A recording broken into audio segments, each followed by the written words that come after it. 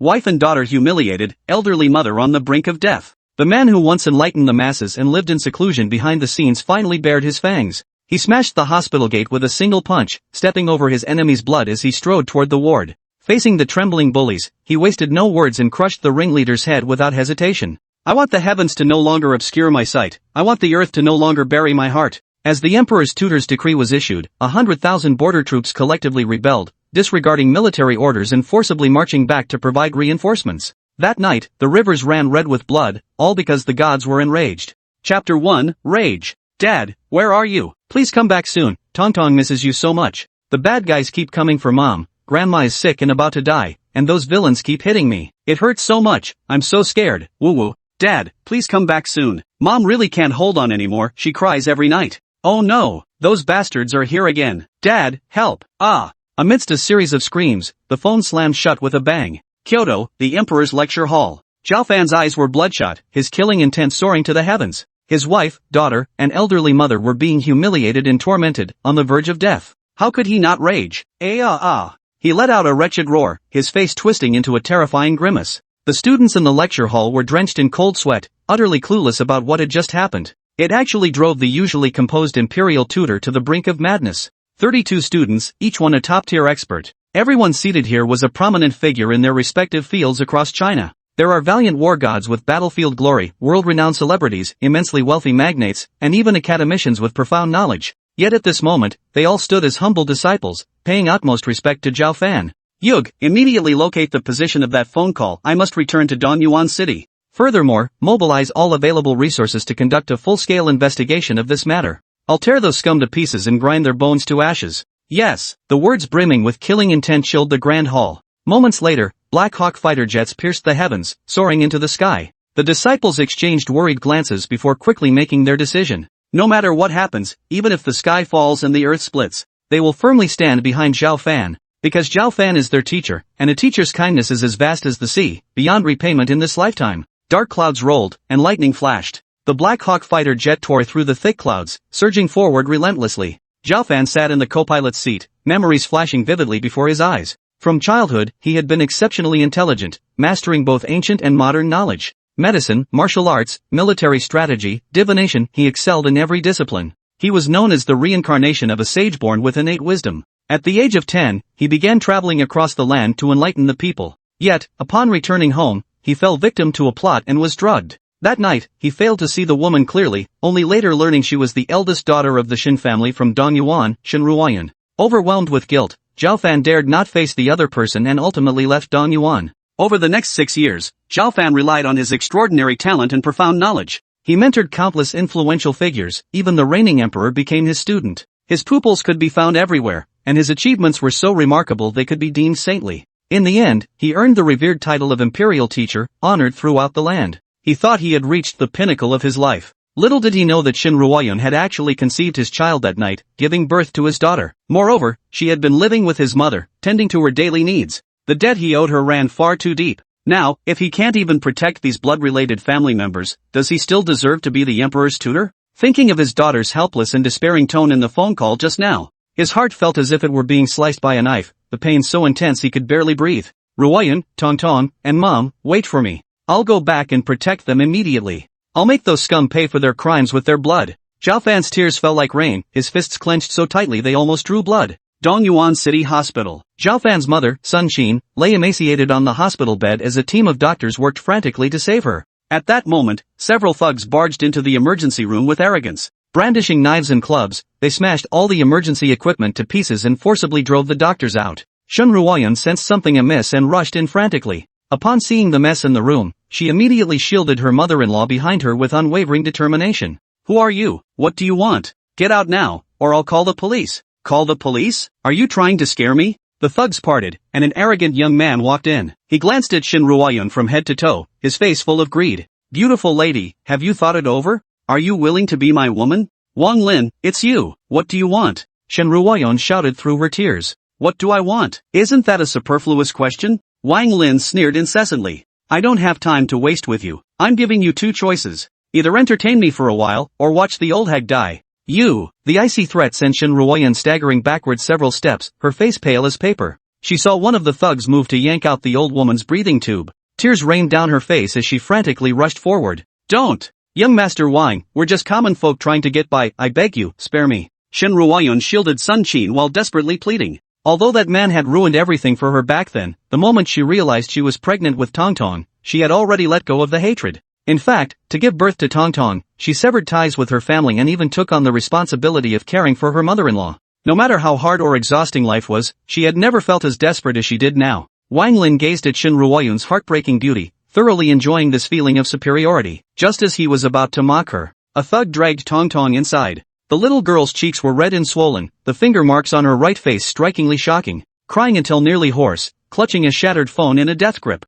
"Young master, this bastard was secretly making a call outside just now, trying to call for help. Caught red-handed." "Oh really? Seems this bastard's quite clever." Wang Lin slammed Tongtong to the ground with a sinister smile. "Darling, what I hate most is people trying to scheme behind my back. Now tell me, what should be done about this?" "Wang Lin, you piece of trash, scum. Come at me if you dare, leave the child alone." "Tongtong, don't be scared, Mom will definitely save you." Looking at her trembling daughter, Shen Ruoyun felt her heart being torn apart and anxiously tried to comfort her. The little girl was clearly terrified to the extreme, yet she still pursed her lips tightly, refusing to let her tears fall. "Mommy, don't cry, Tongtong is okay. Tongtong just called Daddy, he'll come save us soon." The child's obedient words pierced Shen Ruoyun's heart like sharp blades. Wang Lin was already growing impatient. "Little bastard, stop dreaming nonsense over there. You're a worthless bastard. Your father was probably trash too. Didn't you want to see him? I'll reunite you father and daughter in hell." After saying this, his face twisted with cruelty as he stomped his foot down on the little girl's chest. "No!" Shen Ruoyun let out a desperate scream, trying to rush toward her daughter, only to be violently yanked back by the thugs. Crack! With a sickening sound of shattering bone, the little girl's ribs fractured, blood spilling from her mouth as she screamed in agony. "It hurts so much. Mommy, Tongtong is in so much pain. When will Daddy come back, woo-woo?" The little girl cried while vomiting blood, her blood nearly staining her dress red. Shen Ruoyun lay on the ground, disheveled, feeling agonized as if her heart were being stabbed. "She's only a 5-year-old child, how could you bring yourself to scare her like this? You scum, you'll get what's coming to you sooner or later." Her face was filled with sorrow as she continued to curse. Meng Qin on the hospital bed slowly awoke and saw the scene before her. Shaking with rage, she spat out a mouthful of blood and fainted once again. The room was filled with misery, Wang Lin's foot still pressed against Tongtong's face as he laughed wildly. "Judgment? The last thing I fear is judgment. Motherfucker, don't push your luck. Either come to bed with me willingly, or I'll strangle this old bastard and the little bastard. You make the choice." "I agree. I'll agree to anything you say. As long as you let them go, I'm willing to do anything." Shen Ruoyun wept uncontrollably, completely broken. Her daughter and mother-in-law were her entire world. Seeing Shen Ruoyun crying with pearly tears streaming down her face, Wang Lin burst into triumphant laughter. "That's more like it. Had you been this obedient earlier, these two burdens wouldn't have had to suffer so much. Don't worry, as long as you satisfy me thoroughly, these two will continue living just fine. Someone, take her away." Wang Lin waved his hand, and a thug dragged Shen Ruoyun out. Meanwhile, the little girl lay on the ground, weakly flailing her fists. "Bad guy, big bad guy, don't hurt my mommy. Mom, please don't go with this big bully, I'm so scared, woo-woo." The childish voice made Shen Ruoyun heartbroken. Seeing her mother-in-law unconscious in bed and her daughter covered in blood, her eyes were filled with despair as she silently prayed in her heart. "Zhao Fan, where are you? Come back quickly. Mom's dying, and our daughter, your only bloodline, is about to be beaten to death too. I'm so exhausted, I can't hold on much longer. Please, come back." She broke into loud sobs, the weight she had carried on her shoulders for 6 years finally becoming unbearable, nearly crushing her.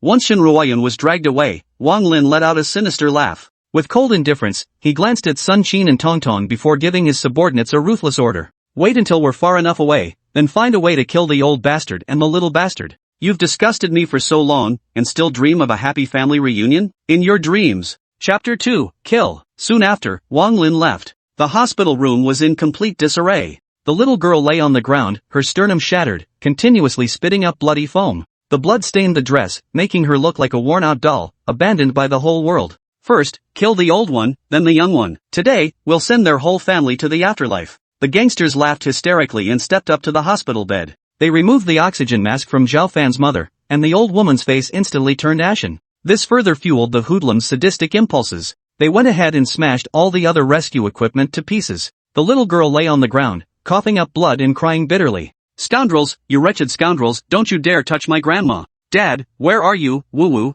The mournful weeping, where tears and blood intermingle, only deepens the desolate sorrow. Outside the door, the doctor sobbed uncontrollably, heartbroken over such a well-behaved and sensible child. Heaven has eyes. Please let the child's father return soon. With a roar, at the same moment, dark clouds loomed over the city as Black Hawk fighter jets descended from the sky over the hospital, crushing the cars blocking Wang Lin at the hospital entrance into scrap metal. The next instant, boom, a deafening explosion. Zhao Fan shattered the aircraft door with a fist, radiating overwhelming killing intent, rushing toward the hospital without hesitation. Several guards followed closely behind, their fierce aura equally overwhelming, sending shivers down one's spine. Soon, Zhao Fan arrived at the emergency room entrance. At a glance, Tongtong was seen lying in a pool of blood, breath as faint as gossamer, face pale as paper. That youthful countenance, those familiar brows and eyes, and the call from deep within his bloodline. She was indeed Zhao Fan's daughter, his only flesh and blood in this world. But now, having just met, we are about to be separated by heaven and earth. Pain, agonizing, heart-wrenching pain. Tears poured down Zhao Fan's face like rain, his heart feeling as if pierced by a steel awl. Just as he was about to rush toward the emergency room, he saw his blood-covered elderly mother. Lying unconscious on the ground, the oxygen mask was torn off. Pale-faced, on the verge of passing away. Boom! Like a thunderbolt striking his head, Zhao Fan's eyes were bloodshot, his face twisted with a demonic ferocity. A mighty surge of fury erupted from his chest. The floor crumbled and shattered. Damn it! All of you, damn it! Zhao Fan roared with a ferocious snarl and unleashed a punch forward. Several thugs who hadn't even reacted yet were instantly pulverized. Blood rains down, flesh paves the way. Amidst this hellish scene of human cruelty, Zhao Fan advances step by step. His white robes are drenched in blood, like death himself returned from the underworld. The hoodlums instantly fall silent, chilling to the bone, trembling with fear. They surrounded Zhao Fan, not daring to move a muscle. Zhao Fan walked step by step to his mother's side and placed the oxygen mask over her face. With a thud, he knelt to the ground, tears pouring down like rain. Mom, Zhao Fan has failed in his filial duty, not protecting you well enough and letting you suffer. The aged appearance, the graying hair. Zhao Fan was deeply moved and shaken to the core. Thinking of how my mother endured hardships to raise me, yet I couldn't ensure her peaceful twilight years. Zhao Fan felt as if his heart were being cut by a knife. Dad, is that you, Dad? Perhaps sensing the call of familial love. The little girl struggled to open her eyes, murmuring softly. Zhao Fan hurriedly pulled his daughter into his embrace. Tongtong's eyes sparkled brightly, her smile radiant as blossoms. Daddy, I finally waited for you. Tongtong, am not a bastard child. The innocent voice tore at Zhao Fan's heart and soul. 2 lines of bloody tears streamed down his face. His mother was dying, his wife had gone missing, and even his daughter was tortured to the brink of death. He could not accept it. Ah! Roars resounded through the heavens. As the imperial preceptor of Great Xia, renowned through the ages, yet harmed by a swarm of insignificant ants. Simply put, utterly unworthy of being called a son. Kill, kill, kill. Leave mountains of corpses and seas of blood in your wake.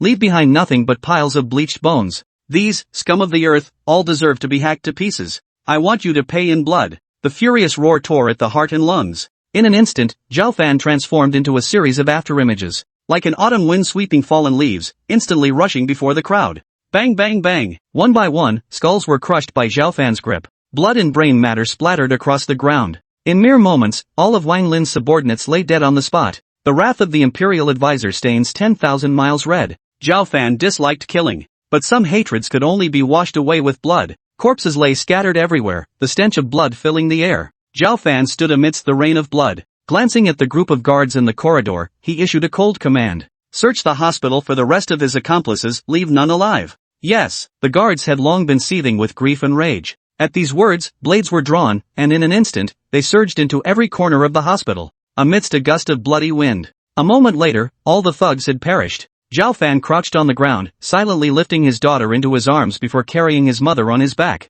Step by step, he walked toward the door. Mom, Tongtong, don't be afraid, I'm back. You won't die, absolutely won't die. Even if the king of hell comes in person, he can't take you away. Soft murmurs, like the whispers of a demon. The corridor was soaked in blood. Zhao Fan walked silently forward, treading through the blood. The guards wept silently, wanting to persuade him but at a loss for words. They could only stand there in silence. He inwardly vowed to exterminate the entire families of those who dared to defy their superiors. Just as Zhao Fan was about to reach the end of the corridor, due to severe mental trauma, he spat out a mouthful of black blood. With a thud, he fell to his knees. His arms always shielded both daughter and mother. Like a mountain peak, standing unshaken. Royal Preceptor. The holy guards cried out in grief, rushing over in panic, forming a protective circle around Zhao Fan. Eyes bloodshot, overflowing with killing intent. Issue the imperial tutor's decree immediately. All disciples of the imperial tutor must return to Dongyuan City at any cost. If anything happens to the imperial tutor, we'll bury all of Dongyuan with him.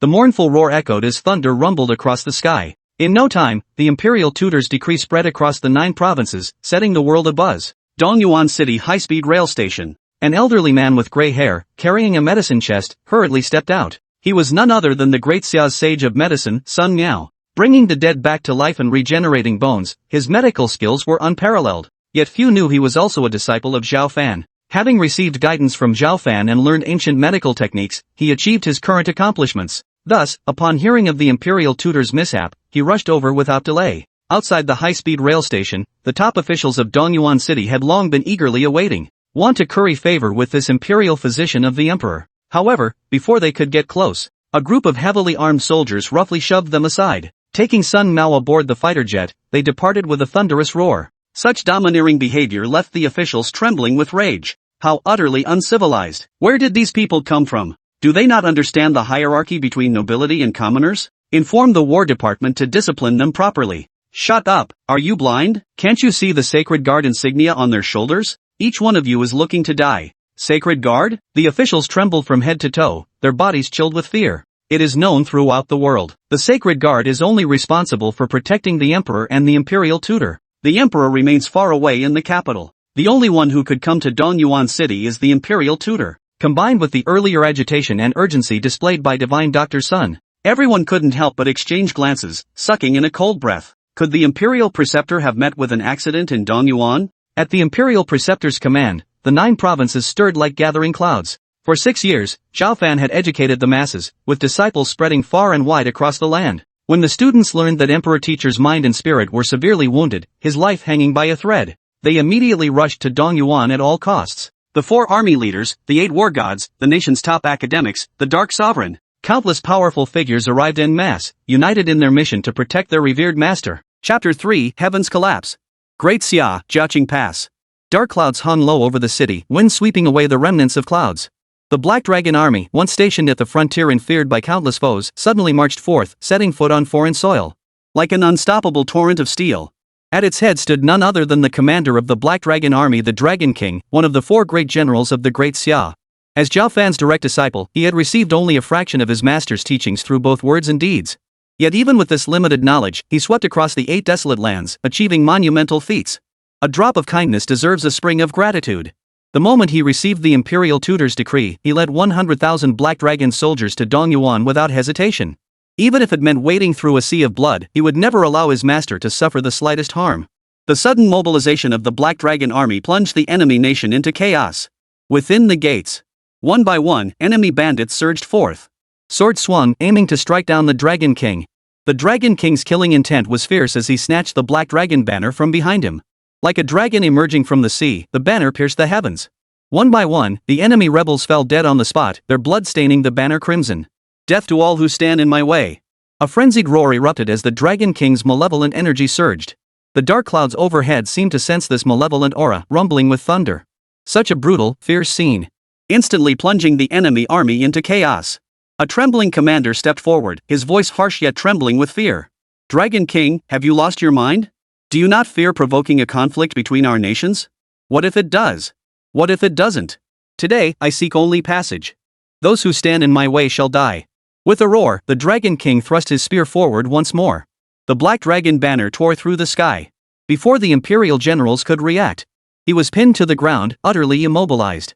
Banners fluttered fiercely, bloodlust filling the air, and the enemy army instantly descended into chaos.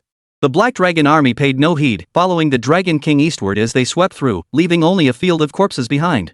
The enemy's deputy commander, utterly disoriented, snatched up his communications device and bellowed hoarsely.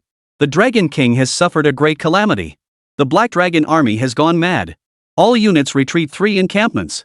Do not obstruct them. I repeat. They are all madmen. The events at Jiaqing Pass were but a snapshot of the greater chaos engulfing the Great Xia Empire. At the same moment, Shanhai Pass, Yumen Pass, Puto Pass. Every pass erupted simultaneously. To gain even a sliver of time, they all borrowed passage through enemy territory, returning to Dongyuan. They slaughtered their way through a sea of blood, striking terror into countless enemy nations. Yet none dared to block their path. for they knew these gate-guarding generals were utterly merciless killers.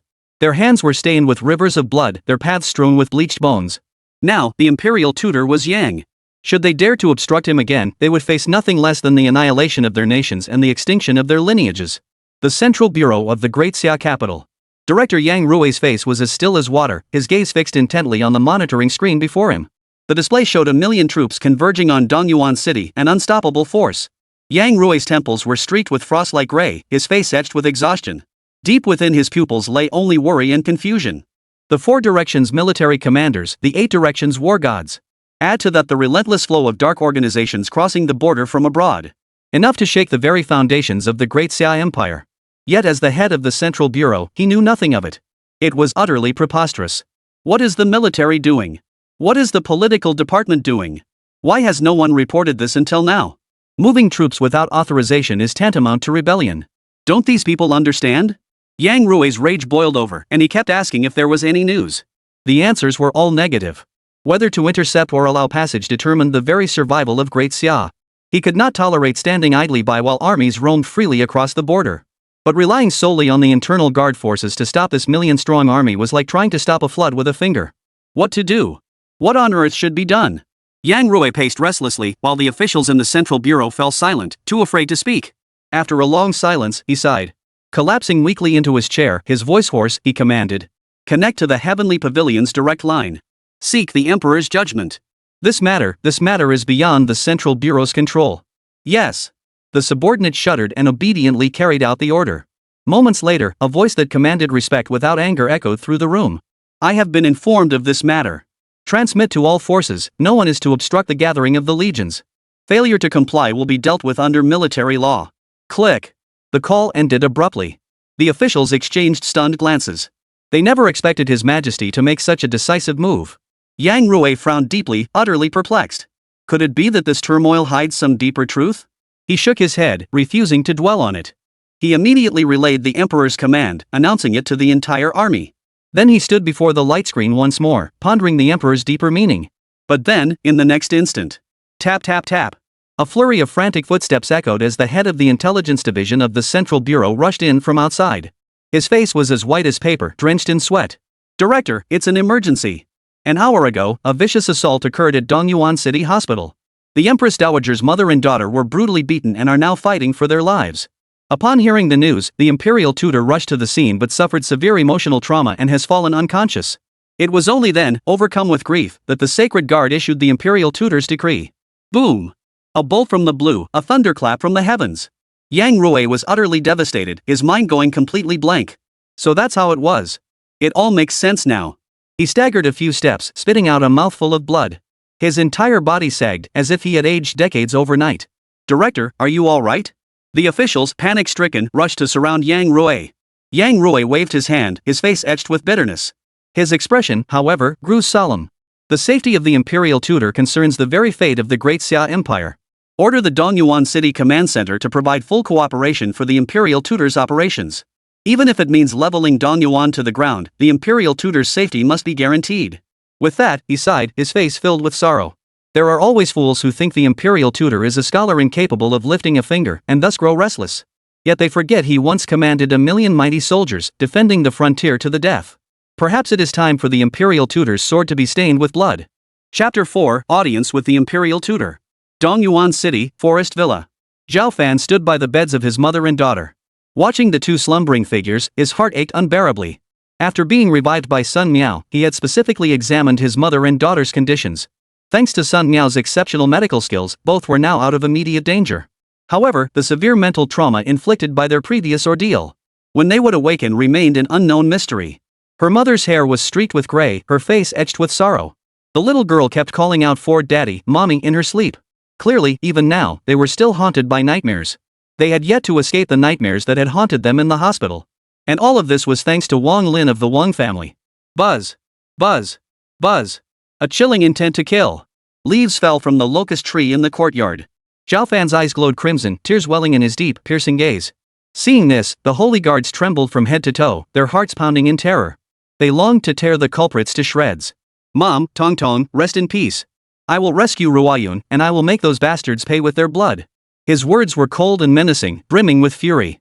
Zhao Fan cast one last glance at his mother and daughter before leaving the bedroom. His expression instantly turned icy. How's the investigation progressing? Yug spat out bitterly, it's been thoroughly investigated. 2 hours ago, Wang Lin, the eldest son of the newly wealthy Wang family from Dongyuan, stormed into the emergency room with a gang of thugs. They drove out all the doctors, destroyed the emergency equipment, and took away the lady. Finally, he ordered that we be eradicated to eliminate any future trouble. The Wang family? They're truly audacious. Zhao Fan narrowed his eyes slightly, his gaze turning icy. All these years, I've dedicated myself to enlightening the masses and serving the nation. Yet these vermin dare to harm my wife, daughter, and elderly mother. Very well. Excellent. Since these fools seek death so desperately, I shall personally deliver their funeral. His hoarse, deep murmur sounded like the whisper of a demon. A collective shiver ran through the crowd. The next moment, Zhao Fan's expression grew complex. Ruoyun, how have you been all these years? Yug hesitated at the question, as if torn. But she answered in the end. Not well. Madame was originally the legitimate daughter of the Shin family, of noble birth. Yet after becoming pregnant, she was branded a disgrace to the family and expunged from the ancestral registry. All these years, she raised the young mistress while also tending to the main mistress, enduring scorn and loneliness. After Wang Lin took a fancy to her half a month ago, the harassment only intensified. Now, under Wang Lin's coercion, the lady has gone to the Star Sea Hotel. Boom! A violent aura of killing intent surged skyward. Zhao Fan's eyes turned bloodshot, his chest feeling as though it contained 1,000 pounds of explosives, ready to shatter at any moment. Heaven's vengeance may be endured, but self-inflicted retribution cannot be forgiven. The Wang family had repeatedly crossed his boundaries. 1,000 cuts and 100 deaths could not atone for their crimes. Just as Zhao Fan's murderous intent surged. Boom!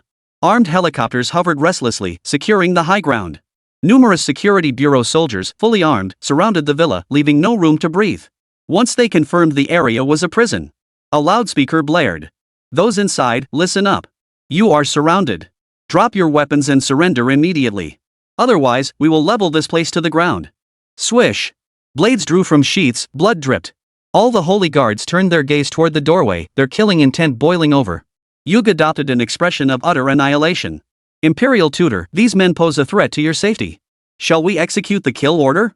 Not yet. Let's assess the situation first. Zhao Fan shook his head and led the group out of the villa.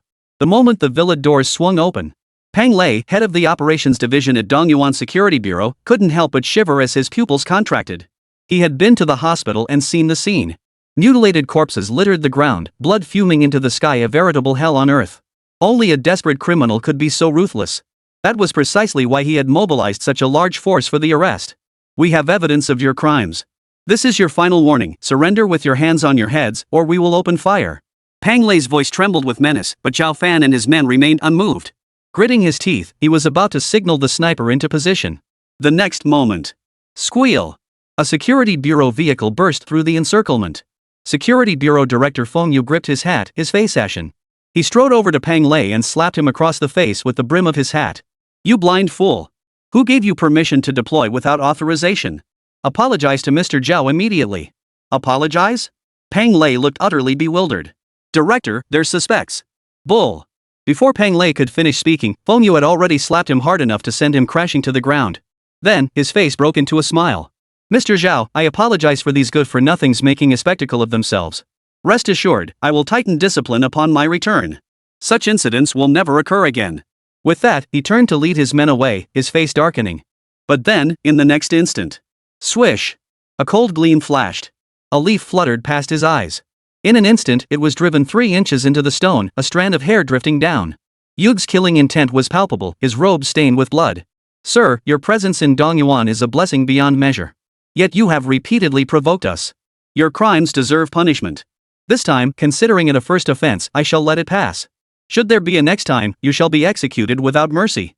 The icy words sent a shiver down Feng Yu's spine. In that moment, he seemed to see mountains of corpses and seas of blood, stark white bones scattered everywhere. Who were these people? Why did they radiate such murderous intent? And why would the Central Bureau personally issue a warning call? A chill ran down Feng Yu's spine, and cold sweat drenched his back. He just wanted to get out of here fast, to avoid dealing with these killing gods. But just then, boom! The earth shook violently, the ground trembling fiercely. In plain sight, dozens of armored vehicles slowly advanced toward them. Menacing and terrifying, their momentum was overwhelming. In an instant, they tore through the security bureau's encirclement. A group of iron-blooded elite troops, armed with heavy weapons like howitzers and submachine guns, surrounded the crowd completely. Immediately after, an elderly man whose presence commanded respect without anger pushed through the crowd and strode purposefully toward Zhao Fan. Zheng. Commander Zhang? Why did he come personally? Fengyu sucked in a sharp breath, a vague unease stirring within him. The next moment, under his stunned gaze, Commander Zhang knelt on one knee, tears streaming down his aged face. Disciple Zhang Xiang pays homage to the imperial tutor. Chapter 5, Suffering. Teacher. Imperial tutor? Boom. It felt like 5 bolts of lightning striking him, a thunderclap out of the blue. Fengyu was utterly dazed, his mind a blank. The imperial tutor enlightened the masses, his contributions enduring for millennia. Even His Majesty treated him with utmost reverence. Thinking of his own blind subordinates, who had just moments ago wanted to order the sniper to fire, he couldn't help but feel a chill run down his spine, nearly fainting on the spot. It's over. Completely over. This time, the Security Bureau had truly brought down a colossal disaster upon itself. Its destruction could be just around the corner. The courtyard fell into complete silence, utterly still. Fengyu was drenched in cold sweat, while Pang Lei and the others froze in place, trembling uncontrollably. They wanted to cry out loud. Under the fearful gazes of the crowd, Zhao Fan remained calm, his eyes cold and piercing. I recall emphasizing this many times. When you hold a position, you must fulfill your duties. This is your jurisdiction, yet you've let it run wild, allowing collusion between officials and merchants, and the rise of powerful clans. A man like you, who occupies a position without fulfilling its duties, is unworthy to be my disciple. Zhang, you'd better watch your step. With that, Zhao Fan turned away without another glance, departing coldly. Zhang Xiang lay prostrate on the ground, his aged face flushed with shame. His graying hair stood out starkly in the biting wind, a desolate and bleak sight. As Yu passed by, her footsteps faltered slightly before she spoke coldly. Zhang Xiang, the imperial tutor has mentioned your name over the years. But now, you have disappointed him greatly. Soon, Zhao Fan led the sacred guards away. Zhang Xiang wept bitterly, his eyes brimming with shame. Fengyu was about to step forward to offer support and curry favor. He was struck to the ground by a backhand slap, only to meet Zhang Xiang's bloodshot eyes as he looked up. Feng, is this the Dongyuan you've managed? I hope you have no ties to the Zhou family. Otherwise, the Security Bureau would be obsolete. Get out! With a roar, Zhang Xiang stormed off with his soldiers. Clearly, he was prepared to thoroughly investigate Dongyuan. Fengyu clutched his cheek, utterly disoriented. Dongyuan, the sky is about to change. Military armored vehicles surged like a torrent of steel. They raced toward the Shanghai Grand Hotel. Zhao Fan received a call from His Majesty while in the vehicle. Imperial Tutor, I am aware of the situation in Dongyuan. All departments are ordered to fully support the Imperial Tutor's operations. You need not hold back. Even if heads roll and rivers of blood flow, the Great Xia Empire will never dishonor its meritorious subjects. Thank you. Zhao Fan murmured softly, ending the call as a warm current surged through his heart. He was not one to kill indiscriminately, he would not harm the innocent. But the Zhou family, he was determined to annihilate them, leaving not a single soul standing. Great Xia, Heavenly Pavilion. After the Emperor hung up, an elder spoke with deep concern. Your Holiness, the Imperial Tutor is so enraged. Could this provoke a major disaster and cause turmoil among the Imperial Tutor's faction? What if it does? What if it doesn't? The Emperor snorted coldly, his eyes piercing through the void. The Imperial Preceptor is the pillar of Great Xia. He must not be violated. A bunch of ants dared to defy heaven's will and harm the Imperial Preceptor's kin. They brought this upon themselves. I'd personally take their lives if I could. Starlight Grand Hotel, a glittering private suite. Gilded splendor, neon lights and flowing wine. Wang Lin puffed on a cigar, clouds of smoke drifting from his lips. His greedy gaze fixed on Shen Ruoyan kneeling before him, his eyes filled with lechery. Tsk Tisk, truly the former goddess of Dongyuan. That figure, those long legs utterly irresistible. As he spoke, his hand reached out to flick her chin. Shen Ruoyan let out a shriek, her face pleading. Young Master Wang, I came with you because you asked me to. Please call those doctors to save my mother-in-law and daughter. They can't hold on much longer. What's the rush? I'm not one to break my word. As long as you serve me well and satisfy me, I promise to spare them. Ha ha. Wang Lin approached Shen Ruoyan with a lecherous grin. With a sharp rip, he tore her long dress to shreds, exposing her snow-white shoulders. No! Don't come closer. Shen Ruoyan wept bitterly, struggling desperately. Her nails scraped across Wang Lin's face, leaving a bloody scratch. The pain made Wang Lin's vicious nature fully emerge. Grabbing Shen Ruoyan by the hair, he slammed her to the ground with a thud, his face contorted. You ungrateful! It's your damn luck I even noticed you. You wanted to save that old bastard and his little bastard, didn't you? Too late. I already ordered my men to dispose of them when I left. This is what happens when you cross me, ha!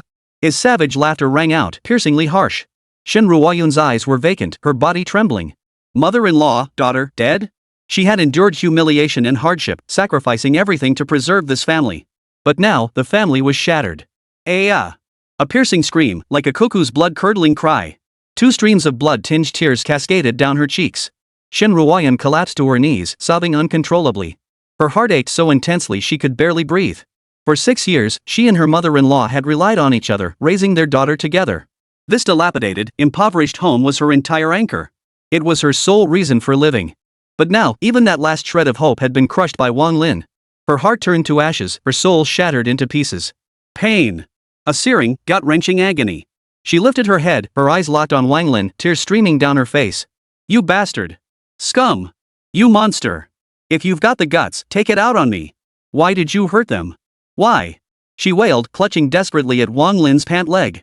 But he kicked her to the ground, a trickle of blood seeping from the corner of her mouth. Her hatred boiled over. In that moment, she wished she could cut him into 1,000 pieces and tear him limb from limb.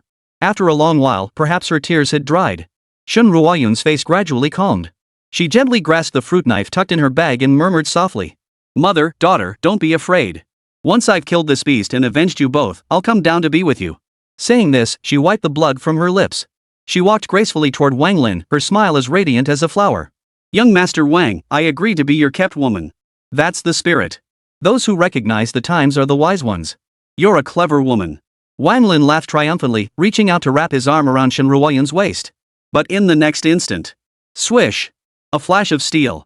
Shen Ruoyun gripped the knife handle and plunged it viciously into Wang Lin's abdomen. Her beautiful eyes blazed crimson, her lovely face twisted in fury. You bastard! I'll make you join them in death. Ah! A blood-curdling scream pierced the air as Wang Lin kicked Shen Ruoyun away with one powerful stomp. Seeing his own blood smeared across his hands, he instantly snapped into madness. Bitch! You asked for it. I'll make you wish you were dead. Hysterical roars erupted from Wang Lin's face, twisted with madness. Ignoring his own injuries, he lunged directly at Shen Ruoyun. Shen Ruoyun screamed incessantly, struggling desperately. But the disparity in their strength was too great, and step by step, Wang Lin gained control over her. Finally, she could only shed tears of despair. Farewell, this world. Farewell, cruel fate. Zhao Fan, I'm sorry. I still couldn't protect this home. I didn't wait for you. She closed her eyes, preparing to bite her tongue and end it all. The next moment. Bang! The door to the private room was kicked to smithereens. Zhao Fan burst in from outside, radiating a murderous aura. Seeing the scene inside, his rage surged. One punch sent Wang Lin flying. Then, he clutched Shen Ruoyun tightly to his chest, as if embracing the entire world. Ruoyun, I'm sorry for all the suffering I've caused you. Chapter 6, Brutal Slaughter. A hoarse, bitter whisper. Shen Ruoyun froze, tears streaming down her face. She could scarcely believe that the man she had longed for day and night for 6 years had reappeared before her. For those 6 years, she had endured everything just to wait for Zhao Fan's return. But now that he was back, her home lay in ruins. Tears streamed down her face as Shen Ruoyun wept bitterly, as if trying to release all the grievances she had endured over the years. Seeing this, Zhao Fan felt his heart tear apart. His guilt grew heavier. If only he had returned sooner, if only he had known he had a wife and a daughter, none of this would have happened. Just as the two embraced each other. In the corner, Wang Lin staggered to his feet. Seeing his own head covered in blood, he froze for a moment before his face twisted into a hideous grimace. Who the hell are you? How dare you hit me? Tired of living, huh? Who am I? Zhao Fan sneered coldly, his pupils gleaming with murderous intent. His voice was hoarse, like the whisper of a demon. I'm Ruoyun's husband and the one here to take your worthless life. The cold words were saturated with viciousness. Wang Lin seemed to envision mountains of corpses and seas of blood, shuddering involuntarily. Yet he quickly regained his composure, his voice boiling with rage and humiliation. So you're that bastard's lover? Fine. Perfect timing. I was planning to hunt you down and kill you myself. Never imagined you'd walk right into my trap. Kid, you think I wouldn't Shen Ruoyun right in front of you and make you not even dare to fart? Before Wang Lin could finish his sentence, Zhao Fan had already slapped him hard across the face. How dare you be so insolent? A furious roar erupted, filled with boundless rage. When the imperial tutor roared, blood spattered 5 steps away. Wang Lin was sent flying backward, crashing heavily into the wall. He spat out a mouthful of blood, mixed with 2 or 3 teeth. Pain, hysterical, excruciating pain. As the young master of the Dongyuan royal family, he had never endured such agony. He rolled on the ground several times, his face covered in blood. His eyes locked onto Zhao Fan, filled with venom and hatred. You're dead. I'll cut you into 1,000 pieces and tear you limb from limb. What the hell are you all standing around out there for? Get your asses in here now. A hysterical roar erupted as Wang Lin's eyes blazed with fury. Accompanied by the sound of heavy footsteps, a dozen burly men covered in dragon and tiger tattoos burst through the door. Each was solidly built, with menacing expressions. They were clearly hardened street thugs. Seeing his men arrive, Wang Lin felt a surge of confidence. Spitting out a mouthful of blood, he roared furiously. Break every bone in this piece of trash and tie him up.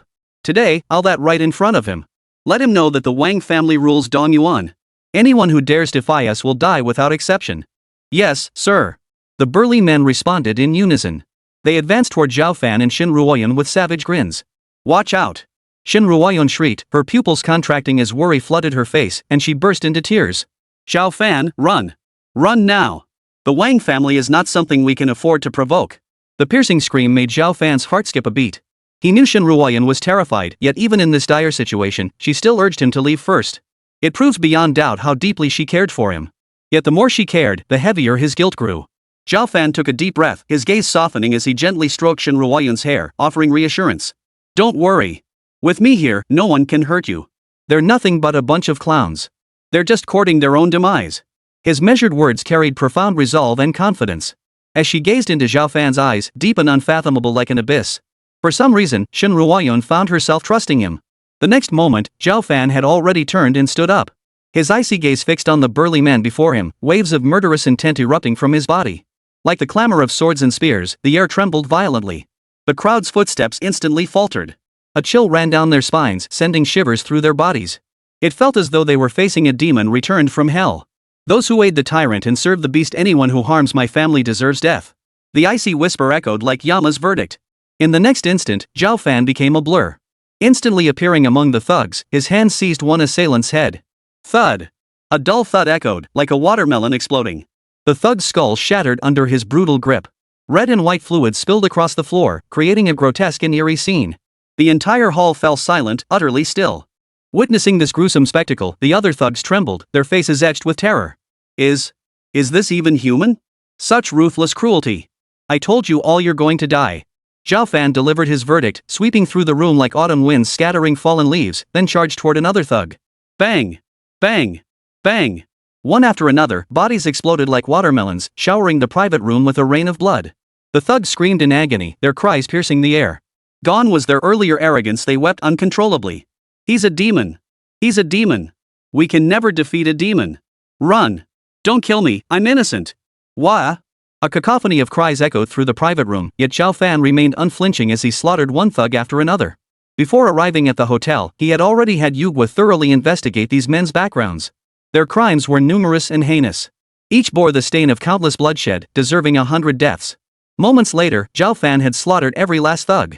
His robes fluttering in the air, his feet splattered with blood, he advanced step by step toward Wang Lin. Wang Lin, already petrified with fear, cowered backward, his voice trembling with feigned bravado. What do you want? Don't come any closer. I'm the eldest son of the Wang family.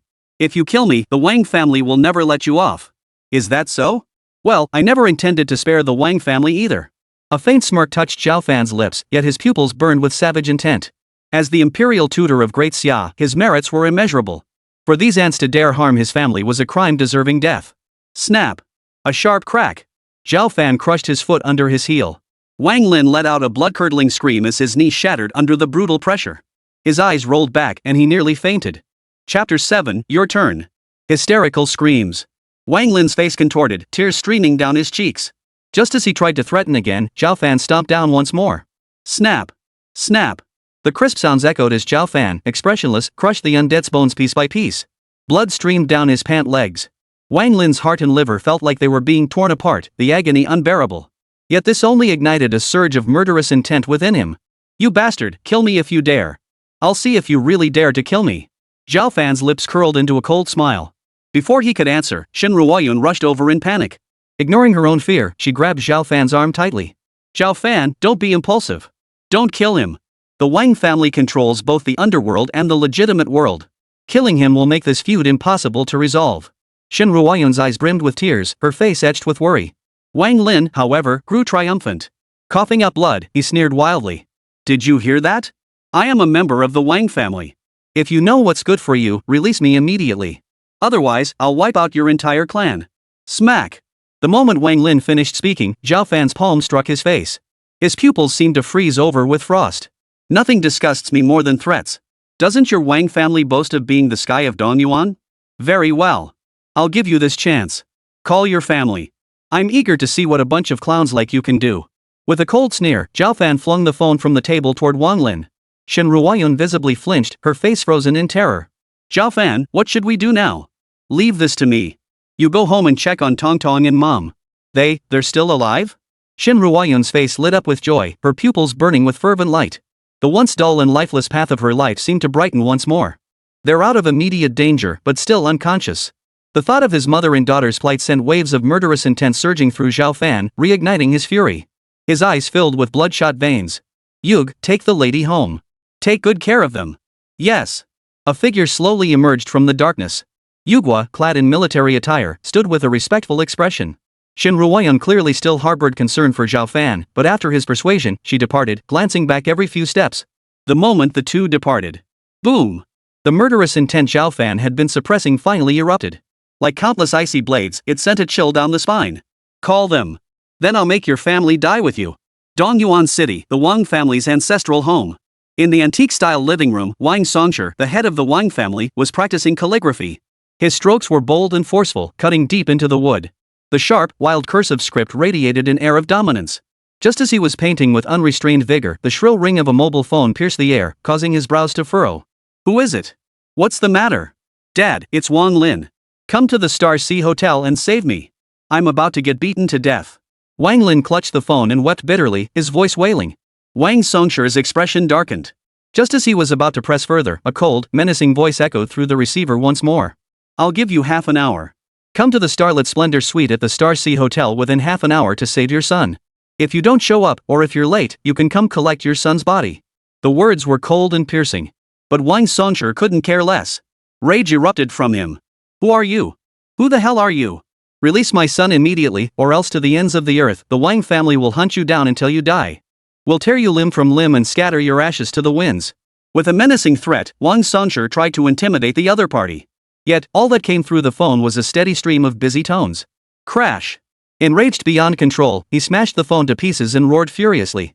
Transmit my orders, all Wang family enforcers assemble immediately at the Star Sea Hotel. I'll make him wish he were dead. Yes, sir. The butler shuddered, utterly bewildered. But seeing the master enraged to such extremes, he obediently set about carrying out the orders. 20 minutes later, at the Star Sea Grand Hotel. One after another, black Mercedes-Benzes roared to a halt. Doors swung open as Wang Songsher, accompanied by dozens of thugs, stormed toward the private room with fierce momentum. The instant he kicked open the door to the Starlit Splendor private room, his pupils contracted, his eyes bulging in fury. His body swayed, nearly toppling him. There, in plain sight before everyone, his son lay on the floor, covered in blood. His clothes were soaked through, and every bone in his body was shattered. His breath was faint, his eyes vacant. Like a dead dog, utterly stripped of dignity. Only upon seeing him did he struggle to twitch his fingers, a glimmer of light igniting in his pupils as if clutching at his last lifeline. Dad, hurry, save me.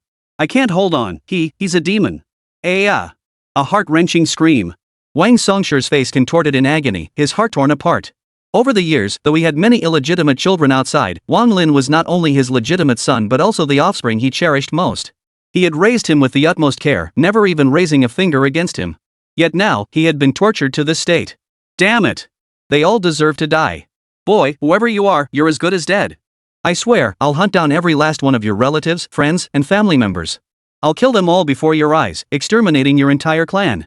Hysterical rage consumed Wang Songsher, his eyes bloodshot, his mind nearly gone. He didn't care who Zhao Fan was or what background he had. At this moment, he only wanted to tear the man who had harmed his son to pieces. What the hell are you all standing around for? Whoever kills him gets a 1,000,000 yuan reward. A generous reward attracts brave souls.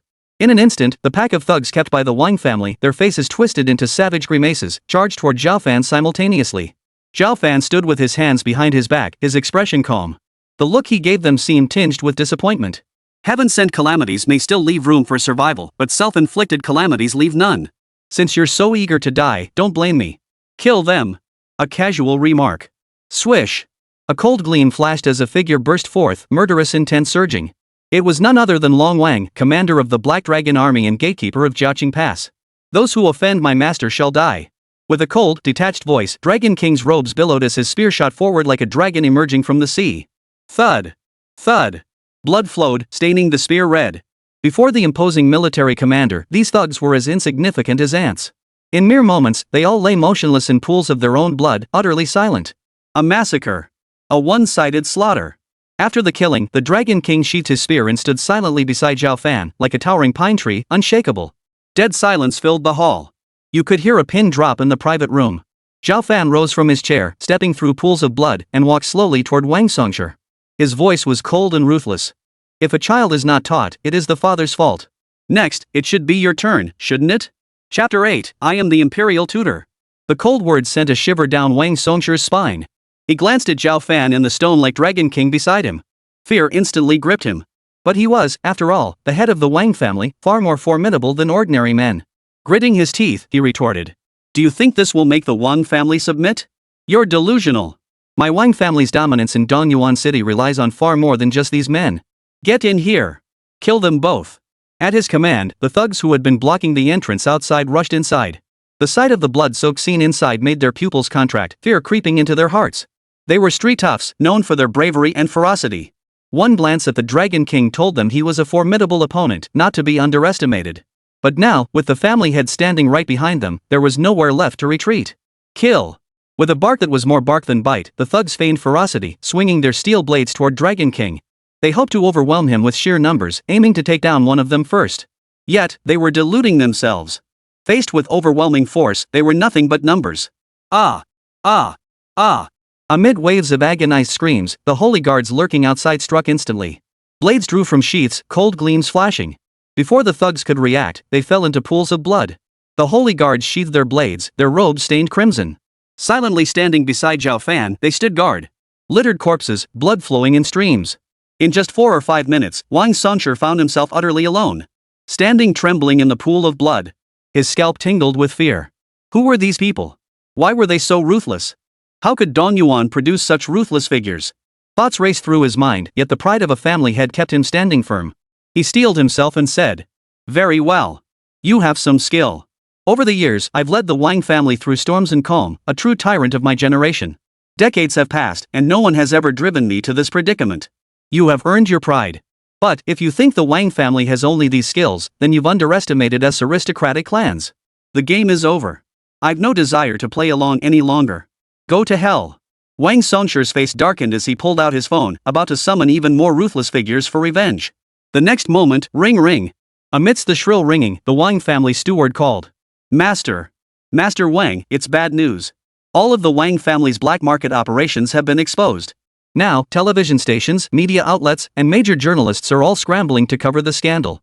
Public opinion is spiraling out of control. How could that be? Did you misread it? Wang Songshi's face was frozen in shock. The steward was on the verge of tears. It's absolutely true. This old servant would never joke about such a matter. Now, the Wang family has become the target of public outrage, a pariah. Major corporations are severing ties with us one after another.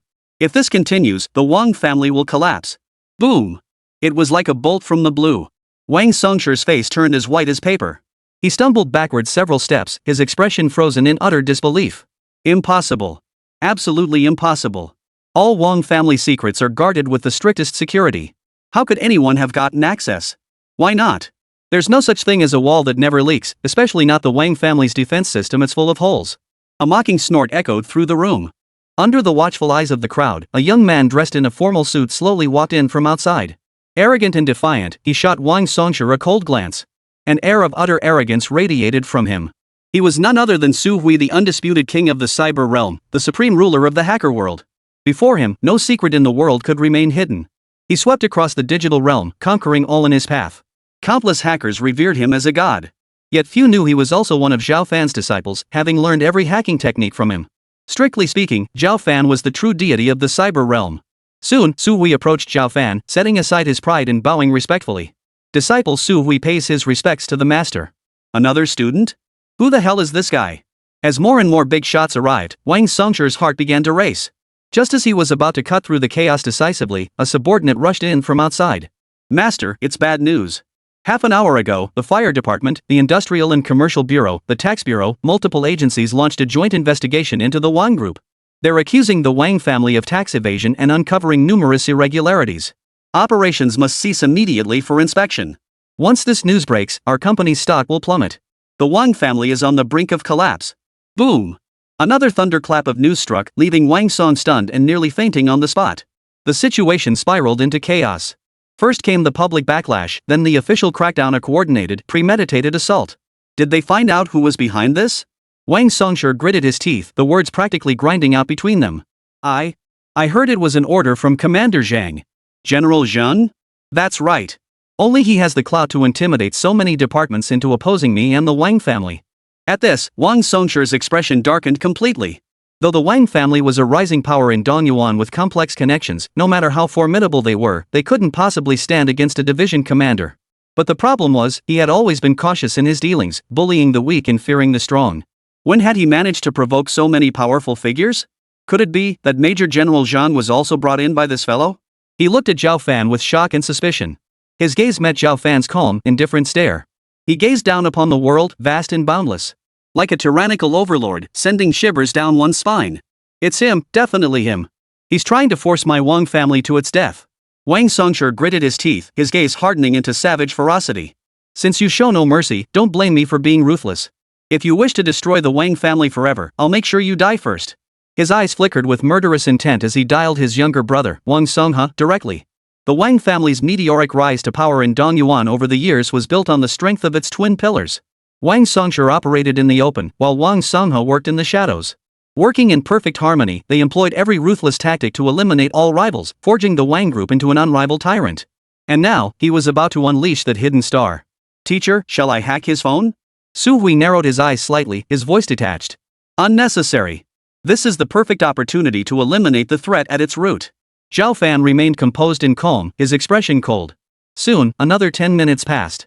Shoo. A dense chorus of footsteps echoed as hundreds of thugs clad in black suits closed in from outside. Their expressions were vicious, wielding knives, guns, and clubs. They completely sealed off the entire Star Sea Hotel. They were Wang Songha's men. They were the true foundation of his dominance in Dongyuan's underworld. Kid. I told you, today you're dead meat. Wang Songsher gloated, certain of victory. At this moment, he wanted to see fear in Zhao Fan's eyes. Yet Zhao Fan remained unmoved, his expression cold and indifferent, his pupils seeming to hold a layer of frost. The next moment. Boom! Boom! Earth-shaking roars echoed as armored vehicles emerged from below, solemn and imposing, their iron-cold ferocity palpable. Numerous soldiers stormed out, fully armed and ready for action. They swiftly surrounded the hotel. Black muzzles were aimed squarely at the thugs, ready to fire at the slightest provocation. At the same time, several prominent figures stepped forward. The Chamber of Commerce president, the commander-in-chief of Dongyuan City, and the commanding officer of the nearby jurisdiction all were distinguished figures whose military stature shone with iron discipline and solemn authority. These were the very figures Wang Songsher had always looked up to. Yet, these powerful figures now bowed before Zhao Fan with utmost respect, obeying his every command. Who, exactly are you? Wang Songsher's face drained of color as he asked hoarsely. Zhao Fan showed no intention of answering, his expression remaining utterly cold and indifferent. Then, under his stunned gaze, one by one, these influential figures approached Zhao Fan, kneeling on one knee with fervent expressions. Disciples pay homage to the imperial tutor. Boom!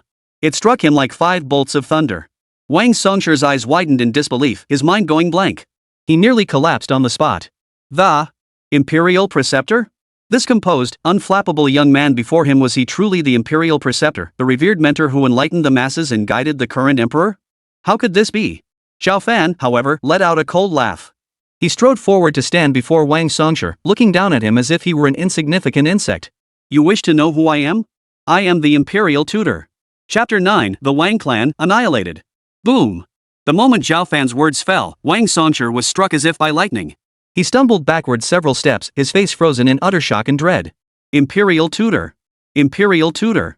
He understood. He finally understood. No wonder so many big shots are targeting the Wang family at the same time. No matter how formidable the Wang family is, they may be able to overshadow Dongyuan City, but they cannot overshadow the entire Great Xia. The thought that the Wang family had offended such a powerful figure, coupled with the realization that his own son had humiliated the imperial tutor's family. He trembled with fear, his teeth chattering. With a thud, he knelt before Zhao Fan, his trouser legs damp and emitting a pungent odor. The formidable head of the Wang family, a legendary tycoon, had been so utterly terrified by this scene that he had wet himself. Yet Wang Songshur cared not for his dignity now. He crawled forward to Zhao Fan's feet, kowtowing repeatedly while pleading for mercy. Your imperial tutor, I was wrong. Utterly wrong. It's all that wretched beast's fault he didn't know a mountain when he saw one and dared to offend you. Please spare me, spare the Wang family. We'll never dare again. Wang Songshur's eyes glistened with tears as his forehead nearly bled from the repeated blows, yet he dared not hesitate. At his level, he understood all too well the preciousness of the imperial tutor's status. The 4 great military commanders and the 8 war gods were all disciples of the imperial tutor. They could destroy a nation in the blink of an eye. What was the insignificant Wang family compared to that?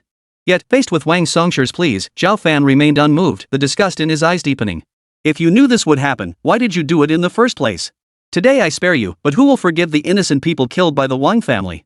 Blood-soaked, vicious aristocratic families like yours deserve death 1,000 times over. How could our great Xia tolerate such villains? With that, Zhao Fan turned and walked away. Wang Songshur collapsed to the ground, his face etched with despair. It's over.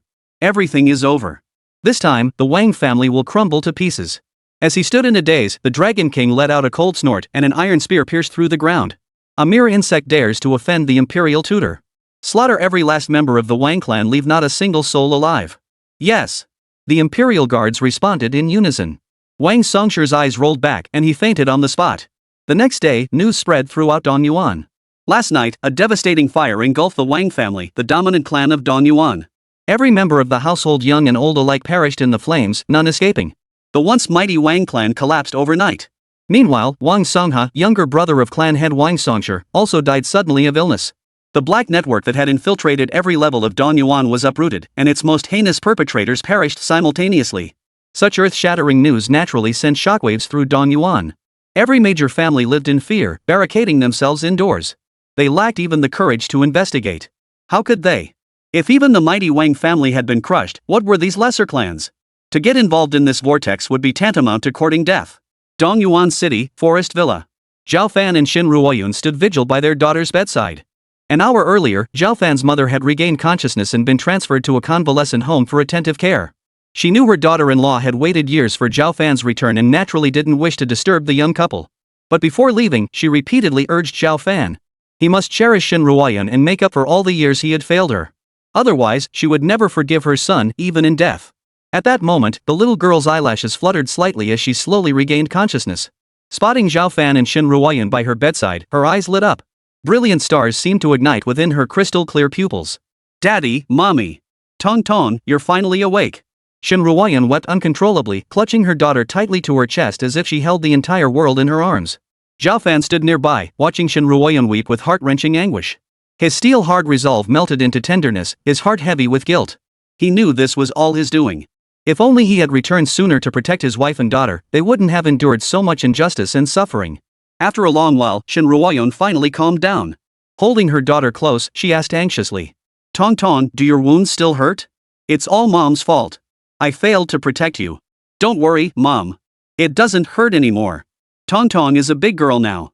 The little girl's smile bloomed like a flower, pure and innocent, though the scars on her body remained horrifyingly visible.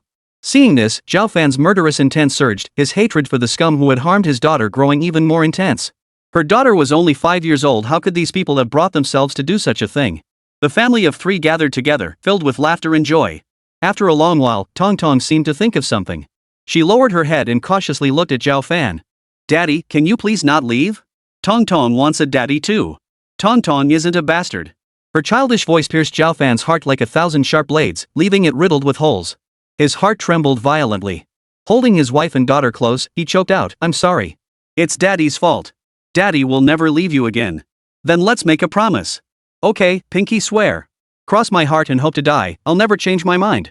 Father and daughter interlocked their fingers, sealing their promise with a firm clasp. Xin Ruoyun stood nearby, her tears turning to smiles. Her beautiful eyes still glistened with tears. She had waited 6 long years for this moment, and today it had finally come.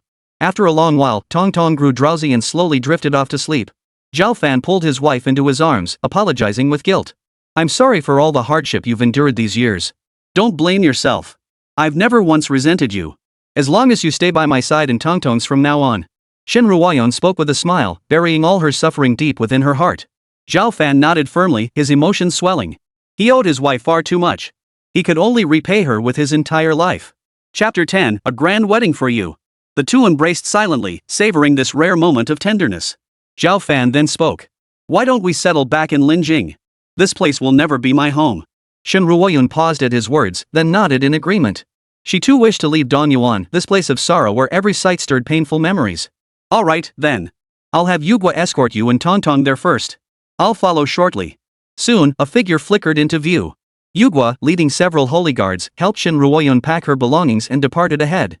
Zhao Fan, meanwhile, slowly walked into the courtyard. Moments later, disciples began appearing one by one. Dragon King, Su Hui, the district commander. A constellation of luminaries, a gathering of heavyweights. Yet at this very moment, they stood bowed before Zhao Fan, performing the disciples' salute, their faces radiating reverence and fervor. You've worked hard carrying out the imperial tutor's orders this time. Now that matters on my end are settled, you may all return to your posts and guard the frontiers. Yes, sir. The disciples responded with resolute affirmation and dispersed. They harbored no resentment for journeying thousands of miles to Dongyuan. For Zhao Fan was their master, once a teacher, forever a father. They would sacrifice everything for him. The next day, at Linjing High-Speed Rail Station. As soon as Zhao Fan stepped out of the station, Yugwa was already waiting by the roadside, two convoys of vehicles following behind her. The scene was imposing and majestic. Behind Yug, two middle-aged men stood respectfully. The man on the left exuded an air of refined luxury. Dressed in a designer suit and sporting a Patek Philippe jade watch on his wrist, he radiated wealth and prestige. He was none other than Su Yuka, president of the Linjing Chamber of Commerce. The man on the right, bearing a facial scar and exuding a fierce aura, was Linjing's underground kingpin, Jin Hu. These two towering figures of Linjing, pillars of the underworld, now stood like servants, faces etched with reverence. Their presence alone attested to Zhao Fan's extraordinary stature. As Zhao Fan's scrutinizing gaze swept over them, both men shuddered simultaneously and bowed deeply. Your humble servants, Su Yuka and Jin Hu, pay our respects to the imperial tutor. They obeyed without question, their demeanor bordering on utter subservience. What choice did they have? The man before them was the imperial tutor of Great Xia. If they could curry favor with him, wealth and honor would be theirs for the taking. I understand. Zhao Fan nodded indifferently, offering no further comment. He then turned his gaze toward Yuga. How has the matter I entrusted to you been handled? Rest assured, imperial tutor. I have made proper arrangements for the lady and the young mistress. They will not suffer the slightest hardship. Well done. Zhao Fan offered a rare compliment, showing great appreciation for Yug. In years past, he had devoted himself to enlightening the masses and serving his country and its people. But now, all he desired was to lay down his armor and return to the fields, to become a worthy husband and father. Only when it came to his wife and daughter did his tone soften considerably. Imperial tutor, the two of us have prepared a banquet for you tonight at the imperial feast to welcome you back. Would you care to join us? No need. Su Yuka had barely finished speaking when Zhao Fan shook his head. His eyes fixed on the two before him as he spoke coldly. I know what you two are thinking. But I've never liked drawing attention to myself. If you wish to work with me in the future, keep a low profile. For now, do not reveal my identity. Understood? Understood. The two hurriedly nodded, trembling with fear, yet their hearts surged with excitement. Though the imperial tutor hadn't deigned to show his face, he had at least agreed to their request to follow him. This was a tremendous step forward. Alright, I'm feeling tired. Take me back to my lodgings first. Yes, sir. Yug bowed respectfully and personally drove Zhao Fan away. Half an hour later, at the Fuguei Manor Villa, Zhao Fan pushed open the door and entered. He found the villa exceptionally spacious, surrounded by tranquil surroundings featuring winding streams with floating cups and pavilions and towers. In a city like Linjing where land was worth its weight in gold, it was clearly a property of immense value. Zhao Fan nodded in satisfaction, increasingly impressed with Yogwa's capabilities. Meanwhile, the little girl swinging on the swing in the courtyard spotted Zhao Fan. Her eyes lit up, and she ran over with delight. Daddy! Daddy's here! At the sound of her cry, the gentle and wise Shen Ruoyun emerged from the house, a smile playing at the corners of her lips, her face radiant with happiness. The family of three gathered together. Zhao Fan had Yugwa buy some pastries. He stroked Shen Ruoyun's silky hair as he asked, "How is it? Are you satisfied with this place? Is there anything that's not to your liking? What could possibly be unsatisfactory? Living so comfortably, with dedicated servants attending to us, this daughter of yours is already so happy she's forgotten her roots." Shen Ruoyun shot Tongtong a playful glare. Tongtong blushed and burrowed into Zhao Fan's embrace. "Daddy, I love it here so much. There's a beautiful house, so many toys, and I get to live with Mom and Dad. Best of all, no one bullies me or Mom anymore. I'm so happy." The little girl giggled, but Zhao Fan felt a sharp pang in his heart. He could scarcely imagine how his wife and daughter had endured those piercing taunts to survive. Born into a prestigious family, she had lived in luxury since childhood. She should have been the goddess of Dongyuan, yet one tragic accident cast her down to earth. Her family regarded her as a disgrace and expunged her from the clan registry. The hardships she endured, how could anyone truly comprehend them? Thinking of this, Zhao Fan gently pulled Shen Ruoyun into his embrace. Gazing into her eyes with unwavering resolve, he declared, "It's over. It's all over now. Consider those 6 years a nightmare. Now that we've awakened, I will stand by your side in Tongtongs, shielding you both from life's storms. I will make you the happiest woman in this world." His calm words carried unwavering conviction. Shen Ruoyun froze for a moment, her eyes quickly reddening as tears streamed down her cheeks. Holding Tongtong close, she nodded firmly. "I believe you." Those 2 words spoke volumes. As the sun set in the west, lights began to flicker on in countless homes outside the building. Zhao Fan stood by the bed, gazing at the warm figures of his wife and daughter. In his heart, he silently vowed, "I'm sorry for putting you through hardship. I've missed 6 years of your lives. For the rest of my days, I'll quietly make up for what I owe you. Ruoyun, I will repay you for the wedding I owed you. I will prove to the world that you deserve the highest honor and every bit of happiness." Chapter 11, A Blood Feud of Epic Proportions. Moments later, seeing Shen Ruoyun and Tongtong asleep, Zhao Fan dialed Su Yuka's phone. "Mr. Zhao, what are your instructions?" Su Yuka responded with utmost respect, his tone tinged with excitement. "In 2 weeks, I intend to hold a wedding of the century in Linjing. Any objections?" Zhao Fan cut straight to the point, his tone unquestionably firm. Su Yuka paused, then hastily agreed. "No problem, absolutely no problem. Rest assured, Imperial Tutor. I'll see to it immediately." After hanging up, Su Yuka wiped the sweat from his forehead, trembling with trepidation. Truly the Imperial Tutor of the Great Xia, utterly unrivaled in his dominance. A few simple words had left him trembling with fear. Faced with Zhao Fan's orders, he dared not hesitate. He immediately dialed the number of Jin Hu, the underground kingpin of Linjing. After hearing the message, Jin Hu was also deeply moved. "This is the first task the Imperial Tutor has entrusted to us. We must execute it flawlessly. Does the Imperial Tutor have any other requirements for the wedding?" "None. But given how deeply the Imperial Tutor cherishes his wife, he likely wishes for a grand celebration." Su Yuka silently pondered. "Very well. We'll spare no effort to make it as grand as possible. Go notify the major noble houses and the great merchant guilds. Have them cooperate fully and pool their resources. I'll instruct those in the gray areas to stay vigilant these days, preventing any blind acts that might offend the Imperial Tutor and disrupt his wedding banquet. Alright, let's proceed this way." After finalizing their plans, both men sprang into action, dialing one call after another. They were, after all, the leaders of both the legitimate and underworld spheres. Highly influential and powerful. In Linjing, they could stir up trouble at will. The moment the orders were issued, the entire city of Linjing began to stir. The upper echelons knew nothing of Zhao Fan's true identity, only that an unprecedentedly influential figure was to host a wedding banquet in Linjing. Even Su Yuka and Jin Hu willingly served as his foot soldiers. In no time, the news spread like wildfire, igniting public discourse and becoming the talk of every high-end establishment. Influential figures with deep-rooted power scrambled to secure a wedding invitation, exhausting every effort to curry favor with this legendary figure and elevate their family's standing. The outside world was in turmoil. Yet the Zhao Fan family of 3 lived their lives with unremarkable calm. Under his attentive care, the little girl's injuries had largely healed, and her physical and mental health had recovered. Shen Ruoyun no longer carried the same gloom as before, a smile now often graced her face. She had once again become the goddess of Dongyuan, a beauty so captivating she could make fish sink and birds fall from the sky, a face that could topple a kingdom. At the dinner table, the family of 3 shared a warm and harmonious meal. The little girl bustled about, busily serving rice into her own bowl while also adding dishes to Zhao Fan and Shen Ruoyun's plates, acting every bit the grown-up. Zhao Fan smiled faintly, about to serve his wife when he noticed Shen Ruoyun's gaze had grown distant, her expression heavy with worry. This caused his brows to furrow slightly as he asked gently, "Ruoyun, is something wrong?" "Nothing. It's nothing." Shen Ruoyun's gaze drifted, and she forced a smile. These subtle shifts did not escape Zhao Fan's keen observation. He sighed softly, and after a moment's thought, he understood Shen Ruoyun's feelings. She was born into the Shen family, raised within its walls. Her entire childhood and youth had unfolded within its walls. Though now cast out from the clan, the thread of nostalgia and affection remained impossible to sever. From Yogwa's report, he had learned that after Shen Ruoyun's unexpected pregnancy, the Shen family had become the laughingstock of Dongyuan. They were mocked by many families and became the subject of gossip. Compounded by the Wang family's aggressive rise, which monopolized all profitable avenues, smaller families like the Shins found no room to survive. They had no choice but to relocate their entire household from Dongyuan back to Linjing. Originally from Linjing, the Shen family had deep roots there. They had only moved to Dongyuan because their business interests were there. Now they were merely returning to their ancestral home, where they could leverage their connections to make a comeback. While in Dongyuan, Shen Ruoyun's homesickness had been manageable, largely due to the family's temporary relocation. But now, back in Linjing, with her family and parents all in this city, her pent-up emotions naturally erupted. Thinking of this, Zhao Fan's heart clenched, a wave of sorrow washing over him. He knew he was the root cause of Shen Ruoyun's expulsion from the family.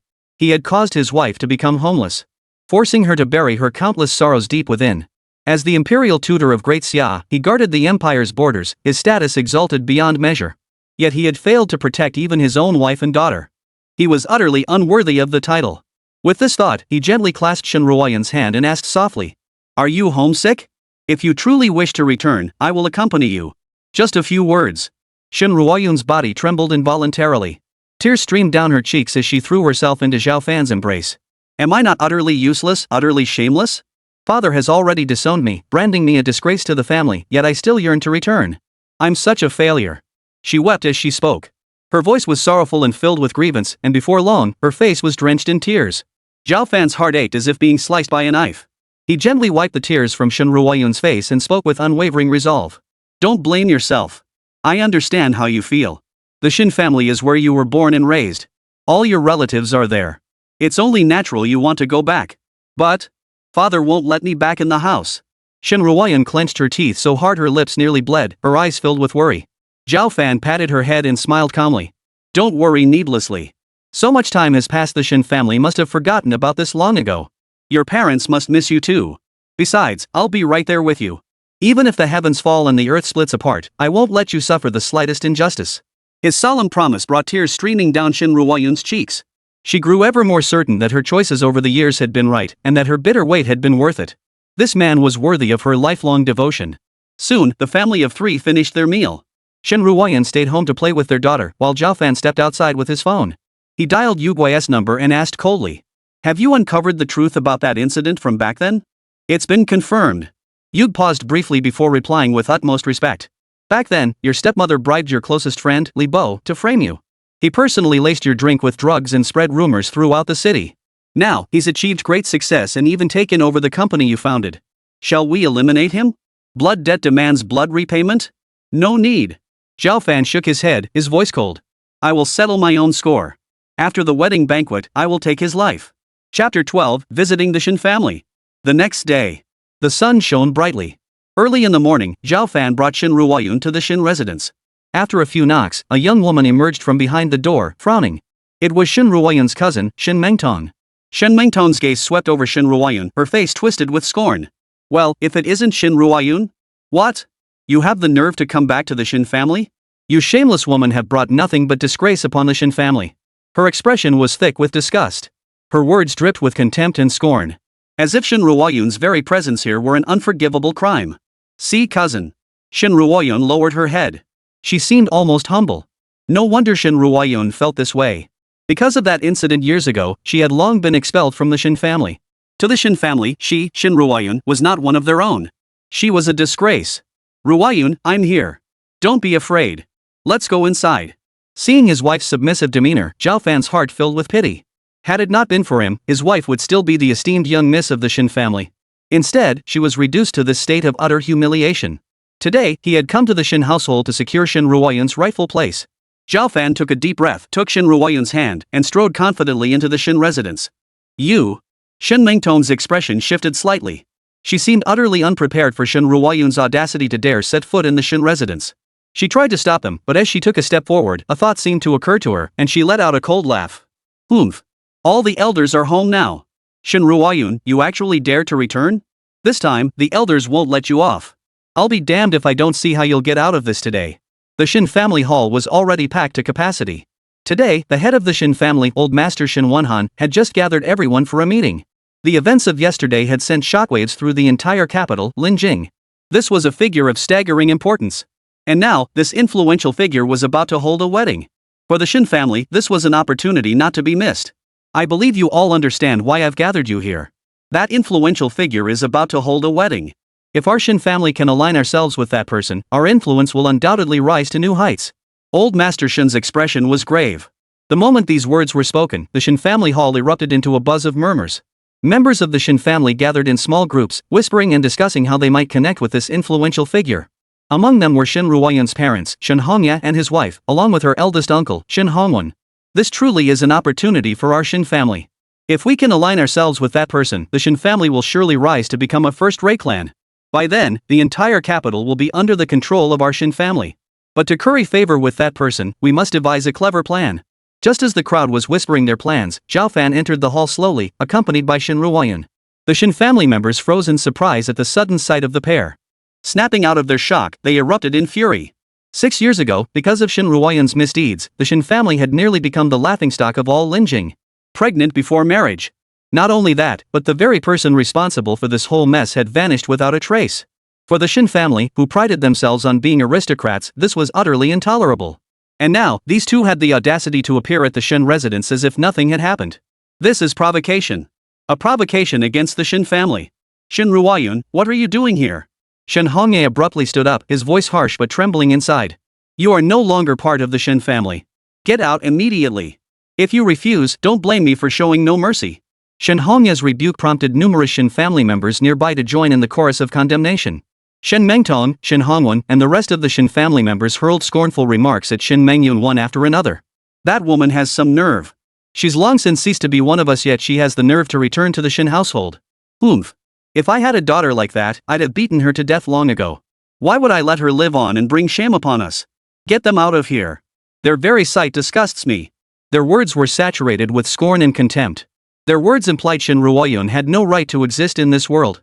The barrage of vicious words left Shin Ruoyun's fair face pale.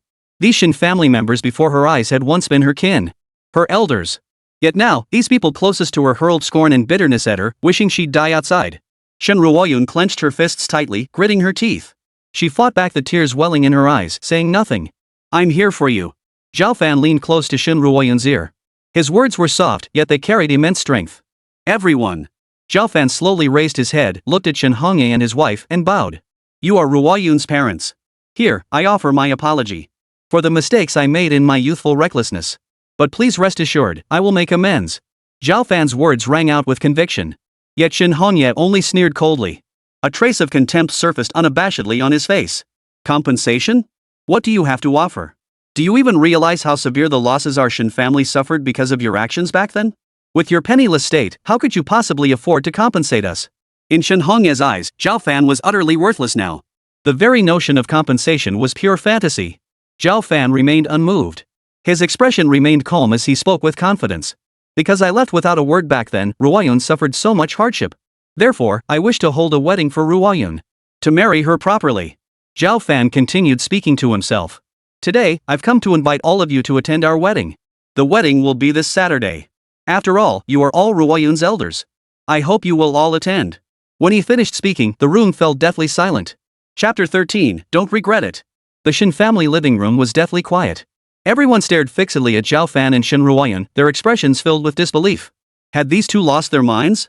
The events of that year had thrown the entire Shin family into chaos, leading to their decline. Zhao Fan had vanished without a word, disappearing for 6 whole years. Now he's just returned and wants to hold a wedding? As if they weren't ashamed enough. Shen Mengtong snapped out of it first, shooting them a disdainful glance and letting out a cold laugh. If I recall correctly, that big shot's wedding that was announced last night is also next Saturday, right? You two really are something, choosing the same day as that important person. What, do you think your status is on par with theirs? Ha! Her words jolted the others awake. They immediately snorted coldly, their eyes brimming with endless scorn as they looked at the pair. This is utter nonsense! Shen Hongye bellowed, his face flushing crimson. Years of pent-up frustration had already left his temples streaked with gray. He grabbed the teacup beside him and hurled it forcefully toward Zhao Fan. Crash! The cup shattered instantly, exploding in front of Zhao Fan. Shattered porcelain fragments flew in all directions. How dare you even think of a proper marriage? Shen Hongye, his anger still raging, roared at the top of his lungs. Where were you when the incident happened? Now you come back and speak so brazenly in front of us. Do you really think I'll forgive you for what you're doing now? His words fell, and he turned to look at Shin Ruoyun beside him. His trembling finger pointed at her, his face twisted with disappointment. And you, Ruoyun? What can I even say about you? Have you forgotten everything that happened back then? How have you lived all these years? Woman, if you don't even know how to love yourself, how can you expect others to love you? I thought that after enduring some pain these past years, you might have grown. Seems I overestimated you. 6 years? How many 6-year spans does a person have in their lifetime? Ha! Shen Hongya's voice grew louder and louder until it finally erupted into a roar. The intensity of his emotions triggered a violent coughing fit. His face flushed crimson. The once formidable tycoon who ruled the business world now looked aged and utterly disillusioned, like a man in the twilight of his life. The relentless coughing sounded like sharp knives, plunging violently into Shen Ruoyun's heart, causing her chest to ache intensely and her face to turn deathly pale. "Dad, you! Don't call me Dad!" Shen Hongya snapped his head up, his eyes blazing with fury. "I'm not your father. I never had a daughter like you. Get out!" The icy roar sent a chill through Shen Ruoyun's heart, nearly making her vomit blood. This was the father who had once held her in the palm of his hand, cherishing her like a precious jewel. Nothing is more tragic than a heart that has died. At that moment, Shen Ruoyun felt utterly hopeless. After 6 long years of yearning for her clan, what greeted her was a storm of fury. Her eyes reddened, and hot tears streamed down her cheeks. They nearly burned her cheeks. Her body swayed, nearly collapsing to the ground. Fortunately, Zhao Fan, standing nearby, reacted swiftly, catching her waist with one hand. "Don't be sad. You still have me." His soft promise felt like spring rain on her face, moistening her nearly parched heart. "Who are you putting on this act for?" A discordant voice cut through the air as Shen Hongwen glared at them with a sideways glance. "What's the matter? Clutching your chest like you're playing Lindayu? Nah, you probably wouldn't even get to enjoy the lavish life she had back then." He crossed his legs, his eyes brimming with mockery, devoid of any familial concern. His words cut deep, utterly disregarding Shen Ruoyun's feelings. He only wanted to rip open her wounds and pour salt into them. "Exactly. What are you playing at, pretending to be pitiful? You brought this on yourself." Shen Mengtong seized the moment to speak up again. "What good does it do to come home and play the victim now? You've already disgraced the entire Shen family. You still have the nerve to come back? Do you think you haven't embarrassed us enough already? And the real joke is expecting us to attend your wedding. How dare you? Don't you know you're no longer part of the Shen family?" Her emotions ran high, her words growing more heated with each sentence. By the end, she had risen to her feet and strode up to Shen Ruoyun. "Get out of the Shen family now. I'm afraid standing here too long will bring us bad luck." As she spoke, her hand shot out to shove Shen Ruoyun. But just as her hand rose, a tall figure suddenly blocked her path. Zhao Fan lowered his gaze slightly, meeting her eyes directly as he spoke, enunciating each word deliberately. "If you dare lay a hand on her, I'll make you regret ever being born." The whisper was faint, like a wail from the depths of hell. It sent a chill through Shen Mengtong's entire body. She scrambled back 2 steps, averting her gaze from Zhao Fan. The instant she had met his gaze, she had felt as though she had been thrust into the hell of Azura.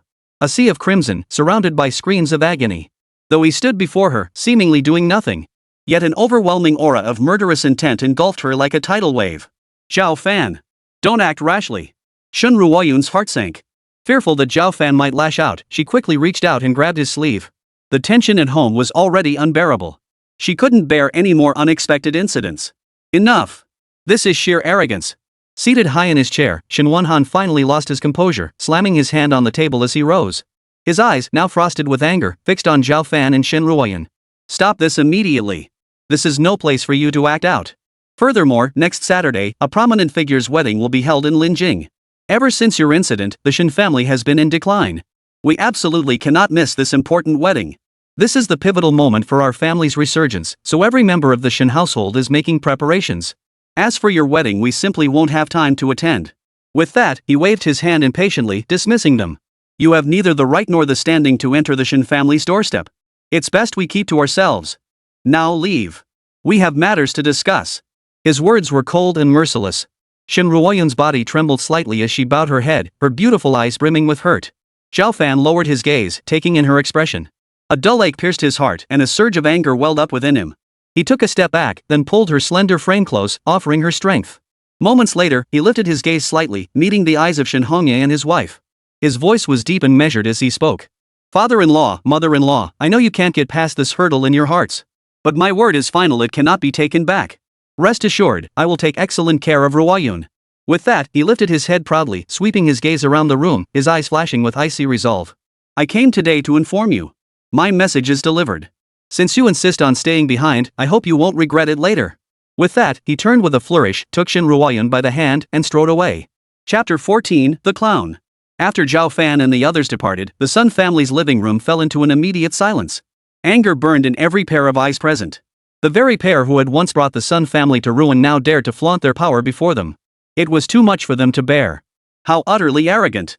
And they dare tell us not to regret it? What gives them the right? Shen Mengtong was the first to regain her composure, her voice cold with indignation. Earlier, she had been so frightened by Zhao Fan that she had stumbled backward repeatedly. Now, she felt her pride stung. Enough! Let's drop this matter.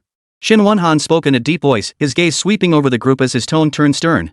Our focus now must be on the wedding of the important figure. This is our chance to rise to prominence. We absolutely cannot miss it. Our Shin family has been dormant for far too long. It's time to step into the spotlight. Stop standing around, get moving and prepare thoroughly. The importance of this occasion needs no further explanation. Whatever it takes, we must attend the VIP's wedding.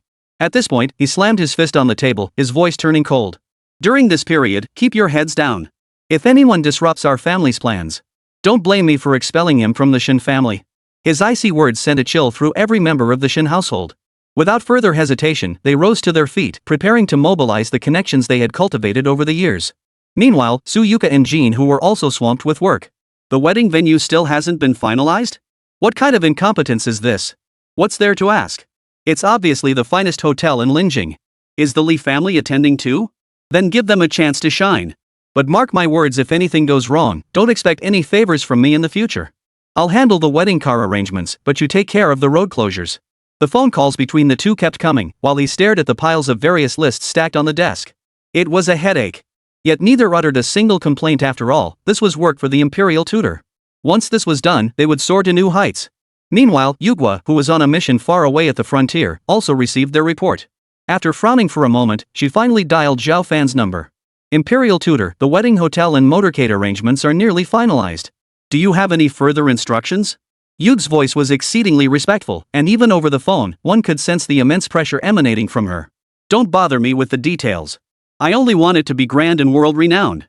This wedding must be unforgettable for Ruoyun, understand? The words were spoken calmly, yet carried an air of unquestionable authority. On the other end of the line, Yuka felt a chill run down her spine and quickly replied. Understood, Imperial tutor. I'll ensure your satisfaction. After hanging up, Yugwa realized his back was drenched in cold sweat. Zhao Fan casually slipped the phone into his pocket and walked back into the room. Sun Ruoyun sat on the sofa, her brows furrowed, her beautiful eyes filled with despondency. She was still immersed in the emotions stirred by the Shin family. Zhao Fan sighed softly, a sharp pang of pain tearing at his heart. All these years, she had endured far too much injustice. Now that I'm back, I won't let her be hurt anymore. The woman who belongs to me, Zhao Fan, must be the happiest woman in the world. He murmured softly, walking slowly towards Sun Ruoyun.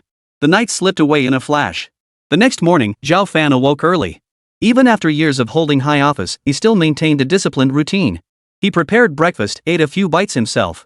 He placed the other portion in the warming cabinet before stepping out of the room. He casually selected a grocery shopping cart and headed toward the supermarket. He intended to buy ingredients for the day's meals. The supermarket wasn't far from his residence. In less than 10 minutes, he arrived at the parking lot. However, just as he parked and was about to walk away, a BMW suddenly pulled into the adjacent parking space. The driver made several sharp turns.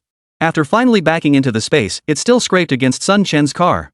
The door swung open, and a man leaped out of the BMW. He charged straight toward Zhao Fan, cursing furiously. Damn it! Can't you park properly, you bastard? Couldn't you have left me more space? Scraped my car. Can you even afford to pay for the damage? This is a brand new BMW. The purchase tax alone could buy you a whole new car. Dressed in designer labels and wearing a defiant scowl, the man pounded on Sun Chen's hood. It's just a little bump. Nothing serious. Zhao Fan glanced up, his expression growing impatient. The other guy clearly had no parking skills. There was plenty of space on the right. A little bump? You make it sound so damn easy.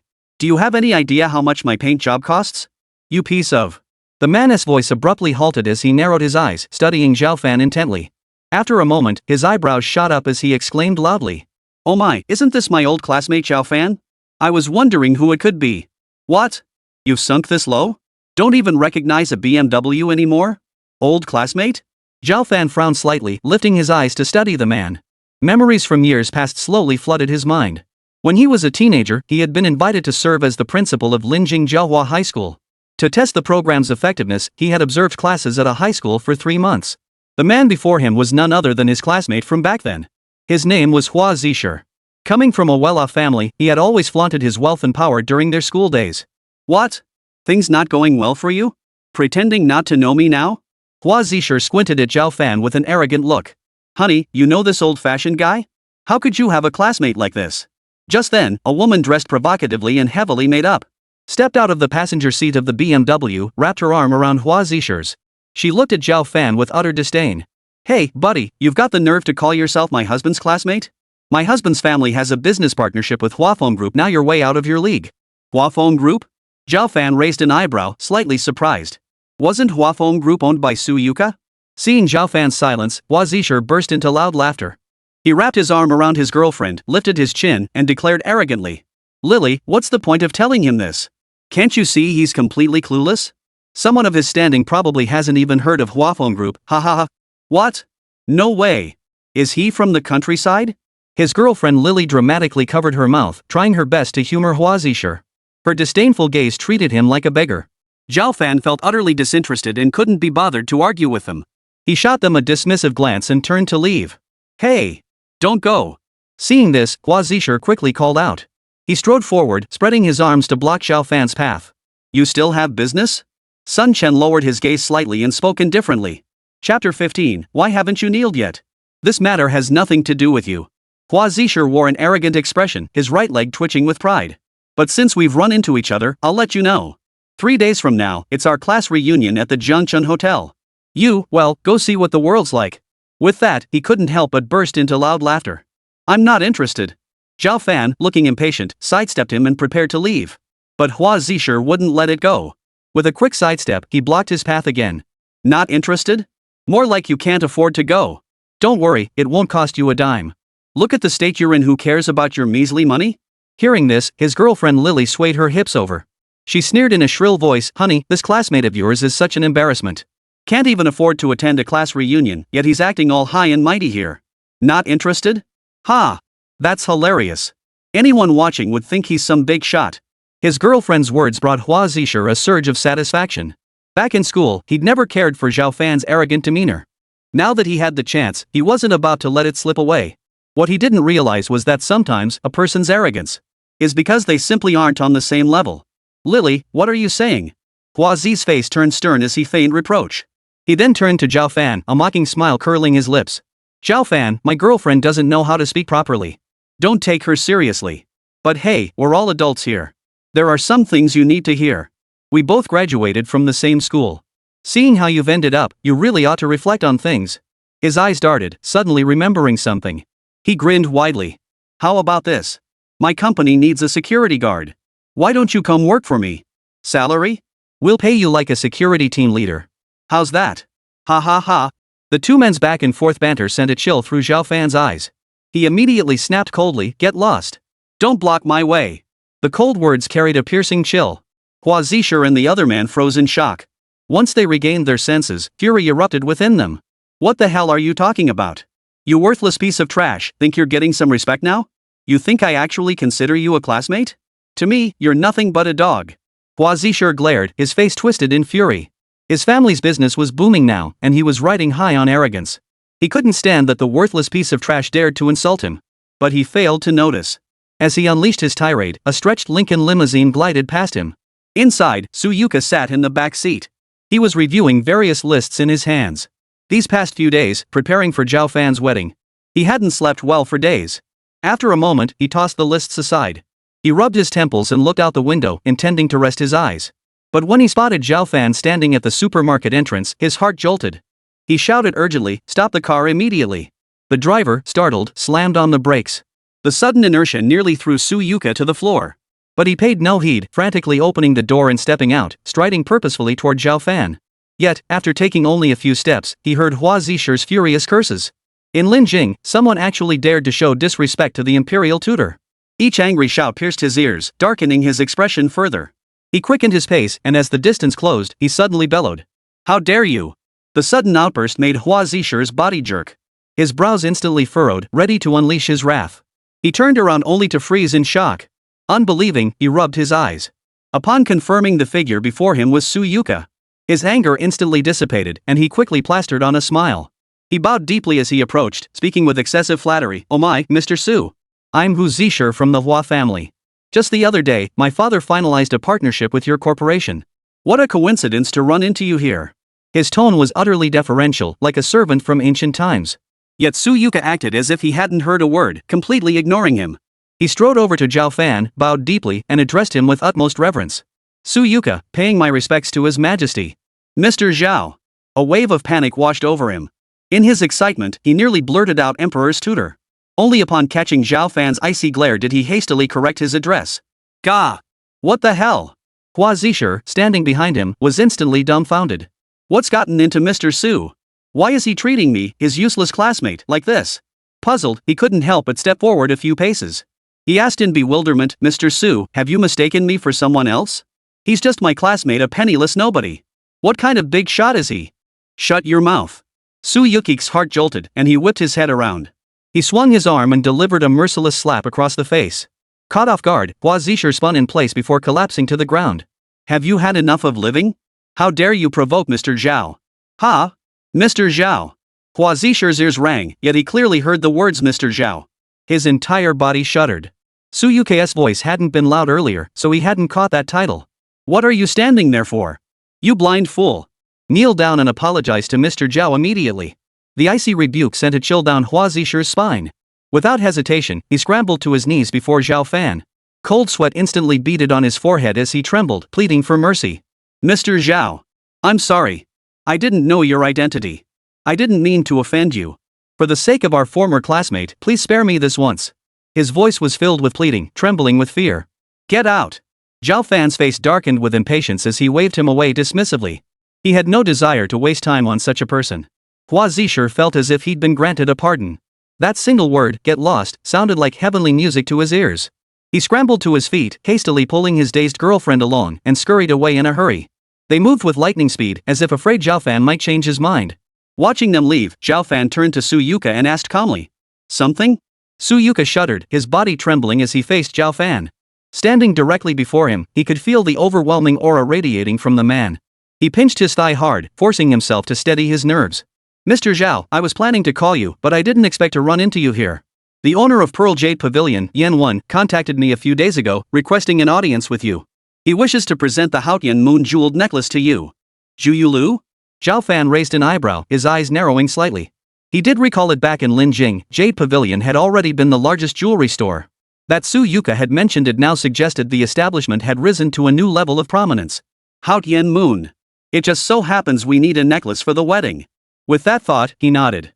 Alright, I'll keep it in mind. I'll stop by when I have time. With that, he turned and walked away under Su Yuko's respectful gaze. Chapter 16, A Blind Date? After finishing his grocery shopping at the supermarket, Zhao Fan headed straight home. Sun Ruoyun was on the sofa, playfully teasing Tongtong.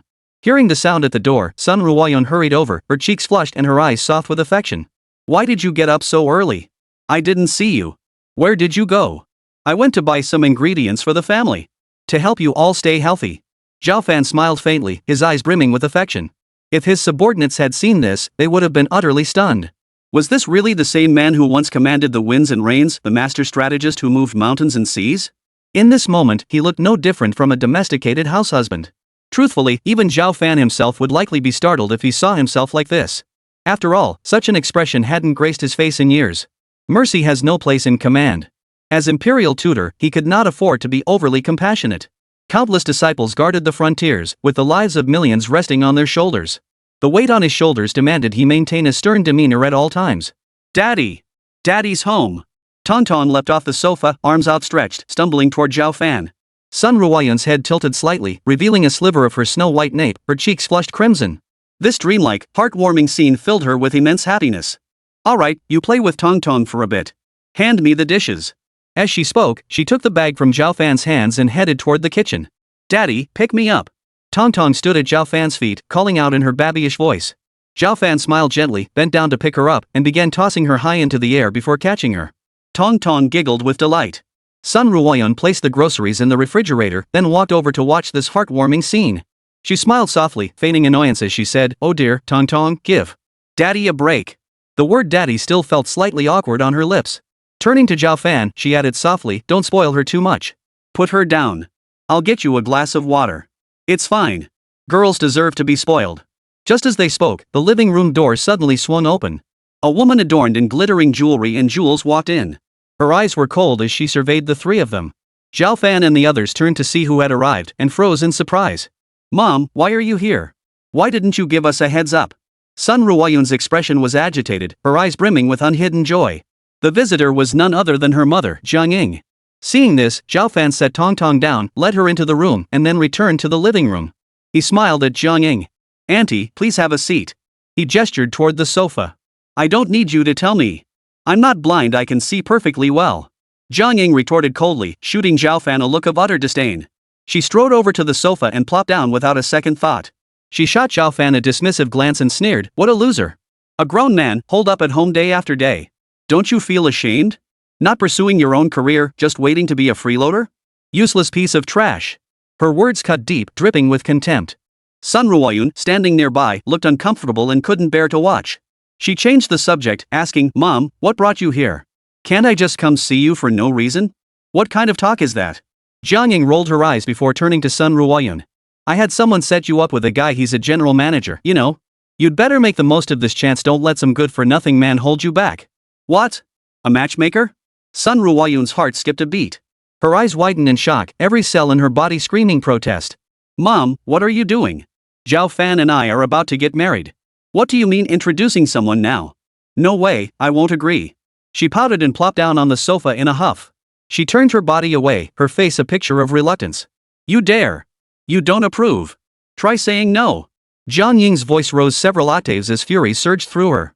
"What time is it now? Are you still being stubborn? Is this the time for you to be stubborn?" She pointed her finger at Zhao Fan, her expression cold and fierce. "You're actually planning to marry him? Are you trying to drive me to my grave? Don't you think we've endured enough humiliation in the Sun family because of you all these years? That man abandoned you years ago, yet you remain loyal to him. Who are you trying to impress? You have no shame. You don't know shame, but your father and I certainly do." The barrage of angry words made Sun Ruoyun's eyes redden, tears glistening in her beautiful eyes. "Don't give me that hurt look, who are you trying to fool?" Jiang Ying shot her a withering glance, refusing to let the matter drop. "Listen to me, I've already made arrangements. You're going whether you like it or not. I'm staying here tonight to keep an eye on you. You're not going anywhere." "Mom!" Sun Ruoyun turned around and let out a drawn-out cry. Her tone brimmed with hurt and resentment. "Mom? What mom? Don't pull that on me." Jiang Ying stiffened her face and snapped coldly, "Let me tell you, their conditions are absolutely excellent. They don't care about your situation at all, and they even invited us to the Pearl Jade Pavilion to pick out jewelry." At this point, she shot a sideways glance at Zhao Fan beside her. She deliberately raised her voice. "That's the largest jewelry pavilion in Linjing. A single necklace there costs millions.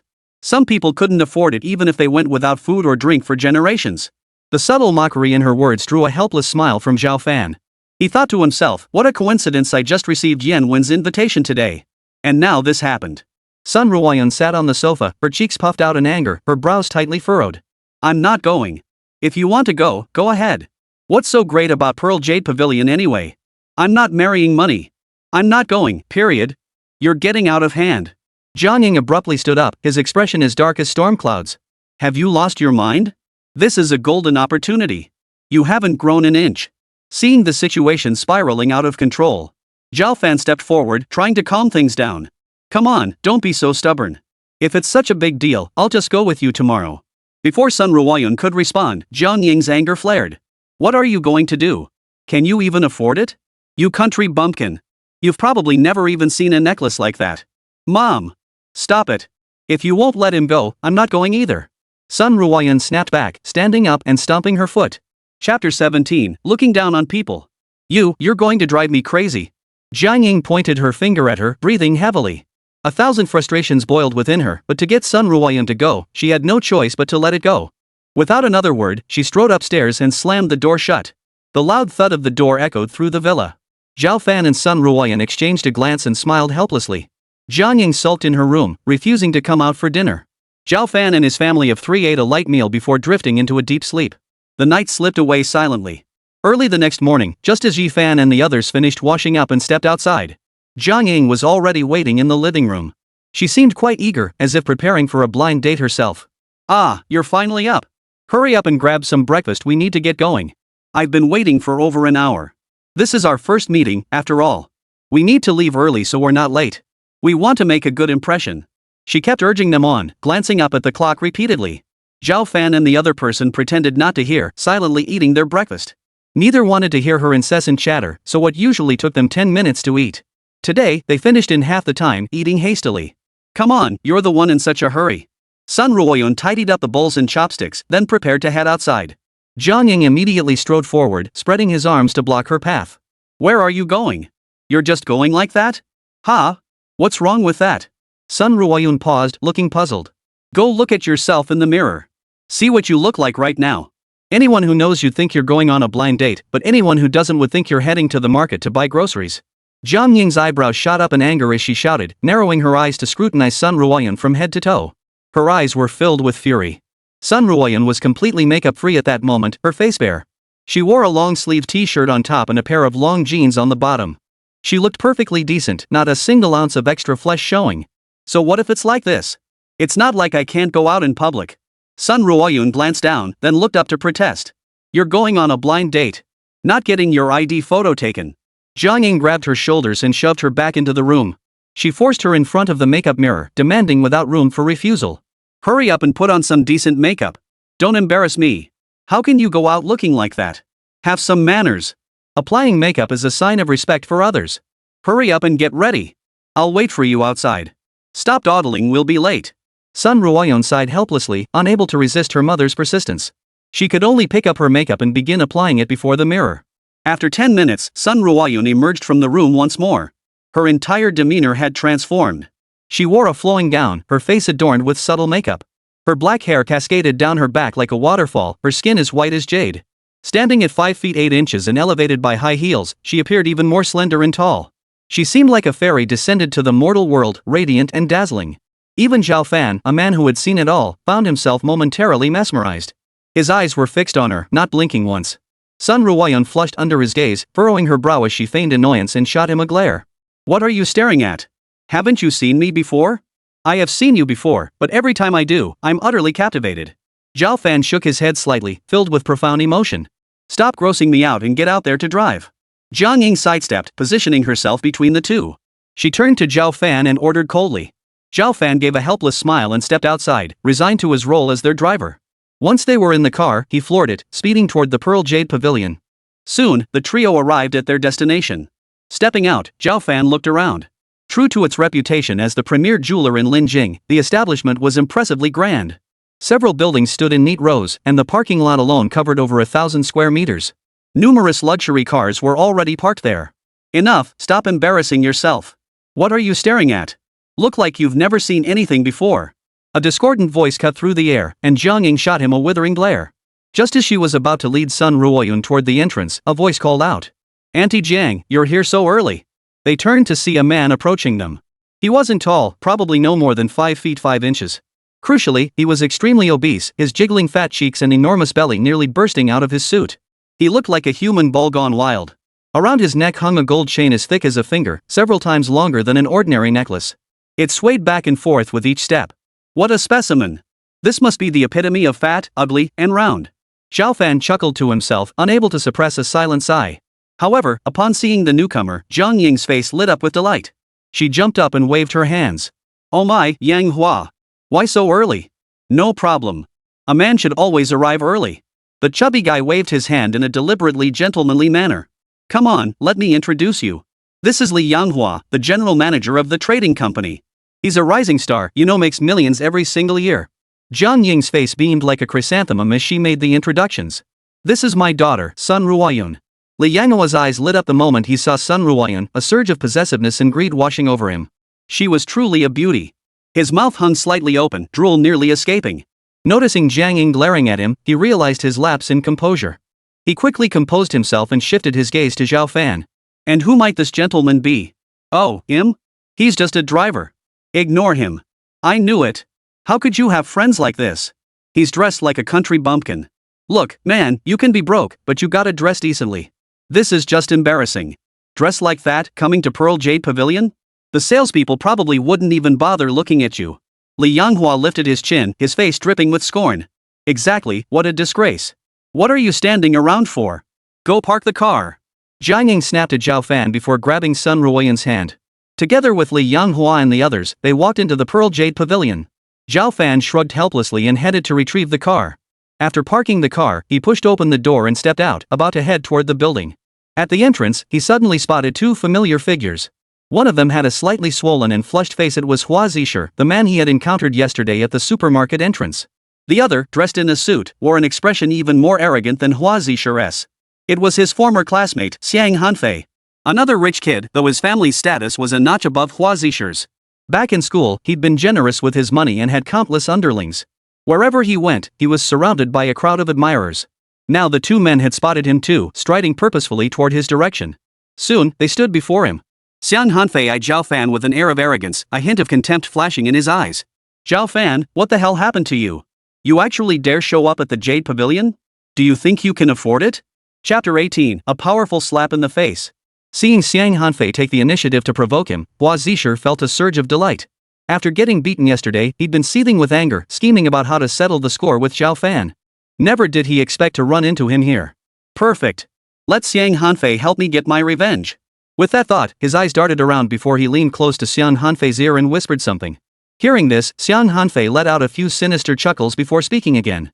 Hey, bro, you're acting all high and mighty now? Not even interested in the class reunion? Looks like you're doing pretty well for yourself. So what are you here to buy? I'm here to pick out a gift for our class star, Chenrong. Hey, we're all classmates. I suggest you attend the reunion too, it'll broaden your horizons. Xiang Hanfei sneered coldly, his nostrils practically pointing toward the sky. Xiao Xiang, I just don't have any money. Oh my, you're right. Look at my memory. Xiang Hanfei feigned sudden realization, slapping his forehead and muttering with feigned annoyance. He then pulled out his wallet and took several bills from inside. He reached out to hand them to Zhao Fan, but midway, he suddenly flicked his wrist. The bills instantly scattered like petals from a heavenly maiden, drifting slowly to the ground. Look at my hands, sorry about that, old classmate. My back's been acting up lately, so I'm afraid you'll have to pick them up yourself. He crossed his arms over his chest, adopting a look of pure amusement. He waited for Zhao Fan to crawl on the floor like a dog, picking up the money. But the next second, Zhao Fan's figure flickered, reappearing instantly before him. His arm shot up and came crashing down. Smack! A sharp crack echoed as the unsuspecting Xiang Hanfei was knocked flat on his back. You bastard! You've got some nerve hitting me! Xiang Hanfei clutched his rapidly swelling cheek, glaring at Zhao Fan as he hurled insults. Exactly. You really don't know your place, picking a fight with young Master Xiang. Hua Zisher saw his chance and quickly poured fuel on the fire. He couldn't wait for Zhao Fan to hit him harder, knowing it would only fuel Xiang Hanfei's rage. Damn it, I guess I've been way too lenient with you. You hit me? Just you wait. I'll make you pay, you poor bastard. Spit. Xiang Hanfei pulled out his phone and spat a mouthful of blood onto the ground beside him. But his expression changed abruptly as he felt something hard mixed in with the blood. It flew out of his mouth. Sure enough, where he'd spat, a hard object bounced on the ground, bouncing lower and lower. Hua Zisher's gaze was drawn to it too. After watching for a moment, his expression changed as he asked, Young Master Xiang, did you lose a tooth?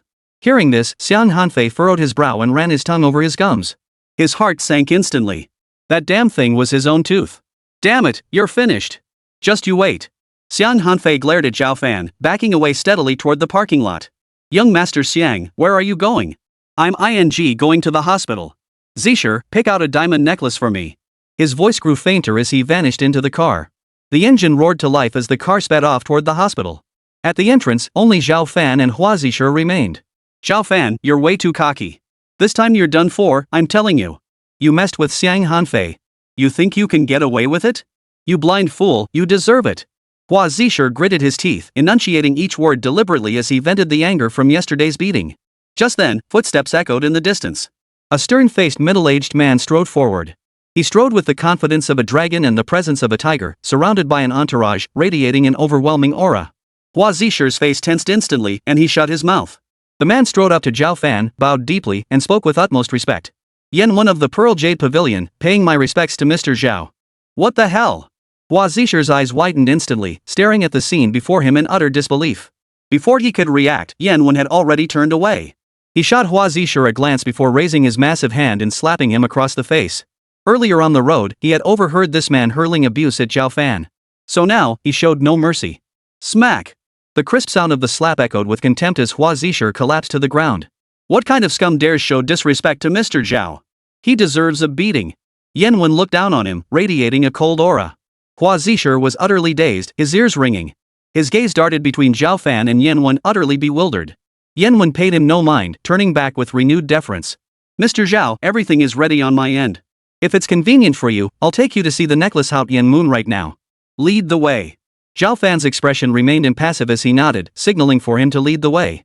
Yanwen bowed his head in acknowledgement, gesturing politely with an open hand while walking alongside him in small steps. However, after taking just 2 steps, Zhao Fan abruptly halted. He turned around and fixed a cold stare on Hua Zishur on the ground. The reunion, I'll be attending it. With that, he turned and followed Yanwen into the elevator. This. Hua Zishur slumped on the floor, his jaw trembling, teeth chattering. He stared blankly at Zhao Fan's retreating figure, his eyes flickering unsteadily as if lost in thought. On the top floor of the Pearl Jade Pavilion, within the most exclusive VIP suite, Zhao Fan sat on the sofa, flanked by 2 stunningly beautiful women. Mr. Zhao, please take a look. This is our necklace, Haut Yen Moon. Yanwen approached Zhao Fan, holding a gift box, and slowly opened it. At the sight, Zhao Fan's eyes lit up instantly, and he sat up straight abruptly. The necklace's lines were elegant and radiant. The circular pendant was smooth and translucent, encircled by a cluster of blue diamonds. It looked as though, on the night sea, a full moon surrounded by countless stars. Truly worthy of the name Haut Yen Moon. Zhao Fan silently admired it, then looked up and asked, "It's beautiful. I'll take it. How much is it?" "Oh my, Mr. Zhao, don't scare me like that." Yanwen's heart skipped a beat as he quickly bowed low, his voice trembling with nervousness. "It's my honor that you like it. I'll just give it to you as a gift." "Not at all. This is a gift I prepared for my wedding.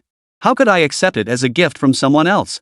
Zhao Fan waved his hand dismissively, reached into his robe, and when he withdrew his hand, a golden dragon card now appeared between his fingers. "Go ahead, swipe it." Yanwen's face twisted into a wry smile. After a moment's hesitation, he ultimately dared not disobey. He carefully took it with both hands and handed it to the salesperson beside him. Soon, the salesperson returned the card.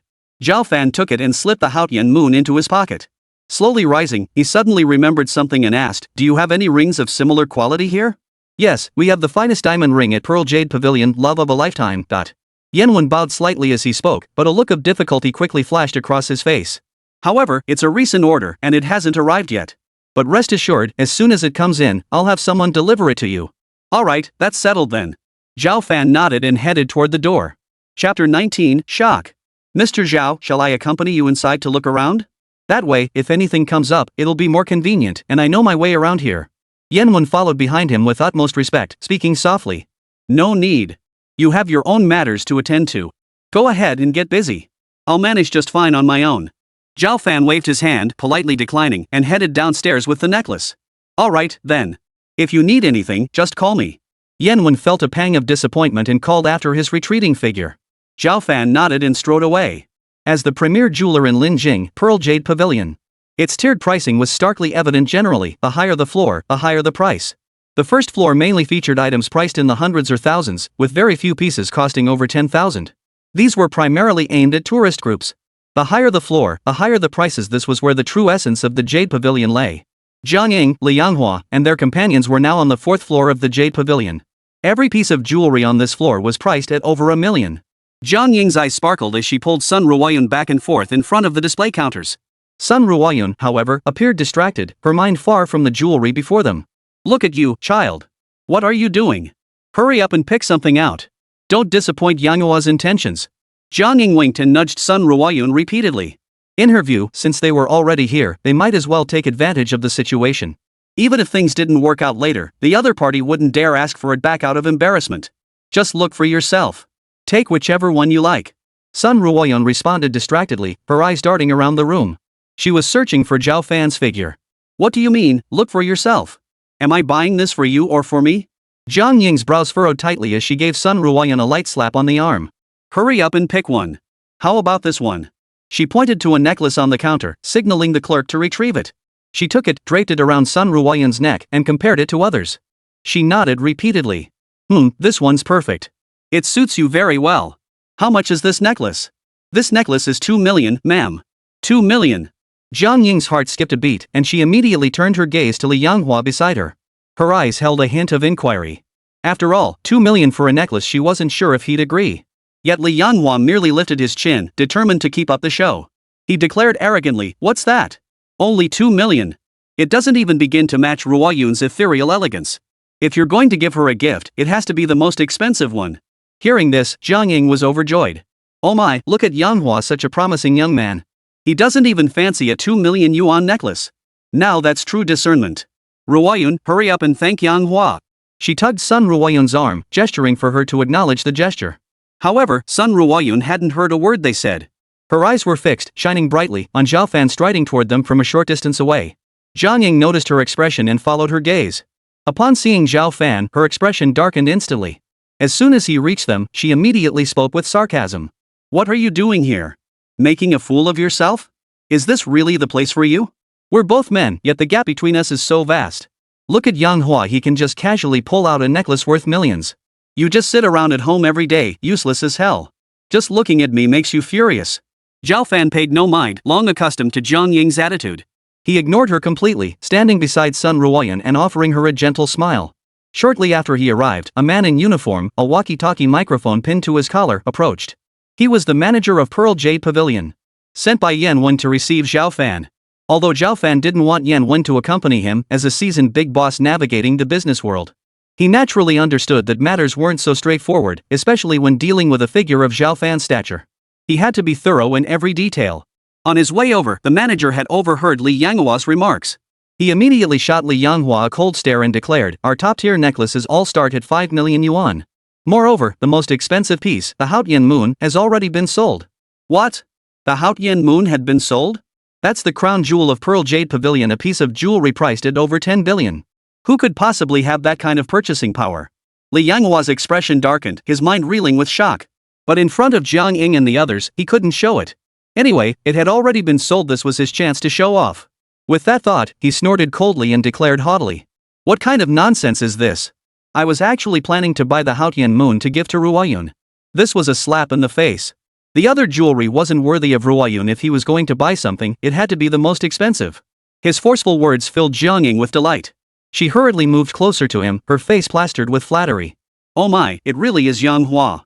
You're so ambitious. Money talks, and it's so much better than some people. But Yang Hua, it's just a piece of jewelry. We don't need to go overboard. Anything will do. Auntie just wants to know your heart is in it." Hearing this, Li Yanhua felt a surge of satisfaction, feigning disappointment as he said, "Well, I suppose that's how it has to be. Let's just get a 2 million yuan necklace for now." What a letdown. A 2 million yuan necklace isn't even worth my effort. Oh, don't say that. Jiang Ying was overjoyed and patted his shoulder affectionately. This is already pretty great, unlike some people. That cheapskate has never bought Ruoyun a single thing. She turned to glare at Zhao Fan, rolling her eyes repeatedly with a piercing stare. What a piece of work. Living off others day in and day out. People really should die when they compare themselves to others. And he has the nerve to talk big? Why don't you back up your words with some real action? Probably scared stiff seeing these $1 million necklaces, huh? If I were you, I'd stay outside.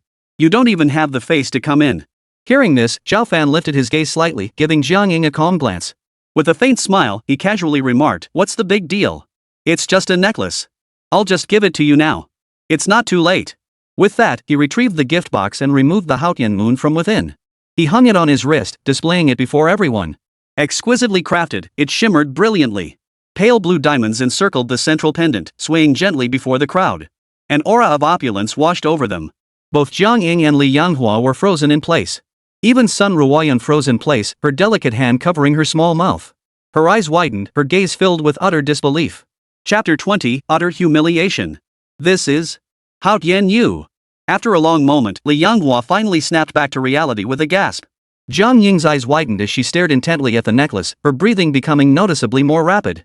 As the crown jewel of the Pearl Pavilion, images of the Haotian Moon could be seen in every sales area. Thus, they both recognized it instantly.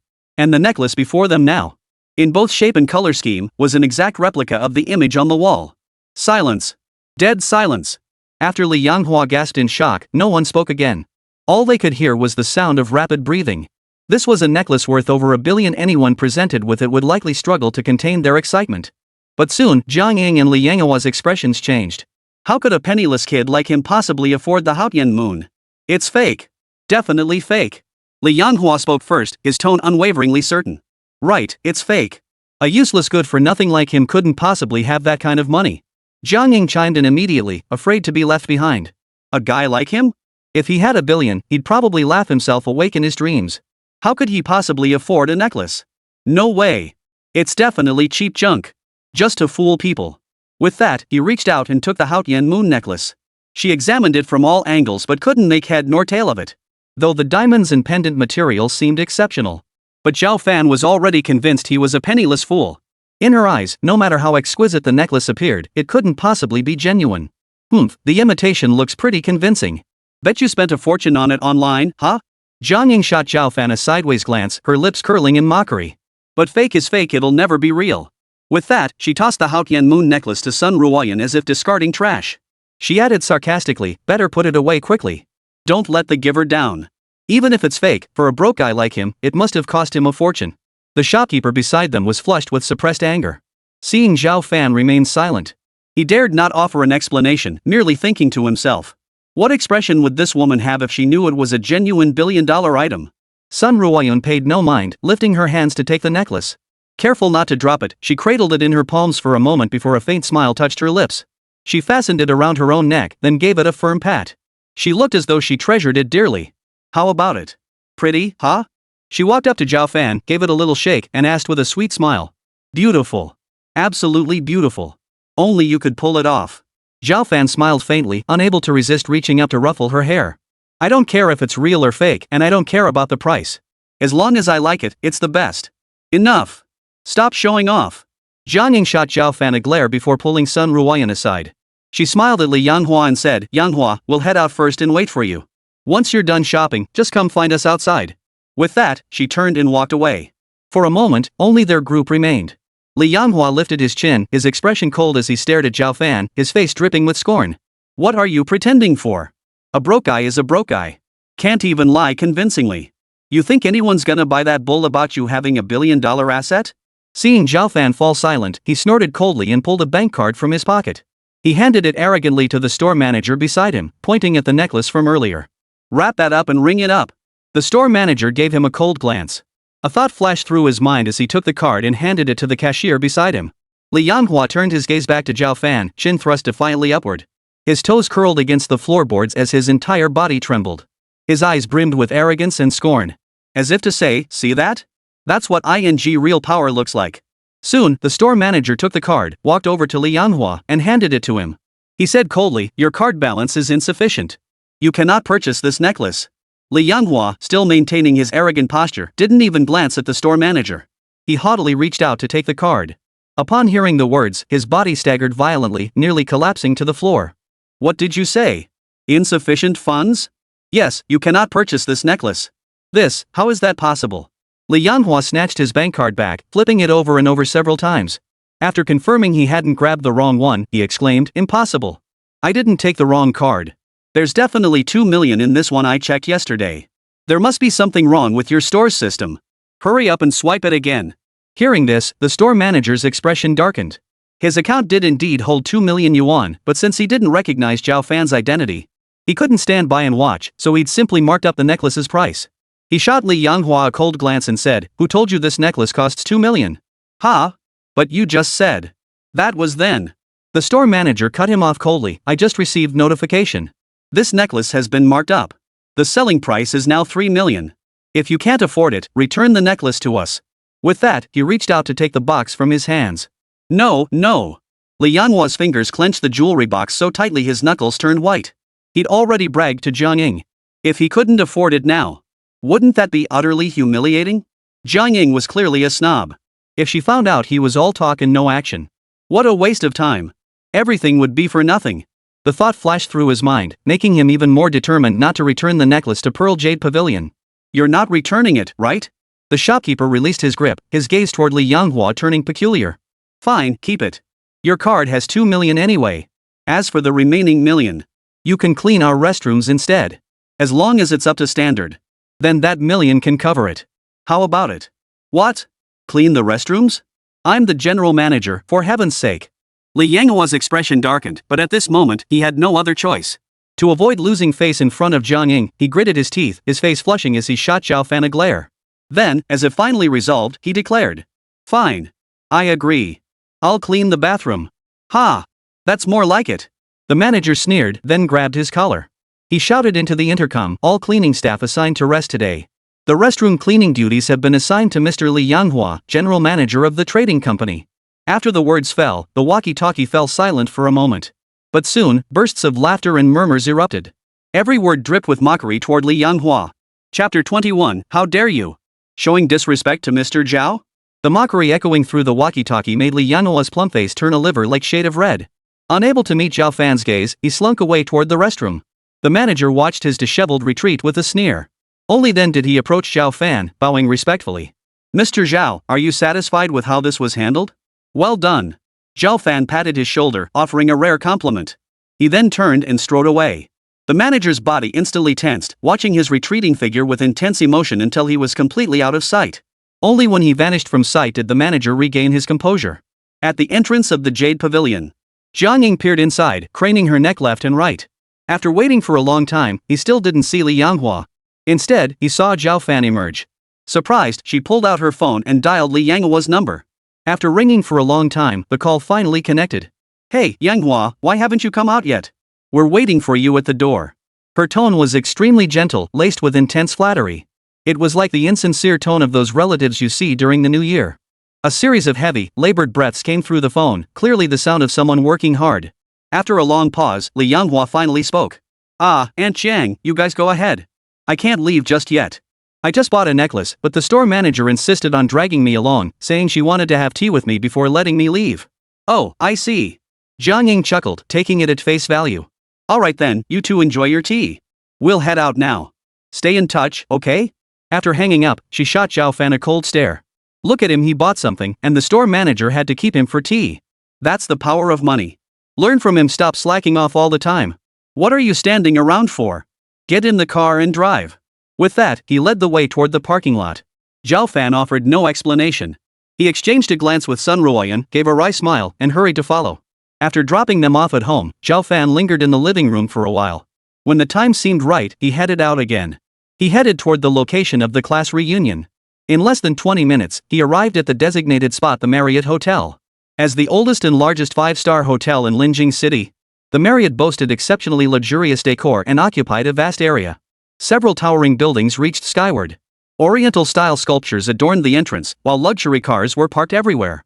All underscored its status and opulence. Zhao Fan remained impassive, strolling calmly past the sculptures. To him, wealth was merely a number, any amount he desired was within easy reach. The esteemed imperial tutor, second only to the emperor himself, above all others. Even unimaginable wealth held no meaning before him. His gaze fixed straight ahead, he headed toward the hotel entrance. Just as he was about to enter, a sarcastic voice suddenly rang out from the side. Well, if it isn't Zhao Fan himself?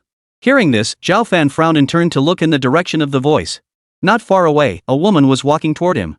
She swayed her hips and walked with exaggerated grace, her makeup thick and heavy. Though still several meters away, the pungent scent of perfume already assaulted his senses. She wore a low-cut top and a short skirt, revealing nearly everything she could. Her face bore the hallmark features of a social media influencer, a pointed chin like a snake spirit. Clearly the work of a skilled plastic surgeon. Zhao Fan narrowed his eyes, taking a moment to recognize her. You're Gao Shuang? Oh my, what a surprise. I never thought you'd still recognize me. Gao Shuang feigned surprise, giving Zhao Fan a once-over with a look of disdain. Zhao Fan, I never imagined you'd actually show up. How childish. Haven't you seen this fancy hotel? Everyone here at the reunion is someone with status and capital. What are you, a penniless nobody, doing crashing this party? Do you seriously think this is about reminiscing about old school days? Shouldn't that be the point? Zhao Fan frowned and retorted, showing no sign of being bothered by her mockery. He couldn't care less about such insignificant people. Haha, Zhao Fan, what can I even say about you? Gao Shuang let out a shrill laugh, staring at Zhao Fan for a few more seconds before continuing. You dress the part, looking all human-like, but hey, no money means no money. You can't fake it. Fake is fake, and it'll never be real. Zhao Fan raised an eyebrow, unable to suppress a wry smile. His eyes lingered briefly on her chest and chin before he spoke. You're absolutely right about that. Fake is fake, and it'll never be real. Gao Shuang froze, unsure what he meant. Why was he suddenly siding with her? But soon, she noticed his gaze and instantly flew into a rage. Zhao Fan, you. She stamped her foot, glaring at him with clenched teeth. This plastic surgery ordeal had always been his Achilles heel. And precisely because of it, many of the sugar daddies she'd worked so hard to reel in had dumped her. The atmosphere fell silent for a moment. Moments later, footsteps echoed as several classmates arrived one after another nearby. Seeing this, Gao Shuang's eyes lit up instantly, and she perked up. He strode forward, exchanged pleasantries with the classmates, and then steered the conversation toward Zhao Fan. Only then did the others notice Zhao Fan's presence. Under Gao Shuang's lead, they all began to mock him. What a bummer. You come to a class reunion and run into someone like this. Zhao Fan, man, we're not kids anymore. What were you thinking? Is this really the kind of place you should be showing up at? Looks like this kid's still stuck in his school days. Everyone knows his background. Back then, his family was too poor for him to finish school. Now he's probably here to broaden his horizons. The words fell, and the group erupted in laughter. Zhao Fan swept them with a cold glance, unfazed. Seeing him stay silent, his classmates grew even more heated, their voices rising louder, each afraid to be outdone. Heh, now you know the gap between us.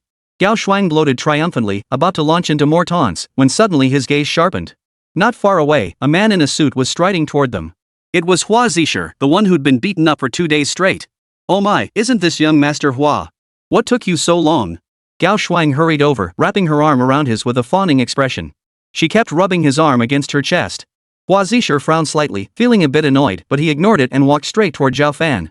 Seeing this, Gao Shuang's eyes lit up. She dashed to Zhao Fan's side and snapped, "Are you blind? Young Master Hua is here, and you don't even greet him?" Before she could finish speaking, a large hand struck her across the face. The force sent her tumbling backward. "How dare you? Who do you think you are, telling Mr. Zhao what to do?" Hua Zisher barked coldly, then turned to face Zhao Fan. He bowed deeply and said respectfully, "Mr. Zhao, they are ignorant. I apologize on her behalf." Chapter 22, Public Humiliation. What the hell? The sudden reversal left everyone frozen in place. Eyes widened in disbelief, faces plastered with 1,000 question marks. Wazishi, are you out of your mind? Why did you hit me over something like this? Gao Shuang finally snapped out of it, clutching his swollen cheek as he shouted angrily. She couldn't comprehend why Hua Zisher would actually strike someone they'd mocked as a worthless piece of trash. Hit you? If you dare be insolent again, I'll hit you again, you believe me. Hua Zisher spun around abruptly, his face twisted with fury. The ferocity and madness in his expression made Gao Shuang involuntarily take a few steps back. She obediently shut her mouth, not daring to utter another word. The other students stood dumbfounded, utterly bewildered by the turn of events. For a moment, the scene fell silent. The two groups stood clearly divided, separated by several meters. It felt less like they were attending the same class reunion and more like two opposing sides preparing for battle. Time ticked by, yet not all classmates had arrived. These people remained standing at the entrance, showing no intention of going inside. Amidst the waiting, footsteps echoed through the air. A young man, decked out in designer labels and wearing a defiant expression, approached surrounded by several henchmen. He was fairly handsome, though his lip was slightly swollen. It was Xiang Hanfei, the man whose teeth Zhao Fan had knocked out yesterday at the entrance of the Pearl Jade Pavilion. Spotting him, Gao Shuang's eyes lit up instantly. He promptly abandoned his classmates and rushed over to greet Xiang Hanfei once more. "Oh my, Mr. Xiang, you're finally here. Everyone's been waiting for you. It's been years since we last met, yet you're still so handsome." Her shrill voice dripped with flattery, sending shivers down one's spine. But Gao Shuang herself remained completely oblivious, instead stepping forward to drape her arm around his. After all, Xiang Hanfei's family background was far superior to Hua Zisher's. Back in school, he was always driving around in fancy sports cars. If she could hook up with a rich second generation like this, she'd probably be set for life. Facing Gao Shuang's flattery, Xiang Hanfei didn't refuse. He let her wrap her arm around his, secretly enjoying the attention. The other classmates didn't want to be outdone either, all chiming in to greet Xiang Hanfei. He adopted a boss-like demeanor, waving his hand in acknowledgement. "Stop standing around at the door, let's go inside." He swept his arm dramatically and led the way inside. However, after climbing just a few steps, his gaze suddenly flickered to the side, catching sight of Zhao Fan. A flash of displeasure and resentment surged in his eyes. Simultaneously, he felt a dull ache in his cheek and teeth. "Damn it, you actually dared to show up? Then I'll have to teach you a lesson." The thought flashed through his mind as he immediately signaled to Gao Jing with a glance, motioning for her to step aside. Then, turning to his henchman, he whispered, "Go get Lu Liang over here. Tell him I called him over. He's here to help me vent some steam." Lu Liang? The henchman's heart skipped a beat at the name. That was a big shot in the underground world. What did he want with him? This was supposed to be a class reunion. Were they going to start a fight? Seeing his subordinate frozen in place, Xiang Hanfei's expression darkened instantly. "What are you standing there for? Hurry up and go." "Ha? Ah. Okay, I'll go right now." The underling hesitated briefly before breaking into a run, heading off to summon reinforcements. Watching the henchman leave to gather reinforcements, Xiang Hanfei felt his confidence surge. He shot Zhao Fan a cold, mocking glance. "Kid, I really underestimated you. You actually had the nerve to show up. Why don't you take a good look in the mirror and see what you look like? Is this even a place you should be? You're nothing but a useless piece of trash." Hearing this, Zhao Fan's expression remained unchanged. He stared back with an odd smile. Then he spoke up, "Shouldn't you be the one looking in the mirror? You should check if those teeth the dentist fixed for you even fit right. You. Xiang Hanfei's face froze instantly. He knew exactly what the other man meant. His expression shifted for a moment before he ultimately decided to wait for Lu Liang to arrive. Taking a deep breath, he pointed at Zhao Fan and threatened. Fine. You think you're so tough? Just you wait, let's see how long you can keep it up. With that, he turned and strode inside without looking back. Seeing the two clash, the crowd grew even more skeptical of Zhao Fan. They all shot him a cold stare before quickly following Xiang Hanfei inside. Inside the luxurious private room, Xiang Hanfei settled comfortably into the best seat. Like a host, he gestured for the other students to take their seats. Like madmen, they scrambled desperately to squeeze beside Xiang Hanfei. But it was no use, some had already staked out the prime seats, plopping down the moment they entered. The rest could only reluctantly take seats elsewhere. My, young Master Xiang, you're becoming more and more distinguished. Yeah, Mr. Xiang, have you been doing even better these past few years? We're all classmates here. If you have any good projects, bring us brothers along for the ride. With your connections, even the crumbs that fall through your fingers would be enough to feed us all. The group chattered incessantly, vying to shower Xiang Hanfei with flattery. Fearing they might fall behind and fail to leave a lasting impression on him, Xiang Hanfei felt immensely pleased with himself, waving his hand grandly. Just as he was about to speak, footsteps echoed at the private room door. Zhao Fan strode in, Hua Zisher following behind with utmost respect. The crowd turned to look. Upon recognizing him, their lips curled in disdain. Contempt was written all over their faces, and they couldn't be bothered to acknowledge him. They treated him as if he were invisible.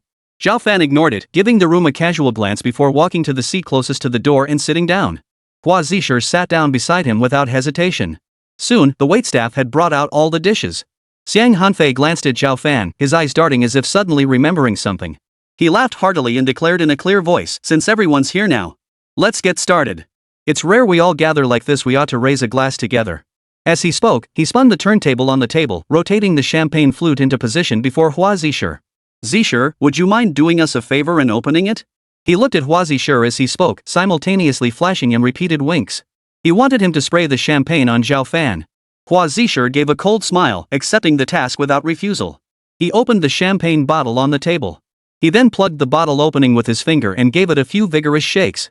Seeing this, a flash of smug satisfaction crossed Xiang Hanfei's eyes.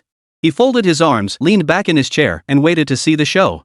But then, in the next instant, a sudden change occurred. Hua Zisher stopped shaking the bottle and immediately released his fingers.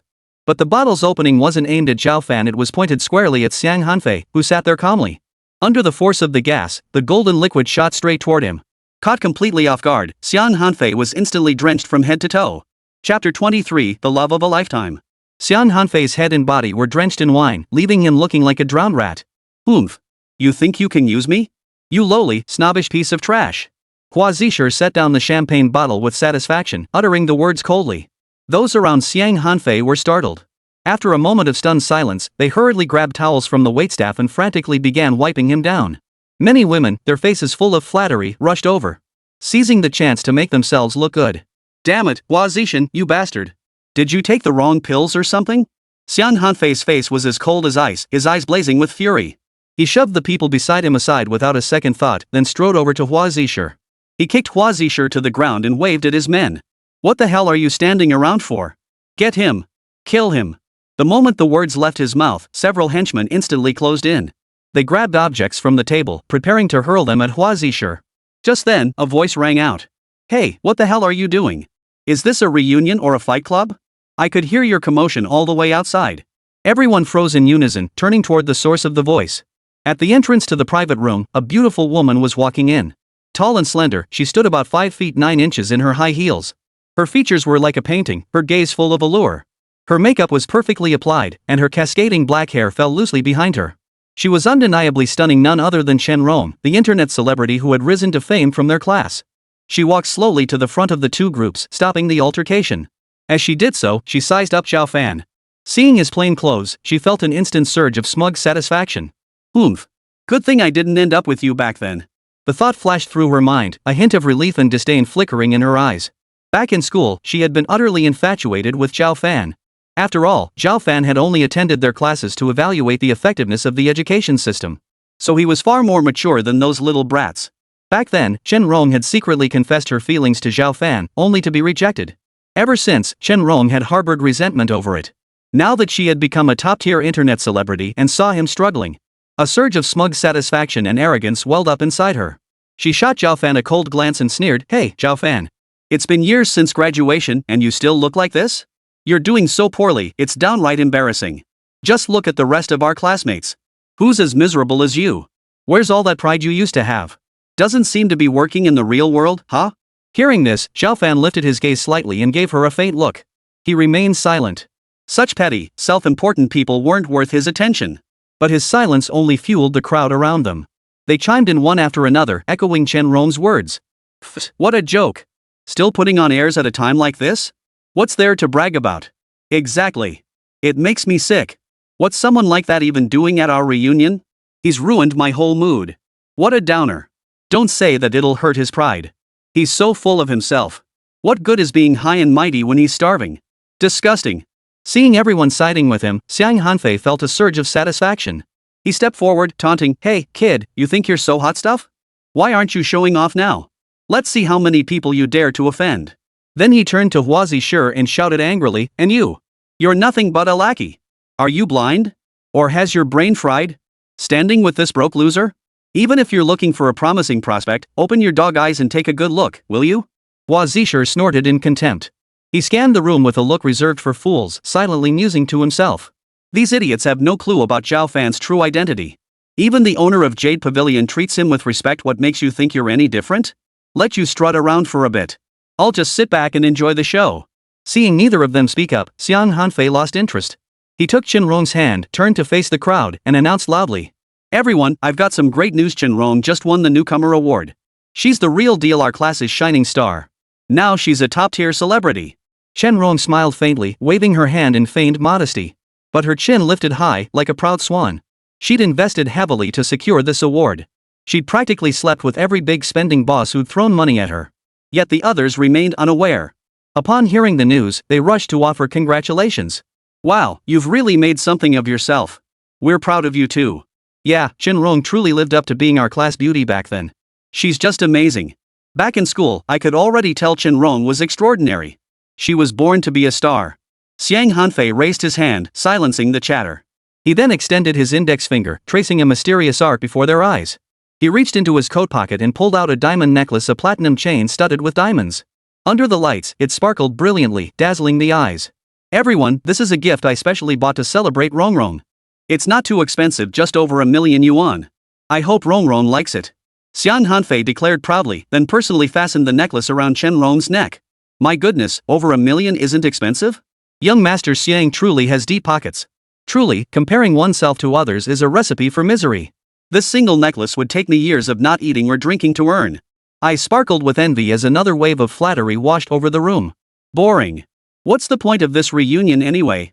Zhao Fan shook his head, feeling rather disenchanted, and muttered under his breath. He rose and headed for the door, preparing to leave. A few sharp-eyed classmates noticed the scene and, eager to grab Xiang Hanfei's attention, seized the chance to mock him. "Oh my, looks like someone can't take it anymore. Can't stick around, ready to leave. Heh, finally showing some self-awareness. Guess seeing this necklace hit you hard. Of course he is. We'd all be devastated, let alone him. Just this one necklace could earn him enough to last several lifetimes." Zhao Fan ignored them completely, walking leisurely toward the door. But after taking just a few steps, the private room door swung open. A man in a suit walked in, scanning the room. Spotting Zhao Fan approaching, he stiffened. He hurried forward and presented a gift box with both hands. "Mr. Zhao, I'm Secretary Yan Wen, working for President Yan. This is the love of a lifetime ring you ordered. I brought it personally for you to see if it meets your expectations." He opened the box, revealing a ring with a large diamond that sparkled brilliantly. It stunned everyone present. Chapter 24, The Boss's Big Brother? Zhao Fan lowered his gaze slightly, gave it a casual glance, and nodded in satisfaction. He reached out to take the ring and casually slipped it into his pocket. He then turned to his secretary and asked, "Alright, not bad. How much?" Well. Hearing this, the secretary's face turned extremely awkward. After all, Yanwen had specifically instructed him before coming that it would be best to give it away without charging anything. "Don't hesitate. Just tell me. I'll definitely pay for it." Zhao Fan spoke again, his voice not loud, yet the secretary felt as if a mountain had suddenly crashed down upon him. An inexplicable pressure made it hard for him to breathe. Without hesitation, he quickly replied, "Mr. Zhao, 100 million yuan should suffice. I truly dare not accept any more."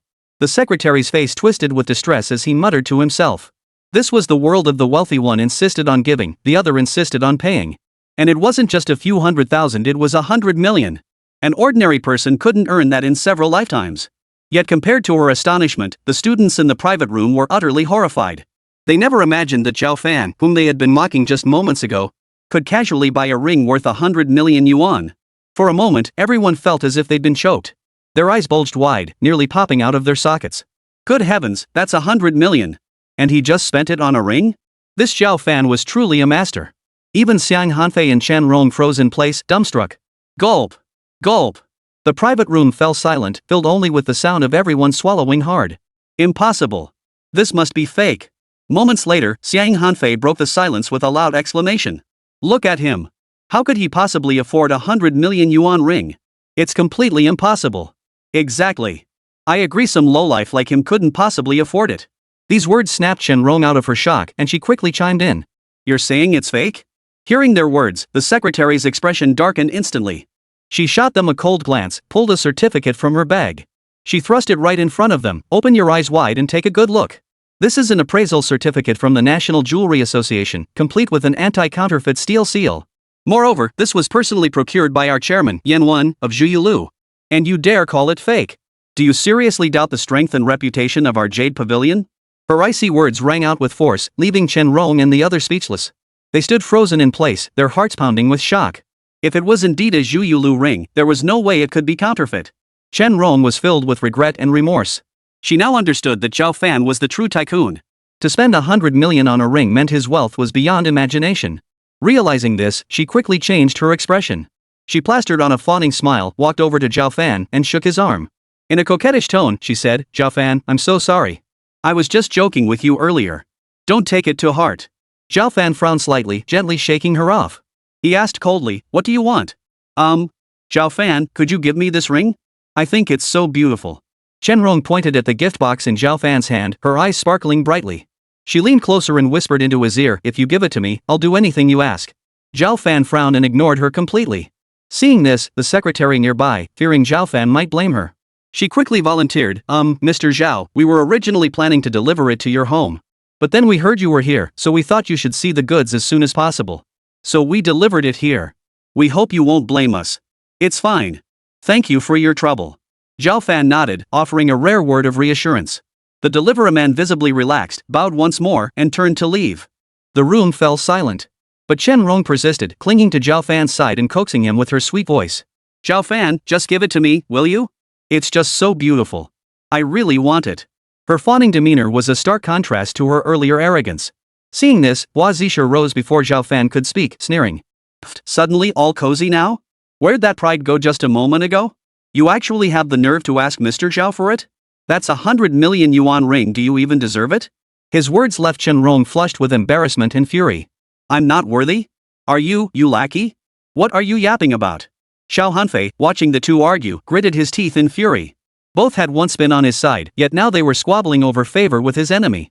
Just as his anger peaked, the private room door was kicked open. A group of men stormed in, each wearing a menacing expression. There were over 20 of them. Leading them was a middle-aged man with a buzz cut, his eyes blazing with menace. It was none other than Lu Liang of the underground underworld. Spotting the new arrivals, Xiang Hanfei's heart leapt with joy. He hurried forward to greet them. He said with a fawning expression, Brother Liang, you're finally here. You've got to help me get even. No problem. Who crossed you? Lu Liang took a deep drag on the half-smoked cigarette dangling from his lips and asked arrogantly. It's him, Brother Liang. Kill him for me. Xiang Hanfei pointed at Zhao Fan, his face twisted in fury.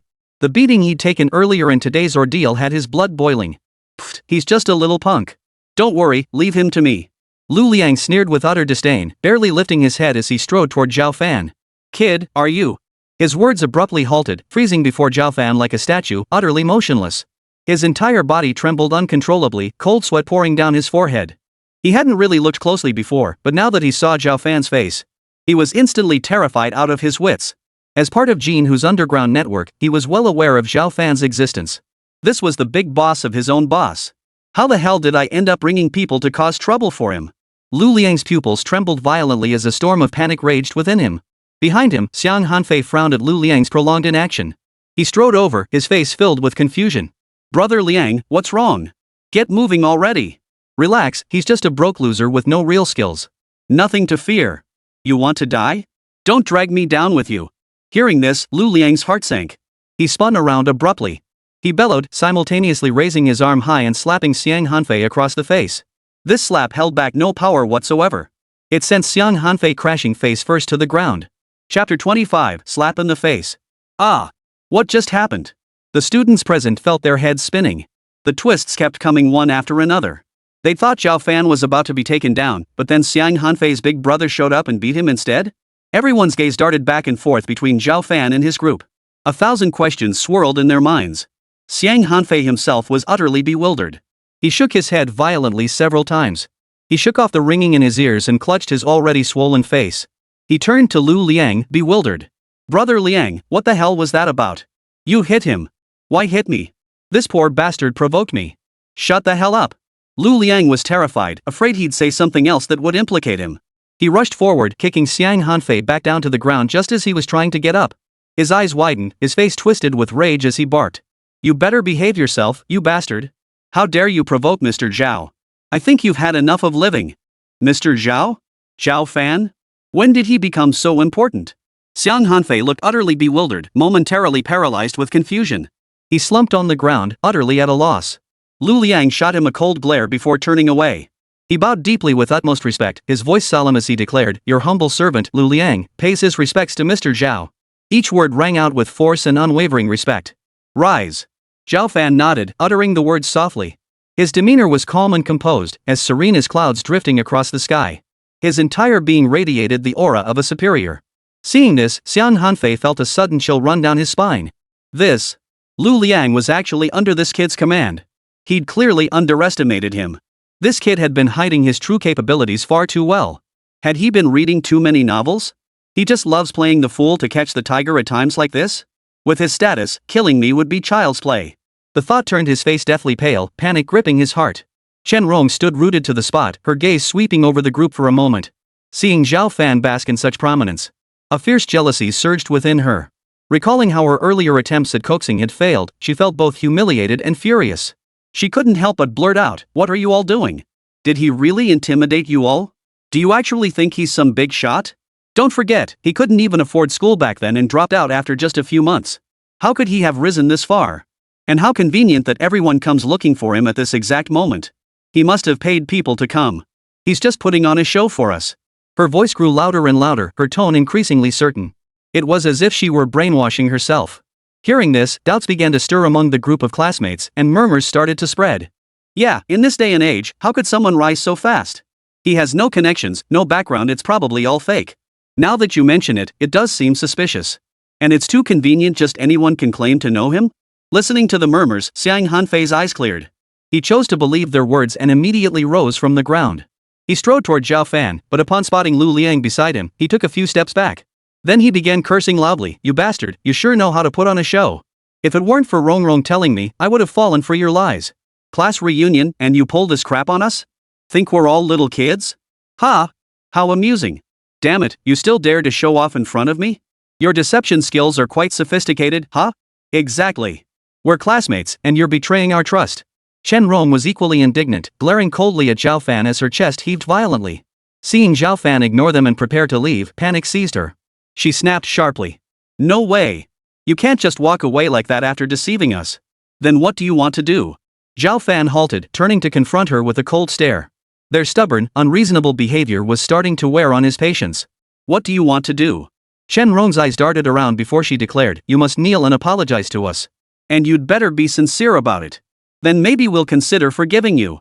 Kneel and apologize? Lu Liang's heart sank instantly. He stole a glance at Zhao Fan. He strode forward, glaring at Chen Rong and the other, warning them loudly. I advise you to behave yourselves and not get too cocky. Show Mr. Zhao any more disrespect, and don't blame me for being rude. His icy words carried an almost palpable threat. Chen Rong and Xiang Hanfei both felt a chill run through them. They exchanged a glance and fell silent. Though they suspected Lu Liang had been hired by Zhao Fan, these henchmen were very much present and real. If they truly angered them, a beating seemed inevitable. With this thought, both lowered their heads and fell silent. Zhao Fan gave them a casual glance, shook his head slightly, and strode away. Lu Liang's heart sank. He quickly fell into step beside him with respectful deference. He followed him all the way out of the private room. Outside the private room, Zhao Fan strode purposefully toward the exit, Lu Liang walking beside him with a bowed posture. His lips kept moving, glancing at Zhao Fan several times, as if he wanted to speak but held back. If you have something to say, just say it. The casual words struck like thunder, causing Lu Liang's body to jerk violently. Seconds later, he snapped back to reality, his forehead already drenched in cold sweat. He hurried to the side, bowed deeply, and remained prostrate for a long while. Mr. Zhao, it was my mistake today. I didn't know it was you. Even if you gave me 100 guts, I wouldn't dare come looking for trouble. That Xiang Hanfei's father had some connection with me in the past, which is why I came. As for him personally, he's nothing but a spoiled brat. I have nothing to do with him. Each word trembled slightly, tinged with utter terror. Ignorance is no excuse. Zhao Fan lowered his gaze slightly, giving him a faint glance before speaking softly. To Lu Liang's ears, those few simple words sounded like heavenly music. But before he could breathe a sigh of relief, a voice of authority rang out once more. But this is a one-time exception. Certain things must never happen again. Aiding tyranny, acting as a tiger's lackey both deserve death. The words, spoken with apparent calmness, felt like a howling cold wind rushing toward Lu Liang. His body shuddered involuntarily, cold sweat instantly soaking through his clothes. The posture he had just begun to straighten bowed low once more. He pledged in a low voice, I remember, Mr. Zhao. There won't be a next time. Henceforth, I shall follow your lead and obey your every command. No reply came. Only the faint echo of footsteps filled the air, each step sounding like a heavy hammer. Each one pounded heavily against Lu Liang's heart. Only when the footsteps faded into the corridor did Lu Liang dare lift his head. His face was deathly pale, beads of sweat the size of beans rolling down his cheeks. Chapter 26, Stepmother Wang Qin. Emerging from the dining room, Zhao Fan glanced left and right. He then headed toward the parking lot. However, after taking just a few steps, an extremely jarring roar of an engine erupted beside him. Before he could even look up, an orange Lamborghini roared toward him. It slammed on the brakes, coming to a screeching halt just before him. Zhao Fan frowned and looked up. The engine slowly cut off. The door opened and a woman wearing sunglasses stepped out. She walked right up to Zhao Fan and removed her sunglasses. She appeared to be around 40, but she was exceptionally well preserved, her skin almost indistinguishable from that of a girl in her 20s.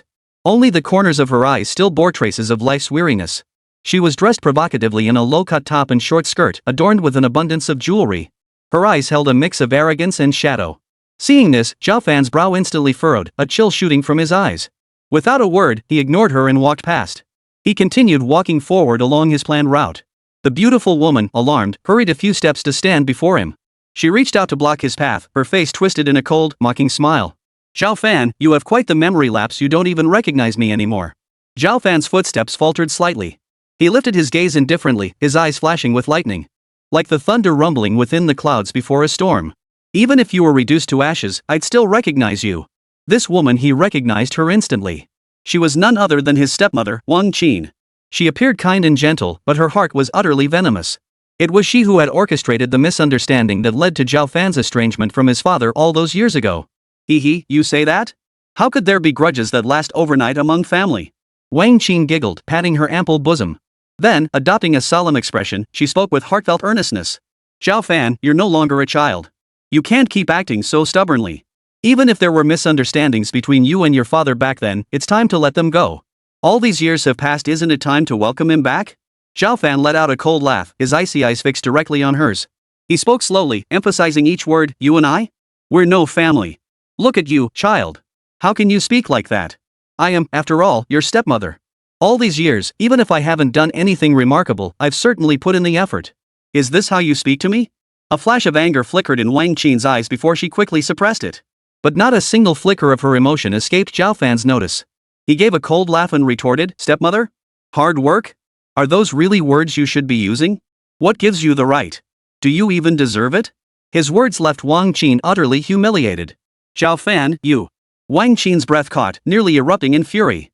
But she took several deep breaths, forcing her anger back down.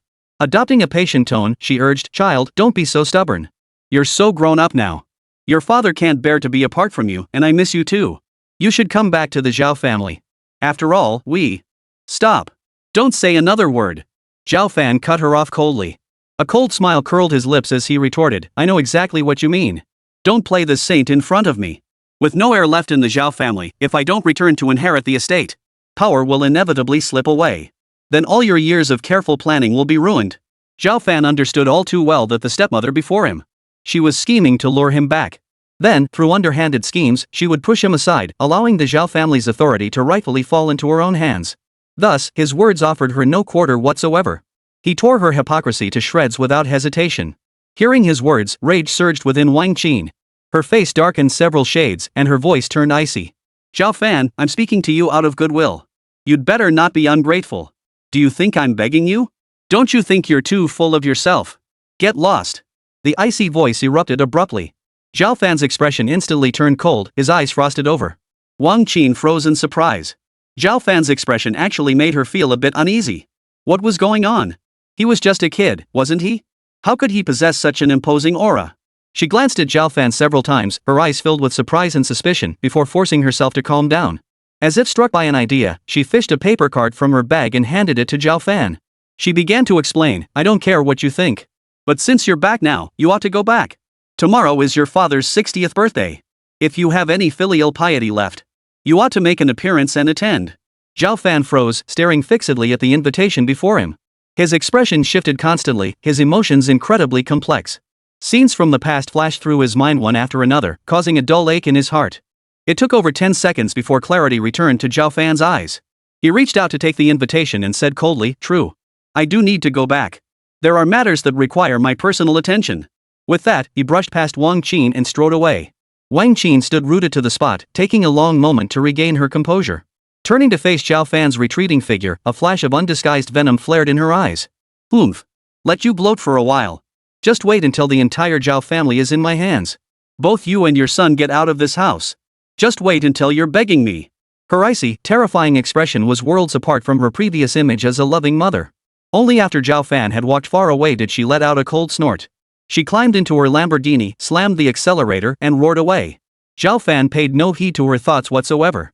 He was just a nobody, an easy target to brush aside. He walked to the parking lot, got into his car, and sped straight toward his residence. Back home, Sun Ruoyun sat in the living room, staring at her phone. Seeing him return, she quickly stood up to greet him. You're back.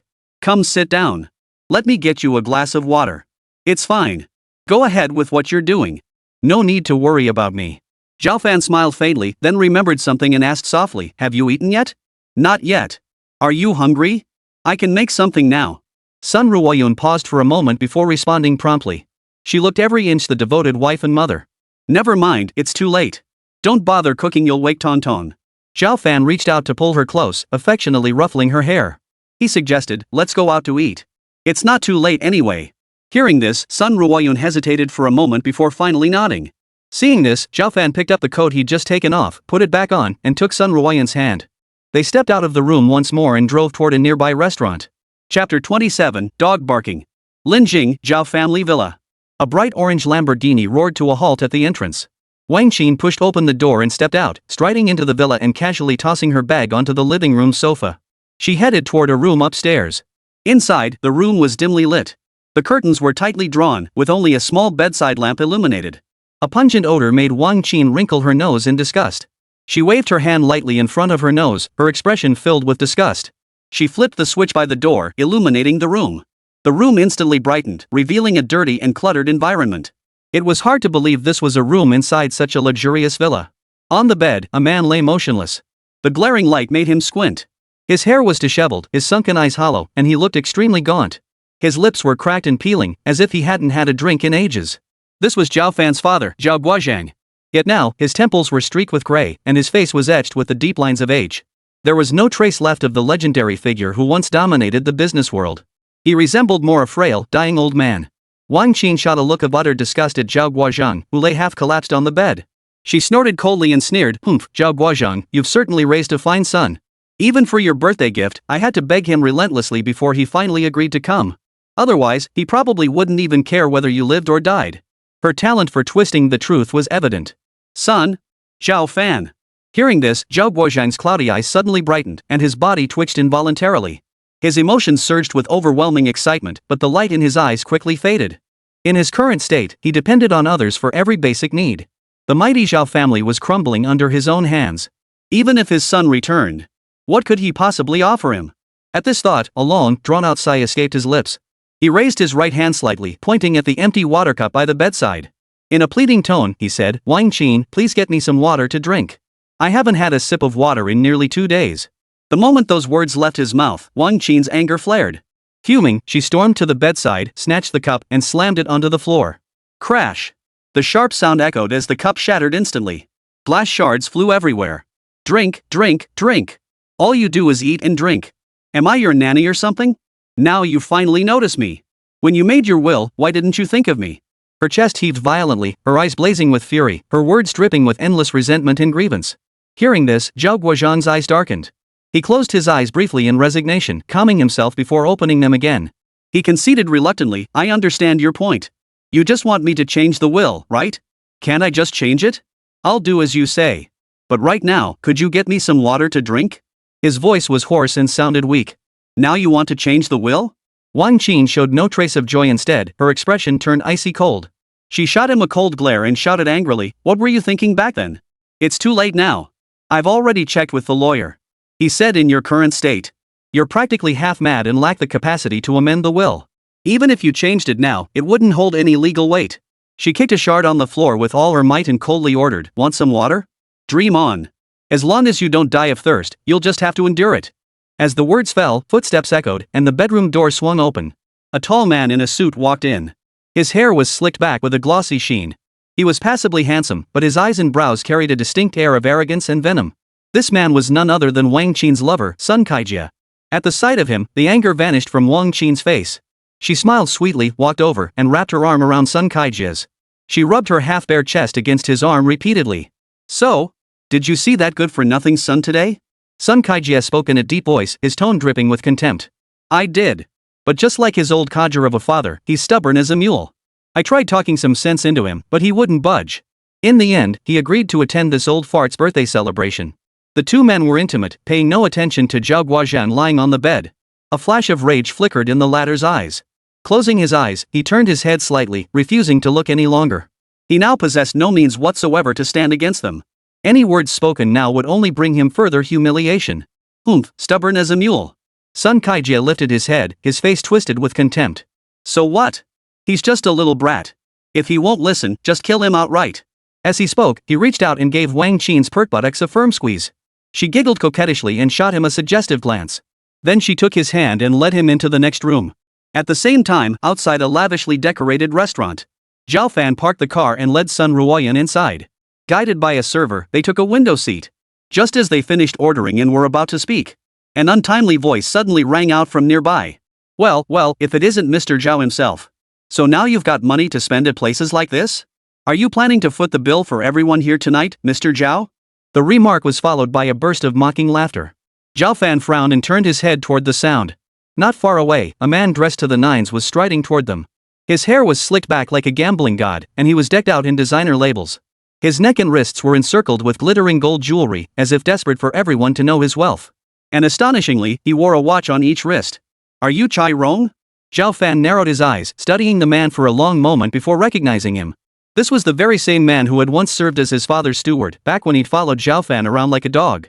He'd constantly fawned over him, asking after his well-being and groveling obsequiously.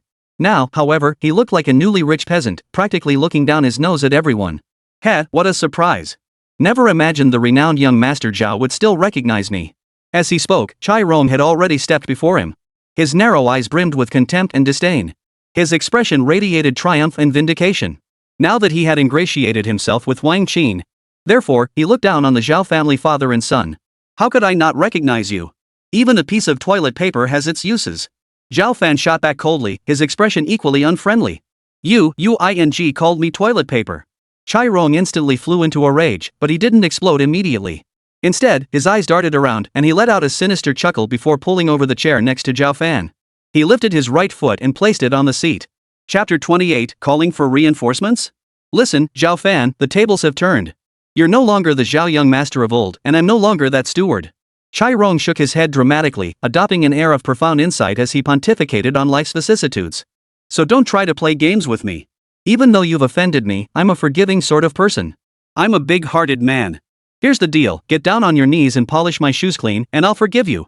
From now on in Linjing, I'll be your protector, ha ha ha.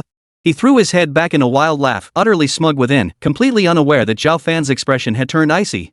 The moment his laughter echoed, Zhao Fan's left foot shot out like lightning. He delivered a powerful kick to the chair beside him. The chair, which Chai Rong was standing on, instantly shot up his thigh and hurtled toward his groin. Pop! The sound of an egg shattering echoed. Ah!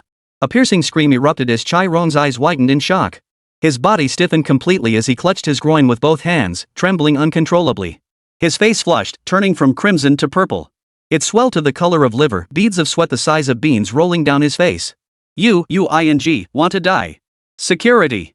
He shouted hoarsely, his voice trembling with effort. The words barely left his lips when a clatter of footsteps echoed through the room.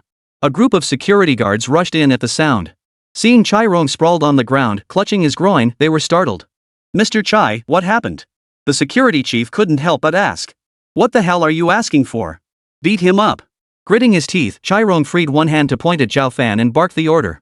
Since rising to prominence, he had frequently patronized this establishment, so the security naturally sided with him.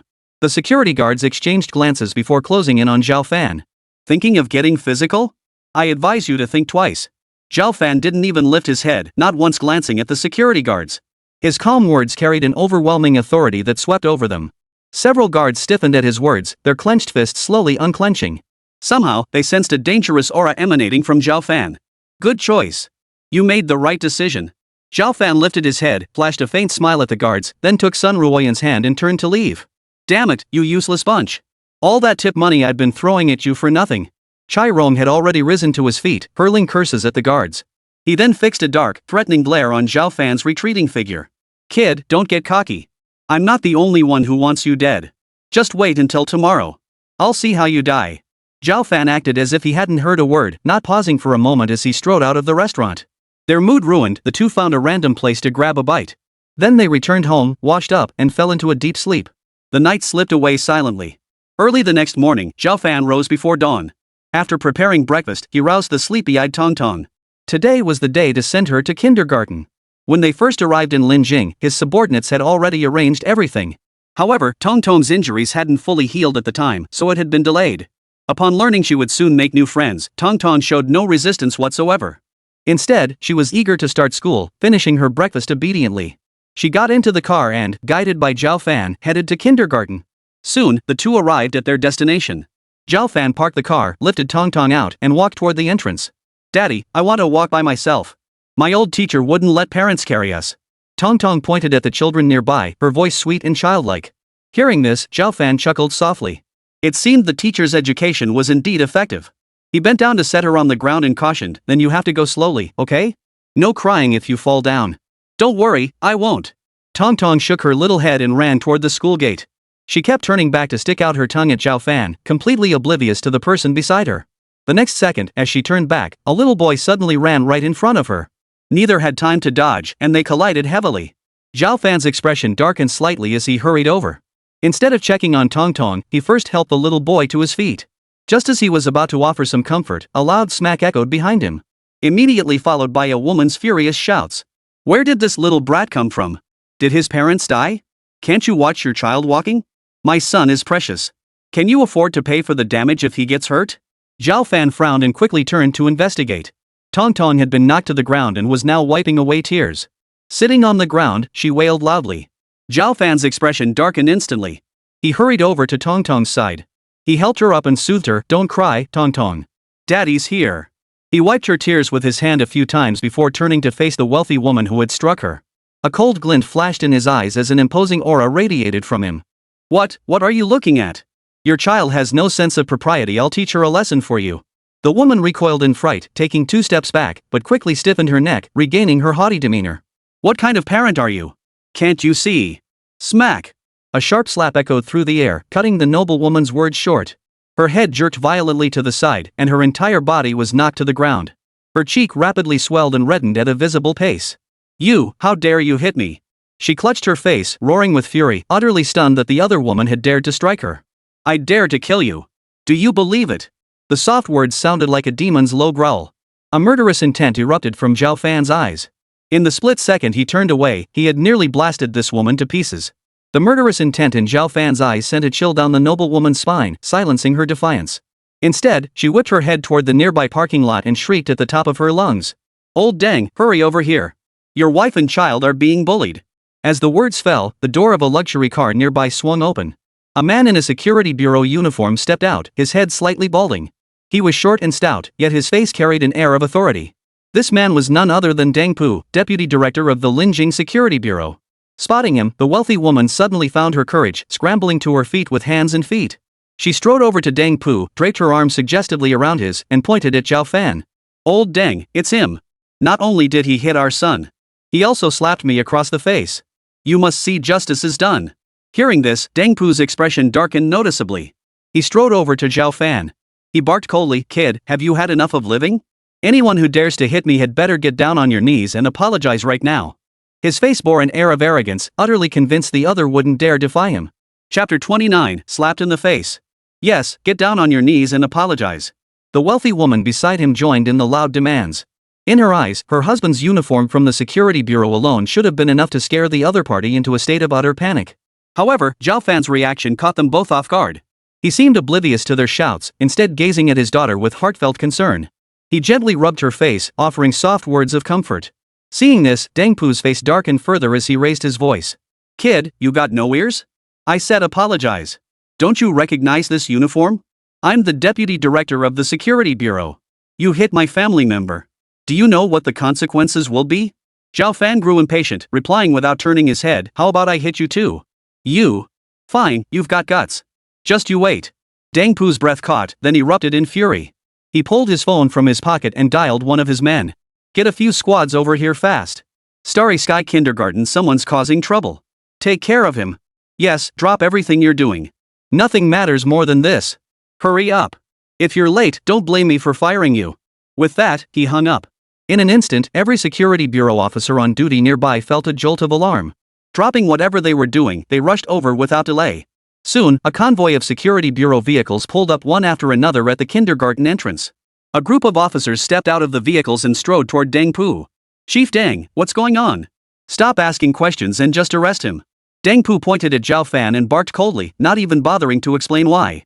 Several officers immediately stiffened, hesitating not a moment as they closed in on Zhao Fan. "Kid, cooperate now and come with us. Otherwise, you'll suffer more." The lead captain's face darkened as he issued a cold threat. "Abusing public authority for personal gain, you're quite the expert at that." Zhao Fan finally spoke, slowly turning with a gaze as harsh as a winter storm. His cold gaze swept the room as he pulled out his phone and dialed the bureau chief's number. "Starry Sky Kindergarten. I need to see you there within 5 minutes." With that, he hung up the phone. Though brief, those words carried an air of supreme authority. On the other end of the line, in the director's office, Zhang Qinghua answered the call, but before he could speak, those words reached his ears. Instantly drenched in cold sweat, he had no time to think. He tossed the phone onto the desk and bolted out of the office. He hurried to the door, jumped into his car, and sped toward his destination. Kindergarten entrance. Deng Pu looked at Zhao Fan with utter contempt. "Oh my, kid, you actually know how to call people? Well, today I'll give you that chance. I'll see what you've got. In this city, who dares to cross me, Deng Pu?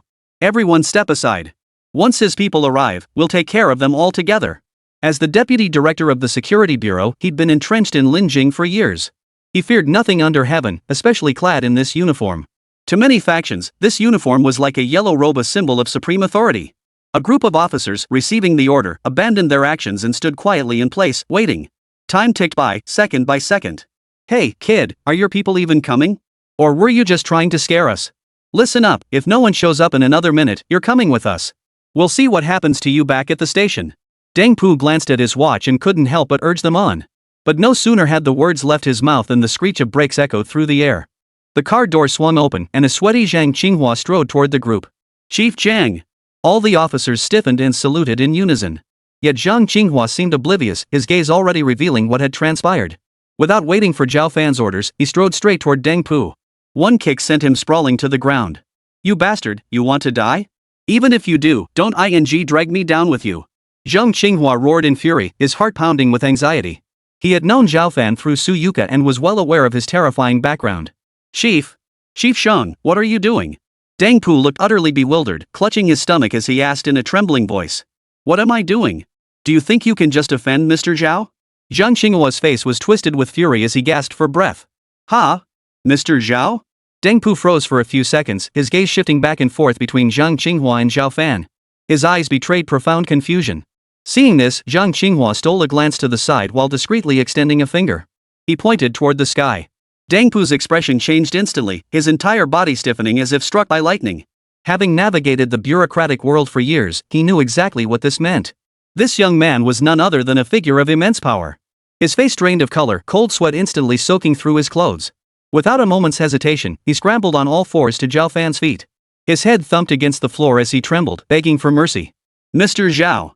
Mr. Zhao, I'm so sorry. I truly didn't know I was offending you. I didn't know who you were. I was blind. Please spare me this once. I know I was wrong. I'll never dare again. Please don't hold this against me. Seeing Zhao Fan unmoved, he quickly raised his hands. He began slapping himself across the face, left and right, without mercy. Smack, smack, smack. A series of sharp slaps echoed instantly through the crowd. Zhao Fan lowered his gaze slightly, casting a faint glance around before finally speaking. As a deputy bureau chief, you abused your power for personal gain, misusing public resources. You may be spared the death penalty, but this cannot go unpunished. Take him away for investigation. Restrain the family members. They are not to leave the borders of the Great Xia Empire until the matter is fully investigated. With that, he turned and walked away. Boom! Deng Pu's mind exploded in a deafening roar, leaving him utterly blank. His entire body shook violently, his heart pounding in terror.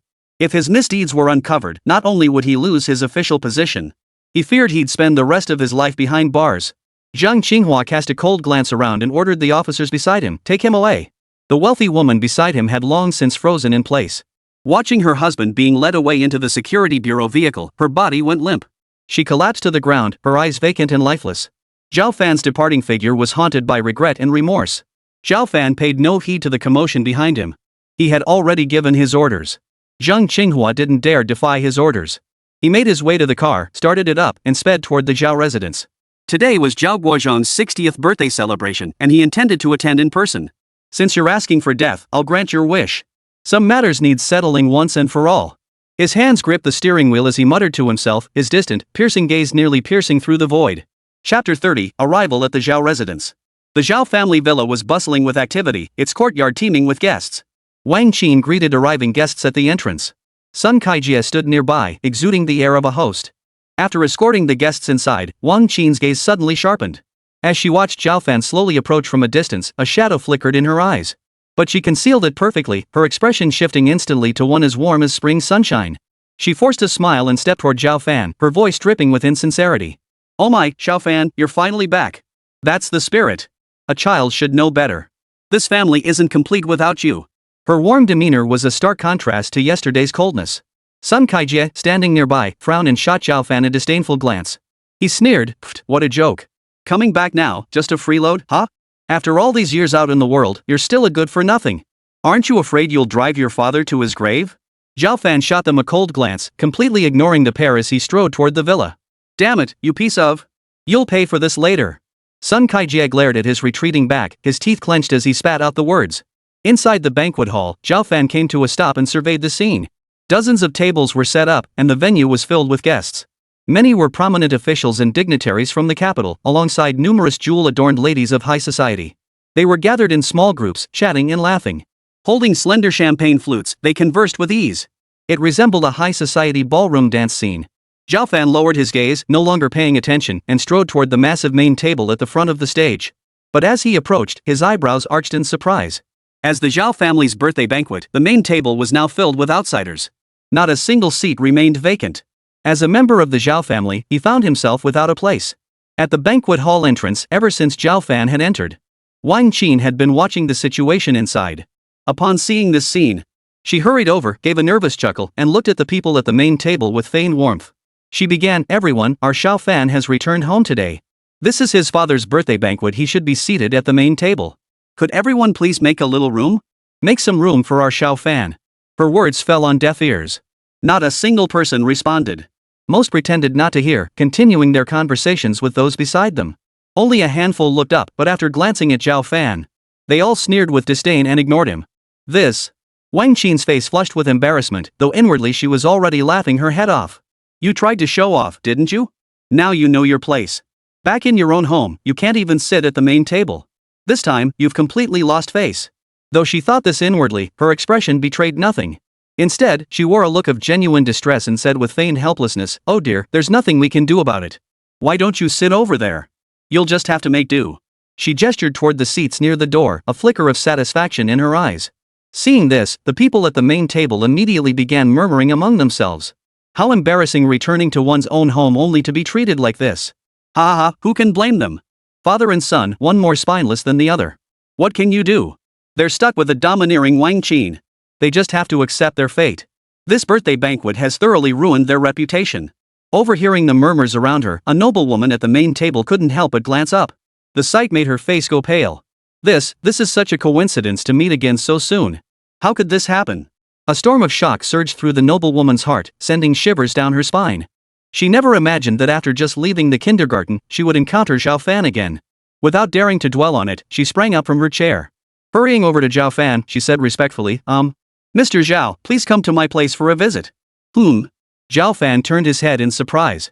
Suddenly it dawned on him this woman was none other than the elegant lady at the kindergarten gate, Mrs. Dengpu. This sudden turn of events caught everyone completely off guard. After a few seconds of stunned silence, they began to speak up in unison. Oh, wait, why bother with him? He's just trash. Exactly. Come back and sit down.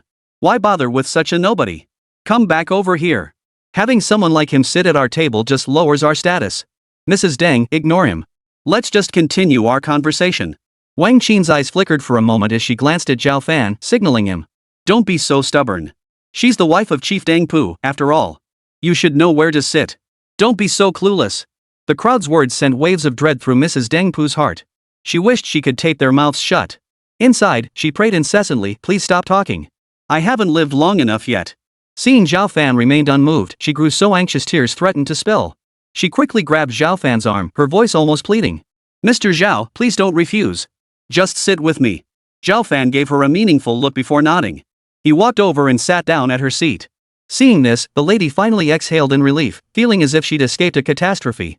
However, the moment Zhao Fan sat down, it instantly drew displeasure from those at the main table. What kind of person is he? Doesn't he know his place? This sort of person just doesn't know their place. How dare they sit with us? They're not worthy. What's gotten into Mrs. Deng? This isn't like her at all. Normally, she wouldn't give someone like this the time of day. Why the sudden change today? Zhao Fan sat quietly in his seat, saying nothing. He hadn't come here to engage in petty arguments with these people. He had far more important matters to attend to. Seeing that most people had arrived, Wang Qin strode onto the stage. After testing the microphone a couple of times, she began, thank you all very much for coming. You are all leaders in your respective fields, and I appreciate you taking time out of your busy schedules to attend my husband, Zhao Guozhang's birthday banquet. On behalf of the Zhao family, I extend our deepest gratitude. She placed her hand over her heart and bowed deeply toward the audience below. Clap! Clap! Clap! The audience erupted in enthusiastic applause. When it came to business acumen and interpersonal skills, Wang Qin truly possessed exceptional talents. Moments later, she straightened up and raised her hand to signal for quiet. Once the applause died down, she spoke again. As you all know, our Zhao family's situation is no secret, so I won't beat around the bush. Guozhang's health has been deteriorating steadily over the past few years and remains quite poor. Chapter 31, on his knees. That's why he's always wanted Zhao Fan to come back. For these past years, I've shouldered the entire Zhao family burden alone. At this point, Wang Qin raised her hand to wipe away tears that weren't even there. After a few sobs, she added with feigned grievance, though my abilities are limited, at least I've been diligent and conscientious. All these years, I've kept the Zhao family afloat and maintained its competitive edge. But that's nothing special. I believe it's simply my duty. She paused, her gaze sweeping past the others to rest on Zhao Fan. Now that Zhao Fan has returned, we had intended for him to take over the Zhao family. But he's still too young and lacks the capability, so, having laid the groundwork, she was about to shift the topic. A voice cut through the air, interrupting her words. Therefore, the Zhao family I've returned to take charge. Zhao Fan sat calmly in his chair, staring directly at Wang Qin with an expression that was neither quite a smile nor quite a frown. This wasn't part of the plan. The sudden turn of events left Wang Qin's carefully prepared words stuck in her throat. She froze like a statue, utterly speechless. Seeing this, Sun Kaijie at the head table abruptly slammed his hand on the table, glaring at Zhao Fan and bellowing. What the hell are you talking about? You just decide to take over like that? You're just a kid who hasn't even grown any hair yet, talking big like that. Do you even have the guts? And when your old man was on his deathbed, why didn't you stay by his side and fulfill your filial duty? Now you come running back to take over? Have you no conscience? His emotions boiled over, his voice swelling until it nearly became a roar. Hearing this, Zhao Fan remained unmoved, his fingers tapping lightly on the tabletop. His tone remained calm as he spoke. It's true that my father and I had our disagreements in the past. But now that the misunderstandings have been cleared up, I will naturally fulfill my duties as a son in the days ahead. As for taking over the Zhao family, that's our family affair. It's none of your business as an outsider. His voice was not loud, yet it was both reasonable and justified, leaving Sun Kaijia speechless. How dare you? Seeing this, a man at the head table slammed his hand down hard on the table. He barked, "You insolent brat! Your own father's birthday banquet, and you dare cause such a scene? Is this your idea of filial piety? What qualifications do you have to take over the Zhao family?" The man's face was thick with fleshy rolls, which jiggled with each angry shout. Dressed head to toe in designer labels, he wore a limited edition Patek Philippe on his wrist. This man was Cheng Xinghai, manager of Gufeng Group. In Linjing City, he was considered a prominent figure. His intervention on Wang Qin's behalf stemmed from their ongoing illicit relationship. Zhao Fan narrowed his eyes, giving him a meaningful look. He snorted coldly and declared, "Another one? I'll say it again. This is our family business. You outsiders, mind your own damn business. How dare you speak to me like that?" Cheng Xinghai instantly flew into a rage. As a prominent group manager in Linjing, he held a position of power and influence, accustomed to seeing only smiles. But now, this young upstart Zhao Fan was confronting him like this, making him feel utterly humiliated. He couldn't help but snap, "You little brat, don't think I don't know what you're thinking. I've seen plenty like you, just another failure who couldn't make it out there. Scrambling back home to inherit the family business, just coasting along until you kick the bucket." Zhao Fan gave a cold laugh, leaning back in his chair. His eyes locked onto the man as he said coldly, "You're an outsider, yet you're so worked up. Anyone with eyes can see what's going on. I advise you to keep your mouth shut. No one here is a little angel. Watch your words, too much talk leads to trouble." As he finished speaking, all eyes turned to Cheng Xinghai. The mockery in their eyes was palpable. Seeing this, Cheng Xinghai flew into a rage, abruptly rising to his feet. Pointing at Zhao Fan, he erupted in a torrent of curses, "You little bastard! Don't you dare make such bloody accusations! You worthless piece of trash, you dare lecture me? Like you're qualified! Whether I'm worthy or not isn't for you to decide, but let me warn you, keep acting so cocky, and watch out for trouble at your company." Zhao Fan no longer looked at him, his interest waning. Arguing with someone like this was a complete waste of time. "Ha! My company running into trouble?" Cheng Xinghai sneered arrogantly, as if he'd heard the biggest joke in the world. "That's hilarious. You think you're threatening me? Like you've got the balls to do that. When I was making my name in the underworld, you were still in your mother's womb. And now you think you can." Cheng Xinghai was spitting fire, ready to unleash a torrent of abuse. But suddenly, the phone on the table rang. He paused, reached out to grab the phone, and snapped impatiently, "What is it? Didn't I tell you not to call me unless it's urgent?" "No, boss, it's an emergency." The secretary's urgent voice came through the phone. "What's the big deal? Why all the panic? I'm still here, what could possibly be so urgent?" Cheng Xinghai stiffened his face and barked back. "But our company's been taken over." "So it's been taken over. What's the big deal?" "What? You said the company's been taken over?" Cheng Xinghai was about to put on airs when he suddenly realized something was wrong, his voice rising several octaves. Everyone nearby jumped in surprise. What the hell is going on? How could this happen so suddenly? There aren't many people in Linjing with that kind of clout. I traced the funds, it was Su Yuka, the chairman of the consortium. The secretary reported the facts as they were. Su Yuka. I have no grudge against him. Why would he suddenly target me? Cheng Xinghai furrowed his brow, utterly perplexed. I haven't offended anyone. Could it be? Suddenly recalling something, he turned to look at Zhao Fan and asked in a low voice. What's your relationship with Su Yuka? We're friends. We do know each other. Zhao Fan's lips curled into a cold smile as he met his gaze and spoke slowly. Smack! Cheng Xinghai's phone instantly fell onto the table, sending a chill down his spine. The more casual Zhao Fan seemed, the more Cheng Xinghai believed he was the one behind it. It was him. Definitely him. How else could it be such a coincidence?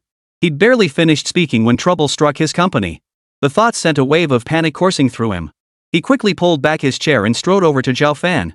With a thud, he knelt on the floor and cried out, Sir, I was wrong. Please give me back my company. I truly regret it, it's the work of my life. Please speak to Chairman Su and ask him to return the company to me, will you? I beg you. Cheng Xinghai banged his head on the floor, his fleshy cheeks jiggling with each thud. All dignity lost, the earlier arrogance vanished without a trace. Zhao Fan leaned back in his chair, tilting his head slightly with eyes lowered. He gave a cold laugh and spoke slowly, I no longer have the authority to decide that. Su Yuka only owed me a favor. Now we're even. If you want it back, go beg him yourself. Chapter 32, Sweeping the Entire Arena. Hearing Zhao Fan's words, Cheng Xinghai froze abruptly. He snapped back to his senses, glaring furiously at Zhao Fan and bellowing, You played me. Zhao Fan responded with a cold smile. Seems you're not entirely stupid after all. You bastard. I'll fight you to the death. Chang Xinghai's rage boiled over. He sprang to his feet and swung his fist straight at Zhao Fan's face. Zhao Fan snorted with disdain, lightly slapping the table with his right hand. His entire body, chair and all, slid backward several meters, narrowly evading the blow. Then, his right foot shot out like lightning, delivering a heavy kick to Chang Xinghai's stomach. Thud. A dull thud echoed as Chang Xinghai flew backward instantly. Like a rolling meatball, he tumbled straight out, finally coming to a halt only when he slammed into the edge of the stage. The scene erupted in an uproar. Wang Qin was startled as well, quickly tossing the microphone aside. She rushed over to help Chang Xinghai up, then shouted at her subordinates. What are you all standing around for? Get over here and get him out of here. What nonsense. Don't let her embarrass herself here. As soon as she finished speaking, several henchmen rushed over and dragged the flailing Chang Xinghai out. The entire banquet hall fell silent in an instant. All eyes turned to Zhao Fan. Zhao Fan remained expressionless, his piercing gaze sweeping slowly across the room before he spoke in a deep voice. Where is my father? Take me to him. How can I not see him at his own birthday banquet? Hearing this, Wang Qin froze, instinctively shifting her gaze towards Sukaijie. The latter understood immediately, chuckling darkly as he rose from his chair. You want to see your father, huh? Fine. I'll take you to him. With that, he turned and strode toward the back courtyard, paying no heed to Zhao Fan. That area was also part of the Zhao family's villa complex, typically reserved for family members' stays. Zhao Fan narrowed his eyes slightly, saying nothing as he lifted his step and followed behind him. Toward the backyard. The two walked one after the other, and in moments, they had entered the courtyard. Upon reaching the living room, Sun Kaijia halted abruptly, turning to face Zhao Fan with a cold sneer. Where's my father? Zhao Fan surveyed the room, his voice icy. Don't be impatient. We'll decide later whether to reunite you two. After all, I'm not sure yet whether your reunion will be above ground or below. Sun Kaijia's eyes glinted with darkness as he spoke coldly. With that, he raised his hand and gave a light pat. Snap snap. A crisp sound echoed as the room's door slammed shut. Immediately, a cacophony of footsteps echoed from all directions. A group of burly men in black appeared in the living room, surrounding Zhao Fan. Each man was solidly built, muscles bulging across their bodies. Their bare arms were covered in tattoos, their faces dark and grim, their expressions terrifyingly stern. These men were all assassins hired at great expense by Sun Kaijia specifically for today. Seeing them appear, Sun Kaijia's confidence soared. He strolled over to the sofa, settled into the most comfortable position, and leaned back. Crossing one leg over the other, he looked at Zhao Fan with the air of a sovereign holding life and death in his hands. He spoke casually, Kid, don't blame us for being ruthless. You've been far too arrogant and incompetent. If not you, then who else should we deal with? Sun Kaijia smirked arrogantly, picked up the water glass on the table, and took a sip. He continued, you see the situation now. You have no choice but to obey me. Want to walk out of here alive? Simple. Just renounce your inheritance, and I'll grant your wish. A cold gleam flashed in his eyes. He'd paid a hefty price for this day. Had Zhao Guozhang not already lost the right to make a will, he wouldn't have needed to go to such lengths. In his view, Zhao Fan had no right to refuse. After all, he'd never met anyone who wasn't afraid of death. Especially not a young man he believed to be clinging to life and fearing death while scheming to inherit the family fortune. Yet Zhao Fan's reaction caught him off guard. He stood there calmly, his expression serene, showing not a trace of panic. Instead, he curved his lips into a sneer, fixing Sun Kaijia with a mocking gaze. He murmured softly, I never knew Wang Qin was such a social butterfly. Even you're under her spell. I've underestimated him. This barrage of sarcasm didn't seem to bother Sun Kaijia in the slightest. Instead, he let out a cold laugh and sneered, go ahead and curse me out now. Anyway, you'll have no choice but to obey me. Your petty rage is nothing but the roar of a powerless fool. I can't be bothered to stoop to your level. After today, you'll be nothing but a broken man. No matter what choice you make, we're no longer on the same level. If you want to survive, you have no choice but to surrender. Is that so? Zhao Fan sneered repeatedly, his face twisted with scorn as he stared at him, speaking slowly. What if I refuse? Refuse? Sun Kaijia tilted his head back slightly, feigning deep thought before suddenly fixing his gaze on Zhao Fan. In a voice deep and ominous, he declared, simple. Refusal means only one path, death. With that, he waved his hand toward the group of black-clad men. Move. The assassins responded without a word, their hands already moving. All hands swept across their waists, and cold steel flashed. Each man now held a dagger in his hand. The group was highly trained, a single glance between them conveyed the signal. Moving silently, the dozen or so men instantly split into several groups, sealing off all of Zhao Fan's escape routes. Then, raising their daggers, they lunged toward Zhao Fan. The swift motion stirred a gust of wind that ruffled Zhao Fan's hair. Yet his eyes shone like stars, their depths flickering with lightning. Facing the onslaught, he stood utterly still, hands clasped behind his back. He remarked calmly, "The force is decent, but the speed falls far short." Hearing this, the group of assassins instantly flew into a rage, feeling their skills had been insulted. Instantly, they redoubled their efforts, preparing to stab the young man before them into a honeycomb. A swarm of burly men surged forward, instantly engulfing Zhao Fan's figure. Sun Kaijie, watching from the side, couldn't be bothered to look. Instead, he sat on the sofa and started brewing coffee. In his eyes, this fight was utterly predictable. He suspected his coffee wouldn't even be finished before Zhao Fan's body was already dealt with. But then, in the next instant, a sudden twist occurred. Surrounded by a group of assassins, Zhao Fan's figure flickered. He vanished from his spot in an instant, leaving only streaks of afterimages as he darted swiftly through the crowd. Each time he passed someone, he reached out and pointed at them. In less than 3 seconds, he returned to his original position. Yet the black-clad figures froze in place, each with eyes wide in shock. The scene seemed frozen in time. A moment later, it felt as though a colossal storm erupted from the center of the crowd. All the assassins were knocked flying backward as if struck by a giant hammer. Chapter 33, Don't Ask for Death. Thud thud thud. In an instant, a series of dull thuds echoed through the living room. Every assassin slammed into the walls, frozen like a tableau for several seconds. Then they slowly slid down, shattering every ornament and chandelier in their path. The room lay in utter chaos, as if a grenade had exploded within it. Yet Zhao Fan, at the very center of the storm, remained completely unscathed. From start to finish, it was as if he had never left. Damn it! What the hell is going on? Sun Kaijie's hand trembled, spilling coffee all over the table. He froze in place, his eyes bulging as if they might pop out. He stared at the scene before him in utter disbelief. Is this even something a human could do? This is magic. He stared at Zhao Fan with equal parts shock and fury, his heart pounding with fear. As he saw Zhao Fan take a step toward him, his heart sank. He quickly sidestepped the sofa and backed away. "You, don't come any closer." What do you want?" All the arrogance vanished from Sun Kaijie's face. His whole body trembled like a newborn chick, terrified out of his wits. "What do I want? Do I really need to ask? You sure talk a lot." Zhao Fan chuckled wryly. How could there be so many idiots in this world? Step by step, he closed in on Sun Kaijie, his aura steadily intensifying. His cold, piercing eyes held a storm of fury. The esteemed imperial tutor, usually the epitome of a Confucian scholar. But don't forget, countless foreign souls had fallen beneath his blade.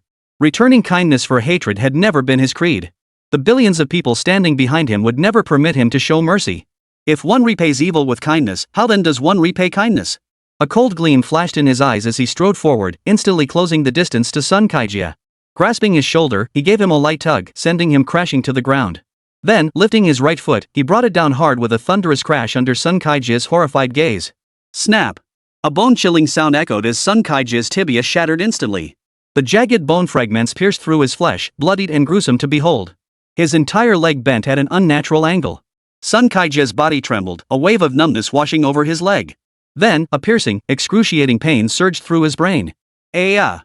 Piercing screams echoed as Sun Kaijie's face turned deathly pale. Beads of sweat the size of beans rolled down his face, quickly soaking the carpet beneath him. His entire body shook uncontrollably as he stared at Zhao Fan in terror. "Devil! He's a devil!" His mind screamed incessantly. His mouth gaped open, yet only hoarse gasps escaped, not a single word could form. Zhao Fan's cold gaze swept over him, devoid of emotion. This was the adult world. When you plotted against others, you had to be prepared for your own fate. His gaze lifted slightly, no longer paying attention to Sun Kaijie. Just as he was about to search for his father's figure, his ears suddenly twitched. A moan drifted down from the floor above. His expression changed instantly. Though so many years had passed, he still remembered that sound vividly. "It's upstairs." His eyes lit up. Without hesitation, he strode up the stairs. Following the direction of the sound, he reached the bedroom door. He took a deep breath and pushed the door open.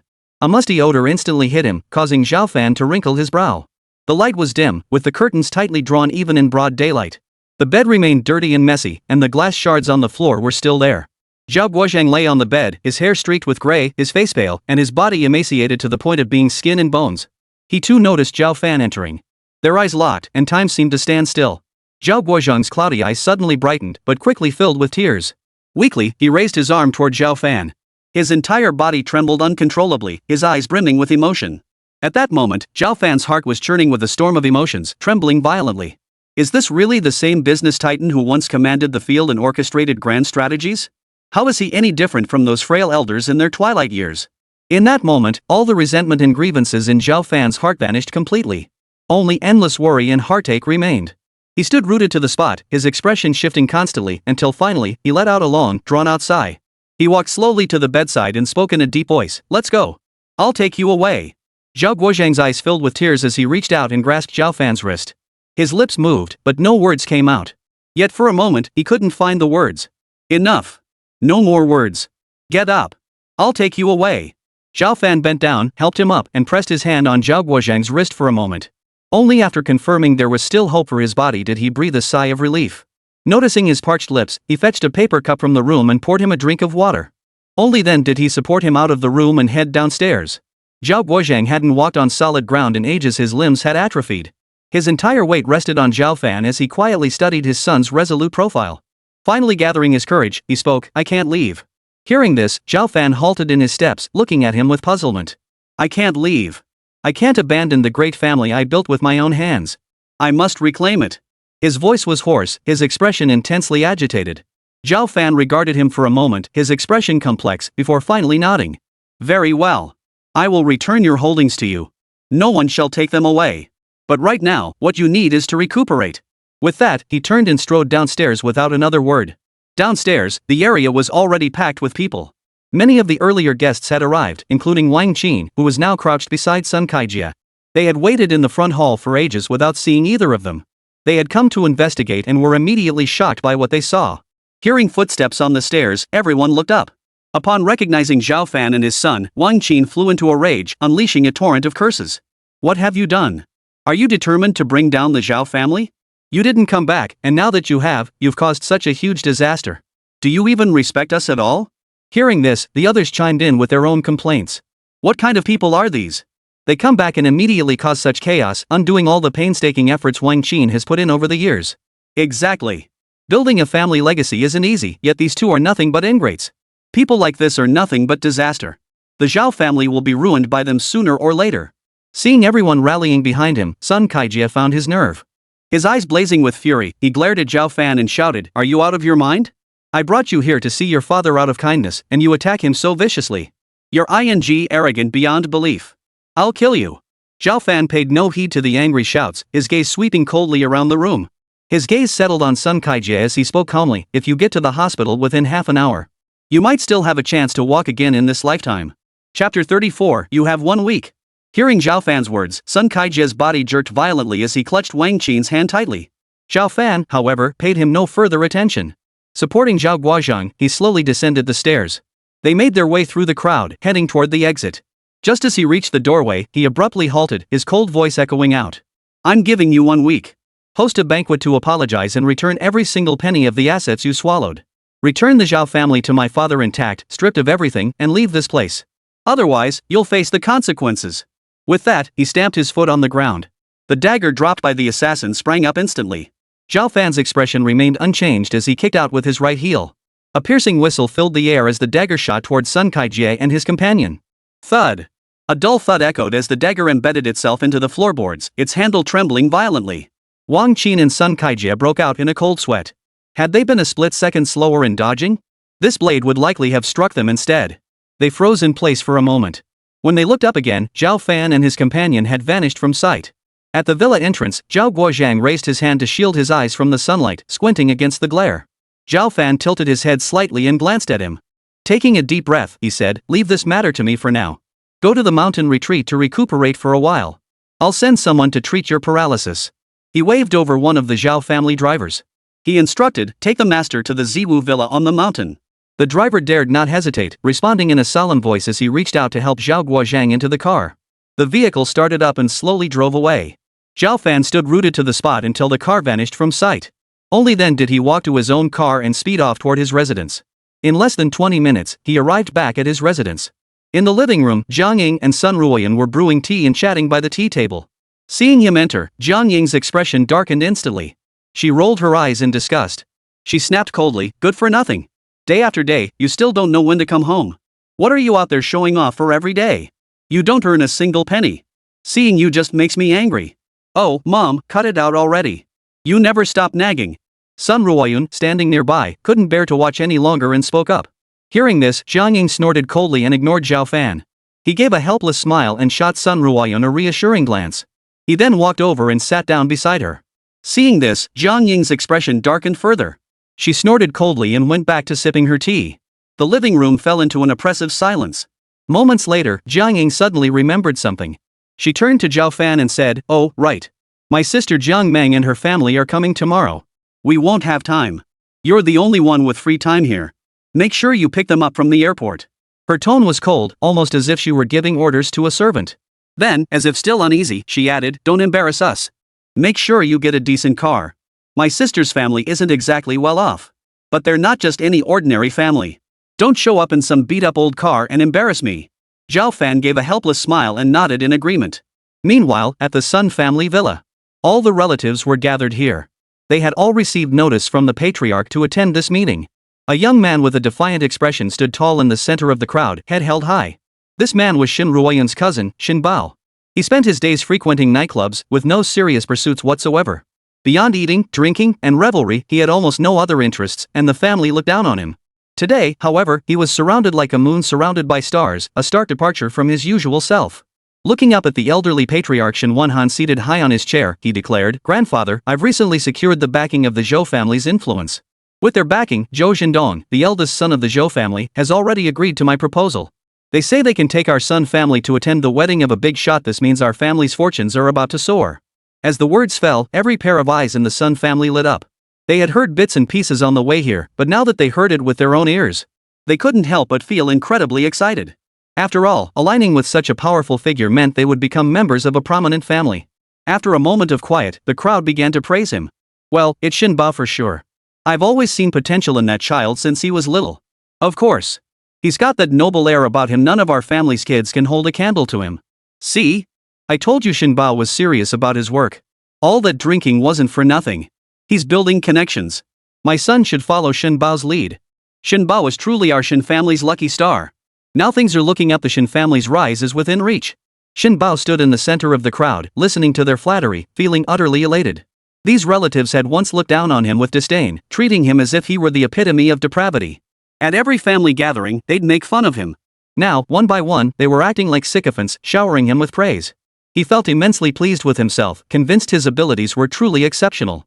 What he didn't know was that Zhou Zhendong had agreed to his request not out of respect for him.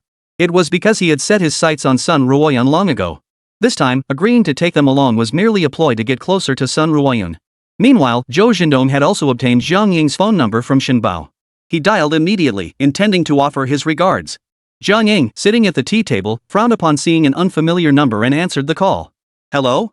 Who is this?" "Oh, it's you, Zhendong? Look at you, you kid.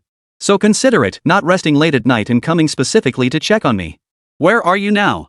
Jiang Ying shed her usual sharpness, becoming unexpectedly warm as she exchanged pleasantries with Zhou Zhendong. She already knew Zhou Zhendong had agreed to bring the Sun family to the VIP wedding. Even without that, the Zhou family was a colossus in her eyes. It wouldn't affect her attitude toward Zhou Zhendong in the slightest. Zhao Fan found her attitude somewhat unbearable and exchanged a glance with Sun Ruoyan. Both shared a helpless smile before rising to return to their rooms to rest. After washing up, Zhao Fan pulled out his phone and sent a message to Su Yuka. He instructed him to prepare a luxury car, then tossed his phone aside and fell into a deep sleep. The night slipped away silently. The next morning, Zhao Fan woke up early. After breakfast, he pushed open the door and stepped out of the villa. The sight at the villa entrance startled him. Parked at the entrance was a stretch Rolls-Royce. Its sleek body, chrome-plated waistline, and gleaming golden phantom emblem on the hood radiated elegance. The entire vehicle exuded an air of solemn grandeur, its opulence radiating from every inch. Chapter 35, The Clown.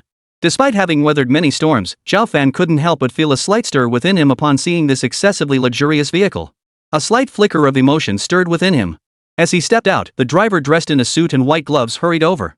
He strode swiftly to Zhao Fan's side, bowed deeply, and presented the keys with both hands. He respectfully stated, "Mr. Zhao, Chairman Su instructed me to deliver this vehicle to you." The driver was utterly shocked inside. As a longtime subordinate to Su Yukik, he knew exactly how much importance Su placed on this vehicle. Unless it was for receiving high-ranking officials, Su Yueka would never dream of using it for ordinary occasions. Yet now, he was handing it over to this young man without hesitation.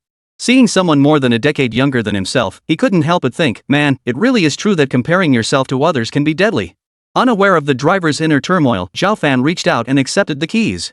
He murmured softly, "Thank you for your hard work." He then stepped past him, opened the door, got in, started the engine, and drove away slowly.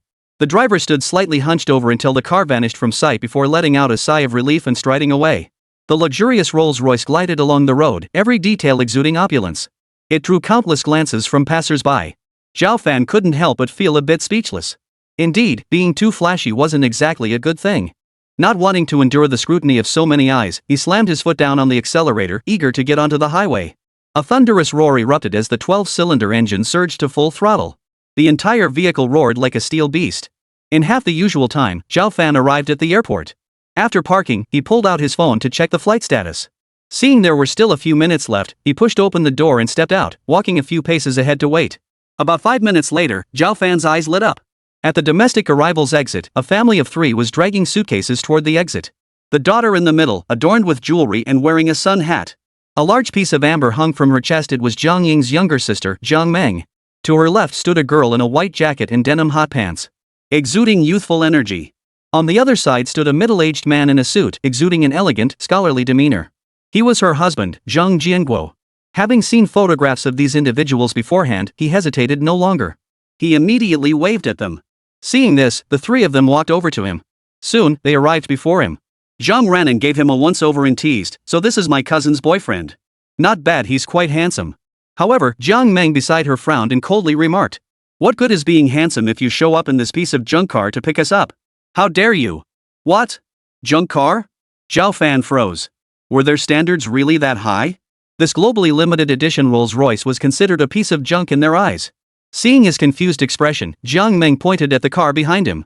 She retorted coldly, "What? Calling your car junk, is that unfair to you?" Hearing this, Zhao Fan quickly turned to look. At the sight, he couldn't help but chuckle. Earlier, he'd thought the exit was a bit far, so he'd walked a few steps. Now he found himself standing right next to a beat-up Jetta. Judging by its appearance, the car had easily clocked over 100,000 kilometers. The dust caked on it was thick enough to ride on. But he didn't bother explaining. They'd find out soon enough once they got inside. Yet to Zhang Meng, his reaction was tantamount to tacit admission. Her contempt grew, and she fired off one sarcastic remark after another. "Pfft, driving this beat-up car here must be such a hassle for you. I bet a tank of gas costs more than your whole car. I'm truly amazed. I have no idea what that girl Ruoyun was thinking.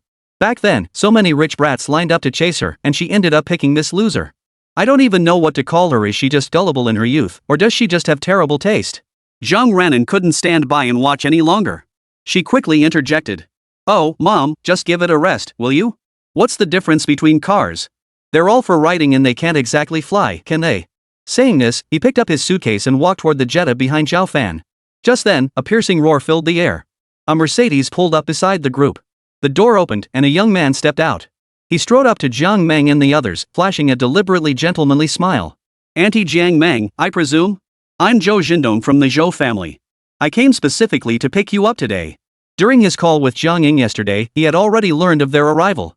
So he'd rushed straight over to curry favor. He had expected to wait a while longer, but this timing was perfect. Hearing his words, Zhang Meng's eyes lit up instantly. Though they weren't from Linjing, they'd heard of the Zhou family's reputation. In their eyes, they were undoubtedly a prominent family. At this thought, his face broke into a broad smile as he spoke in a fawning tone. "Oh dear, you're such a dear. How embarrassing to trouble you like this. We could just take any old cab." "That won't do at all." Zhou Shindong quickly interjected, pointing to his Mercedes. He declared proudly, "I was in such a rush leaving that I didn't have time to pick out a proper car. Just grabbed the Mercedes and came out. Hope Auntie Jiang Meng doesn't mind." "Oh dear, you silly boy, do you really think I'd complain about that?" Jiang Meng patted Zhou Shindong's shoulder warmly. "What does it matter what kind of car it is? It's just for riding. It's not like it can fly or anything. I don't care about that sort of thing." In saying this, he had repeated Zhang Ranan's words verbatim. Hearing this, Zhang Ranan felt incredibly awkward. Jiang Meng, however, didn't seem to mind. She introduced her family members one by one. Zhou Jindong greeted each of them in turn. When he saw the equally stunning Zhang Ranan, a surge of delight filled his heart. "Let's not delay then. Hop in the car quickly, the sun is beating down."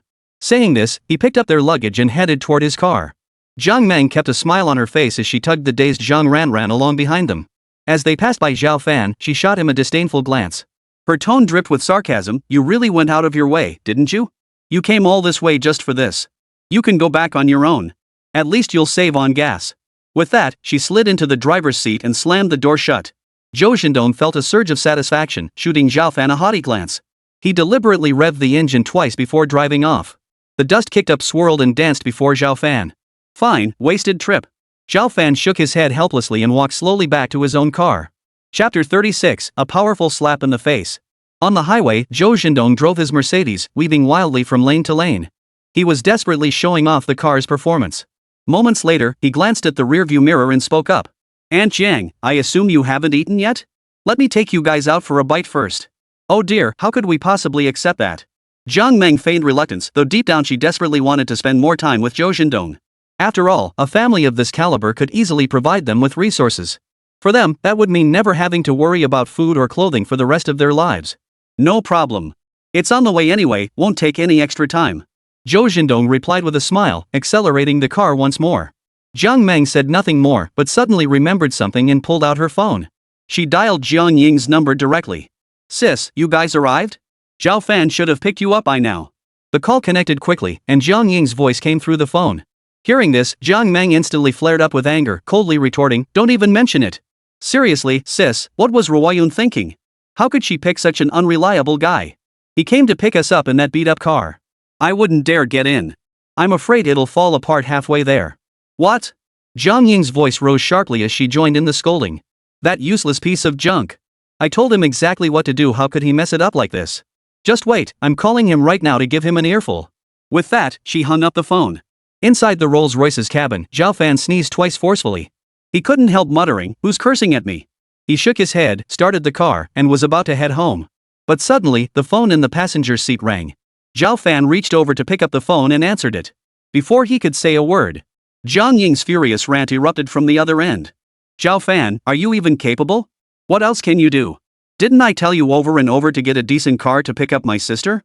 How could you show up in a car that's practically falling apart? You're embarrassing me to death. You useless piece of junk. Zhao Fan couldn't help but roll his eyes, replying helplessly, But I was driving. Enough. Shut up. I don't want to hear your excuses. Jiang Ying cut him off sharply, then bellowed, Listen to me. You better treat my sister right, or don't even think about coming back. With that, she slammed the phone down. Beep, beep. Zhao Fan stared at the disconnected call, shaking his head helplessly. Finally, he tossed the phone aside, started the car, and sped after Zhou Zhendong's vehicle. He drove at breakneck speed, pushing the Rolls-Royce to its absolute limits. Though Zhou Zhendong was driving fast too, within 5 minutes, Zhao Fan spotted Zhou Zhendong's car in his rearview mirror. Only then did he tap the brakes twice, controlling his speed to trail leisurely behind Zhou Zhendong's vehicle. Soon, the cars entered the city center, weaving through the streets. Finally, Zhou Zhendong pulled up outside an upscale restaurant. The restaurant's interior was lavishly decorated. Its prime location in the city center featured a 7-story building. The entire building belonged to this restaurant. 2 rows of uniformed receptionists stood at the entrance, each with a beautiful face and nearly identical height. Wow, Zhendong, this place is so luxurious. Isn't it a bit extravagant to eat here? Jiang Meng couldn't help but remark as she surveyed the surroundings. Hearing this, Zhou Zhendong waved it off nonchalantly. It's not expensive, just pocket change. Besides, I own this place. So eat whatever you want, no need to worry about the bill. Ah, you're the owner of this restaurant? Jiang Meng's eyes widened instantly, her expression growing even more obsequious. She flattered him immediately, Oh my, you see, comparing oneself to others is truly unbearable. At Zhendong's age, he's already built such a successful business. Truly a rising star. It's nothing, just a small business I run for fun. Zhou Zhendong felt a surge of pride, yet maintained an air of nonchalance. Led by a waiter, the group settled into a windowside table. Just as they were about to order, their eyes suddenly sharpened. Not far away, Zhao Fan was slowly making his way toward them. Jiang Meng's expression darkened instantly as she snapped coldly, Is this never ending? You're like a ghost that won't leave us alone. What are you following us for? Besides, this is a high-end restaurant. Do you even have the right to be here? One meal here could probably buy 2 of your crappy cars. Hearing this, Zhou Zhendong remained silent but fixed Zhao Fan with a look of pure scorn. His eyes were filled with contempt and disdain. Only Zhang Raren gazed at him intently, a hint of anticipation in her eyes. For some reason, she couldn't shake the feeling that this brother-in-law before her was no ordinary man. Seeing Zhao Fan's silence, Jiang Meng's impatience grew. She snapped, What are you still standing there for? Hurry up and leave. Do you think this is a place you should be coming to? Stop embarrassing yourself. Just seeing you makes me sick. You can't even afford a car, and you have the nerve to show up. However, no sooner had she finished speaking than the sound of footsteps approached from afar. A valet in restaurant uniform approached. He walked right up to Zhao Fan, bowed respectfully, and presented the keys with both hands. He respectfully said, "Sir, your car has been parked. Thank you for your trouble." Zhao Fan nodded, pulled out a bill, handed it over, then took the keys and casually placed them on the table. The Rolls-Royce emblem encircled by a pair of diamonds. Under the light, it sparkled brilliantly.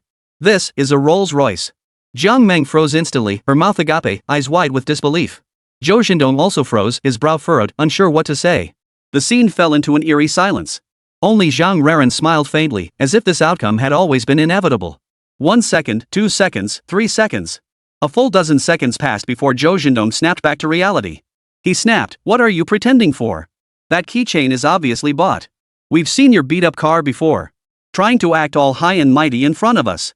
Hearing this, Jiang Meng snapped out of her shock too. "Right. We've seen his car before. Who's he trying to fool with that fake keychain?" Realizing this, she quickly chimed in with her own mockery, "This is ridiculous. You think we don't know what we're looking at? Trying to fool us? Do you really think we'd fall for that? This is disgusting. If you're going to pretend, at least be convincing. Look at how you're dressed. Using a car key that doesn't match your status at all. You think we're all naive little darlings? Ha!" She ranted like a machine gun for nearly a minute before finally stopping. Chapter 37, Throw It Out. "Forget it, Auntie. Let's just eat. Don't ruin our appetite." Zhou Xindong interjected with feigned politeness before taking the menu. Just as he was about to order, something suddenly occurred to him. He shot Zhao Fan a strange look.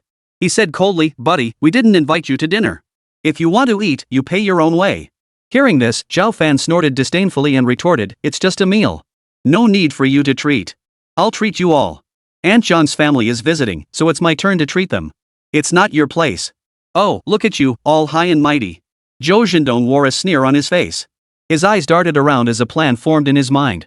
He waved down a waiter and ordered every single specialty dish on the menu. He already calculated in his head the total for these dishes should easily hit 5 figures. This kid couldn't possibly afford it. Just wait for the show. He folded his arms across his chest, waiting to see Zhao Fan's face turn sour. Yet Zhao Fan remained utterly unfazed, his expression as calm as a cloudless sky, completely unimpressed by the scheme. "Pfft, just keep pretending. We'll see how you handle the bill later." Zhou Xindong snorted coldly and turned away. Soon, the meal arrived, piled high on the table at Zhou Xindong's deliberate insistence. The table was nearly overflowing. Zhao Fan paid no mind. Seeing no one offered him a seat, he casually pulled over a chair. He sat down at the edge of the table and began to eat heartily. Jiang Meng shot him a disdainful glance and muttered under her breath, "You're such a glutton." She ignored him and continued eating, chatting and laughing with Zhou Xindong. After about 10 minutes, they finished eating. Zhou Xindong set down his chopsticks.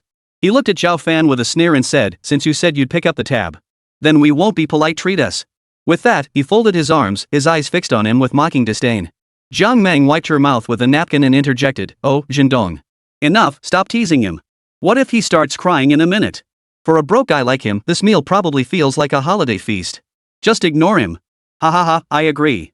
Zhou Xindong laughed heartily, snapped his fingers, and signaled for the waiter to come over and settle the bill. However, the waiter didn't come over. Instead, the restaurant manager strode over to their table, setting a bottle of red wine down. Smiling, he said, "This bottle is on the house. No need to pay for the bill." "Ha? No need to pay?" Zhou Xindong paused, then realized. He assumed the manager was waiving the charge out of respect for him. He shot a haughty glance at Jiang Meng and the others, then waved his hand dismissively. "No need. Even though I'm the restaurant owner, I can't break the rules.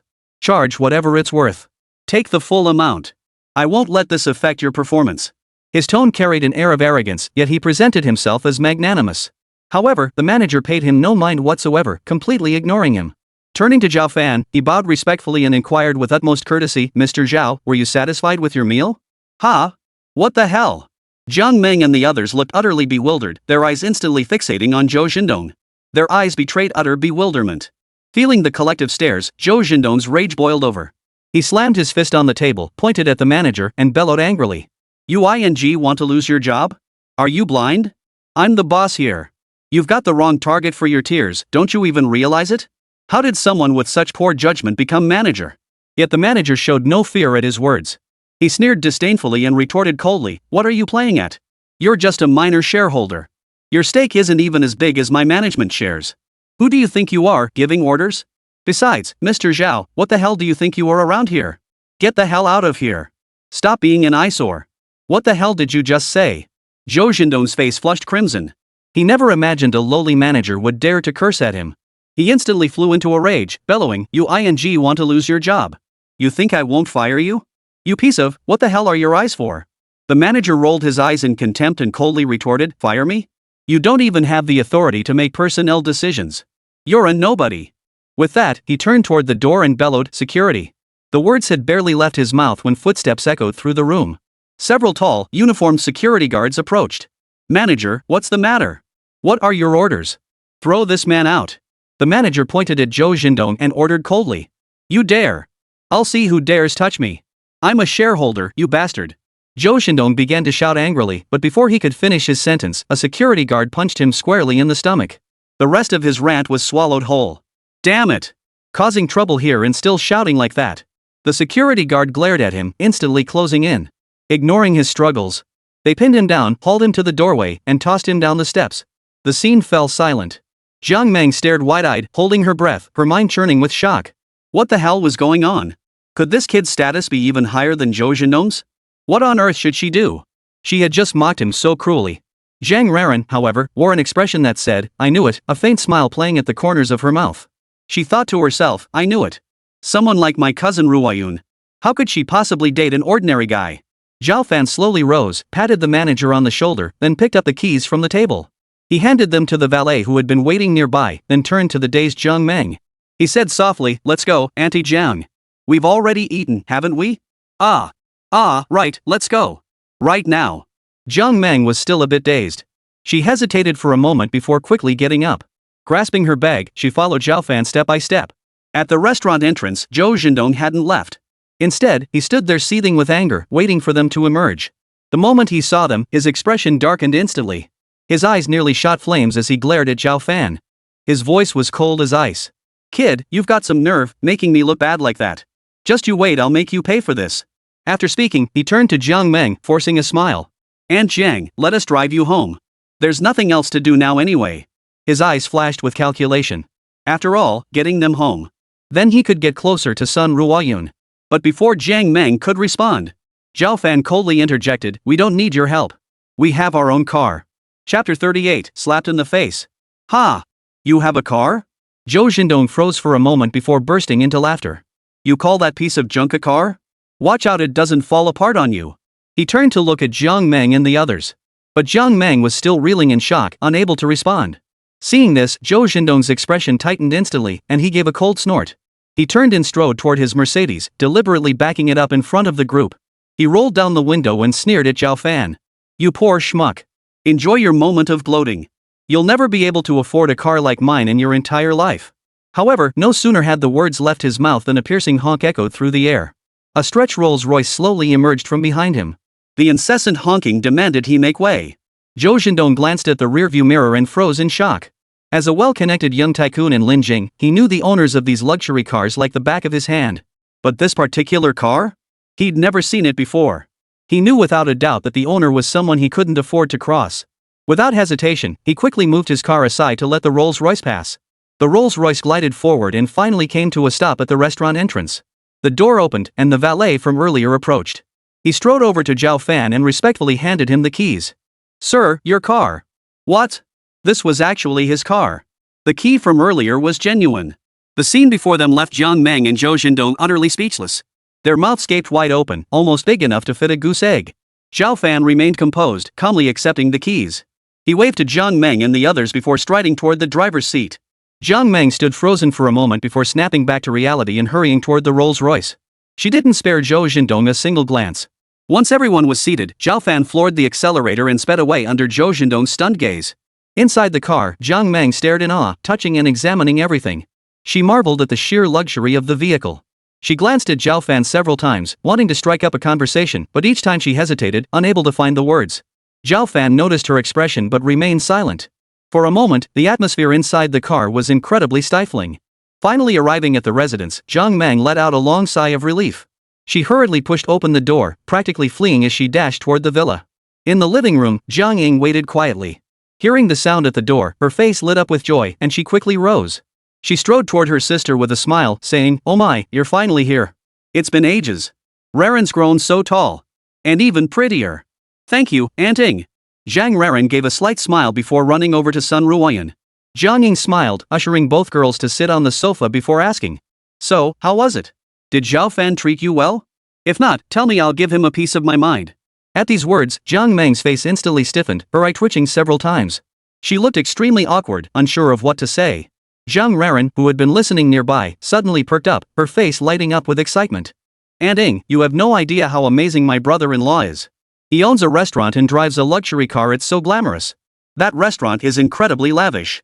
And the car he drives is so sleek it turns heads everywhere he goes. Hearing this, Jiang Ying visibly froze. This was Zhao Fan? How could he be so different from my impression of him? As she pondered this, she frowned and suddenly snorted disdainfully. What luxury car? You're overthinking it. That definitely wasn't his own. Because I told him yesterday to get a fancy car to pick you up, so it must be rented. I know his character better than anyone. What? Rented? Jiang Meng's voice suddenly rose sharply, startling everyone. She heaved a heavy sigh, her eyes flashing with anger. Useless piece of junk. So it was rented all along. And here I was, holding my breath the entire journey. How infuriating he actually pulled it off. At this thought, contempt surged once more within her. She said coldly, I knew it. With that face, he's just plain ordinary.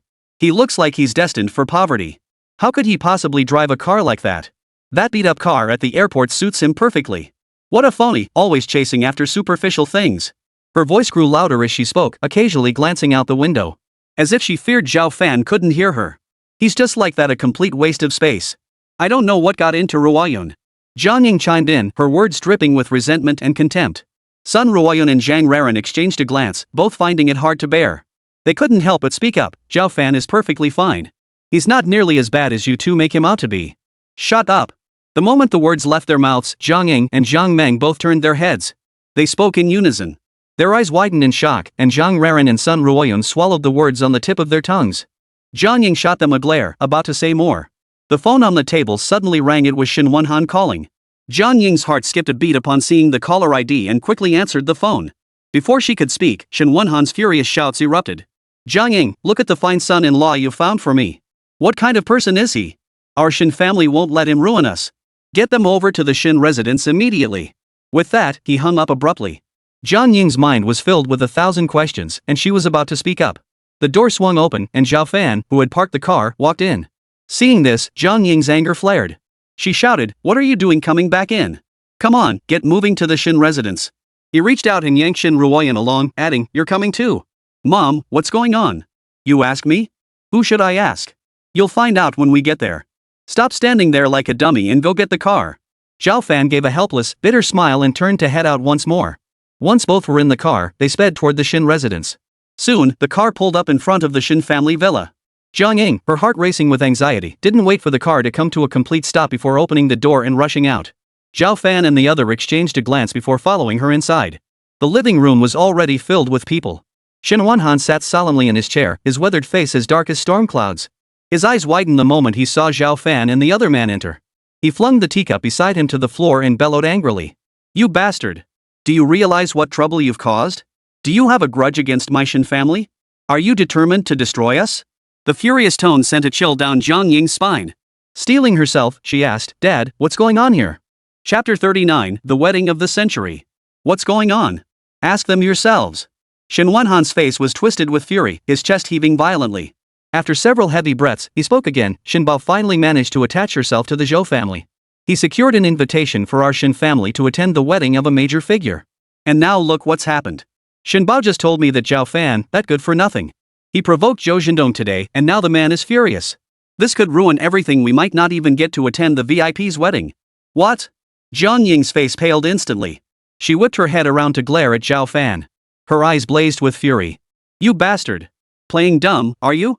Seeing Zhao Fan still as calm as ever, Shen Wenhan's anger flared even more. "Listen to me.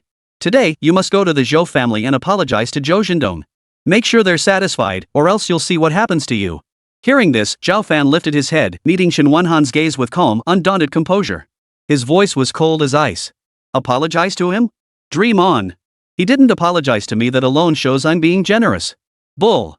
Shen Wenhan roared, his voice thick with fury. "You've gone too far. Do you think you're something special? What kind of person are you, not even respecting the Zhou family anymore?" As soon as he finished speaking, the others present joined in, hurling their own rebukes. "What kind of nonsense is this? Still trying to act tough at a time like this? Haven't you been beaten down by society yet? This infuriates me. How did our Shin family end up with such a good-for-nothing? Being useless is one thing we can afford to support a freeloader. But this one has absolutely no skills whatsoever. But he's got a knack for stirring up trouble. Just look at how many messes he's caused in such a short time. Ignoring the crowd's angry shouts, Zhao Fan swept the room with a cold gaze. He then took Sun Ruoyun's hand and strode purposefully toward the exit. As they reached the doorway, his footsteps halted. His icy words drifted back slowly. You Sun family members are truly beyond foolish. Just wait and see. Ruoyun and I may attend the wedding, but the same cannot be said for your Shin family. With that, he said no more and strode away. In the Shin family's living room, a moment of silence fell before erupting into an uproar. What kind of nonsense is this? Still putting on airs at a time like this? Who does she think she is, lecturing us? Ruoyun has really outdone herself, bringing such a piece of trash into our Shin family. Let him keep pretending. I'll see what kind of connections he has to get invited to a VIP's wedding. Zhao Fan paid no heed to the Shin family's remarks. By then, he had already returned home with Sun Ruoyun. That very night, he sent a message to Su Yuka. Prohibit the Zhou family from attending the wedding. Days passed in the blink of an eye. Before they knew it, 5 days had passed. Despite fierce opposition from Jiang Ying and others, Sun Ruoyun remained adamant. Zhao Fan and Sun Ruoyun's wedding proceeded as scheduled. On this day in Linjing, the streets were eerily quiet. All roads were under martial law, with soldiers carrying live ammunition patrolling every main thoroughfare. The imperial tutor's wedding could not tolerate any mishaps. Meanwhile, the noble families were filled with excitement. In their eyes, this day represented a wedding of the highest caliber, brimming with countless opportunities. Successfully aligning with the right person would elevate everyone connected to them. Inside the villa, Sun Ruoyun sat before her vanity mirror. A team of stylists and makeup artists bustled around her. The door opened, and Zhao Fan walked in. His eyes lit up the moment he saw Sun Ruoyun before the mirror. A white wedding gown, its train sweeping the floor. A snow-white neck, graceful curves, hair gathered into an elegant bun. Her features were like a painting, her skin as smooth as jade. She looked like a fallen immortal descended from the heavens. What are you staring at? You toad! What sin have I committed to deserve this? A discordant voice cut through the air as Jiang Ying walked in from behind. Jiang Meng and Zhang Ranran followed behind. What can I say about you? You had to pick this day to cross paths with the big shots. Jiang Ying ranted on and on, his words dripping with discontent. Great! Now the whole city's on lockdown. Getting anywhere will be a nightmare. Impossible. No one dares disrupt my wedding. Zhao Fan sneered dismissively, radiating an air of supreme confidence. Pfft, still putting on airs? How ridiculous. Why not just declare yourself the king of heaven himself? Jiang Meng couldn't help but interject with a sarcastic remark. Choosing this day? That's some nerve. Think you're immortal or something? I'm not going anyway. I'm too scared of offending some big shot I'd die without knowing how it happened. Hearing this, Jiang Ying's face stiffened beside her. She shot her sister a cold glare. After all, this was her daughter's wedding. Such words were utterly inauspicious. Zhao Fan paid no heed. Seeing Sun Ruoyun fully dressed, he stepped forward, took her hand, and led her outside. Jiang Ying and her husband, along with Zhang Raran, followed closely behind. Outside the villa gates, a line of black Mercedes-Benzes was parked. End to end, there were dozens of them. Yet upon seeing this scene, Jiang Ying wore a look of utter contempt. He kicked the tire of the car in front of him hard and said angrily, "This is utterly embarrassing. Using a beat-up Mercedes as a wedding car. I can't even bear the shame. Aren't you the one who loves putting on airs? Why didn't you rent that limited edition luxury car today? Can't afford it anymore, huh?" Hearing this, Zhao Fan scoffed dismissively. It's just a means of transportation. With that, he pulled Sun Ruoyun into the car. The driver's heart sank instantly. He started the engine and drove toward the community gate. Soon, the car came to a stop at the entrance. Zhao Fan and Sun Ruoyun stepped out, followed by Jiang Ying and the others who pushed open the doors and got out. They walked forward, puzzled. However, upon seeing the scene outside the gate, they were instantly startled. Outside the community gates, a row of Rolls-Royces stretched along the road. A full 100 of them, stretching as far as the eye could see. The lead vehicle of the wedding procession was a stretch limousine, but it was entirely gold in color. It was several times more luxurious than the one Zhao Fan had driven last time. Beyond that, dozens of helicopters were circling overhead. At the cabin doors, cameras and microphones pointed at media reporters were broadcasting live. Good heavens, this scene is simply monumental. Sun Ruoyun covered her mouth with her hand, her beautiful eyes wide with astonishment. Beside her, Zhang Raran was equally speechless. Whose wedding is this? How did it get so big? Jiang Ying couldn't help but step forward and ask. But before she could finish her sentence, Zhao Fan led Sun Ruoyun into the golden lead car, leaving everyone staring in astonishment. The scene before them left everyone frozen in place. Their eyes brimmed with disbelief. Even Sun Ruoyun herself appeared dazed, as if caught in a dream. Chapter 40, Kneeling on the Ground. After a moment of stupor, Jiang Ying snapped back to reality. Without pausing to think, she hurried to catch up with Zhao Fan and the others, climbing into the lead car. She scanned the surroundings with intense curiosity before furrowing her brow. She turned to Zhao Fan and scolded, "How could you be so wasteful? Spending this much just for a wedding? How are we supposed to live afterward? You're such a useless waste of space, you don't even know how to spend money properly." Zhao Fan ignored her completely. Once Zhang Raran and the others were all on board, he finally instructed the driver, "Let's go." The driver nodded, started the engine, and the convoy began to move slowly. The streets were eerily empty, save for this line of Rolls-Royces, resembling a black dragon. It glided through the city. Nearby residents and office workers paused their tasks. All pressed against their windows, gazing down below, their eyes brimming with endless envy. The convoy gradually picked up speed. Before long, it arrived at the largest hotel in Linjing, the Yuqing Hotel. For this wedding, Su Yuka and his team spared no expense. The entire hotel underwent a complete renovation before reopening. Jiang Ying sat in the car, gazing out the window. She noticed a small restaurant across from the Yuqing Hotel, adorned with festive decorations and a rainbow arch at its entrance. Her lips curled in disdain, assuming that must be the wedding venue Zhao Fan had chosen. Rage surged within her. Staring at Zhao Fan, she shouted angrily, "You call yourself useless, and you still won't admit it. You make such a big deal about it, only to hold the wedding at some cheap little eatery. Only you could pull something like this off. It's utterly embarrassing." Zhao Fan didn't respond. Instead, he smiled faintly and looked out the window. Jiang Ying, too, sensed something was amiss. The motorcade drove toward the Yuqing Hotel. Her anxiety intensified. She shouted urgently, "Zhao Fan, have you lost your mind? This is where the big shots are holding their wedding. Going in now is practically suicide. Tell them to back off immediately, or we'll definitely offend the VIPs." Hearing this, a look of concern flashed across Sun Ruoyun's face. She looked up at Zhao Fan and said softly, "Maybe we should just leave quickly. If we offend the VIP, the consequences would be unimaginable." Zhao Fan smiled gently, reaching out to pinch her cheek. He spoke calmly, "Don't worry. With me here, nothing will happen."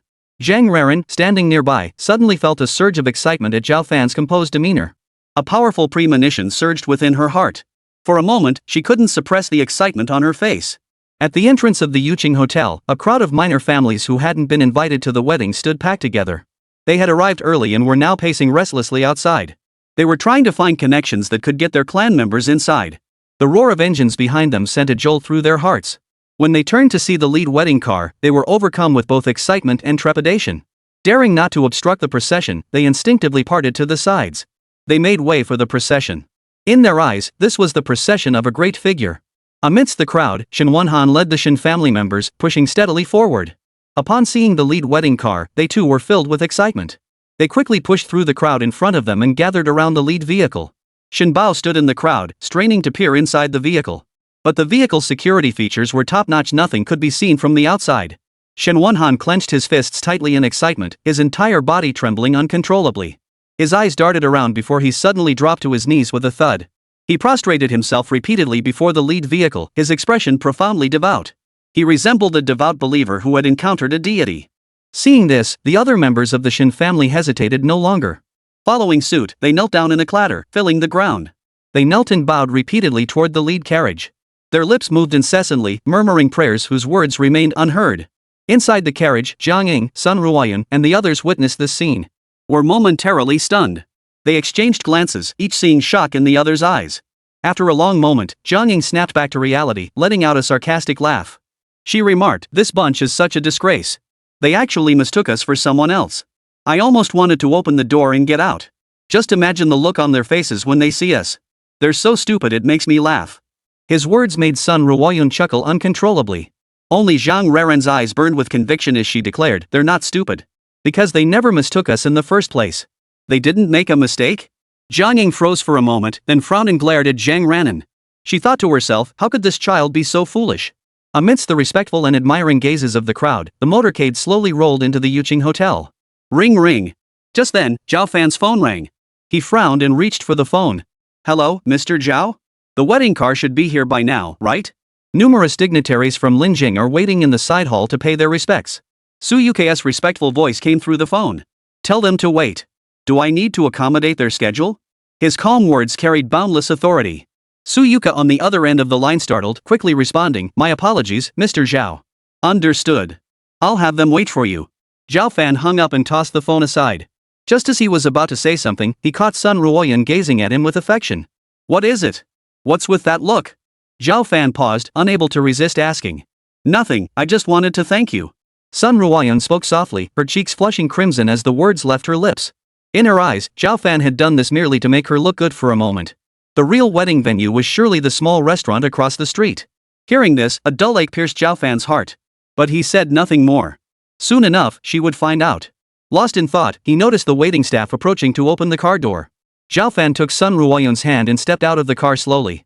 Zhang Reran jumped out right behind them. Jiang Ying, however, remained seated, her face twisted in displeasure as she snapped. You're actually getting out here?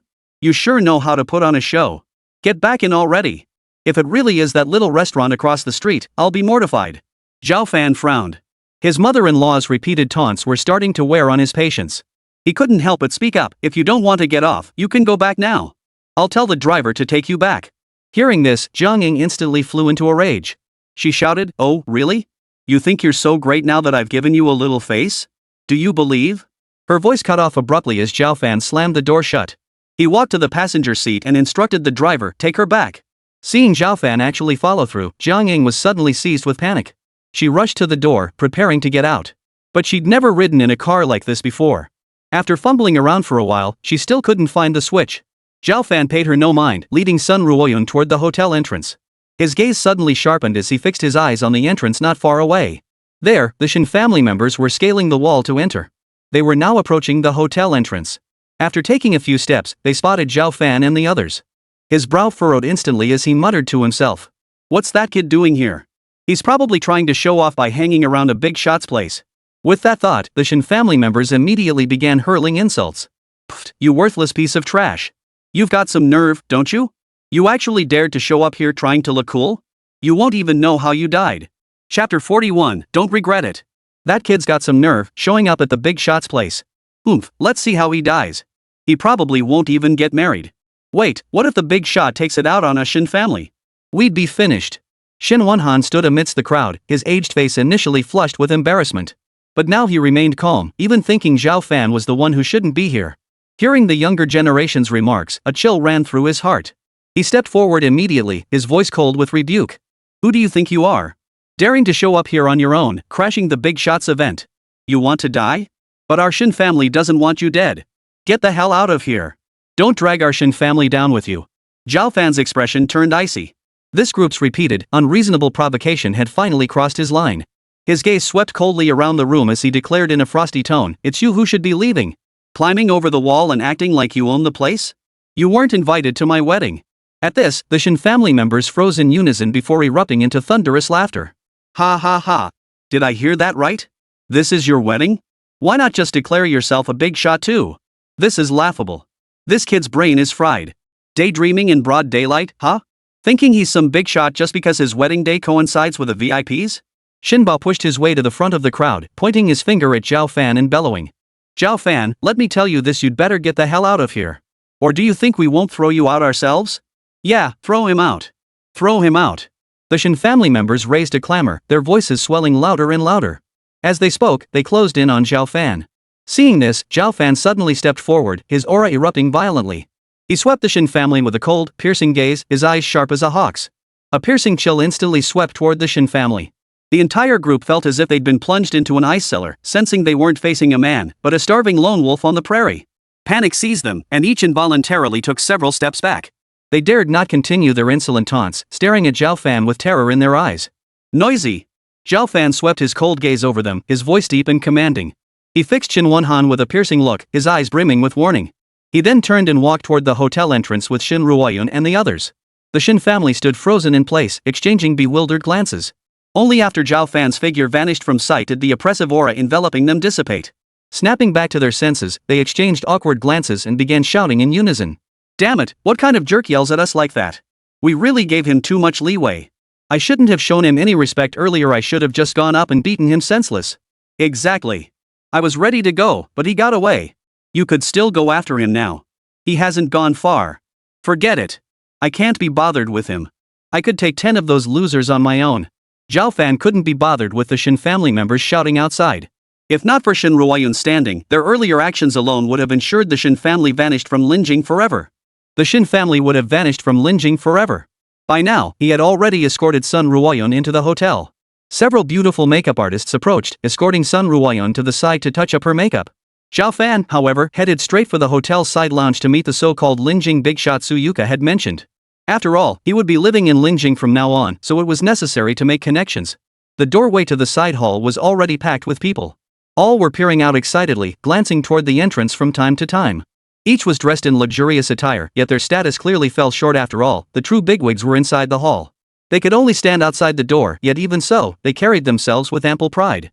After all, being invited to a high-ranking figure's wedding already signified that they were far above the rest. Zhao Fan glanced briefly before turning away. He prepared to push past the crowd and head toward the side hall. Just then, a sharp command rang out. "Hey, kid! What do you think you're doing? Don't you have any manners?" "Exactly. Get back to the back row. This isn't where you belong. What kind of nonsense is this? Looks like you're from some obscure family. No manners whatsoever. Get back to the back row." Hearing this, Zhao Fan's brows furrowed slightly as he swept the area with a cold glance. Suddenly, his gaze sharpened. Amidst the crowd, he spotted a familiar figure. Dressed in a sharp suit, hair combed immaculately, his face radiating arrogance. It was Zhou Xindong, the Zhou family scion he'd crossed paths with before. What's he doing here? Didn't they revoke the Zhou family's eligibility? Zhao Fan narrowed his eyes slightly, a flicker of confusion crossing his mind. At that moment, Zhou Xindong also spotted Zhao Fan, glaring at him with smug arrogance. The Zhou family had spared no expense to secure their place at this influential figure's wedding. Although they had received last-minute notice that their invitation had been revoked, they had spent a fortune to curry favor with the VIP. They had leveraged connections with a wealthy businessman to get Zhou Xindong inside. Hearing the crowd scolding directed at Zhao Fan, Zhou Xindong felt particularly smug. Pushing his way through the crowd, he stepped before Zhao Fan and sneered loudly. "You worthless piece of trash, you really don't know your own place. Why don't you take a good look at yourself? Is this even a place you should be? Did you sneak in by climbing over the wall?" His voice grew louder, his face thick with scorn. Seeing that the crowd didn't recognize Zhao Fan, he turned and announced loudly. "You probably don't know who this piece of trash is, right? Let me tell you, he's the useless son-in-law of the Shen family. A complete piece of trash, living off others day in and day out. He probably snuck in here without even knowing how." Hearing this, the crowd instantly understood. No wonder he looked unfamiliar.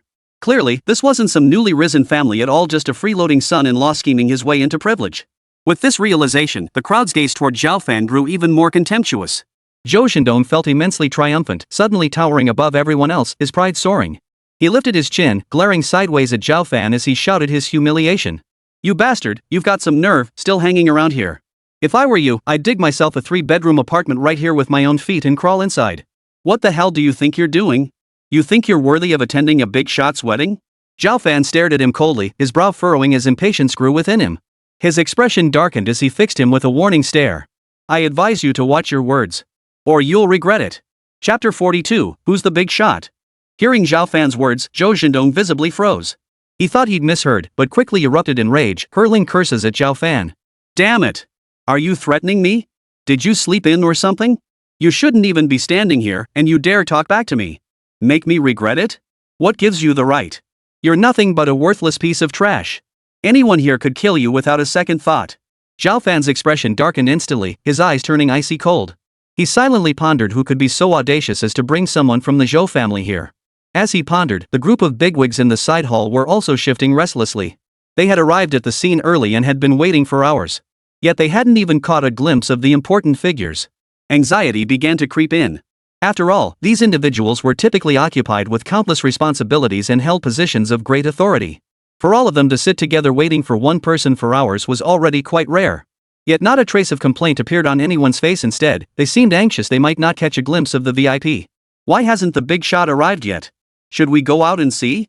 In the side hall, a stern-faced middle-aged man seated on the sofa made the suggestion. "Right, let's go check. I can't wait any longer either. Let's go, let's hurry and see. I can hardly wait to catch a glimpse of the big shot's presence."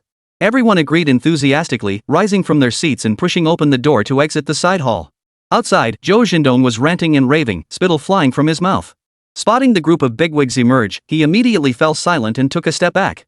His eyes burned with intensity as he watched the group emerge, his expression charged with excitement. The group gathered in the side hall was rarely seen together under normal circumstances. Their collective presence alone was staggering enough. After all, collectively, they controlled half the economic landscape of Linjing. From daily necessities to mineral resources, nearly all upstream assets were firmly in their grasp. Among them stood a man in his 50s or 60s with a receding hairline. He was none other than Huang Shi, the local real estate tycoon of Linjing. It was through him that the Zhou family had brought Zhou Xindong into the fold. Zhou Xindong spotted him immediately, his expression brightening.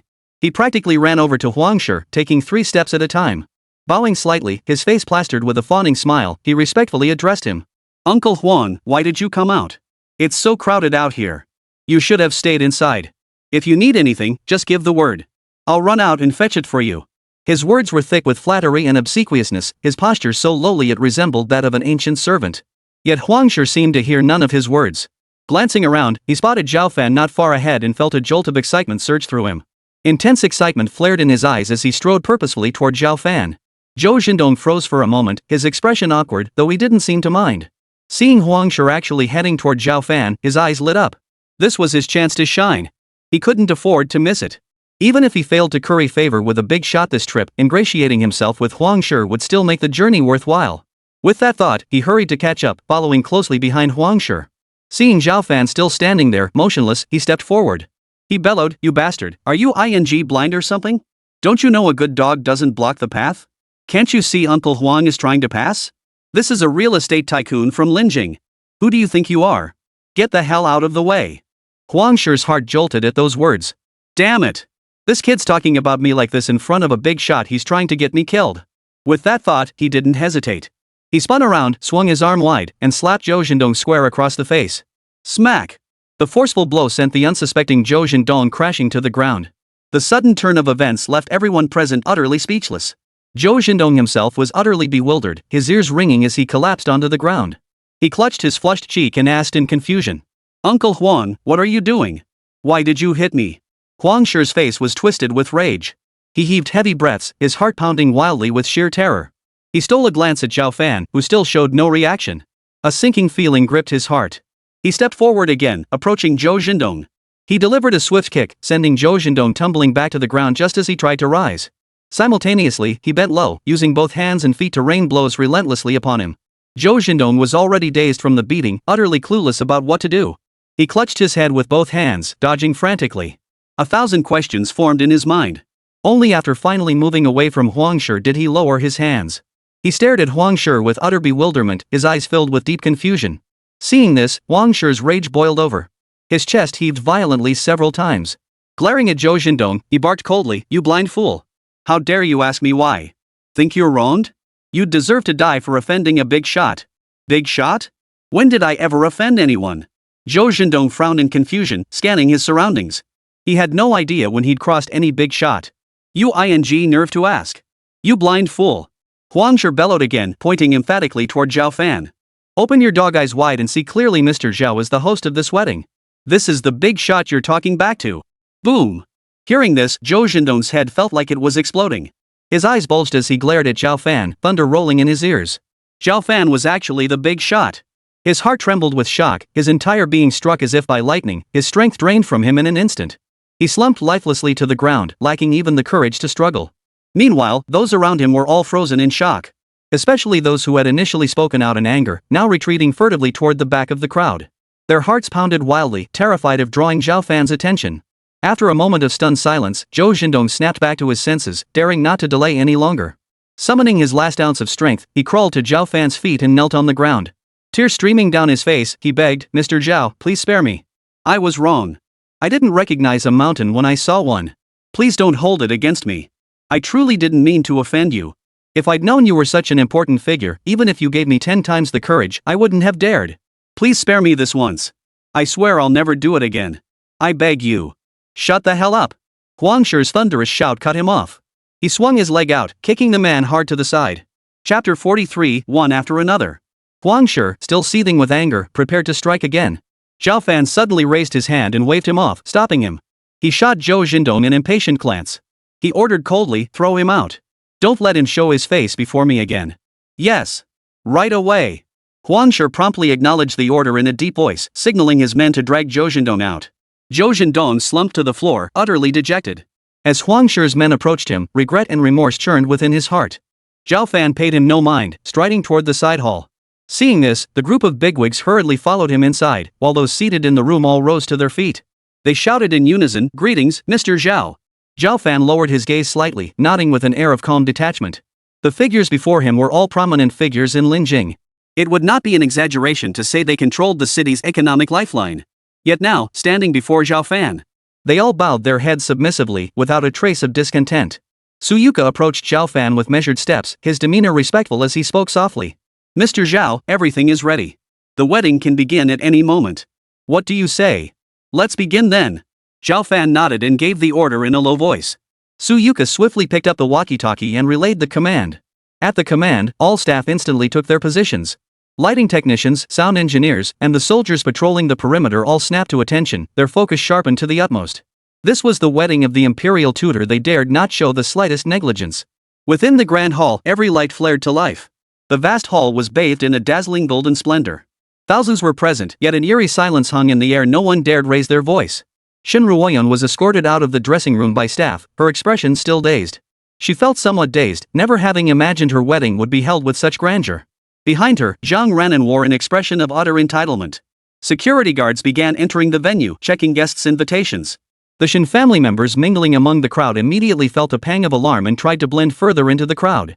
But they were eventually spotted by a guard, who coldly demanded, "Where are your invitations?" Shin Wenhan's face twisted into a grimace. He stammered for a long while, unable to offer a coherent explanation. The guard's expression turned icy as he addressed his two companions behind him. "No invitation? How did you get in? Get them out." Hearing this, the two guards immediately stepped forward and roughly shoved them out without another word. Hey! Don't push me. I have legs of my own." Zhang Ying shouted in displeasure as she was shoved out by the guards. She shot the guards a cold stare, muttering curses under her breath. The group exchanged awkward glances, their expressions tinged with resentment. What the hell? This is infuriating.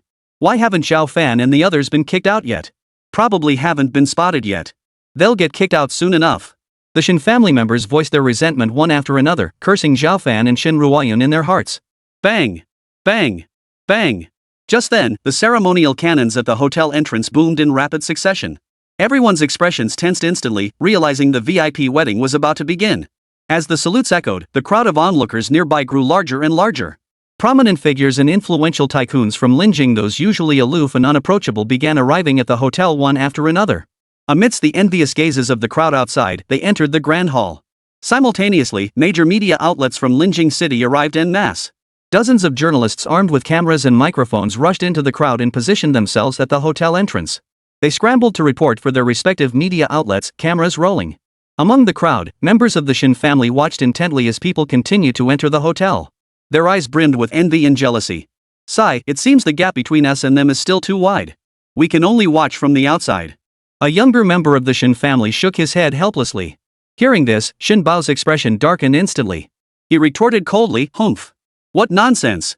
This should have been our family's place too. If it weren't for Zhao Fan angering the Zhou family, how could we have fallen to this state? It's all because of that good-for-nothing that our Shin family lost the chance to align ourselves with a powerful figure." Exactly. Shin Bao is absolutely right. Shin Wenhan echoed loudly, his face twisted with fury. What a disgrace. How did our Shin family produce such a good-for-nothing daughter? She had to go and find that good-for-nothing Zhao Fan. Not only is he useless, but he also loves stirring up trouble. What kind of karma is this? She's determined to bring our Shin family down. As the words fell, the Shin family members nodded in unison, seething with righteous indignation. Without invitations, the Shin family could only watch from outside. Fortunately, the large screen outside the building broadcasted the live feed from inside. After a few more complaints, the group stepped back. They stared upward at the large screen above the banquet hall. Moments later, a younger member of the Shin family turned to Shin Wenhan and suggested, "Since we can't get in anyway, why don't we go watch Zhao Fan and Ruoyun's wedding?" However, before Shin Wenhan could respond, Shin Bao's expression darkened instantly, and he coldly snapped. "Are you out of your mind? What nonsense are you spouting? Those two good-for-nothings have brought such disaster upon our family. And you want to attend their wedding? You must still be half asleep. People like them have no right to expect it. Our Shin family won't give them that kind of face." Shin Wenhan's expression also turned as cold as water. He glared at the young relative who had made the suggestion. Nodding, he said in a low voice, "Exactly. I agree with Shen Bao. Those two good-for-nothings are nothing but trouble. Why should we go? Are we afraid they haven't caused enough trouble already? His gaze then turned to Shen Hongye and Jiang Ying in the crowd, his anger palpable. His face twisted with reproach. Oomph. I have no idea how you two raised your children. After all these years, raising such a creature, should I award you two a prize? I wonder where all the education you've received over the years has gone. What a disgrace. Look at the mess your precious daughter and son-in-law have created. Hearing Shen Wanhan's words, Shen Hongye and Jiang Ying both flushed crimson. Feeling the stares of everyone present, they were utterly embarrassed. In their hearts, they began cursing, it's all that Zhao Fan's doing. Without him, our Shen family would have long since become one of the top aristocratic clans. Their daughter was such a disappointment, why did she have to choose such a good-for-nothing troublemaker? Seeing the two men bow their heads in silence, Shen Wanhan snorted coldly and turned away from them. Scanning his family members, he declared loudly, enough. Stop all the gossip. Since we're here, we'll all stay. Even if we can't curry favor with the bigwigs. Being able to catch a glimpse of the great man's presence up close on the big screen is quite splendid in itself. Chapter 44, No Access. Bang! Bang! Bang! No sooner had Shen Wanhan finished speaking than the ceremonial cannons roared again. Immediately after, dozens of luxury cars streamed into the courtyard of the restaurant, forming a long line before coming to a halt at the entrance. Doors swung open, and one after another, middle-aged men stepped out. Each was dressed in opulent attire, striding with the confidence of a dragon and the presence of a tiger. These were figures ordinary people only ever saw on television. The Shen family members stared wide-eyed, gasps of astonishment escaping their lips. Good heavens! Am I seeing things? Isn't that Sun Chang? Which Sun Chang? I've never heard of him. You don't know him? He's the head of Linjing Heavy Industries. And that one isn't that Lu Zhanyang, the president of the People's Bank of Linjing? Who'd have thought he'd attend a VIP wedding too? I recognize that one, it's jewelry tycoon Yan Wen. Exclamations of astonishment rippled through the crowd, eyes sparkling with excitement. Their hearts were filled with awe and envy. What kind of figure must this be, that a single wedding could stir the entire upper crust of Linjing? Nearly every prominent figure in attendance. His profound connections and influence were plain for all to see. Under the gaze of the crowd, the dignitaries entered the banquet hall through the VIP entrance. Shen Wanhan watched them until they vanished from sight. Only then did he shift his gaze, letting out a heavy sigh that seemed to age him several years. He murmured softly, the Shen family's strength is simply insufficient now. We don't even have the standing to be taken seriously anymore. Is this all just fate? A flicker of disappointment and resentment passed through his eyes. After all, before this, the Shen family had been one of the foremost noble clans in Linjing. Their name was practically known to everyone. However, ever since the scandal involving Shen Ruoyun broke, the Shen family's reputation was shattered. From that point onward, it plummeted without end, never to recover. As these thoughts flashed through his mind, a flash of anger crossed Shen Wanhan's face. He cursed inwardly, it's all the Jiang family's fault. Raising such a disgraceful creature. They've driven the family into retreat after retreat. Now, even when opportunity presents itself before us, they're utterly incapable of seizing it. Damn them! Every last one of them is useless. Every last one of them is trash. Achoo! Jiang Ying and Shen Hongye, standing in the crowd, sneezed simultaneously. They muttered in puzzlement, did someone just curse me? Time ticked away as the crowd waited. Soon, night had fallen, and the lights began to glow. The neon lights and light strips, already set up on the banquet hall, all lit up, illuminating the vast courtyard as bright as day. Amidst the eager anticipation of the crowd, the wedding ceremony officially commenced. The courtyard of the restaurant was now packed with onlookers. Even outside the doors, many people stood, craning their necks to peer inside. After all, the hotel's large screens allowed a clear view from outside. Everyone's expressions were filled with excitement as their eyes focused on the big screen, eager to catch a glimpse of the VIP. They also wanted to see what kind of woman could receive such princess-like treatment. Clearly visible on the screen, the lights in the wedding hall suddenly dimmed. Then they flared back up, and the entire hall's ambience had shifted. The earlier splendor and grandeur had abruptly given way to a softer, more intimate atmosphere. Simultaneously with the shifting lights, melodious music filled the air. Next, the large screen switched from the main hall to the finest private room. Outside, fireworks that had been prepared long ago continuously ascended into the sky, finally blooming and fading away. Inside the banquet hall, the newlyweds appeared hand in hand before the assembled guests. The assembled dignitaries and celebrities rose to their feet, bowing their hands in blessing toward the couple. May Mr. Zhao and Miss Shen grow old together, sharing a lifetime of happiness. May Mr. Zhao and his beloved be forever united in heart and soul, cherishing each other for a lifetime. Mr. Zhao and Miss Shen are truly a perfect match, a handsome man and a beautiful woman made for each other. Absolutely.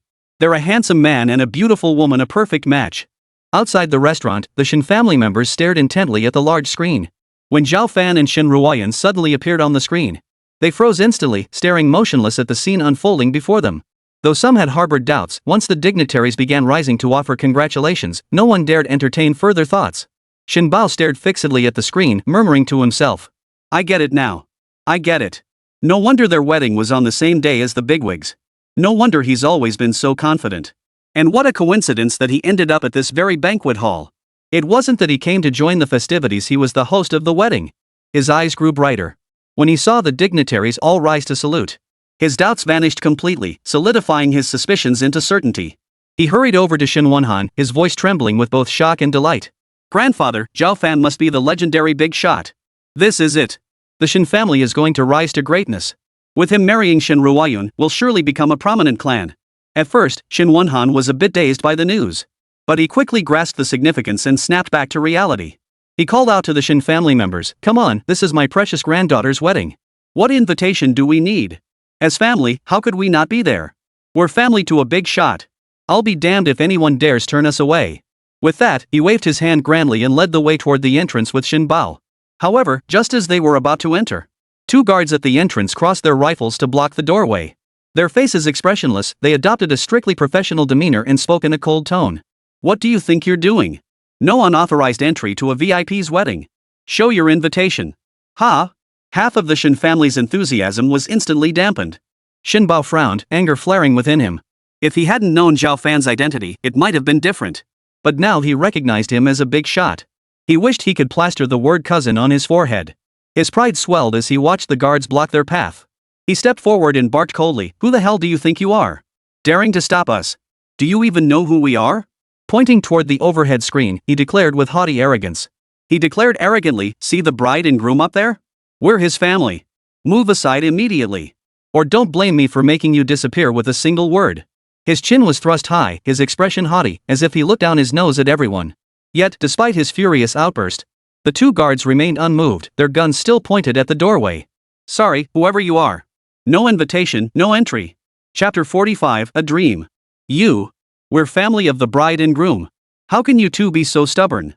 Shen Bao heaved heavily, glaring at the two guards. He emphasized being Zhao Fan's family members especially loudly, as if afraid others wouldn't hear. Our superiors have made it clear we only recognize invitation cards. You'd better leave immediately, or we'll take necessary measures. Swish! As the words fell, the barrels of their guns swung toward them. The black muzzles pointed straight at Shen Bao and the others. Their faces were as still as water, ready to fire at the slightest provocation. Seeing this, Shen Bao, Shen Wenhan, and the others instinctively took a few steps back. Though filled with impatience and resentment, they dared not force their way in now. Instead, they retreated back to their original positions, watching the live broadcast of the two men on the large screen. Amidst the crowd, Shen Hongye and Zhang Ying remained in a daze. It felt like a dream, their thoughts drifting to who knows where. They stared fixedly at Zhao Fan and their daughter, Shen Ruoyun, on the screen, utterly unable to believe what they were seeing.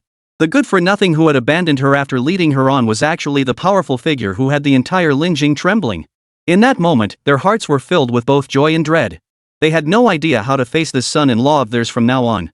While the Shen family stood speechless, their hearts pounding with shock. Inside the wedding hall, Zhao Fan and Shen Ruoyun stood at the center of the stage, smiling and waving to the crowd below. They received blessings from various dignitaries. Once the speeches concluded, Zhao Fan turned slightly, standing face to face with Shen Ruoyun. He reached into his coat pocket and pulled out a gift box. The lid lifted gently, revealing the dazzlingly luxurious love of my life ring, its brilliance dazzling the eyes. Ruoyun, from this day forward, I will be by your side. Through storms and tempests, I will protect you with all my strength. With me by your side, you will be the happiest woman in the world. His gentle words carried an unwavering resolve. This was his promise, a vow long held in his heart. Each word rang out with unwavering conviction. With that, he took Shen Ruoyun's hand and slipped the ring of his lifelong love gently onto her ring finger. Clatter!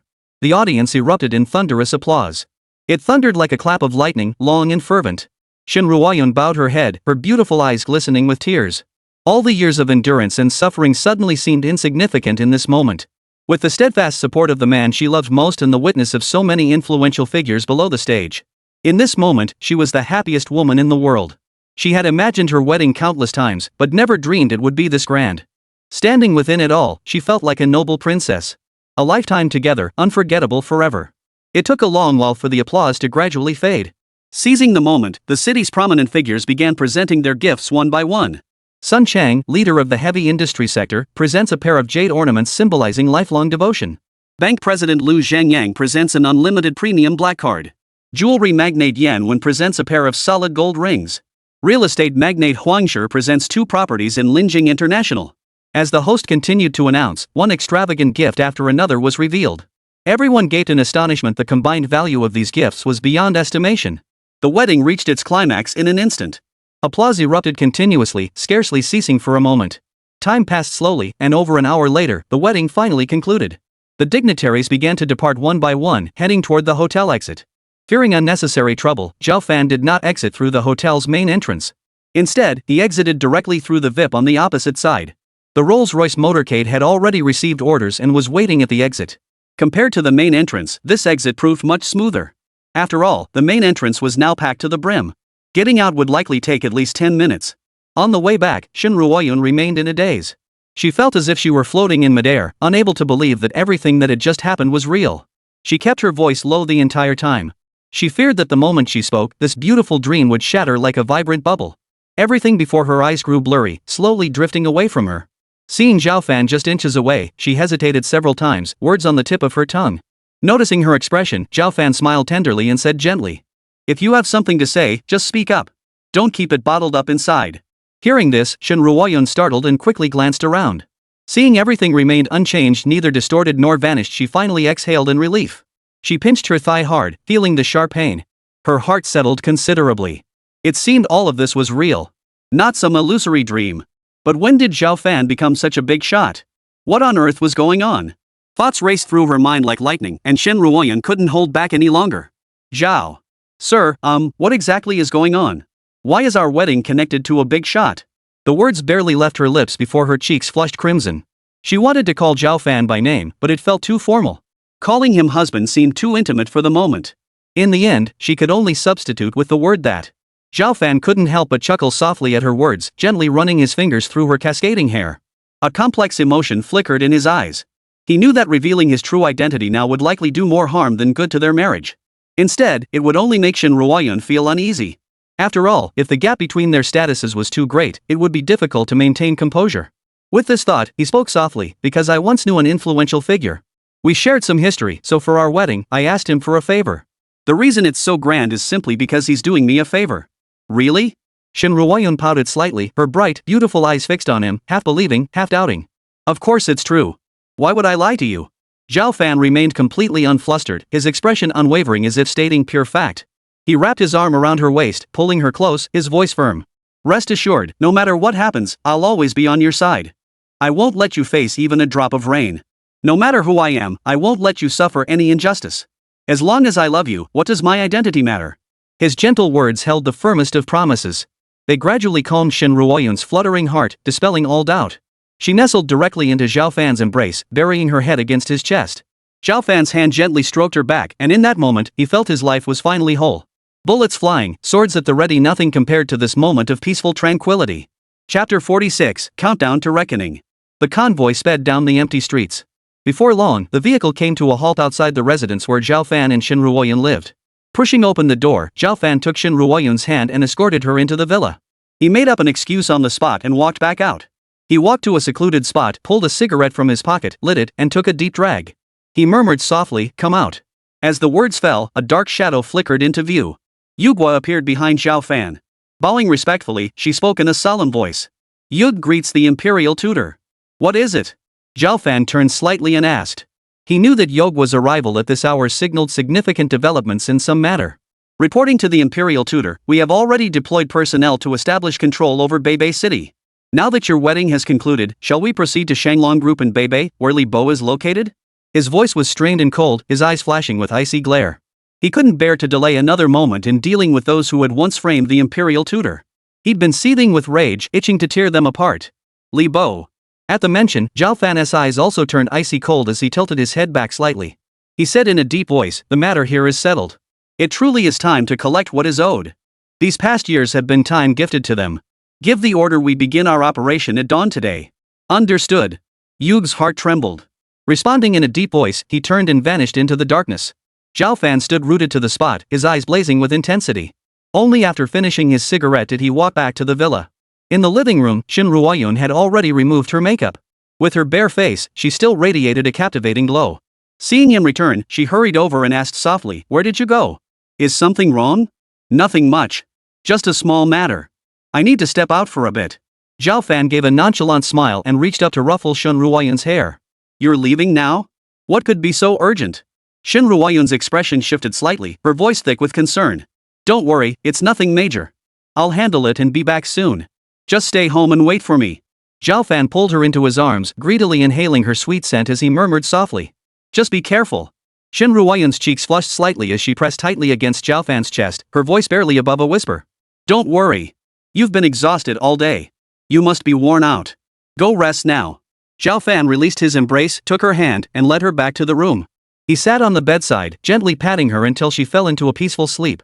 Only then did he rise and step out of the villa. Outside, Yuka had the car ready and was waiting for Zhao Fan. He glanced back once, hesitated no longer, and turned to get into the car. The car surged forward, speeding toward Beibei City. Time passed slowly, the night passing without incident. The next morning, warm sunlight filtered through the window curtains, spilling into the bedroom and falling upon Shen Ruoyun's body. She rubbed her sleepy eyes and looked around in confusion. Seeing that Zhao Fan was no longer beside her, she instantly sobered up. A wave of deep concern washed over her. She sat on the bed, lost in thought for a while, then picked up the phone from the nightstand and stared at it for a long time. But in the end, she resisted the urge to call Zhao Fan.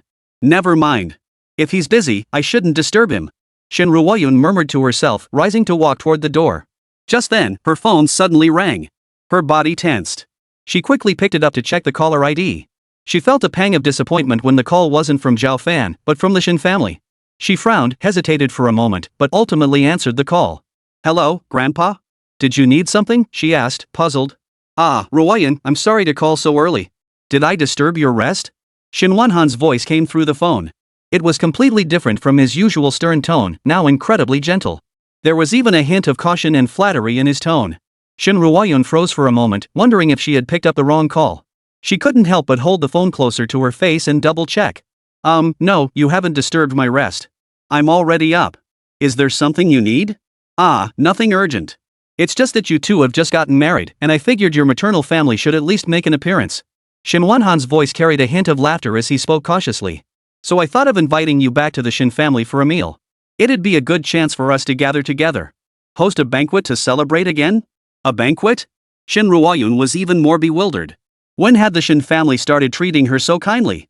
Hadn't they always looked down on her before? They believed she had brought shame upon the Shen family, treating her as a thorn in their side all these years. Even her own parents had suffered collateral damage, being excluded from the core of the Shen family's power structure. "Yes, a banquet." Shen Wanhan picked up the thread. Seeing Shen Ruoyun still puzzled, he decided to spell it out plainly.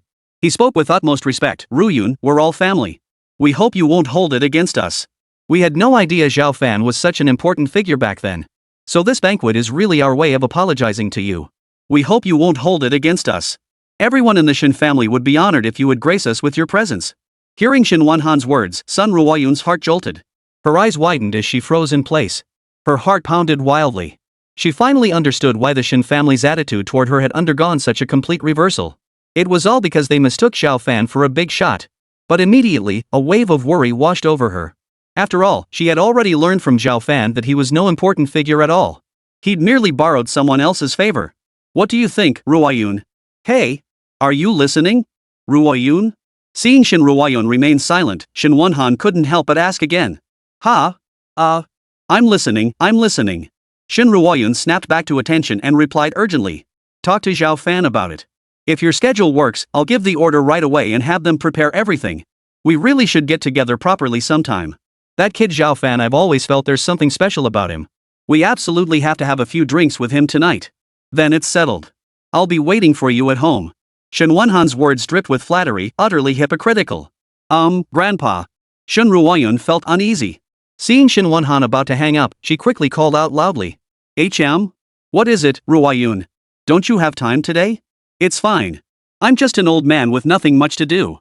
Besides, what do the Shen family's measly assets amount to compared to Zhao Fan's? If not today, then tomorrow. Or pick a time that works for you." Chapter 47, Shanglong Group. "We're family. There's no need for formalities. We'll work around your schedule." Shen Wanhan spoke one sentence after another, lowering his stance as much as possible, afraid of provoking Shen Ruoyun's displeasure. Yet the more submissive his attitude became, the more concerned Shen Ruoyun grew. After all, in her eyes, Zhao Fan was no big shot.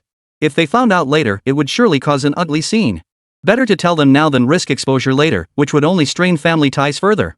With this thought flashing through her mind, she decided against delaying any longer. She hesitated before speaking up. Grandpa, I think you might have misunderstood. Zhao Fan isn't some big shot. He told me yesterday. What? Shen Wenhan's voice shot up in disbelief. He pressed urgently, how could that be? If he's not important, why would the wedding be so lavish? And if he's not important, why would all those bigwigs from the capital show up?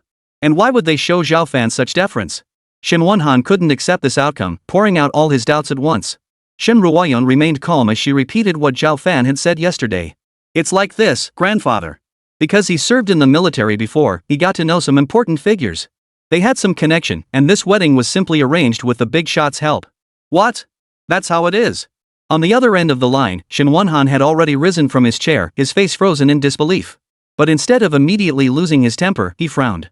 He sensed this matter wasn't as straightforward as it seemed. After all, the Shen family had already paid the price for disrespecting Zhao Fan once. They couldn't afford to provoke him again so easily. This matter required careful consideration. With that thought, he softened his tone and spoke softly into the phone. Ah, I see. Well, that's settled then. Ruoyun, if you have time, bring Zhao Fan over to our place sometime. With that, he hung up the phone. He sank into a chair, looking somewhat dazed, his brow deeply furrowed. Between his eyebrows, a deep furrow had formed, resembling the Chinese character. Grandpa, what's wrong? Did they agree or not? Shen Bao looked at Shen Wenhan with a puzzled expression, unable to resist asking. The others also turned their gaze toward the old man, waiting for him to speak. After a long pause, Shen Wenhan finally snapped back to reality and repeated Shen Ruoyun's words from the phone call verbatim. What? The Shen family was instantly stunned. But soon, they regained their composure, each furrowing their brows. Their expressions mirrored Shen Wenhan's earlier reaction. They all knew this time they had to be cautious. They couldn't afford to provoke Zhao Fan lightly. If another reversal occurred later, it would truly be irreparable. With these thoughts, the vast living room fell silent. Shen Wenhan's gaze swept slowly across the group before he finally spoke up. What are your thoughts on this matter? Speak up. After all, this concerns the honor and reputation of our family. We cannot make a decision lightly. Let's hear everyone's thoughts. Pool our wisdom so we can make a sound decision. After his words fell, everyone fell into deep thought. Moments later, they began to speak one after another. Grandfather, I believe this matter is not as straightforward as it seems. You must understand. Zhao Fan isn't as straightforward as he appears. What if he's playing dumb to catch the wise, deliberately testing us? Could he be using Shen Ruoyun to speak to us like this, just to gauge our reactions? Exactly. That makes sense. It's precisely my concern. Shen Wenhan nodded in deep agreement. Dad, I don't see it that way. Maybe Shen Ruoyun is telling the truth. If Zhao Fan were a big shot with that kind of status, how could he have tolerated us this long? Yeah, I agree. Uncle makes a good point. Someone of that stature must have a temper to match. He wouldn't keep putting up with us forever. Exactly. That's how I see it too. But he's been missing for so many years, and we can't dig up his background, so... Everyone chimed in, chatting away for a good 10 minutes. Some believed, others doubted, yet no clear conclusion emerged. Enough! Shen Wenhan declared loudly, making the final call. We need to think this through carefully. We can't risk offending Zhao Fan rashly. The consequences would be too much for us to bear. Ruyun just said he's already left. We'll wait for him to return and confront him then.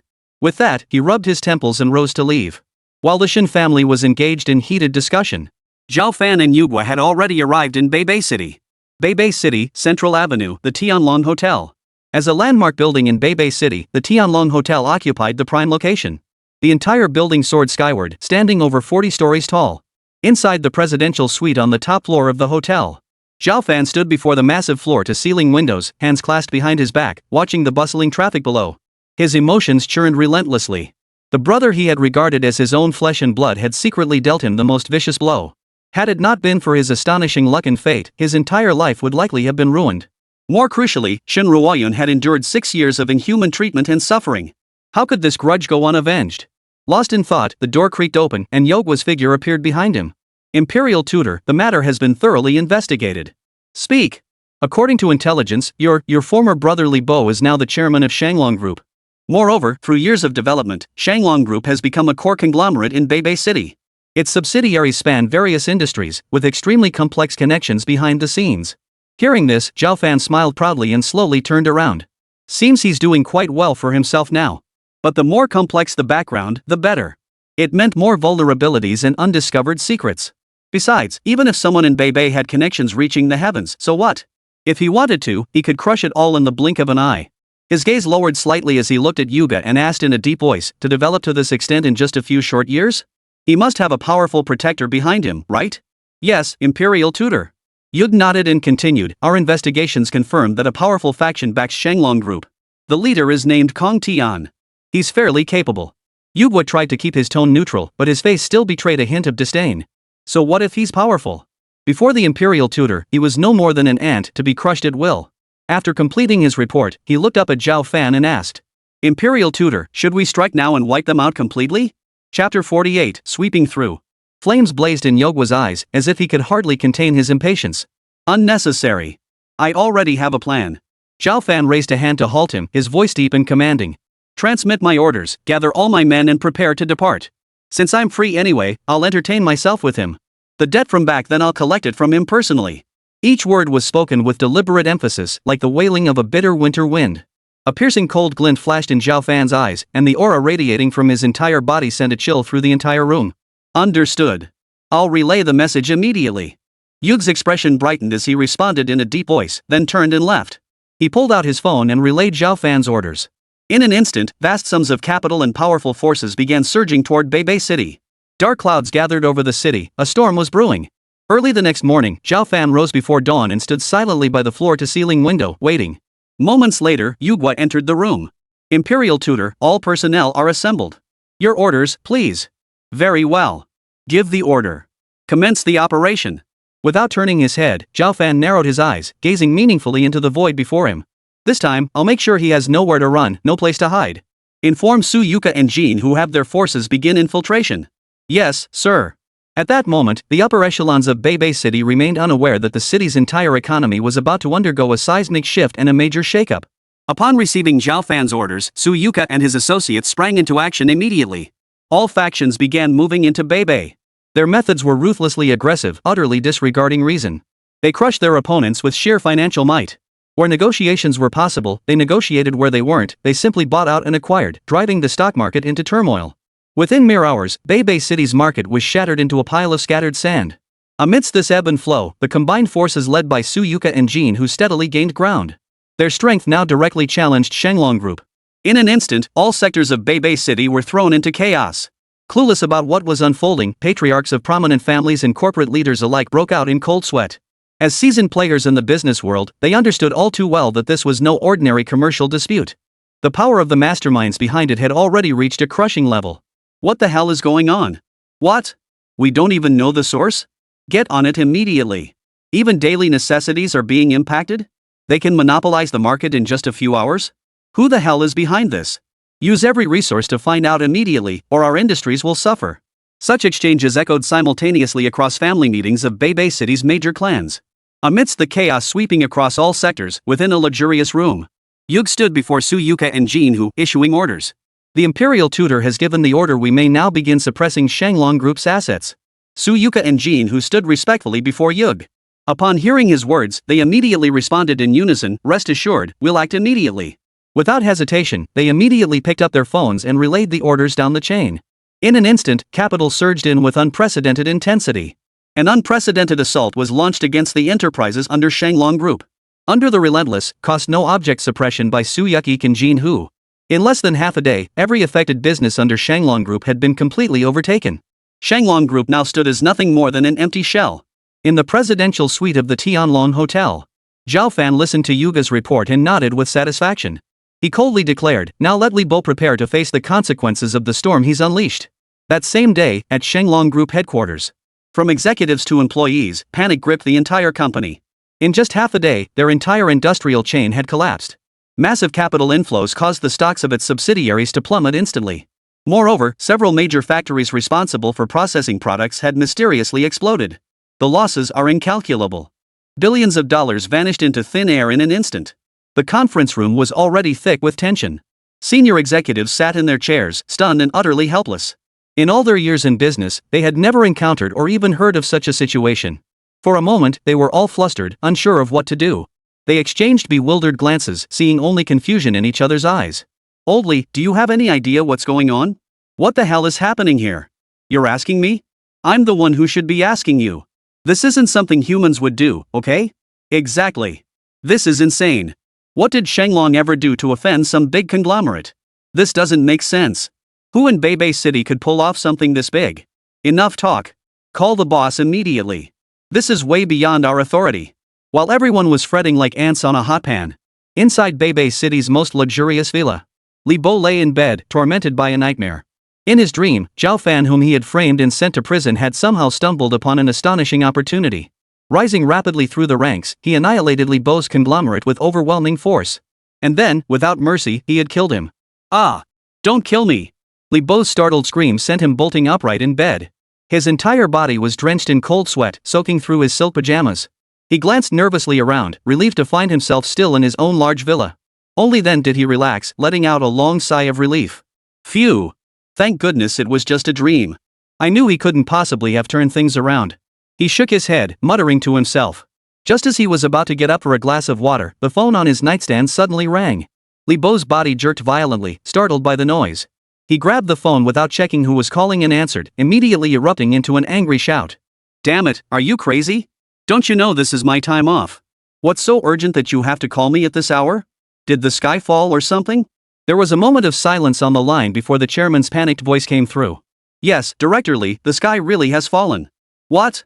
Li Bo froze for a moment, bringing the phone closer to his face. Seeing it was the company director, his voice turned icy instantly. Old Zhao, what the hell are you babbling about? Didn't you get enough sleep? Or have you gone senile? What a state you're in. You're a company director, for heaven's sake. No, Mr. Li, our company is about to collapse. Old Zhao's voice was almost tearful as he urgently explained, Mr. Li, our company is facing inexplicable pressure. All the stocks under our group have been suspended. Plus, several major explosions have hit our factories. The group has been completely undermined.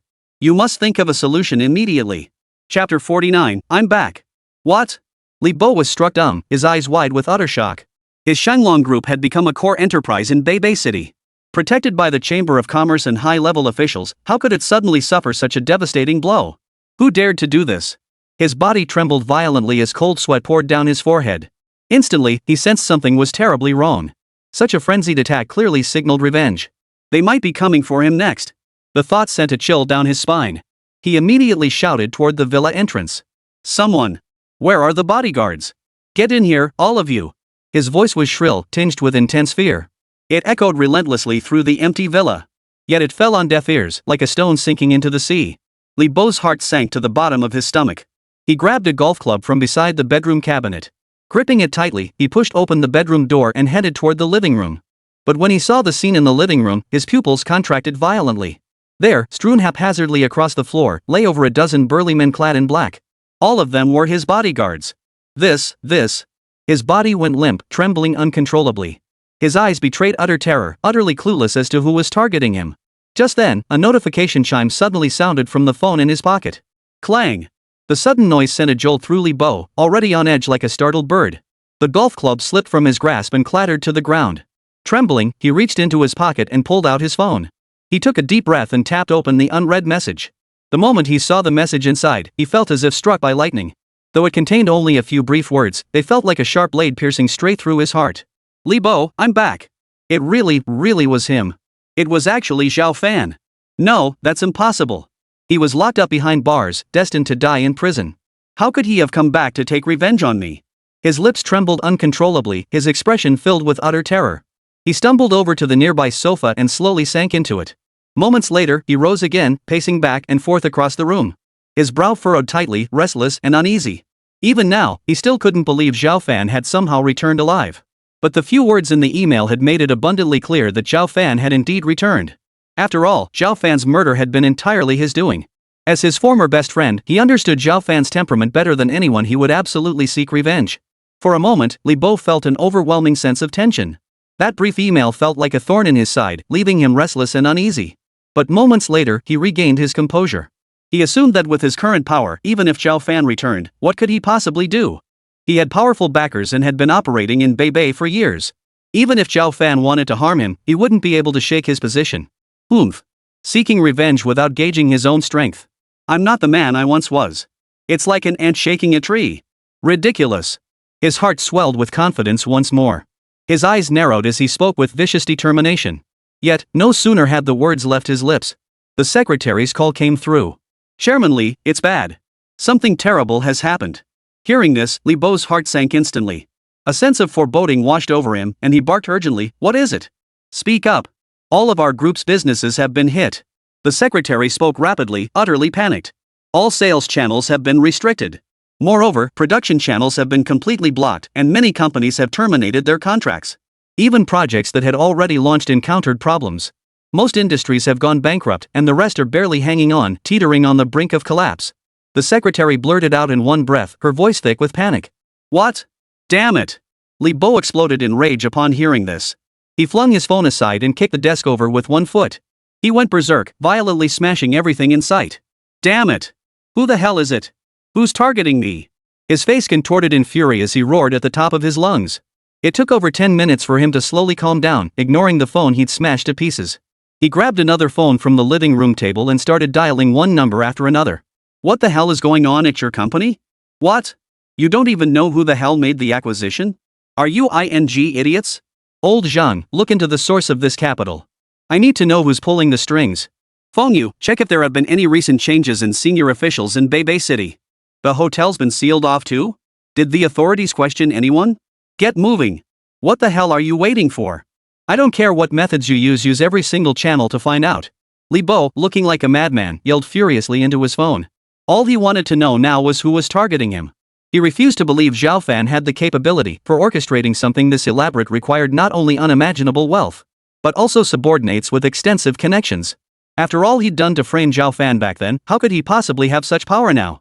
That afternoon, Li Bo rushed to the company's asset management department. Seeing the state of the company, a chill instantly gripped his heart. In just half a day, the once mighty Shanglong Group had been reduced to a precarious state. Moreover, all media outlets swarmed like ants drawn to honey, converging on every subsidiary of Shanglong Group. The sudden upheaval at Shanglong Group. Overnight, it had dominated the front pages of major publications.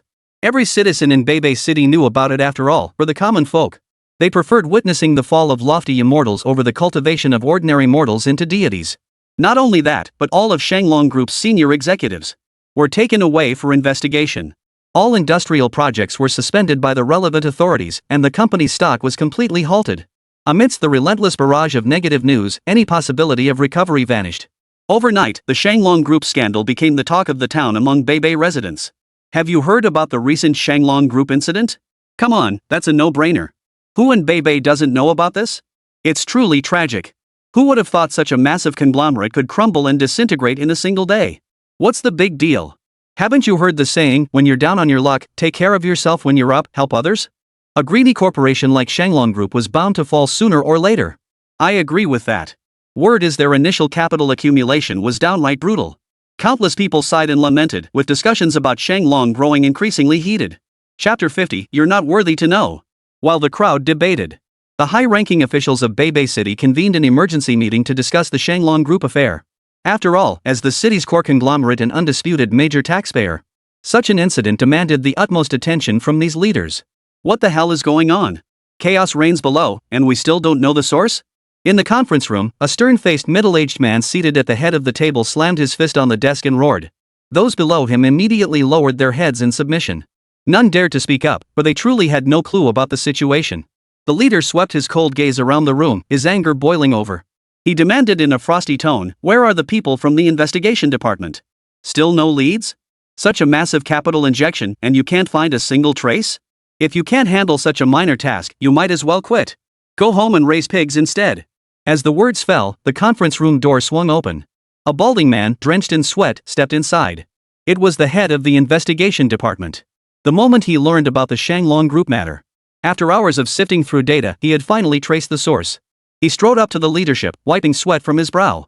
Before catching his breath, he began his report. "Sir, we've found it. Suyuka and his team from Linjing have moved into our Beibei district." The moment these words were spoken, the expressions of those present instantly shifted to one of sudden realization. It was now crystal clear, the forces backing bigwigs like Suyuka were undoubtedly targeting Shanglong Group. How audacious. Di Xing, the chairman of Beibei City, slammed his fist hard on the table, his chubby cheeks trembling violently. "The Linjing Chamber of Commerce holds our Beibei in utter contempt. Cross-city suppression, they dare to act without so much as a word to us? Utterly arrogant. This won't do. I'll confront those two and demand an explanation. But before his words had fully faded, a voice called out from outside the door, "No need to look for us, we're here." As the words echoed, the conference room door swung open. Suyuka and Jin who strode in. Suyuka walked straight up to Di Xing, his piercing eyes fixed on him. He curled the corners of his mouth upward and said, "Chairman D, we're here. If you have anything to argue with us about, feel free to speak your mind." Their arrogance and sharpness momentarily stunned Di Xing. But he quickly regained his composure. After all, this was Beibei City, his own turf. He snorted coldly and demanded, "Suyakik. Jin who? What exactly do you two think you're doing? Why did you suddenly attack our core group?" At this, Suyuka and Jin who exchanged a glance before snorting coldly in unison. Then they replied, "All you need to know is that we only target the Shanglong group. As for why, you're not worthy of knowing." "Suyuka. You." Di Xing flew into a rage, slamming his fist on the table as he glared at them. Gritting his teeth, he snarled, "Do you even have any rules? Don't you know Shanglong group is the backbone of Beibei? And they have powerful forces backing them. If you don't want this escalating, I advise you to back off immediately." "Back off?" Suyuka sneered repeatedly, his face brimming with contempt. "Sorry, but no matter how powerful their backers are, this time we're taking down Shanglong group for good. No one will stop our plan. You'd be wise not to meddle either or face the consequences yourself." Their expressions were resolute and arrogant. Their piercing gazes carried a fierce warning and icy coldness. "Joking aside, you think threatening me with your backers will work? No matter how powerful they are, could they possibly be more powerful than the imperial tutor?" Di Xing froze in place, the chill in their eyes plunging him into an icy dungeon. He pressed his lips tightly together, his right hand gripping the chair back with all his strength, yet he dared not threaten them further. After a moment's hesitation, he softened his tone and urged, "Old Su, old Jin, whatever grudges you hold against each other. But as old acquaintances, I feel compelled to offer some advice. The forces backing Shanglong are formidable. Even I wouldn't dare provoke them.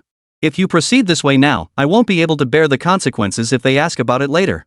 Suyuka sneered disdainfully, saying haughtily, "Sounds pretty impressive, huh? But sorry, in our eyes, he's nothing. I advise you to mind your own business. Otherwise, you won't be able to handle the consequences." With that, he and Jin who turned and strode away. The conference room fell silent for a moment. Moments later, the others snapped back to reality and began murmuring among themselves. "Looks like Suyuka and his crew came prepared this time. They're clearly out to destroy Shanglong group." "Exactly. Neither of them is reckless.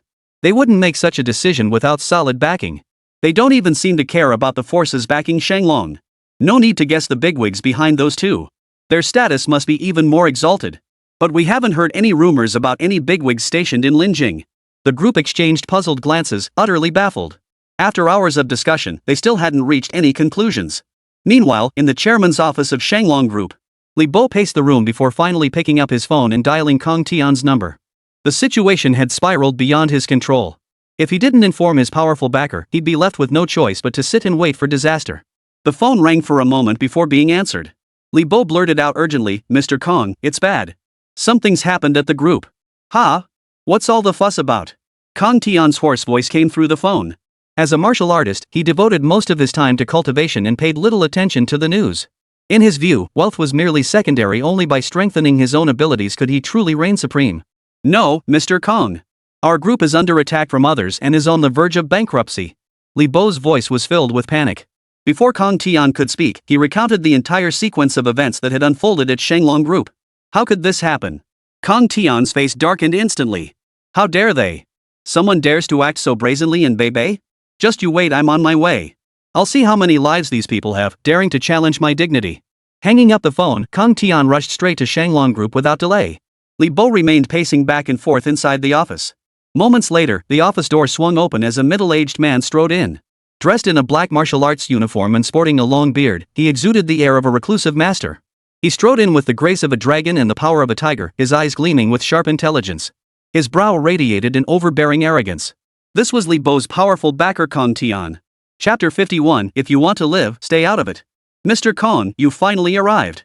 Li Bo's expression brightened instantly upon seeing the arrival, rushing forward to greet him. Then a look of distress flashed across his face as he stammered, "Mr. Kong, you've seen the state of the company, haven't you?" "MHM.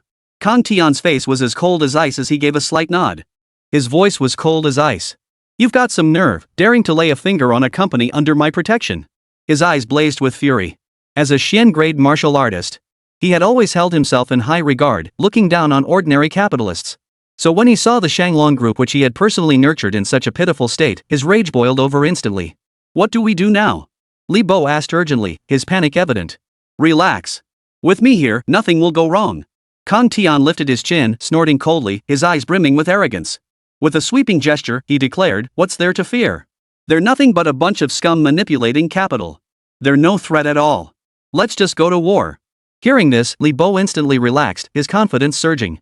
Shanglong Group had faced encirclement and attacks from rivals throughout its journey.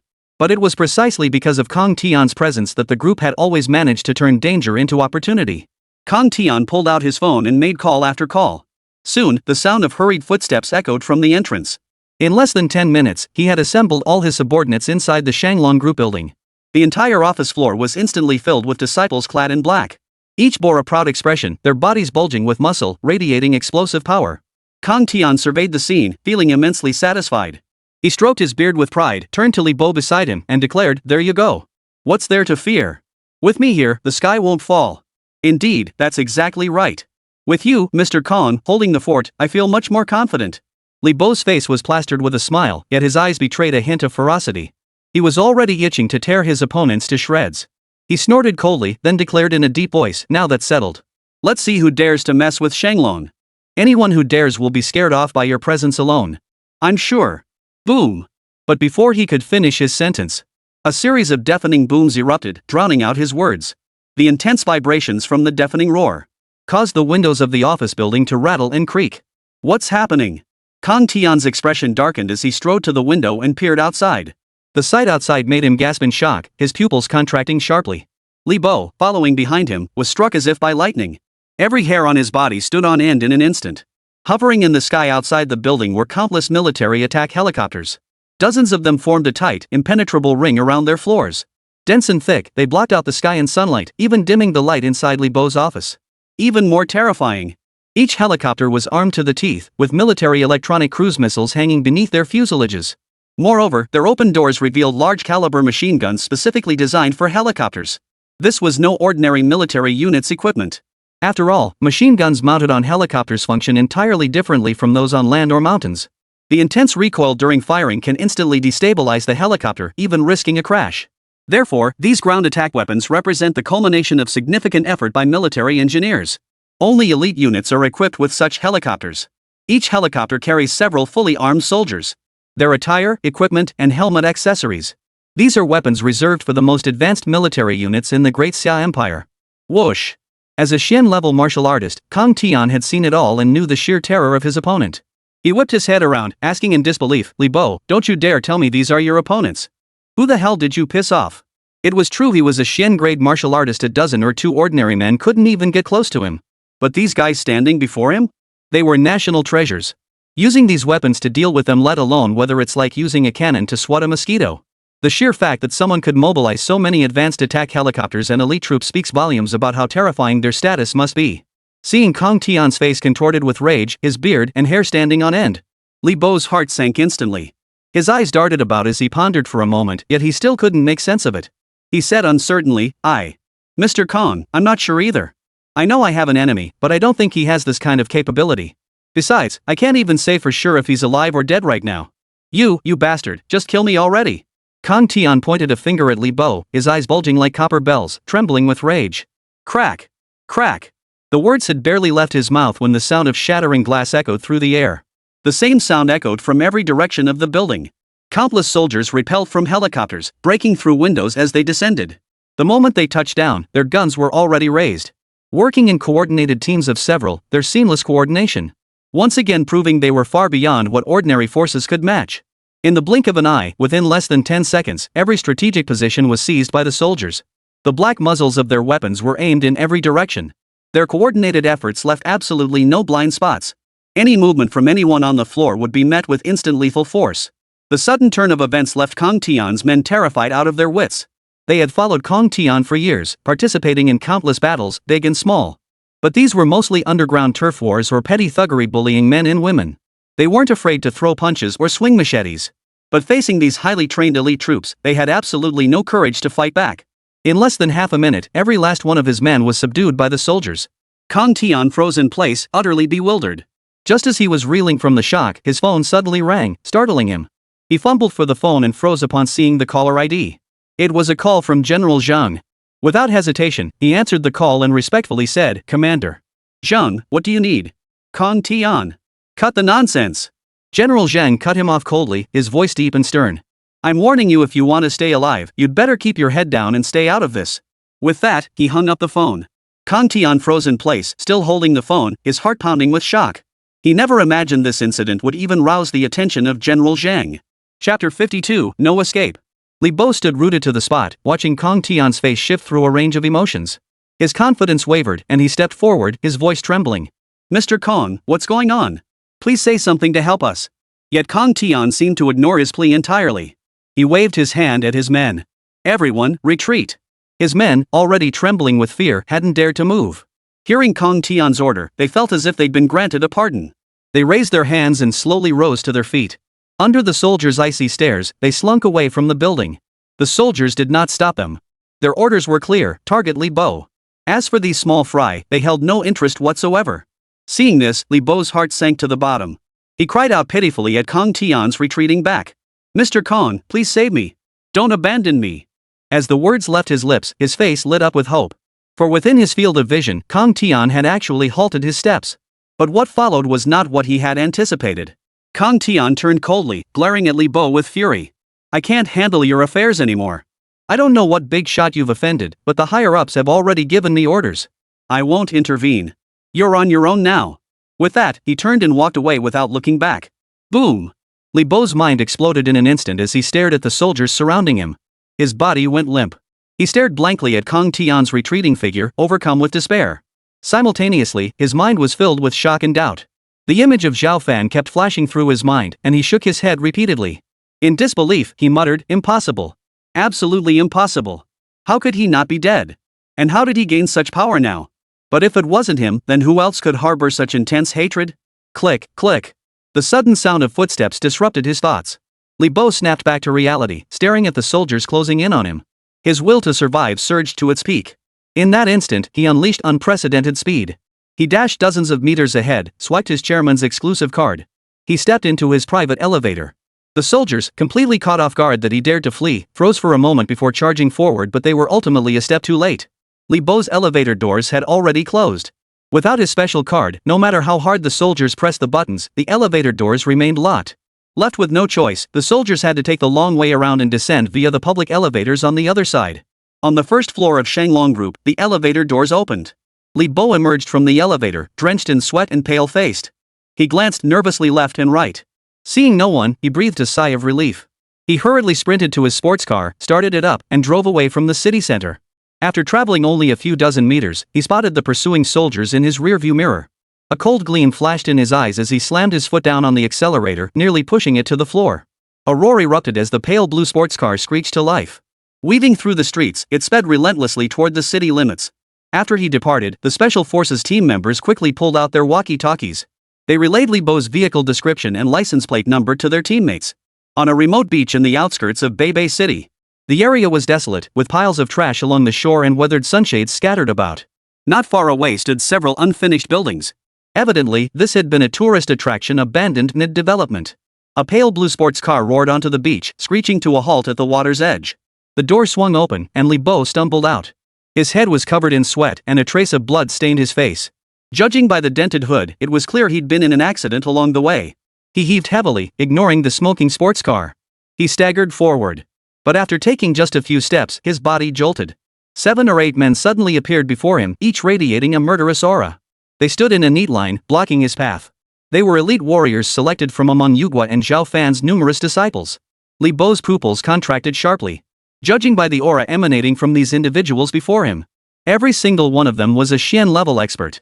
Each one, taken individually, was a force capable of shaking an entire city with a single stump. Boom! Just as he stood frozen in shock, another familiar rumbling sound echoed through the air. Immediately after, a helicopter descended slowly into the space between Li Bo, Yugua, and the others.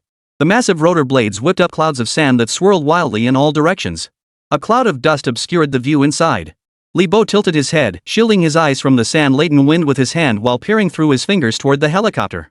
He was determined to see who had pulled him down from his pedestal and now sought to eliminate him completely. Who exactly was this person? The helicopter's rotor blades slowly came to a halt and the dust gradually settled. Within Li Bo's field of vision, figures gradually emerged from the swirling dust. A dozen or more men, each radiating powerful presence, including business tycoons like Su Yuka and Jin Hu. Yet now they all stood half a step behind, like a personal guard. They formed a protective circle around the man standing at their center. Tall and slender, with well-defined muscles and a chiseled face, his features sharp and angular. It was none other than the imperial tutor Zhao Fan. Seeing this familiar figure, Li Bo's body felt as if struck by lightning. His legs buckled, and he stumbled backwards several steps before regaining his footing. It's really, you. How could you still be alive? Weren't you supposed to have died years ago? What on earth is going on? He raised his arm, pointing at Zhao Fan as he steadily approached, his eye twitching violently. Though he'd suspected Zhao Fan's involvement several times, seeing him appear before his eyes now. A storm of emotions inevitably surged within him. Surprised, huh? Zhao Fan narrowed his eyes, his aura surging relentlessly. The surrounding temperature plummeted again and again, a palpable killing intent surging like a towering tidal wave. It roared toward Li Bo, making his breathing grow increasingly labored. Zhao Fan's footsteps didn't falter. With each step he took, the surrounding temperature dropped several degrees. Invisible gusts of air emanated from his body, whipping up grains of sand that swirled around him. After framing me all those years ago, have you been living comfortably? Li Bo, while you were wallowing in luxury and revelry night after night, did you ever stop to think that I, Zhao Fan, would return one day? Chapter 53, Today is your day of doom. Zhao Fan's words and the icy aura radiating from him forced Li Bo to stumble backward. Cold sweat had long soaked through his clothes. As Zhao Fan closed in relentlessly, he could endure no longer. His knees buckled, and he fell to his knees before Zhao Fan. Sobbing and crying, he begged loudly, Zhao Fan, I was wrong. I truly know I was wrong. I was blinded by greed back then. All these years, I'd been tormented by guilt. Seeing you alive now truly brings me joy. Please don't hold it against me, spare me. I beg you, spare me. For the sake of our once close brotherhood, let me live. A sliver of hope lingered in his heart. After all, in his mind, Zhao Fan valued loyalty above all else. Otherwise, with his intelligence, it would have been nearly impossible for me to scheme against him back then. That would have been nearly impossible. Hearing Li Bo's words, Yugwa and the others' expressions darkened to the extreme.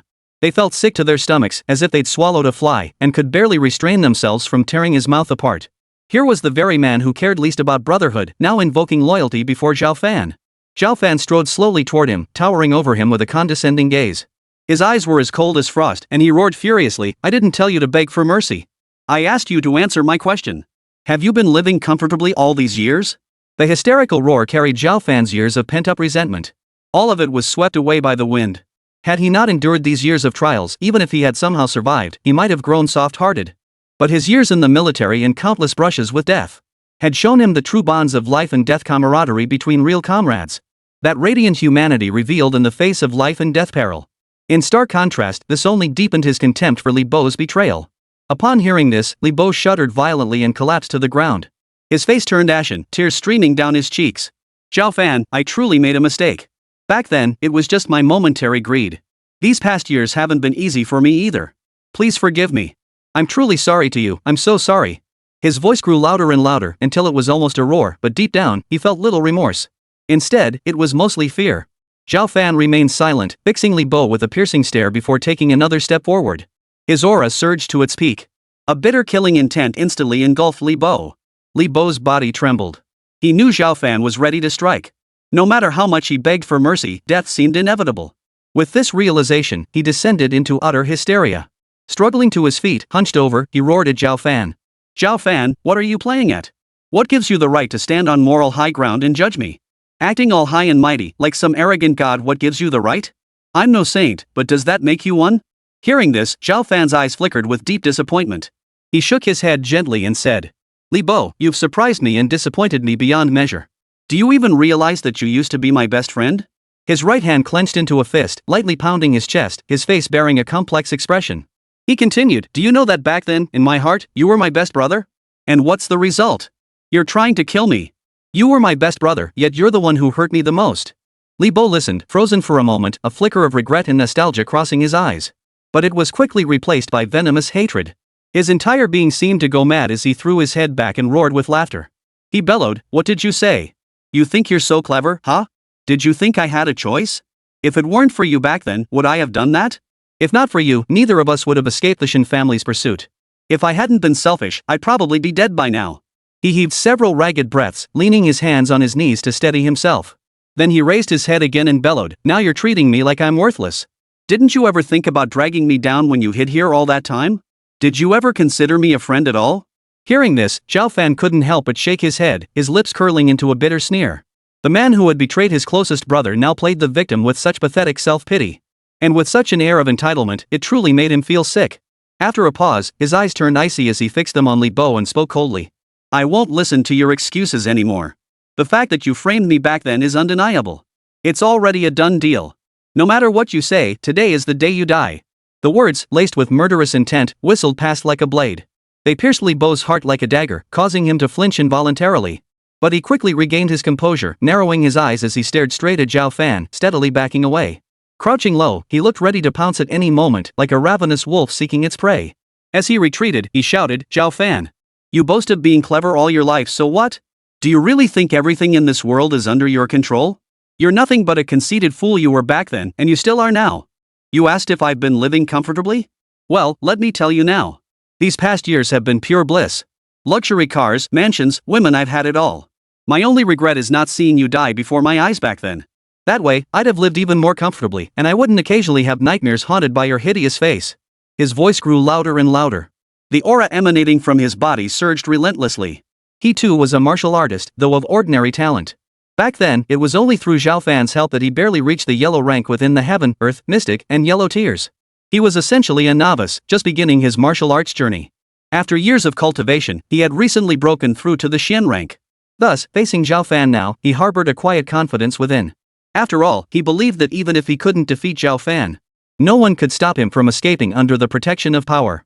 At the very least, he could drag Zhao Fan down with him. By chance, he had obtained a fragmentary manual detailing a technique to temporarily boost cultivation by burning essence. This was his greatest and final reliance now. As his momentum surged relentlessly, Yugua, standing not far behind Zhao Fan, couldn't help but see a trace of gravity flicker in her eyes. She strode up before Zhao Fan and warned him in a solemn voice. "Imperial tutor, be cautious. His power increase is highly abnormal. It must be some unorthodox, forbidden technique. We cannot let him succeed. It would be best to eliminate him swiftly, before things get complicated." Chapter 54, Death. Hearing Yugua's words, Zhao Fan's expression remained unchanged. His expression remained serene and unruffled, offering Yugua a reassuring glance. He casually remarked, "It doesn't matter. No rush. Let him break through. I will make him admit defeat wholeheartedly. At the very moment he believes himself to be at his peak, I will utterly shatter his pride and confidence." His soft words carried a powerful, resolute force. The words had barely left his mouth when a pained roar erupted from Li Bo's direction. Zhao Fan narrowed his eyes, his brow slightly furrowed, his gaze never leaving Li Bo. Li Bo's clothes were now shredded to tatters, barely hanging on his body like rags. His entire body resembled an inflated balloon, slowly beginning to swell. Simultaneously, with Li Bo's furious roar, droplets of blood mist erupted from his body. It swirled around him, creating a terrifying spectacle. His aura surged to the peak of the Xian grade realm. His face contorted into a savage grimace, his eyes blazing crimson as his hands clenched and unclenched in the air. Feeling the overwhelming power coursing through him, he burst into laughter, his eyes filled with venomous hatred as he glared at Zhao Fan. "Zhao Fan! You've been far too arrogant your entire life. That is your greatest flaw. You should never have been so overconfident, allowing me to grow stronger. Now that I've reached the peak of the Xian realm, even all your men combined wouldn't stand a chance." He lifted his foot, advancing toward Zhao Fan step by step, his voice hoarse and low. "Since you wish to kill me, I shall show no mercy. Better to strike first." The moment the last word fell, his figure vanished abruptly from where he stood. His entire body surged toward Zhao Fan at a speed too swift for the naked eye to follow. Empowered by peak Xian level strength and speed, Yugua and the others could only see a series of phantom figures before their eyes. "Mr. Zhao, be careful." Seeing this, Su Yuka and the others paled instantly, shouting warnings at the top of their lungs. Yugua and the others also wore solemn expressions, every muscle taut. They stood ready to intervene at the first sign of trouble. Zhao Fan, die for me." Li Bo's figure flickered incessantly around Zhao Fan, pausing only occasionally. His face was twisted with savagery and arrogance as he deliberately toyed with Zhao Fan. His overwhelming aura made even battle-hardened veterans like Yuga feel uneasy. Yet Zhao Fan remained utterly composed, standing calmly in place without a trace of panic. He tilted his head back slightly, gazing up at the void before him. He remarked, as if in reflection, "Your speed and strength fall far short. If that's the basis for your arrogance, then I'm afraid I'll have to disappoint you." As the words fell, a colossal surge of power erupted from Zhao Fan's body. Instantly surpassing the Xin grade and D grade levels, it surged toward the peak of the Tian grade. It continued to surge upward, the aura radiating from his body as sharp as a blade. Boom! Li Bo's constantly flickering form abruptly froze. Then, before the eyes of all present, he crashed heavily to the ground. Yug and the others gritted their teeth, clenching their fists as they struggled to hold on. The remaining few pooled every ounce of their aura to shield Su Yuka and the others.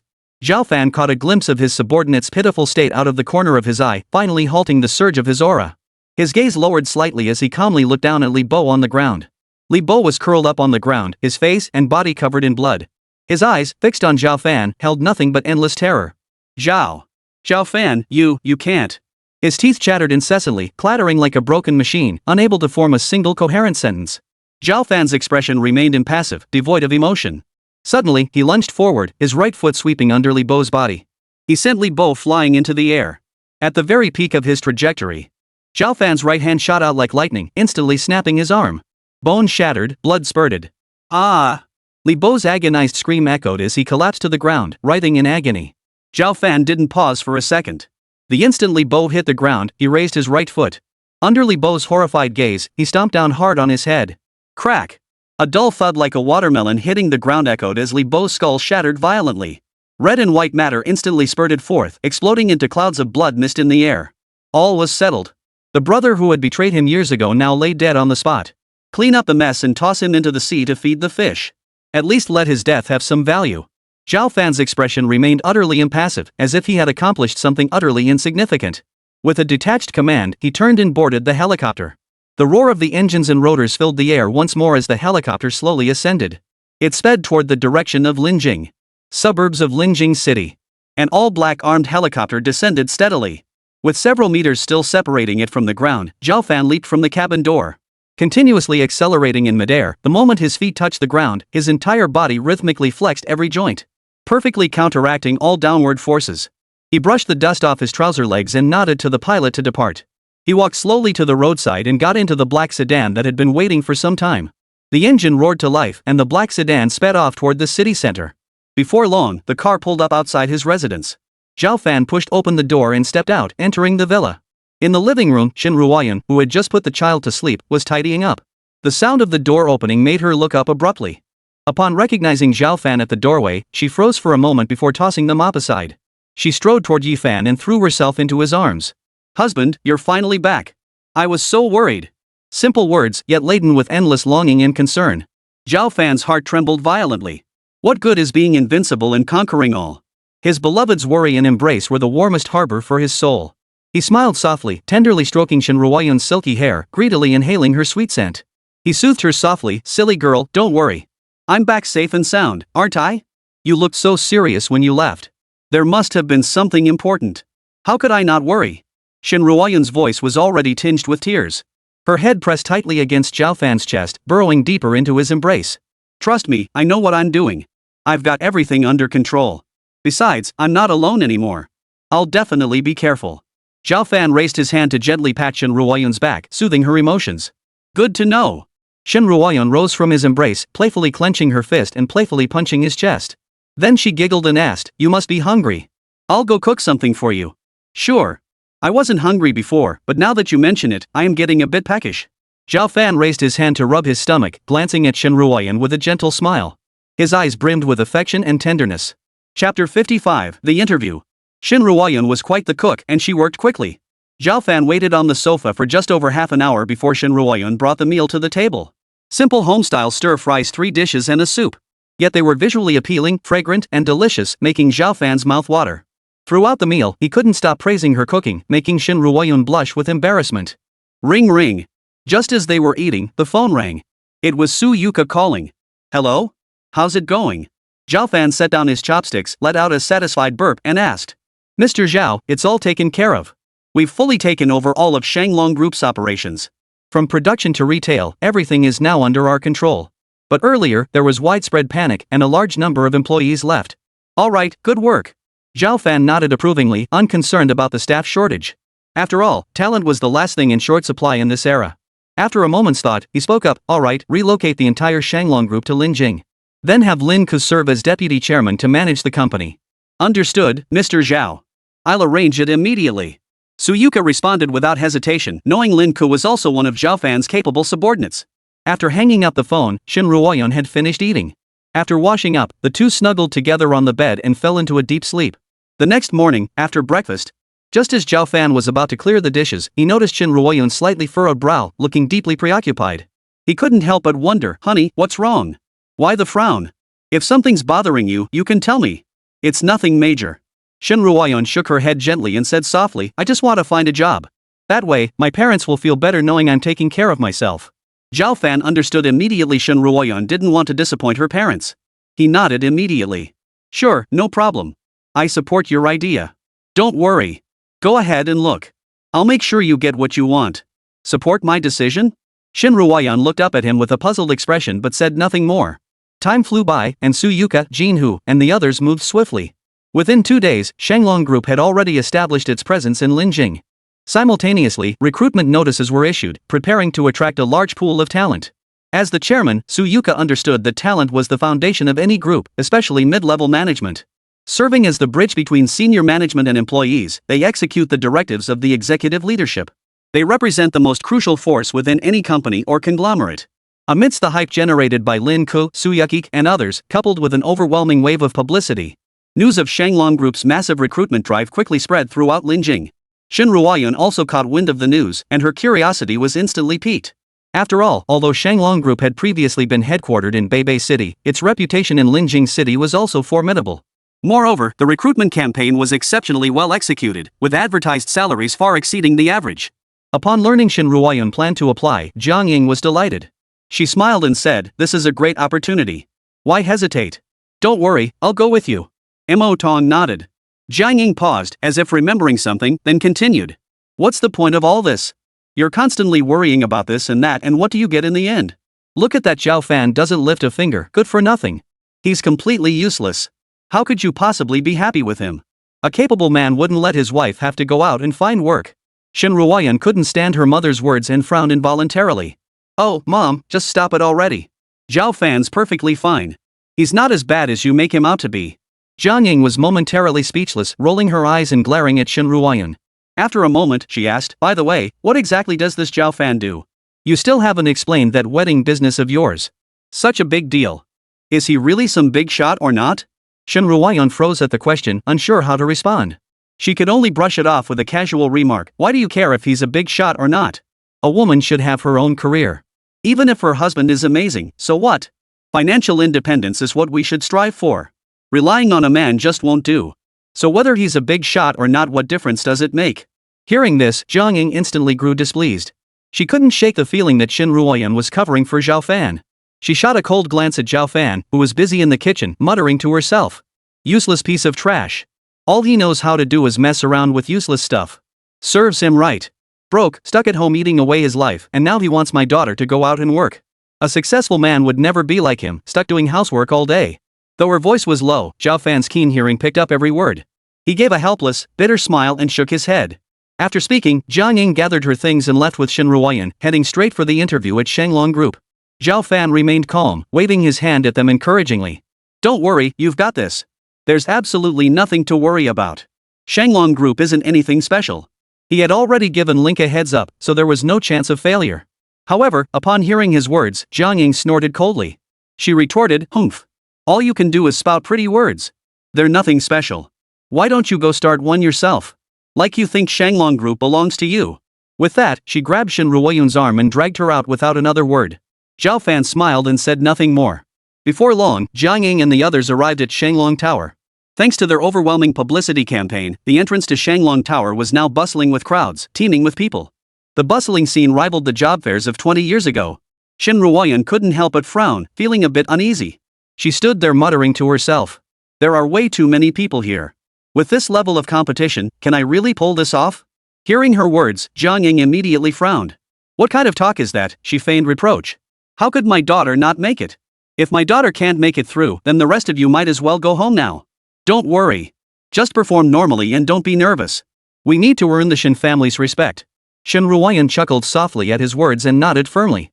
She turned and strode purposefully toward the upstairs entrance. Arriving at the interview room door, she adjusted her attire and took a deep breath. Only then did she raise her hand to knock. After receiving a nod from inside, she pushed the door open and stepped inside. Chapter 56, Appointed General Manager. The interview room was modest in size, currently occupied by 3 interviewers. A man and a woman flanked the center seat, occupied by a man with graying temples who appeared to be in his 40s. A deep frown line etched between his brows, clearly the result of constant deep thought. His square face bore a sharp gaze that swept the room with an imposing presence, commanding respect without a word. This man was none other than Lin Ko, the current vice president of Shanglong Group. Good morning, interviewers. My name is Shin Ruoyun. Shin Ruoyun bowed slightly toward the 3 interviewers and spoke softly. Shin Ruoyun? Lin Ko's heart skipped a beat. He abruptly looked up, staring intently at Shin Ruoyun for several seconds. He pulled out his phone again to check the photo, comparing it several times before confirming beyond doubt. The person before him was precisely the one boss Zhao Fan had mentioned. This was the boss's wife. Lin Ko dared not remain seated. He quickly stood up, his face breaking into a broad smile as he approached Shin Ruoyun.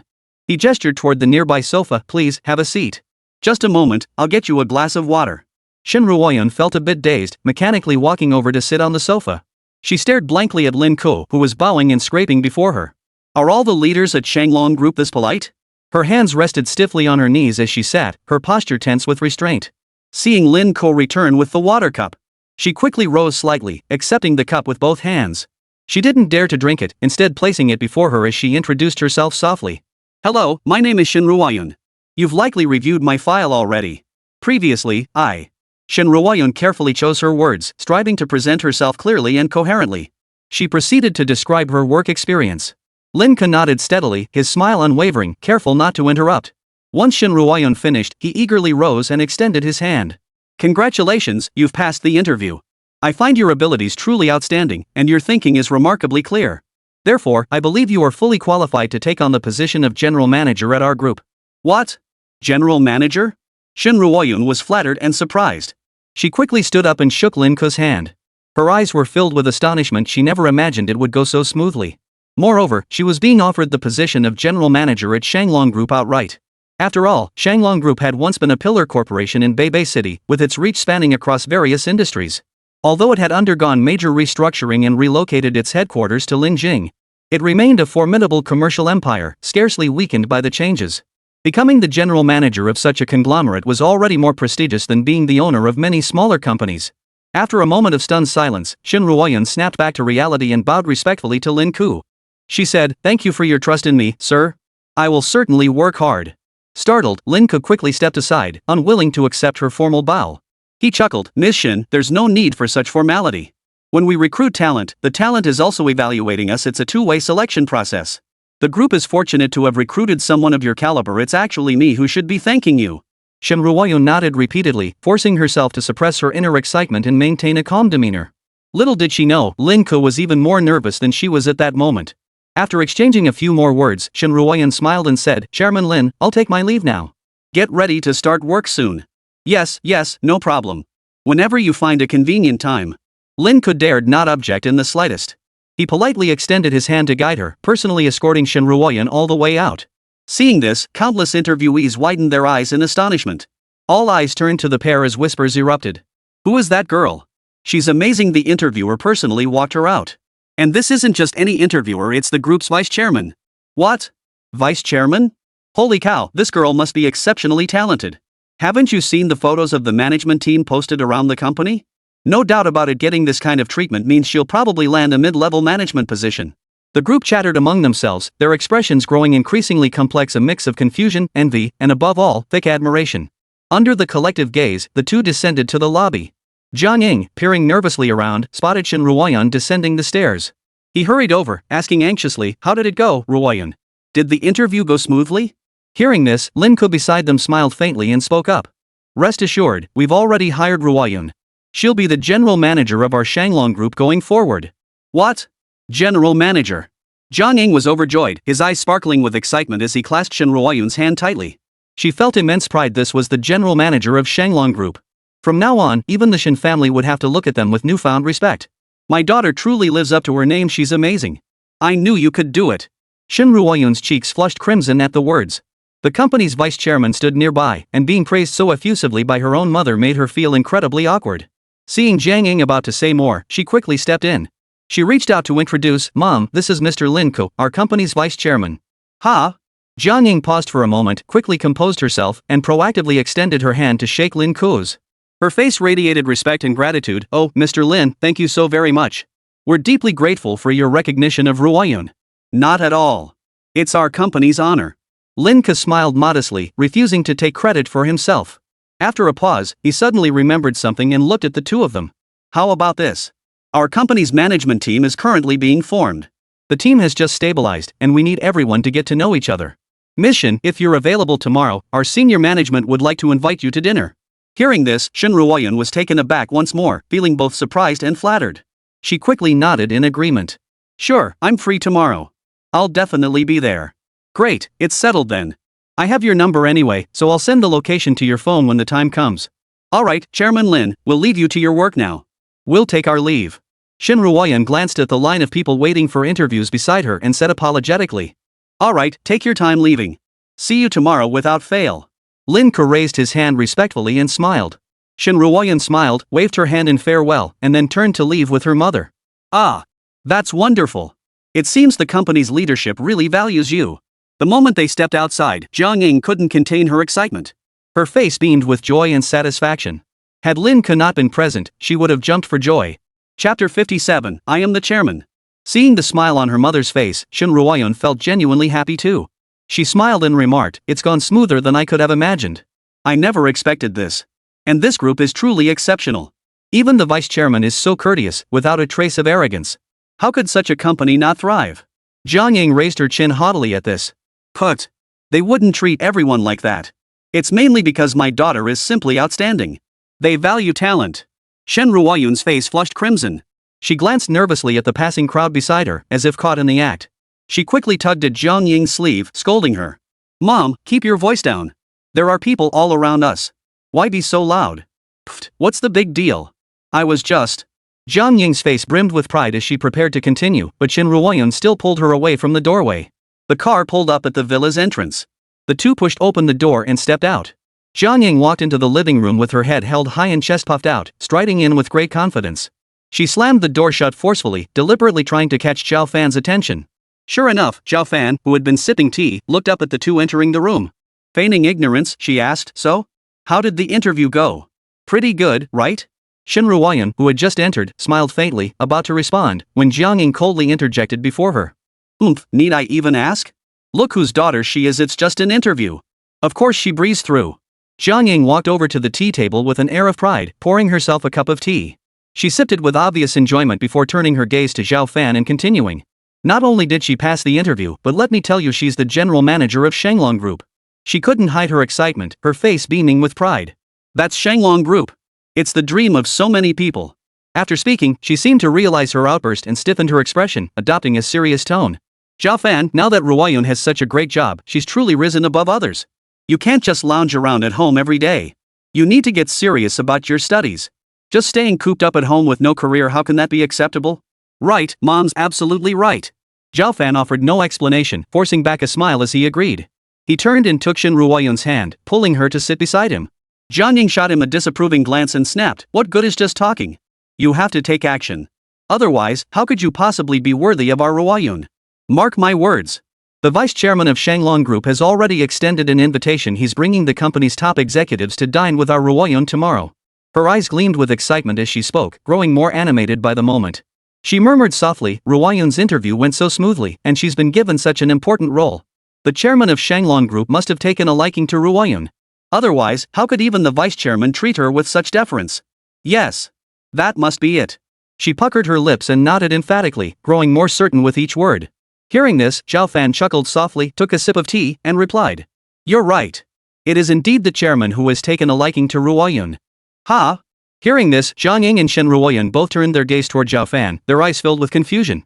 Zhao Fan remained composed, meeting their astonished gazes as he spoke slowly. "It's simple. Because I am the chairman of Shenglong Group." Well. Jiang Ying froze for a moment upon hearing this, then quickly wore a look of contempt, snorting coldly. "You're such a joke," she sneered. "Why not just claim you're the king of heaven himself? Look at yourself, what part of you resembles a chairman?" After her sarcastic remark, she softened her tone, adopting a more earnest tone. "Listen, Zhao Fan, you're not a child anymore. Earning others' respect is one thing, but you need to back it up with real ability. Stop blowing your own horn all day long. Get your feet on the ground, or who's going to take you seriously? Zhao Fan shook his head with a smile, offering no further explanation. The next morning, after breakfast, Jiang Ying looked flustered as she urged, "Hurry up, Ruoyun. Stop dawdling and get yourself ready. We'll be heading out soon. This is a chance we can't afford to let slip away." Shen Ruoyun pouted but didn't argue, obediently walking over to the dressing table. After all, this was a meeting with company executives. Without some light makeup and formal attire. Otherwise, it would seem disrespectful.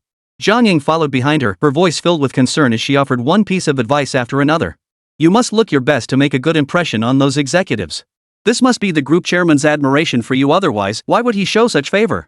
So we absolutely can't let him down." Zhao Fan, standing nearby, couldn't help but chuckle at the exchange. He stepped forward and said, "How about I come along with you too?" After all, as the group's chairman, his attendance was mandatory. He needed to meet many executives in the newly formed corporate group whom he wasn't familiar with. However, upon hearing his words, Jiang Ying rejected him without hesitation. "Just mind your own business. This is a Shenglong group executive dinner. Why would you want to tag along and make a spectacle of yourself?" Standing behind Shen Ruoyun, she shot Zhao Fan a disapproving look. "If you want to dine with those high-ups, work your way up on your own. What kind of man relies on his wife to support him day in and day out? Get away from us now, don't go tagging along and embarrassing yourself." Zhao Fan was speechless. How had he, the esteemed chairman, become labeled a freeloader? Still, he offered no explanation, merely shaking his head with a faint smile. It seemed his plan to hitch a ride was dashed. He'd just have to wait for them to go first before heading over himself. Seeing Zhao Fan silent, Jiang Ying didn't bother to engage him. She casually pulled over a chair and sat beside Shen Ruoyun. She kept directing, "Yes, trace this part again, there's still a flaw. Don't apply the concealer too thickly, just enough will do. You need to change your outfit too, this one won't do." After nearly half an hour of bustling about, Jiang Ying finally led Shen Ruoyun out the door with a satisfied look, driving toward their destination. Before long, the car pulled up outside a luxurious restaurant. Jiang Ying and Shen Ruoyun stepped out of the car. After informing the receptionist of their private room number, they followed the waiter inside. Inside one of the restaurant's opulent private rooms. Several people were already seated inside, men and women alike, all dressed in expensive attire. Upon learning they would be dining with the chairman and his wife, they had all eagerly arrived. They had arrived at the restaurant several dozen minutes early and were quietly waiting. Chapter 58. Everyone was stunned. Shen Ruoyun and Jiang Ying approached the door, knocked lightly, and then entered. Upon seeing Shen Ruoyun arrive, all the executives immediately stiffened. They quickly rose to their feet and greeted her in unison, "Good evening, President Shen."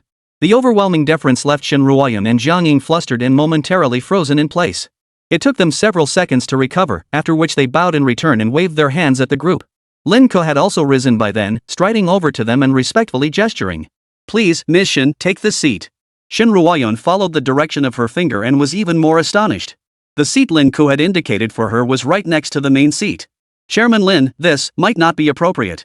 Shen Ruoyun glanced around uneasily, hesitating to take the seat. Present were all the company's shareholders and senior management. She was merely a general manager, though admittedly a high-ranking one. But compared to these individuals, she was still far below their level. How could she possibly sit in the main seat? Hearing this, Lin Ke shrugged indifferently. "What's the big deal? That's your seat. Come on, it's fine. We're all family here, no need for formalities." "Alright, thank you, Chairman Lin." Shen Ruoyun bowed her thanks and, accompanied by Lin Ke, made her way over. Behind her, Jiang Ying beamed with unhidden delight. Seeing everyone show such respect, and to grant her daughter such a prominent position only solidified her suspicions. That chairman of Shenglong definitely has feelings for my Ruoyun. I'll have to ask him about it later. Once everyone was seated, Lin Ke spoke up in a clear voice, "Ladies and gentlemen, I've gathered you all here today. It's also to help everyone get acquainted, since we'll be working together to continue Shenglong Group's success. Naturally, since Shenglong Group has recently relocated to Linjing, there have been some changes in our senior management." As vice chairman, Lin Ke possessed remarkable eloquence. He spoke at length for several minutes, introducing each person in turn. Only then did he raise his wine glass to declare the banquet open. Jiang Ying was so eager she hadn't even registered Lin Ke's earlier remarks. As soon as he finished speaking, she leaned in eagerly and asked, "Chairman Lin, I have a question. How old is your Shenglong chairman? To lead such a large conglomerate, he must be exceptionally capable, right? Wouldn't someone that capable be the kind of person who would value my daughter Ruoyun?"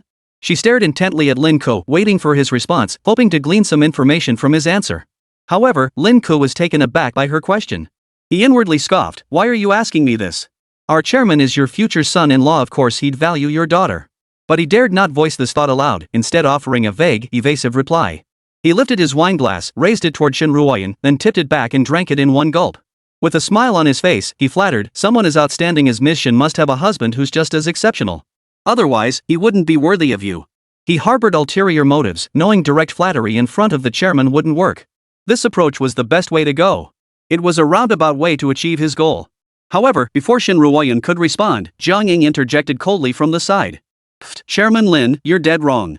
My son-in-law is nothing but a good-for-nothing. He's got no skills whatsoever. My daughter must have been blind to marry him. He's just a freeloader, I can't see what's so great about him. Ha! At those words, every face in the room including Lin Ku's froze. The previously lively private room instantly fell silent. Everyone stared wide-eyed at Jiang Ying, their expressions frozen in shock as if they'd seen a ghost. Shen Ruoyan frowned, sensing something was off. She placed her hand under the table. She tugged at Jiang Ying's sleeve and said with a forced smile, Mom, what are you doing? Why bring this up now? What's wrong with that? I'm doing this for your own good. Jiang Ying stuck out her chin defiantly, her voice loud and clear, showing no sign of lowering it. Their exchange snapped everyone back to reality. Noticing the awkwardness, Lin Kuo quickly chuckled and steered the conversation elsewhere to smooth things over. Mr. Shen, how's the food here? However, before Shen Ruoyan could answer, the door to the private room swung open, and Lin Kuo's secretary stepped inside. She exclaimed excitedly, Chairman Lin, the chairman has arrived. What? Jiang Ying, upon hearing this, sprang to life as if injected with adrenaline.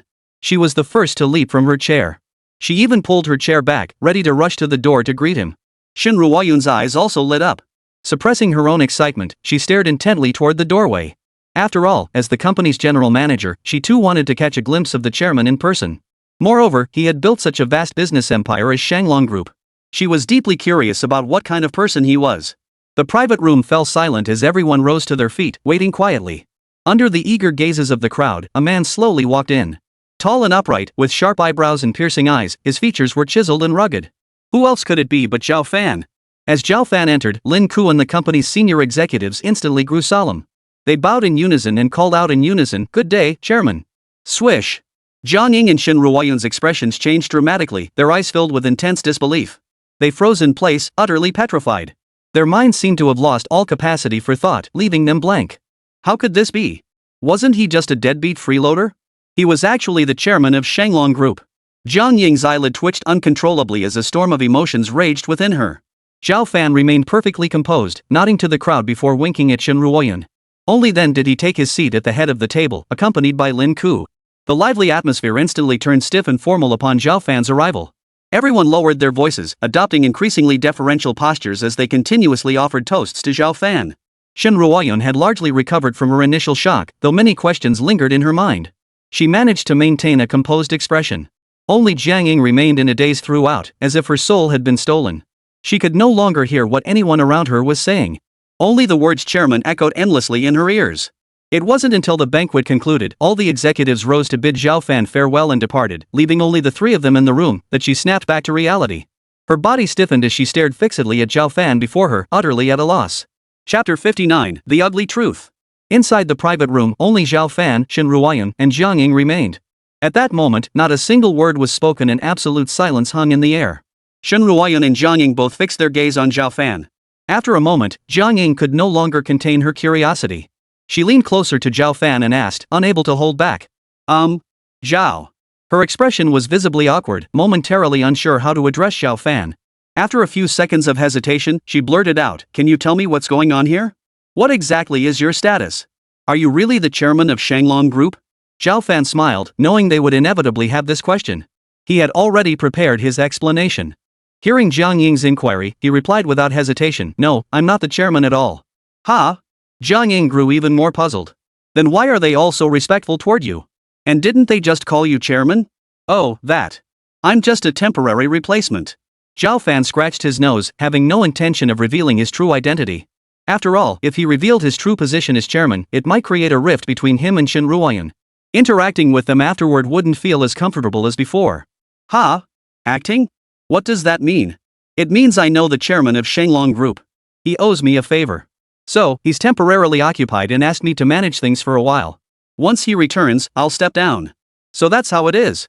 Hearing this, Jiang Ying's expression immediately fell, her heart filled with disappointment. She snapped, Humph. I knew you couldn't possibly be that capable. Turns out you're just a freeloader after all. I thought you'd finally gotten your act together. What good is all this empty posturing? Riding on someone else's coattails to strut around like you own the place. With that, she turned her back on Zhao Fan, abruptly stood up, and stormed out of the room in a huff. Only Zhao Fan and Shin Ruoyun remained in the private room. Upon learning Zhao Fan wasn't the chairman, Shin Ruoyun felt an inexplicable sense of relief. Watching Jiang Ying berate Zhao Fan once more, she couldn't help but take his hand. She whispered softly, "Zhao Fan, that's just how my mom is. Don't take it to heart. Don't worry. I don't care about your background. Since I've already chosen you. Whether we're poor or rich, I'll stick with you no matter what." Hearing these words, a wave of warmth washed over Zhao Fan's heart. What more could a man ask for in life than a wife like this? His eyes brimmed with infinite tenderness as he pulled Shin Ruoyun into his embrace. The atmosphere grew incredibly warm and tender. In the blink of an eye, a week had passed. Shin Ruoyun had already become familiar with the company's basic operations. That day, Zhao Fan came to pick her up at the company entrance as they prepared to head home. Yet he noticed Shin Ruoyun's expression remained off, devoid of her usual excitement and joy. Though she tried her best to hide it, a hint of bitterness was still visible. "What's wrong? Did something happen?" Zhao Fan asked, puzzled. Shin Ruoyun sighed softly. She sat quietly for a moment before finally speaking. "Well, after the wedding, many families started courting the Shin family, thinking they'd hooked up with someone important. So Shin Bo has become incredibly arrogant and started to get carried away. As a result, he caused trouble just a few days ago. He provoked Luo Nanfeng, the young master of the Luo family, one of the four great families of Suzhou and Hangzhou." Shin Ruoyun's face was etched with bitterness as she continued, "Luo Nanfeng is now preparing to take action against the Shin family. This has dragged my parents into the mess, and they now face a massive crisis." Hearing this, Zhao Fan understood and nodded, offering comfort. "It's okay, don't worry too much. Let's go check it out together." Shin Ruoyun remained silent, giving a slight nod. Zhao Fan turned the wheel, driving away from his residence toward the Shin residence. Soon, the car pulled up outside the Shin residence, and the two stepped out. Zhao Fan took Shin Ruoyun's hand and led her into the Shin family's living room. The atmosphere inside the living room was extremely oppressive and solemn. Many relatives of the Shin family were present. Every face bore a look of deep worry. After all, the Shin family's influence was insignificant compared to the four major families of Suzhou and Hangzhou. Upon seeing the two enter, the crowd merely lifted their eyes slightly before returning to their own affairs. Jiang Ying, however, seemed to grasp at a lifeline. Her eyes lit up as she recalled the wedding situation. She knew that if Zhao Fan was a powerful figure, this problem could surely be resolved. The thought flashed through her mind, and she quickly asked, "Zhao Fan, tell us what exactly is your background?" Swish! The moment the words left her mouth, every pair of eyes in the room turned to Zhao Fan. They now shared Jiang Ying's conviction: if Zhao Fan was a big shot, then all their problems would be solved. After all, in the presence of a big shot, even the four great families would have to behave themselves, tiptoeing around cautiously. Shin Wenhan, seated at the head of the table, stared intently at Zhao Fan, awaiting his response. Zhao Fan sighed inwardly. He knew the Shin family's character inside out. He gave a cold laugh and spoke up, "I know you all share this question. But to be honest, I'm no big shot. The reason my wedding was so grand. It was simply because I knew someone important back then, so I asked him to do me a favor. I owe him a favor. If anything else comes up now, I doubt he'd bother with me." What? The words fell, and the Shin family was instantly struck with shock. They had believed that by marrying into a distinguished family and gaining a powerful ally, they could rise to great heights. But now he tells us none of that is true. It was just a favor owed? You're just messing with us. After a moment of silence, anger flared in everyone's eyes. What a show-off. You're no big shot, so why must you pretend to be one? Jiang Ying was the first to speak up, shouting angrily. What was the point of making such a big deal out of it? You're not some important figure or anything. All that pomp and circumstance, look where it got you. When trouble hits, it's useless. With Jiang Ying leading the charge, the other Shin family members chimed in one after another. What a joke. This is utter nonsense. You're just trash, yet you insist on pretending to be someone important. Pfft, the less they have, the more they want. What good is this idiot besides causing trouble for the family? Shin Wenhan sat in his chair, silent but seething with anger. Shin Bao leapt to his feet, pointing a finger at Zhao Fan and bellowing his condemnation. You piece of. You're just hurting people. You had to show off, didn't you? Now look what you've done. Disgusting. You're useless. What good are you to us now? His voice boomed with righteous indignation. It was as if he himself hadn't caused the trouble, but rather Zhao Fan standing before him. Chapter 60, The Four Great Families. Zhao Fan surveyed the Shin family members with a cold gaze, his expression neither sad nor happy. He was already accustomed to their hypocritical faces and manner of speaking. Though he despised them inwardly, this incident had still implicated Shin Ruoyun's parents, even if it wasn't his fault. Still, he couldn't bear to see Shin Ruoyun wearing a gloomy expression day after day. The thought flashed through his mind. He lifted his head, surveyed the room once more, and spoke aloud. I may not be a big shot, but I can handle this matter. Leave it to me to handle. Ha? You handle it? Shinba froze for a second, then erupted in a torrent of curses. What the hell are you playing at, you bastard? Who do you think you are? You solve it. Sounds great, but you can't solve the damn thing. This is disgusting. Could you please stop spouting such nonsense in front of us? Jiang Ying was also panting heavily, her eyes filled with fury. She felt her son-in-law had utterly disgraced her. She couldn't help but rise, pointing toward the door as she shouted at Zhao Fan. What the hell are you still standing there for? Get the hell out of here. Stop embarrassing yourself here. All you do is brag day in and day out. What else can you even do? Zhao Fan's face remained impassive. He shot her a cold glance but said nothing more. Instead, he turned and strode away. Hey, Zhao Fan. Shun Ruoyun's heart sank. She glanced at her men, stomped her foot in frustration, then turned and hurried after him. Zhao Fan, wait for me. Shen Ruoyun dashed out of the villa, calling after Zhao Fan's retreating figure. Hearing her, he halted and turned to face her. The icy expression had vanished from his face, replaced by tenderness in his eyes. Though the Shen family's true colors were disheartening, he owed this woman far too much. Compared to the years of hardship she had endured, his own sacrifice was insignificant. What is it? He asked with a smile, his expression as warm as spring sunshine. Shen Ruoyun looked apologetic as she spoke. Zhao Fan, I'm sorry. My family is just like that. Don't take it to heart. They probably just... She hesitated for a long moment, unable to find a suitable excuse. After all, the Shen family's behavior was beyond any plausible excuse. Zhao Fan smiled, reached out to ruffle her hair, and offered reassurance. No need to explain. I understand. Trust me, I'm not holding it against you. Besides, I'm only doing this for your sake. Since I promised, I won't go back on my word. Trust me, I'll handle this for you. Come on, let's go home. Zhao Fan took her hand, and the two of them got into the car, heading home. Soon, they arrived at their residence. Shen Ruoyun sat on the sofa, still looking dazed, her eyes filled with worry. She didn't care about the rest of the Shen family, but knowing her own parents were caught up in this still tugged at her heartstrings. Zhao Fan noticed her expression and couldn't help but pull her into his arms. He spoke softly, don't overthink it. Haven't I already told you everything? It'll be fine. I'll handle it. You don't need to worry about it anymore. Hearing Zhao Fan's reassurance, Shen Ruoyun felt a wave of relief wash over her and her expression softened. Suddenly remembering something, she spoke up, I've been pretty busy lately too. I barely have time to deal with the Shen family affairs. So I hadn't realized how complicated things were with the Shen family, especially since it involves my parents. I might not be able to spare the time for the next few days. Tomorrow, a close friend of mine is returning from abroad.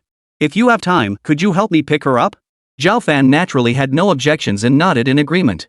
Meanwhile, in Suzhou Hangzhou City, within an antique courtyard. Seated around a spacious, imposing tea table sat several middle-aged men with stern expressions. All appeared to be around 50 years old, engaged in business negotiations at the table. Surrounding the table stood a group of men in suits, all wearing respectful expressions, appearing eager to learn. They were all prominent entrepreneurs and influential figures from Suzhou and Hangzhou. The men drinking tea were none other than the patriarchs of Su Huang's four prominent families, the Luo, Chu, Shui, and Huang clans. To the left of the tea table sat a middle-aged man in a training uniform, his complexion ruddy. He was Luo Tianqua, the head of the Luo family. He addressed those nearby. Do you know the recent events in Linjing? At his words, everyone nodded in unison, signaling their understanding. Luo Tianqua spoke with fervor, his eyes brimming with boundless longing. Ah, to reach the stature of an imperial tutor, one could say that life would hold no regrets. That power second only to the emperor, commanding tens of thousands of iron-blooded warriors with a single word. It's truly something to aspire to. If only we could successfully attach ourselves to him. Given His Majesty's esteem for the imperial tutor, we'd surely rise to great heights. His words grew increasingly impassioned, as if he were already witnessing the scene he envisioned. Glancing around, he continued, it's safe to say the entire nation stands with the imperial tutor. Should he intervene in business affairs, the entire landscape would shift. By then, aligning with his family would surely bring us all into the fold. That's true, old Luo is absolutely right. The other family heads nodded in agreement, their constant praise flowing freely. That's the kind of life every man aspires to live. Absolutely. It's utterly enviable. Compared to him, we're practically trash. Ah, if only we could attach ourselves to the divine tutor, our families would surely rise to prominence. Amidst the crowd, standing beside Luo Tianqua, was a stern-faced man clad in black. This was none other than Chu Zhongrui, head of the Chu family. He nodded in agreement repeatedly. A talent like the imperial tutor is simply all-around exceptional. He truly is a rare gem for our great Xia. His current status is well-deserved. And every clan is probably scrambling to find ways to curry favor with him. As soon as he finished speaking, Chu Zhongrui seemed to recall something. He turned to Luo Tianque and asked, "Oh, right, old Luo.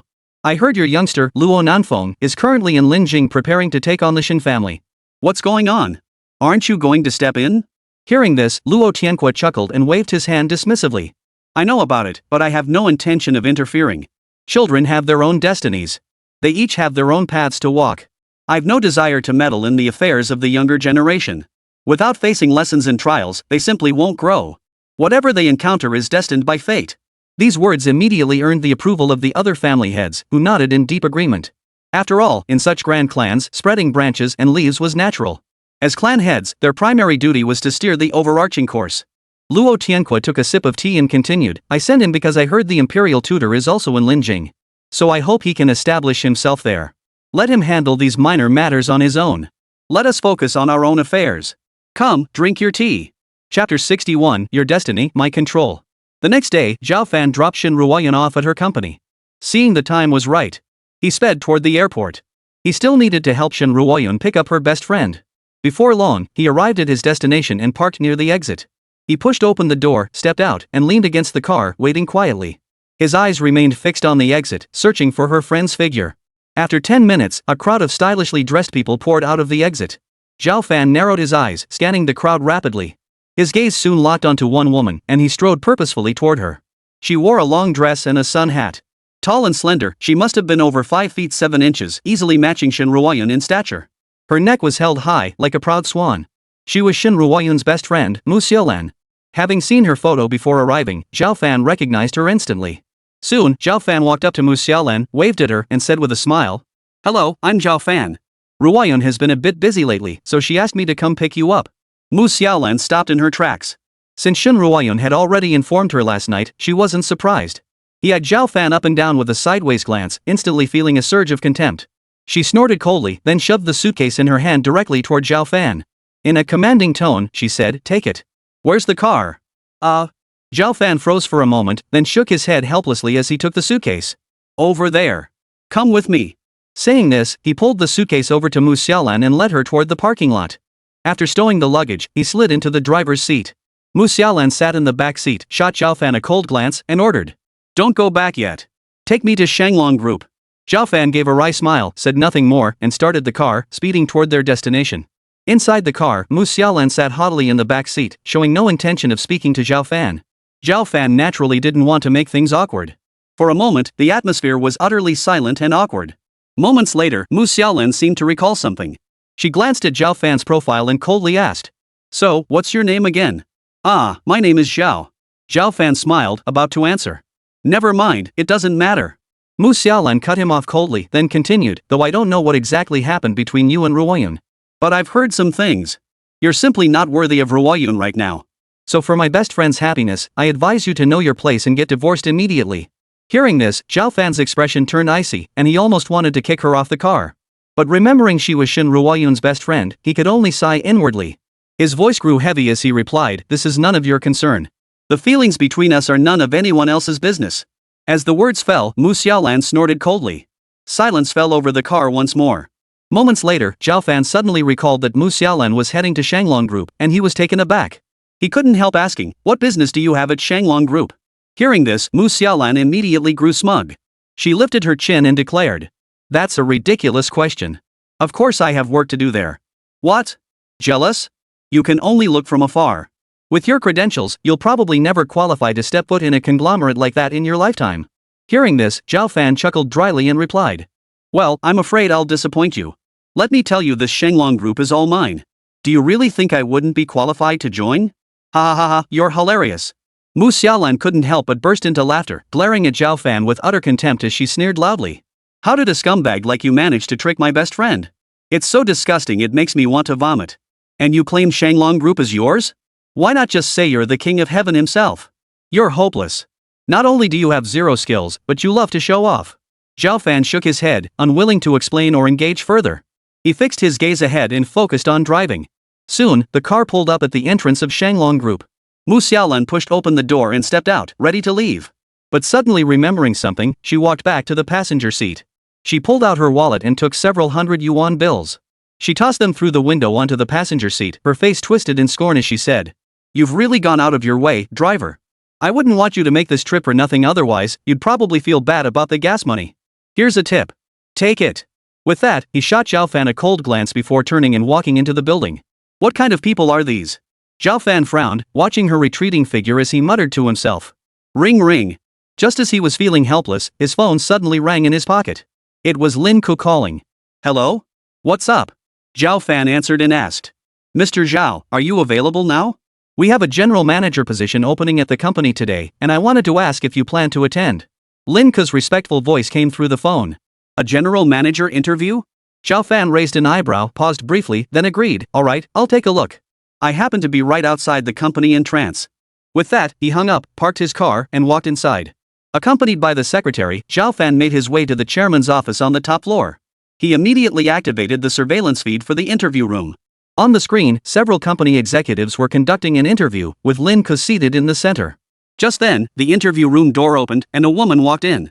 Zhao Fan froze at the unexpected arrival, then chuckled to himself as realization dawned.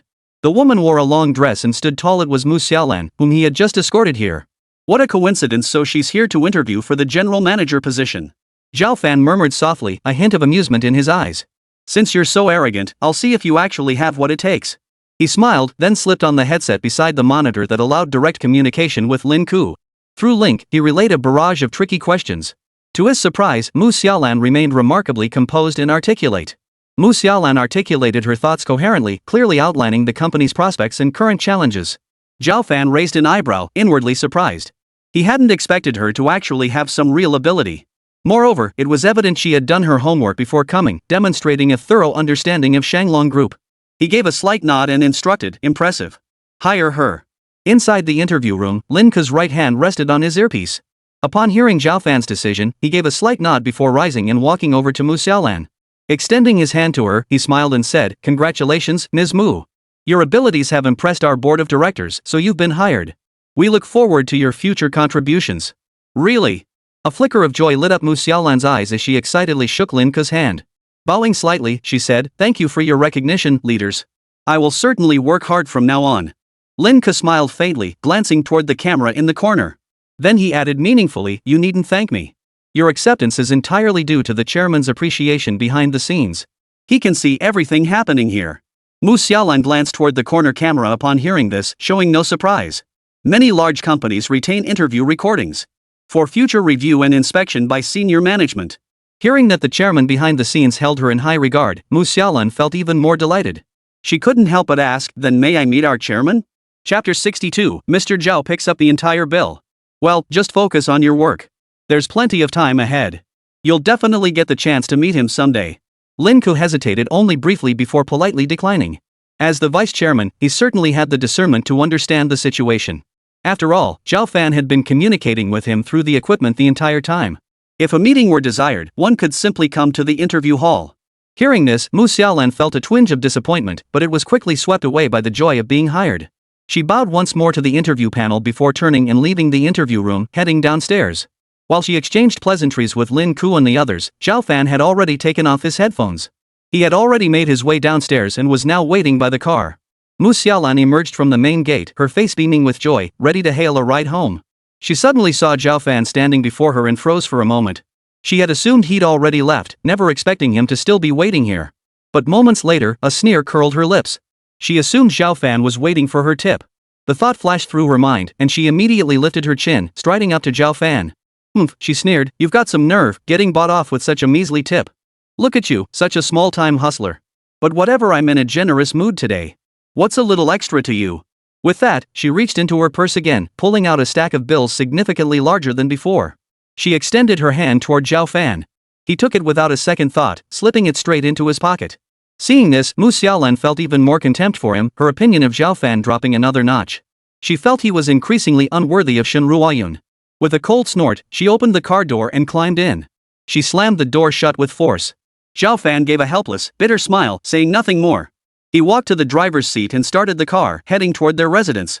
Midway, Zhao Fan remembered something.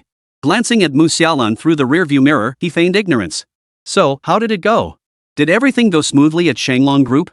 At the question, Mu Xiaolan's face flashed with pride as she lifted her chin and declared. Like you need to ask? With my skills, I'm welcome anywhere I go. Let me tell you, I'm going to be the general manager of Shanglong Group from now on, and the big boss there is really impressed with me. Her voice grew louder as she spoke, her expression brimming with smug satisfaction. Finishing her speech, she shot Zhao Fan a look of utter contempt and sneered, "People like you will only ever be able to envy me for the rest of your life. Mark my words, this world belongs to those with talent. You incompetent losers only have that much ambition, just keep dreaming about scraping together a few extra tips each day." Hearing this, Zhao Fan couldn't help but chuckle.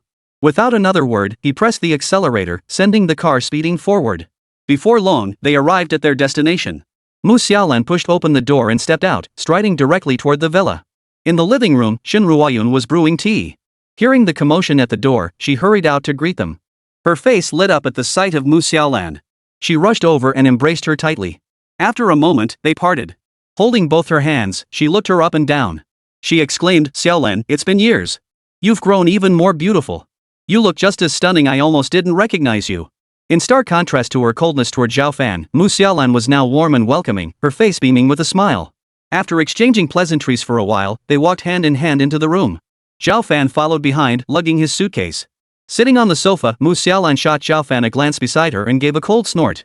Then she turned to Shen Ruoyun and spoke bluntly, "Ruoyun, I'm not trying to criticize you. With your looks, you could have had anyone. Remember all those rich brats chasing after you back then? Why on earth would you choose such a loser? Look at him, he's got nothing going for him. How could he possibly be good enough for you? He's only got his looks going for him. But we're not kids anymore, can good looks put food on the table?" She patted Shen Ruoyun's hand and urged her earnestly. "We've been best friends for years. You know my personality, I can't stand seeing you suffer like this. So listen to me, just get divorced already." Hearing this, Shen Ruoyun felt a wave of awkwardness wash over her. She shot Zhao Fan an apologetic glance. She quickly changed the subject. "Oh, Xiaolan, let's not talk about this now. How have you been living abroad these past few years?" Mu Xiaolan shot her a playful glare at the diversion, just as she was about to speak. But then the roar of an engine echoed from the entrance. A Bentley pulled up in front of the villa. Spotting it through the floor-to-ceiling windows, Mu Xiaolan's face lit up with a smile. She tugged Shen Ruoyun to her feet and said, "Come on, my ride is here. Let's head out." "Huh? Go out? Where to?" Shen Ruoyun looked at her, a bit dazed and confused. "To dinner, of course. We haven't seen each other in so many years, don't we deserve a proper meal? Come on, this is the restaurant's car I reserved. Their service is top-notch, and the food is delicious too." Mu Xiaolan declared loudly, pulling Shen Ruoyun out the door without waiting for a response. Before stepping out the door, she turned to glance at Zhao Fan and said dismissively, "Hey, I didn't invite you. You can come if you want, but you'll have to take a taxi yourself. Or you can drive your beat-up old car over." With a hearty laugh, she ushered Shen Ruoyun into the car, not waiting for Zhao Fan at all. She immediately instructed the driver to depart. Zhao Fan looked utterly helpless, but seeing how close Shen Ruoyun and Mu Xiaolan were, he didn't say much. He started his grocery getter and followed behind. Within 10 minutes, both cars pulled up one after the other outside a restaurant. The group pushed open the doors and stepped inside. The restaurant wasn't large, but it was exquisitely decorated and conveniently located in the city center. 2 rows of beautiful receptionists stood at the entrance. The interior was exquisitely decorated, with few tables but an elegant, comfortable ambience. The marble floor gleamed like a mirror, and every ornament in sight was made of precious blue and white porcelain. Mu Xiaolan wore a smug look as she turned to Zhao Fan and sneered. "Careful, don't touch anything. These are all antiques. You couldn't afford to pay for the damage if you broke one. Besides, this is a members-only restaurant. Outsiders aren't even allowed in. If it weren't for me, you wouldn't have gotten in at all." Zhao Fan had long grown accustomed to her tone and paid it no mind. Instead, he exchanged a knowing smile with Shen Ruoyun, saying nothing more. Just then, a man in uniform strode over. Equipped with a walkie-talkie, he was none other than the restaurant manager, Zhang Yangtian. He spotted Zhao Fan entering from afar but found it hard to believe. Now approaching closer. After confirming Zhao Fan's identity, he immediately instructed the waitstaff. "Clear the area immediately. Inform the other customers everyone currently dining gets their meal complimentary. Tell them we have important guests to entertain." Only then did he turn to face Zhao Fan and his companions, bowing deeply. With utmost respect, he declared, "Welcome to our restaurant, honored guests. Your presence truly graces our establishment." Chapter 63, Who the hell are you? "Huh? What's going on?" Mu Xiaolan's eyes widened with confusion, her mind filled with bewilderment. She was only an intermediate member, why was she receiving such an elaborate welcome? She'd never received this kind of treatment before at any of their chain restaurants. Shen Ruoyun was equally stunned, never expecting such extravagance just for a meal. Only Zhao Fan remained composed, striding forward with manager Zhang Yangtian in tow. He walked straight into the innermost private room, pulled out a chair, and sat down with an air of nonchalance. Witnessing this, Mu Xiaolan instantly flew into a rage. Pointing an accusing finger at Zhao Fan, she shouted angrily. What are you doing? How rude! Get up immediately! You country bumpkin! Don't you know this private room is reserved for VIP members only? It requires a deposit of over $1 million. Get up this instant, you disgraceful fool! Hearing this, before Zhao Fan could respond, Zhang Yangtian quickly interjected with an explanation. Ma'am, please don't get so worked up. This private room was reserved specifically for the three of you. He was puzzled. Hadn't these two come with Zhao Fan? What kind of status must they have to speak to Zhao Fan like that? However, compared to his puzzlement, Mu Xiaolan and Shen Ruoyan were even more bewildered. Glancing up to survey the space, they were even more stunned. The private room was enormous, several times larger than a standard one. A massive, exquisitely crafted crystal chandelier hung from the vaulted ceiling. Its sheer size alone suggested a value well over $1 million. And behind an ink wash screen in the dining area stood an exquisitely luxurious tea table. The two exchanged glances, each sensing the astonishment in the other's eyes. Hesitating for a moment, they sat down, still somewhat dazed. Once everyone was seated, Zhang Yangtian turned his gaze back to Zhao Fan, his expression filled with utmost respect. He inquired, Mr. Zhao, is there anything else you require? Zhao Fan did not respond immediately. Instead, he lowered his gaze slightly, looking down at the surface of his shoes. Seeing this, Zhang Yangtian instantly understood and wasted no time. He swiftly grabbed a damp cloth from the nearby side table, knelt down, and began meticulously wiping the surface. Mu Xiaolan's expression darkened, her eyes filled with shock. Unable to contain herself any longer, she glared at Zhao Fan with her eyebrows furrowed and snapped angrily. What the hell are you doing? That's the restaurant manager. This is a national chain. She earns more in a year than you'll make in your entire lifetime. What gives you the right to be so arrogant? Hearing this, Zhang Yangtian's heart sank instantly, leaving no time for confusion. Fearing Zhao Fan's displeasure, he quickly interjected, No. This is what I should be doing. After speaking, he turned his attention back to Zhao Fan's shoes. Only after confirming they were spotless did he rise and bark orders at the waitstaff. Bring out the dishes now. And hurry up with the service. The waiter responded loudly and promptly turned to leave. Moments later, a line of tall waitstaff entered one after another, each carrying a tray of dishes. Soon, the table was laden with dishes, their aromas filling the air. Mu Xiaolan felt even more astonished. As a mid-tier member of this restaurant, her loyalty to the establishment was already well established. Therefore, she was intimately familiar with every single dish on their menu. Every dish on the table was a signature specialty of the restaurant, and many were even limited edition offerings. Unless you were a premium member, most people couldn't even get their hands on them, no matter how much they paid. From the ingredients themselves to the chefs preparing them and the intricate carving decorations on the cold plates, represented the restaurant's highest standards. Moreover, each dish came with a sky-high price tag. She could never bring herself to order them normally, only silently gazing at the menu. After the initial shock wore off, she turned her gaze to Zhao Fan and scolded him. Are you out of your mind? Ordering all these dishes, do you have any idea how much this costs? Since she hadn't ordered anything, she naturally assumed Zhao Fan was the culprit. However, before she could finish her sentence, Zhang Yangtian quickly interjected. Ma'am, please don't worry. This entire meal is on the house. I've already given instructions. This entire meal is on the house. Waived? Mu Xiaolan's expression changed. Even if she were completely clueless, she now sensed something was off. She was merely an intermediate member. There was no way she deserved such treatment. She glanced at Shen Ruoyan beside her, who also looked puzzled, and immediately dismissed her as a suspect. That left only one possibility: everything was because of Zhao Fan. Her brows furrowed as her gaze darted between Zhao Fan and Zhang Yangtian, recalling Zhang Yangtian's earlier peculiar behavior. And now, the utterly deferential gaze he directed at Zhao Fan. She could no longer contain her doubts. Turning to Zhao Fan, she asked cautiously. Zhao Fan, who exactly are you? Why are they so respectful toward you? As she finished speaking, Shen Ruoyan's gaze also fixed on Zhao Fan, equally perplexed. Zhao Fan chuckled softly and replied, This restaurant is mine, so naturally I can do as I please. As if to emphasize his words, Zhang Yangtian, standing nearby, immediately bowed deeply to him with utmost respect. Chapter 64, Stepping in to Save. When Zhang Yangtian had visited Shanglong Group earlier, he had met Zhao Fan. Moreover, Lin Ko had informed Zhao Fan, so he knew this restaurant belonged to Shanglong Group. At that moment, Mu Xiaolan and Shen Ruoyan were struck dumb, frozen in place as if struck by lightning. Both pairs of eyes reflected utter shock and astonishment. Mu Xiaolan's face flushed crimson. She never imagined the useless fool she had constantly mocked was actually the owner of such a prestigious restaurant.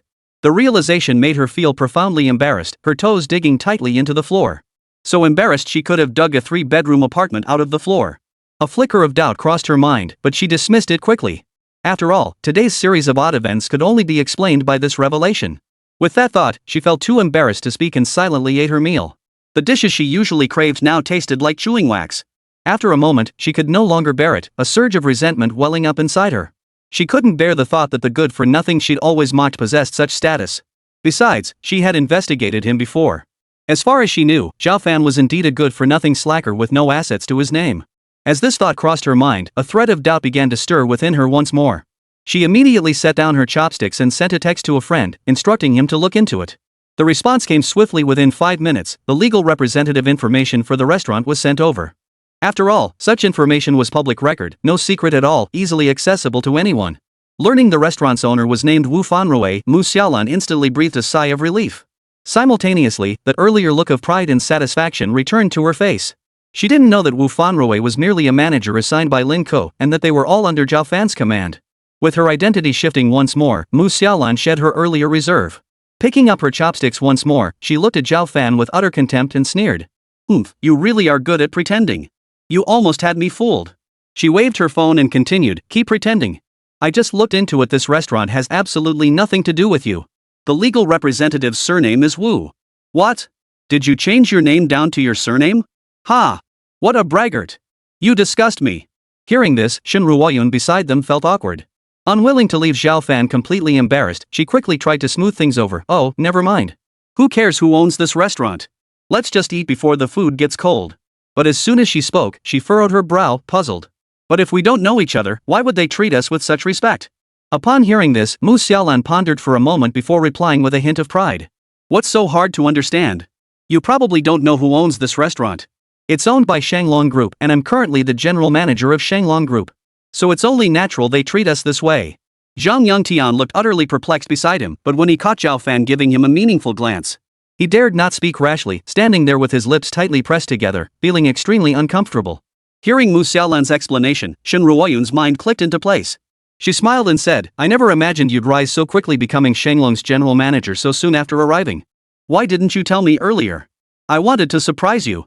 Mu Xiaolan beamed with pride before adding, and let me tell you, the reason things went so smoothly is because the chairman of Shanglong really appreciates me. That's wonderful. Shen Ruoyun's face lit up with genuine happiness for her. Having once again gotten the better of Zhao Fan, Mu Xiaolan felt especially triumphant. Even the food seemed to taste better now. After about 10 minutes, the group finished their meal. Mu Xiaolan shot Zhao Fan a glance before leading Shen Ruoyun out of the private room. Taking her hand, she said earnestly, Ruoyun, I've done my research. Shanglong Group is now a key industry in this city, and their chairman is young and promising. He's about the same age as Zhao Fan, yet the gap between them is so vast. Now that's what you call a business genius. So young, yet he's built such a powerful commercial empire.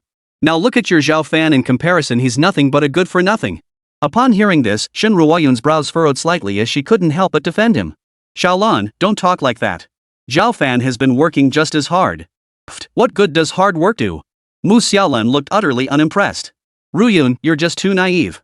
That's why you're so easily fooled. A guy like him is clearly a loser, the kind who preys on naive girls like you. Listen to me, get divorced from him ASAP. She shot a glance over her shoulder at Zhao Fan before striding away. Shen Ruoyun approached Zhao Fan with an apologetic expression, her voice tinged with guilt. Zhao Fan, I'm sorry. Don't take it to heart, she just speaks her mind. She's a tough-talking softie. She's actually been really kind to me, no ill will at all. Zhao Fan smiled faintly, reaching up to ruffle Shen Ruoyun's hair as he replied. Don't worry, I didn't take it to heart at all. What are you thinking about? Let's hurry home. Saying this, he took her hand and started walking toward the exit. But after taking just a few steps, they heard cries for help echoing from nearby. The cries were urgent, filled with panic. Zhao Fan frowned, glancing in the direction of the sound before turning to Shen Ruoyun.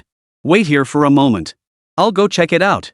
With that, he strode purposefully toward the commotion and soon reached the scene. An elderly man lay on the ground, his hair streaked with gray and his face pale. His eyes were tightly shut as he lay unconscious. His body twitched uncontrollably. Beside him, a girl with heavy makeup crouched down. Her face was filled with panic as she grabbed the old man's arm and cried out urgently. Grandpa! Grandpa! Wake up! Is there anyone here to help my grandfather? Well, since I've stumbled upon this, I suppose I should lend a hand. With that thought, Zhao Fan stepped forward and addressed the girl. Step aside. Let me take a look. The girl hesitated for a moment, then quickly stood up and moved aside, saying urgently. Are you a doctor? Please, hurry and save my grandfather. Zhao Fan said nothing. He bent down slightly, placed his hand on the old man's pulse, and examined it. He then pressed both hands onto specific points on the chest and began massaging. Who are you? Who gave you permission to touch him? Get out of here immediately. At that moment, a sharp shout rang out. Immediately, a group of bodyguards in suits, walkie-talkies pinned to their collars, strode over. Cold eyes spotted Zhao Fan and barked, "Stop that. Get out of the way immediately." Chapter 65. This boy is no ordinary talent. Are you a doctor? How dare you treat him without permission? The old man is of noble status. What if something happens? Can you afford the consequences? The lead bodyguard's face was twisted with fury as he prepared to subdue Zhao Fan.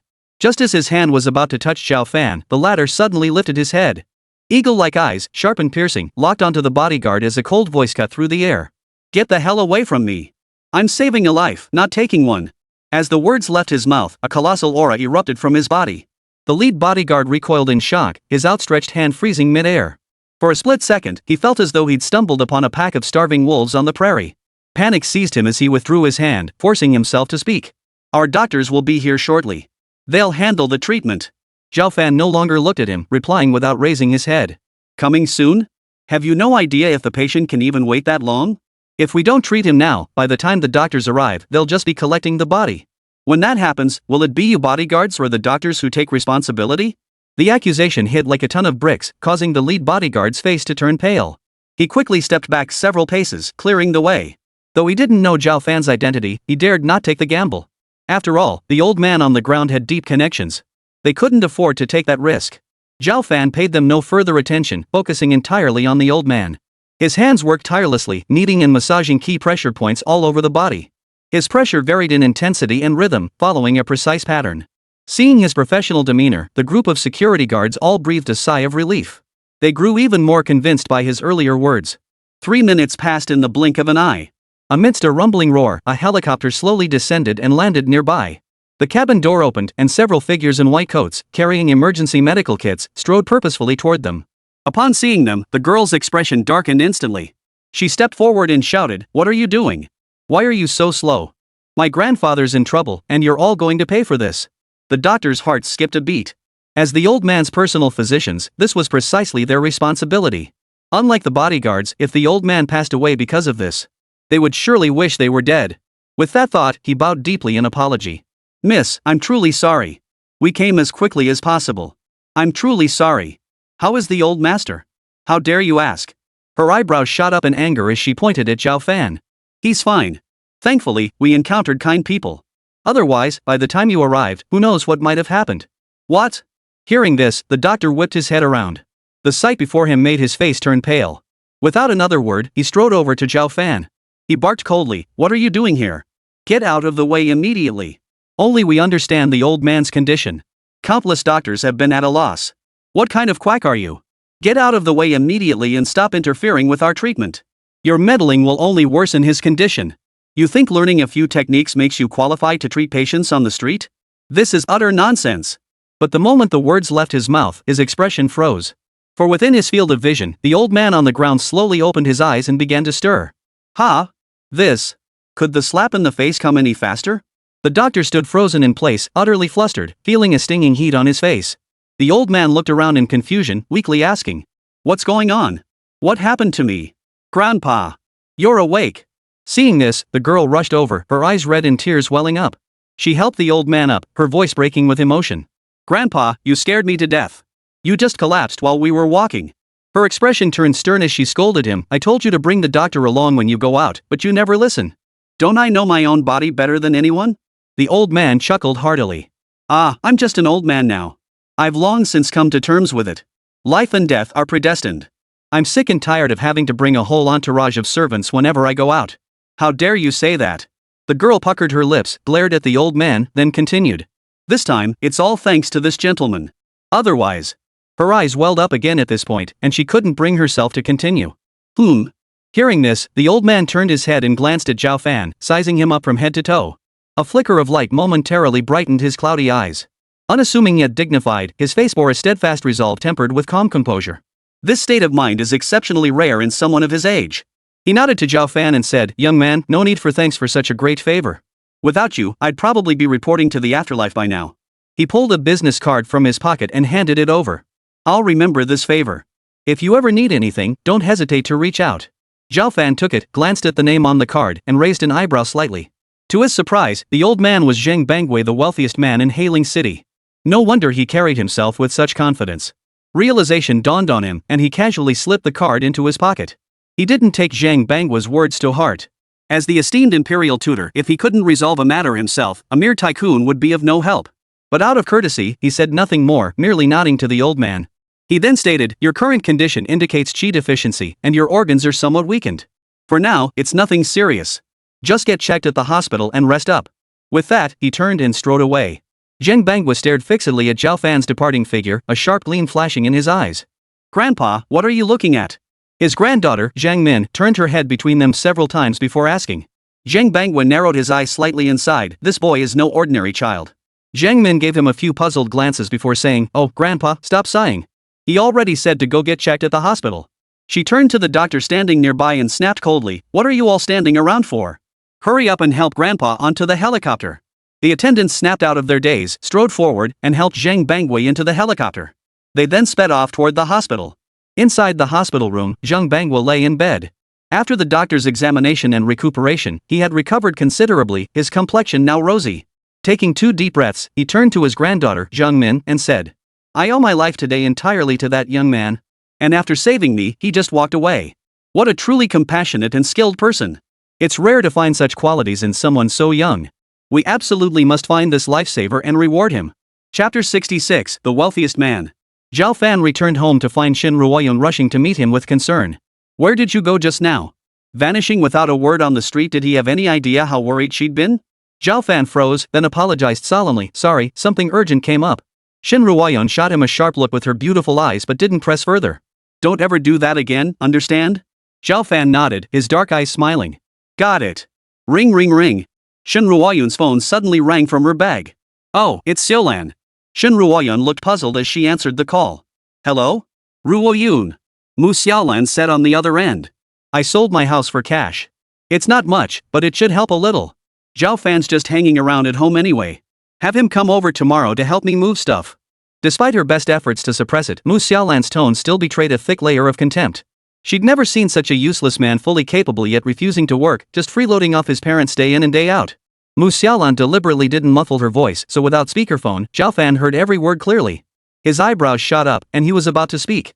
But Mu Xiaolan, as if already anticipating his words, cut him off with a commanding tone. "Zhao Fan, shut up. I never said you'd be working for free. You come help me move tomorrow. Once we're done, I'll pay you for your trouble. Is that acceptable?" Mu Xiaolan knew Zhao Fan was full of tricks. He might not have much work experience, but he certainly wasn't short on cunning. She couldn't fathom how Ruoyun could have fallen for such a good-for-nothing. "I'm only giving you this chance because of Ruoyun. If you dare slack off tomorrow, just wait and see what I'll do to you," Mu Xiaolan warned. Shen Ruoyun carefully covered the microphone, her watery eyes fixed on Zhao Fan. But covering it now was too late. Zhao Fan had heard everything. "Xiaolan doesn't mean any harm," she murmured, her lips pressed together in resignation. "She just speaks her mind. Don't take her words to heart." Zhao Fan smiled. "It's fine. Tell her I'll be there on time tomorrow." He was the esteemed imperial tutor. Would he really stoop to quarreling with a woman? The next day, after breakfast, Zhao Fan set out for Mu Xiaolan's home. A moving truck was parked in front of the house, with several workers bustling in and out. "You must be the young man here to help?" A worker in overalls wiped sweat from his brow as he approached. Zhao Fan nodded. "That's me. What can I do to help?" "Here, these clothes are yours to handle." The foreman handed him a bundle of clothes. "Just pack these into the cardboard boxes and load them onto the truck." By the third trip, a fiery red Ferrari pulled up beside the truck. Zhao Fan paid it no mind. By the roadside, the door opened and a pair of snow-white legs stepped out. A girl in an elegant cocktail dress stepped out, her gaze instantly locking onto Zhao Fan, her eyes lighting up. This girl was Zhang Min. 20 minutes earlier, she had learned of Zhao Fan's whereabouts and rushed over immediately, afraid she might miss him. "I finally found you." Zhang Min strode toward Zhao Fan, her fair cheeks flushed with excitement. The entire city of Linjing had mobilized tens of thousands of people, all just to find his whereabouts. Her persistence had paid off. Now she could finally report back to her grandfather. Zhao Fan's gaze fell upon the girl. Her features seemed vaguely familiar. His expression turned thoughtful. "Aren't you the granddaughter of that old man from yesterday?" "Yes, I am." Zhang Min exclaimed excitedly. "You're Zhao Fan, right? I've been searching everywhere for you. It took tens of thousands of people to track him down. Zhao Fan remained composed, his expression cool. Oh? What brings you here?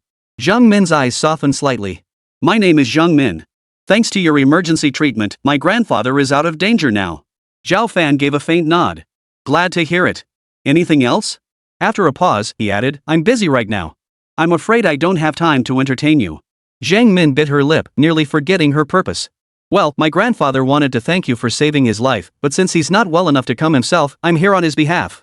Zhao Fan understood her meaning. It was about gratitude. It's unnecessary, he said, his dark eyes cold. Your grandfather survived because he happened to be there when he encountered me, not because I was waiting for him. At those words, shock flashed in Zhang Min's eyes. What an audacious claim. But grandfather had personally instructed her. How could she dare defy his wishes? Zhang Min took a step forward, lifting her gaze earnestly. No. Grandfather said we absolutely must offer you some compensation. Her grandfather was the wealthiest man in Hailing City. How could he be such an ungrateful person? At that moment, the aura of Miss Zhang Min was unmistakable. Yet Zhao Fan remained utterly unmoved by her imposing presence. He gave her a casual glance. Truly, it's unnecessary. I save people for the sake of saving them, not for any reward. Zhang Min's smile grew dazzling. Zhao Fan, you don't know this yet. My grandfather is Zhang Banghua. Whatever you desire, just name it. We'll do our utmost to grant it. Zhang Banghua? He'd already seen what he was capable of. Zhao Fan's lips curled into a faint smile. The wealthiest man in Hailing City truly lives up to his reputation. But I don't need your gratitude. If there's nothing else, you may leave. He actually gave them the boot. A flicker of surprise crossed Zhang Min's beautiful eyes. Then she declared firmly. No way. I won't leave empty-handed after coming all this way today. With that, she pulled a check from her LV bag and handed it over. Zhang Min's expression held a hint of smugness. Here's 10 million. Consider it grandfather's repayment to you. Take it. Zhao Fan's brows furrowed tightly. He didn't reach out, but instead stared intently at the check. Zhang Min's lips curled slightly. Just moments ago, he'd been acting all high and mighty, but now that he saw the check, he couldn't even be bothered to blink. In plain terms, he was still money grubbing. Unexpectedly, the next moment, Zhao Fan spoke coldly. Take back the check. I won't accept a single penny from you. Zhang Min was stunned, unable to suppress a low, questioning voice. Zhao Fan, do you know what you're saying? He had just rejected not only a 10 million yuan check, but also trampled the face of Hailing's wealthiest man underfoot.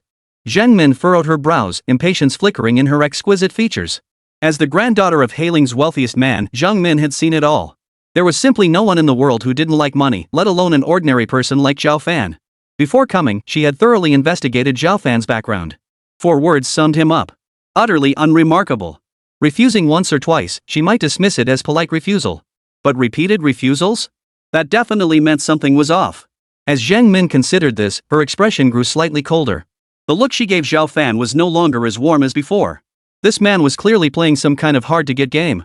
Chapter 67, Rejecting the Wealthiest Man. At this point, that was the only plausible explanation. Otherwise, why would he refuse? Could it be that he thought 10 million was too little? Zhang Min's delicate brows furrowed. She studied the man before her. His features were undeniably handsome, yet here he was, a man who saw only money.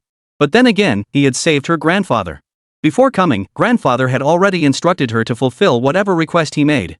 But if he tried to make an outrageous demand, she wouldn't agree. A flicker of contempt crossed Zhang Min's eyes. She pulled a checkbook from her purse, scribbled a few words with a black pen, and casually handed it forward. 10 million. That should be enough, right? Zhang Min just wanted to complete the task and return to report back. Zhao Fan, however, stared at her coldly, his gaze utterly devoid of warmth. Zhang Min lifted her gaze to meet his, and shivered instantly. His eyes were so cold. Did he still think it wasn't enough? The smile on Zhang Min's face was barely holding on. How much more did he want? Zhang Min clenched her teeth, her heart brimming with disgust for this man. She was right, he was indeed demanding an exorbitant sum. With another swift scribble, she wrote out another check and handed it coldly to Zhao Fan. This time, the amount written on the check was 20 million. In Zhang Min's eyes, Zhao Fan was no longer the anonymous savior who had left without a trace after saving her life. He was nothing more than a money-grubbing man whose appetite for wealth could never be sated. What savior? Just another ordinary person greedy for fame and fortune. A faint wave of disappointment washed over Zhang Min. If there's nothing else, you may leave now. I don't need your gratitude. Take the check. Zhao Fan's dark eyes were cold, his voice indifferent. From 10 million to 20 million, he had clearly seen the disdain in the girl's eyes. Did she look down on him just because her grandfather was Hailing's wealthiest man? He had no time to waste arguing with Zhang Min here. He still needed to help Mu Xiaolan pack her things. Zhang Min's eyes widened slightly, her face etched with bewilderment and shock. You're kicking me out. What gave him the right? Zhao Fan ignored her, glancing down at his phone. On the WeChat interface, a transfer from Mu Xiaolan appeared 800 yuan. Mu Xiaolan's message read, work hard. No cutting corners. Zhao Fan shook his head helplessly. His slender fingers tapped lightly on the screen, and the 800 yuan was credited. Zhang Min, seeing Zhao Fan ignore her, completely preferring to play with his phone rather than look at her, felt her delicate face flush crimson with anger. She'd never been treated this way before. It was clearly him who wasn't satisfied, yet it seemed like she was begging him to take the money. Just then, Zhao Fan looked up, frowning. Why aren't you leaving yet? Zhang Min's eyes were icy cold. I understand your demands, but I need to go back and discuss this with grandfather. I'll come find you later. Zhao Fan's brows knitted tightly. He wanted to say something, but in the end, he said nothing. Whatever. He turned and walked straight inside to start moving things. Zhang Min watched his indifferent back, glaring at him for a long moment. Finally, she slammed the Ferrari door so hard it echoed through the air. Back at the hospital, Zhang Min sat on the sofa, fuming. What's wrong? Did someone upset you? Zheng Banghua, sitting on the hospital bed, smiled as he asked, his gaze fixed on his granddaughter's puffed up cheeks. Zheng Min still felt a bit wronged. Zhao Fan's appetite was simply too big. She quickly recounted the entire situation to her grandfather. Grandpa, you wouldn't believe it. I raised the offer to 20 million and he didn't even blink. Clearly, he thinks it's not enough. Otherwise, a lowly mover like him should be grateful to get 10 million. Zhang Min's expression was filled with indignation. Zheng Banghua pondered for a moment. I never imagined he was that kind of person. Not only is he greedy for money, but he shows zero respect. Didn't he even give me a proper look? And then he actually kicked me out. What a show-off. Zhang Min's voice trembled with hurt. Who had ever dared speak to her like that before? Today, she'd endured all this humiliation for no reason at all. Zheng Banghua pondered thoughtfully, it's only natural. After all, he's just an ordinary person. How could he possibly resist such a huge temptation? This young man, having learned of his identity, must have some knowledge of his business empire. Having saved the wealthiest man's life, wouldn't it be unreasonable not to demand a higher price? After hearing Zhang Banghua's words, Zhang Min felt even more disgusted toward Zhao Fan. I never imagined he'd be such a petty person. How could I not have seen it when I saved him yesterday? If I'd known, I wouldn't have gone looking for him. A person like that doesn't deserve a single penny. Zheng Banghua smiled faintly. Xiao Min, no matter what, he saved my life. That's a fact. You needn't concern yourself with his character. As long as we repay him for his kindness, we'll be even. Do you really think someone of his standing will ever cross paths with us again? Grandfather had a point. But Zhang Min couldn't help but vent. Such a petty person doesn't deserve our gratitude. If he'd encountered anyone else instead of you, he wouldn't have gotten a single penny. Originally, Zhang Min had admired him and genuinely wanted to repay him. But now, Zhang Min despised him. Hiking prices on the spot, demanding exorbitant sums. The Zhang family's money didn't grow on trees. Even 20 million wasn't enough. Who knew how much he truly wanted? After Zhang Banghua offered a few words of comfort, however, her pent-up frustration gradually began to dissipate. Just then, the hospital room door slid open, and Zhang Banghua's trusted aide stepped inside. Mr. Zhang, the aide approached. Zhang Banghua asked in a low voice, what have you found? The subordinate respectfully handed Zhang Banghua a stack of documents. Zhang Banghua took it and scanned through it at a glance. Wait. Zhang Banghua furrowed his brow slightly. His wife's company, Xin Corporation, is currently being targeted by the Luo family? The subordinate replied, yes, Mr. Zhang. Luo Nanfeng, the Luo family's young master, has recently been targeting the Xin Group. Xin Group is in a dire situation and faces a high risk of bankruptcy. Zhang Banghua couldn't fathom why Luo Nanfeng would target such a small company as Xin Group. But since this matter was connected to Zhao Fan, perhaps he could express his gratitude by addressing this issue. Zhang Banghua nodded, setting the report aside. To thank Zhao Fan, perhaps we can start here by helping resolve the crisis facing his wife's company. Zhang Min looked surprised, but quickly understood. Grandfather, are you suggesting if we help Xin Group weather this storm, we won't need to seek him out anymore? That way, they wouldn't have to endure his disgusting smug face anymore. Zhang Banghua smiled. Exactly. Helping his wife is essentially helping him, isn't it? Besides, this way, we'll be even with him. Chapter 68, A Helping Hand. Barring any unforeseen circumstances, the Zhang family and this Zhao Fan would have no further dealings. It was a solution that served both sides well. Meanwhile, at the Xin Group headquarters, inside the conference room, Xin Ruoyun sat at the head of the table, her brows furrowed. Both sides of the U-shaped conference table were filled with senior executives and top management from every department of the Xin Group. Everyone wore gloomy expressions, utterly at a loss. They were discussing how to handle the current crisis facing Xin Group and save the company. This was no trivial matter. Luo Group's targeted attack had already threatened the very survival of Shin Group. Luo Group is clearly targeting our Shin Group without any reason, without any warning. But we absolutely cannot give up now. Shin Ruoyan stood up, her hands braced on the conference table as her gaze swept around the room. A faint trace of worry lingered between her delicate brows. If anyone has any ideas, speak up. We must try everything possible. Shin Ruoyun's gaze swept across the room. The vast conference room fell so silent that the sound of a pin dropping could be heard clearly. Yet seconds passed without a single voice speaking. Luo Corporation far surpassed Shin Group in both influence and scale. Everyone knew this was a battle they were destined to lose. Against Luo Group, we truly have no way out. The high-ranking officials sighed in unison. Shin Ruoyun seemed to have anticipated this outcome all along. She rubbed her temples. The sigh she'd let out these past few days far exceeded those of several months combined. But as the leader of the Shin Group, she absolutely couldn't break down. Just then, a shrill ringtone pierced the meeting room, sounding urgently from the conference table. Shin Ruoyan picked up the phone and answered. Seconds later, the expression on her face abruptly changed. What? The high-ranking officials in the conference room all looked at her in confusion. Shin Ruoyan hung up the phone, still somewhat dazed. It took her several seconds to gradually come to her senses. A look of immense surprise burst from her eyes. Wonderful! She glanced at the group and smiled faintly. Does anyone know who just called? The executives shook their heads in unison. No idea. Who could it be? What possible connection could this call have to their Shin Group? The next moment, Shin Ruoyun's face lit up with a twinkle of delight. The call came from an associate of Zhang Bangwa, hailing city's wealthiest man. He said he'd help resolve our company's issues.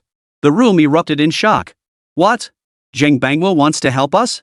How could that be possible? Shin Ruoyun hadn't expected this either. When had their Shin Group ever had any connection with Zhang Bangwa? Shin Ruoyun's eyes flashed with confusion as she pondered aloud. I don't even know Zhang Bangwa personally, let alone have any connection with him. Why would he help our Shin Group? Something fishy was definitely going on. The Shin Group was teetering on the brink of bankruptcy, while Zhang Bangwa was a billionaire. It couldn't possibly be about profit, could it? But no matter how hard Shin Ruoyun racked her brain, she couldn't fathom any reason why he would extend a helping hand to her. It made no sense. Why would hailing city's wealthiest man extend a helping hand to our Shin Group? He must be trying to build goodwill. True. After all, this is nothing to the wealthiest man in the city. Owing a favor? What favor? Even with over a decade of rapid growth, the Shin Group couldn't hold a candle to Zhang Bangwa's company today. Shin Ruoyan furrowed her brow and asked everyone in the conference room, but not a single person recognized Zhang Bangwa. Moreover, Zhang Bangwa's secretary had just called her directly. Why on earth would Zhang Bangwa offer help when the Shin Group was in dire straits? This was something Shin Ruoyun simply couldn't fathom. Inside the conference room, however, the department heads weren't dwelling on such complexities. They were simply overjoyed that the Shin Group had weathered this crisis. As for why Zhang Bangwa had chosen to aid them, speculation ran rampant. It must be because the richest man in the country recognized President Shin's capabilities. I agree. Zhang Bangwa must be trying to win over President Shin. The richest man recognized and valued President Shin's capabilities, so he helped us. Assisting Shin Ruoyun in the Shin Group was something Zhang Bangwa could accomplish with the flick of a finger. But given Shin Ruoyun's capabilities, Shin Group was bound to grow ever larger. Zhang Bangwa's true motive was undoubtedly to cultivate a relationship. This move was a clear gesture of goodwill toward Shin Ruoyun. Exactly. That must be it. The executives burst into laughter. With the current situation resolved, no small feat who had time to ponder anything else? Shin Ruoyun twirled her pen, her expression thoughtful. Beyond this explanation, no other rationale could account for this development. Could it truly be that he valued her talent, which is why he extended a helping hand to the Shin Group? Regardless, she ought to thank Zhang Bangwa. The conference room buzzed with cheerful excitement. Seeing everyone's joy, Shin Ruoyun couldn't help but smile faintly. The crisis had finally been averted. After the meeting adjourned, Shin Ruoyun immediately relayed the news to Mu Xiaolan. What? Mu Xiaolan was stunned upon hearing the news. You mean Zhang Bangwa's secretary personally called you, saying Zhang Bangwa would help the Shin Group? Shin Ruoyun nodded. That's right. Mu Xiaolan let out a sharp gasp, her voice brimming with astonishment. This is unbelievable. You actually know the richest man in the country, Ruoyun? Why haven't you ever mentioned him before? No, I don't actually know Zhang Bangwa, Shin Ruoyun shook her head. I was just as shocked when I got the call. She'd only ever seen someone like Zhang Bangwa in newspapers and online. How could someone she'd never even met offer her help? Shin Ruoyan still found it strange. Zhang Bangwa shouldn't know her. Mu Xiaolan's voice interrupted her thoughts. Well then, stop overthinking it. Zhang Bangwa said he'd handle it for you, so he will handle it for you. Ruoyun, your luck is truly unbelievable. With Zhang Bangwa's word, the Shin Group will definitely weather this crisis. That was certainly true. Shen Ruoyun nodded lightly in agreement. A man of Zhang Bangwa's stature and standing had absolutely no reason to deceive her. Regardless, the fact that Shen Group could be saved felt like a blessing from above. Shen Ruoyun exhaled a long breath. Lately, she'd been running herself ragged over company matters, but now it was finally resolved. As for how to thank Zhang Bangwa, that would require careful consideration once the company crisis had passed. On the other end of the line, Mu Xiaolan couldn't help but think of Zhao Fan again and vented her frustration. With something this big, Zhao Fan couldn't lift a finger to help. I really don't know what you see in that useless guy. He's always full of hot air, but when it comes to the real deal, he vanishes without a trace. Chapter 69, Crisis Averted. He claimed he could handle it? If he can handle himself, that'd be a miracle. Zhao Fan isn't as bad as you make him out to be, Shen Ruoyun couldn't help defending him.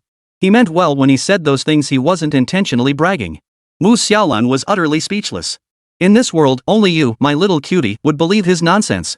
After a pause, her voice took on a wistful tone. When Zhao Fan becomes as powerful as our group's chairman, only then will I feel comfortable letting the two of you be together. But honestly? I doubt he'll ever get close. No way. In Mu Xiaolan's heart, the chairman was unmatched. A man like the chairman. I wonder which woman will be lucky enough to have him someday. If I could marry him, I'd gladly give up 10 years of my life. Shen Ruoyun couldn't help but chuckle. You hopeless romantic. Meanwhile, Zhao Fan was packing up the last few items. Several moving trucks had already departed, and this was the last one. Once everything was moved, he could finally go home. Just then, his phone rang. It was Mu Xiaolan calling. Zhao Fan assumed Mu Xiaolan was calling to supervise his work. Feeling somewhat helpless, he answered the call. We're almost done packing. The last truck is about to leave. Before Mu Xiaolan could speak, Zhao Fan blurted out. Mu Xiaolan choked on the other end. Who asked you that? This piqued his curiosity. Then why did you call? Besides the move, what else could they possibly discuss? Mu Xiaolan's tone dripped with sarcasm. I called to tell you that the crisis at Shen Group has been resolved. She let out a cold laugh. Zhao Fan, didn't you say you'd help Ruoyun resolve the company issues? Now that it's all settled, where have you been? All you do is brag. The Shen Group crisis is resolved? Zhao Fan's expression darkened as his mind raced. No, Lin Ku hadn't reported any developments to him yet. This absolutely wasn't Lin Ku's doing. What the hell is going on? He demanded of Mu Xiaolan in a low voice. Who had aided the Shen Group? Mu Xiaolan failed to notice the unease in Zhao Fan's tone. Her tone was dismissive. What's the point of asking? It's all resolved now anyway. But I might as well tell you. Someone recognized Ruoyun's capabilities and helped Shen Group weather the storm to win her over. See? Ruoyun is so capable that even when her company faces trouble, people step forward to help. And you? You're just a useless piece of trash. Oh, and you got that transfer, right? You're destined to be a laborer for the rest of your life. Mu Xiaolan spat angrily, venting her pent-up fury. Then she hung up. Mu Xiaolan's harsh words all went in one ear and out the other for Zhao Fan. What puzzled him now was, who exactly was this person Mu Xiaolan was talking about? He knew Shen Ruoyun well. She definitely didn't know any big shots. And this person wouldn't help the Shen family for nothing. There had to be something in it for them. Zhao Fan. At that moment, a somewhat haughty female voice rang out. Why is it always you? Zhao Fan frowned slightly upon seeing the newcomer. Zhang Min's eyes sparkled with smug satisfaction. Her gaze toward Zhao Fan was filled with a faint disdain. Zhao Fan, I'm not here to give you money. Don't get any ideas. Zhang Min snorted coldly. I'm here to tell you that my grandfather resolved the crisis for Shen Group. We're even now. My grandfather has nothing to do with you now. Mark my words, don't ever use his name to swindle people again. If she caught him doing it again, she wouldn't let him off. Zhao Fan's expression darkened instantly as he snapped back. So it was you two behind this mess. Answer me this, why did you act on your own without my approval to help the Shen Group? Zhang Min had been expecting his gratitude, never imagining things would turn out this way. She froze in shock. Zhao Fan truly was scum. Grandfather had helped him, and now he was turning on him. Zhang Min couldn't hold back any longer. Pointing her finger right at his nose, she unleashed a torrent of curses. Zhao Fan. You're like a dog biting Lu Dongbin, utterly ungrateful. Zhang Min's face flushed crimson with fury as she shouted, my grandfather only stepped in because your wife's company was about to go bankrupt. If you hadn't saved his life, do you think we'd bother with this mess? Zhao Fan sneered coldly, I never asked for your help. How could you be like this? Zhang Min was so furious she couldn't speak. She never imagined someone could turn on a dime like this. Grandfather had clearly helped him, yet he acted as if it were an inconvenience. It was disgusting. Zhao Fan didn't even bother to look at her. His voice was cold as ice. I'll find someone to repay the debt. You can leave now. Kicking her out again. Zhang Min had never been kicked out twice in a single day. She gritted her teeth and shot him a fierce glare. Just you wait. Then she turned and stormed off. Once Jiang Min was out of sight, Zhao Fan's expression remained impassive as he pulled out his phone and dialed Lin Ku. Zhang Banghua resolved the crisis for the Shen group. Go return the money to him immediately. We don't want this favor. Lin Ku's heart skipped a beat. He had just been about to act, but Zhang Banghua had moved so quickly? Yes, I'll handle it immediately. Though Zhao Fan said nothing more, a bone-chilling coldness radiated from him. Lin Ku dared not delay and immediately agreed. After hanging up, Lin Ku promptly signed a check and dispatched someone to deliver it to Zhang Banghua. Meanwhile, Zhang Min had returned to the hotel. This time, he was angrier than ever. Zhang Banghua saw her walk in and asked, "Xiaoman, how's the situation?" "Not well." Zhang Min's face darkened. "Grandpa, do you know what Zhao Fan said about us? Not only did he fail to thank us, but he accused us of meddling in other people's business." For a moment, Zhang Banghua thought he'd misheard. "What did you say?" Zhang Min looked up at him, her voice filled with indignation. "Grandpa, you heard me right. Those were his exact words. He blamed us for taking it upon ourselves to resolve the crisis his wife's company was facing. What an ungrateful bastard. I've never seen anyone like him." Zhang Min flung her bag onto the sofa, her anger boiling over. She wanted nothing more than to beat Zhao Fan senseless. He was utterly ungrateful. What on earth is he thinking? Zhang Banghua fell deep in thought. Zhao Fan's wife's company was on the verge of bankruptcy. By helping his wife, wasn't he helping himself? Could it be that their marriage was in trouble? Zhang Banghua frowned deeply. Even he couldn't fathom Zhao Fan's true intentions. Zhang Min was furious, letting out a cold snort. I know exactly what he's thinking. He's just putting on this act of being ungrateful, but deep down, he couldn't be happier. Chapter 70, Paying Back the Debt. He's pretending not to care because he's still trying to extort money from you. Zhang Min clenched her fists, her anger flaring at the mere thought of him. I've seen through this man. His character is utterly despicable. Grandfather, we absolutely cannot let his schemes succeed. From this moment on, Zhao Fan wouldn't get a single penny from them. Zhang Banghua's expression also grew increasingly grave. You can never truly know someone's heart. It seemed he had misjudged this man after all. Grandpa, you haven't seen how arrogant he really is. Zhang Min pouted in displeasure. When I left, he was still bragging about paying us back. He doesn't even realize how much that is. Even if he worked himself to death for the rest of his life, he couldn't earn that much. Oh? Zhang Banghua raised an eyebrow, slightly surprised. He actually said that? Zhang Min widened her eyes. Of course. But I've already had people look into it. He makes money moving people's stuff. He doesn't have anywhere near that kind of money to pay us back. He was just bragging. Does he even know how much grandfather invested in Shin Group? Such a massive sum, it's not something you can just say you'll repay and then do it. He's just a stinking mover. What's he so full of himself for? Zhang Min picked up her water cup and gulped it down. I never want to see him again. What a pain in the neck. Just then, the hotel doorbell suddenly rang. Zhang Banghua said in a low voice, "Come in." The door swung open from the outside, and Zhang Banghua's secretary stepped inside. What is it? Zhang Banghua asked. The secretary stepped inside and respectfully replied, Mr. Link sent this through an intermediary. He pulled a check from his suit pocket and handed it over. Zhang Banghua frowned at the check, a look of puzzlement crossing his face. Lin Ko? Why would he send me a check? The secretary replied, Mr. Link sent word that the Zheng family needn't handle it.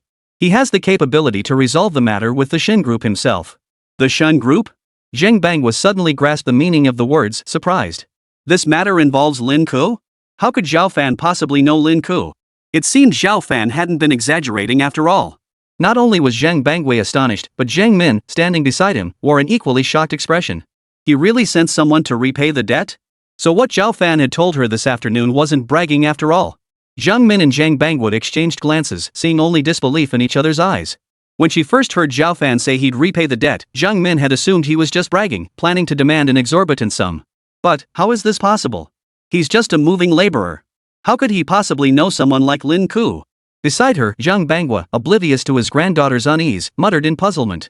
How on earth did this Zhao Fan get connected to Lin Ku? And now it seemed their friendship ran deep. Otherwise, why would someone like Lin Ku help an ordinary person repay a debt? And such a large sum at that? It just doesn't make sense. Grandpa, what should we do now? Zhang Min sat on the sofa, looking hesitant.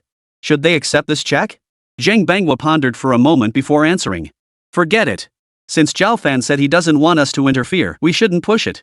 Go tell Lin Ku I'll take the check. Zhang Banghua instructed his secretary. After that, the two packed their things and prepared to leave.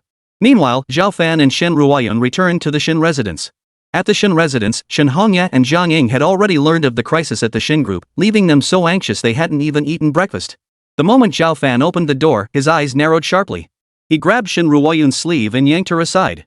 At that very moment, a glass cup narrowly grazed her cheek. Crash! The glass cup slammed into the doorframe, shattering into pieces. Shin Ruoyun, held tightly in Zhao Fan's embrace, remained unharmed.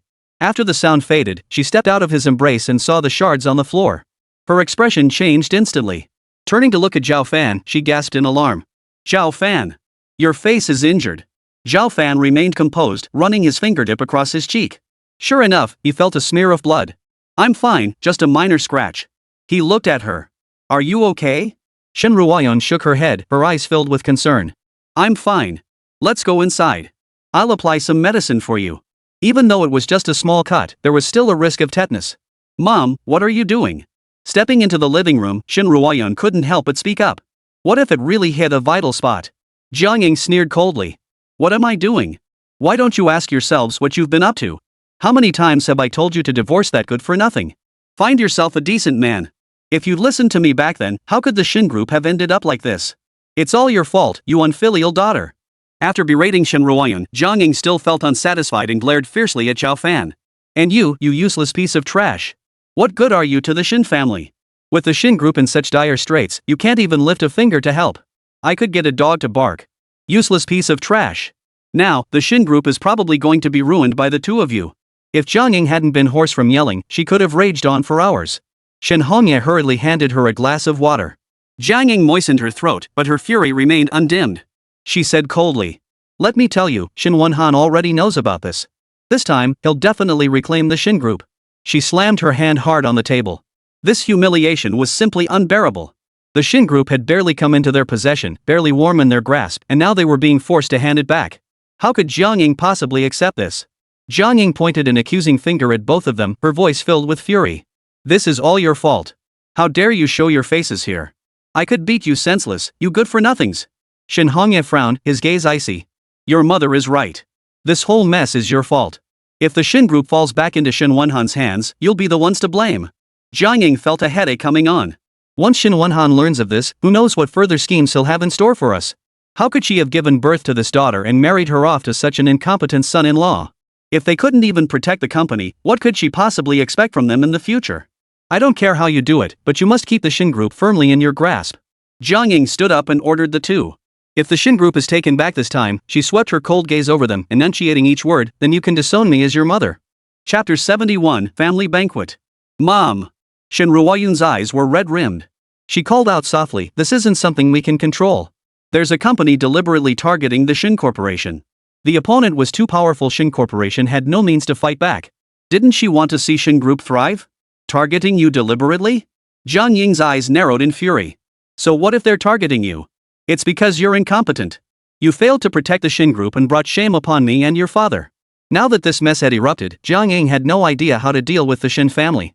She'd surely be ridiculed until she had nothing left. Things have come to this. The entire mess is your doing. Jiang Ying's face darkened as she coldly accused them. If Shin Wonhan really takes back the Shin Group, just wait and see how I deal with the two of you. Zhao Fan remained expressionless, saying nothing. But this time, he hadn't expected Jiang Ying to be so ruthless, even berating her own daughter just to get her hands on the Shin Corporation. She truly lost her mind. Rest assured, I will handle this matter. Zhao Fan declared in a deep voice. Lin Ke had already returned the check to Zhang Banghua and should be taking action by now. By this evening at the latest, the crisis at Shin Group would be resolved. Jiang Ying scoffed at his words. You'll handle it? How exactly do you plan to handle it? With your useless self. What time is it now, and all you do is brag? Shut your mouth, or I'll slap you. Jiang Ying's words grew increasingly harsh. Even Shin Ruoyun couldn't bear to listen anymore. Mom, don't talk like that. Jiang Ying snapped back at her, you shut up too. After disgracing the Shin family, what right do you have to speak here? Shin Ruoyun had no choice but to fall silent. Jiang Ying was consumed by rage and wouldn't listen to anyone. Zhao Fan, listen to me. Jiang Ying pointed at his nose. If you can't solve the problem, then just shut your mouth and stop bothering people. The whole situation was already bad enough, but Zhao Fan still had to brag without regard for the circumstances. Jiang Ying was utterly fed up. What could they do? Were they really going to stand by and watch Shin Wonhan take back the Shin Group? Would there even be a future for their branch of the family? Absolutely not. Jiang Ying clenched her fists, her teeth grinding audibly. The Shin Group was something she had fought so hard to hold on to. How could she just give it back so easily? She hadn't received a single penny from the year-end dividends. No one would snatch the Shin Group from her grasp. Jiang Ying couldn't accept it no matter how she thought about it. For a moment, she shot a fierce glare at her daughter and Zhao Fan before her. It was all these two useless fools' fault. They had absolutely no ability. No, under no circumstances would she hand over the Shin group. Just then, Shin Ruoyun's phone rang unexpectedly, an unknown number. She frowned slightly and answered the call. Whatever the caller said on the other end, within seconds, Shin Ruoyun's expression abruptly changed. What did you say? Mr. Link has already resolved our crisis? The moment Shin Ruoyun finished speaking, everyone in the living room froze in shock. Shen Hongying and Jiang Ying, in particular, gaped in disbelief, convinced they'd misheard. Ruoyun. Shen Hongye stammered, who are you talking to? Our Shin group's matter has been resolved? Shin Ruoyun was busy confirming details with her secretary and had no time to respond. Miss Shin, it was indeed Chairman Link who helped us. All major Shin group projects have resumed operations and the severed funding chain has been reactivated. The secretary on the other end of the line was equally thrilled. Shin Ruoyun felt stunned and incredulous, blurting out instinctively, but how could that be possible? She had no connection whatsoever with this Chairman Lin Ku. Why would he help her out of the blue? First the wealthiest man in the country, Zheng Banghua, and now this Lin Ku. What kind of magic did Shin group possess? Shin Ruoyun realized that in recent times, strange occurrences had been piling up around her. But that thought lingered for only a few seconds. Soon, it was pushed to the back of her mind. Ruoyun. Jiang Ying finally snapped back to reality, her voice filled with excitement. What did you just say? Chairman Lin Ku stepped in to help our Shin group? Is that true? Shin group is safe? It's still ours. Jiang Ying couldn't contain the smile spreading across her face. Shin Ruoyun hung up the phone and looked at Jiang Ying with a complex expression. Yes. Upon receiving the confirmation, Jiang Ying was instantly overcome with joy. This is absolutely wonderful. I knew heaven wouldn't let me give up the Shin group. This means even the heavens are on our side. We absolutely must thank Mr. Ling properly. Shin Ruoyun pursed her lips, hesitating before speaking. Actually, before this, Mr. Zhang Banghua, the wealthiest man in Hailing City, also expressed interest in helping us resolve the issues with the Shin group. Zhang Banghua? Jiang Ying's eyes lit up instantly at the name. Are you talking about the Zhang Banghua I'm thinking of? The wealthiest man in Hailing City, Zhang Banghua? Shin Ruoyun nodded. Jiang Ying's expression shifted between shock and delight. How come one after another big shot is coming to help our Shin group? What incredible luck we have! Shen Hongye chuckled. They must recognize Ruoyun's talent. By supporting the Shin family, they're courting our daughter. Exactly. Exactly. Jiang Ying chimed in eagerly. Jiang Ying was overwhelmed with astonishment. This turn of events nearly knocked her off her feet. Zhang Banghua and Lin Ku, both major figures, are now competing to solve our problems? Unbelievable. But with my daughter being so outstanding, it's only natural. Jiang Ying beamed with pride. After a pause, she shot Zhao Fan a scornful look. Unlike you, useless piece of trash. When the company's in trouble, you can't lift a finger to help. All you know how to do is stand by and watch. What exactly is the Shin family keeping you around for? Zhao Fan rubbed his ears, choosing not to engage. If she wanted to talk, let her talk. He wasn't going to take it to heart anyway. Oh, right. Finally, Jiang Ying clapped her hands sharply. She remembered something else and addressed both of them. Tomorrow, the Shin family is hosting a banquet to entertain and thank Chairman Link. Got it. Shin Ruoyun replied, her dark eyes turning to Zhao Fan. You're coming with me tomorrow. Remember, don't wander off. Zhao Fan nodded. Before he could speak, Jiang Ying beat him to it. Ruoyun, are you out of your mind? What's the point of sending that good-for-nothing? Are you trying to embarrass the Shin family? Jiang Ying looked utterly displeased. Just let him stay home. Going there would only be an embarrassment. Better not to go at all. Shin Ruoyun's delicate brows furrowed tightly as she couldn't help but retort. Mom, no matter what, he is my husband. Please don't speak of him like this anymore. Chapter 72, The Banquet. Jiang Ying's smile brimmed with contempt. He may be your husband now, but who knows about the future? No matter what you say today, that good-for-nothing isn't going. What good would it do? He'd only bring shame upon the Shin family. Jiang Ying spat out the words with contempt. He'd be better off staying home and doing some chores. Just seeing him annoys me. Shin Ruoyun's pleas fell on deaf ears. Finally, she shook her head in resignation and went to bed. Early the next morning, Jiang Ying rose at the crack of dawn, fussing over her makeup, clothes, and jewelry, rushing about non-stop. Hours later, she finally finished getting ready. Satisfied with her reflection, she applied lipstick, her eyes gleaming with ambition. This family banquet, let's be honest, was arranged by his daughter. She absolutely couldn't afford to embarrass herself. As the family prepared, Zhao Fan stood nearby, his expression calm. Jiang Ying was pleased with Zhao Fan's sense of propriety. The radiant trio stood at the doorway, ready to head to the banquet. Before leaving, Jiang Ying turned back and fixed Zhao Fan with a piercing stare. Her gaze carried a warning. Zhao Fan, mark my words. You're to stay home today. Don't you dare go anywhere, understand? If I catch you at the family banquet, you'll be in for it. Zhao Fan curled his lips coldly, offering no reply. His eyes held a bone-chilling coldness. Jiang Ying snorted coldly. That's more like it. With that, she linked arms with Shen Hongye and walked out ahead. A wave of perfume wafted through the air. The elegant black skirt swept into Zhao Fan's vision. Shen Ruoyun, her makeup exquisitely applied, stood before him, her dark eyes captivatingly beautiful. Zhao Fan was momentarily taken aback. Only when a set of keys jingled before his eyes did he snap back to reality. He snapped back to reality, yet his gaze lingered involuntarily on her face. What are you looking at? Shen Ruoyun smiled, pursing her lips, and handed him the keys. Here. What are these? Zhao Fan furrowed his brow slightly.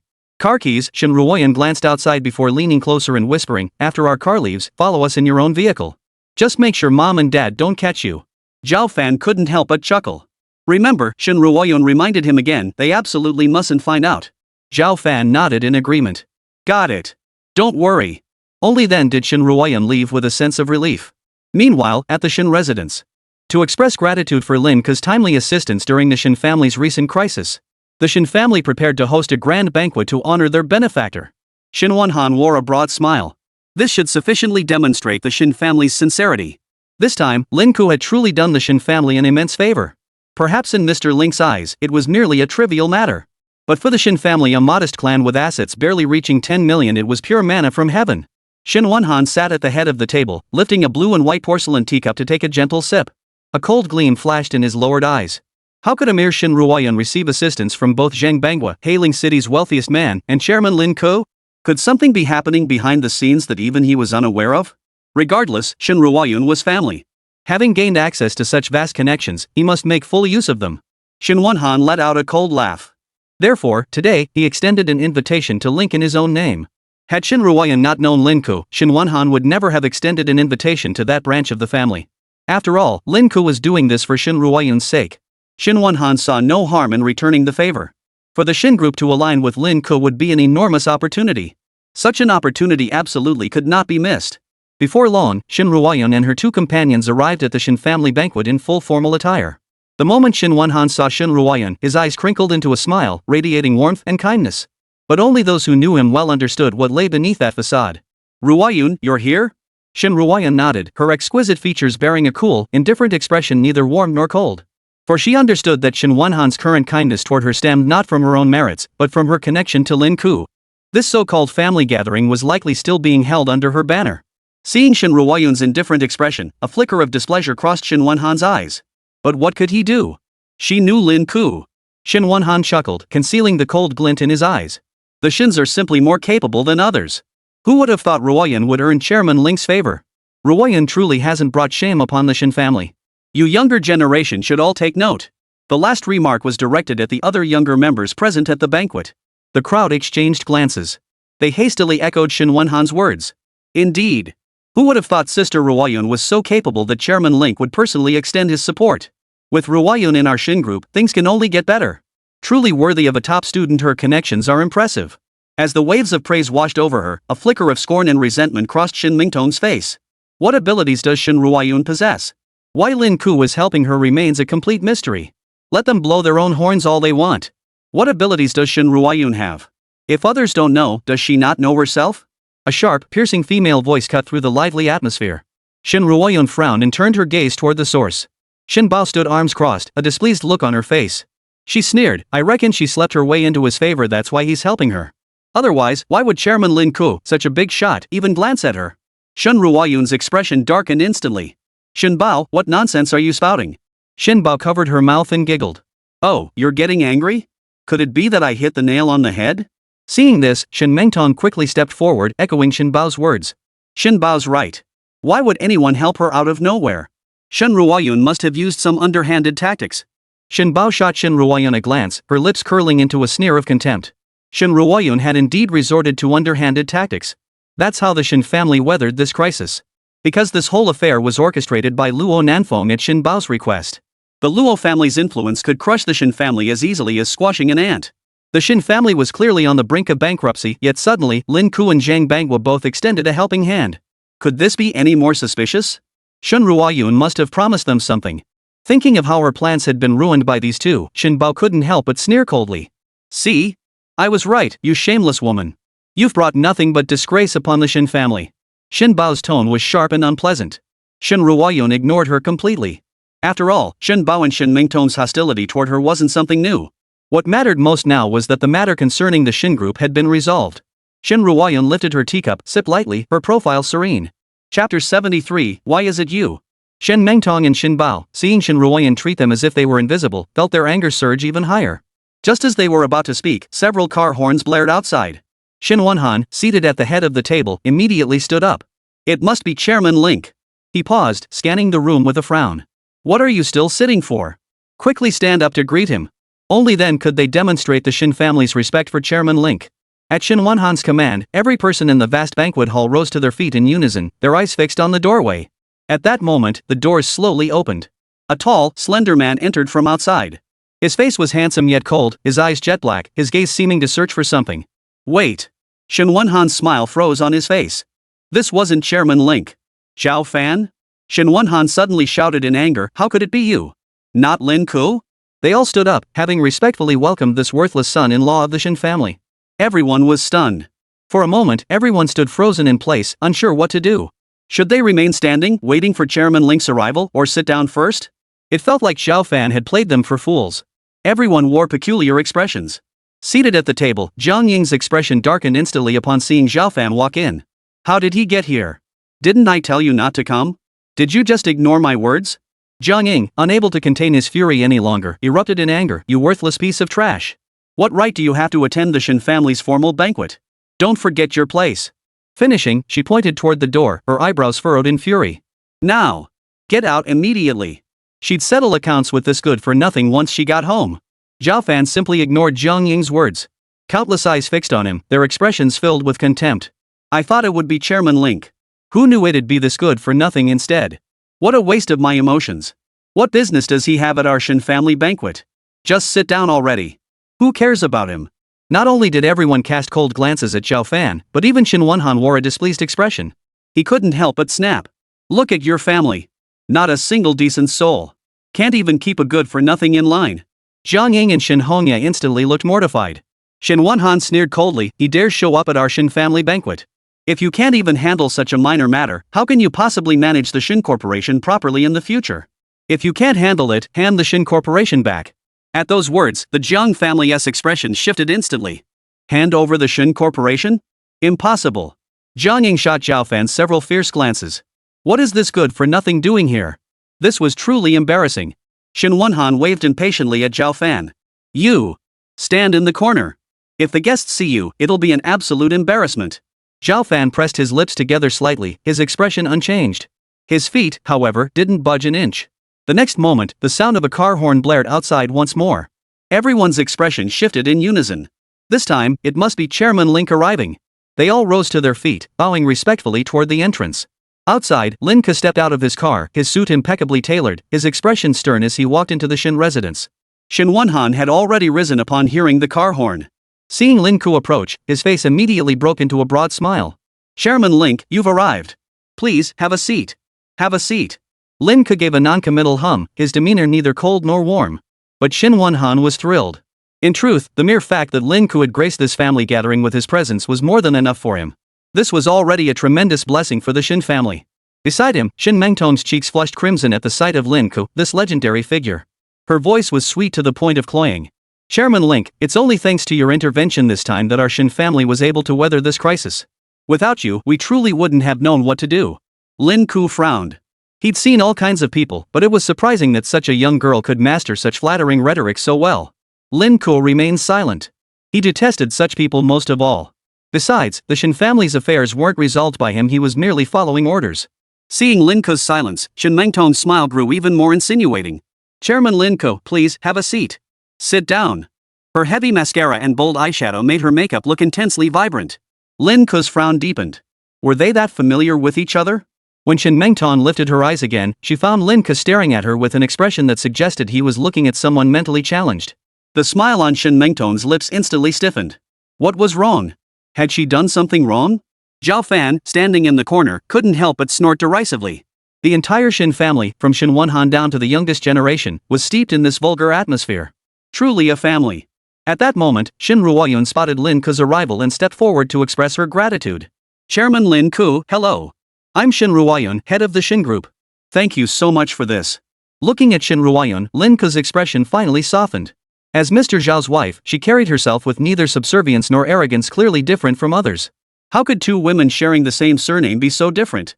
Lin Ku instinctively glanced at Zhao Fan, who stood in the corner. Zhao Fan understood Lin Ku's questioning glance and gave a slight nod. Lin Ku understood, and only then did he offer Shin Ruoyun a faint smile. It's fine. If anything comes up in the future, feel free to come find me. Whatever I can handle, I will handle. The words had barely left his mouth when the entire Shin family fell silent in shock. What kind of luck did Shin Ruoyun have? Everyone thought this was just a fluke.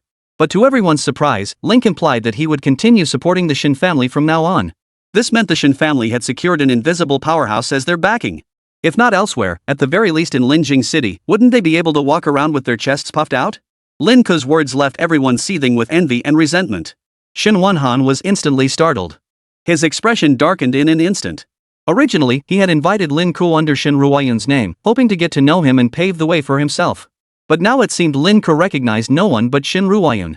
Shin Wonhan felt uneasy and could only manage a nervous chuckle. Ruoyun, hurry up and thank Chairman Link.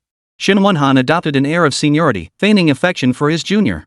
In truth, his words held little sincerity. Shin Ruoyun hurriedly expressed her gratitude, but Link waved it off. Please don't thank me. It's simply my duty. My duty? Shin Ruoyun's dark eyes flashed with confusion. Lin Ku stiffened slightly, realizing his slip of the tongue, and quickly changed the subject. Chapter 74, Assassination. Meanwhile, in downtown Linjing City, at an upscale nightclub. Inside a vast, opulent private room. Luo Nanfeng, his arms wrapped around a beautiful woman, laughed loudly as he downed a glass of fiery foreign liquor. Suddenly, a phone rang on the table. The call came from Shin Bao. Through drunken haze, Luo Nanfeng answered, "Hello? Brother Luo." Shin Bao's voice sounded aggrieved. Didn't you already send people to suppress Shin Ruoyun's company? Why isn't it working at all? Lately, Luo Nanfeng had been living it up, completely neglecting the affairs of the Shin Corporation. Only when Shin Bao brought it up did he grow puzzled. What did you say? Shin Bao repeated the accusation, his voice thick with resentment. Wait. Are you saying Luo Nanfeng's eyes sharpened? Someone dared to help her? That's right. Shin Bao's voice was filled with fury as he gritted his teeth. Shin Ruoyun is fine now. Brother Luo, are you useless? Luo Nanfeng sneered coldly. I'm useless? Just wait. I'll get to the bottom of this first. Soon, his men reported back, relaying every detail of the Shin family affair to Luo Nanfeng. Luo Nanfeng pondered for a moment, then leaned over to whisper briefly with his subordinate. Finally, he declared, remember this time, we're going to teach Shin Ruoyun a lesson she won't forget. At the Shin residence, the family banquet came to an abrupt halt. The entire Shin family fawned over Lin Ku, showering him with extravagant praise. But Lin Ku didn't spare them even a glance. His gaze scanned the banquet hall, as if searching for someone. Strange. Where was Mr. Zhao? Shin Wonhan cleared his throat, his piercing gaze sweeping the room. The vast hall instantly fell silent. Right then, Shin Wonhan offered a smile, turning to Lin Ku. Chairman Lin, please take your seat. Before Shin Wonhan could finish his sentence, a group of men in black burst into the family banquet. The men instantly drew guns, aiming them at the crowd. They have guns. Shin Bao shrieked. Chaos erupted throughout the banquet hall. Come out.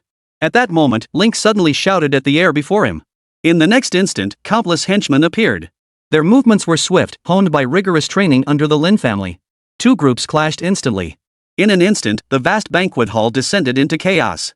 Tables and chairs lay overturned on the floor as panicked crowds scattered in flight. Fortunately, it didn't take long for Lin Ku's men to subdue the group of black-clad figures. The remaining black-clad figures exchanged glances, let out a furious shout. Then they charged forward to attack. Chaos erupted throughout the venue. Members of the Shin family cried out in panic as they fled, some even diving beneath tables. Shin Bao and Shin Mengtong had vanished without a trace. Shin Wonhan looked around in terror. Where are the rest of our Shin family members? Not a single one remained. How could this be? At such a critical moment, not a single soul had come to protect him. Everyone was too preoccupied with their own survival to spare a thought for Shin Wonhan. Finally, Shin Wonhan gritted his teeth and ducked beneath the table. Forget everything else, saving his own life was paramount. Not far away, Shin Ruoyun stood in an open area of the hall. Her graceful figure stood out prominently. The moment the black-clad figures appeared, Jiang Ying and Shin Hongya had also scrambled to flee, vanishing into the chaos. Shen Ruoyun searched for them while also worrying about Zhao Fan. Suddenly, one of the black-clad figure's eyes flashed with determination as he swiftly closed in. A cold gleam flashed as a dagger appeared in the figure's hand, thrusting viciously toward Shen Ruoyun. Shen Ruoyun's eyes widened in terror, but it was too late to dodge. At that very moment, a fierce gust of wind suddenly swept in from behind the black-clad figure. The black-clad figure was instantly kicked flying. He crashed to the ground nearby, coughing up blood, his face contorted in agony. "Are you hurt?" Zhao Fan stood in front of Shen Ruoyun, turning his head to ask in a low voice. Shen Ruoyun shook her head, her face still pale with shock. "I'm fine. Are you okay?" "I'm fine." Zhao Fan replied, shooting a glance toward Lin Ke nearby. A chilling glint flashed through his dark eyes. Lin Ke gave a hand signal. His men immediately sprang into action, swiftly subduing the black-clad assailant who had attacked Shen Ruoyun before escorting him away. Soon, calm finally returned to the venue. All the black-clad men were taken away by Link's men. Members of the Shen family who had been hiding under tables, chairs, and in various concealed spots emerged slowly once the commotion outside ceased. They cautiously scanned their surroundings. The black-clad men are all gone. They were taken away by Chairman Link's men. "We're safe now." Shen Wenhan also crawled out from under the table, frantically straightening his clothes. He couldn't let anyone see he'd been hiding. The crowd quieted down as he sat back down at the head of the table, impeccably dressed once more.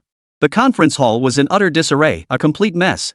Everyone's hair was disheveled, looking utterly bedraggled. With the crisis averted, Jiang Ying emerged from the corner, casting a smug glance at the Shen family members. "Bunch of cowards. What's the big deal? Scared you all into this state? If Chairman Link hadn't been here today, none of you would still be alive. And this Lin Ke? He was brought by her daughter. Rounded up, it was her branch of the family that saved everyone today." This thought made Jiang Ying feel even more smug. "Chairman Link saved you all. He only protected you out of respect for our Ruoyun." Jiang Ying swept her gaze over the group as she spoke. Now that everyone was safe, they nodded in unison, recalling how swiftly Link had acted and the sudden appearance of his numerous henchmen from who knows where. They were still shaken by the experience. "Yes, it's all thanks to Chairman Link being here. Chairman Link protected our Shen family because he values Shen Ruoyun. In that case, we really must thank Ruoyun properly." Wiping sweat from their brows, they showered Shen Ruoyun and Lin Ke with praise. Jiang Ying basked in smug satisfaction, her chin lifted slightly in an air of haughty superiority. To some observers, however, this scene was unbearably jarring. Shen Mengtong sneered coldly, fixing her gaze on Zhao Fan nearby as she sneered. "What a useless piece of trash. He can't even protect his own wife. Good for nothing. Get your ass out of the Shen family compound." Zhao Fan shot Shen Mengtong a cold, dismissive glance. "You'd better shut your mouth," he said indifferently. Shen Mengtong shuddered at the intensity of his gaze. Meanwhile, Luo Nanfeng received a call from his subordinate. "What did you say? The assassination failed?" Luo Nanfeng's face twisted into a grimace as he gritted his teeth. "Are you all a bunch of incompetents? I sent out so many men, armed them with guns, and now you tell me it failed?" The subordinate on the other end of the line, hearing his furious rebuke, dared not utter a word in response.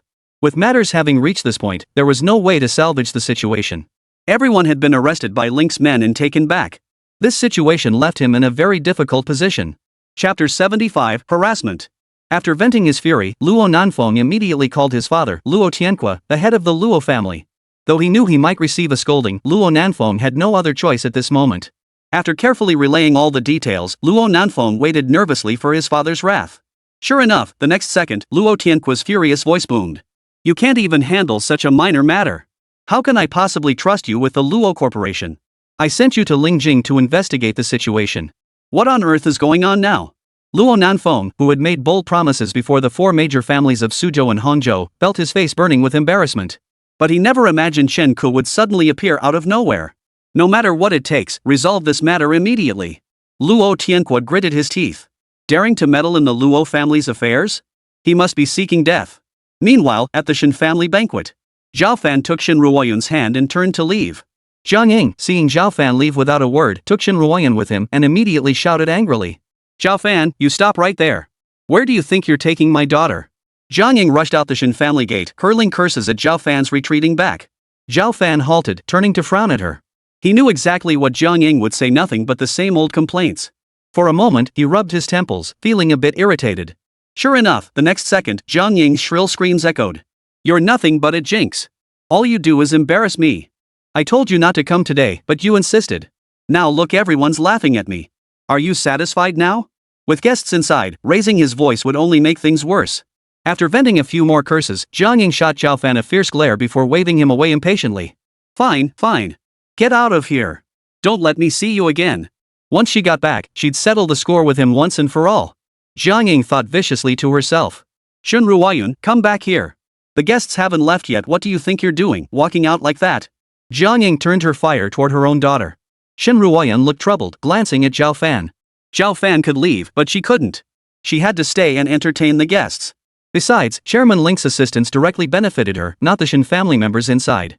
Shen Wenhan and the other guests were all waiting inside. If she left without a word, it would inevitably invite gossip. It would also be highly impolite to Chairman Link. Zhao Fan's brows furrowed slightly. It's dangerous in there now. Come back with me. Shen Ruoyun shook her head, her lips pressed together. It's fine. Chairman Link's people have already secured those individuals. It should be safe now. The Shen family is still inside. I can't leave first. You should go back on your own. With that, she turned and walked back to Jiang Ying. Jiang Ying shot Zhao Fan a contemptuous look. How you got here is none of my business, and how you leave is none of my concern either. But you're not coming back in here. She paused, then threatened, or I'll break your legs. The two figures vanished from the Shen family's front gate. Fortunately, the black-clad men had already been taken away by Lin Ke's men. Though the venue was in disarray, it was safe. With that thought, Zhao Fan relaxed and turned to head back. He had driven Shen Ruoyun's car over, so now he had no choice but to walk back. As Zhao Fan crossed an intersection, a familiar figure suddenly caught the corner of his eye. He halted, standing still as he stared at the slender figure not far away, his brow furrowing. A professional office outfit, silver high heels, and brown wavy hair. Who else could that silhouette belong to but Mu Xiaolan? Zhao Fan initially intended to ignore her and keep walking. But then his gaze shifted to the man in front of Mu Xiaolan. A heavy-set, greasy-looking middle-aged man in a suit was pestering her. From Zhao Fan's perspective, the man was a full head shorter than Mu Xiaolan. Though their conversation was unclear, the man kept leaning in despite their close proximity. A lecherous grin never left his face throughout the entire exchange. Mu Xiaolan's face twisted with disgust, but for the sake of her work, she had no choice but to engage with the man before her. This was her first major deal since joining Shanglong. She absolutely couldn't let the president down. The man in the suit grabbed her hand, gave it a grope, and chuckled lewdly. Unable to break free, Mu Xiaolan's face flushed crimson as she snapped angrily. What are you doing? Let go. Seeing this, Zhao Fan couldn't leave either. He strode forward, grabbed the man's arm, and twisted it backward. Ah! Ow ow ow, let go. The man in the suit let out a wail of agony. Zhao Fan gave a cold snort before releasing his grip. He shoved the man forward, sending him stumbling backward. Zhao Fan? Upon recognizing the man before her, Mu Xiaolan's expression flickered with surprise. But then, she furrowed her brow and said unhappily. What are you doing following me here? Let me tell you this, get out of here immediately. I'll settle the moving expenses with you. I, Mu Xiaolan, am not the kind of person who leaves debts unpaid. Zhao Fan frowned at her. A strong smell of alcohol wafted from Mu Xiaolan. Drunk already in broad daylight? Mu Xiaolan staggered unsteadily, her feet balanced precariously on 8-centimeter stiletto heels. The sharp points of the heels looked terrifying. The moment you fall, you're bound to sprain your ankle. Zhao Fan rubbed his temples, knowing Mu Xiaolan was drunk. What sense could you make with a drunkard? He stopped wasting words, grabbed Mu Xiaolan's arm, and pulled her toward home. I'll take you home. Mu Xiaolan mumbled something indistinctly, and Zhao Fan couldn't make it out. But after taking only a few steps, they were intercepted by the man in the suit. Who the hell do you think you are, taking my girl without my permission? The man in the suit glared with his beady eyes, his voice dripping with displeasure. Zhao Fan's expression remained cold as he lowered his gaze slightly to meet his. Feeling provoked, the man erupted in anger. Do you know who I am? I'm Chi Jun, the general manager of Bifeng Group. Mess with me, and I'll make sure you regret it. He paused, his gaze shifting to Mu Xiaolan with a look of lust. Kid, if you know what's good for you, get lost now, and I'll let you off easy. Oomph. Zhao Fan sneered coldly, looking down at the short, fat man before him with disdain. With your pathetic appearance, you call yourself the general manager of a conglomerate? Your boss must have been kicked in the head by a donkey. What did you say? The man in the suit turned pale, his face twisted in fury. Say that again if you dare. Zhao Fan remained calm, his tone laced with subtle mockery. You're Chi Jun, general manager of Bifeng Group, right? If I tell your superiors, all your employees, and your wife that you were grabbing a drunk woman on the street, guess what fun things might happen? You. The man in the suit was so enraged he nearly fell backward, glaring at him for a long moment before regaining his composure. Chapter 76, You're Not Worthy. Once he regained his composure, Chi Jun pointed an accusing finger at Zhao Fan and shouted angrily. Mu Xiaolan and I were discussing a partnership with Shanglong Group. We were conducting serious business. Stop interfering.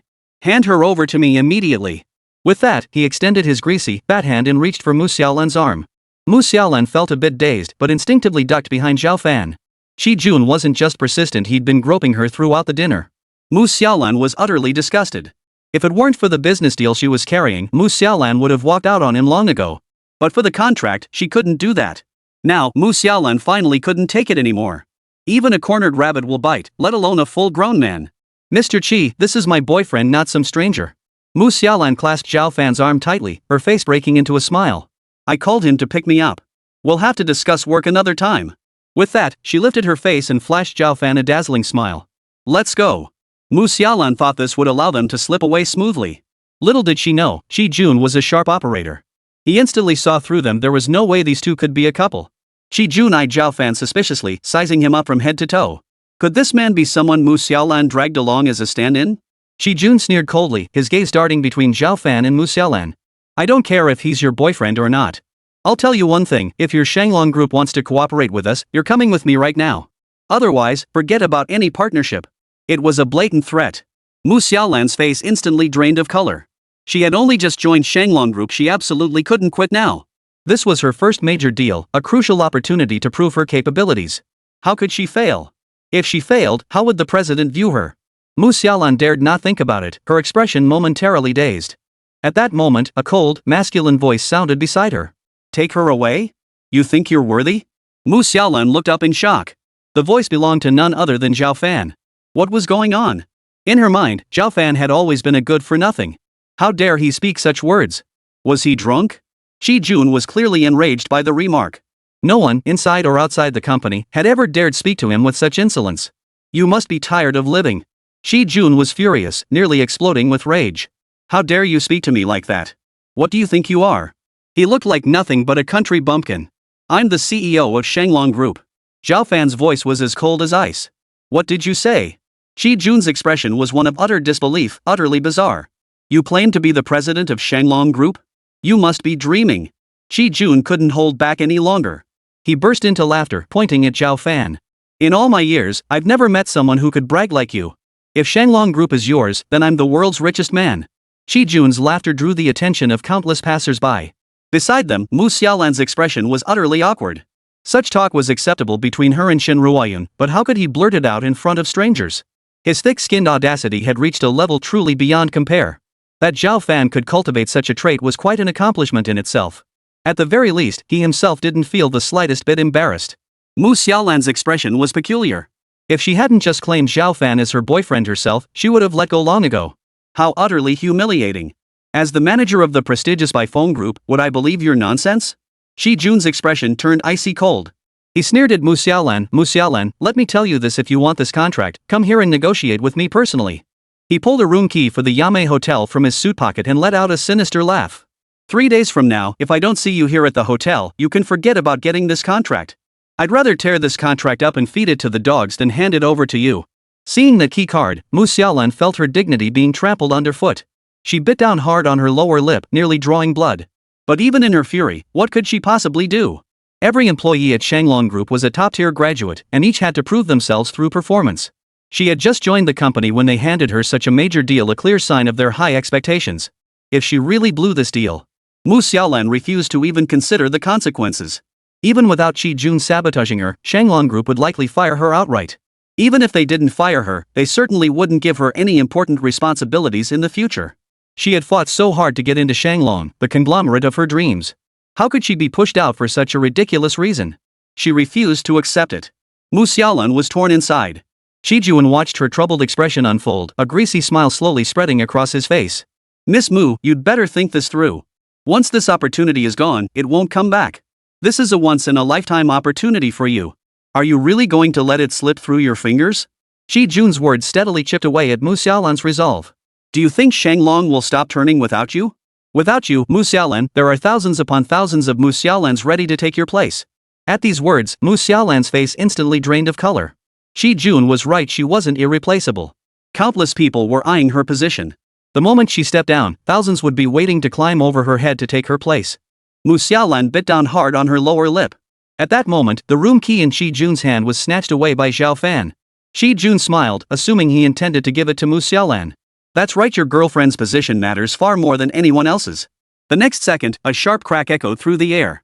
Zhao Fan's eyes were cold as ice as he snapped the room key in half. Shi Jun's eyes instantly widened like copper bells. Why don't you look in the mirror at yourself? You're just a toad trying to eat swan meat. Zhao Fan said casually, flicking the keycard onto Shi Jun's face. Though the motion seemed light as a feather, Shi Jun's face contorted in agony. Ah! It hurts. Shi Jun clutched his face. When he pulled his hands away, Mu Xiaolan gasped in shock. A huge swelling had erupted across his cheek. It looked like he'd been slapped. You have some nerve. Shi Jun glared at Zhao Fan. How dare you hit me? Zhao Fan stared coldly at Shi Jun before him. So what if I hit you? Do you believe me when I say I could make Bifeng Group vanish from this world in an instant? Veins bulged on Shi Jun's forehead as his entire face flushed crimson. This was simply too much. Out of the corner of his eye, he caught sight of the shattered room key on the floor. His rage flared instantly. How dare you break the room key for the Asia America Hotel? Don't you know it's owned by the Shanglong Group? Chapter 77, The Room Key. Of course I know. Compared to Shi Jun's fury, Zhao Fan remained impassive. I am the president of Shanglong Group. The Asia America Hotel is under my group. Breaking a key card is no big deal. Do I need your permission? His dark eyes were cold as he stared at Shi Jun. His tone dripped with contempt. As if Shi Jun were nothing more than a stray dog by the roadside. Shi Jun's face flushed crimson with fury as he snapped, "You've got some nerve." Immediately, Shi Jun swung a punch straight at Zhao Fan's face. Zhao Fan sneered coldly. He sidestepped effortlessly, dodging the attack, then delivered a flying kick that sent Shi Jun sprawling. His movements were sharp and decisive, the entire sequence unfolding in mere seconds. Shi Jun landed flat on his back, a searing pain shooting through his abdomen. Ah! It hurts. He clutched his stomach and rolled around on the ground. Idiot! Zhao Fan sneered coldly. Shi Jun quickly scrambled to his feet and shouted angrily at Zhao Fan. You little punk, just you wait. I'll show you what's what.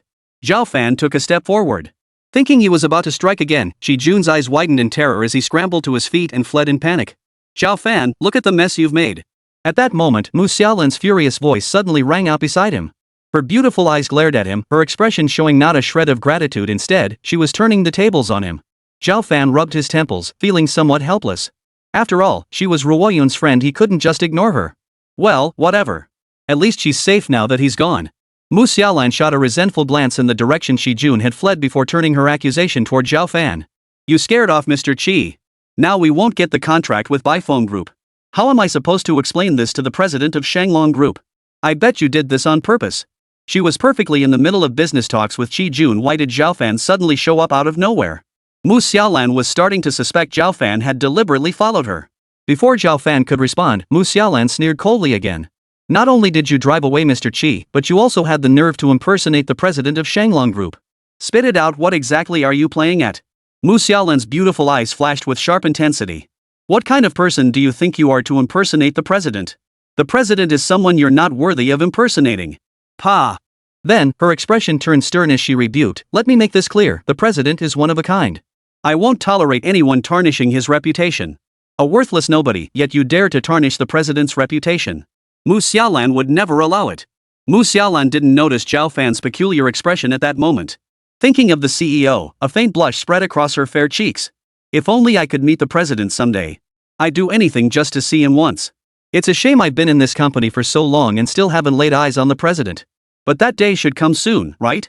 Mu Xiaolan didn't notice Zhao Fan's peculiar expression. If Mu Xiaolan knew that the CEO of Shanglong Group was standing right before her at that moment, who knows what her reaction would be? Watching Mu Xiaolan's yearning expression, Zhao Fan felt a hint of amusement. But Mu Xiaolan knew nothing of this. I just saved you, Zhao Fan explained calmly. Didn't you know what would happen after accepting the room key? Shanglong Group is a legitimate company. They'd never let female employees use such methods to secure contracts. Mu Xiaolan scoffed. Did I ask you to save me? She certainly had a sharp tongue, always ready with words. Mu Xiaolan shot him a withering glance and turned to leave. Unexpectedly, darkness engulfed her vision, and she collapsed unconscious. Zhao Fan stared at Mu Xiaolan lying unconscious on the floor, his expression utterly helpless. He desperately wanted to turn and walk away, but she was Ruoyun's best friend. If Ruoyun found out he'd ignored her, they'd definitely fight. Glancing around, he saw no one else at the intersection. Leaving Mu Xiaolan, a woman, unconscious on the street was indeed unsafe. Fortunately, Mu Xiaolan was merely drunk and showed no other symptoms. With some rest, she'd recover. In the end, Zhao Fan had no choice but to helplessly pick her up and carry her straight to the hotel. After briefly tending to Mu Xiaolan's intoxication, half an hour had already passed. Zhao Fan glanced at his watch. Wiping the sweat from his forehead, he prepared to rest a bit before heading home. Lin Ku had long since departed, and the family banquet arranged specifically for him should have concluded by now. Lying on the bed, Mu Xiaolan felt the alcohol surge through her body, her face flushed crimson. Her mind felt like a churning mass of mush.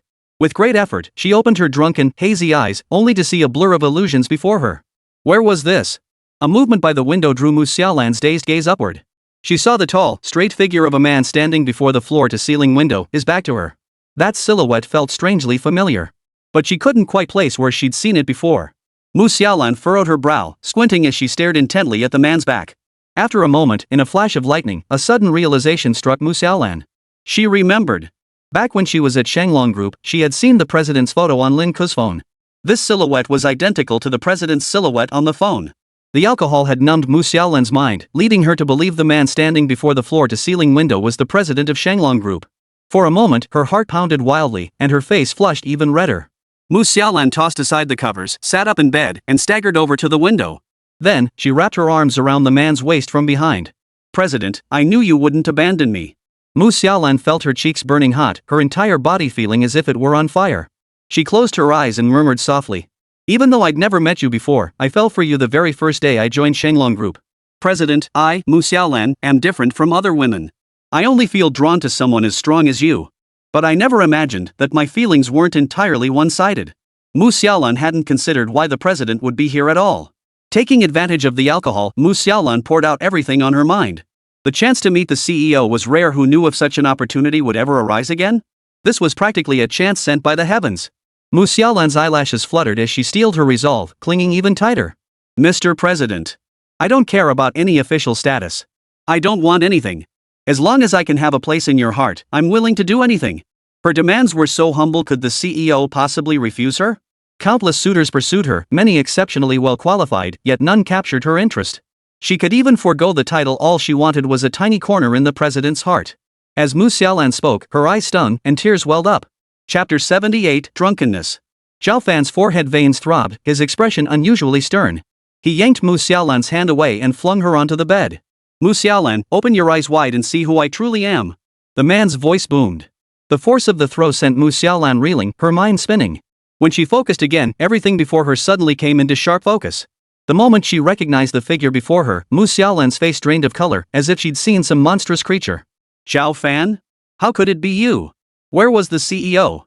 Wasn't the CEO standing there just a moment ago?" She had clearly seen the CEO just now. How could it possibly be him?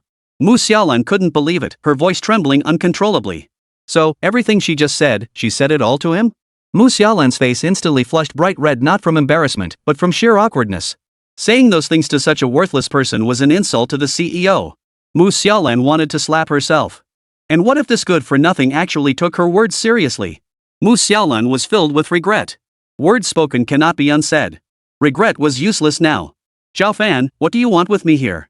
Only now did Mu Xiaolan clearly see her surroundings. To her shock, they were in a hotel room. Mu Xiaolan immediately jumped off the bed, her face flushed crimson as she shouted angrily. "I never thought you'd have the nerve, you good-for-nothing. Bringing me to a hotel while I was drunk. Don't think I'm afraid of you just because you're Ruoyun's husband." With that, she lunged forward and delivered a vicious slap across Zhao Fan's face. Smack! The sharp crack of the slap echoed through the room. Zhao Fan clenched his fists, his expression tight with restraint. He wanted to explode, but at the last moment, he forced himself to hold back. Not for Mu Xiaolan's sake, but for Shin Ruoyun's. If he struck back and Mu Xiaolan tattled to Ruoyun, he'd never be able to clear his name. He shot Mu Xiaolan a cold glance. "I shouldn't have bothered with you in the first place. I should have just left you to fend for yourself on the street. Stop pretending to be the good guy. Don't think I don't know what you're thinking." Mu Xiaolan retorted with a cold sneer. "I thought you were just incompetent, but I never imagined a useless piece of trash like you would dare take advantage of someone in distress. Just wait. I'll expose your true colors and show everyone what you really are." Now sober, Mu Xiaolan fought fiercely, shouting until her voice cracked. "Zhao Fan! Stop right there! Did I say you could leave?" Mu Xiaolan raged on, leaving Zhao Fan no chance to speak. He had no choice but to turn and walk away. Mu Xiaolan yelled after him, "Stop! I said stop!" Zhao Fan's expression remained cold, tinged with impatience. "If you enjoy cursing so much, stay here and curse to your heart's content." 1 week later. When Zhao Fan returned home, he found Shin Ruoyun had already gotten off work. She was curled up on the sofa, lost in thought. Her complexion was poor, her face drained of color. She seemed to be troubled by something. Zhao Fan's brows furrowed slightly as he approached. "What's wrong? Did something happen? Shin Ruoyun slowly lifted her head at his words. Her clear eyes held a hint of bewilderment. She blinked and spoke softly. Zhao Fan, when did you come back? Zhao Fan ruffled her hair. You didn't notice when I came back? Shin Ruoyun forced a smile. Sorry, I was thinking about something else just now. What happened? You can tell me. Zhao Fan probed. Is there a problem at the company? The only things that could trouble her this much were matters concerning the company or the Shin family. Zhao Fan was right, it was indeed related to the Shin group. But Shin Ruoyun didn't want to tell Zhao Fan, because even if she did, it wouldn't help. The panic within the company was already overwhelming enough, she didn't want to bring that turmoil into her home as well. Shin Ruoyun remained silent, lowering her gaze. She didn't answer, and the atmosphere grew quiet for a moment, their breathing audible. Zhao Fan sighed softly.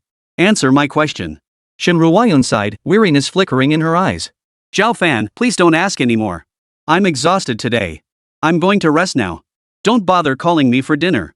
With that, she rose directly from the sofa and returned to her room. The door closed tightly, mirroring the door to her heart. He frowned and thought for a moment, then took out his phone and sent a text to Mu Xiaolan. Tomorrow morning at 8 o'clock, the cafe 500 meters from Shanglong Group. Though Mu Xiaolan didn't reply, he knew she would definitely show up. A week passed, and Mu Xiaolan still hadn't told Shin Ruoyun about the hotel incident. She probably felt too ashamed to bring it up. If Jiang Ying found out, she'd likely have caused an absolute uproar by now. Mu Xiaolan liked the CEO, so naturally she wouldn't want to stir up a huge fuss over this matter.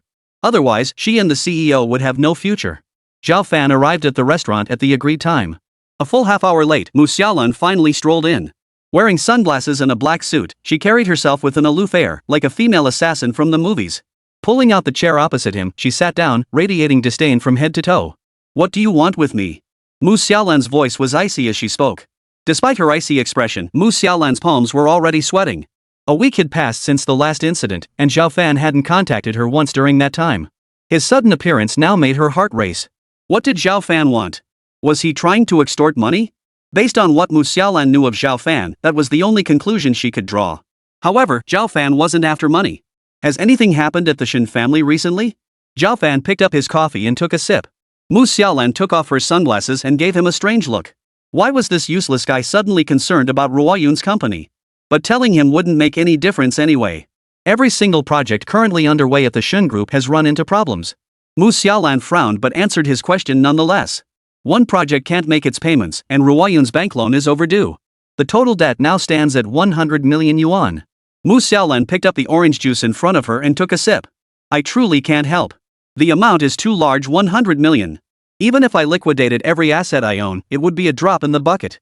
Zhao Fan remained silent, his expression thoughtful. And that's just one of the issues. Mu Xiaolan's frown was deep enough to trap a fly. Shin Group and Ruoyun have been plagued by non-stop troubles lately. I suspect someone is deliberately targeting Ruoyun, but I have no evidence. Sigh. By the end, Mu Xiaolan couldn't help but let out a long sigh. Zhao Fan's expression darkened. When did this start happening? Such a major incident, and Ruoyun hadn't mentioned a single word to him. If he hadn't asked Mu Xiaolan today, he'd likely remain in the dark until the Shin Group went bankrupt. Chapter 79, Stirring Trouble. Hearing Zhao Fan's words, Mu Xiaolan couldn't help but laugh out loud. Her large eyes scanned Zhao Fan up and down as her voice dripped with sarcasm. What good does all your questioning do? Even if you knew who the mastermind behind this was, you wouldn't have the power to resolve it. Others may not know what you're capable of, but you should know yourself. I'm warning you, don't make things harder for Ruoyun. She's already got enough on her mind right now. Mu Xiaolan finished her orange juice and set the glass back on the table. Anything else? Zhao Fan asked. Mu Xiaolan, no, nothing else. What else? Zhao Fan nodded, said nothing more, and stood up to leave. Mu Xiaolan was stunned. You're leaving already? Mu Xiaolan watched his tall figure disappear from view, taking a long moment to process what had just happened. So he called her here just for this? She hadn't even finished speaking, and he just walked out. What a complete lack of manners. After Zhao Fan left, she immediately called Lin Ku. What's the latest situation with the Shin Group? Zhao Fan's voice was deep and heavy, tinged with a cold chill. Lin Ku reported, Mr. Zhao, someone is deliberately targeting ongoing projects under the Shin Group. Just as I suspected. His hunch had been spot on. Zhao Fan narrowed his dark eyes dangerously. Who was bold enough to do this? He ordered, Lin Ku, continue investigating this matter. You must uncover the mastermind behind it. For now, transfer funds to Shin Group to resolve their debt issues. Lin Ku agreed, understood, Mr. Zhao. I'll handle it immediately. Worried about Shin Ruoyun's current state, Zhao Fan hurried back home. Shin Ruoyun had emerged from her room and was now curled up silently on the sofa, not uttering a word. She resembled a lifeless doll. Ruoyun? Zhao Fan called softly, sitting beside her. He pursed his lips slightly and said in a solemn voice, I've looked into the situation at Shin Group. Rest assured, I'll handle this matter for you. Whoever dared to target Shin Group was declaring war on him. Shin Ruoyun's face instantly drained of color. She looked at Zhao Fan. You already know? Zhao Fan nodded. Mu Xiaolan told me everything. Shin Ruoyun bit her lower lip as crystal clear tears rolled down her cheeks, landing on Zhao Fan's hand hot and heavy. Zhao Fan, I'm so scared. I haven't slept a single night since it happened. Am I just useless? Ever since taking over Shin Corporation, problems keep arising under my watch. Was it truly a mistake for me to take over? Shin Ruoyun buried her face in her knees and began to sob softly. Zhao Fan spoke softly to comfort her. Not long after. Shin Ruoyun lifted her swollen eyes, puffy like walnuts, and forced a smile at him. Thank you for comforting me. Did I embarrass myself in front of you just now? No, not at all. Zhao Fan shook his head, reaching out to pull her into his embrace. His voice was steady as he said, Don't worry. I'll definitely take care of this matter. Shin Ruoyun rested her head on his shoulder, her lips curving slightly. I know you're just comforting me. Thank you. Zhao Fan sighed softly inside. He knew Shin Ruoyun didn't believe his words. I heard Shin Group is collaborating with Shanglong Group on a new project site selection. Is that right? Shin Ruoyun lifted her eyes at once, looking at him with confusion. How did you find out about that? This matter was known only to her and the core employees handling the project within the company. How did Zhao Fan know? Zhao Fan's dark eyes held a smile. Because he was the one who had instructed Lin Ke to arrange it. But he didn't answer Shin Ruoyun's question. For now, he had no intention of revealing his identity. If you execute this project successfully, it will not only offset previous issues but also significantly enhance the reputation of the Shin Group, attracting more investors and projects. Therefore, the site selection is crucial. You must get it right. Shin Ruoyun nodded tearfully. You're right. You're absolutely right. That's exactly how it is. If she could secure this project with Shanglong Group, she could stage a decisive counterattack. A single project with Shanglong Group was nearly equivalent to the combined value of all other projects. Yet the pressure she faced was greater than ever before. She even began to doubt herself. As if reading her thoughts, Zhao Fan smiled gently. Don't worry. Relax. You can do this. Meanwhile, Luo Nanfeng listened as his subordinate briefed him on the Shin Group's situation. The Shin Group is already saddled with 100 million in debt. Unbelievable. Let's see how they recover from this. Luo Nanfeng burst into a triumphant laugh. Ha ha ha. You've done well this time. His subordinate smiled obsequiously. Mr. Luo, I also heard that Shin Ruoyun from Shin Group is currently helping Shanglong Group select a site for their new factory. Oh? Is that so? Luo Nanfeng narrowed his eyes, pondered for a few seconds, then immediately made a call. Think you can keep the project going after crossing me? They must be dreaming. This time, he would make sure Shin Ruoyun failed completely. The next day. After Zhao Fan's reassurance the previous night, Shin Ruoyun rallied her spirits and resolved to give her all to the Shanglong Group project. Indeed, as Zhao Fan had said, she had to succeed. This was the Shin family's last chance. Successfully executing this project would instantly resolve all the company's problems. There could be absolutely no margin for error in selecting the new factory site. It had to be a perfect fit. Shin Ruoyun had arranged in advance for Mu Xiaolan to assist with the site selection. After all, Mu Xiaolan was the vice president of Shanglong Group, possessing exceptional professional insight. With her on board, the site selection process would be twice as effective with half the effort.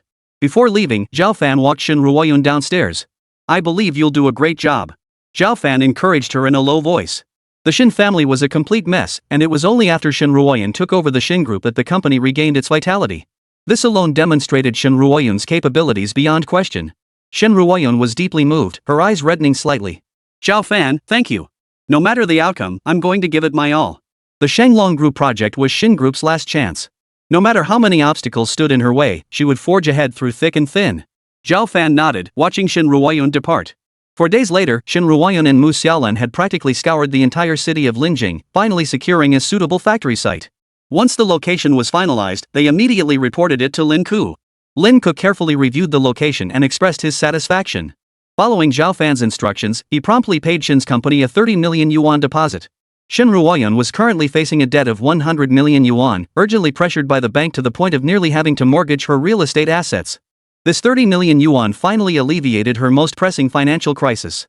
The moment the 30 million yuan hit her account, Shin Ruoyun breathed a long sigh of relief. The first person who came to mind at that moment was none other than Zhao Fan. Chapter 80, Factory Site Selection.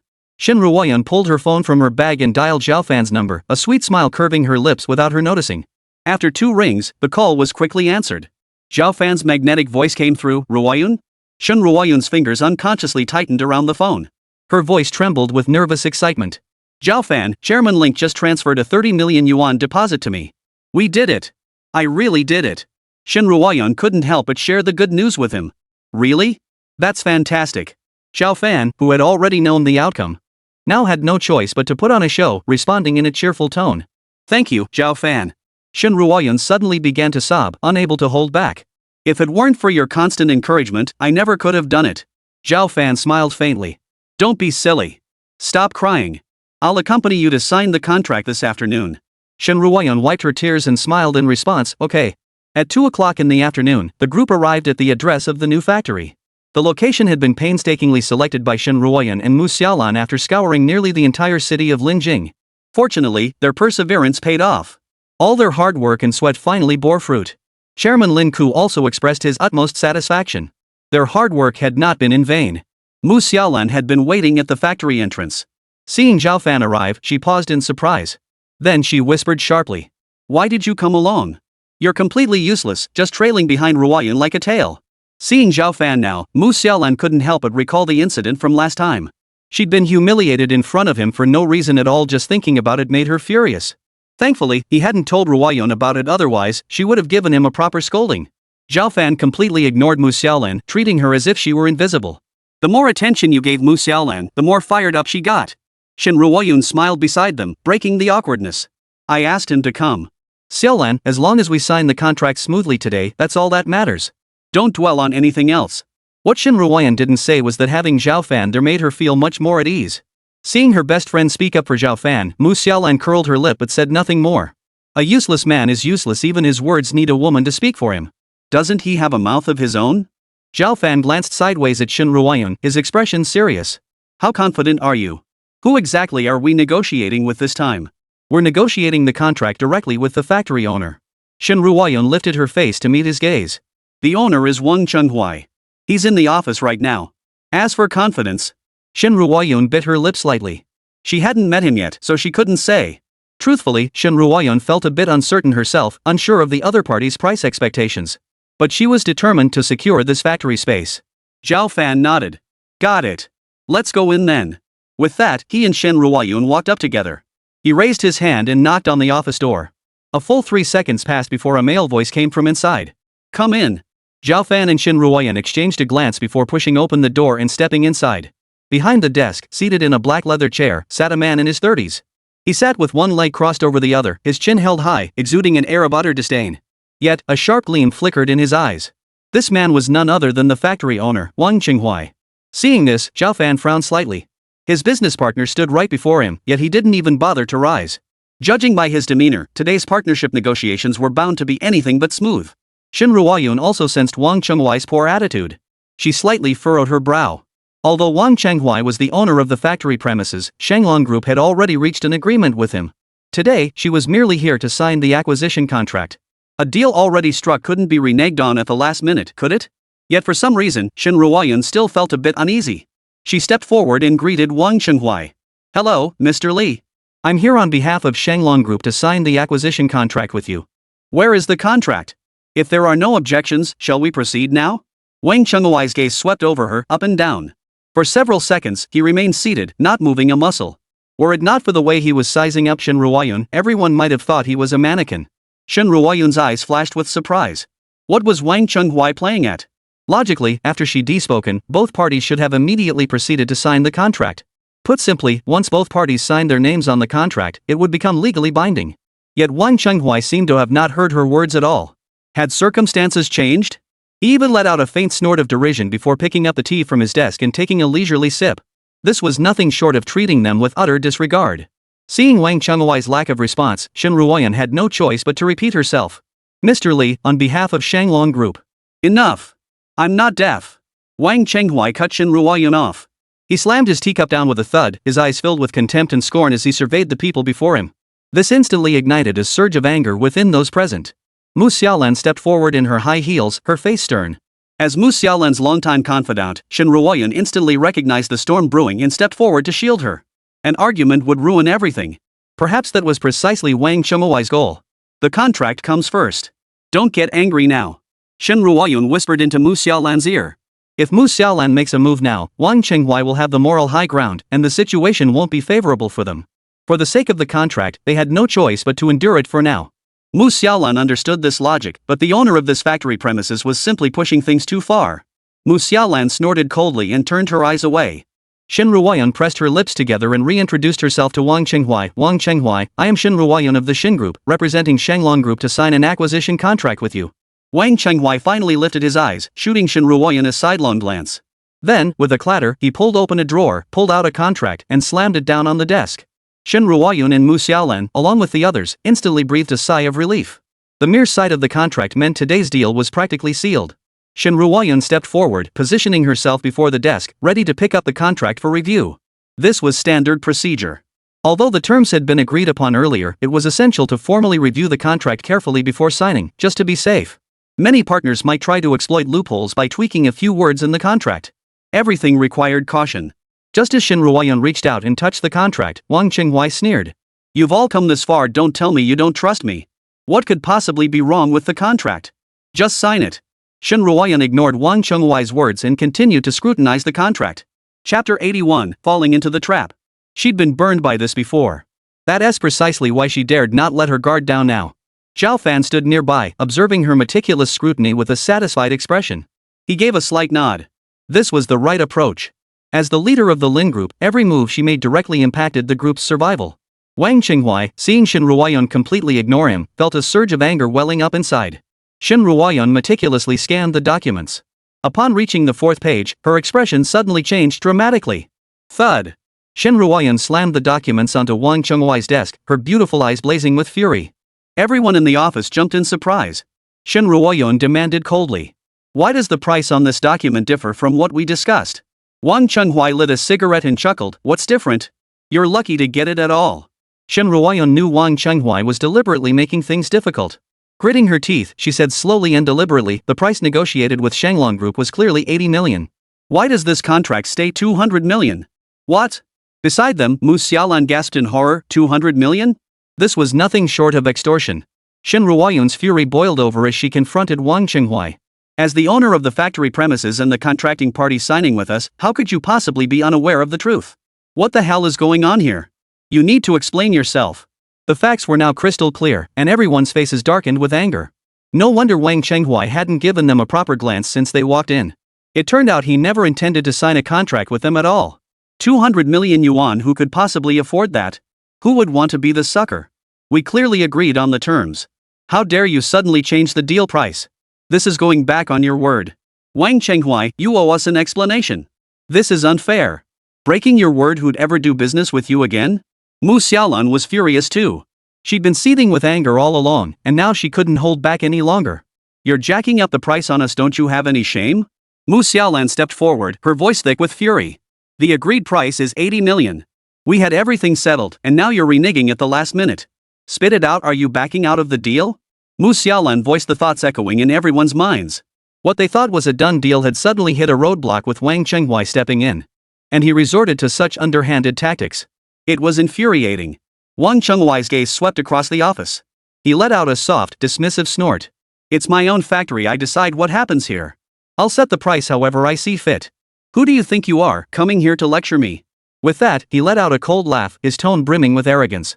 The price is set 200 million. If you want this factory, not a penny less. Take it or leave it. If you don't want it, get out. Shen Ruoyun glared at him coldly, her face flushed with anger. Do you think we're desperate for your factory? Shen Ruoyun sneered back. The owner of this factory isn't exactly a saint, and the factory itself isn't anything special either. If I don't want it, I don't want it. Return our deposit now, and we'll leave immediately. Deposit? What deposit? At the critical moment, Wang Chenghuai put on an exaggerated act. I never took your deposit in the first place. How could I refund it? How could this man be so shameless? Mu Xiaolan snapped angrily, you scoundrel. What are you playing at? You say you don't know about the deposit? Did the dogs take it? Wang Chenghuai's face darkened instantly at being called a dog. Poof. You were the ones who backed out of the factory deal first. Of course the deposit isn't refundable. That's how it works in this business. Wang Chenghuai puffed on his cigarette, his expression sinister. Zhao Fan sneered coldly, his dark eyes deepening. What circle's rules are these? I've never heard of them. You? Wang Chenghui shot him a dismissive glance. What are you? This is my turf. I make the rules. Since you're on my turf, you follow my rules. Otherwise. Or else what? Zhao Fan's eyes grew icy, sending a chill creeping up Wang Chenghui's spine. Or else. Wang Chenghui widened his eyes. Or else I'll make sure you never leave this gate alive. Zhao Fan scoffed, warning him, Wang Chenghui, I advise you not to be ungrateful. Hand over the deposit quietly, and nothing will happen. Wang Chenghui roared with laughter. Who do you think you are, talking to me like that? With that, he slammed his fist on the desk and bellowed toward the door, security. Get in here. Throw these people out. Before the words had even faded, several intimidating security guards burst through the door, surrounding the group. Get out. Get out now. Or we'll beat you to death. Get out. Now. The guards began shoving and pushing. Among the group were several women who were clearly no match for them. Zhao Fan immediately snapped coldly at Mu Xiaolan, this place isn't safe. Take Ruoyun outside and wait for me. Mu Xiaolan nodded to Huan Luan and hurriedly grabbed Shen Ruoyun's arm, pulling her toward the exit. The moment their figures vanished at the doorway, Zhao Fan grabbed a security guard's arm, executed a shoulder throw, and slammed him hard onto the ground. The guard let out a wretched scream of pain. My arm's broken. Wang Chenghui stood up, his eyes widening in disbelief as he stared at Zhao Fan. Stop. You dare attack my men? Do you want to die? Zhao Fan stared coldly at Wang Chenghui. That icy gaze made Wang Chenghui shiver involuntarily. He trembled all over, unable to utter a single word. So Wang Chenghui could only watch helplessly as a dozen security guards were all knocked to the ground by Zhao Fan alone. Zhao Fan moved so swiftly that only a blur remained in the air. Wang Chenghui was utterly dumbfounded. This outcome was utterly beyond his expectations. Furious, he leapt to his feet, pointed a finger right at Zhao Fan's nose, and began cursing him out. You brat, you're asking for it. As he spoke, Wang Chenghui drew a pistol. The black muzzle instantly locked onto Zhao Fan. Zhao Fan's movements faltered slightly. Wang Chenghui sneered coldly, you little punk. You dare cause trouble on my turf? You were so cocky earlier, but now you're backing down? Backing down? Zhao Fan's lips curled into a sneer as he fixed Wang Chenghui with a cold stare, advancing step by step. Wang Chenghui instinctively took a step back. How dare this kid keep advancing? He had a gun in his hand. His finger tightened on the trigger as he roared, one more step and I'll shoot you dead. But Wang Chenghui's threat had absolutely no effect on Zhao Fan. Zhao Fan sneered coldly. Wang Chenghui, do you even know how to use a gun? Wang Chenghui didn't know how to use a gun at all. Because he hadn't even released the safety catch on his pistol. Hearing this, Wang Chenghui's pupils instantly trembled. Chapter 82, Tears of Frustration. How did you know? Wang Chenghui froze in shock for a moment. The gun had been obtained from Luo Nanfeng, intended solely to intimidate them. In that split second of shock, Zhao Fan lunged forward in a single stride, delivering a flying kick that sent the pistol flying from his hand. Bang! The pistol clattered to the ground nearby. Wang Chenghui's eyes widened instantly, staring wide as saucers. The next second, Zhao Fan delivered another kick to his chest, sending Wang Chenghui flying backward. Thud! Wang Chenghui crashed heavily to the ground, clutching his chest with a face twisted in agony and fury. Before he could react, a vicious punch landed squarely on his cheek. His face was beaten into the ground, his cheeks swelling high and red. Cold, hard fists pounded his body like drumbeats. What an idiot! He couldn't even utter a single word of mercy. Wang Chenghui clutched his head with both hands, tears and snot smearing his face. Where was his earlier arrogance now? Stop hitting me. I know I was wrong. Wang Chenghui began crying and begging for mercy.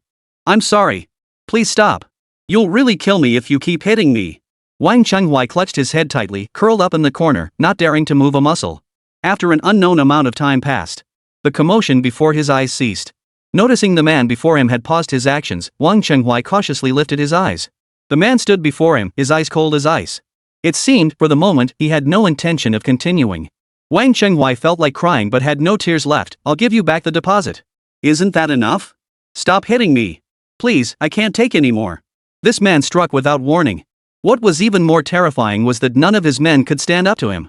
In this situation, what else could they do but back down? With those words, Zhao Fan finally lowered his fist. I'll give you credit for having some backbone. Zhao Fan's eyes were cold as he said indifferently, you don't need to return the deposit. I see your factory premises are quite nice.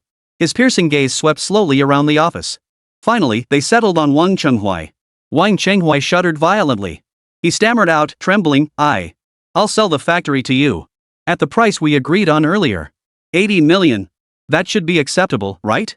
Wang Chenghui cautiously observed Zhao Fan's reaction, but Zhao Fan remained as cold and indifferent as ever. Seconds later, those narrow, dark eyes slowly narrowed. This scrutinizing gaze sent Wang Chenghui's heart plummeting to the depths. Seeing Wang Chenghui fall silent, Zhao Fan tilted his head at him. What else? More. That meant, it wasn't enough.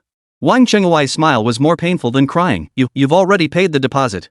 The deposit price is the factory price. I'll reprint the contract right now for you to sign. Wang Chenghui scrambled to his feet and rushed off to print the contract. Before long, a fresh copy of the contract emerged. Bending over, Wang Chenghui handed over a slender black fountain pen, his obsequious gesture bordering on comical. Zhao Fan shot him a cold glance before taking the pen. If only I'd known this would happen, why bother in the first place? Wang Chenghui felt his face burn with stinging pain. This humiliating blow left him determined never to endure such a taste again for decades to come. You. Sign it. Zhao Fan slammed the contract onto the table. Wang Chenghui stood up and reached for the pen on the table. His hand trembled as he signed, leaving an uneven, unsteady signature. After the signature was complete, Zhao Fan gathered the contract. Wang Chenghui finally let out a sigh of relief, about to reach up to wipe the sweat from his forehead. Suddenly, a low, sharp command rang out, startling Wang Chenghui. Speak! Who ordered you to do this? Wang Chenghui's face instantly drained of color. He instinctively looked up, meeting Zhao Fan's narrowed, dark eyes. It felt like thunder had struck his heart. How could he possibly know? Wang Chenghui struggled to maintain his composure, but within seconds, cold sweat soaked through his clothes. If he truly betrayed Luo Nanfeng would surely exact revenge. That was something he could never bear. No! Wang Chenghui denied vehemently. No one instructed me. I have no idea what you're talking about. Zhao Fan sneered coldly. I'll give you one more chance. If you still refuse to talk, I'll have to resort to a little coercion to pry the truth out of you. His words were thick with menace. His gaze felt tangible. Wang Chenghui stood frozen in place, head bowed, as if petrified. On one side was Luo Nanfeng's vengeance, on the other this terrifying man. Which path should he choose? Beads of sweat the size of beans rolled down Wang Chenghui's face. In the end, Wang Chenghui chose to lay everything bare. Even if Luo Nanfeng sought revenge, he couldn't afford to think about that now. Because if he didn't speak up, he didn't even know if he'd survive the day. It was Luo Nanfeng of the Luo family who ordered me. He bribed me to inflate the bid. After speaking, Wang Chenghui stared at Zhao Fan with terror in his eyes. He was terrified Zhao Fan would take his anger out on him again. But Zhao Fan didn't even spare him a glance. Luo Nanfeng. Zhao Fan sneered coldly, pulling out his phone to call Lin Ku. Luo Nanfeng has been targeting the Shin group all along. Send someone to investigate immediately. Subsequently, he had Wang Chenghui taken away. After completing all this, Zhao Fan took the contract and left the office. During those 10-odd minutes, Shen Ruoyun and the others hadn't gone far, waiting for him nearby. Shen Ruoyun was worried something might happen to him, so staying close would allow her to rush in and help if needed. Now, seeing the office door open, everyone rushed over. When she saw it was Zhao Fan emerging, Shen Ruoyun's expression instantly relaxed. Thank goodness, he's okay. Zhao Fan, are you okay? Shen Ruoyun hurried forward, scrutinizing his face closely. Seeing no visible injuries, she finally relaxed. What's the situation? What terms did Wang Chenghui propose? She asked again. Zhao Fan smiled, but before he could answer, Mu Xiaolan piped up from the side. Mu Xiaolan snorted derisively, her tone dripping with sarcasm. Ruoyun, you're giving him way too much credit. Such a crucial contract as if he could pull it off? Didn't you see Wang Chenghui earlier? He was clearly beaten into submission. Mu Xiaolan snorted in disdain. She didn't believe Zhao Fan could land the contract. Likely only Ruoyun would still hold out hope for him. Zhao Fan shot Mu Xiaolan a glance before pulling out the contract. Shen Ruoyun was stunned. This is. It's the contract you requested. Zhao Fan's dark eyes sparkled with amusement as he handed it to her. Take a look yourself. Shen Ruoyun shot him an excited glance before snatching the contract.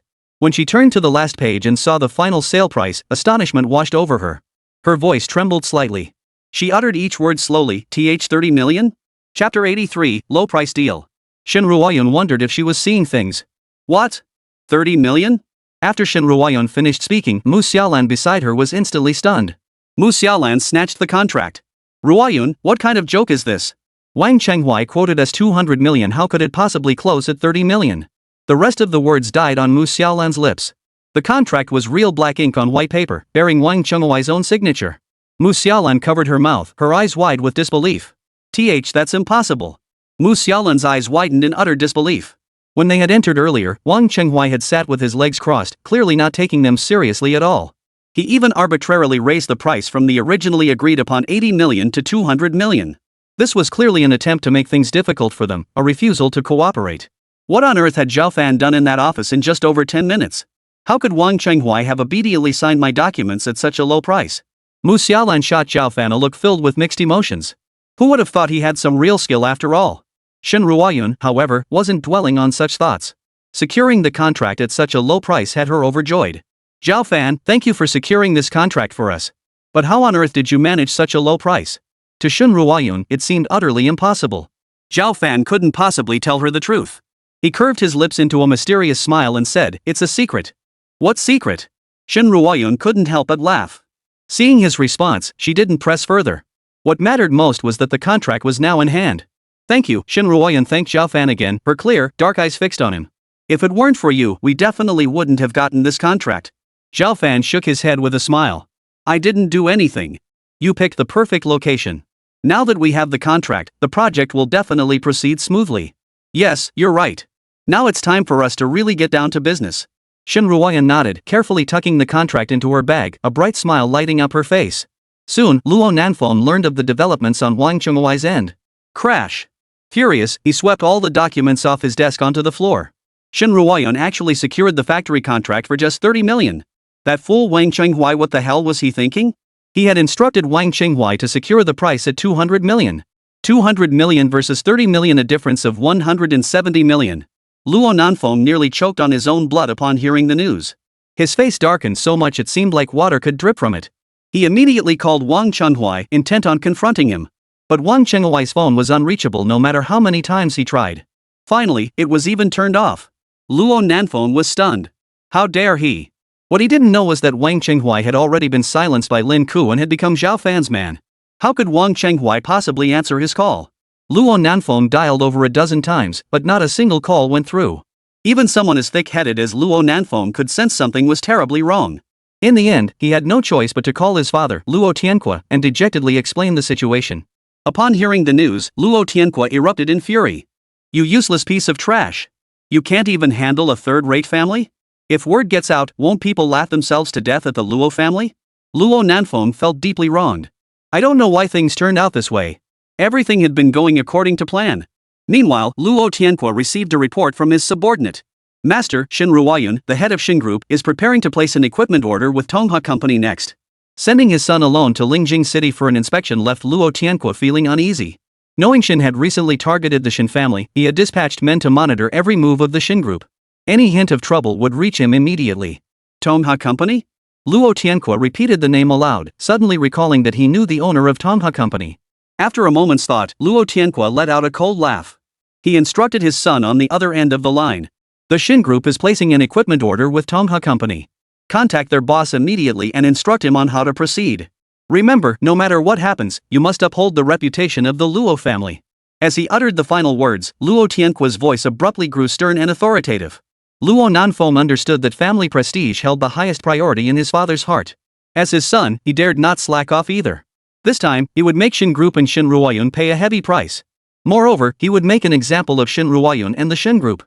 All of this was paving the way for the Luo family's invasion of the Lingjing business district. A mere Shin Group, with assets barely reaching 10 million, dared to be so troublesome. It was blatantly defying the Luo group. It must be eradicated. A cold gleam flashed in Luo Nanfeng's eyes. Rest assured, father. I'll handle it immediately. He then immediately placed a call to the owner of Tonghua Company. I hear Shin Ruoyun from Shin Group recently placed an order for equipment with your company? The Tonghua Company owner couldn't gauge the young master Luo's intentions, but the Luo family was not someone he could afford to provoke. Her voice trembled as she replied, yes, yes. Luo Nanfeng hummed in satisfaction, a smile playing on his lips. I have a proposal. Would you be willing to hear it? A few minutes later. The Tonghua boss's face was deathly pale. This. He never imagined Luo Nanfeng had come to sabotage his business. Shin Group was expanding rapidly now, even collaborating with Shanglong Group. Countless companies coveted this deal. Truthfully, the Tonghua boss didn't want to turn down this deal. But weighing the options, offending the Luo family was unthinkable. In the end, he had no choice but to reluctantly agree. After hanging up, he had no choice but to follow Luo Nanfeng's instructions. When shipment time arrived, he repeatedly delayed it, using countless excuses to stall Shin Ruoyun. Meanwhile, Luo Nanfeng leveraged his family connections to secretly issue a directive to all equipment suppliers in Lingjing City, no cooperation with the Shin Group.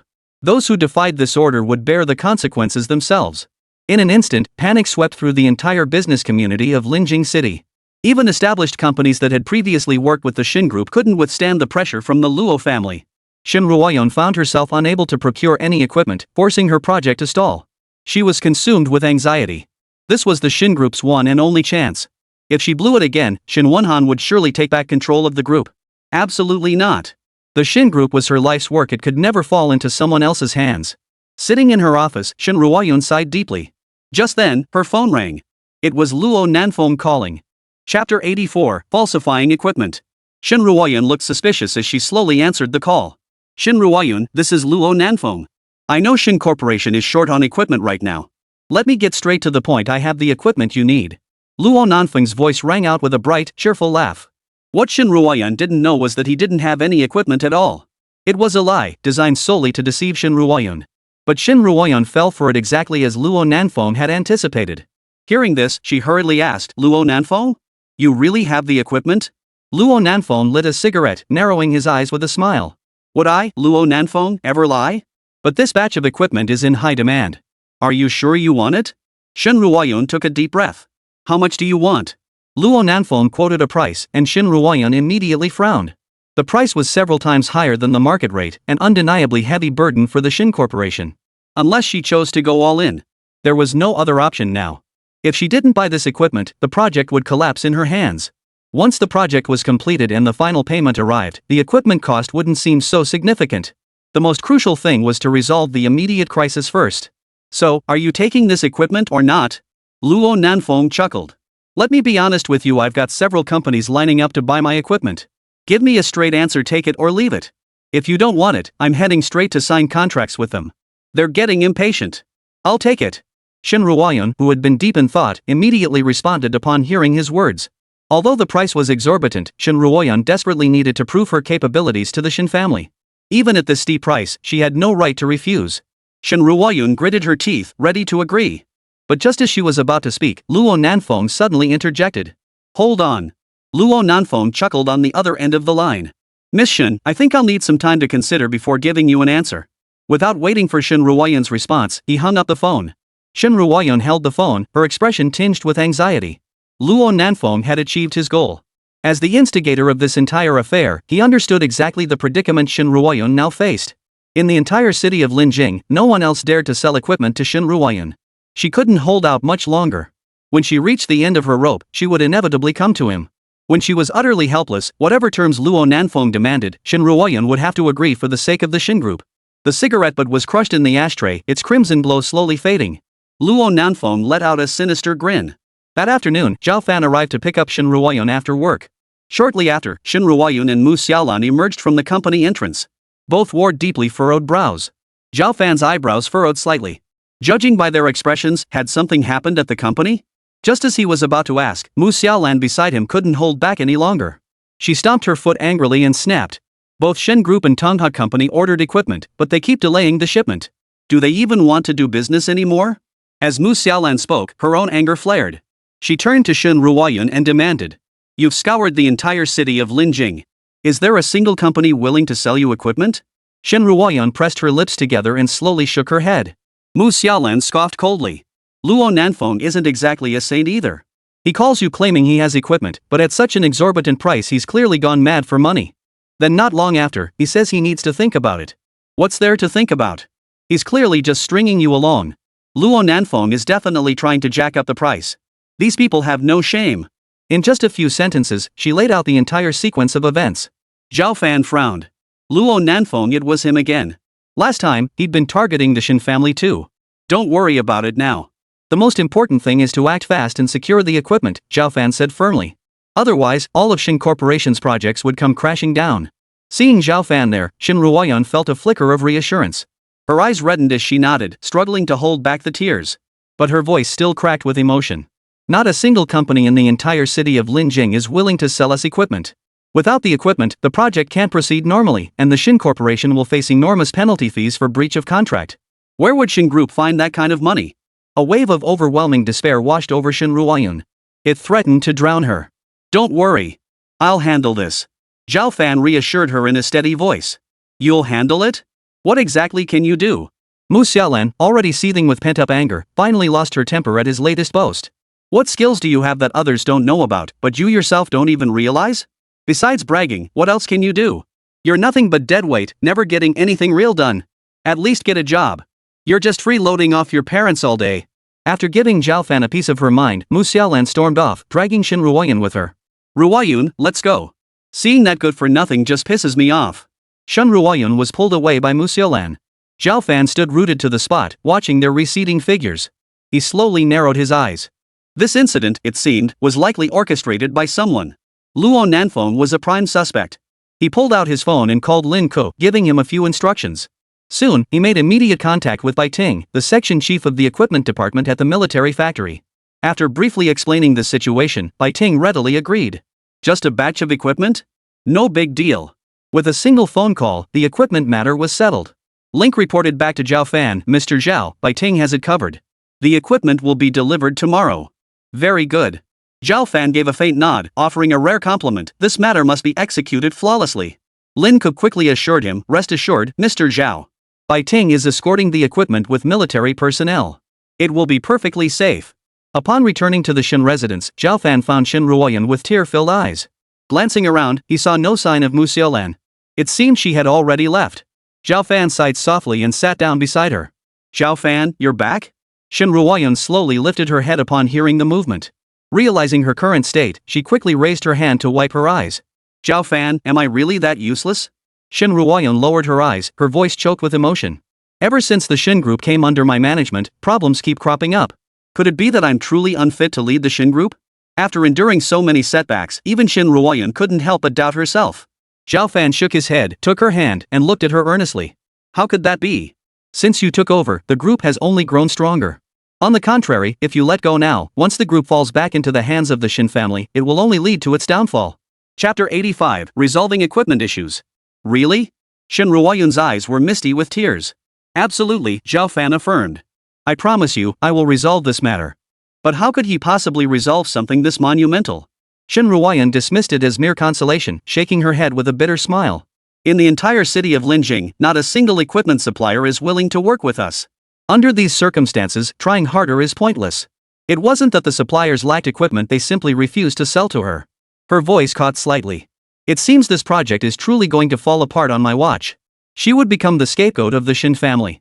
Zhao Fan frowned. Don't say that. I absolutely won't let that happen. Within a day, Link would resolve this matter.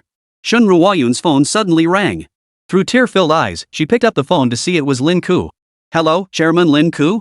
Shen Ruoyun answered, her voice hoarse from recent tears. Lin Ku chuckled. Miss Shen, I've resolved the equipment issue. The new equipment will arrive tomorrow. Are you ready to receive it? Shen Ruoyun froze upon hearing this. She thought she must be hearing things. The equipment, resolved? She murmured the words again, still struggling to believe it. She had thought this project would fall apart in her hands, yet now it was resolved? Shen Ruoyun's emotions felt like a roller coaster, soaring and plummeting. It took several seconds before she finally came to her senses, offering repeated thanks. Thank you, Chairman Lin. Thank you, Chairman Lin. Thank you for helping us find the equipment, Chairman Lin. I truly don't know how to thank you enough. Shen Ruoyun couldn't help but burst into tears of joy. Who would have thought that at this critical juncture, Chairman Lin would once again save Shen Corporation? Now that everything was resolved, the project could officially commence once the new equipment arrived tomorrow. Shen Ruoyun had just one question. Chairman Lin Ko, where exactly did you purchase this equipment? No one in the entire city of Lingjing was willing to sell it, so from whom had Chairman Lin acquired it? The question lingered in Shen Ruoyun's mind, leaving her deeply puzzled. Lin Ko smiled as he replied. Miss Shen, your site selection is outstanding, and your project proposal is excellent. With such a promising project, how could equipment suppliers not be willing to invest? That made sense. Shen Ruoyun exhaled softly. Perhaps she'd been on edge lately, making her a bit jumpy. Lin Ku offered a few more words of encouragement before they ended the call.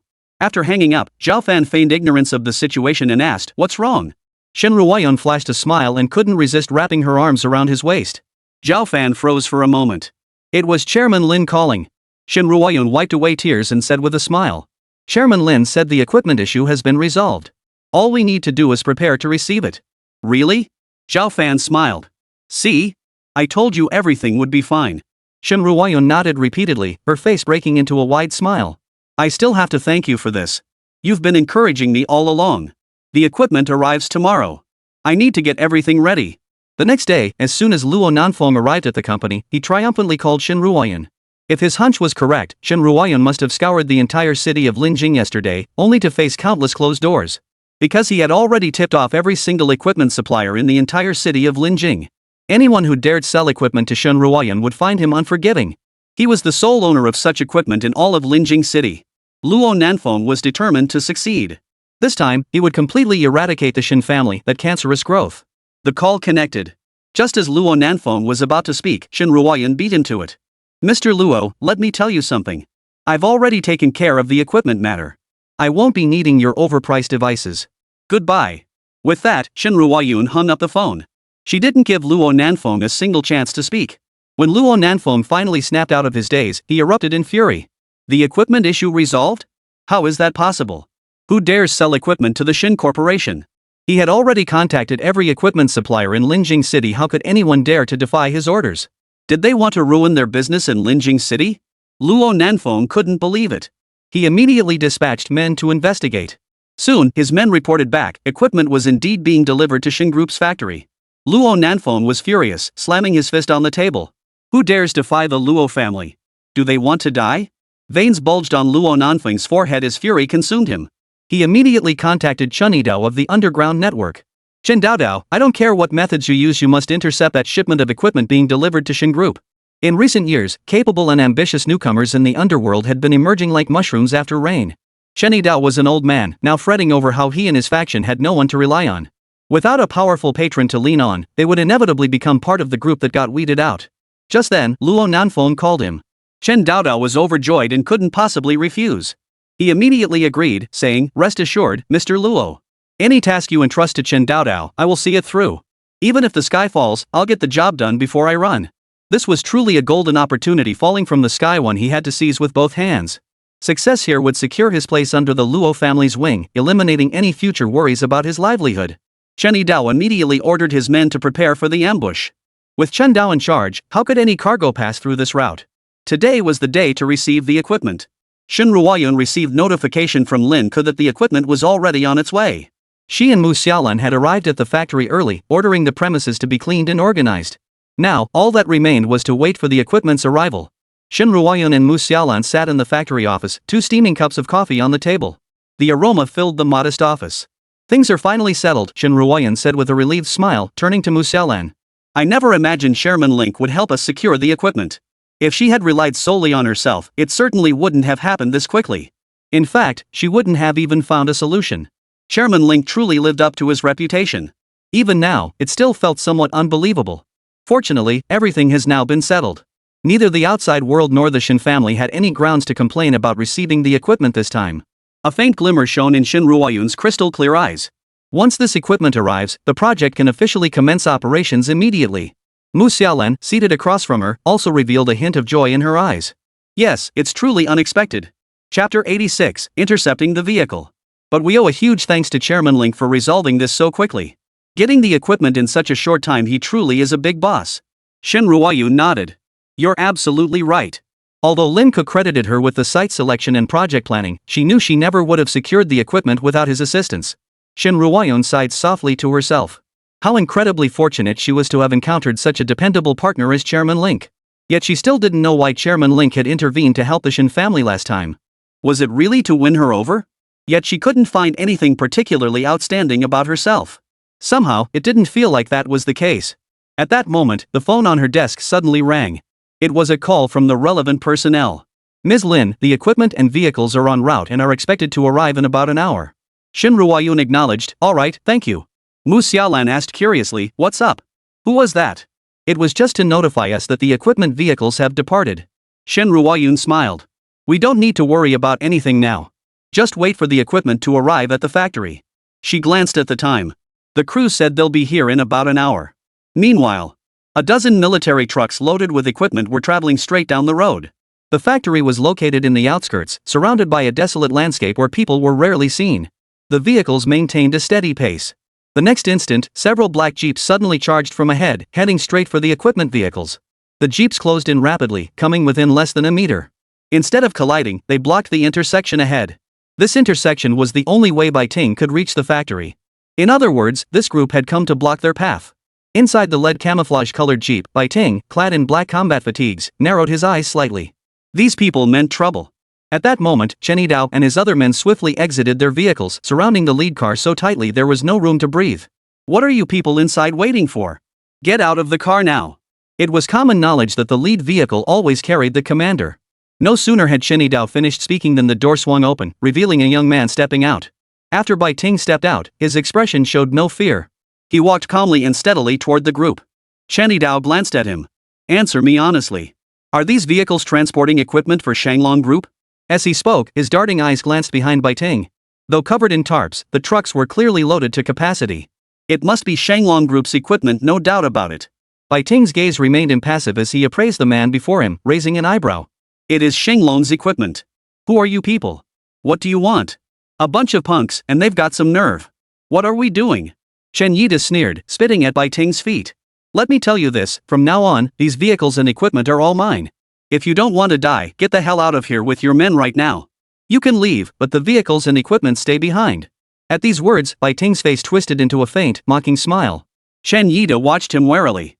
Then, he slowly signaled his men with his eyes to go check the vehicles. His men immediately understood and rushed forward with several others, opening the vehicle doors. Chen Yidao shot Bai Ting a glance and chuckled. "You've got some sense, kid. Let me tell you, every one of my men can take on 10 of you. If you try to fight us, I guarantee you'll be rolling on the ground in less than a minute." Chen Yida boasted. The smile on Bai Ting's lips grew wider. The next second, the car doors swung open. Instantly, several henchmen standing by the doors froze stiff. They stood frozen in place, their pupils trembling in terror, not daring to move an inch. Because inside the doors stood over a dozen combat soldiers armed with real guns and nuclear weapons. Countless black muzzles were pointed at the henchmen and Chen Yidao. Chen Dao froze for a few seconds, his face gradually turning deathly pale as his legs began to tremble. How could there be so many soldiers here? Chen Dao was certain that if they dared take another step forward, they would be riddled with bullets like sieves. Terrified, Chen Dao's knees buckled, sweat instantly soaking his back. This equipment shipment was actually being transported by soldiers from the War Department. A sudden realization made Chen Yidao's pupils contract sharply. This equipment came from a military factory. Only equipment from a military factory could carry such weight. "Luo Nanfeng, you've really put me in a terrible spot." Chen Yidao forced a smile onto his face, slowly turning his head as if his neck were rusted shut. He looked at Bai Ting beside him. "Brother, listen to me. This is a misunderstanding." With that, he spun around and took off running. Bai Ting snorted coldly and made a gesture. Several dark figures moved like lightning, swiftly pinning Chen Yidao to the ground. Chen Yidao struggled, but couldn't muster any strength. He protested vehemently, "We were just following orders. Take him away." Bai Ting ordered. Chen Yidao was quickly led to the car, its doors muffling his cries. He was filled with regret. Had he known it was a military factory vehicle, even if Luo Nanfeng had begged on his knees, he never would have agreed. The equipment vehicle continued toward the factory buildings. Inside the factory building, Shen Ruoyan clenched her fists tightly, pacing back and forth inside the room. Every dozen seconds or so, she glanced toward the doorway. But the doorway remained empty, not a sound to be heard. It's been over 20 minutes past the agreed time. Why hasn't the equipment arrived yet?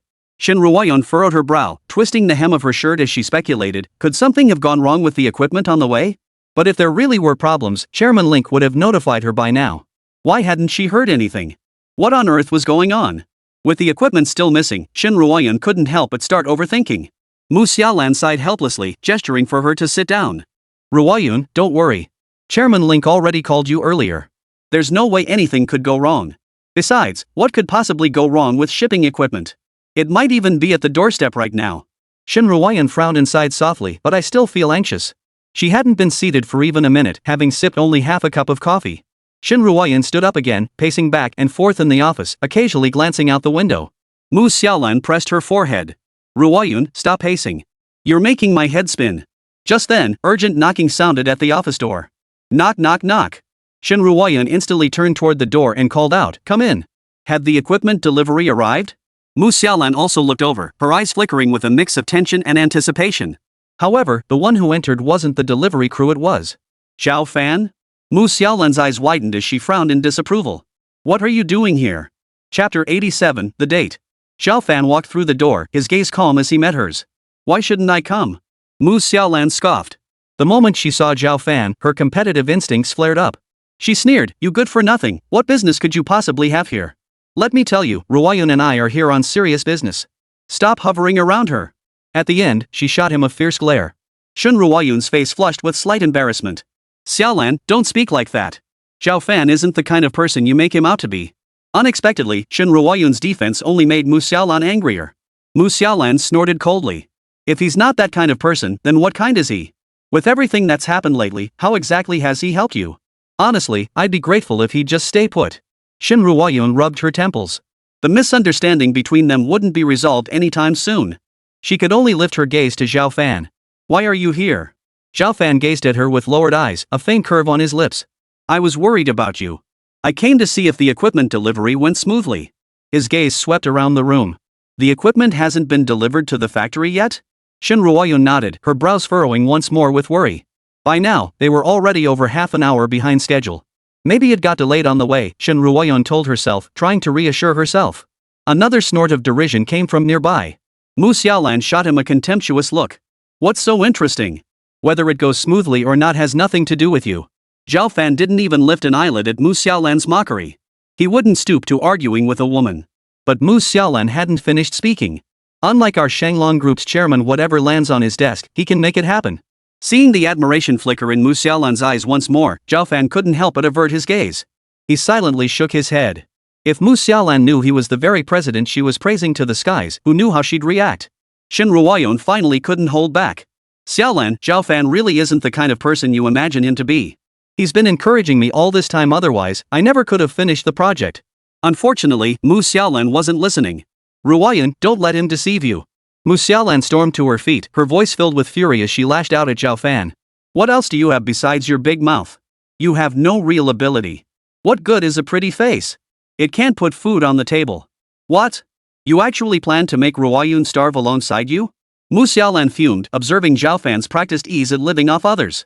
Not a shred of shame crossed his face. Mu Xiaolan's eyes burned red with fury. Ruoyun had already been charmed. The tension in the office instantly became palpable. Rage boiled within Mu Xiaolan. She was so furious she could barely restrain herself from lashing out, but that would be utterly uncultured. Instead, she fixed Zhao Fan with a death stare. Her gaze seemed to threaten to tear him limb from limb. Zhao Fan couldn't help but rub his temples. Just as Mu Xiaolan was about to speak again, the sound of a truck's horn suddenly pierced the office. Shun Ruoyun instinctively listened, hearing several other vehicles approaching. Her expression brightened instantly. She grabbed Zhao Fan's hand. Chairman Lin Ke's equipment truck has arrived. With that, she hurriedly pushed open the door and stepped outside. Mu Xiaolan followed closely behind, not forgetting to shoot Zhao Fan a withering look as she left. Outside, in the open space in front of the factory building, more than a dozen equipment trucks were neatly parked. The equipment trucks returned fully loaded. Bai Ting jumped out of his vehicle and approached Shun Ruoyun to verify the equipment inventory with her. Shun Ruoyun had her staff tally the equipment. Before long, she nodded and smiled at Bai Ting. Thank you for your hard work. The equipment is intact, the count is complete, and there are no issues whatsoever. Excellent, Bai Ting replied with a smile. That leaves only the installation. I wish the Shin Group project every success in advance.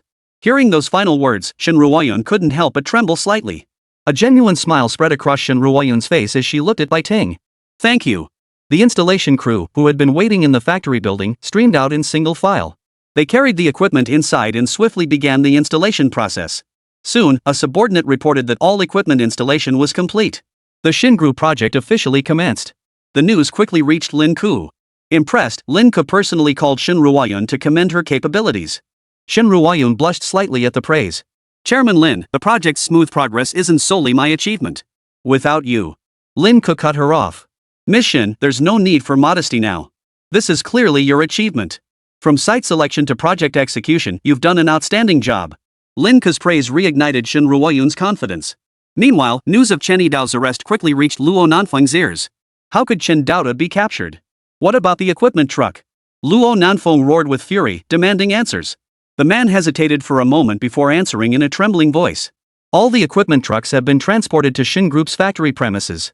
According to inside information, the equipment has now been fully installed. The joint venture project between Shin Group and Shanglong Group is already in its launch phase. Luo Nanfeng was stunned. The project has already started? What the hell is going on?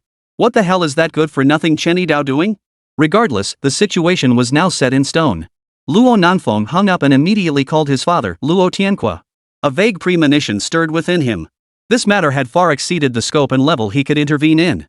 He had explicitly instructed Chunidao how had this equipment ended up in the factory. Everything remained unknown to Luo Nanfeng. After his son reported the situation, Luo Tianqua paused thoughtfully. Something's fishy about this. Hold off on taking action for now. Wait for my instructions before moving. From his father's tone, Luo Nanfeng detected an unusual edge. He agreed. Afternoon, the sun was setting in the west. Zhao Fan arrived at the entrance of Shin Group to pick up Shin Ruoyun after work. Soon, Shin Ruoyun's slender figure appeared in the company lobby. Outside, through the bright floor-to-ceiling windows, Zhao Fan's gaze locked onto her. When Shin Ruoyun emerged, he stepped forward to take the bag from her shoulder. Shin Ruoyun turned her head warily. Recognizing Zhao Fan, her expression instantly relaxed. Why did you come? Didn't I tell you not to pick me up after work? I don't feel comfortable letting you go home alone. Besides, I have nothing to do at home anyway. Zhao Fan slung the bag over his shoulder with practiced ease. This scene made Shin Ruoyun almost laugh. Aren't we going home? Shin Ruoyun asked curiously when she saw him heading in the opposite direction. Zhao Fan glanced at her and smiled. Let's grab dinner out tonight. I know a great new restaurant that just opened around here. As they sat down, he noticed Shin Ruoyun looked troubled, her brows furrowed. Is something wrong? Zhao Fan asked in a low voice. Chapter 88, Shi Jun's Threat. Shin Ruoyun shook her head, sighed, and stirred her coffee with a silver spoon, frowning as she spoke. I don't know. Xiaolan's been acting a bit off lately. I'm worried about her. Mu Xiaolan? At the mention of her name, Zhao Fan frowned. What could be wrong with her? She seemed full of life the last time I saw her. Xiaolan's been anxious lately, but I have no idea what's causing it. Shin Ruoyun pressed her lips together, lifting her dark, luminous eyes to meet his. I haven't been fulfilling my duty as a friend. I'm worried about her, but she doesn't seem willing to talk. Could it be because she'd been neglecting her lately while preoccupied with company matters? Shin Ruoyun couldn't quite figure it out. Or perhaps, Xiaolan didn't want her to worry. What Mu Xiaolan didn't realize was that the more she acted this way, the more worried Shin Ruoyun became. As longtime best friends, Shin Ruoyun knew Xiaolan inside out. No matter what the issue solvable or not, she would never ask anyone else for help. That was precisely why Shin Ruoyun was so worried. Because Xiaolan wouldn't even tell her the reason. Zhao Fan tried to reassure her, don't worry, Mu Xiaolan will be fine. After a pause, he added. Even if something does happen, we're still here for her.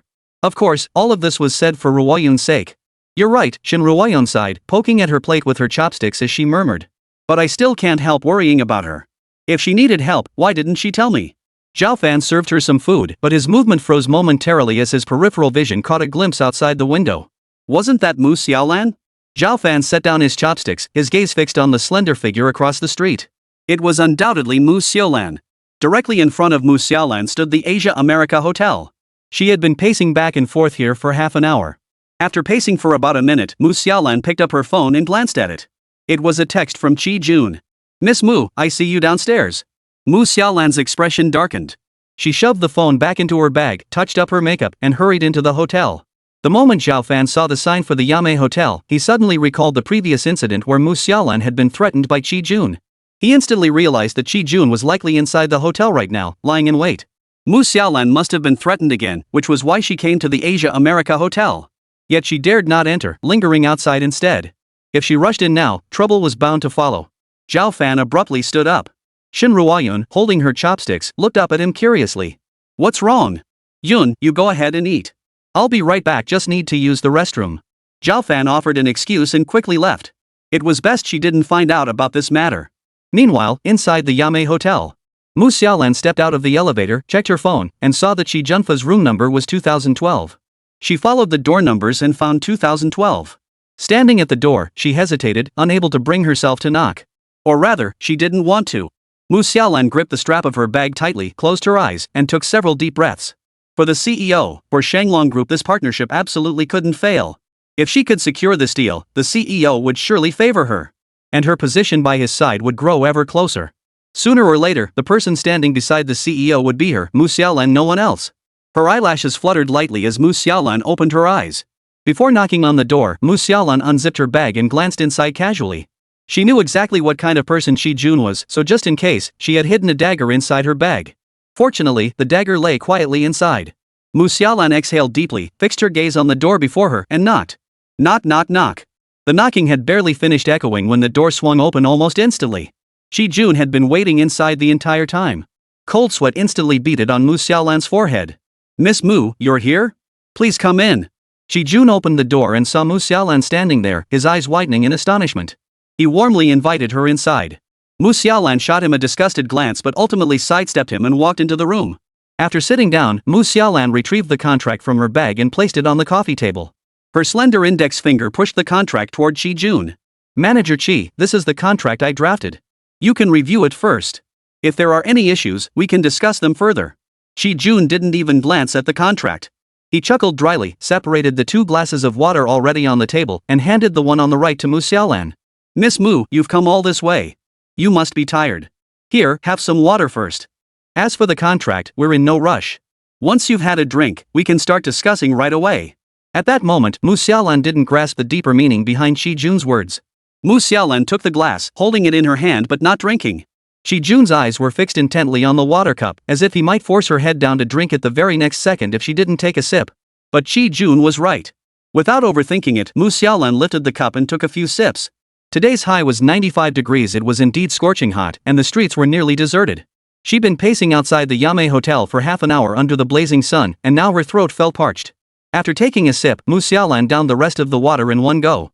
Seeing Mu Xiaolan finish it all, a startling gleam flashed in Shi Jun's eyes. He stared at Mu Xiaolan expectantly.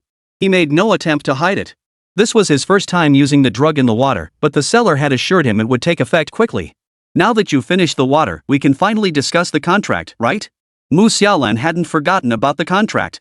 Shi Jun leaned back on the sofa, crossed his legs, and smiled warmly at her. Sure. You can discuss it however you like. Mu Xiaolan finally felt satisfied and began explaining the contract to Shi Jun. But Shi Jun couldn't care less about the contract. A minute later, Mu Xiaolan's gaze grew increasingly hazy, her entire body flushed with an unnatural glow. Her vision blurred, everything she saw doubled. Her mind felt foggy, her head heavy and her legs weak. Her eyelids kept fighting to stay open, she was so sleepy. Seeing she was nearly ready, Shi Jun rubbed his hands together excitedly, then walked over to gently guide Mu Xiaolan onto the bed. Not long after, Mu Xiaolan suddenly drifted back to consciousness. The moment she opened her eyes, she saw a greasy face inches from hers. The sight made her face go pale with fright. Smack! Her hand came down hard across Shi Jun's face.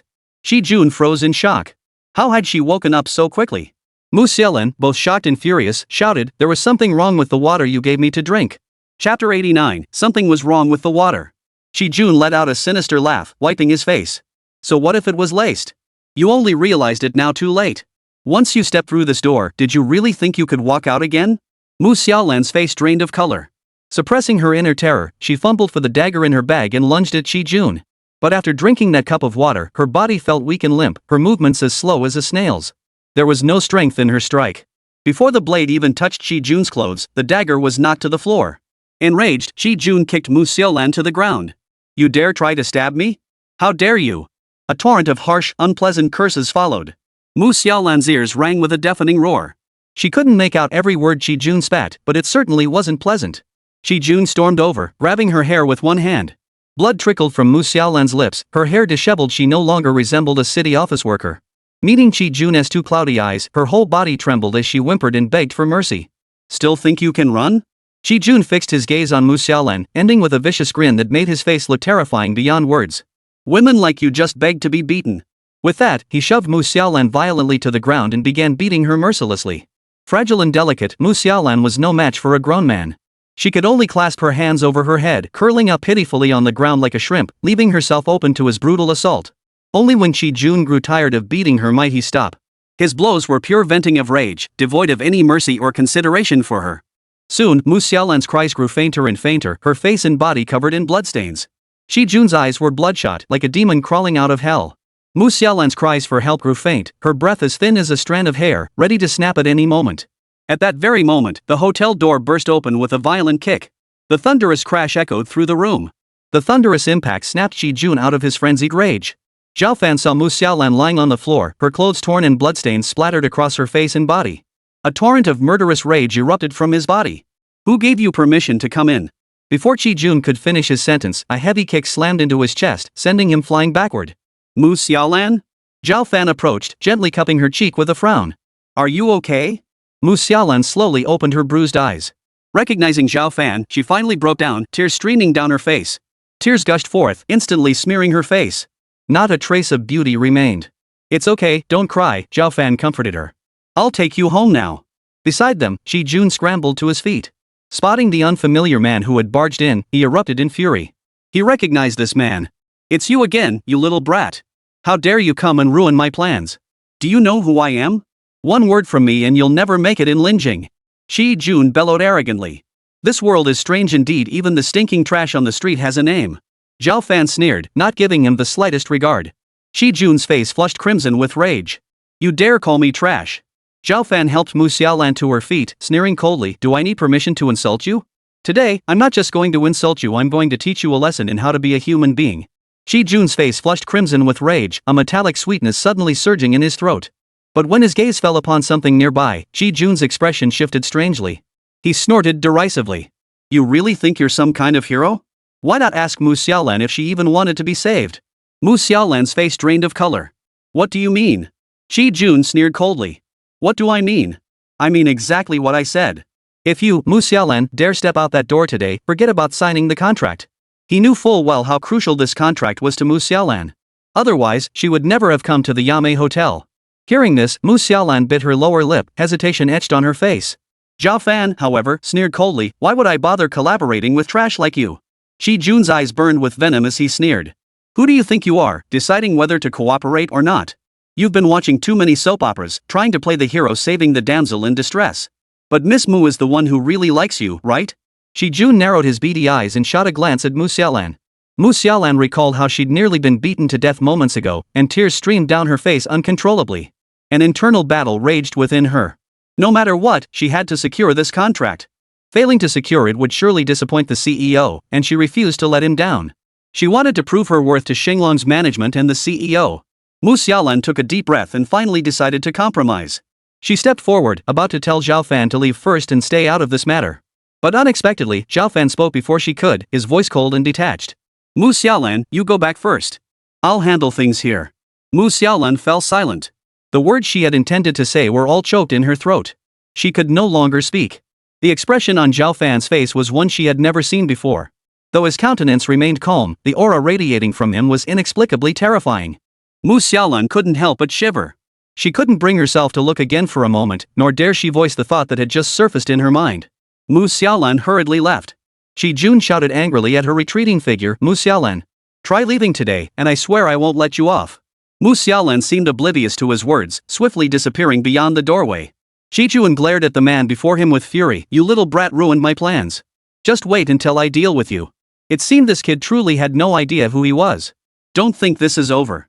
The day I find you will be the day you die. And Mu Xiaolan, tell her to wait for me. I won't let either of you off the hook." Zhao Fan paid no heed to Shi Jun's threats. Zhao Fan stared coldly at him. As Shi Jun began ranting again, a single slap sent him crashing to the ground. Shi Jun lay sprawled on the ground, his mind reeling from the impact. For several seconds, he couldn't even get back up. He stared at Zhao Fan in disbelief. "You dared hit me. You dared hit me." Zhao Fan methodically wiped his palm with a tissue, as if cleaning away some filth. "Hitting you would only dirty my hands." Shi Jun's eyes bulged with rage as he glared at him, his voice trembling. "Fine. You wait. Don't you dare leave. He'd call for backup right now. Beat that brat to death." With that, he pulled out his phone and dialed a number. Chapter 90, Security Bureau. Zhao Fan sneered at the sight, mockingly saying, "Useless piece of trash. Can't beat me, so you call for backup?" Shi Jun knew Zhao Fan was formidable. How could he possibly be a match for him? "You just wait. When my people get here, you won't walk out that door alive." Shi Jun snarled viciously. Zhao Fan gave a cold laugh. "Don't worry. I'm not leaving." Shi Jun exchanged a few words with the person on the other end of the line before hanging up. Not long after, the sound of hurried footsteps echoed down the hallway outside the room clearly. A large group had arrived. The next moment, a group of Security Bureau personnel appeared at the hotel entrance. Leading the group was none other than the head of the Security Bureau, Chen Fengjun. Spotting Chen Fengjun, Shi Jun hurriedly covered his swollen right cheek and rushed over, wailing pitifully. Director Chen Fengjun and Shi Jun had long been in cahoots, with Chen receiving numerous favors from Qi. The moment he received the call, he had rushed over with his men. "Director Chen, you must stand up for me." Shi Jun wailed pitifully, pointing to his severely swollen right cheek for Chen Fengjun to see. "Look at me. I've been beaten like this." Chen Fengjun's eyes widened with fury. "Who has the audacity to lay a hand on you?" "Director Chen, it was this little punk." Shi Jun's heart leapt with joy as he turned and pointed at Zhao Fan, his eyes gleaming with triumph. Zhao Fan's expression remained calm.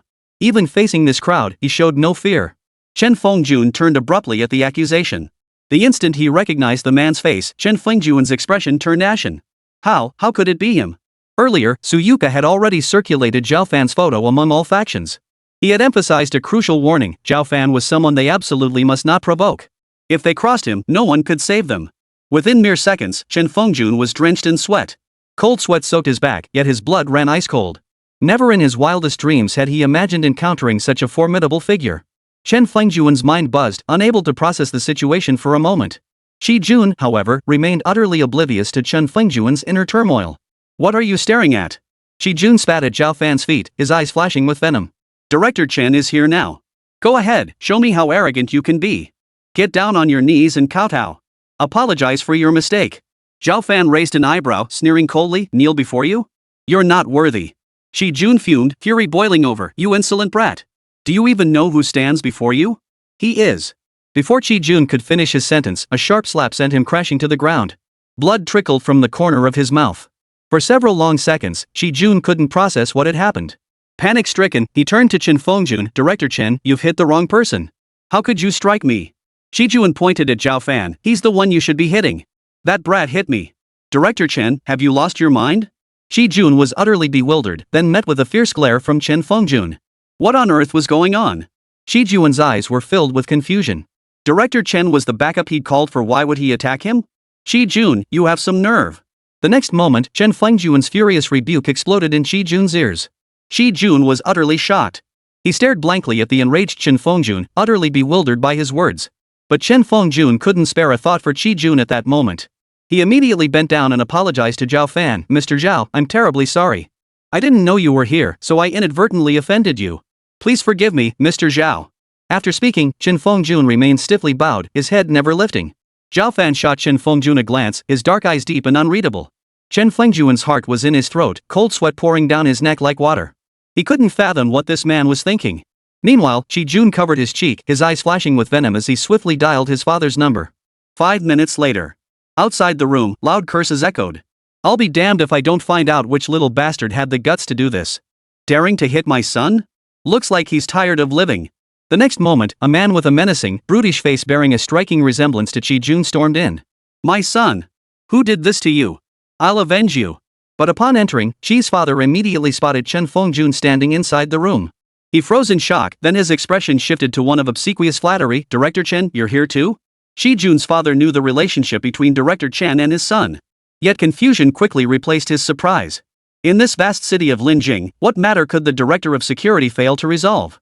Seeing his father arrive, Shi Jun presented his face with a mournful expression. Father, look at my face. They beat me up like this. Shi's father hurried over and saw his son's cheeks swollen high, his eyes narrowed to slits. His rage boiled over instantly. Which rotten brat beat you up like this? Tell me now, I'll beat him to death. Shi Jun pointed directly at Zhao Fan, shouting angrily, Father, it was this rotten brat who beat me up like this. He ruined my big opportunity too. Shi's father glared at the young man. Yet when the man's dark eyes casually glanced over, Shi's father's heart skipped a beat. Unconsciously, his gaze darted away. He dared not meet the young man's eyes. What was happening? This young man's gaze was so piercing. He couldn't be an ordinary person. Chen Fengjun approached, casting a cold glance at Shi Jun.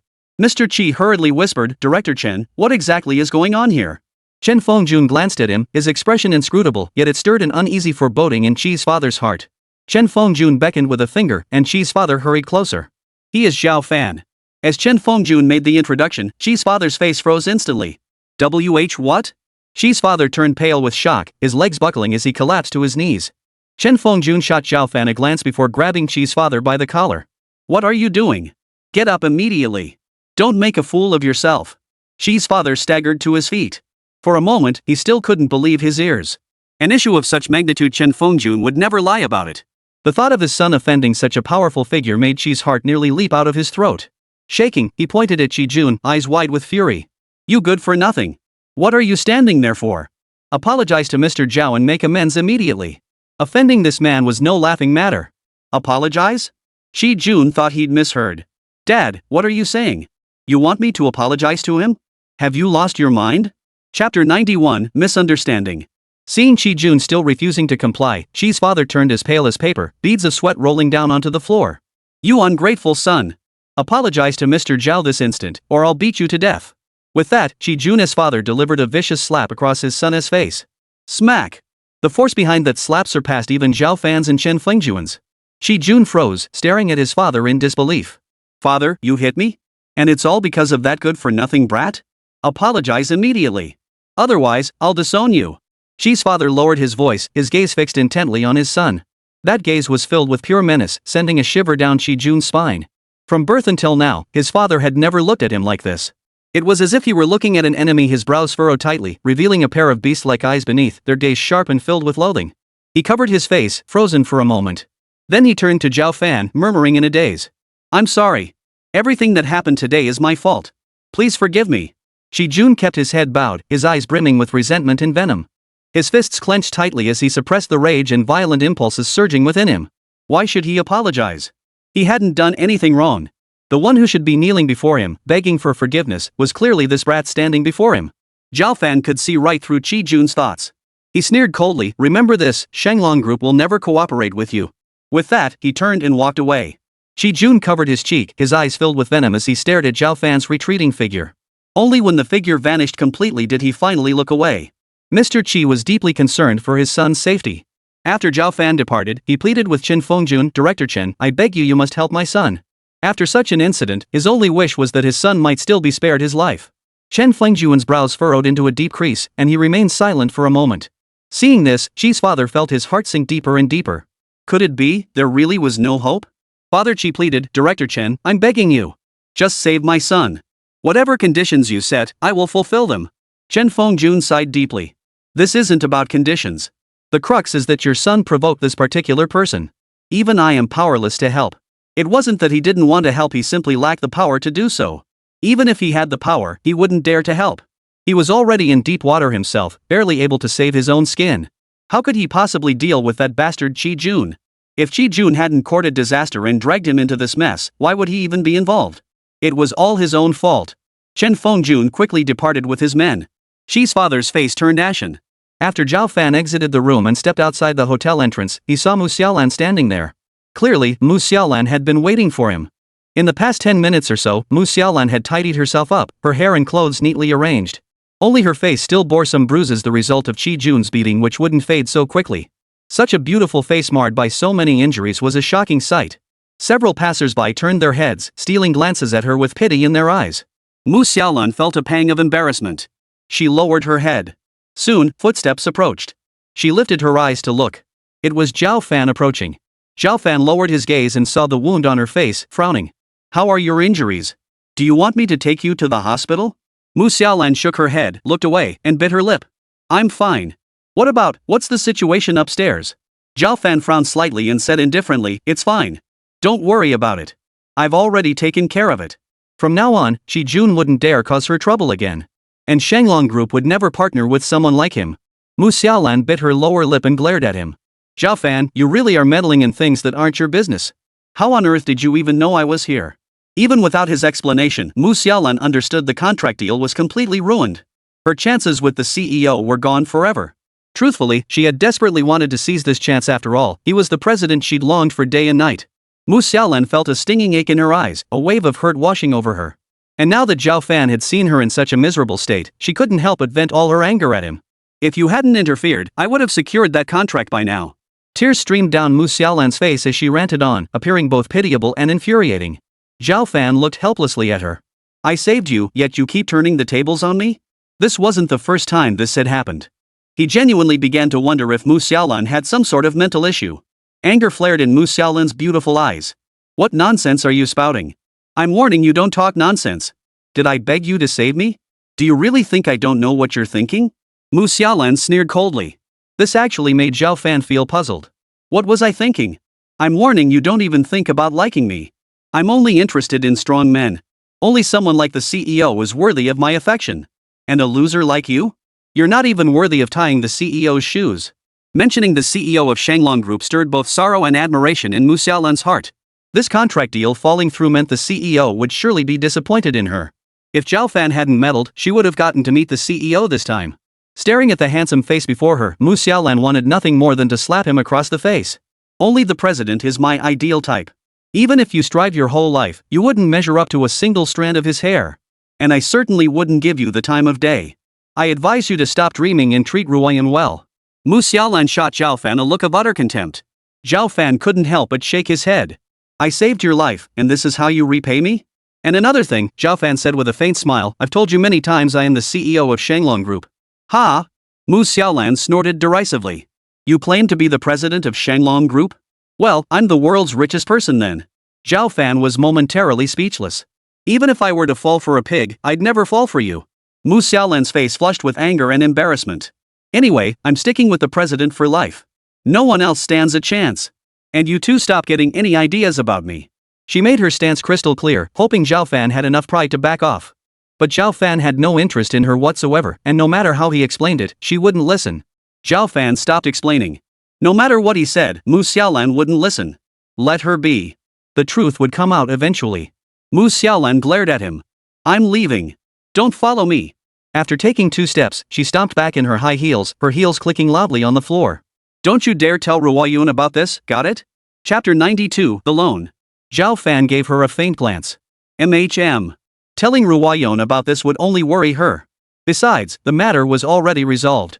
There was absolutely no need to tell her. Good to know.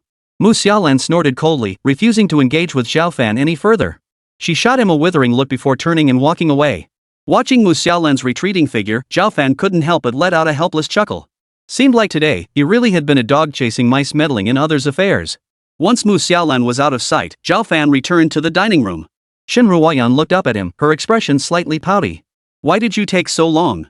The food's all cold now. No worries, we'll just order a whole new table. Saying this, Zhao Fan waved to summon the waiter. Half a month later, the Shen family's various projects finally got back on track, and the crisis was officially resolved. However, due to the immense losses incurred earlier, even after half a month, the business showed no signs of recovery. In the living room of the Shen family's ancestral home. What we lack now is capital. Shen Wanhan's face was drawn tight, his cold gaze sweeping over the people below him, his expression deeply displeased. Ever since the Shen family members had arrived earlier, he had maintained this expression. The Shen family understood perfectly well why he wore such a look. But the family's decline wasn't their fault. Seeing no one speak up, Shen Wanhan's frown deepened. What the Shen family needs most right now is an injection of capital. If we can secure just one investment, the Shen family will immediately regain its vitality. As Shen Wanhan spoke, the heads of the Shen family drooped lower and lower. But where on earth are we supposed to get that kind of money? Exactly. If we could secure funding, we'd have done it already. Our Shen family's luck is just terrible. This year has been nothing but downhill.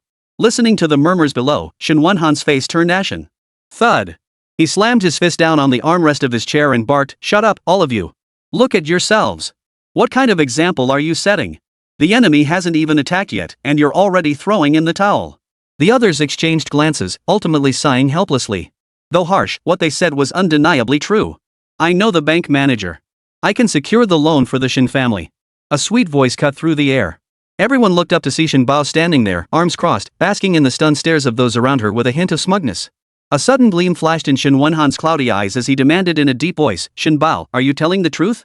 Did she really know some bank manager? Why had she never mentioned it before? Shen Bao lifted her chin slightly, a smug curve playing at the corners of her lips. Of course.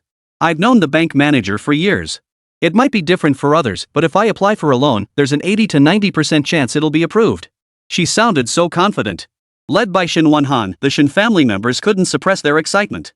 Seeing their expressions, Shen Bao felt immensely pleased with herself. She knew deep down that this was her chance. Securing the loan would earn Shen Wanhan's trust, bringing her one step closer to the core of the Shen family's management. Excellent! Excellent! Shen Wanhan exclaimed repeatedly, rising from his chair with excitement.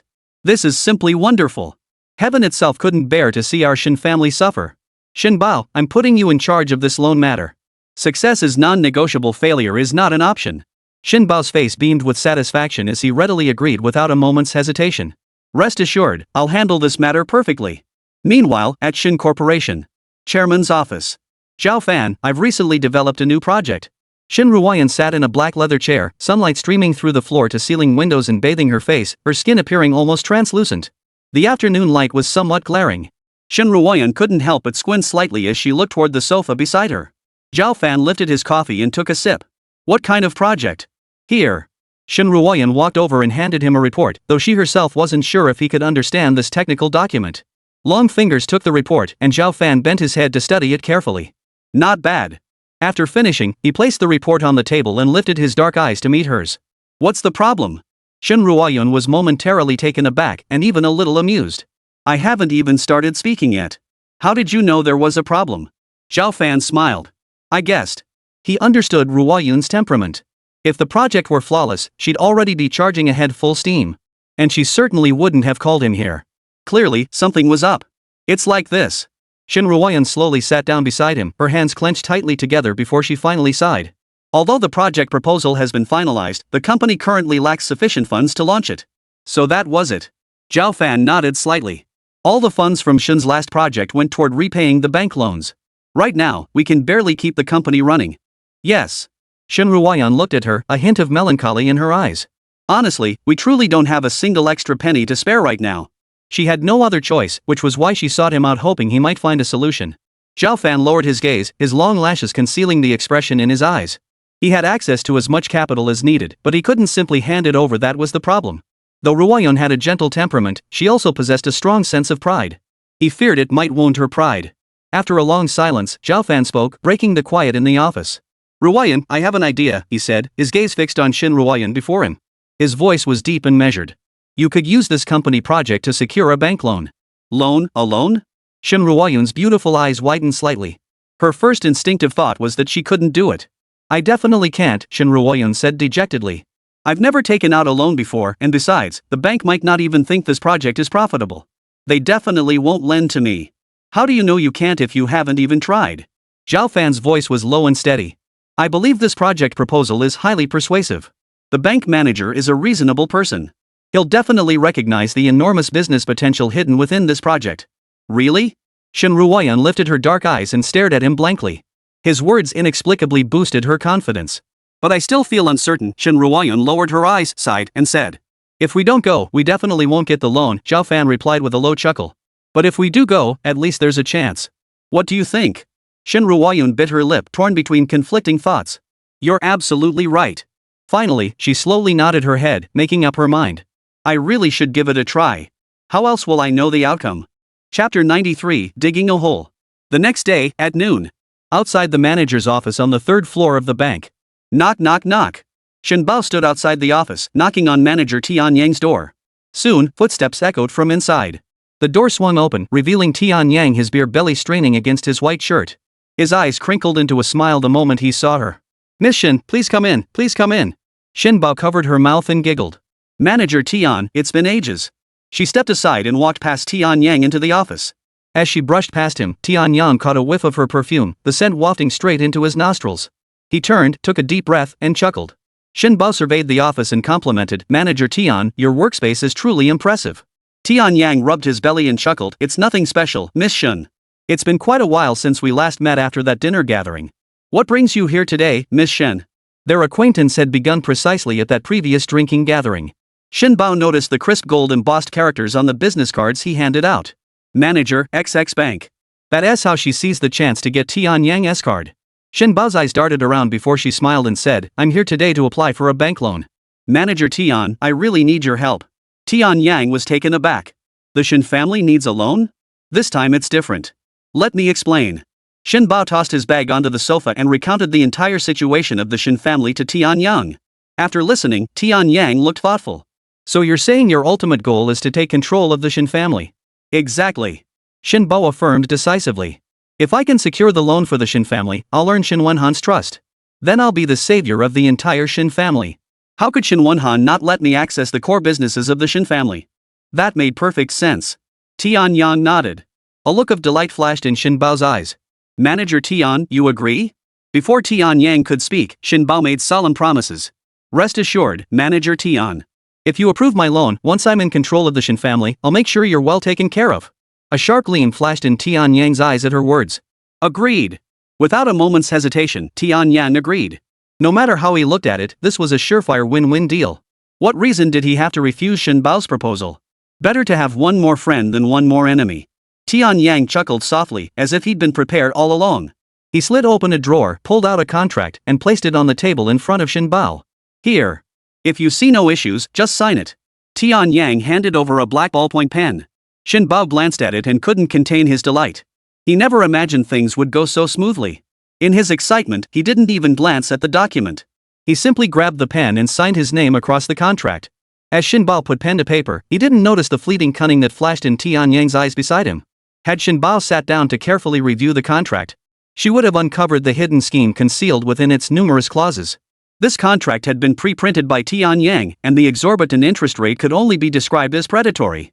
If the borrower failed to repay on time, it would seize 30% of the Shin family's assets. Slam! Shin Bao slammed her pen on the table, her face radiating uncontrollable smugness. Yet Tian Yang's expression was even more delighted than hers. Shin Bao assumed he was pleased for her sake and didn't think twice. Manager Tian, thank you so much. Shin Bao beamed triumphantly. Rest assured, once the Shin family falls into my hands, I won't forget your help. Tian Yang's smile stretched wide across his face. How could I doubt Miss Shin's word? Then I'll be waiting here for your good news. Shin Bao declared triumphantly, of course. Just wait and see. It won't be long before the Shin family falls into my hands. With that, she slung her small bag over her shoulder and departed. Tian Yang enthusiastically followed behind her, escorting her all the way downstairs until she climbed into her fiery red Mercedes. With a sharp turn, the car vanished around the corner. Tian Yang's face slowly twisted into a sinister grin. This Shin Bao was truly foolish beyond measure. Signing a contract without even glancing at it. But if she hadn't been so foolish, my plan wouldn't have succeeded either. Meanwhile, downstairs at the bank, Shin Ruoyan locked her car, walked up to the 4th floor, and stood before the bank manager's office, knocking lightly on the door. Her refined features bore a trace of nervousness and solemnity. After discussing it with Zhao Fan yesterday, she felt his proposal was currently the most advantageous option for Shin Corporation. She was prepared. Whatever questions the bank president might ask, she would answer patiently. As for whether the loan would ultimately be approved, that was up to fate. Before she could dwell on it further, the door swung open. Bank President Qin Mu stood inside the doorway, smiling warmly at her. Shin Ruoyun felt a bit nervous. Hello, President Qin Mu. I'm Shin Ruoyun, CEO of Shin Corporation. I made an appointment with you today to discuss matters. Qin Mu appeared very amiable, without any airs. Hearing this, he nodded with a smile and stepped aside to make room for her. Come in first. I just brewed a pot of tea. His warm welcome left Shin Ruoyun feeling somewhat perplexed. With a nervous heart, Shin Ruoyun stepped inside. As the bank president, Qin Mu's office was spacious and bright, yet the decor avoided feeling ostentatious or cold. Sunlight streamed through the floor-to-ceiling windows, casting large patches of light across the carpet. Shin Ruoyan took a deep breath and sat down on the sofa. Though Qin Mu wore a smile, his heart was racing wildly. The moment he saw Shin Ruoyan arrive, he dared not even take a deep breath. The reason was simple: he had already received instructions from Su Yuka. He knew the woman before him, the president of Shin Corporation, was none other than that man's wife.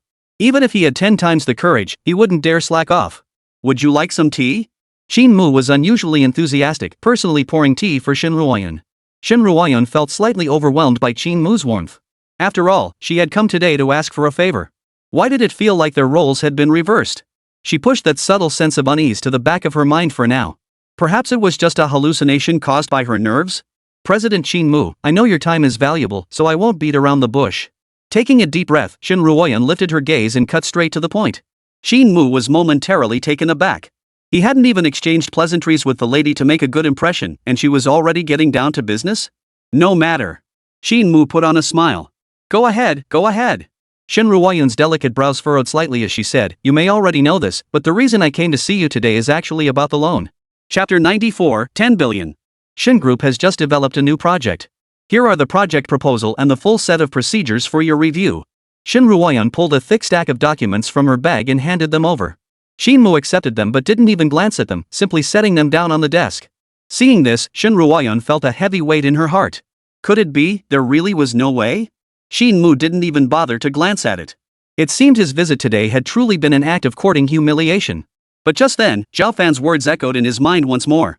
Since he was already here, he had to give it a shot before leaving. Shin Ruoyan lowered her gaze and continued, President Qin Mu, the purpose of my visit today is to request a loan from your bank for a new project by the Shin Group. After finishing, she slowly lifted her eyes to meet Qin Mu's gaze. Qin Mu held his teacup, the white mist obscuring his brow and eyes, blurring his expression. Shin Ruoyun's heart sank once more. Seconds passed without a response from Qin Mu. Disappointment instantly filled her heart. Shin Ruoyun bit her lower lip slightly, her mind filling with self-reproach. Had she overestimated herself? She shouldn't have come here in the first place, right? Even with the Shin Group's financial resources and influence in Linjing, securing such a large loan was beyond reach. Looking back, there had never been a precedent like this. She had already checked before coming. Never mind. Since bank financing was hopeless, she would have to explore other avenues. Shin Ruoyun didn't wait for Qin Mu to refuse her. She stood up, her face bearing a perfunctory smile. President Qin Mu, thank you for your hospitality. You may attend to your business, I can leave on my own. Saying this, she picked up her bag and turned to leave. Wait, Ms. Shin, wait.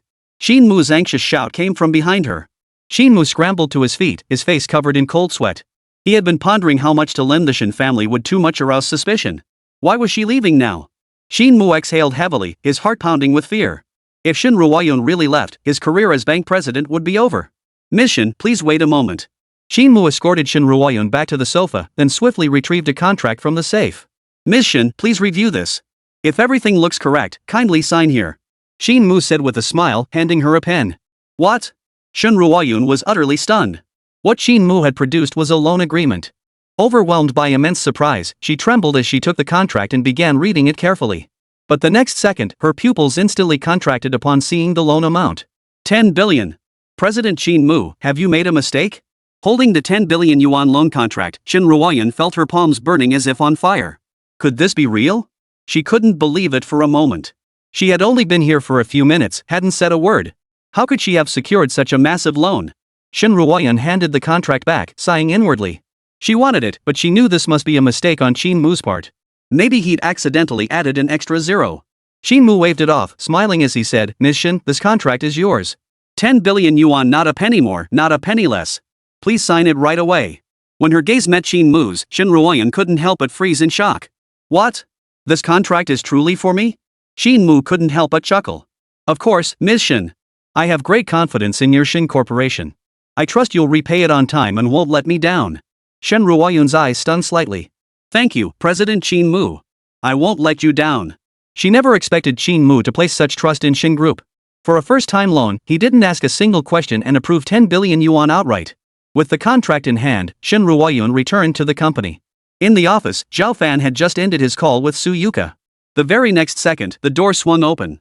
Shin Ruoyun entered, her high heels echoing loudly on the marble floor. Zhao Fan. I have great news to share. Shin Ruoyun's cheeks were flushed, her eyes sparkling with pure delight. Zhao Fan couldn't help but chuckle. He had actually already known about it, but now he pretended not to. He feigned ignorance and asked with feigned confusion, Oh? What is it? Shin Ruoyun beamed as she pulled a bank loan contract from her bag. Look! The bank approved the loan for our new project. Really?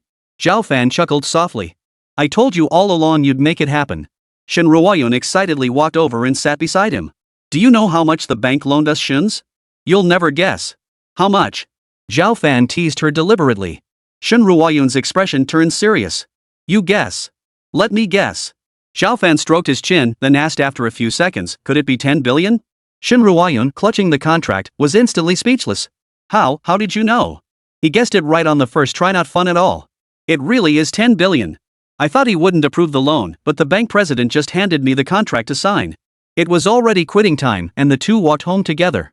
Outside the company building, Shin Ruoyun couldn't help recounting her bank encounter. Zhao Fan occasionally chimed in, his dark eyes filled with affection as he looked at her. Well, if it isn't the Shin Corporation's CEO and her useless husband. What an unfortunate coincidence. A sarcastic female voice cut in. Shin Ruoyun's words were abruptly cut off. Looking up, they saw Shin Bao, dressed in a short skirt and clutching a handbag, standing before them with her arms crossed, eyeing them like they were trash.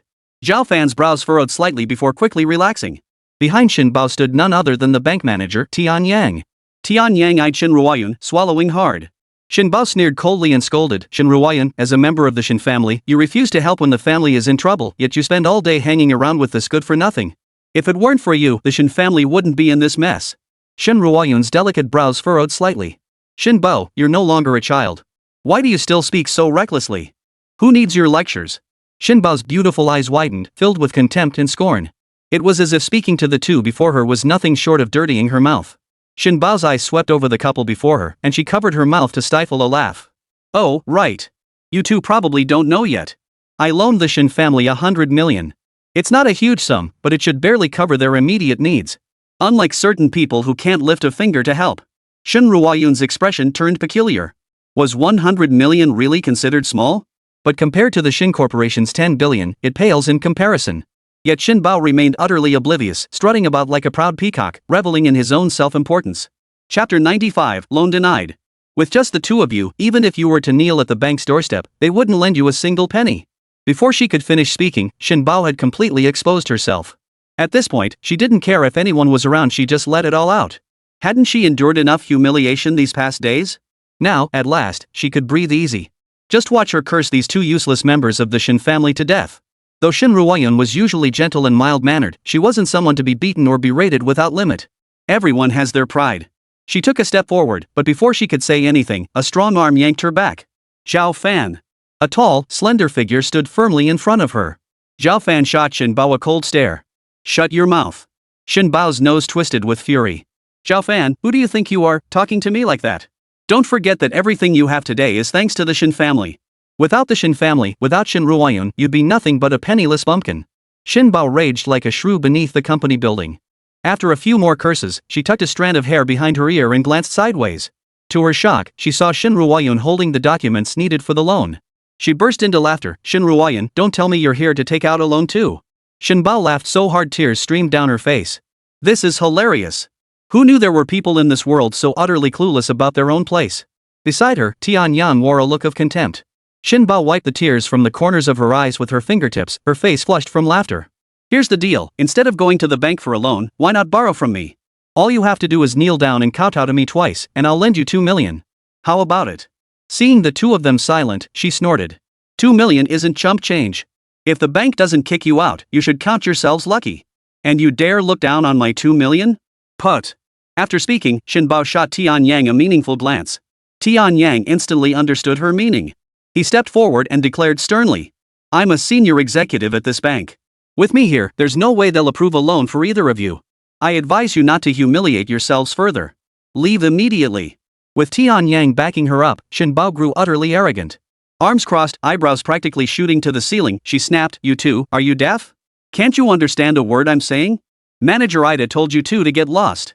How dare you still stand here? Zhao Fan lost his temper and kicked him hard, sending him crashing to the floor. You're too noisy. Shin Bao crashed to the floor, her body burning with pain as several patches of skin were scraped raw and bleeding. She screamed instantly, Zhao Fan, you bastard.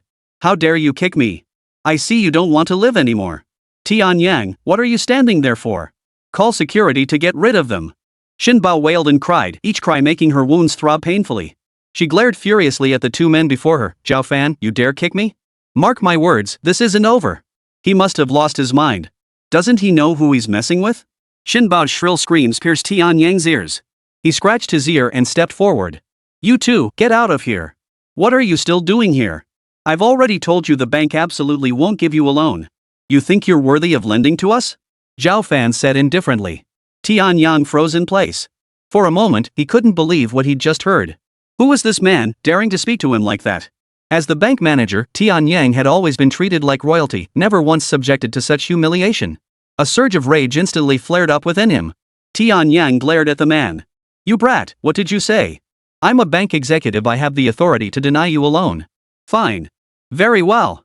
Tianyang etched the faces of the man and woman before him into his memory. Mark my words, you'll never get a loan from this bank in your lifetime. In business, who hasn't needed a bank loan for cash flow at some point? With those words, Tianyang had effectively cut off their last resort. Security. What are you standing around for? Get them out of here now. Just as Tianyang was gloating, a familiar middle-aged male voice rang out from behind him. Tianyang, what are you saying? The stern tone sent a cold sweat running down Tianyang's back. Having worked at this bank for over a decade, he recognized that voice instantly. Mr. President, what brings you here? Tianyang spun around, instantly switching to a fawning expression as he hurried over in small steps. Mr. President, it's hot out here. If you need anything, just tell me and I'll handle it. Shinmu shot him a cold glance, the expression leaving Tianyang utterly baffled. Had he done something to upset the president? No, he hadn't.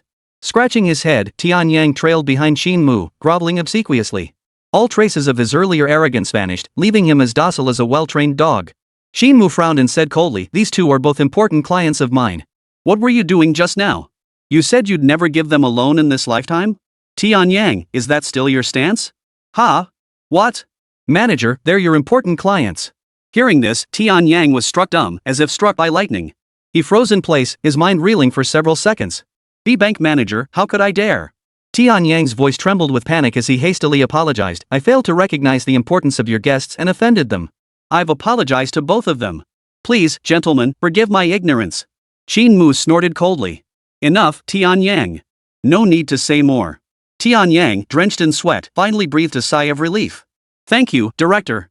Thank you, director. What are you thanking me for? Qin Mu sneered coldly. I hereby announce that effective immediately, you are suspended from duty. Tian Yang froze in shock. President, I truly understand my mistake. Please, give me another chance.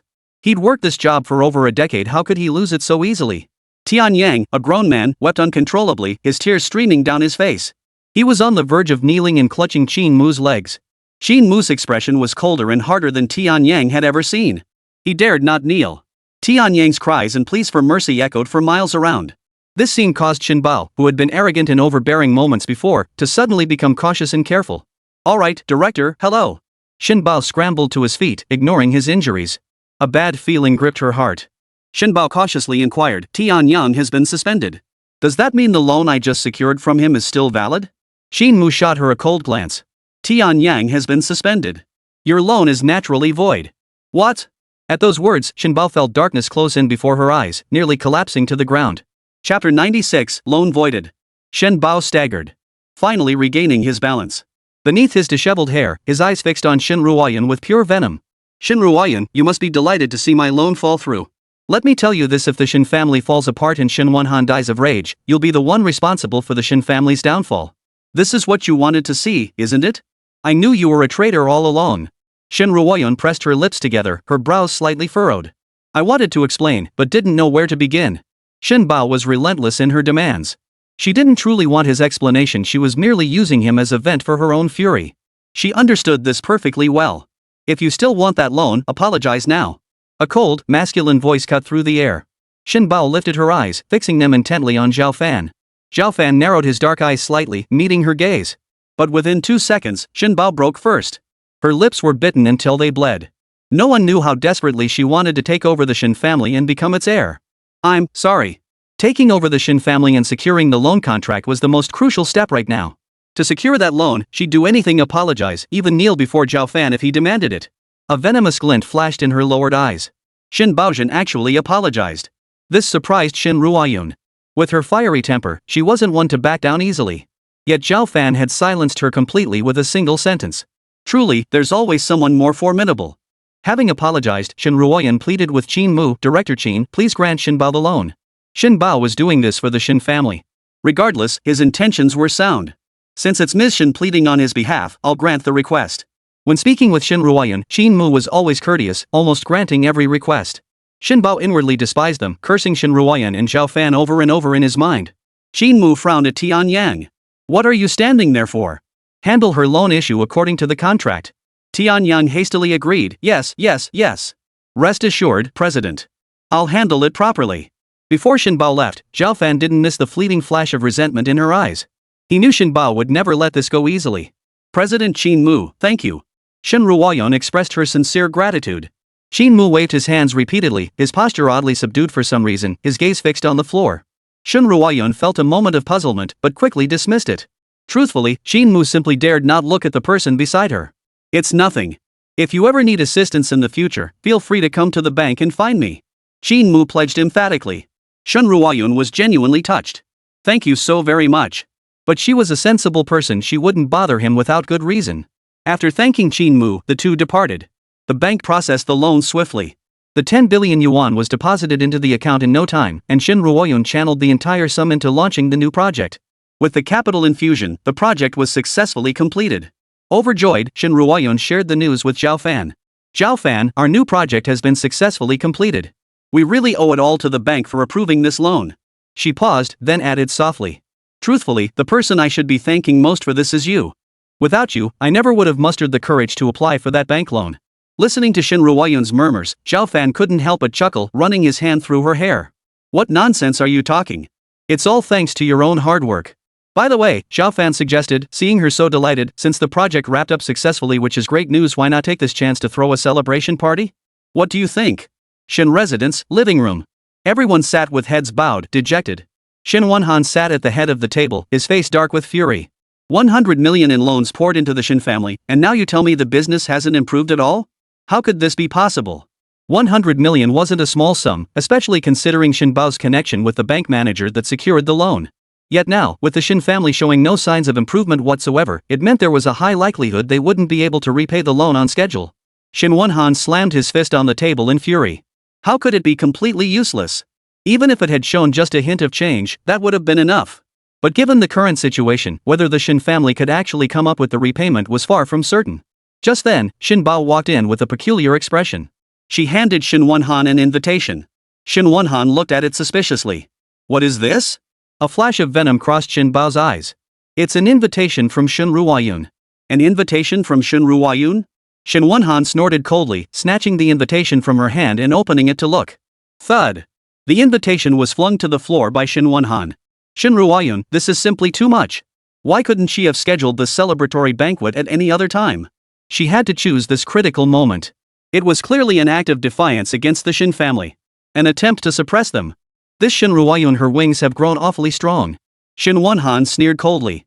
Shin Bao had already reviewed the contents of the invitation, so he wasn't the least bit surprised by Shin Wonhan's fury.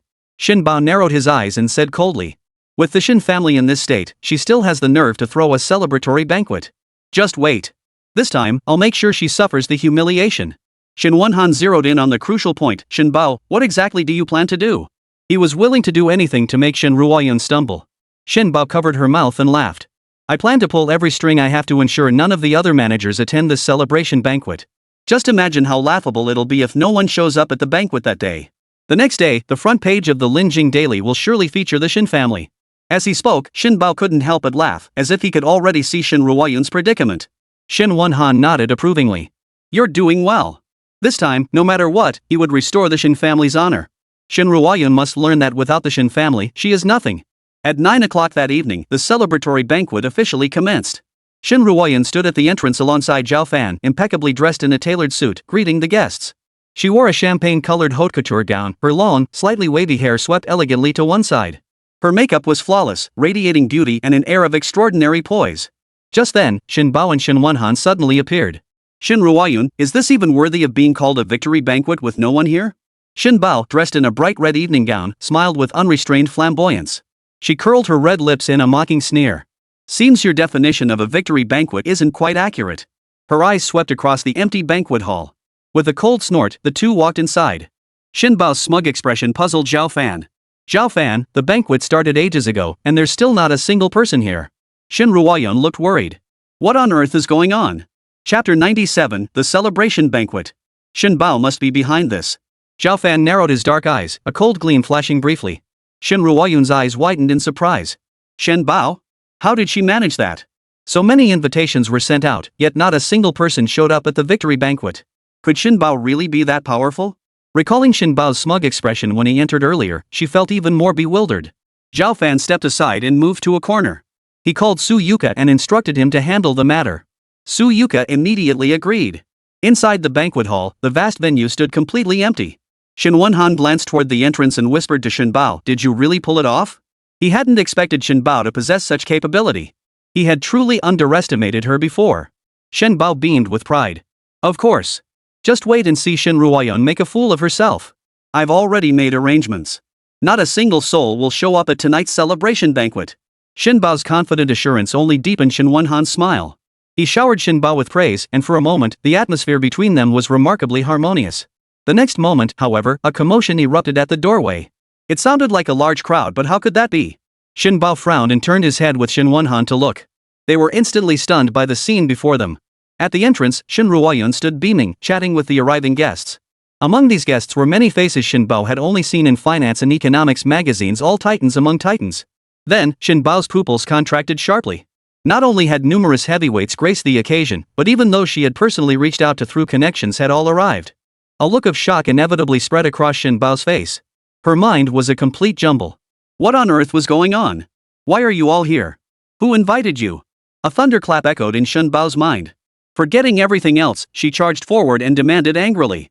The other party shot her a dismissive glance. You're not in a position to give us orders. Wherever we want to go, we go.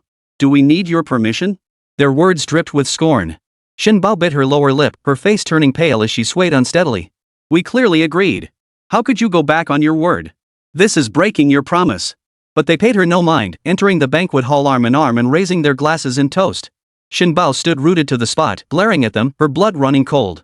Before long, all the bigwigs had arrived. Shin Ruoyun's heart, which had been in her throat, finally settled.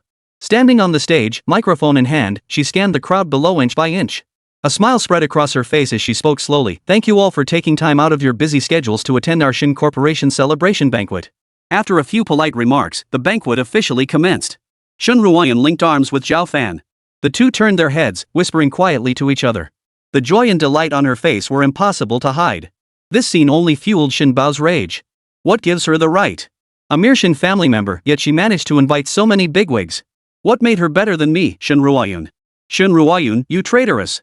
How shameless! Shin Bao stormed forward, glaring at Shin Ruoyun as she hurled insults. Shin Ruoyun froze, already shielded behind Zhao Fan. Zhao Fan coldly eyed Shin Bao before him, his gaze filled with contempt. Shin Bao's breath caught in his throat. Shin Ruoyun, you did this on purpose, didn't you? Answer me. Where did you invite those people from? What kind of trickery did you use? Shin Ruoyun's delicate brows furrowed slightly as she couldn't help but say, I don't understand what you're talking about. How could you not understand? Shin Bao sneered coldly. Fine. I see you're determined to oppose our Shin family, aren't you? I'm not. Shin Ruoyun shook her head firmly. Shin Ruoyun, this is where you're wrong. Shin Wonhan stepped forward, his eyes as sharp as an eagle's, glaring fiercely at Shin Ruoyun. His displeasure evident, he declared, since you've managed to invite so many influential figures, you should be contributing even more to resolving the Shin family's current crisis. As members of the Shin family, we must all act in the family's best interests. Very well. This matter concerning the Shin family is now entrusted to you. A wild gleam of delight flashed in Shin Bao's eyes. Experience truly is the best teacher. That old fox Shin Wonhan had made his entrance by dumping the family's mess onto Shin Ruoyun, forcing her to clean up this rotten mess. Sorry, I decline. Shin Ruoyun's eyes were cold as she looked at him. Shin Wonhan choked on his words. Shin Ruoyun, don't forget your family name. The Shin family is in trouble now. Are you just going to stand by and watch? No matter what Shin Wonhan said, Shin Ruoyun was determined not to fall for it. After a few more words, Shin Wonhan saw her unwavering resolve and his expression darkened. Well, Miss Shin, congratulations. A familiar, obsequious male voice chimed in. Shin Bao frowned and glanced toward the doorway, where Tian Yang was approaching with a smug grin. Tian Yang offered his congratulations to Shin Ruoyun. She gave a slight nod, her face softening into a smile. Thank you, Manager Tian. Please come in. She stepped aside. But Tian Yang chuckled, no rush, Ms. Shin. I'm here on business this time. Important business? Shin Bao sneered coldly, glancing at him. You've been suspended from the bank. What important business could you possibly have? That useless fool she'd actually sought his help, only for him to get suspended within days. He nearly cost her that 100 million yuan loan approval. Now, Shin Bao couldn't stand the sight of him. Tian Yang glanced at her, a strange gleam flashing in his eyes. Instead of anger, he smiled. The Shin family failed to repay the loan according to the contract schedule. I came to inform you that I intend to take 30% of the Shin family's shares, as stipulated in the agreement. What? Shin Bao and Shin Wonhan both felt as if they'd been struck by a blunt object. It took them a moment to process what Tian Yang had just said. Shin Bao stared in disbelief. Tian Yang, what are you talking about? 30% of the shares? You must be confused. Swish. Tian Yang flashed a photocopy of the contract and sneered coldly, it's written in black and white on the contract. If the Shin family fails to repay the loan by the agreed deadline, I will directly seize 30% of the shares from the Shin family. With that, he flung the contract into Shin Bao's face and said coldly, if you don't believe me, take a look yourself. Shin Bao's hands trembled as he bent down to pick up the contract from the floor. The moment he saw that line, his vision went black. Tian Yang. Shin Bao crumpled the photocopied contract into a ball, gritting his teeth as he spat out each word. How dare you trick me? I never signed this contract. Tian Yang smirked triumphantly. It bears your own handwritten signature, Shin Bao. How could it not be yours? Chapter 98, Equity Transfer. Don't say I didn't warn you, it's too late to back out now. I came here today to claim my shares. Shin Bao's eyes welled with tears as she angrily retorted, you're lying. There was no such clause when I signed the contract. Tian Yang shot her a sidelong glance. Well, that's because you signed without reading it. Who's to blame for that? Me? Shin Bao trembled with rage. Facing Tian Yang's smug expression, she couldn't utter a single word in rebuttal. That was 30% of the Shin family's shares. Tian Yang laughed. Shin Bao, let me tell you, the contract's already signed. Whether you like it or not, I'm taking that 30% stake today. Shin Bao was dumbfounded. You. Smack. Shin Wanhan, who had been listening to the entire exchange, was now seething with rage. He slapped Shin Bao across the face, sending him crashing to the floor. Hair fell across his face as blood trickled from the corner of his mouth. Look at the mess you've made. Shin Wanhan glared at Shin Bao, his eyes seeming to want to tear her to pieces. Shin Bao lowered her eyes, clutching her cheek as her entire body trembled. After glancing around the room, Shin Wanhan stormed out in fury. Shin Bao, too, vanished like a mouse shortly after. 2 hours later, the celebratory banquet for the Shin group concluded successfully. Several days later, Tian Yang stormed into the Shun residence and caused a scene. As he had stated, the contract clearly spelled out the terms in black and white. Even if the Shin family wanted to renege, they had no grounds to do so. In the end, they had no choice but to reluctantly sign the share transfer agreement. 30% of the shares, all handed over to an outsider. In the Shin family's grand hall, Shin Wanhan was raging with fury. You fool! Shin Wanhan glared at Shin Bao, slamming the table in fury. Didn't you even glance at the contract before signing it? Keeping you around is worse than keeping a dog. You can't get anything right and only bring trouble to the Shin family. 30% of the shares. Do you have any idea how much that's worth? The mere thought of it made Shin Wanhan's heart bleed incessantly. Shin Bao felt wrong too, her eyes reddening. She retorted angrily, this isn't my fault. It's all Shin Ruoyun's fault. If Shin Ruoyun hadn't refused to help the Shin family, why would I have had to take out a bank loan? If I hadn't gone to the bank, how could I have been deceived by Tian Yang? Shin Bao grew angrier as she spoke. She had taken out the loan for the family's sake, and being deceived wasn't something she'd chosen. Everyone in the Shin family had been so happy back then, but now that trouble had struck, they were all blaming her. What kind of logic was that? In any case, it's all Shin Ruoyun's fault. Shin Bao raged. If not for Shin Ruoyun, neither the Shin family nor she herself would have ended up in this predicament. Shin Wanhan, hearing Shin Bao refuse to admit fault and instead pin all blame on Shin Ruoyun, turned pale with rage, his entire body trembling uncontrollably. He clutched his chest, his face contorted with anguish. The Shin family, our Shin family is finished. With descendants like this, it's no wonder. Soon after, a senior executive from the Shin Corporation entered the room. Shin Wanhan's complexion regained a hint of color, though his demeanor remained sullen. He asked, what is it? The executive respectfully replied, Mr. Shin, the provincial and municipal governments are about to hold a project proposal conference. I'd like to seek your opinion on whether our company should participate. Project proposal conference? Shin Wanhan looked skeptical. The executive continued, if our proposal stands out at this conference, it would be a tremendous boost for the Shin family.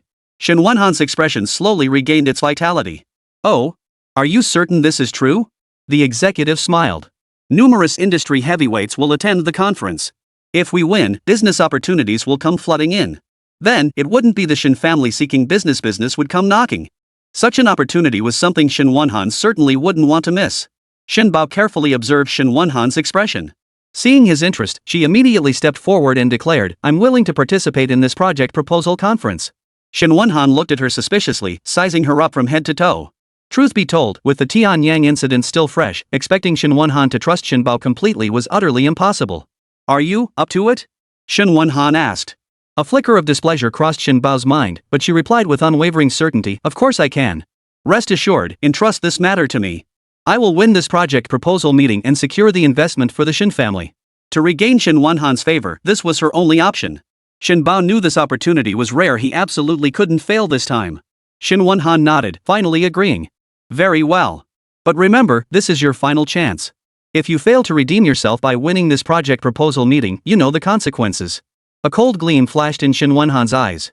Shin Bao instinctively shivered and quickly assured him, rest assured, I will win. The provincial-level project proposal conference, excluding Linjing, would involve all cities within the province, making it a grand affair. Shin Ruoyun had naturally received word of it. A rare opportunity, she said, her eyes sparkling with delight as she turned to Zhao Fan. If we can win this project proposal conference, the Shin name will truly make a name for itself and attract significant investment. Zhao Fan smiled and nodded. You're right. Regardless of the outcome, participating in such a grand event will undoubtedly teach us a lot. Do you also think we should participate? Shin Ruoyun was somewhat surprised.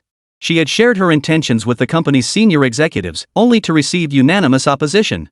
Recently, Shin Corporation had experienced significant ups and downs, making this a time for consolidation and recovery. Unexpectedly, only Zhao Fan's perspective aligned perfectly with hers. Of course we should participate, Zhao Fan asserted. This is a rare opportunity. Who knows when another like it will come along? Why wouldn't we take it? His counter-question silenced Shin Ruoyun. A glow of delight spread inch by inch across her eyes. You're right. We have no reason not to participate. As long as we approach it with a mindset of learning, even if we don't win in the end, we'll still gain something valuable. Shin Ruoyun immediately signed up for the project proposal conference. At that moment, Zhao Fan received a call from Su Yuka. Mr. Zhao, I've taken care of everything for the conference. Would you like me to help promote the Shin family? Su Yuka's endorsement carried far more weight than Shin Ruoyun standing on the conference stage. If he spoke up, it would essentially seal the championship. Though it was a good solution, Zhao Fan preferred to see her win the conference through her own efforts. After a moment's thought, Zhao Fan replied calmly, no need. I trust Ruoyun's abilities. He knew she absolutely possessed that caliber. This was entirely unnecessary. Chapter 99, The Gathering. Zhao Fan's prediction proved spot on. After submitting the application, Shin Ruoyun began preparing in earnest. She immediately assembled a temporary team, working day and night to study blueprints and proposals. Though the team was small, numbering only a dozen or so members. But every member was hand-picked by Shin Ruoyun herself from elite professionals across various departments. Through teamwork, the proposal was finalized on the very first night. Over the following days, the team's office was always filled with the aroma of coffee and the sounds of passionate discussions that continued day and night. Every member was highly motivated. Zhao Fan's role was to handle the logistics for her. High-intensity work could quickly lead to burnout, especially during the quiet late-night hours. Shin Ruoyun tended to overthink things, so Zhao Fan kept a close eye on her throughout this period. Whenever something seemed off, he immediately offered words of comfort and encouragement. This approach worked wonders for her. Before long, everything finally began to stabilize, and Shin Ruoyun could finally breathe a sigh of relief. Now that the project plan is solidified, everyone just needs to focus on their assigned tasks and proceed step by step. After wrapping up the final meeting, Shin Ruoyun smiled as she addressed the team members below the stage. Everyone has worked hard these past few days. Things should be a bit easier from here on out. The project's framework is in place, only a few details remain to be filled in. The blueprint for a quality project has taken shape. Meanwhile, Shin Bao's work ethic stood in stark contrast to that of the Shin family. While Shin Ruoyun's team was bustling with activity, Shin Bao sat with his legs propped up on the sofa, engrossed in his game. Why doesn't the boss seem the least bit anxious? Shin Bao's subordinates were growing anxious, but all they got in return was his impatient retort. What's the rush? We still have half a month left. Alright. You guys keep working on it. Once you come up with a plan, bring it to me. Days passed, and Shin Bao's time spent at the office could be counted on one hand. She spent her days shopping, eating, drinking, and partying, seemingly having forgotten the project entirely. Half a month later, the project proposal conference opened for submissions. Shin Wonhan, who had been anxious during this period, immediately sent someone to inquire about the status of Shin Bao's project proposal.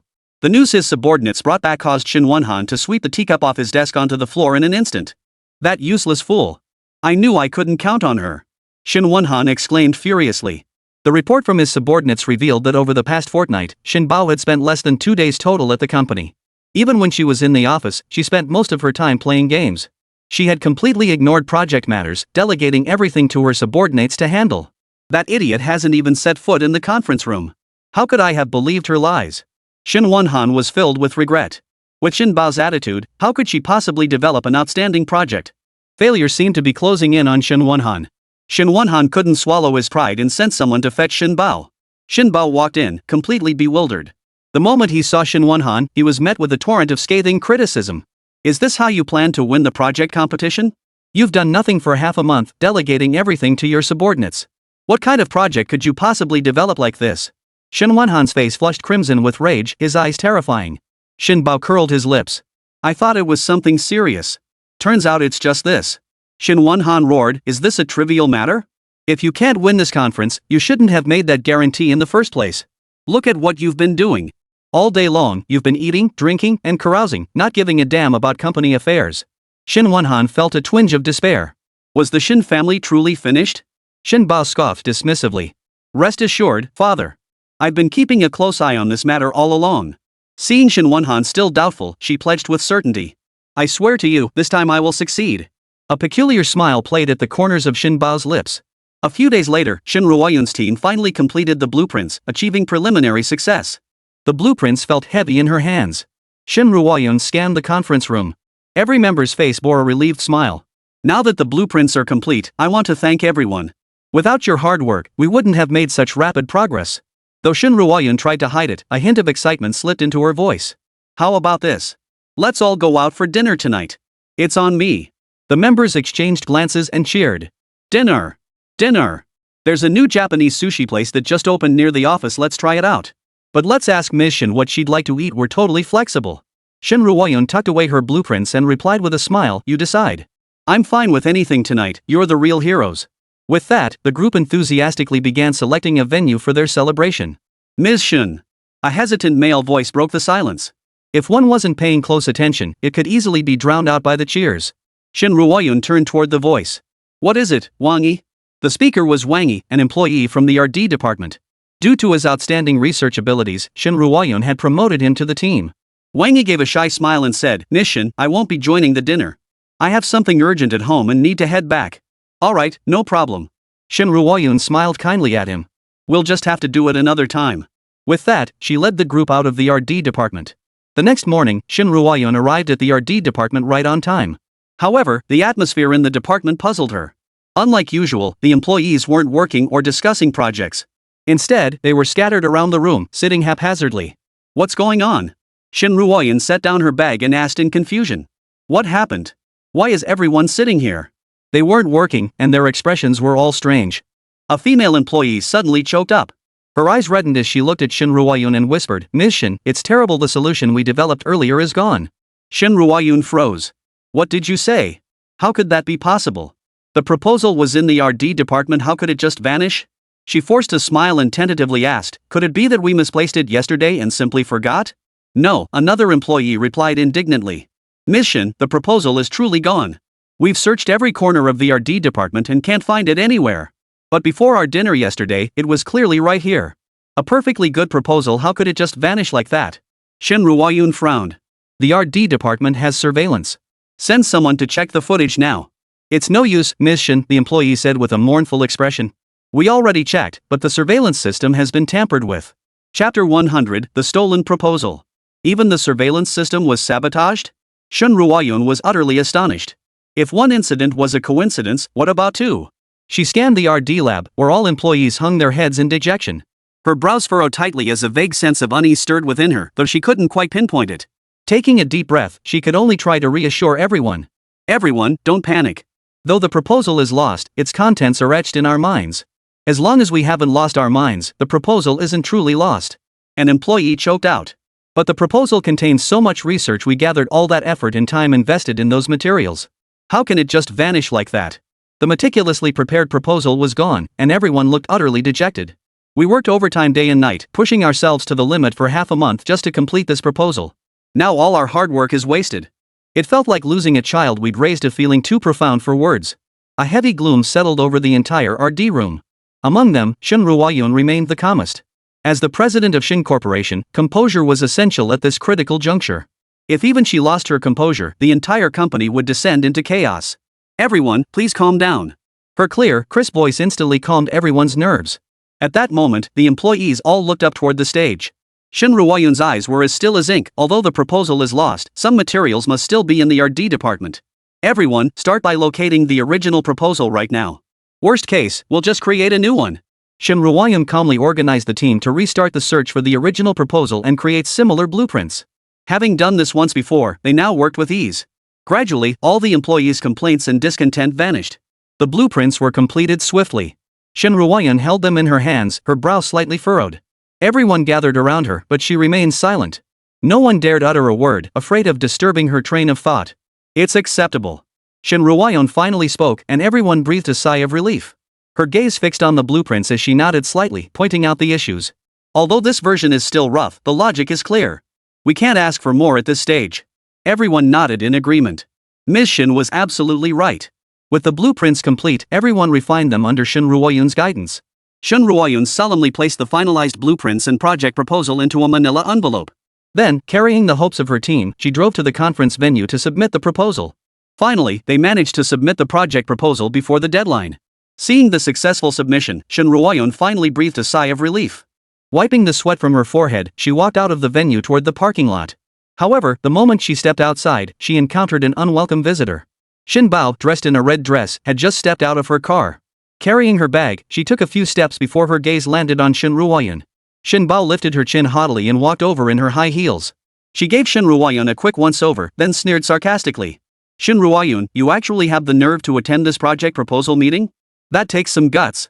If I were you, I'd take that disgraceful project home right now and never show my face in public again. You've got some nerve. Don't you feel ashamed at all? Shin Ruoyan listened calmly to Shin Bao's taunts, not uttering a single word. Seeing her silence, Shin Bao grew even more smug. What's wrong? Hit a nerve? Too scared to speak now? She flicked a strand of hair behind her ear and sneered, "Let me tell you this, I'm representing the Shin family this time. My proposal will shine brightly at the conference. If you have any shred of dignity left, crawl back to your company right now and stop making a fool of yourself." Shin Ruoyan let Shin Bao's words roll off her like water off a duck's back. No matter how much she taunted, not a trace of anger flashed across her face. Having known each other for over 20 years, she understood Shin Bao's true nature. The more attention she gave her, the more she would revel in it. Shin Ruoyan glanced down at her watch. It was getting late. I'm leaving. If you have anything else to say, you can stay here and talk to yourself. Shin Ruoyan's voice was cold as she walked past Shin Bao toward the distance. Shin Bao glared furiously at her retreating figure and shouted after her. Shin Ruoyan, what are you pretending for? Don't think I don't know what you're thinking. Winning this project competition? You're dreaming. Don't come crying when you embarrass yourself. Shin Bao yelled until his voice cracked, but Shin Ruoyan walked on, her slender figure straight and upright, never once looking back. Seeing Shin Ruoyan treat him with such utter disregard, Shin Bao's nose nearly twisted with rage. You dare look down on me? Just wait and see. After cursing under her breath, Shin Bao's phone buzzed with a text notification. She opened it to find a message from Wang Yi. What's the rush? You just want money, right? Shin Bao grumbled in annoyance before transferring the money to Wang Yi. Along with a message. Wang Yi, I demand you leave Lingjing City permanently and never show your face to Shin Ruoyan again. If I find out you've sneaked back, I won't let you off the hook. Staring at Shin Bao's threatening words on his phone screen, Wang Yi suddenly felt a pang of guilt. Mr. Shin, I'm sorry. Wang Yi clenched his phone tightly, his face flashing with remorse. If it weren't for my mother's illness, I would never have betrayed Shin Corporation or you for the rest of my life. But a mistake was a mistake. A belated apology was utterly useless. Wang Yi thought perhaps he would never return. Shin Bao shut off his phone with a sinister chuckle. The blueprints have been stolen. I'll be curious to see what you'll present at the project conference. The image of Shin Ruoyan facing cold scorn flashed across Shin Bao's face, leaving a fleeting look of satisfaction. Meanwhile, Shin Ruoyan returned to the company. Her secretary hurried over, her face tinged with urgency. Miss Shin, Wang Yi has resigned. Wang Yi resigned? He was doing just fine, why would he suddenly quit? Especially since he'd just received a raise. It made no sense. Shin Ruoyan's expression flickered with surprise, and she froze in place for a moment. In that instant, pieces of information suddenly clicked into place in her mind. On the day of the team dinner, all her D department employees were present except Wang Yi, who had declined to attend citing family matters. Then the next morning, the completed proposal vanished without a trace. Could it be? Shin Ruoyan's eyes narrowed. But this remained mere conjecture.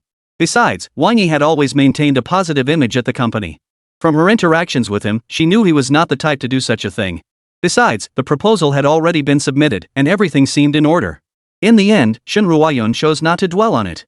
Perhaps it really was just a coincidence. Chapter 101, Project Conference.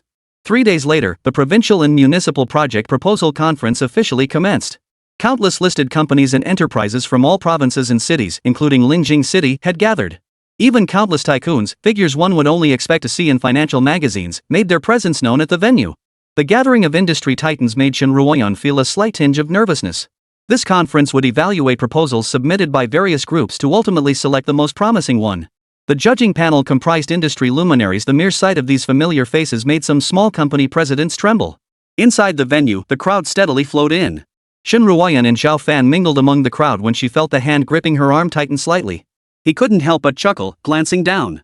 Though Shin Ruoyan's expression remained composed, the hand clutching his sleeve betrayed her nerves. Nervous? He asked in a low voice. It would be a lie to say she wasn't. Shin Ruoyan whispered, do I look nervous?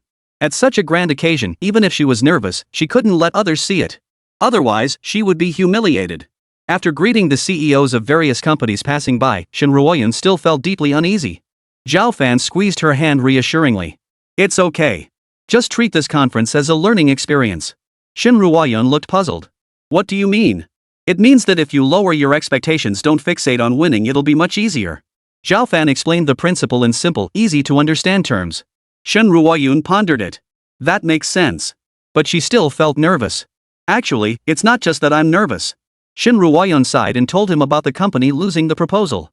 All the employees know it was clearly there the day before, but the next day it vanished without a trace.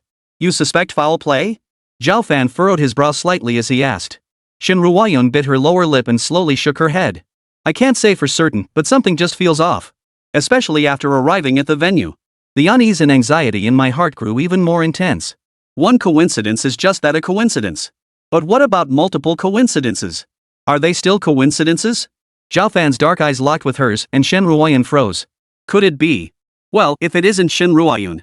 I never thought you'd have the nerve to show up at this conference. A mocking female voice cut through the air, snapping Shin Ruoyun out of her thoughts. The two followed the source of the voice. Standing not far away were a man and a woman. Who else could it be but Shin Wonhan and Shin Bao? Shin Bao was dressed in a bright, flashy outfit today, her arrogance written all over her face. The moment she spotted Shin Ruoyun, her combative instincts flared up. Striding forward in high heels, Shin Bao hooked her arm through Shin Wonhan's and declared triumphantly. I never thought you'd have the guts to show up at the project conference and humiliate yourself like this. She giggled coyly, covering her mouth. Shin Wonhan stood nearby, his gaze dismissive as he sized up Zhao Fan and Shin Ruoyun. What kind of place is the project conference that this useless piece of trash even gets to attend? Ruoyun, you're becoming more and more clueless. Shin Ruoyun clenched her fists slightly, her face betraying a hint of suppressed anger. This was the entrance to the project conference venue. Even if a conflict were to erupt, today was not the day to choose. Family scandals mustn't be aired in public, especially since the Shin family and Shin Corporation were still rivals. They absolutely couldn't let outsiders witness their drama. Ignoring Shin Bao's taunts entirely, Shin Ruoyun turned away and whispered to Zhao Fan. Zhao Fan, for his part, couldn't be bothered to acknowledge Shin Bao. He considered even glancing at him beneath his dignity. Why waste time arguing with a fool? Shin Bao snorted triumphantly. Scared, huh? Too scared to speak now. Knowing your own limitations, yet still daring to embarrass yourself at the project meeting? Your face is thicker than thick. Shin Bao launched into full-blown mockery mode, unleashing a torrent of scorn. Even several passing corporate presidents turned their heads to look. Shin Bao sneered coldly and withdrew her gaze. She assured Shin Wonhan beside her, just watch. Today, I will bring glory to the Shin family. Before arriving, Shin Wonhan had been skeptical of Shin Bao's claims. But now, seeing Zhao Fan and Shin Ruoyun both rendered speechless by her, Shin Bao radiating confidence, he couldn't help but feel pleased. Excellent. I believe in you. Shin Wonhan said cheerfully, at today's project conference, everyone must witness the splendor of our Shin family. What was Shin Ruoyun's Shin Corporation? The Shin family was the true, unshakable king of Linjing. After today, Shin Bao would surely attract substantial investment for the company. The Shin family would rise again and reclaim its former glory. Shin Wonhan and Shin Bao spoke fervently. They completely ignored Shin Ruoyun. Fortunately, Shin Ruoyun had long grown accustomed to his fickleness. Whichever side offered greater value to the Shin family, that was where his allegiance would lie.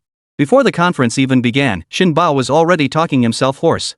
Shin Ruoyun frowned and said to Zhao Fan, I wonder where Shin Bao gets her confidence. How can she be so sure her proposal will win first place? Given Shin Bao's personality, she wouldn't boast like this unless she had an absolutely brilliant project proposal. But Shin Bao was clearly a useless fool. Believing she could produce an excellent proposal was like believing pigs could climb trees. Shin Ruoyun's mind was filled with doubts. Shin Bao caught Shin Ruoyun's gaze and snorted with a smirk. What are you looking at? Shin Ruoyun, I'm only giving you this advice because we share the same surname. If you know what's good for you, you'd better leave right now. Otherwise, if things get ugly later, don't blame me for not warning you. Shin Bao's arrogance only deepened Shin Ruoyun's confusion. What exactly was she relying on? Shin Bao, how can you be so certain your proposal is the best? Shin Ruoyun finally voiced the question weighing on her mind. Shin Bao's expression stiffened momentarily before turning even more smug. You don't need to concern yourself with these details. You only need to know one thing. If you don't leave now, I'll make you eat your words today and prove myself beyond doubt. Whether the Shin family survives or not is still up in the air. Shin Bao's tail was practically wagging to the heavens. Zhao Fan sneered coldly, what skills do you possess that others don't know about, yet you yourself are unaware? You've got no real skills, but you sure talk a lot. Did you all forget so quickly how you were forced to hand over 30% of the company to outsiders during that loan deal? As soon as Zhao Fan finished speaking, Shin Bao erupted in fury, shut your mouth. Turning to look, Shin Wonhan's expression had indeed darkened. Panic surged through Shin Bao's heart. That incident had only just passed, and he'd barely regained Shin Wonhan's favor. Why was he bringing it up again now? Zhao Fan watched the two coldly. I'm just kindly reminding you since your memories seem so short. Chapter 102, Stealing the Plan. Zhao Fan, shut your mouth. Shin Bao's face turned pale with fury as he shouted. Who do you think you are, to dare comment on matters concerning our Shin family? Zhao Fan sneered coldly, his eyes flashing with scorn. He stepped forward, his towering frame instantly casting a heavy shadow over Shin Bao and Shin Wonhan. Zhao Fan stared coldly at Shin Bao. Instantly, Shin Bao felt a bone-chilling coldness crawl up his spine, causing him to shiver uncontrollably. For a moment, he dared not meet Zhao Fan's gaze. You just wait. Shen Bao stammered out his final threat, I'll make you regret attending this project proposal meeting today. With that, he hid behind Shen Wonhan and refused to emerge again. By now, the audience, media, and representatives from all participating companies and contestants had arrived in full force. Shen Ruoyan linked arms with Zhao Fan as they entered the venue, finding their seats and settling down. Their seats were in the third row, offering an excellent view. They could easily take in the entire scene unfolding before them. The host, dressed in a suit, took the stage and introduced the judges with a broad smile. Shen Ruoyan gripped Zhao Fan's shirt sleeve slightly tighter. Even just the judges at the very front were heavyweights in their own right. Moreover, she had just spotted several bigwigs among the contestants. Before she could dwell on it further, the host on stage concluded the introductions. I hereby declare the project proposal conference officially open. The audience erupted into applause and cheers. Soon after the first few companies finished their presentations, it was Shen Ruoyan's turn. Shen Ruoyan stood up, took a deep breath, and then, under the gaze of countless eyes, gracefully made her way onto the stage. Once on stage, she glanced across the audience.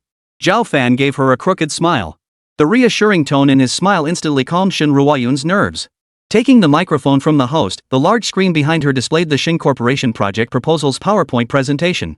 Shen Ruoyan formally began her presentation. Below the stage, Zhao Fan listened intently to her proposal, his eyes growing increasingly filled with approval. To create such an outstanding proposal in such a short time was no small feat. He had always known she was capable of it.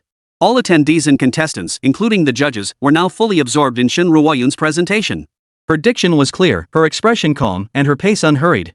Her presentation was not only well organized but also delivered with such charm that she made it utterly engaging. Seeing the audience's enthusiasm, Shen Ruoyan even threw in a few internet memes, instantly sparking waves of laughter throughout the hall. After finishing her presentation, Shen Ruoyan bowed deeply to the audience. The audience erupted in thunderous applause. That was truly impressive. Shen Corporation? Never heard of them before. Shen's is a rising star in Linjing lately. It's no surprise you haven't heard of them before. This Mr. Shen is quite capable. On the judges' panel, several judges whispered among themselves. Shen Ruoyan stood on stage, her back straight, her gaze meeting Zhao Fan's below. They exchanged a knowing smile. Ms. Shen's proposal is superb. I can't find anything that needs improvement, it's perfect. Judge Sheng Fengjun led the applause, his face beaming with satisfaction. With him setting the tone, the other judges were equally generous with their praise and compliments. The proposal is exceptionally well structured and logical. The presentation was crystal clear, even a layperson sitting here would be impressed. Truly a rising star among Linjing City's companies, not to be underestimated. Shen Ruoyan's eyes sparkled brightly as she couldn't help but break into a smile. Thank you all. After bowing once more to the judges' table, Shen Ruoyan stepped off the stage, her high heels clicking cheerfully as she walked. The proposal was flawless. After returning to their seats, Zhao Fan leaned over and murmured in a low voice. He had listened intently throughout her presentation. The shorter the time frame, the greater the challenge. But now, she had pulled it off. Your current abilities are more than sufficient to handle things on your own. His eyes brimmed with deep satisfaction. It seemed he wouldn't have to worry so much anymore. Shen Ruoyan's cheeks flushed slightly. Thank you, Zhao Fan. After speaking, her expression stiffened slightly, as if she'd remembered something. Oh, there's something I never told you. Shen Ruoyan pressed her lips together, cautiously lifting her gaze to meet his. Zhao Fan raised an eyebrow. What is it? Shen Ruoyan said apologetically, actually, this proposal was rushed together at the last minute. The previous one suddenly disappeared a few days ago. In other words, she could have done better. Why did it go missing? Zhao Fan asked. Shen Ruoyan shook her head. I suspect Wang Yi must have taken it. Wang Yi? His eyes narrowed in confusion. Shen Ruoyan replied, Wang Yi is an employee of Shen Corporation and a member of my RD team. I suspect he stole the proposal during the department dinner the other night. She paused, then sighed. Wang Yi resigned first thing the next morning and changed his phone number. It was as if he'd vanished into thin air. I didn't want to suspect him either. After all, Wang Yi had always performed well at the company. Before this, Shen Ruoyan hadn't believed Wang Yi could be the one who stole the proposal. But now, with all these coincidences piling up, she couldn't help but believe it. Upon hearing this, Zhao Fan's brows furrowed deeply as he spoke in a grave tone. Ruoyan, why didn't you tell me sooner? This Wang Yi has some nerve stealing the company's proposal. If what you say is true, there must be someone pulling the strings behind Wang Yi. Zhao Fan narrowed his eyes slowly. Shen Ruoyan smiled faintly. Never mind. Wang Yi has vanished anyway, and besides, the proposal was successfully submitted. Zhao Fan frowned. You're just too soft-hearted. Never mind. Don't get angry. I don't plan to pursue this matter. Shen Ruoyan smiled at him, her eyes crinkling into crescent moons. Just then, a sudden commotion erupted from the judges' table ahead. One of the judges, Shang Fengjun, leapt to his feet in excitement. Clutching a proposal in his hand, his gaze lingered over it as he uttered repeated praises. This proposal is nothing short of perfect. What kind of genius could have created such a design? Everyone was utterly baffled. A proposal that could elicit such praise from Shang Fengjun must be extraordinary. Who is Shin Bao? Shang Fengjun scanned the contestants, asking repeatedly. Shin Ruoyun suddenly felt a wave of unease wash over her. That's me. A sweet voice rang out from the second row behind Shin Ruoyun. Shin Bao stood up, basking in the admiring glances of the crowd. See? She'd said it all along this time, she'd thoroughly humiliate Shin Ruoyun. This proposal was crafted by you? Shang Fengjun nodded repeatedly, his smile widening. It's truly outstanding. It's both innovative and engaging, with flawless attention to detail. Shang Fengjun racked his brain, searching for words to praise this seemingly flawless proposal. Shen Bao curved her red lips into a smile. Thank you, judges. Chapter 103, The Truth. Shang Fengjun actually began discussing the proposal with Shin Bao right then and there. Shin Bao's eyes flashed with panic, but she managed to keep up. Meanwhile, Shin Ruoyun grew increasingly uneasy as she listened. Why did so many details of this proposal match the one she had discarded exactly? This is truly remarkable, Shang Fengjun praised Shin Bao. To witness such a proposal in my lifetime is a blessing from heaven. To possess such capability at such a young age, Mr. Shin, your future is boundless. Shin Bao was overjoyed by the praise, and Shin Wanhan beside him felt his own face glow with pride. It seemed Shin Bao hadn't lied this time. The proposal she had crafted had truly won the favor of the judges. That proposal isn't hers. Shin Ruoyun stared at the judges' table, shaking her head and murmuring to herself. Zhao Fan leaned closer, frowning. What? Shin Ruoyun turned her head, her dark eyes fixed on him with unwavering resolve. Zhao Fan, that proposal wasn't done by Shin Bao. It was the one I threw away. Before Zhao Fan could respond, she sprang to her feet and confronted Shin Bao.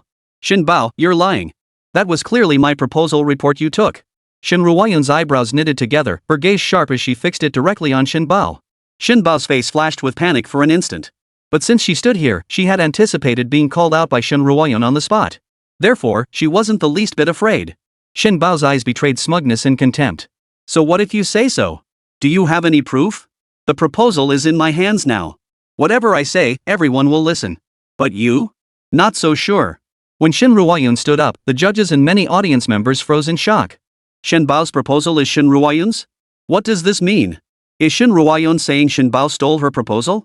TSK, even if she can't compete, she shouldn't resort to such petty tactics. Let's wait and see how this plays out. Within seconds, Shin Bao regained her composure. Undaunted, she lashed out at Shin Ruoyun, this is slander. You couldn't create such a perfect proposal yourself, yet you try to turn the tables? Is your incompetence my fault? Let me tell you this, don't even think about framing me. The judges are watching.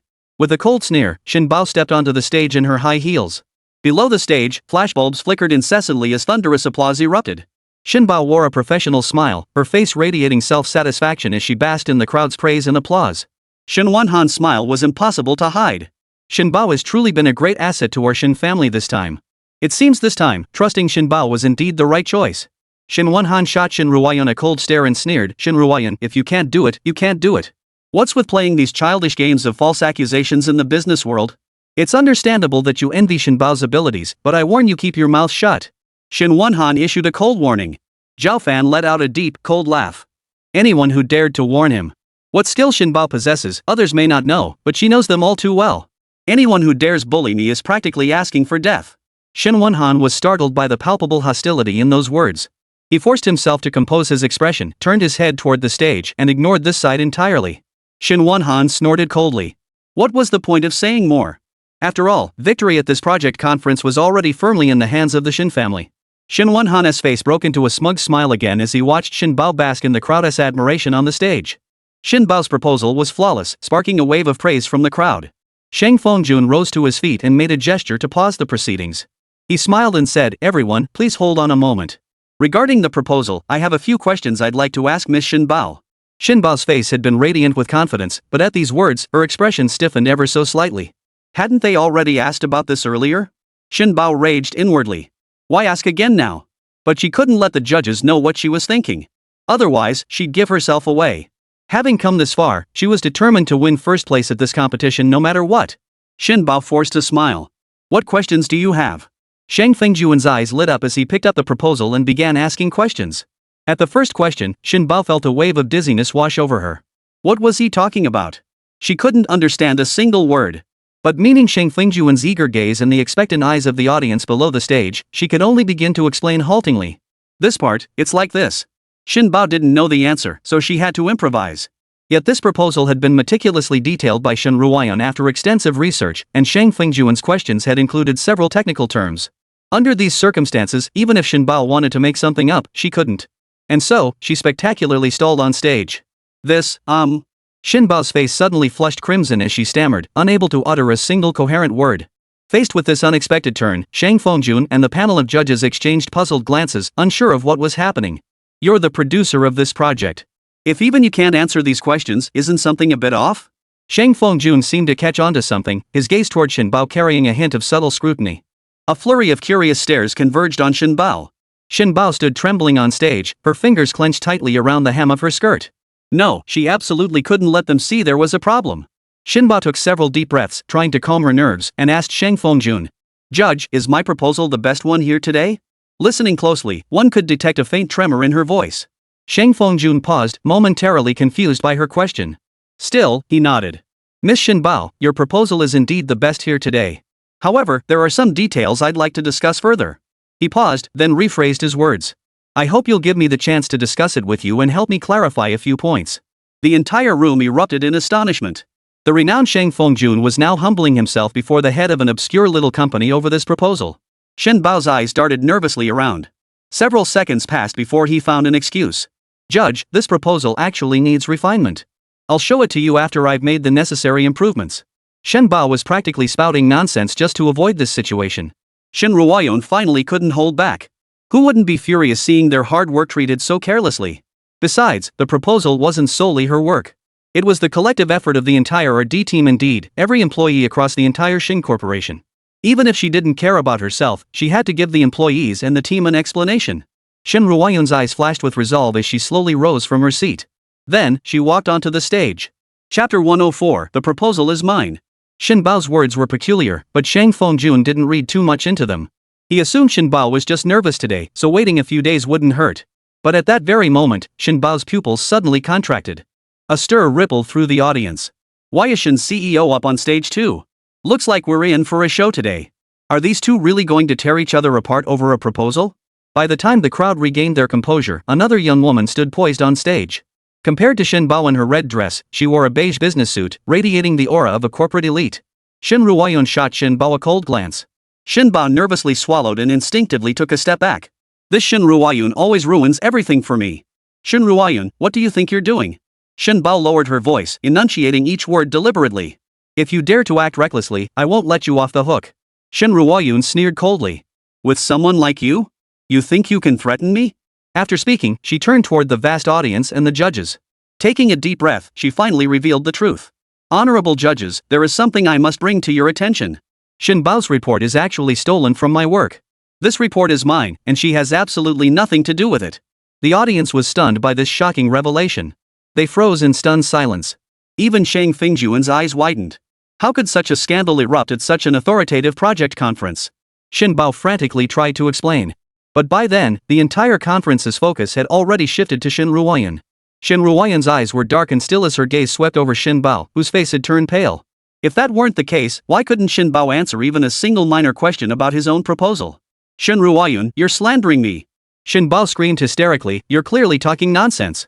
You must be jealous of my abilities, so you're willing to frame me. The report is mine. Let me tell you, don't try to muddy the waters, no one will believe you. Shin Ruoyan stood on the stage, composed and self-possessed, her back straight. She stared coldly at Shin Bao, showing no fear whatsoever. Below the stage, Shin Wonhan could no longer bear to listen. He glared at Shin Ruoyan. Shin Ruoyan, get down from there. What kind of occasion is this? How dare you cause a scene up there? Shin Ruoyan's outburst was bringing utter disgrace upon the Shin family. Shin Ruoyan didn't even spare him a glance. Shin Wonhan let out a loud roar, only to receive nothing but stares from those around him as if he were a monkey. He couldn't help but sheepishly lower his head. Shin Ruoyan glanced at Shin Wonhan below the stage. Then she spoke directly, answering the question Shang Fengjun had just posed. Her speech was clear and logical, peppered with technical jargon. In less than a minute, she perfectly answered the question Shin Bao had been unable to address. Shin Bao stood beside her, his eyes blazing with jealousy. Shang Fengjun was so stunned he was speechless. In fact, every industry heavyweight and professional in attendance who understood Shen Ruoyun's explanation was stunned. She had actually answered it, and with such fluency. What on earth was going on? All eyes turned to Shen Bao, whose body flinched slightly. Shen Ruoyun faced the entire audience, a slow smile spreading across her face. Since everyone seems to like this proposal, I'll walk you through its underlying philosophy and structure from the beginning. Industry heavyweights, including Shang Fengjun, all turned to her with expressions seeking guidance. For the minutes Shen Ruoyun spoke, the room fell completely silent. With the entire plan mapped out in her mind, Shen Ruoyun swiftly articulated its conceptual foundation, structural framework, and subsequent detailed implementation. The final word fell, and the room fell silent. Clap, clap, clap. Shang Fengjun rose from the judges' table, his eyes brimming with admiration, and led the applause. With the heavyweight leading the charge, applause erupted throughout the venue, infinitely more enthusiastic than before. His questions answered, Shang Fengjun was overjoyed. So that's how it is. The conception of this proposal is truly ingenious. I'm convinced this proposal is yours. Only the creator of the plan could have nailed every detail so precisely. The other leaders chimed in one after another. I'm convinced this plan is hers too. No one else could have answered these questions. Absolutely. The answers are truly outstanding. I have a few more questions I'd like to ask. At that moment, no one paid any attention to Shen Bao, who stood at the edge of the stage, as invisible as a ghost. Shen Bao trembled with rage. With the proposal now lost, she couldn't care less that this was happening at the project conference. She couldn't hold back any longer and burst out cursing. You've all been deceived by Shen Ruoyun. She's nothing but a fraud. She must have stolen my proposal to know the details and answer these questions. Shen Ruoyun, I demand you apologize to me right now. Shen Ruoyun sneered coldly. What nerve! Even now, you still show no remorse. Shen Bao glared at her with a cold, venomous gaze. What did I do wrong? You're the one in the wrong. You must have stolen my proposal, didn't you? Shen Ruoyun couldn't help but shake her head, snorting derisively. Shen Bao, you're quite the actress. The assembled bigwigs, including Shang Fengjun, all frowned. This Shen Bao, even with the truth laid bare, he still had the nerve to act so shamelessly. She was still trying to wriggle out of it, refusing to admit her mistake. Shang Fengjun stepped forward, his voice cold. Our project meeting will absolutely not tolerate anyone plagiarizing or stealing others' proposals. Shen Bao immediately shrieked, it was Shen Ruoyun who stole my proposal. Get her kicked out right now. She finished, then looked triumphantly at Shen Ruoyun. Shen Ruoyun shook her head. Shen Bao, you're truly beyond redemption. The truth was staring her in the face. What good did self-deception do? At that moment, Zhao Fan answered a call from Su Yuka. When Shen Ruoyun had told him the truth earlier, he had anticipated this very scenario. He had notified Su Yuka in advance. Su Yuka said on the other end of the line, they should be arriving soon. Zhao Fan nodded. Got it. The moment he hung up, a commotion erupted in the audience. Several uniformed police officers appeared in the venue, escorting a young man wearing glasses. This scene instantly astonished the audience. Shen Ruoyun and Shen Bao, standing on stage, instantly recognized the seemingly mild-mannered young man. Wang Yi. Shen Bao beat Shen Ruoyun to the punch, blurting out the young man's name. After blurting it out instinctively, he immediately covered his mouth. Her pupils trembled with terror. What on earth was going on? Hadn't Wang Yi already left the country? Chapter 105, The Vanished Wang Yi. How could he be here, and with the police no less? Wang Yi approached and first bowed to Shen Ruoyun. Ms. Shen. Wang Yi's face was pale, his lips devoid of color. His voice trembled as he said, I'm sorry. Shen Bao ordered me to steal your proposal. I'm so sorry. After a pause, Wang Yi turned toward the audience. I can confirm that everything President Shen just said is true. Because this proposal was stolen from the company by me and given to Shen Bao. Shang Fengjun was stunned. You say Shen Bao made you steal it? Wang Yi nodded bitterly. Yes. My family member needed urgent surgery. Shen Bao told me to steal data from the Shen family's proposal and gave me money in return. You're lying. Shen Bao screamed in fury, pointing an accusing finger at Wang Yi. I don't even know you. Stop spouting nonsense. What theft? I never ordered you to do this, nor did I give you any money. Lying comes at a price. But Shen Bao's tough exterior was just a facade. Deep down, she was already trembling with fear. Wang Yi shot her a cold stare and produced the video evidence of the mobile transfer. I've kept all this evidence. What more can you say now? This. Shen Bao froze in shock. Just as Shen Bao was desperately searching for an excuse, two police officers stepped forward. One on each side, they took hold of Shen Bao's arms and led her away. With the evidence now irrefutable, there was nothing left to say. Shen Bao struggled frantically in terror, but she was no match for the officers and was quickly subdued. As she was led off stage, one of her high heels fell off. Her hair was disheveled, and tears streaked her face. Such humiliation was something Shen Bao herself had never imagined before attending the project conference. I really didn't do it. You've got the wrong person. Shin Bao wailed loudly, begging for mercy and struggling. Wangy, how dare you frame me? I won't let you get away with this. That proposal was genuinely mine. Shin Ruoyun and Wang Yi conspired to frame me. As he passed Shin Wanhan's seat, Shin Bao suddenly lunged forward and grabbed hold of Shin Wanhan's pant leg. Help me! Save me! Shin Bao screamed and cried. Shin Wanhan trembled with rage. Facing countless scornful stares, he was utterly at a loss for what to do. In the end, he could only helplessly watch as Shin Bao was dragged away by the police. In that instant, Shin Wanhan's face seemed to age 10 years. After Shin Bao left, everything became clear. Shang Fengjun and the other judges took turns stepping forward to shake hands with Shin Ruoyun. This proposal truly belongs to its rightful owner. I hereby declare the winning proposal for this project conference to be Shin's proposal. Mission, I have a few questions I'd like to ask you. Those taking the stage enthusiastically engaged Shin Ruoyun in conversation. Zhao Fan sat below the stage, watching the scene with a smile in his eyes. At that moment, Shang Fengjun approached Shin Ruoyun. She hesitated slightly before asking. Mr. Shang, may I ask? Shoo. Shang Fengjun said with a warm smile, I know what you want to say. You don't need to say anything. I'm willing to continue our cooperation. Really? Shin Ruoyun's eyes instantly lit up. Thank you, Mr. Shang. Shang Fengjun waved his hand with a smile. No need to thank me. I hope you'll continue developing this project comprehensively. I still have many questions I'd like to ask you. Everyone expressed high recognition of the project's potential. The conference concluded perfectly amidst a chorus of praise. Half a month later, the project that had won the best proposal at the conference was progressing smoothly. Though it was still early days, its future potential was already evident. After this incident, Shin Ruoyun became more cautious and careful in her actions. Zhao Fan made a reservation at a restaurant to celebrate with Shin Ruoyun. This proposal really stood out at the project conference and attracted quite a bit of investment. Shin Ruoyun raised her glass with a smile. I also need to thank you for your encouragement. If it weren't for you, I might not have even had the courage to attend the meeting. Zhao Fan raised his glass and chuckled. In that case, I suppose I'm the one who deserves the most credit. Of course you are, Shin Ruoyun replied, her eyes widening slightly as she spoke earnestly. Shin Corporation has gained a lot from the project conference. Things will only get better from here on out, and it's all thanks to you. Here, everything was moving in a positive direction. But on the other side, the Shin family's mood was far from cheerful. We originally hoped Shin Bao's participation in the conference would restore some dignity and reputation to the Shin family. Instead of restoring our honor, Shin Bao ended up getting taken away by the police. And right in front of all those people. Shen Wanhan was heartbroken. This incident had utterly destroyed the Shin family's reputation. An unhappy Shin family member snapped, this whole mess is all Shin Ruoyun's fault. Were all family why draw such sharp lines? Was it so wrong for Shin Bao to borrow her proposal? Exactly. I think that Shin Ruoyun is deliberately trying to oppose our Shin family. Shin Bao is her sister, no matter how you look at it. What good would this do her? Shin Wanhan was furious. You're absolutely right. Shin Ruoyun is deliberately making fun of us. She could have let Shin Bao off the hook. Why did she have to have the police take Shin Bao away right there at the conference? This was clearly slapping the Shin family in the face. You too. Shin Wanhan turned to Jiang Ying and Shin Hongye standing in the corner, his voice cold. The two slowly stepped forward, their expressions cautious. Shin Wanhan declared, regardless, you are Shin Ruoyun's parents. She dares not disobey your orders. Go find her now. Make her explain everything to Shin Bao and release him immediately. As long as Shin Bao remains locked up, all of Linjing will be laughing at the Shin family. Jiang Ying and Shin Hongye exchanged a glance, knowing better than to defy him. They nodded immediately. At home, Shin Ruoyun received a call from Jiang Ying. Having just been reprimanded moments earlier, Jiang Ying was understandably in a foul mood. Speaking to their daughter, they held nothing back. What's wrong with you?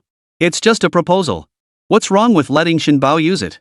Now that Shin Bao's been arrested, do you think this reflects well on us? You all share the Shin surname. This is bringing shame upon the Shin family. Shin Hongye snatched the phone and shouted angrily, listen to me. Go beg for Shin Bao's release right now. Get him out of there immediately. Do you understand? After hanging up, tears of injustice welled up in Shin Ruoyun's eyes. At work, she could handle even the most difficult and demanding clients with ease. But she simply couldn't tolerate being bullied by her own family. Zhao Fan didn't need to hear the call to know what Jiang Ying had said to Shin Hongye. A steaming cup of coffee was placed on the table. Shin Ruoyun's eyes were slightly reddened. Chapter 106, Arrogance. They want me to plead for Shin Bao's release to get him out of there immediately. I truly don't understand. Have they ever considered my feelings? I'm the one who's been wronged here. You don't have to plead for him, Zhao Fan said in a low voice. Whatever you decide, I'll support you. And I'll clear every obstacle from your path. That night, Shin Ruoyun shed a few tears. Early the next morning, she rushed to Shang Fengjuan's company. She didn't want to put her parents in a difficult position. Caught between her and the Shin family, they had always struggled. She'd rather bear the brunt of the hardship herself. Upon learning of the situation, Shang Fengjun was astonished by her magnanimity. You truly intend to release Shin Bao? You must know she stole your proposal. In fact, this could be considered illegal. Shin Ruoyun sighed and said, I have no choice. I can't stand by and watch my parents suffer. Her resolve was firm, leaving Shang Fengjun no choice. Finally, he could only say helplessly, very well, as you wish. With Shang Fengjuan's approval, Shin Bao was indeed released quickly. On the very day of his release, Shin Bao sought out Tao Tao, a figure in the underground world. This time, I'll make Shin Ruoyun pay dearly. Shin Bao clenched her fists, her eyes dark and menacing. Not a single second had passed during her time inside without her thinking of Shin Ruoyun. The mere sight of her face sent waves of rage surging through her body, impossible to contain. If it weren't for her, how would I have ended up in this mess? Being dragged away by the police in front of all those industry heavyweights was something Shin Bao never wanted to speak of again for the rest of her life. Did you bring the money? Inside the teahouse's vault, Tao Tao puffed on a cigar, glancing at Shin Bao. This woman, fresh out of that place, was already itching for revenge. He liked that fierce determination. Here. Shin Bao flung a bank card onto the table, her voice cold. As long as you get the job done, you won't be shortchanged. Tao Tao's eyes lit up. He bent down to pick up the card and asked, how much is in this account? Shin Bao named a figure. Satisfaction spread across Tao Tao's face. Alright, I'll take the job. Shin Bao sat down on a nearby chair and coldly called Shin Ruoyun. When the call came through, Shin Ruoyun was in her office at the company.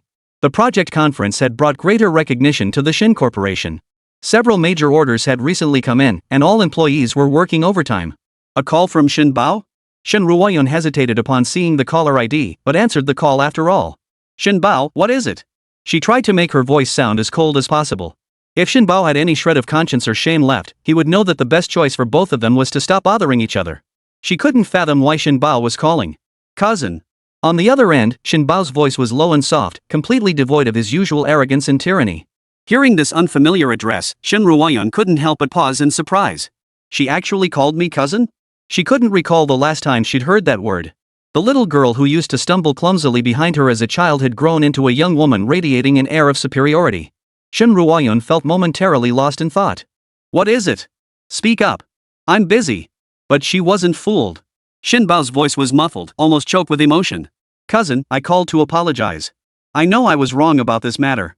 I hope you can forgive me. Now that you're out, just be a decent person from now on.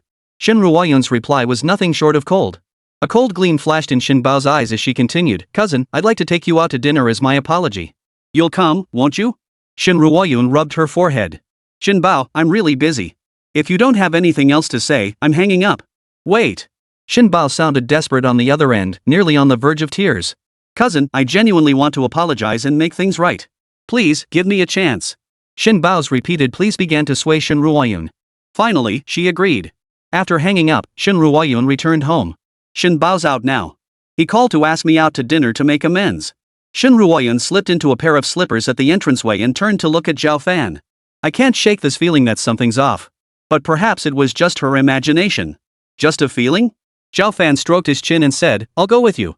Shin Ruoyun pondered for a moment before agreeing, that's fine. Given Shin Bao's previous character, even if he explicitly admitted his mistakes over the phone, she couldn't fully trust him. With Zhao Fan by her side, she could feel a little more at ease. After changing clothes, the two drove to the restaurant address Shin Bao had sent. On the way, Zhao Fan sent a message to Jinhu, relaying the restaurant's address and instructing him to bring men over as soon as possible. Meanwhile, inside the restaurant's private room, Shin Bao, having received Shin Ruoyun's reply, let out a sinister chuckle. Shin Ruoyun, you really are a fool. In the end, you've still fallen into my hands, haven't you? Shin Bao ordered his subordinate, contact all major media outlets in Linjing City immediately. Tell them to hurry over, there's a major scoop. His subordinate acknowledged the order and hurried off to make the calls. Shin Bao walked to the floor-to-ceiling window, gazing out at the distant traffic. After a long moment, he let out a cold laugh. Shin Ruoyun, blame your own stupidity. If you dare show up this time, I'll make sure you can never live like a human being for the rest of your life. If Shin Ruoyun arrived here as agreed, Shin Bao would ensure her life was utterly ruined. A black sedan pulled up outside the restaurant entrance. Shin Ruoyun and Zhao Fan stepped out together, handing the keys to the door attendant before entering the restaurant arm in arm. Guided by the attendant, they ascended to the largest private room on the third floor. Shin Bao heard the commotion and turned around. To her surprise, Zhao Fan was the first to enter. Instantly, disdain nearly overflowed from Shin Bao's eyes. Zhao Fan, who invited you here? Zhao Fan walked over, pulled out a chair for Shin Ruoyun, and fixed her with a cold stare. Weren't you the one who invited us? Miss Shin, you really have a short memory. Shin Bao felt a wave of dizziness wash over her at the barbed remark. What gives you the right? I invited Shin Ruoyun. What does that have to do with you? Stop trying to take credit for things that aren't yours. Shin Ruoyun frowned slightly. Shin Bao, he's my husband. What's wrong with us coming together? Shin Bao sneered coldly. Waiter. The waiter promptly approached, respectfully inquiring, Miss Shin, how may I assist you? Shin Bao was a regular here. Every waiter recognized her. Clear all the seats. Let's see where he dares to sit.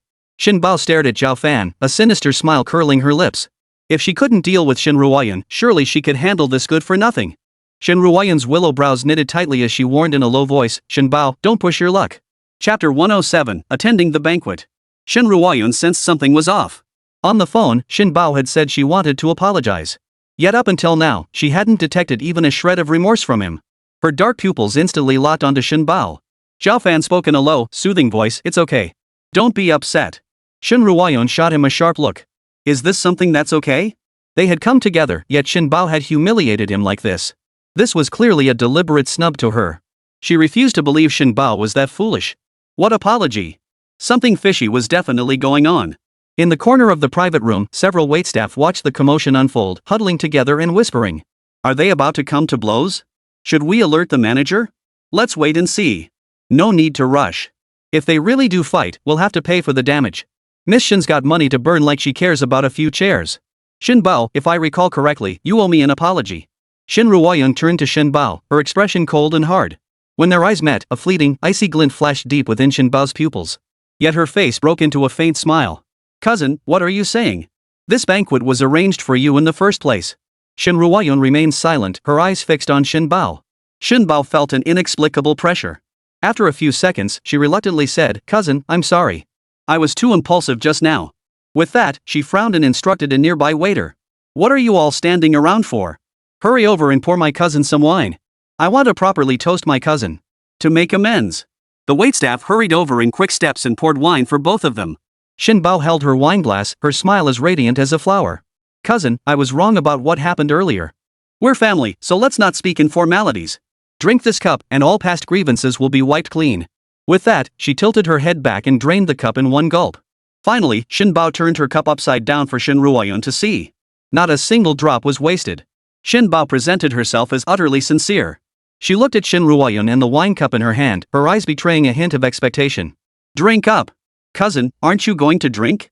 Shin Bao looked at her with pleading eyes, starting to play the victim again. You've come all this way and won't even drink a glass of wine with me.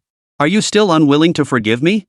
Shin Bao pressed her repeatedly, and Shin Ruoyun's expression turned slightly helpless. Shin Bao, you know I've never competed with you, nor have I ever wanted to. I choose not to dwell on what you did before. I only hope you'll conduct yourself properly from now on. After speaking, Shin Ruoyun tilted her head back slightly, preparing to drink. But her arm was seized. Zhao Fan took the wine glass from Shin Ruoyun's hand and toyed with it. This wine cannot be drunk. The liquid inside was clear and bright, its aroma rich and mellow. Shin Ruoyun looked at him in surprise, her eyes widening slightly. Why? Zhao Fan, are you deliberately trying to ruin my plans? Before she could finish her question, Shin Bao slammed the table and shouted angrily. Zhao Fan lifted his gaze, his eyes holding a hint of amusement as he looked at her. Don't you know what's in this wine? Shin Bao's heart lurched violently. She gripped the table, her eyes trembling. What are you talking about? How did he know? But with her scheme on the verge of success, Shin Bao refused to admit it. She sneered coldly, Zhao Fan, don't talk nonsense. I hosted this banquet specifically to invite my cousin, hoping to mend our past grievances. Cousin, don't listen to his nonsense. Drink up. By the end, Shin Bao turned to Shin Ruoyun, his tone unexpectedly urgent. Shin Ruoyun looked helpless. The wine glasses were all in Zhao Fan's hands. Even if she wanted to drink, she couldn't get one. Shin Bao, Zhao Fan wouldn't accuse the wine of being tainted without reason. Shin Ruoyun sat upright in her chair, her gaze fixed on Shin Bao, suspicion flickering in her eyes. Cousin, what do you mean by that? Shin Bao's expression darkened instantly. She sprang to her feet and demanded, don't even you believe me? Shin Ruoyun looked thoughtful. If the wine really is fine, then why are you so nervous? Her retort made Zhao Fan chuckle. Since you insist there's nothing wrong with this wine, let's just get you another glass, he said to Shin Bao. Shin Bao was already teetering on the edge of fury. Beneath his shirt, his palms slowly clenched. The meticulously manicured nails dug deep into his palm, yet Shin Bao felt not a trace of pain. Zhao Fan narrowed his dark eyes. Waiter, replace the wine. Who dares move? Shen Bao snapped. The waitstaff, who had just taken a step forward, exchanged glances and dared not approach further. Gritting her teeth, she fixed Zhao Fan with a glare and spat out each word. Zhao Fan, get the hell out of here. She had only invited Shen Ruoyun. Why was he meddling in this? If it weren't for this useless Zhao Fan stirring up trouble, everything would have been settled by now. With Zhao Fan repeatedly interrupting her plans, even Shen Bao's temperament couldn't hold back any longer. Yet the crack in her composure, revealed in her panic, made Shen Ruoyun feel a twinge of doubt. She frowned. Something was definitely off. Zhao Fan, let's go. Shen Ruoyun stood up, grabbed her purse, linked arms with Zhao Fan, and shot Shen Bao a cold stare. We won't be staying for dinner. With that, she turned to leave with Zhao Fan. The carved wooden door of the private room was within reach, but suddenly, Shen Bao's soft chuckle echoed from behind them. Shen Ruoyun's footsteps halted instantly. Zhao Fan's brows furrowed slightly. Not far from the door, a cacophony of hurried footsteps rapidly approached their direction. The next second, a loud bang echoed. The private room door was kicked open in an instant. A group of unfamiliar men stormed in. Tao Tao, leading the charge, gave a hand signal and his men instantly surrounded the two. Shen Ruoyun froze in shock, her fingers nervously gripping Zhao Fan's clothes. What's going on? Zhao Fan clasped her hand reassuringly. Don't worry. Su Yuka's people would surely arrive soon. Brother Tao, you sure got here fast, Shen Bao giggled, covering her mouth as she sauntered over. Tao Tao leaned against the doorway, lighting a cigarette with a flick of his wrist. Through the swirling smoke, he lifted his head and chuckled, don't you even bother to ask who I am? Then I'll leave this to you, Shen Bao purred, her handbag in hand as she glided past him. Before leaving, she glanced back at Shen Ruoyun, her gaze piercingly cold. Tao Tao stubbed out his cigarette and narrowed his eyes at Shen Ruoyun. Shen Bao was right after all. You must be Shen Ruoyun. With a cold snort, he stepped forward and reached out to touch her cheek. Ouch! Tao Tao suddenly cried out in pain. His outstretched right hand had been firmly seized by another man. You little brat, let go of me right now. Tao Tao grimaced in pain, struggling to pull his hand free, but it was impossible. Chapter 108, Bodyguard. Zhao Fan's eyes were cold as ice as he stared at him, a gaze that sent a strange chill of fear through Tao Tao. Zhao Fan. Shen Ruoyun's eyes filled with worry as she scanned the room. So many people. What should we do? Zhao Fan alone couldn't possibly fight off all these thugs. Zhao Fan delivered a kick to Tao Tao's stomach.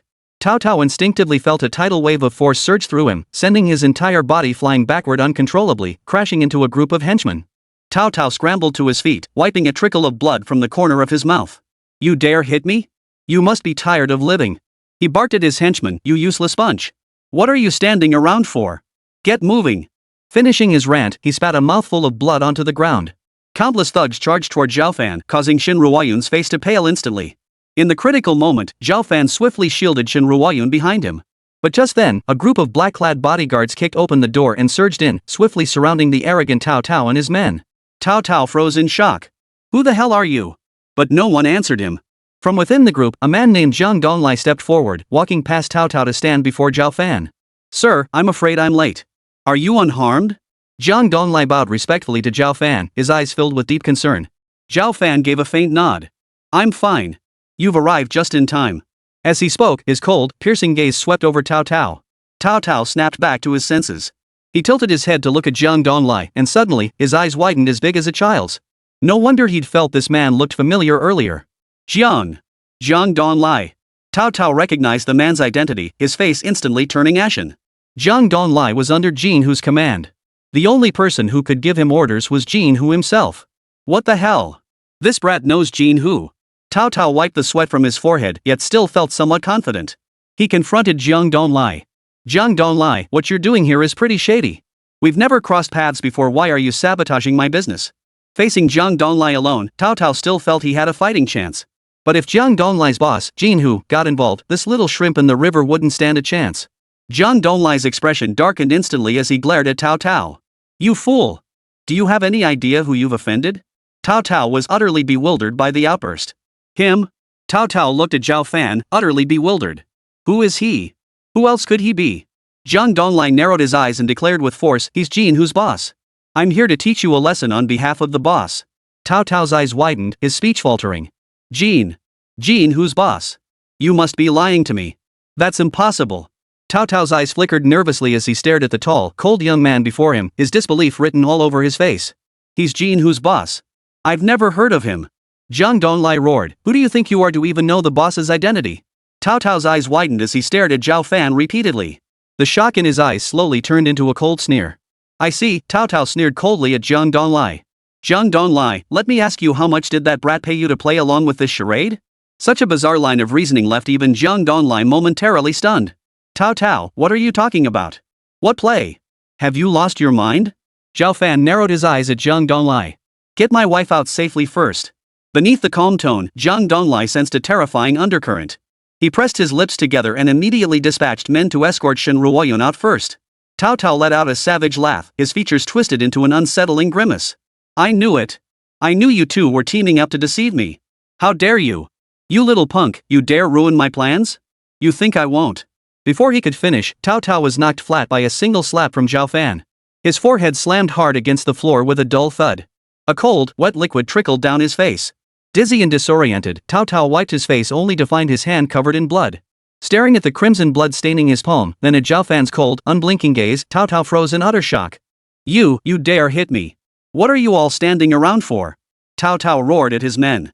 This brat had truly pushed him too far. Beat him to death today. I'll take responsibility. You call yourself Jean who's boss? Put. Sweetheart.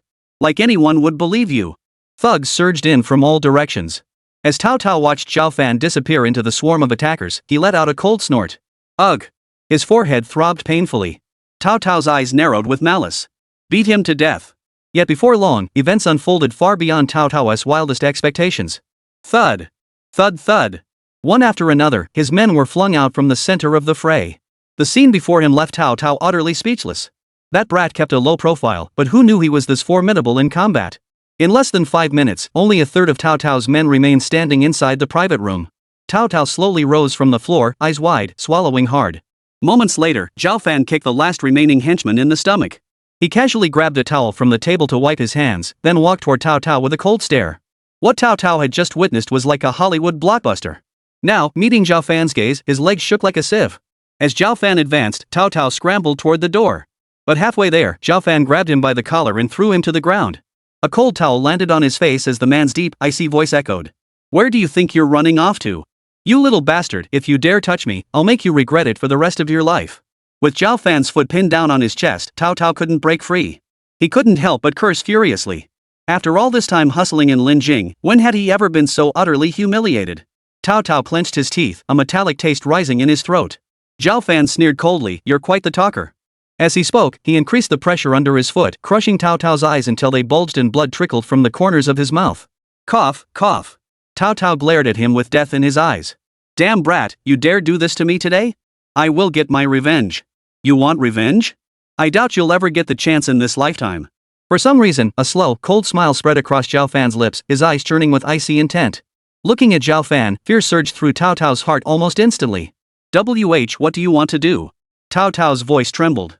Zhao Fan slowly lowered his head to look at him, his expression hidden in a shadow of darkness. Before long, several heart-wrenching screams echoed through the private room. Chapter 109, Crippling. Stop. Stop hitting him. Inside the private room, Cao Cao clutched his head with both hands, curled up pitifully in the corner. The screams echoed relentlessly, audible even outside the private room. After Zhao Fan raised his foot, Cao Cao seized the moment to strike with a dirty trick. But what he hadn't anticipated was that their fighting abilities were worlds apart. In mere moments, Cao Cao was back on the floor. Who would have thought that Dongyuan City, a place full of hidden talents, could harbor such a formidable opponent? Meanwhile, several waiters who witnessed the scene turned pale with fear, huddling together and trembling uncontrollably. They couldn't even move their feet, let alone go find the manager or call the police. Admit your mistake? Zhao Fan punched Cao Cao in the face and demanded coldly. Apologize? The pain coursing through Cao Cao's body was beyond description. I did nothing wrong. Cao Cao spat at Zhao Fan's feet, gritting his teeth and snarling. You little bastard, how dare you treat me like this? I, Cao Cao, swear I won't let you off the hook. Zhao Fan rubbed his ear. He hadn't expected this burly-looking Cao Cao to be so hot-headed. As Cao Cao cursed furiously, his words growing increasingly vile, a sharp crack echoed through the room. The spacious private room instantly fell deathly silent.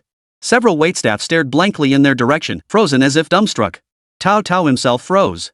That sound just now, it came from his arm, didn't it? The next instant, a searing, excruciating pain shot through his shoulder. Cao Cao let out a piercing scream, ah! My arm! My arm! Cao Cao realized in horror that he could no longer lift his arm. He had lost all control over it. Zhao Fan clapped his hands and sneered coldly, you're too impatient. If you don't want your left arm crippled too, you'd better keep quiet. I'll kill you.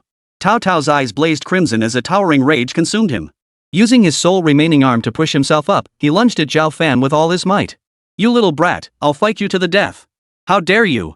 Zhang Donglai stepped forward, kicking Cao Cao flying with one blow before stomping down on his chest. A sharp crack echoed as Cao Cao's eyes bulged wide, blood trickling from the corners of his mouth. Zhang Donglai didn't hold back. That single stomp shattered one of Cao Cao's ribs. Cao Cao's abdomen throbbed with agony, darkness clouded his vision, and a metallic taste filled his throat. The excruciating pain finally snapped Cao Cao back to his senses. He coughed up a mouthful of blood, his voice barely a whisper as he begged for mercy. Stop hitting me. I'm sorry, please stop. Zhang Donglai didn't even glance at him, nor did he lift his foot. He looked at Zhao Fan, waiting for instructions. You handle the rest, Zhao Fan said coldly, glancing at Cao Cao, who was half fainting. I'm leaving now. Zhang Donglai hurriedly assured him, Sir, rest assured. I'll handle this matter. This Cao Cao, what nerve? He dared to provoke the man standing before him. Zhao Fan, are you okay? After leaving the restaurant, Shen Ruoyun, who had been waiting outside, rushed over with concern. She scanned Zhao Fan from head to toe. You're not hurt, are you? Zhao Fan chuckled, ruffling her hair. Do I look like I'm hurt? Come on, let's go home. Saying this, he put his arm around her shoulder, ready to leave. But Shen Ruoyun dodged his arm, her expression suspicious. What about the people inside? Why did only he come out? And he didn't look injured at all. Zhao Fan smiled, not intending to lie. He told her the truth. I took care of everything. Don't worry. No one will dare bother you again. Shen Ruoyun bit her lower lip, her eyes still clouded with worry. So many people. How could you possibly handle them all alone? By the way, you know Zhang Donglai? What's your relationship with him? She'd wanted to ask this question the moment Zhang Donglai appeared. She just hadn't had the chance until now. Facing Shen Ruoyun's curious gaze, Zhao Fan merely offered an excuse to deflect. But Shen Ruoyun wasn't so easily fooled. Don't try to dodge me with excuses. Tell me, how exactly did you meet Zhang Donglai? It hadn't occurred to her before, but now Shen Ruoyun suddenly realized she knew next to nothing about him. Zhao Fan always managed to surprise her. Pressed relentlessly, Zhao Fan had no choice. He knew Shen Ruoyun had become sharper, and ordinary excuses wouldn't cut it. Finally, under Shen Ruoyun's relentless questioning, he had no choice but to reveal the truth. Zhang Donglai's boss, Jin Hu, owes me a favor. I called Jin Hu earlier to ask him to help me out this time. It's just him repaying that favor. Zhao Fan looked at her with utter resignation. Was that good enough? So that's how it is. Shen Ruoyun nodded slightly. Well, that explains everything. She glared at him. With that explanation, why didn't you just say so? You were trying to pull the wool over my eyes earlier. Zhao Fan smiled and said in a low voice, I just didn't want you to worry. Shen Ruoyun, having said she wouldn't ask, truly stopped questioning. But she felt a surge of anger. Today, she genuinely believed Shen Bao had prepared a banquet to apologize and vow to mend his ways. Little did she know Shen Bao had set a trap. I'm such a fool, Shen Ruoyun murmured. I should have known Shen Bao wouldn't change so easily. I shouldn't have trusted her words. Had she been firmer back then, she wouldn't have ended up nearly hurt now. Shen Ruoyun now bitterly regretted trusting Shen Bao. We're family, after all. What Shen Bao did this time was truly outrageous. Early the next morning, Shen Ruoyun received a call from her mother, Jiang Ying. For some reason, she sensed a complex tone in her mother's voice. Jiang Ying said on the other end of the line, you need to come to the Shen residence immediately. Her mother's stern tone left Shen Ruoyun momentarily puzzled, prompting her to ask instinctively. Mom, what's going on? Why did she suddenly have to return to the Shen residence? Jiang Ying snapped impatiently, just come back when I tell you to. Stop asking so many questions. After a pause, Shen Ruoyun heard her father's voice on the other end trying to dissuade her. Only then did Jiang Ying reluctantly add in a dry tone, Shen Wenhan wants you to come back to the Shen family for a meeting. Hurry up. Everyone's waiting for you. With that, she hung up. Shen Ruoyun held the phone, lost in thought. Every time she went to the Shen residence, it never meant anything good. After informing Zhao Fan, the two headed to the Shen residence together. Half an hour later, they stepped into the Shen family's grand hall. Almost instantly, a dozen pairs of eyes turned toward them in unison. Zhao Fan's expression remained unflinching, though his brows furrowed slightly. Even Shen Ruoyun couldn't help but frown. What on earth was going on? Several Shen family members nearby shot them looks of schadenfreude. As if to say, you're in big trouble now. What business do you have with me? Chapter 110, Indiscretion. Shen Ruoyun pressed her lips together, took a step forward, and asked Shen Wenhan. Ever since they entered, Shen Wenhan had been enveloped in a gloomy aura that made the others afraid to even look up at him. Shen Ruoyun was certain he was targeting her. She just didn't know what she had done to provoke him so fiercely. Without warning, Shen Wenhan slammed his fist on the table and roared. Shen Ruoyun, you have the nerve to come back? You've brought nothing but shame upon the Shin family. Shin Ruoyun froze in shock. Me? What did I do? Shin Wanhan roared, stop pretending. You did something indecent and now you won't own up to it? All the Shin family members turned to look at her, their eyes filled with contempt and disgust. As if they were looking at something filthy. Shin Ruoyun looked confused. She genuinely didn't understand what Shin Wanhan was talking about. What exactly are you talking about? She racked her brain, but couldn't recall doing anything recently. Much less anything that could be called improper. Suddenly, Shin Ruoyun thought of something and instantly turned to look at Shin Bao. Shin Bao's lips curved into an almost imperceptible smile, his expression neither quite amused nor quite mocking as he watched her. Shin Ruoyun understood. Shin Bao, it's you, isn't it? You're the one framing me. Shin Bao twirled a strand of her hair, replying casually, cousin, what are you talking about? I don't understand a word. You orchestrated all of this. You framed me, and now you're playing the victim. Do you really think I don't know what you've done? Shin Ruoyun's face flushed crimson with rage. She never imagined Shin Bao's heart could be so venomous. I knew you were bad before, but I never imagined you could be this bad, harming your own family. Shin Bao sneered coldly. Cousin, that's not quite right. Since I call you cousin, how could I possibly harm you? You said it yourself, we're family. How could you ever doubt me? With that, Shin Bao squeezed out two pitiful tears and began wailing to Shin Wanhan. I don't know why my cousin is framing me. I'm truly innocent. Cousin, I don't know what I did to offend you that you'd frame your own sister like this.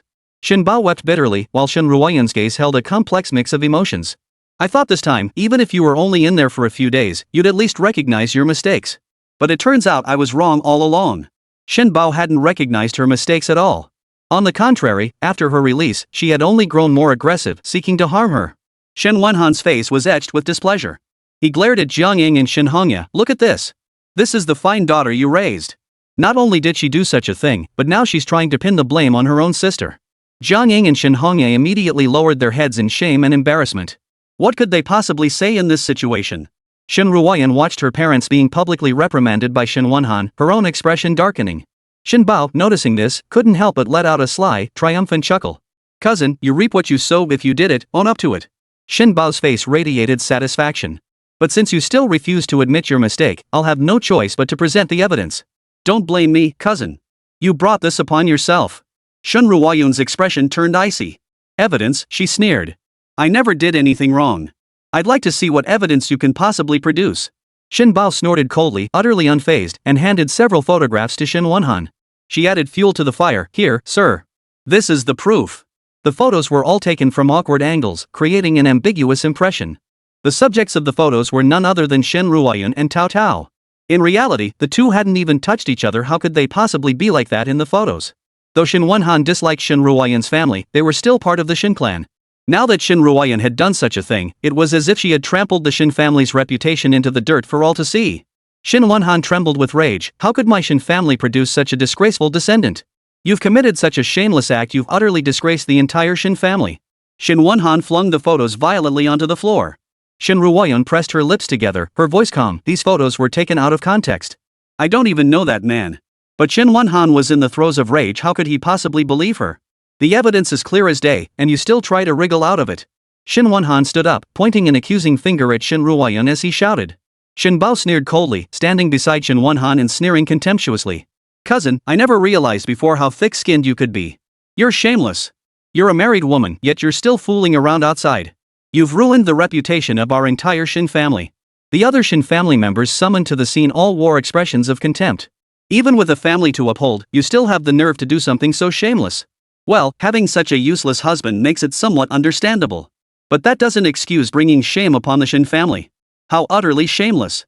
Disgraceful. Bombarded by a barrage of insults from all sides, Shin Ruoyun could no longer bear it. If she had done it, she would have admitted it. But this was clearly Shin Bao framing her. You're all mistaken. Zhao Fan stepped forward, his tall figure casting a shadow over the room, his gaze cold and distant. Those who met his gaze instantly fell silent. Here's what happened. Shin Bao invited Ruoyun to dinner, claiming she wanted to apologize. Zhao Fan gave a faint, mocking smile, glancing at Shin Bao, whose face had turned ashen, before continuing. But this was Shin Bao's scheme. The man in the photo was someone she brought in. You're talking nonsense. Shin Bao shrieked, glaring at Zhao Fan.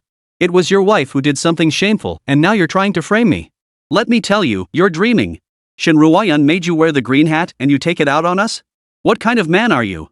Zhao Fan sneered coldly, pulled out his phone, and pressed play. A recording began to play. It was Shin Bao's conversation with Tao Tao. Is that enough? Zhao Fan's face was as cold as ice. If not, there's more right here. With that, he played the surveillance footage from the restaurant's private room. Knowing Shin Bao wouldn't let this go, Zhao Fan had instructed Jiang Donglai last night to retrieve the restaurant's surveillance footage and recordings, just in case. Little did he expect it would be needed today. The recording clearly documented Shin Bao and Tao Tao's scheme and conversation. After the footage finished playing, Shin Bao was utterly dumbfounded, her mouth agape, speechless for a moment. She had calculated every possible scenario, but never imagined Zhao Fan had this up his sleeve. The recordings and footage must be forged. Even at the end, you still try to frame me. Shin Bao shouted angrily, but her actions betrayed her. She lunged forward to grab the phone. Zhao Fan shot her a cold stare and kicked her flying with a single swift motion. Only then did the Shin family, led by Shin Wenhan, gradually come to their senses. Shin Bao! Shin Wenhan roared in fury. What the hell is going on here? Chapter 111, Departure for Chongjiang. Shouted at like that, Shin Bao's body trembled, his pupils constricting. I didn't. Under Shin Wenhan's furious glare, Shin Bao's protests grew fainter and fainter until they nearly vanished. Zhao Fan narrowed his eyes, the corners of his mouth lifting in a faint, ambiguous smile as he watched her. Now that it's crystal clear, what else can you say? Once the video and audio recordings were produced, Shin Bao was utterly crushed. He was eager to see what else she could possibly say. Shin Bao's heart pounded wildly. She never imagined Zhao Fan had such a trump card up his sleeve. With no other choice, she braced herself against Shin Wenhan's murderous glare and tremblingly apologized to Shin Ruoyan. Cousin, I'm so sorry. I was just momentarily foolish. Cousin. Shin Bao squeezed out 2 tears. Please forgive me this once. I truly know I was wrong. Much ado about nothing. Shin Bao desperately wanted to cry more convincingly, but unfortunately, her acting skills were lacking. After shedding a few tears, she could only stop awkwardly. Shin Ruoyan frowned at her voice cold. I cannot forgive you. This time, you've gone too far. Of course, it also allowed her to see Shin Bao's true colors clearly. Beside them, Zhao Fan's gaze was icy as he addressed Shin Bao, 2 offenses. This time, you're definitely going back inside. He paused. But this time, no one will plead for you. Who knows how long you'll be locked up? What? Shin Bao's face instantly drained of color. She absolutely refused to go back to that place. I truly know I've made a mistake. Please save me. Shin Bao glanced at Zhao Fan, then at Shin Ruoyan. Both wore identical expressions of cold, unyielding resolve. With no other options, she could only beg Shin Wenhan for mercy. But the evidence was irrefutable. Even if Shin Wenhan wanted to save her, he couldn't. After staring coldly at Shin Bao, who was sobbing uncontrollably, Shin Wenhan sighed helplessly. He waved his hand dismissively, looking utterly exhausted and unwilling to say more. Starting today, Shin Bao, you will go to another province and oversee the Shin family's basic operations there. Without my explicit permission, you are never to set foot in Linjing again. Shin Bao froze, stunned as if struck by a blunt force. She staggered backward several steps before finally collapsing onto the floor. 1 week later. A tall figure stood at the entrance of the Shin Group building. Zhao Fan glanced at his wristwatch. It was already quitting time. Zhao Fan? A familiar female voice rang out, and Zhao Fan broke into a smile as he looked up. Shin Ruoyan, clad in a beige trench coat, was already standing before him. Shin Ruoyan walked over with a warm smile, linking her arm through his. You're just in time. I have something to tell you. Tomorrow is my grandfather's 80th birthday. We're going to Chongjiang together to celebrate with him. Get yourself ready tonight. After returning home, Zhao Fan began packing his things. Judging by Ruoyan's words, it seemed this trip would involve staying for a little while. Jiang Ying leaned against the doorway, cracking melon seeds in her hand, and shot him a disapproving look. What are you packing for? Zhao Fan glanced sideways at his mother-in-law, his tone neutral. Aren't we going to Chongjiang tomorrow? Zhangjiang? You're going too? Jiang Ying nearly choked on a melon seed shell. Her expression turned stern. You're not going. You'll embarrass me if you do. Stay home. Don't go anywhere. Mom, how can we just leave him here alone? That's not right. Shin Ruoyan appeared at the doorway, looking helpless. He's family too. What will Grandpa think when he sees this? Zhao Fan pressed his lips together and looked at Shin Ruoyan. In this household, she was the only one who stood up for him. Jiang Ying spat out a melon seed shell and snapped, I don't care about any of that. What does it have to do with me? He's not going, period. Seeing her mother's stubborn stance, Shin Ruoyan grew annoyed and declared firmly. If Zhao Fan doesn't go, then I won't go either. Jiang Ying flew into a rage, jabbing a finger hard against her forehead. Are you stupid or something? But no matter what she said, her daughter was dead set on taking Zhao Fan with her. With no other option, Jiang Ying could only grit her teeth and warn, you better behave yourself at that birthday banquet. If anything happens, you'll be in for it. The next morning, the entire house echoed with Jiang Ying's nagging. Zhao Fan, if you dare embarrass me, I'll kick you out on the spot. Got that? Keep your mouth shut and focus on your duties. Zhao Fan nodded helplessly, while Shen Ruoyan couldn't help but laugh. After a 3-hour drive, the group finally arrived in Linjiang City, a neighboring province. The car cruised along the straight asphalt road, running smoothly with green lights all the way. Jiang Ying suddenly called out to the driver ahead, "Wait! Don't go to the Jiang residence yet. First, take me to this address to pick up my sister." Jiang Ying's sister, Jiang Meng, was still waiting for her at the hotel. They had agreed yesterday to celebrate the old man's birthday together today. The driver turned the car around and drove straight off in the opposite direction. Before long, the car pulled up outside a hotel. The door opened, and a woman bearing a striking resemblance to Jiang Ying climbed in. With a slam of the door, her first words were a complaint. "It's so hot today. What took you so long? Do you have any idea how long I've been waiting?" Jiang Ying's expression darkened. How dare she show her such disrespect in front of her own daughter and son-in-law? Fortunately, the two had always been fake besties, and Jiang Ying wasn't one to back down. She shot back immediately. "If you're so hot, why don't you just take a taxi to the Jiang residence? Why are you freeloading on our ride?" "You!" Jiang Meng was instantly silenced. She glared at her sister for a long moment before finally letting out a cold laugh. "Oh my, who might this be? How come I've never seen you before?" Jiang Meng quickly redirected her fire, aiming it at Shen Ruoyun. Her gaze, however, was fixed on Zhao Fan. Shen Ruoyun paused slightly before introducing, "Auntie, this is my husband. His name is Zhao Fan." "Oh." Jiang Meng glanced at the man's attire with obvious disdain. She asked, "Zhao Fan, right? Where do you work?" Her words were polished, but her eyes held no trace of respect or genuine inquiry, only scorn. Beside her, Jiang Ying took a deep breath. She knew that this sister of hers had nothing good in mind. After the question landed, Shen Ruoyun felt a moment of awkwardness before stepping in to explain. "Auntie, Zhao Fan doesn't have a job yet, but we're looking." "No job?" Jiang Meng covered her mouth and laughed, her disdain unmasked. "Ruyun, tell me with your qualifications, you could have married any CEO. Why settle for an unemployed bum? You've been married for years now, and he still doesn't have a job." Her eyes darted around before fixing on her sister. "Sis, don't tell me Zhao Fan's been living off your savings all this time." Chapter 112, Jade Buddha. "That's hilarious, ha ha ha." Jiang Meng doubled over, laughing so hard tears streamed down her face. The car's atmosphere grew heavy, yet Jiang Meng laughed heartily, seemingly oblivious to the tension. Jiang Ying's expression visibly darkened. It was all this good for nothing's fault. Jiang Ying glared at Zhao Fan, wishing he could kick him out of the car. If it weren't for his lack of a decent job, she wouldn't have been mocked by Jiang Meng like this. Soon after, Jiang Meng wiped the tears from the corners of her eyes and said, "Hey, do you guys know how broke my sister used to be? Back in college, she couldn't even afford a dress that cost a few $100. She finally saved up for one, and then wore it for all 4 years of college. Sis, you haven't kept that dress all this time, have you?" Jiang Meng burst into laughter again at her own joke. Shen Ruoyan and Jiang Ying both looked awkward, wanting to say something but unsure how to broach the subject.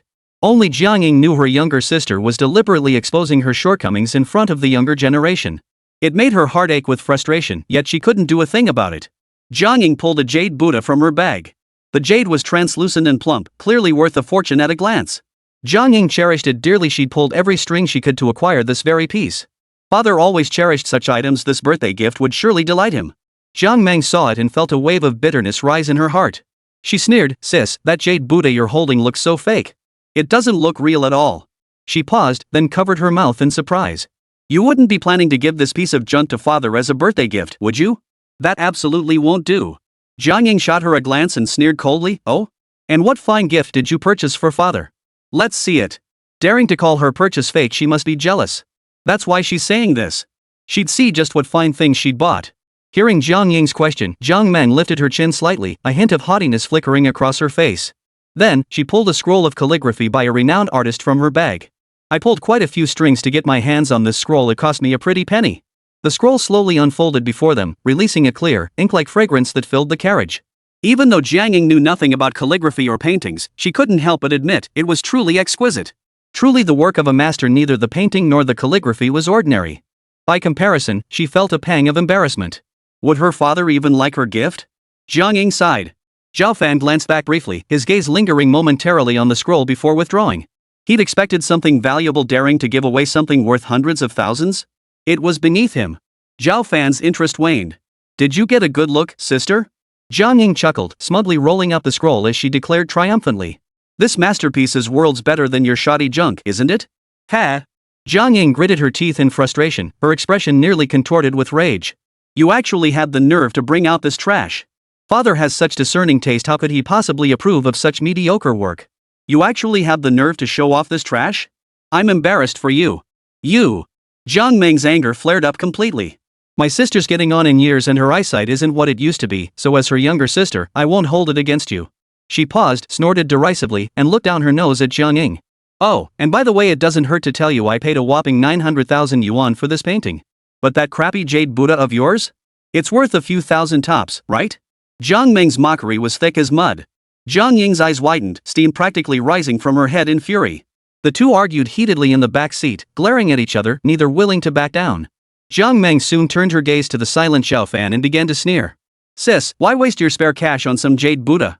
You'd be better off helping your son-in-law land a decent job. Ha! The moment Jiang Meng's words fell, Jiang Ying's expression darkened to the extreme. She immediately shot a furious glare at Zhao Fan in the front seat. Her gaze felt like physical needles, nearly piercing him like a sieve. But from start to finish, Zhao Fan never once turned around. Soon, the car pulled up at the Jiang family's grand entrance. Numerous luxury cars, Bentleys, Mercedes-Benzes, Land Rovers were already parked around the perimeter, overwhelming Jiang Ying's senses. Jiang Ying stepped out of the car, turned, and frowned. I forgot to ask you, what gifts did you prepare? Fearing the two might have made a mistake, Jiang Ying had to personally confirm everything before the banquet began. This question, however, stumped them both. Shen Ruoyan pursed her lips, exchanged a glance with Zhao Fan, and replied, Mom, we were just about to go buy the gift. Jiang Meng, standing nearby, couldn't help but laugh out loud. Ruoyan, I'm not trying to criticize you, but this is your grandfather's 80th birthday. Don't you care about him at all? Even buying a birthday gift requires your mother to remind you? If word got out, wouldn't the guests laugh themselves silly? The Jiang family might not even let you through the door. Jiang Meng's tone dripped with sarcasm, turning Jiang Ying's face so crimson it looked like it could drip blood. These words weren't just directed at Ruoyan, they were also a rebuke that she hadn't properly disciplined these two younger generations. Did she really think Jiang Meng wouldn't catch the subtext? What good are you two? Can't even remember such a simple thing. Jiang Ying, seething with pent-up frustration, finally erupted. Your grandfather's 80th birthday. Jiang Ying's voice suddenly rose, filled with disappointment. You forgot to buy a gift for such an important occasion. What good are you? Jiang Meng stood nearby, her handbag slung over her shoulder, shielding her eyes from the sun. She watched the commotion with a half smile, half scoff. Oh, sis, the banquet's about to start. Give it a rest. Finally, Jiang Meng stepped in, her tone tinged with schadenfreude. It's getting late. If you don't let them go buy a gift now, they might not even make it inside the door. In such a rush, what decent gift could they possibly find? Besides, neither of them had much money. One had taken over the Shin Corporation, but that was company money. As for the other, she was still living off her parents at her age. Jiang Ying had money, but she wouldn't give them any. Jiang Meng knew her own sister inside out, she was stingy as hell. She stood there, waiting to witness this family's humiliation. Jiang Ying's face remained cold as she snapped, Didn't you hear your aunt? What are you still standing around for? Hurry up and go buy the gifts. She paused, glancing at the time. You must be back within half an hour. By now, Jiang Ying had given up hope that the two would bring back anything decent. She only hoped they could muddle through and avoid giving anyone ammunition to criticize them. Shen Ruoyan tugged at Zhao Fan's sleeve and whispered, Let's go. Before long, the two arrived at the nearby antique street. Chapter 113, Old Classmate. Not far from the Zhang residence lay an antique street lined with rare treasures. Of course, finding truly valuable pieces required a keen eye.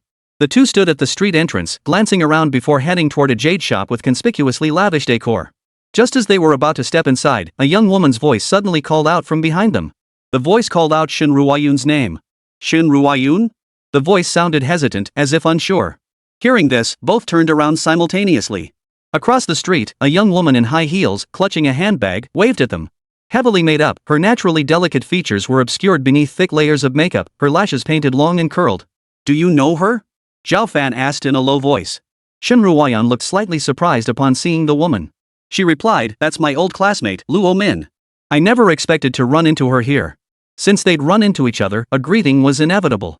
Just as they spoke, Luo Min approached, giving Shen Ruoyan a once-over before exclaiming in surprise. Shen Ruoyun? It really is you. I thought that silhouette looked familiar. Shen Ruoyan smiled faintly, her tone cool and distant. Yes, it is quite a coincidence. We haven't seen each other since graduation. How have you been? It was perfectly normal small talk.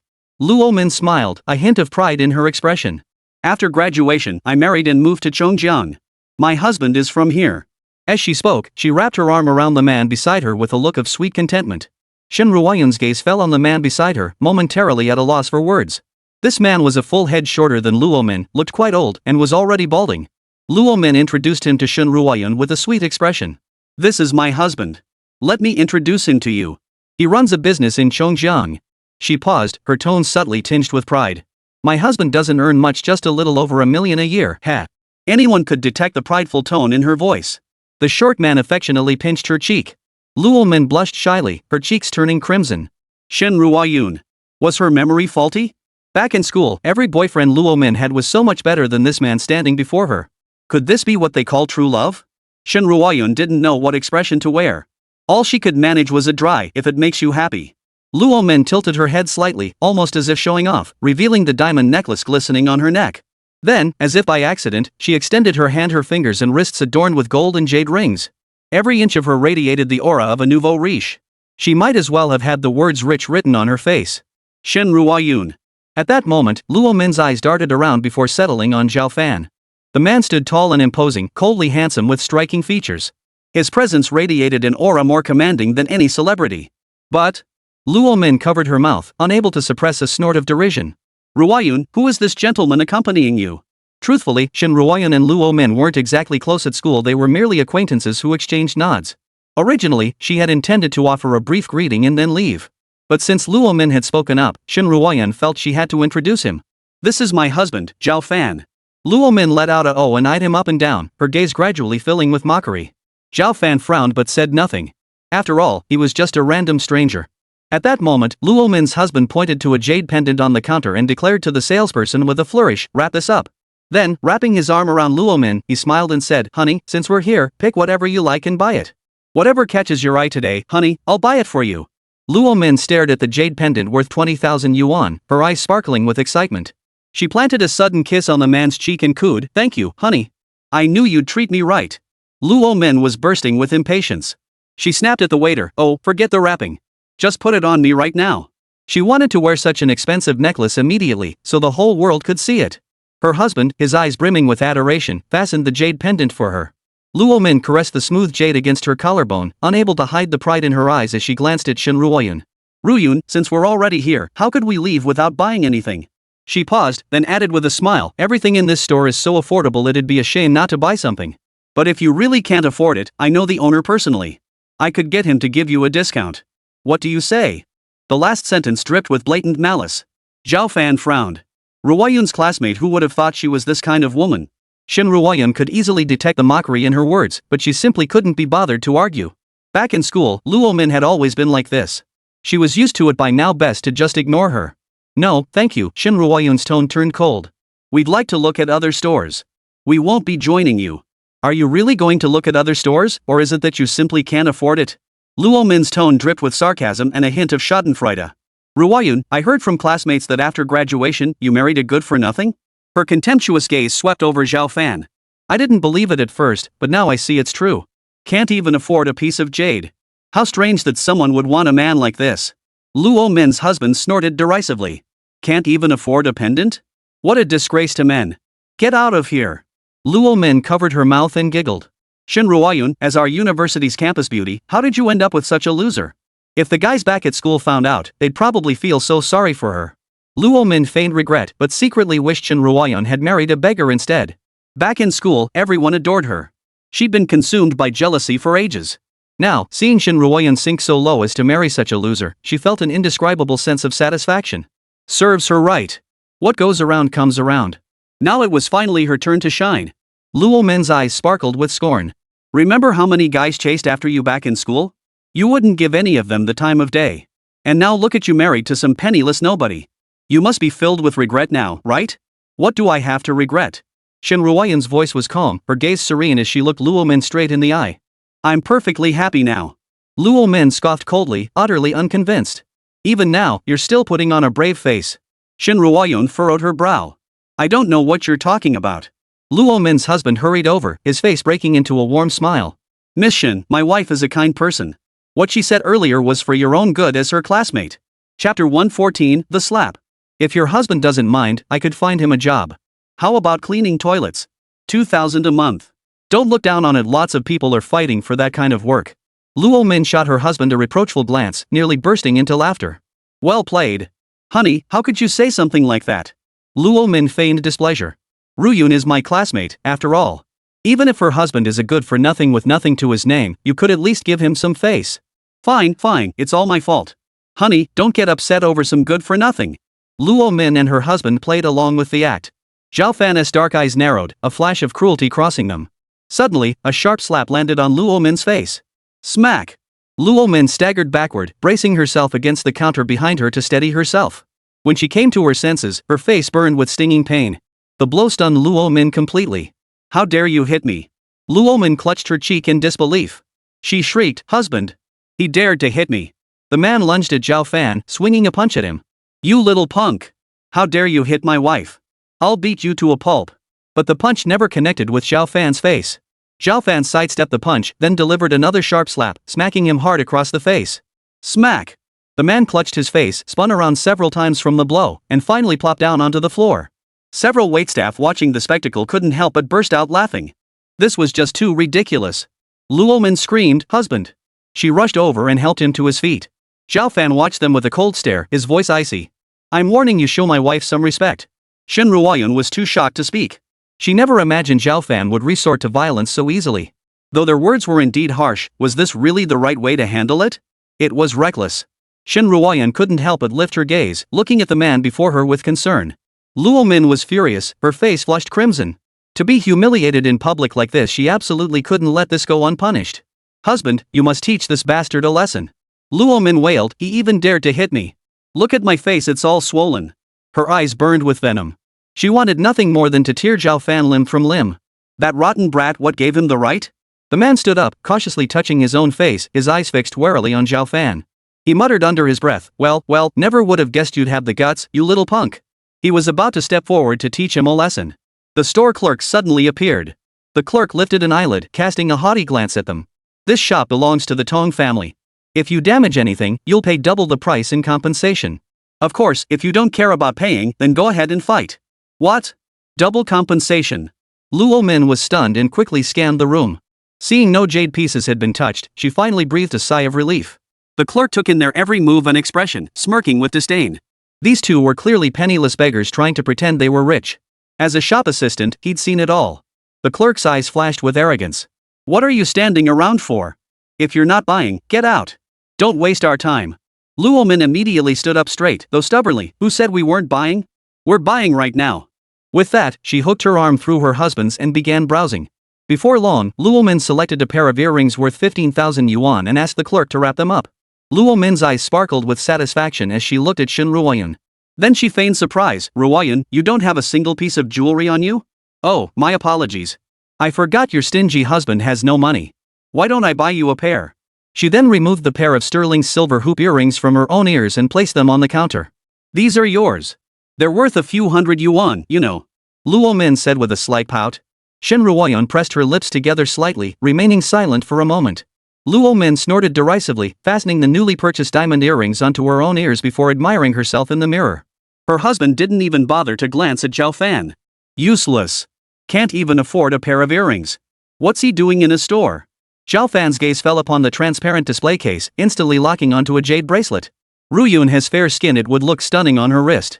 He pointed at the bracelet and instructed the salesperson, wrap this up. Then, he gave Luo Min a faint smile. Sorry, but I make money pretty easily too. Luo Min's eyes widened in disbelief. How could he possibly afford a 5,000 yuan bracelet? Got it, this broke kid must be feeling insecure, putting on airs. Luo Min sneered coldly.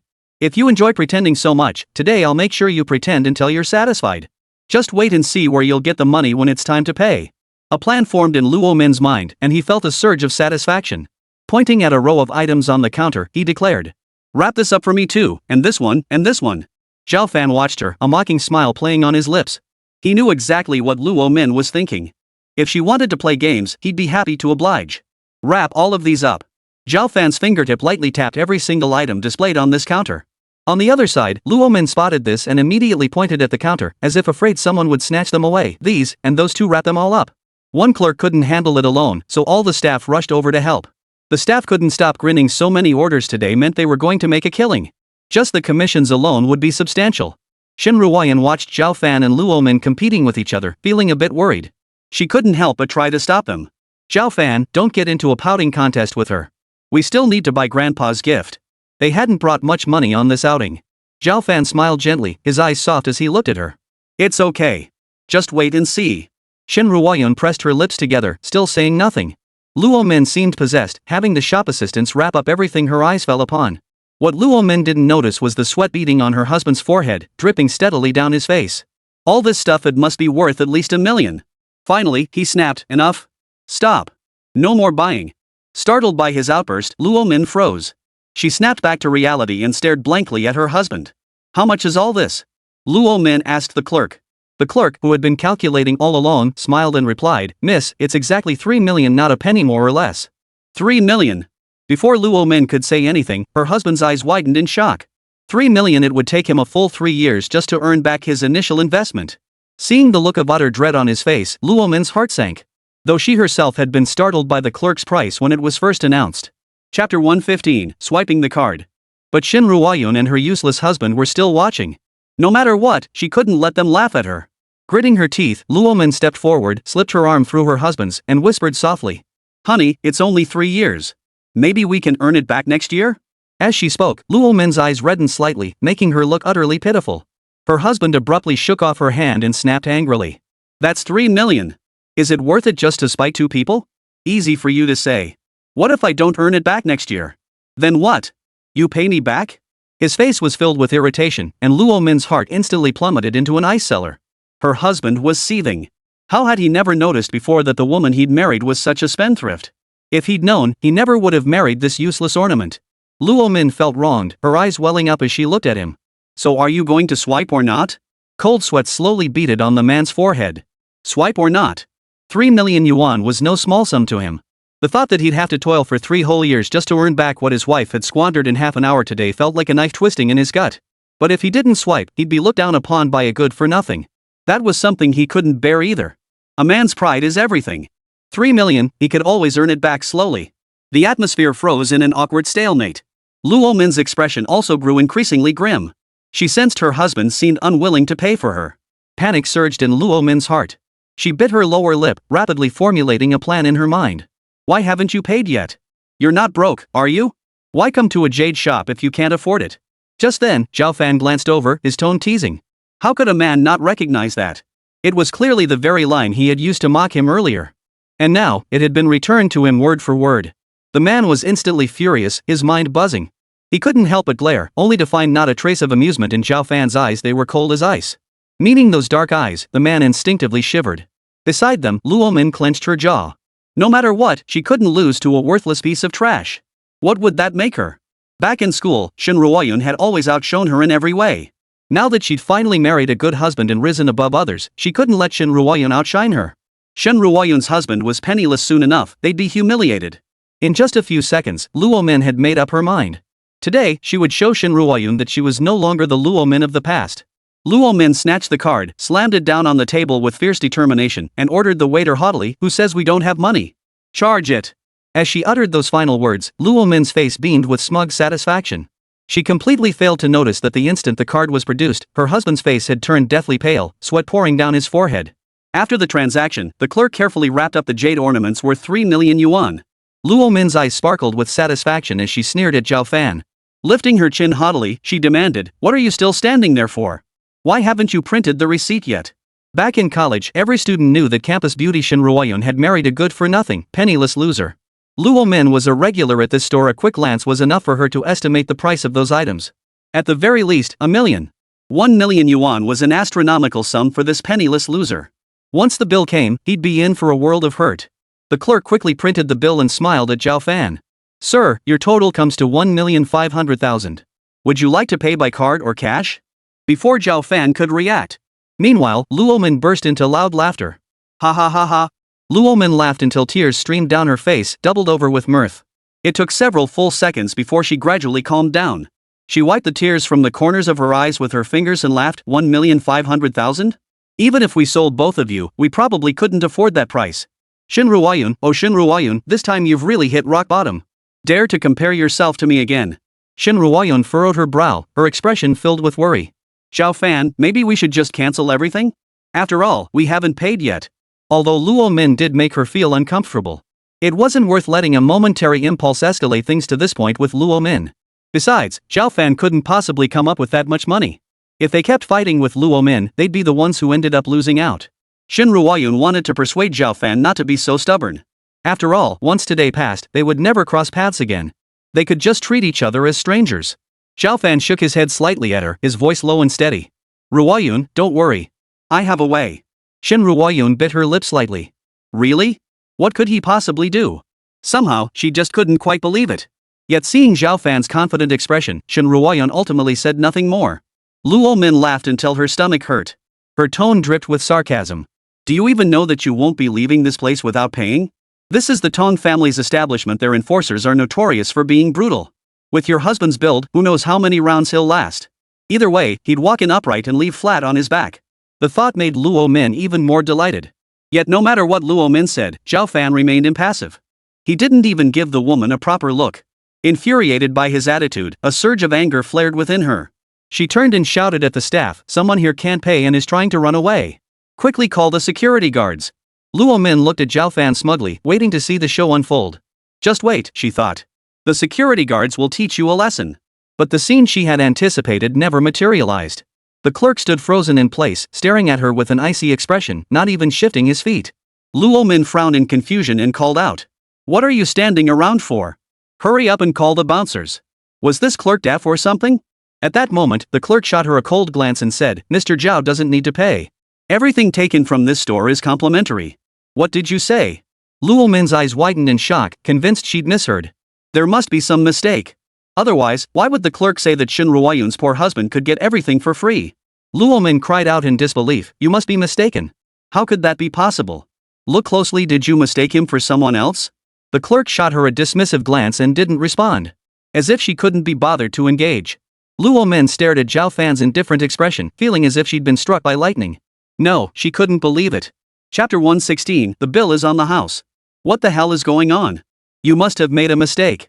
Luo Min glared at the staff member, her voice almost a growl, eyes wide and expression twisted in fury. Her husband, standing beside her, shot her a look of disgust. He couldn't fathom how he'd ever fallen for such a woman, let alone married her. He must have been blind, she was nothing but a pretty face. All show and no substance. This won't do. He needed to start thinking about divorce. The shop assistant remained haughtily aloof, barely deigning to utter another word. Mr. Tong Shanhao of the Tong family instructed us that whenever Mr. Zhao visits the store, he may take whatever he desires. In all Tong family stores, whatever Mr. Zhao takes, the entire bill is complimentary. After speaking, the clerk curled his lips in a sneer, casting a mocking glance at Luo Min. Who do you think you are, daring to compare yourselves to Mr. Zhao? A mere 3 million worth of goods, not even worth a single strand of Mr. Zhao's hair, and you still have the nerve to bark here? Luo Min's face flushed alternately crimson and ashen, like a spilled palette of colors. What had she just heard? Meanwhile, Shin Ruoyun was equally perplexed. In her memory, the Jiang family and the Tong family didn't seem to have any connection. If that was the case, why would this young master from the Tong family give such an order to the shop assistant? She looked up at the man beside her, utterly baffled. And this was Chongjiang. Even the Jiang and Tong families had no connection whatsoever here. What on earth was going on? Shin Ruoyun couldn't make heads or tails of it. Zhao Fan, however, slowly narrowed his eyes. This Tong family scion, Tong Shanhao, must have been briefed beforehand. Otherwise, how could such a minor figure in Dongyuan City possibly recognize him? Beyond this possibility, there was no other explanation for this incident. Luo Min was still reeling from the shock. She hadn't noticed at all that a young man in black had opened the shop door and walked in from outside, carrying a faint aura of hostility. That youth was none other than Tong Shanhao. The tense atmosphere inside the shop was instantly broken by his entrance. Luo Min watched as the handsome young man walked straight up to Zhao Fan and bowed respectfully. Mr. Zhao. Zhao Fan regarded the unfamiliar youth before him with a calm expression. If his guess was correct, this young man must be Tong Shanhao. Sure enough, after bowing, the young man respectfully said, Mr. Zhao, this is our Tong family's shop. If you see anything you like, please feel free to take it. Facing such an important figure, Tong Shanhao dared not even look him in the eye. He lowered his gaze and spoke cautiously. Zhao Fan gave a faint nod. Very well, I understand.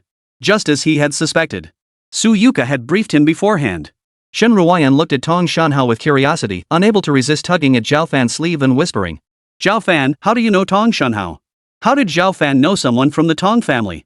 And judging by Tong Shanhao's demeanor, he seemed extremely respectful, which puzzled her even more. Shen Ruoyun thought she must have misread the situation. The Tong family was a major jade merchant locally, holding a status even the Zhang family had to defer to. There was no reason for them to be so deferential toward Zhao Fan. Besides, he had never visited Chongjiang before. Meanwhile, Luo Minleo's face was grim and tinged with fear. His gaze darted between Zhao Fan and Tong Shanhao, his face drenched in cold sweat. These two really knew each other. Conspiracy theories began to swirl in his mind. Could it be they were setting him up, trying to make him lose every penny he'd earned over the past few years? Tong Shanhao whispered to Zhao Fan, who merely gave a faint nod, barely uttering a word. Who held the upper hand was plain to see. This scene left Luo Min's husband utterly perplexed. Had he not caught a glimpse of Tong Shanhao at the banquet earlier, he might have thought the man before him was an imposter. As these thoughts swirled through his mind, cold sweat began to trickle down his forehead. If this really is a trap, then I've already fallen into it. He couldn't help but glare fiercely at Luo Min beside him. If it weren't for this stupid woman, how could I have lost 3 million? Luo Min felt deeply wronged by her husband's glare. Simultaneously, a quiet resentment and dissatisfaction began to grow within her.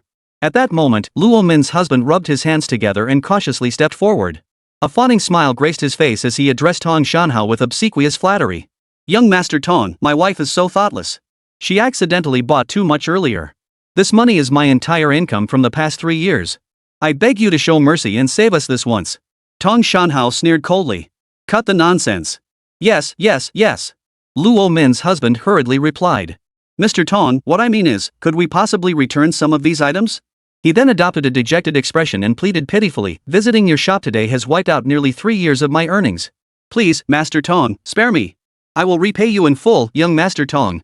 Luo Min's husband gazed at Tong Shanhao with hopeful eyes. He didn't expect a full refund, even returning just a few items would mean saving over 100,000 yuan. Tong Shanhao stared at him for a few seconds before letting out a cold, sinister laugh. Call the enforcers, he ordered the clerk in a measured tone. The clerk received the order and immediately went to the back. But Luo Min's husband, who had overheard the order, broke out in a cold sweat. He scrambled to intervene, young Master Tong. Young Master Tong, please wait. Before he could finish, several burly thugs instantly surrounded him. Tong Shanhao stared at Luo Min's husband with a playful glint in his eyes.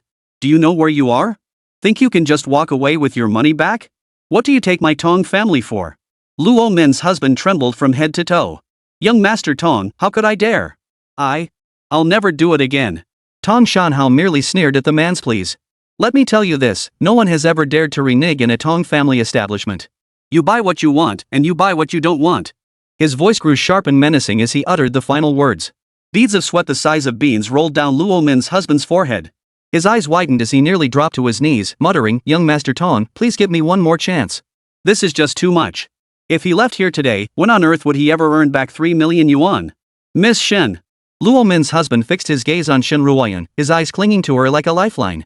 Shen Ruoyan looked confused. Are you calling me?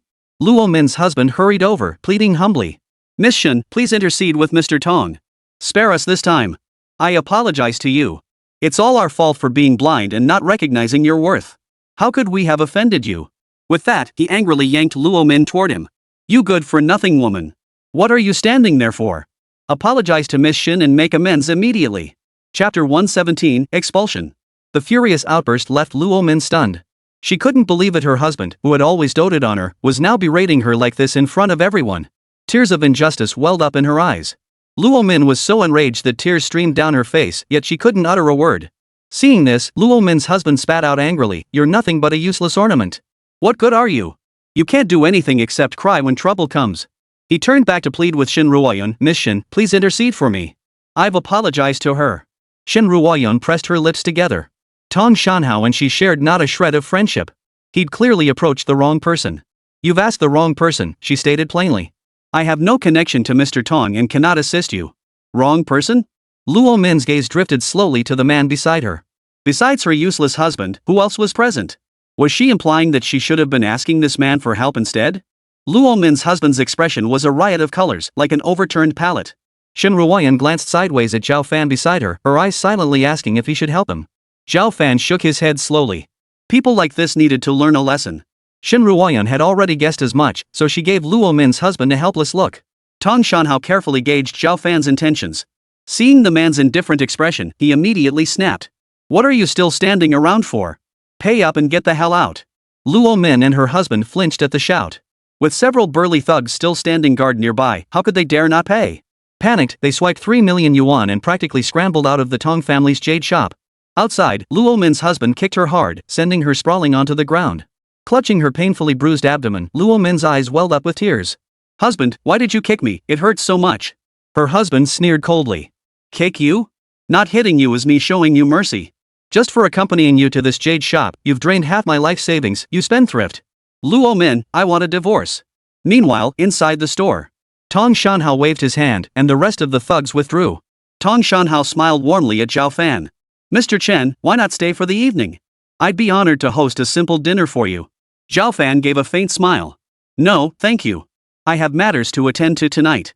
He then instructed the staff, "Put everything I picked out back where it belongs." The clerk looked surprised, glancing between Zhao Fan and Tong Shanhao, hesitating to move. In truth, Tong Shanhao was equally bewildered. His first thought was that he hadn't served well enough, and cold sweat instantly beaded on his forehead. "Mr. Chen, these items are nothing special. I'm already deeply honored that you found them to your liking. If you're not satisfied, feel free to choose anything else. Whatever you pick will be my gift to you." No matter what, Tong Shanhao insisted on presenting the items to Zhao Fan. After all, his superiors had personally instructed him to attend to him properly. Otherwise, a single word from this man could bring down the entire Tong family. "It's fine." Zhao Fan offered no further explanation, replying casually, "I don't need these things right now. Put them all away." Seeing Zhao Fan's firm tone, Tong Shanhao reluctantly agreed. His face slightly pale, he instructed the shop assistant to pack away all the valuable jade pieces. Tong Shanhao cautiously inquired again, "Where might Mr. Chen be heading next? Would you like me to escort you part of the way?" Zhao Fan shook his head, responding to his enthusiasm with neither warmth nor coldness. "No need." Then, he left with Shen Ruoyun. Exactly half an hour had passed. Upon their return, Jiang Ying and Jiang Meng were still waiting there. As soon as Zhao Fan entered, he saw the two women refusing to acknowledge each other. They must have exchanged plenty of barbs while he was gone. "Why are you back so late?" Jiang Ying immediately began complaining the moment they returned. "It took you this long just to buy a gift? Someone might think you were getting something ridiculously expensive." She urged him impatiently, "Hurry up. The guests inside are getting impatient. What did I do to deserve a son-in-law like you?" The entire walk back was filled with Jiang Ying's constant muttering. Even so, Zhao Fan could guess what she was saying. He gave a faint, wry smile but said nothing. As they walked forward, Jiang Meng's eyes darted back and forth over Zhao Fan, scheming something mischievous. A few seconds later, she covered her mouth and giggled before asking, "You two were gone for so long, what did you buy Grandpa for a gift? Why don't you take it out and let me have a look?" Zhao Fan glanced at her, his tone indifferent. "Just ordinary stuff. Nothing worth looking at, so we didn't buy anything." Zhao Fan was telling the truth. Even the jade pieces from the Tong family wouldn't have made an impression. Thankfully, they hadn't bought anything. Hearing this, Jiang Meng couldn't help but snort derisively, her tone dripping with sarcasm. "If you had money, how could there be nothing you liked? You just couldn't afford it, that's all." Hearing her sister's words, Jiang Ying immediately bristled. "How dare you speak like that? We are rich." This was nothing short of insulting her. Jiang Meng shot her a dismissive glance. "Sis, don't defend those two. Let me tell you straight, I saw them go to the jade shop earlier. Could he possibly afford anything in there? That's why he could only say there was nothing he liked." Jiang Meng clicked her tongue. "Who would have thought? Your son-in-law sure has a sharp tongue." Jiang Ying's eyelid twitched violently, feeling her pride trampled underfoot. But she wasn't wrong. It was all Zhao Fan's fault, wasn't it? Jiang Ying's expression darkened instantly as she unleashed a torrent of angry scolding at Zhao Fan. "Don't you know how much money you have? Why are you hanging around the jade shop when you can't afford it? Are you trying to embarrass us even more? No wonder you kept us waiting so long, you were out there pretending to be rich. That jade shop isn't a place you belong. You didn't even check your pockets to see how much change you had, and you still wanted to buy something from the jade shop." Ignoring the crowd at the entrance, Jiang Ying shouted furiously, venting her anger. Zhao Fan didn't even flinch. Shen Ruoyun frowned. That wasn't how it happened at all. Watching the innocent Zhao Fan being berated, she felt deeply uncomfortable. "Mom, please stop," she stepped forward, frowning. "It's not what you're saying. Zhao Fan and I went to the jade shop to pick out gifts, but we genuinely couldn't find anything suitable." "Shut your mouth." Jiang Ying resented her daughter defending Zhao Fan and shot her a fierce glare as well. She sneered coldly, "What kind of person is he? Others might not know, but I certainly do." Shen Ruoyun was momentarily speechless. Chapter 118, Cousin. Zhao Fan couldn't be bothered to argue with Jiang Ying over such matters. "Ruoyun and I didn't find a suitable gift at the jade shop, but that doesn't mean we're empty-handed." Jiang Ying sneered with even greater disdain, "Still bragging now? Mom, please stop arguing. The banquet is about to begin." At that moment, Jiang Meng's daughter, Zhang Raran, appeared before everyone. Still a college student with a heavy course load, Zhang Ranan rarely came home. Ran? You're back too? Shen Ruoyun's face lit up with a smile upon seeing her cousin. Of course I'd come back for such an important day. Zhang Ran winked at her mischievously. Shen Ruoyun couldn't help but laugh. Zhang Ranan gave Zhao Fan a faint smile before turning to Jiang Ying. Come on, don't be angry. You should trust your own daughter. I'm sure my brother-in-law wouldn't say that unless he was certain. Hearing Zhang Ranan speak, Jiang Ying's anger dissipated considerably. Ran, you have no idea what kind of temper he has. I don't expect him to bring a decent gift. As long as he doesn't cause me trouble, I'll be grateful. In front of Zhang Ranan, Jiang Ying made no effort to hide her dislike for Zhao Fan. Zhang Ranan scratched her nose, surprised her brother-in-law was so unpopular. Still, she tried to reassure her, don't worry about the gift now. After all, it's the thought that counts. As long as he meant well, that's what matters most. Jiang Ying's expression softened slightly. Ran, you make it sound so easy. What nonsense about the thought counts. That's just something you tell children. The Jiang family was, after all, a third-tier clan in Chongjiang. Compared to ordinary folk, they were wealthy and prosperous, with a large household. The old patriarch was rather old-fashioned and traditional. On such an important occasion, not even being able to present a proper gift would make them a laughingstock. As for Zhao Fan, she had given up all hope. Jiang Ying sighed. Never mind. Blame my bad luck for landing such a son-in-law. Zhao Fan looked at Zhang Ranan. If it weren't for this little cousin's help, Ruoyan would have been nagged at until who knows when. Your name is Raran? Thank you. Zhang Raran waved it off, sticking out her tongue. No big deal. We're all family, after all. Zhao Fan raised an eyebrow slightly, shifting his gaze to Jiang Meng. Jiang Meng harbored hostility toward their family, yet her daughter got along so well with them. She must be furious. Jiang Meng's face turned pale with anger, clearly furious at her daughter's betrayal. She shot her disobedient daughter a fierce glare before turning and walking away. The group walked forward, but before they could enter the door, they saw a woman dressed in a peony-patterned cheapao standing at the entrance. The woman was entertaining guests. She appeared to be around the same age as Jiang Ying, well-preserved, looking to be in her 30s. As if sensing something, her gaze drifted casually in their direction. The smile on her face instantly froze. Zhao Fan caught a fleeting look of disgust in her eyes. At that moment, the group reached the doorway. Jiang Ying halted first, reluctantly addressing the woman, second sister-in-law. It turned out the woman in the cheapao was the wife of Jiang Ying's second brother. Jiang Ying's eldest and second brothers lived in the ancestral home, assisting the old master in managing the family business. Unlike Jiang Ying, this was Jiang Ying's first return to Linjing since her marriage. The thought of it made her face flush with embarrassment. Wang Yimin lifted her chin slightly as Jiang Ying approached, scanning her up and down. Jiang Ying, is it? Her gaze lingered on Jiang Ying's hands, and she remarked with some surprise, I heard you were bringing a gift. Why did you come empty-handed? Gifts? Jiang Ying's eyes lit up, and her posture instantly straightened. Clearing her throat, she pulled the valuable jade Buddha from her bag. She claimed it was for Wang Yimin to admire, but in truth, she was showing off. Wang Yimin had seen her share of fine things. Such things might fool others, but not her. She examined the jade Buddha closely. After only a moment, she suddenly covered her mouth and burst into laughter. Her laughter left everyone else feeling baffled. What's so funny? Jiang Ying muttered, slightly annoyed. But Wang Yimin seemed to have heard some hilarious joke, laughing so hard she doubled over. Jiang Ying, you're killing me. Wang Yimin extended a hand adorned with a ruby ring, pointing it at Jiang Ying's forehead. She was laughing so hard she could barely breathe. Jiang Ying gave her a look that said, you're crazy? After laughing herself silly, Wang Yimin finally wiped the tears from the corners of her eyes.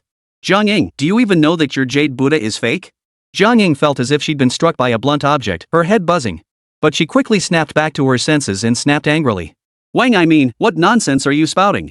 I paid 1,000,000 yuan for this jade Buddha, how could it possibly be fake? Let me tell you, don't think just because you're my sister-in-law you can say whatever you want. Wang Yimin's words truly startled Jiang Ying. How dare she call her jade Buddha fake? What proof did she have? Wang Yimin shot Jiang Ying a dismissive glance. She then whispered something to someone beside her. Before long, the attendant returned carrying a golden thread Nanmuwood gift box, carefully opening it. Inside lay a gift identical to Jiang Ying's jade Buddha. 2 jade Buddhas. The moment Jiang Ying saw the jade Buddha, her eyes widened in shock. What are these? Jiang Ying was stunned. How could this jade Buddha be identical to hers? Wang Yimin curled her red lips into a cold smile. Don't you get it? The one in my hand is the real jade Buddha. The one in yours is a fake. How could that be possible? Jian Ying clenched her teeth, cold sweat beading on her forehead. How can you be certain yours is the real one? Oh, you still don't believe me? Wang Yimin covered her mouth with a playful smile, then stepped forward holding the jade Buddha. Then, pointing to several spots on the Buddha, she said to Jiang Ying, whose face had gone deathly pale, look here, and here, and here. Wang Yimin pointed out numerous flaws on Jiang Ying's jade Buddha. Until now, Jiang Ying had never noticed so many flaws on the jade Buddha. By the time Wang Yimin finished speaking, Jiang Ying's face had turned deathly pale, cold sweat pouring down her forehead. Wang Yimin looked at Jiang Ying triumphantly, her eyes sparkling with satisfaction. Jiang Ying, I never imagined you'd try to deceive father with a fake jade Buddha. As far as I know, your Shin family isn't exactly poor. How could you not even afford a decent gift? Jiang Ming's expression flickered with shock before turning into schadenfreude. Sis, how could you buy a fake jade Buddha as father's birthday gift? If he finds out, he'll kick you out of the house. Jiang Meng felt utterly vindicated at that moment. How satisfying. Embarrassed in front of so many people, Jiang Ying's face flushed crimson in an instant. Chapter 119, The Real and Fake Jade Buddha. I didn't mean to. I didn't know this jade Buddha was fake. Sometimes things just work out that way, Jiang Ying couldn't help but think. Why did the real jade Buddha have to be bought by this Wang Yimin of all people? Facing the crowd, Jiang Ying frantically tried to explain, but no one believed her. Jiang Ying paced frantically, as restless as an ant on a hot skillet. I'm telling the truth. Believe me. I was deceived too, I'm a victim as well. How could she possibly have intentionally given her father a fake jade Buddha? I was genuinely deceived. If I'd known it was fake, I never would have bought it. This wasn't a small sum of money. Even if she were foolish, she wouldn't be that foolish. Jiang Ying kept explaining, but all she saw on everyone's faces were expressions of scorn. Wang Yimin sneered coldly. Stop lying. You clearly bought the fake on purpose to swindle your father. This fake thing is worth $1 million? I bet you just bought some cheap junk for a few thousand and passed it off as the real deal. Jiang Ying fell silent, at a loss for words to defend herself. After Wang Yimin finished, her eyes shifted to Shen Ruoyun, and she sneered coldly. And you? Your mother buys fakes, and you, her daughter, just stand by and watch? This whole family of yours is full of tricks, not a single honest soul among you. Shen Ruoyun was at a loss for words, but she knew Wang Yimin's temperament. While the more you engaged her, the more she'd escalate. She looked at her mother, now flushed crimson with anger, and couldn't help but try to calm her down. Mom, please don't get so worked up. Once we get back to Linjing, I'll go with you to find that counterfeit seller. We'll get our money back. Selling counterfeits worth millions? That person must have some nerve. Wang Yimin rolled her eyes.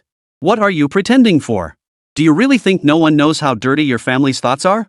Yet deep down, she couldn't help but feel a tinge of schadenfreude. Wouldn't the Zhang family be attending the birthday banquet empty-handed this time? No one noticed that Zhao Fan, who had been trailing behind them, had vanished. In the hallway, Zhao Fan walked toward the exit while answering a call. The voice on the other end informed him, Mr. Zhao, Commander Shuizhenhai of the local War Department is outside the Zhang residence, delivering your congratulatory gift, 2 bottles of War Department special supply liquor. Military command personnel? Zhao Fan gave a slight nod. Understood. Gifts from the War Department were never ordinary. This War Department special supply liquor was especially rare. Once auctioned off for astronomical prices on the market, it was something money couldn't buy. He accepted this gesture of goodwill. After expressing his gratitude and hanging up, Zhao Fan had already reached the doorway. Shuizhenhai stood at the entrance, his military uniform crisp and sharp, his posture as straight as a pine tree. Upon seeing Zhao Fan, Shuizhenhai snapped to attention and saluted. Then, he approached respectfully and presented the gift. Mr. Zhao, your gift. Without glancing at it, Zhao Fan took the gift and said calmly, thank you for making the trip. Cold sweat instantly beaded on Shuizhenhai's brow. It is my honor. After a pause, he cautiously added, Sir, the War Department inspection meeting is in a few days. Since you're here, you might as well attend. Zhao Fan considered it and agreed, very well. A look of delight flashed across Shuizhenhai's face. Thank you, sir. If his subordinates found out what kind of figure would appear at the War Department inspection, they'd be over the moon. After receiving the item, Zhao Fan entered the Zhang family banquet hall. Jiang Ying, her parents, and numerous Zhang family relatives had already arrived. The Jiang Ying family, the Wang Yimin family, and the Jiang Ming family all took their seats. Before the formal banquet commenced, the gift-giving ceremony took place first. Wang Yimin shot a disdainful glance toward Jiang Ying's side. Jiang Ying recalled the earlier incident with the genuine and fake jade Buddha, and her face turned so grim it could have dripped water. Feeling utterly guilty, how could she dare meet her gaze? Wang Yimin smiled smugly.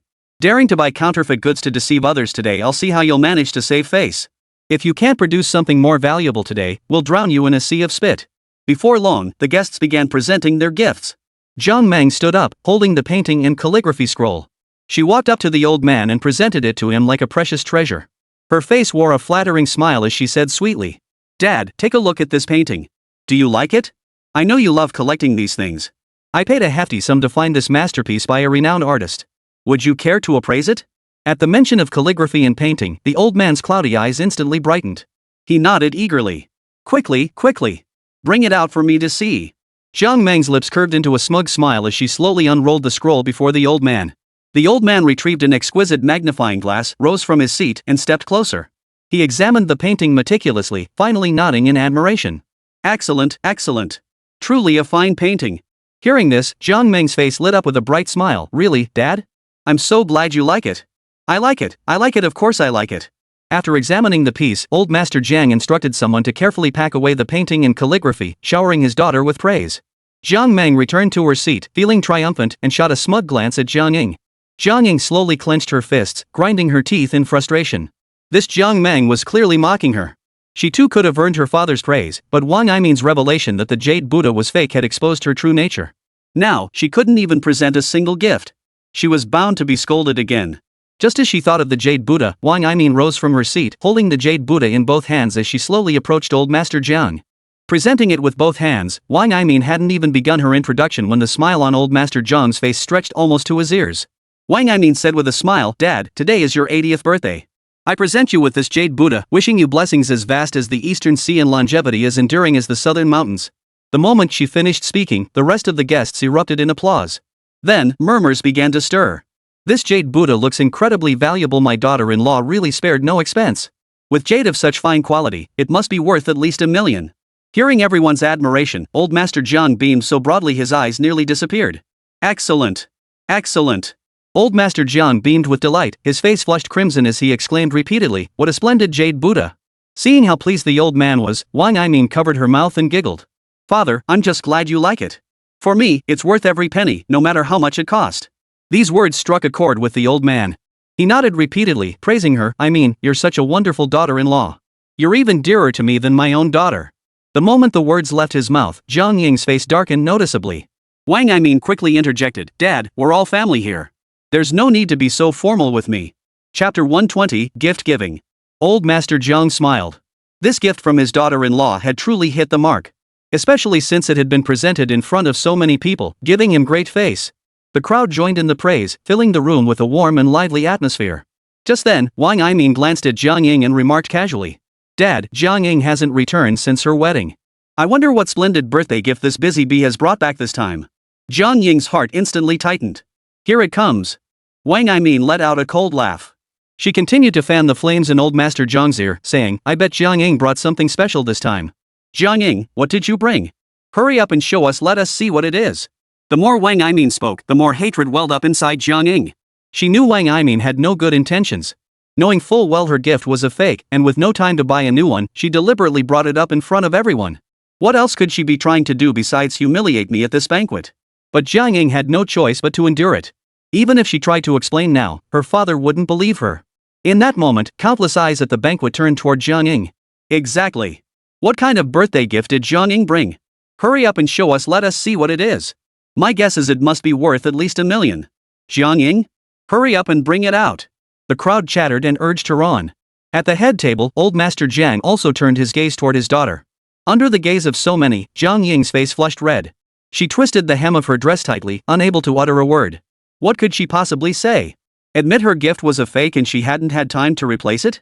Or admit she hadn't brought a gift at all? Jiang Ying felt frantic inside. She knew full well that no matter what she said, her father wouldn't take it well.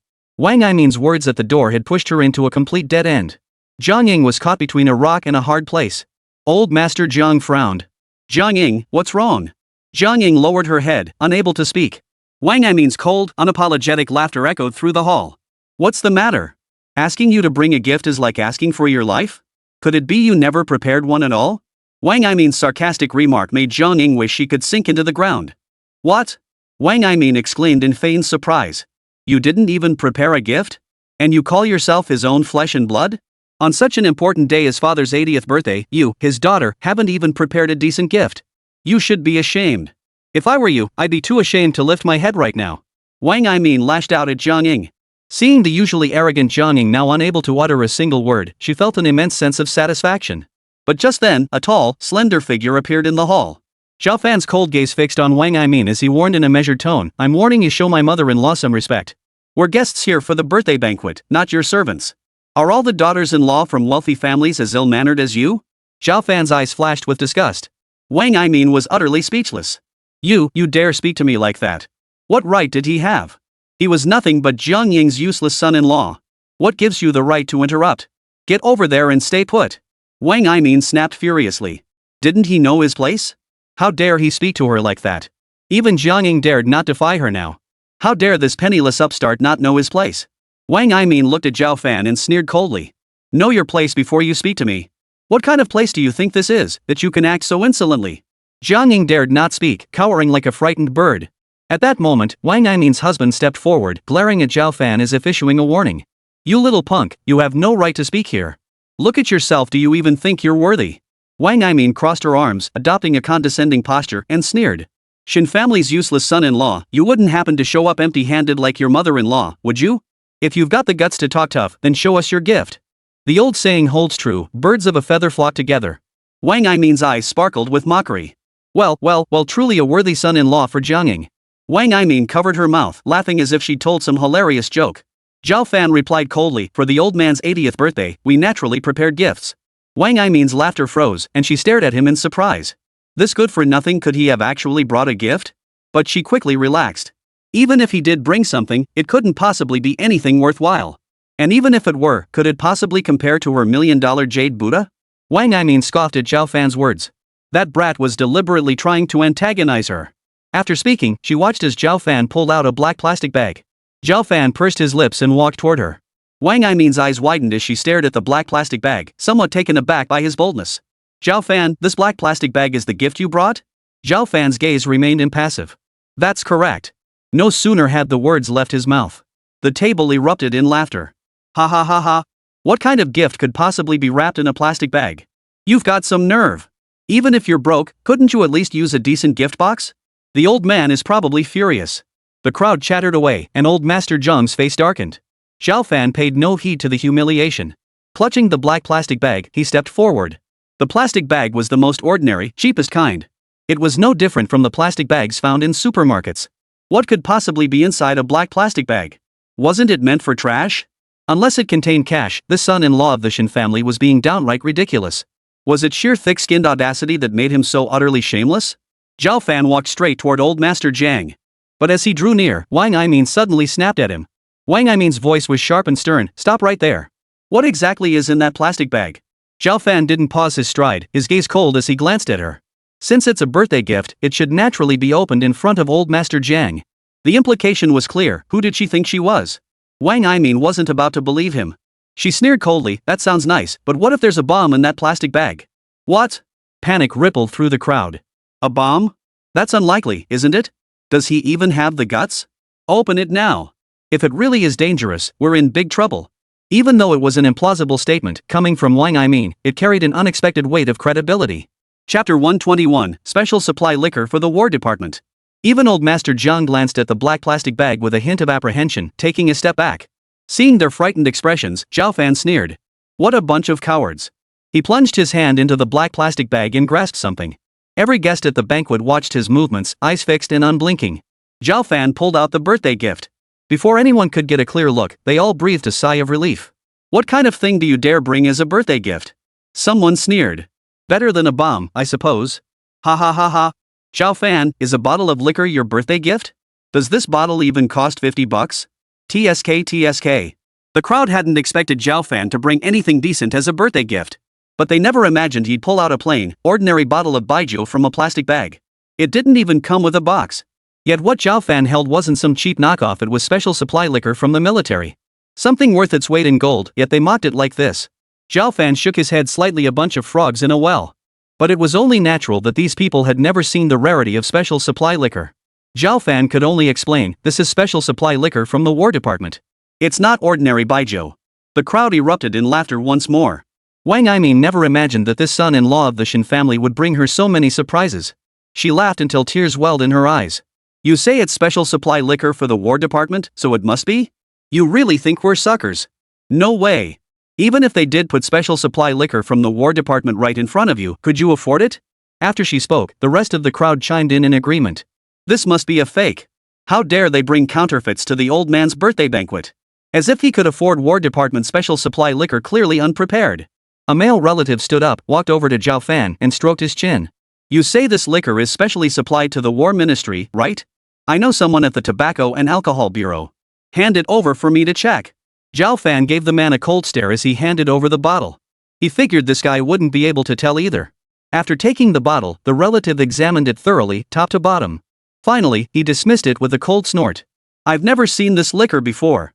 Probably just some cheap stuff from the supermarket that costs a few bucks a pound. The other relatives immediately rolled their eyes. They knew it. What decent thing could Jiang Ying's son-in-law possibly bring? And you dare pass off such low-grade liquor as something special? What's with all this special supply for the War Department packaging? Don't you have any respect for old Master Jiang? The relative tossed the military department special supply back at Zhao Fan with disdain. You've never seen War Department special supply liquor before, so it's no wonder you don't know. This stuff isn't any kind of War Department special supply liquor, it's clearly just ordinary baijiu. He spoke as if he had seen the real thing. Zhao Fan scoffed. You've seen War Department special supply liquor? Then how could you possibly not recognize what this is? The relative glared, because this liquor is clearly fake. Because you've never seen the War Department's special supply liquor. Zhao Fan's eyes grew icy as he spoke each word deliberately. You're not qualified to see the special supply liquor. You're not worthy. Veins bulged on the relative's forehead as he roared, you little brat. Who do you think lacks the right? Trying to fool the old man with cheap booze costing a few bucks a bottle? Think you've got me figured out, huh?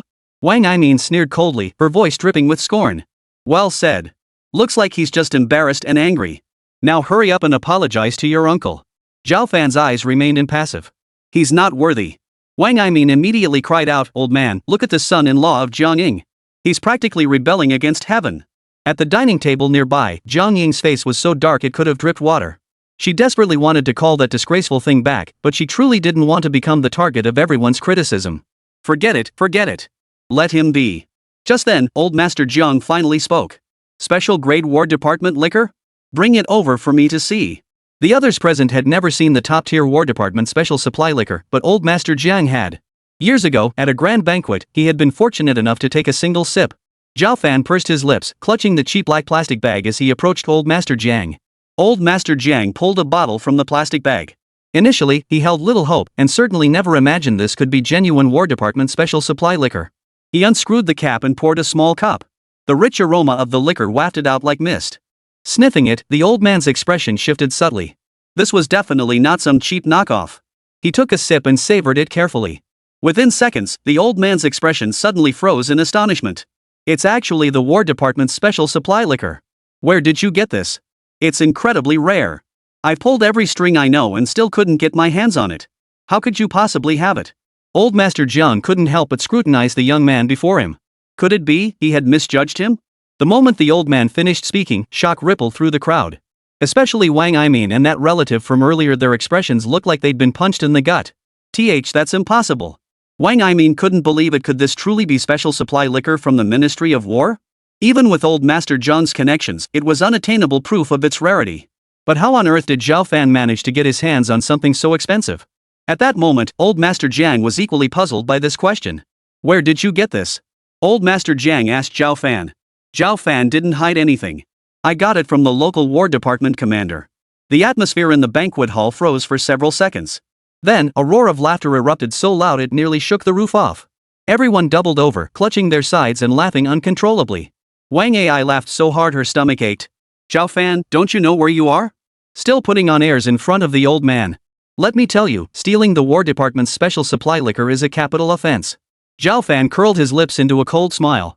If you don't want it, then return it to Shuizhenhai. Perfect timing, the War Department commander is waiting right outside the door. The humiliated relative sneered, you think we're all pushovers? The commander of the war division is waiting outside the gate. Do you even deserve to meet him? Wang Lin eyes brimmed with scorn. You're clearly a habitual offender. Who does the commander think he is to take orders from you? The crowd exchanged whispers, their mocking gazes fixed on Zhao Fan. Jiang Ying's head had dropped unconsciously to her chest. Even old Master Jiang shook his head, setting the War Department's special supply liquor down on the table.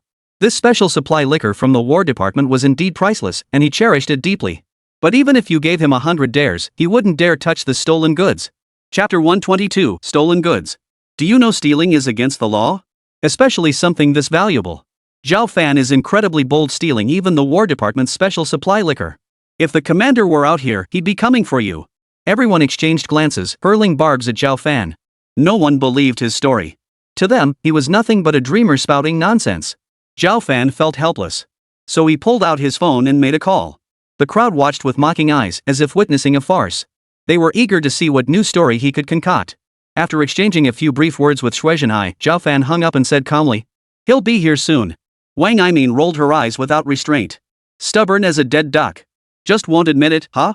He's stubborn as a mule. What's the point of pretending now? Wang Yimin's husband scoffed. He won't admit it until he's forced to. With all this evidence, what else is there to say?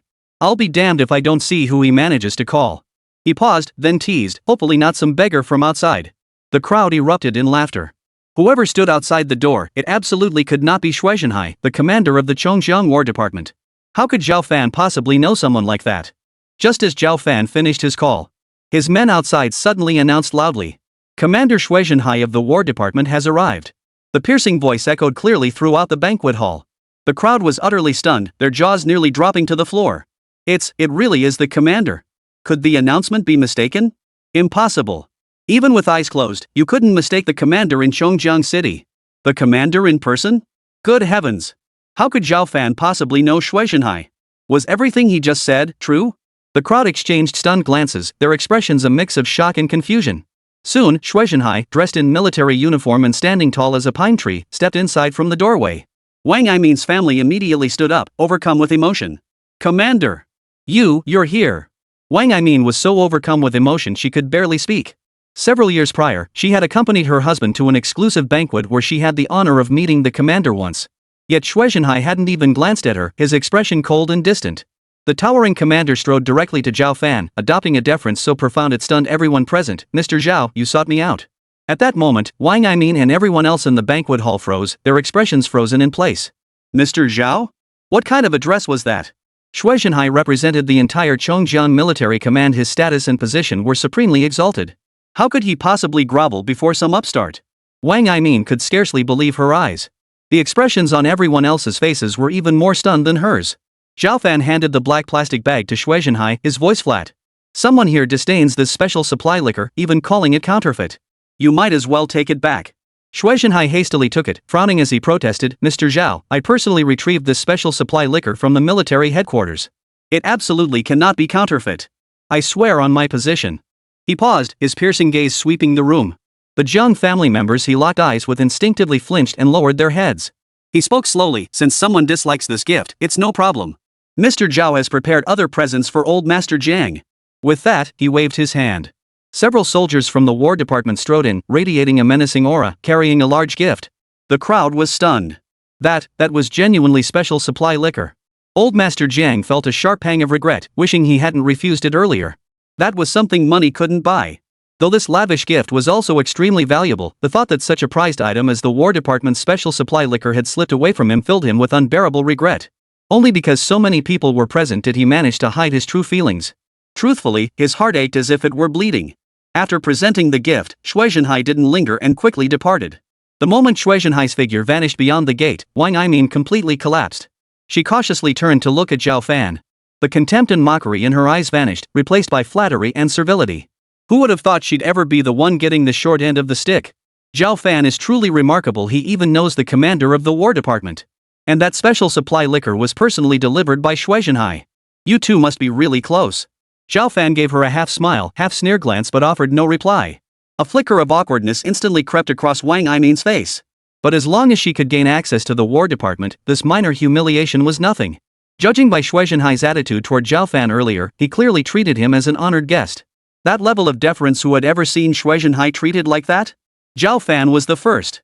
If they could cultivate a good relationship with Zhao Fan, they could secure the War Department as a powerful backer. Wang Yimin thought this, and so did everyone else present. Zhao Fan really has some connections to think he knows the War Department commander. Why didn't you mention it sooner? So everything before was just a misunderstanding after all, ha ha ha. What misunderstanding? We're all family anyway. The crowd shed their earlier scorn and contempt, now scrambling to curry favor with Zhao Fan.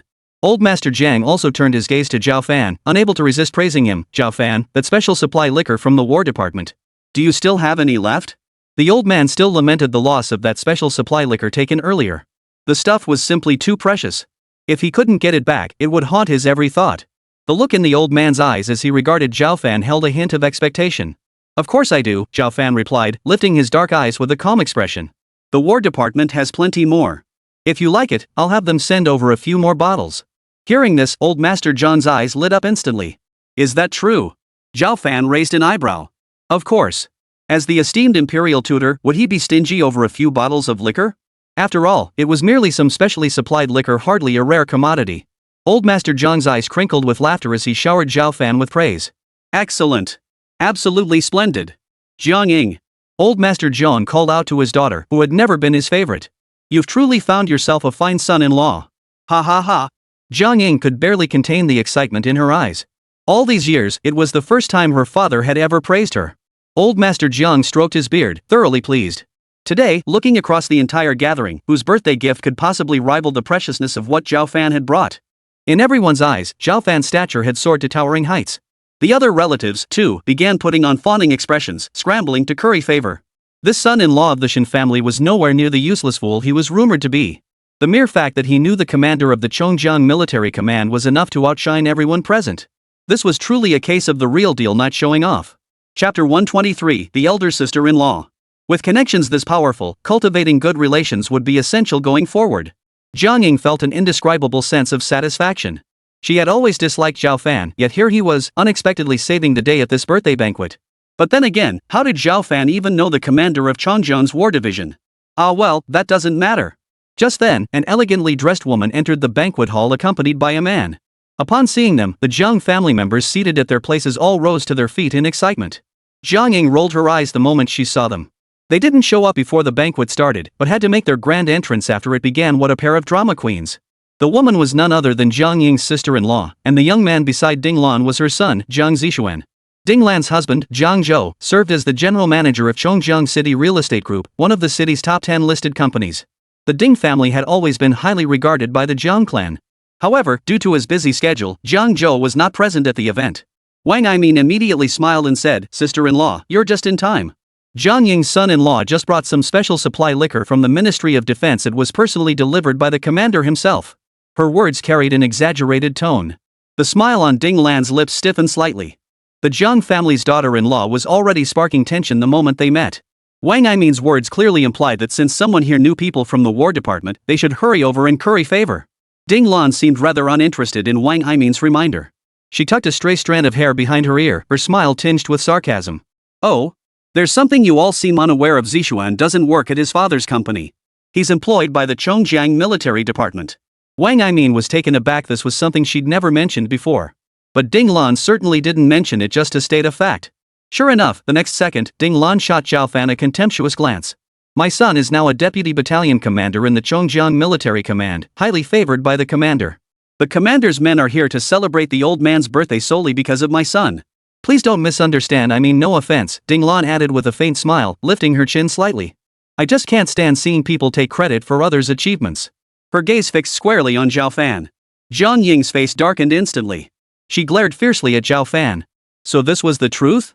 Meaning he didn't even know anyone in the War Department commander's entourage? That brat. She knew it. This couldn't be that simple.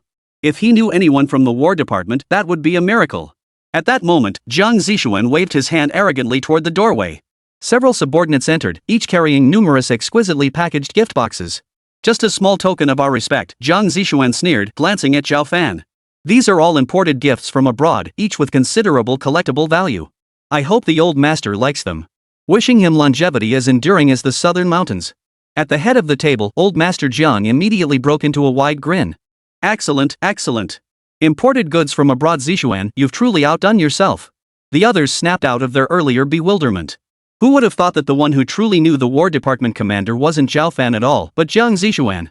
So, had they been fawning over the wrong person all along? That Shen family son-in-law had some nerve, claiming credit for someone else's achievements. Wang Lin also realized they'd been played by Zhao Fan all along. Come to think of it, how could a well-known good-for-nothing like him possibly know the commander of the Chongjiang War Division? Well, now that the truth was out, everyone was seething with frustration. So Sui Zhenhai only attended the old man's birthday banquet because of Jiang Zixuan. Wang Lin was seething inside, and she immediately lashed out in anger. "Zhao Fan, you have some nerve. You dared to deceive us at the old master's birthday banquet. That special supply liquor must have been stolen by you. The commander clearly came because of Zixian, yet you're taking credit for it. You've got some nerve." Lan sneered coldly, arms crossed over her chest, her eyes filled with disgust as she glared at Zhao Fan. Hearing these words, old Master Zhang's face darkened considerably. He never imagined his entire family would be outmaneuvered by a mere junior. Zhao Fan never had any special supply liquor. Old Master Zhang slammed his cane down hard and berated Jiang Ying. Look at this. This is your fine son-in-law. Just look at the mess he's created. The commander clearly came out of respect for Zishuan, yet he insisted on taking all the credit for himself. How did you raise him? Jiang Ying sat stiffly in her seat. The gazes of those around her all fell upon her filled with mockery, contempt, ridicule, and schadenfreude. Jiang Ying clenched her fists, struggling to suppress the urge to slap Zhao Fan across the face. It was all this good-for-nothing's fault that she'd been humiliated in front of everyone. Jiang Ying shot Zhao Fan a fierce glare, a surge of anger flaring up inside her. But she couldn't let it show, forcing herself to swallow it down. She vowed bitterly to herself, once they got back, she'd make him pay. She had thought this visit would be her moment to shine, but instead, it had only been the beginning of her humiliation. After everyone presented their birthday gifts, the banquet officially commenced. Lan took her seat with her son. Zhang Zishuan's gaze fell on Zhao Fan, his eyes brimming with deep scorn and contempt. He paused, then a smile suddenly curved his lips. Zhao Fan, he asked, where do you hold your high position these days? To claim he knew the commander, this kid really had some nerve. He wouldn't even dare claim familiarity with the commander. But he wasn't someone to be pushed around either. He wasn't about to let this one slide. Zhang Zishuan's eyes burned with malice as he stared at Zhao Fan. Zhao Fan remained impassive, while Jiang Ying's face flushed with embarrassment. He didn't have any work to speak of. His job was nothing more than picking Ruoyun up from work every day and cooking meals. He was always off wandering around who knows where, sometimes disappearing all day long. Jiang Ying recalled this and sighed helplessly. She genuinely wanted to replace the son-in-law, but Ruoyun seemed to have been bewitched. She refused to agree no matter what. Jiang Ying cleared her throat awkwardly to break the tension. Let's not talk about him anymore. Time is precious, we should raise a toast to father instead. Jiang Ying intended to steer the conversation away, but Zhang Zishuan wouldn't let it go. He sneered. Not saying anything? Something was definitely fishy. You don't even have a job? Zhang Zishuan sneered. His eyes darted around before he continued, if you don't have a job, I could actually hook you up with a decent one. Really? Jiang Ying's eyes lit up with surprise. Zhang Zishuan was the deputy battalion commander of the combat division. If he could pull strings to get Zhao Fan a job, that would be a godsend. Great. Great. Jiang Ying beamed with delight, never expecting such a pleasant surprise at today's banquet. Zhao Fan can handle anything. As long as it's a legitimate job. Chapter 124, The War Department Inspector. As long as he wasn't loafing around at home, Jiang Ying felt happier than if she'd won the lottery. Shen Ruoyun finally couldn't bear it any longer and blurted out, Mom, what are you saying? Zhang Zishuan was clearly humiliating Zhao Fan. Couldn't she even tell that? Jiang Ying wasn't naive. Of course she could tell, but so what? Zhang Zishuan agreeing to find him a job was a blessing no one could beg for. Jiang Ying glared at her daughter, her voice sharp with anger. He's just an unemployed bum now. Better to get him out working than sitting at home doing nothing. He should be thanking me for finding him a job. Do you want him to stay home forever, living off our family's savings? That would make him a real good for nothing. Even if Shen Ruoyun agreed, Jiang Ying certainly wouldn't. He has hands and feet, why can't he go out and do something? Instead, he just leeches off the family, making everyone look down on him. No one knows how many times she's walked outside unable to hold her head high because of this good-for-nothing son-in-law. Now that such an opportunity was right before her eyes, how could she let it slip away? Jiang Ying no longer bothered with her daughter, who was far too easily swayed. Zhang Zishuan watched the scene unfold and couldn't help but let out a cold laugh. A smug look spread across his face as he said, in a few days, the War Department will conduct an inspection. The imperial tutor will personally oversee it, and I'll have the chance to see him then. The crowd was stunned, their jaws dropping in disbelief. Even old Master John's eyes flashed with excitement. The imperial tutor. It's the imperial tutor. Good heavens. I hear the imperial tutor is very young, not even 30 yet. The imperial tutor is coming to our Chongjiang? If only I could see him too. The imperial tutor is young and accomplished unlike certain others. That good-for-nothing isn't even worth a single strand of the imperial tutor's hair. The last remark came from Wang Lin once more. As she spoke, her gaze fixed intently on Zhao Fan. Zhao Fan didn't even glance at her, treating her as if she were invisible. Wang Lin snorted coldly. Just wait and see how long you can keep up the act. Sister-in-law, Zishuan truly lives up to being your son. Wang Lin smiled at Lan. With such a golden opportunity, if he truly meets the imperial tutor, wouldn't Zishuan be catapulted to the top overnight? That would be an immense blessing indeed. The others chimed in agreement. That's right. Zishuan is so fortunate. People like us wouldn't even get a chance to meet him. I'm so jealous. I wish I could meet the imperial tutor too. Everyone was green with envy. Zhao Fan shot Jiang Zixuan a surprised look. I didn't expect you to be so well informed. Jiang Zixuan sneered dismissively. What right do you have to say that, you unemployed bum? I'm the deputy battalion commander of the War Department, of course I know about this. He paused, then grinned triumphantly. Once I meet the imperial tutor, I'll use my talents to catch his attention. Gaining the imperial tutor's favor would be a ticket to the top, no dream at all. Ding Lan beamed proudly at her son. My son is the best. He'll surely win the imperial tutor's favor. Zhao Fan couldn't help but sneer coldly, I'll be there too. This mother and son truly lived in a dream world. Little did they know that the very imperial tutor they spoke of so reverently stood right before them. The words fell, and all eyes turned toward them. Yet no one believed his words. You don't even know anyone in the War Department. What are you going there for? You can't even get through the War Department's gates, and you want to join the inspection? Dream on. Jiang Ying's heart ached with frustration as he snapped at Zhao Fan, shut your mouth. Stop embarrassing yourself. Everyone now knew the War Department commander had absolutely no connection to him whatsoever. He'd brought utter disgrace upon her. Jiang Ying pressed her forehead, feeling a throbbing pain in her temples. If she'd known this would happen, she never should have invited him in the first place. Zhao Fan, however, remained calm and stated, I'm merely stating the facts. I will be present at the inspection site. At the inspection site, countless people would cheer for him. If you don't believe it, fine. Seeing him remain so composed after being exposed, the crowd couldn't help but feel a bit surprised. This son-in-law of Jiang Ying sure has some nerve. Jiang Zixuan sneered coldly. He didn't believe a single word Zhao Fan had just uttered. But since he enjoyed bragging so much, he might as well play alone. Fine. I'll be waiting for you at the War Department. Jiang Zixuan narrowed his eyes. I hope I actually get to see you there.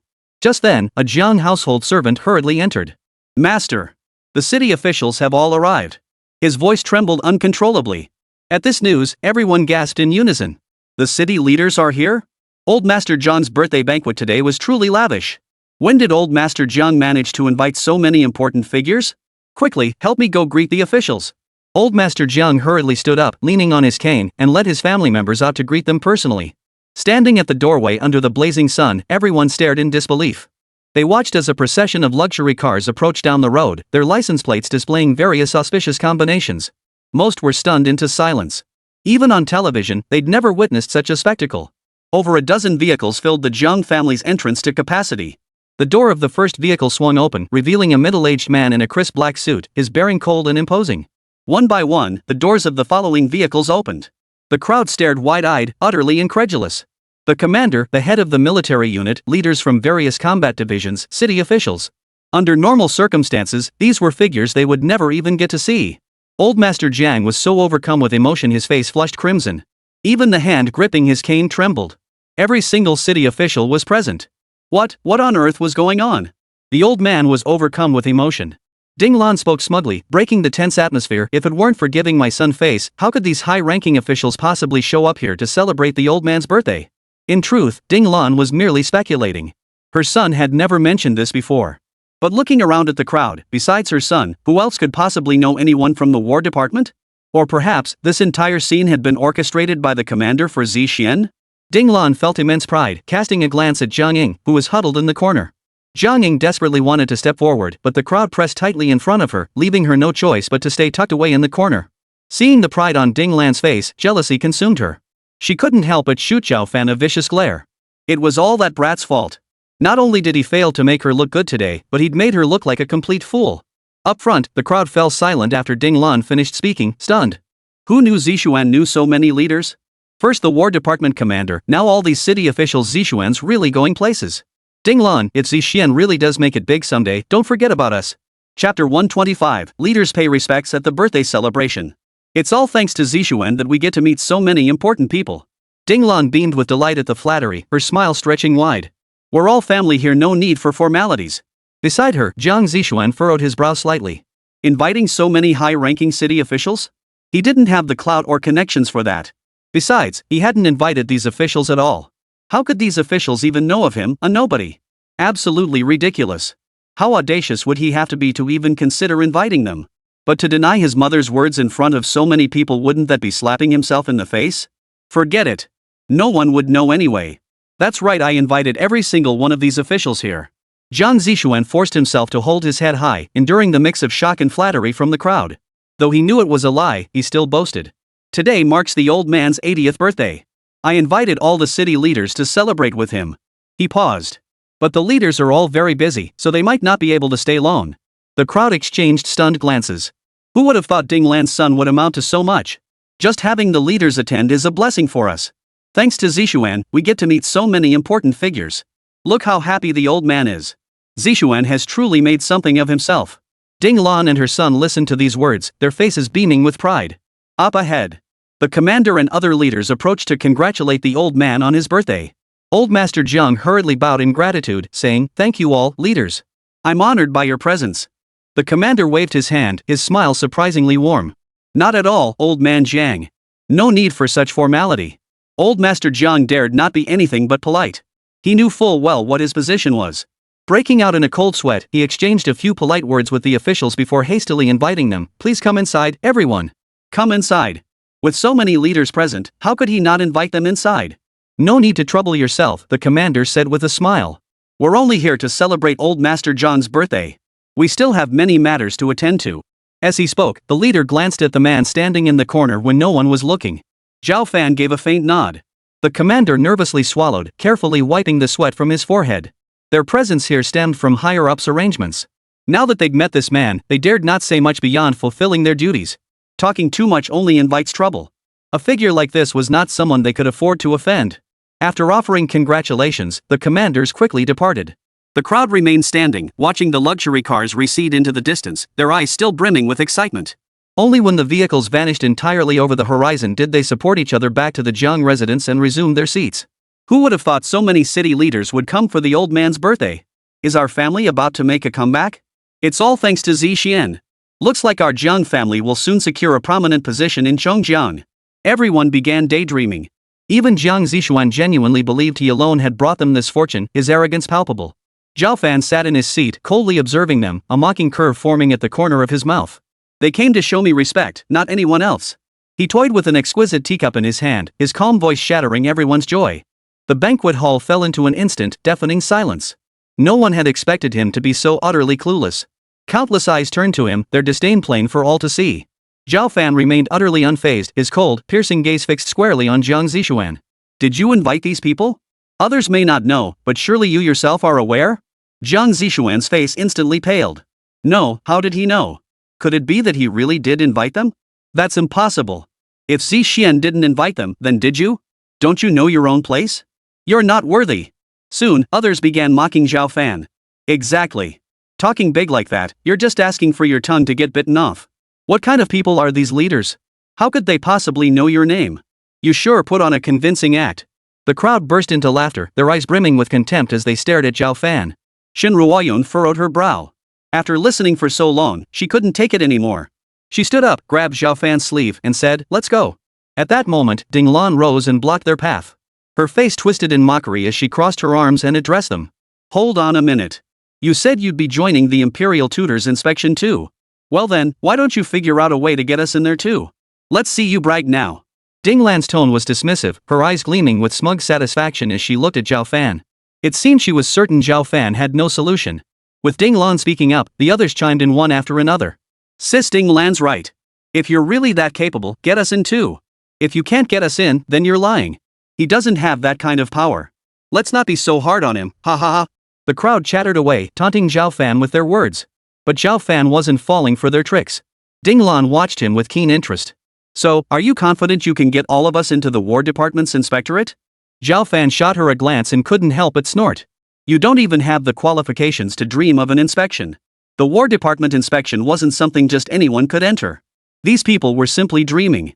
He could bring them in, but they weren't worthy." Ding Lan's expression darkened instantly. She snapped, "Zhao Fan, how dare you? You call us unqualified? What makes you so special? Look at your own status and you have the nerve to lecture us." This brat was pushing his luck. Zhao Fan curved his lips into a faint smile. "If your family continues behaving this way, your future will be over before you know it. I advise you to learn the meaning of the word humility, how it's written, that is." Ding Lan's face flushed crimson. "What did you say? How dare you? To dare humiliate her entire family like this in front of so many people. She was never one to take a loss lying down. This absolutely couldn't be let slide."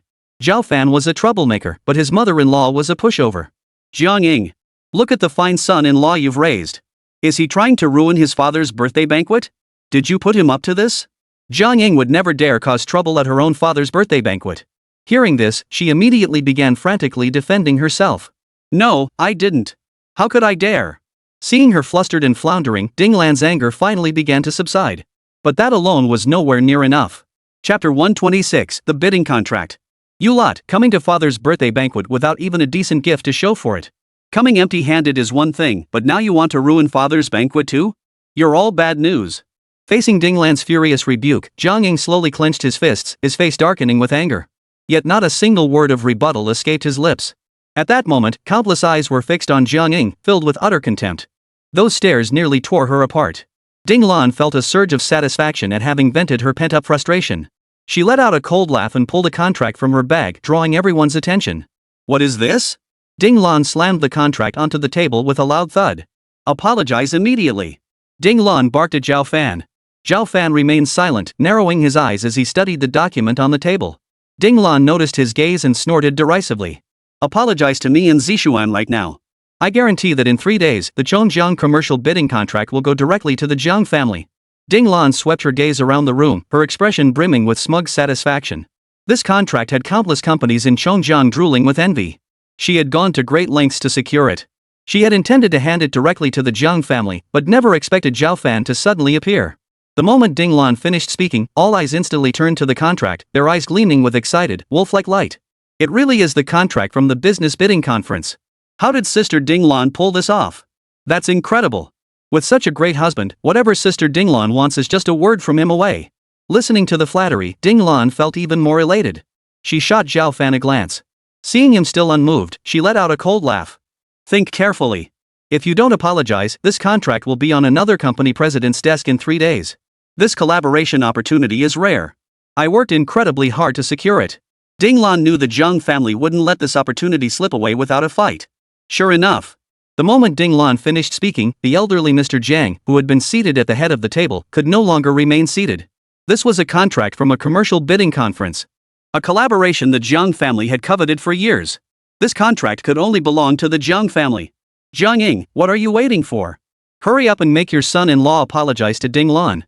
Old Master Jiang slammed his cane hard onto the floor as he barked the order. Jiang Ying shuddered in fright. Yes, father. Didn't you hear the old man? He told you to apologize. Jiang Ying turned and snapped at Zhao Fan. Coming to Old Master Jiang's birthday banquet today, Jiang Ying had thought she could finally hold her head high with the birthday gift. But he never imagined he would be repeatedly humiliated by the Jiang family. It was all Zhao Fan's fault. If he hadn't bragged, she wouldn't have been publicly humiliated time and again. Zhao Fan, what are you standing there for? Apologize. Though she feared the old man, Jiang Ying held no fear for Zhao Fan, her voice suddenly rising sharply. Zhao Fan remained impassive. I did nothing wrong. Why should I apologize? Apologize to them? They weren't even worthy. Jiang Ying choked on her words, her fury boiling over. You dare say that again? Zhao Fan's words ignited collective fury. Ding Lan was someone everyone present needed to curry favor with, and she was the Jiang family's current benefactor.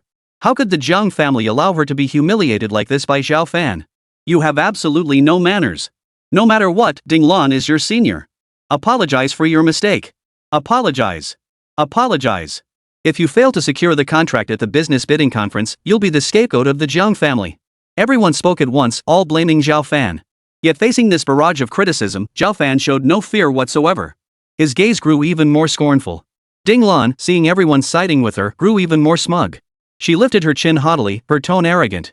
Zhao Fan, listen to me clearly. I, Ding Lan, am not a petty person. If you kneel down and apologize properly, today's incident will be forgotten. How about it? Kneel? Beside her, Shen Ruoyun's heart sank. How could that be acceptable?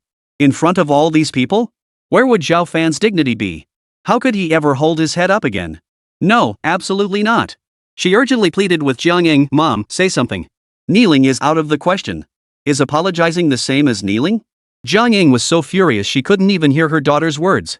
No matter how Shen Ruoyun pleaded, it was as if she hadn't heard a word. Shen Ruoyun's face fell into despair. Zhang Raren frowned slightly, about to stand up and speak, but Jiang Meng yanked her back. Sit still. Don't move a muscle. Jiang Meng snapped.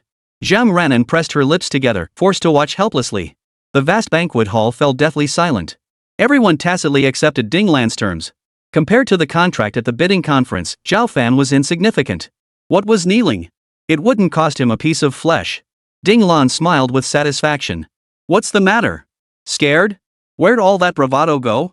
You were so cocky when you were bragging. Today, no one could help him. He had to kneel whether he wanted to or not.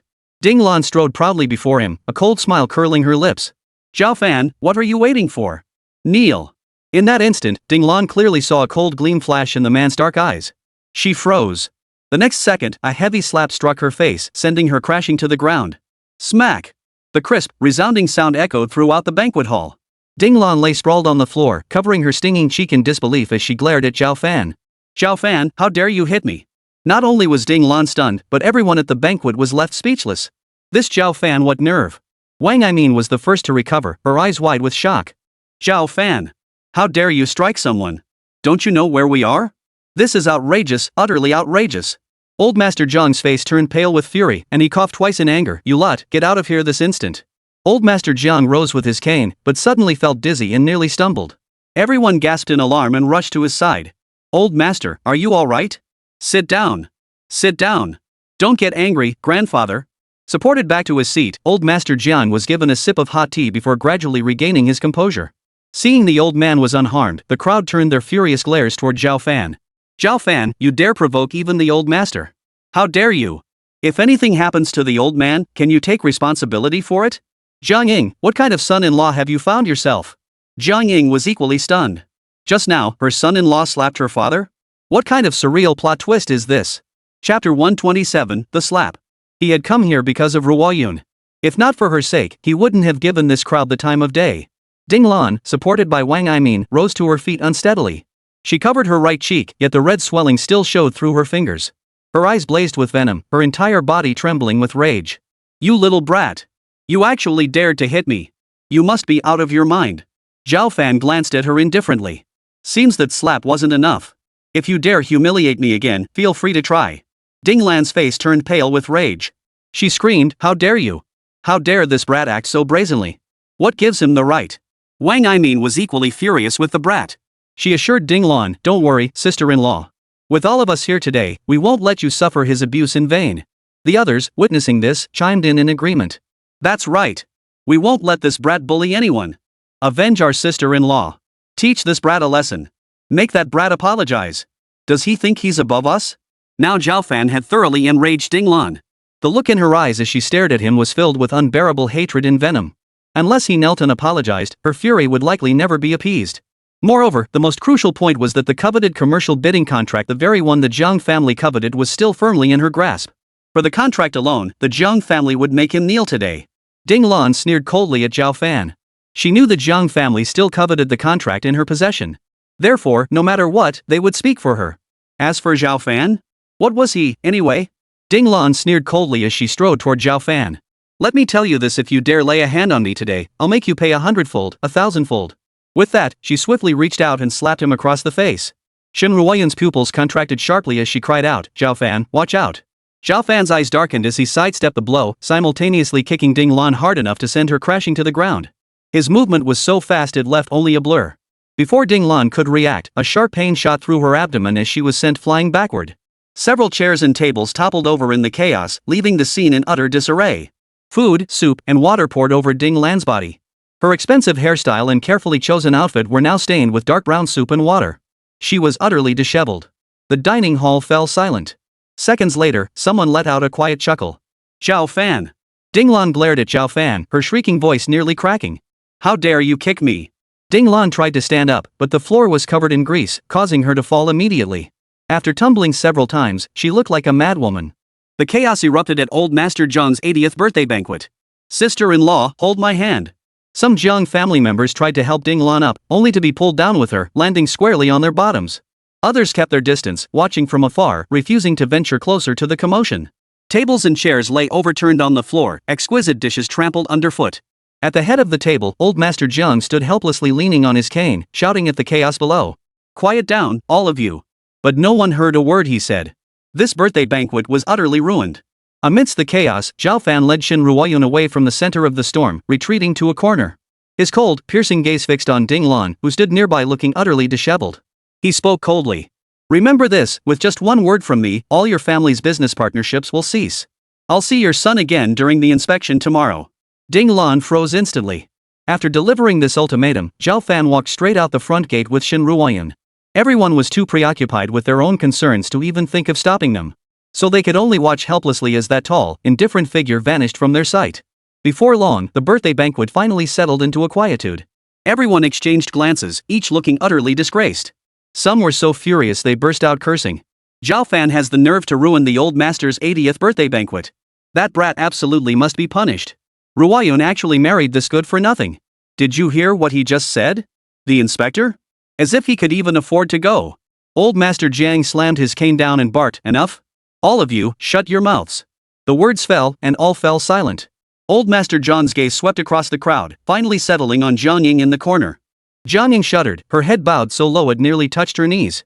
Little did she know that this only drew more attention to her. "Look at the mess you've made."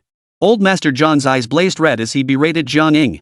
"Just look at your fine son-in-law, what has he done to my birthday banquet?" Jiang Ying hung her head, enduring her father-in-law's scolding for over 10 minutes in front of everyone. Only when his voice grew hoarse did he finally let her go with a cold snort. By the time she left the Jiang residence, her face was a pallid mix of pale and ashen. The first thing Jiang Ying did upon returning to the hotel was find Zhao Fan and vent her fury by berating him. The rage burning inside her on the journey from the Jiang residence to the hotel nearly consumed her entirely. If it weren't for that good-for-nothing brat, how could she have been reduced to a laughingstock, mocked by everyone? That jinx. Look at the mess you've made. Spotting Zhao Fan inside the hotel, Jiang Ying's eyes blazed with fury as she unleashed a torrent of angry words. "I shouldn't have brought you to that birthday banquet today. No, I shouldn't have brought you to Chongjiang at all. Do you realize you've completely disgraced me today? Don't you see where we are? Bragging in front of dozens of people, don't you feel ashamed?" Jiang Ying's rage boiled over. Glancing around frantically, she grabbed a glass from the table and hurled it at Zhao Fan. Crash! Zhao Fan remained utterly unfazed. He merely tilted his head slightly. The glass's sharp edge grazed his cheek before smashing violently against the door behind him. With a thunderous crash, the glass shattered instantly. Shards of glass scattered across the floor in all sizes. Double compensation for any damage to hotel property. Zhao Fan said expressionlessly. Jiang Ying stared at the shards on the floor, her heart aching for a moment. Then she lifted her gaze and glared angrily. "Why didn't you say so earlier? I think you did this on purpose. You're paying for this." Zhao Fan stood by the table drinking water, paying no heed to Jiang Ying's words. Jiang Ying took several deep breaths, trying to calm herself.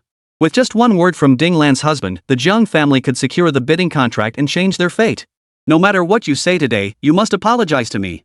Chapter 128, Inspection Site. Whether it's kowtowing or kneeling, whatever it takes, Ding Lan must forgive him. Otherwise, she would be the scapegoat for the entire Jiang family. No sooner had the words left her mouth than Jiang Ying heard a dismissive snort of derision from before her. Zhao Fan's eyes held a faint, mocking smile as he spoke slowly and deliberately. "Rest assured, no family has that kind of clout." Jiang Ying felt darkness swirl before her eyes, nearly toppling over. Jiang Ying now saw clearly, Zhao Fan wasn't just useless, he was a stubborn rock. He dared to offend Ding Lan and ruined old Master John's birthday banquet. Worst of all, he still showed no sign of remorse. Jiang Ying's heart ached with fury, nearly choking on her breath. She dared not imagine what would happen if Zhao Fan truly refused to apologize to Ding Lan and failed to earn her forgiveness. The Jiang family wouldn't get the bidding contract, and she couldn't bear to think how the Jiang relatives would treat her then. "Ruoyun, Zhao Fan doesn't understand. You're a good child, you should know what I mean." Jiang Ying took a deep breath and turned to face her daughter. "This matter is no trivial affair. Ding Lan holds grudges and seeks revenge. If she was struck by Zhao Fan, she will definitely seek retribution. Ruoyun, my dear daughter, I'm entrusting this matter to you. No matter what, Zhao Fan must go apologize." Jiang Ying turned and walked away immediately, unwilling to look at this unlucky star for even a moment longer. Shen Ruoyun frowned at Zhao Fan, then sighed deeply in resignation. "Zhao Fan, go apologize. I'll accompany you, okay?" Zhao Fan pressed his lips together, his eyes turning slightly cold, offering no reply. Facing Jiang Ying, he could refuse without hesitation. But when it came to Ruoyun's request, he found himself unable to refuse outright. Shen Ruoyun saw a glimmer of hope, her eyes brightening slightly. Then a shadow of worry settled over her features. "Regardless, Ding Lan is an elder. You hit her, so you should apologize. Otherwise, people will talk. Even if she was rude, hitting someone is wrong. Will you come apologize with me?" Zhao Fan gazed into her eyes, his own filled with earnestness. Shen Ruoyun's concern differed from Jiang Ying's. Jiang Ying feared the Jiang family would bear the blame. But Ruoyun alone genuinely worried for him. After a moment's thought, Zhao Fan nodded and agreed in a solemn voice, "All right. If it could make her happy, what did an apology matter? Not long after, a city official called Zhao Fan to discuss a matter. Mr. Zhao, I understand that Jiang Zhou, the owner of the city's real estate company, is a relative of yours. We specifically assigned him a project to undertake. After a pause, the voice continued, perhaps it wasn't enough. This time, we plan to assign him several major projects. Would this arrangement be satisfactory to you? Zhao Fan frowned. The city leader was seeking credit from him. He hadn't given any instructions. Why take the liberty? Silence hung heavy on the line. The city official's eyes darted nervously before he offered an awkward chuckle. If Mr. Zhao isn't satisfied, we can adjust the arrangements here. Whatever you want, we'll make it happen. The moment the words left his mouth, Zhao Fan saw through his intent. Zhao Fan couldn't help but let out a cold laugh. I must remind you, you've hired the wrong person. The official froze. Mr. Zhao, I'm afraid I don't quite follow your meaning. Zhao Fan offered no explanation, cutting straight to the point. The project can go to whoever you want besides Jiang Zhou's real estate company. Got it? The leader was completely dumbfounded. But wasn't Jiang Zhou Mr. Zhao's relative? The information couldn't possibly be wrong. What on earth was going on? Cold sweat instantly broke out on the leader's face. Forget it, forget it. None of this was his concern. He just needed to carry out Mr. Zhao's orders. Yes. Rest assured, Mr. Zhao, I'll handle this matter perfectly. The leader snapped out of it and hastily agreed. 1 day later. Chongjiang Battle Division Inspection Site. Zhang Zixuan arrived at the site early, having been so excited last night that he hadn't slept a wink. Countless soldiers had already gathered at the site, their hushed whispers constantly drifting through the air. The atmosphere stirred Zhang Zixuan's own excitement, and he couldn't help but glance around. We'll meet the imperial tutor soon. I'm so excited. I wonder what the imperial tutor is like. I never imagined I'd get to meet the imperial tutor one day. Listening to the murmurs around him, Zhang Zixuan felt a surge of pride and satisfaction at being here at such a young age. Suddenly, something occurred to him, and his expression froze. He began searching around frantically. But no matter how hard he looked, he couldn't spot that figure anywhere. Put. Zhang Zixuan scoffed derisively. I knew that brat was just bragging. He claimed they'd meet at today's military inspection, but in Zhang's eyes, that kid wouldn't even make it past the gates of the Chongjiang Military Command. At that moment, Shui Zhenhai, clad in military uniform, emerged from beyond the crowd. His cold, piercing gaze swept the area as his voice carried an innate authority without needing to raise his tone. Assemble. The command had barely left his lips. 3 seconds later, every soldier in the vast hall snapped into perfect formation. Though Zhang Zixuan held the rank of deputy regiment commander, his status meant little in such a grand setting. Standing at the very back, he could only see a sea of black heads and uniformed figures of the United Front Department stretching endlessly before him. From his vantage point, he couldn't even catch a glimpse of the new imperial tutor. This is way too far. I can't even tell if the imperial tutor is male or female, let alone see their face. Zhang Zixuan couldn't help but mutter under his breath. Even if he couldn't see, it was better than not getting in at all. Regardless, this was something worth bragging about for the rest of his life. Shui Zhenhai soon took the stage, holding the microphone and delivering a few opening remarks. Then he cut straight to the chase. Let us give a warm welcome to the imperial tutor. At the same time, a black Lincoln pulled up slowly to the curb. A tall, slender figure stepped out of the vehicle. The imperial tutor. It's the imperial tutor. Upon seeing Zhao Fan emerge from the vehicle, every warrior of the Chongjiang War Division erupted with excitement. Welcome, imperial tutor. The voices of over 1,000 warriors merged into a thunderous chorus. Zhao Fan walked slowly onto the elevated platform. As he surveyed the ranks below, a hint of satisfaction flashed in his eyes. Shui Zhenhai promptly ordered his men to project the imperial tutor's image onto the massive screen. This way, the soldiers standing further back could see clearly. The high-definition image instantly filled the enormous screen. In the image, a tall man stood on the platform, his dark eyes sweeping coldly over the crowd below. In that instant, every soldier below was struck by his imposing presence. Zhao Fan hadn't uttered a single word, yet the warriors fell silent of their own accord, gazing quietly at the imposing figure on the stage. No one noticed that at the very back of the formation, Zhang Zixuan's eyes widened in utter shock. Soon, his face turned deathly pale, as if coated in a thick layer of white cement, stiffening to an unnatural degree. Chapter 129, Fainting from Shock. No, how could this be? The legendary imperial tutor, could it really be that worthless son-in-law of the Shen family? Zhang Zixuan couldn't believe his eyes. This must be fake. Yet everything unfolding before him felt so real. The memory of mocking the imperial tutor relentlessly at his mother's birthday banquet, and his mother even demanding he kneel and apologize. Zhang Zixuan felt darkness closing in before his eyes, a metallic taste rising in his throat. On stage, Zhao Fan took the microphone from Shui Zhenhai's hand. Zhao Fan spoke, his voice deep and magnetic. The instant he spoke, every warrior present instantly straightened their backs, not daring to relax for a moment. Their eyes shone brightly as they gazed upon the figure atop the high platform, as if venerating a celestial deity. Just as Zhao Fan reached the midpoint of his speech, he finally spotted Jiang Zixuan at the very back of the crowd. His voice faltered slightly. Jiang Zixuan had been carefully observing the situation on the platform, trying his best to minimize his presence. Yet unexpectedly, Zhao Fan caught him red-handed. The moment their eyes met, Jiang Zixuan's face instantly turned as pale as paper, his body shaking like a sieve. Zhao Fan raised an eyebrow slightly, slowly pulling a cold smile toward Jiang Zixuan. Seeing that smile, scenes from the birthday banquet flashed through Jiang Zixuan's mind like a slideshow. His vision instantly darkened.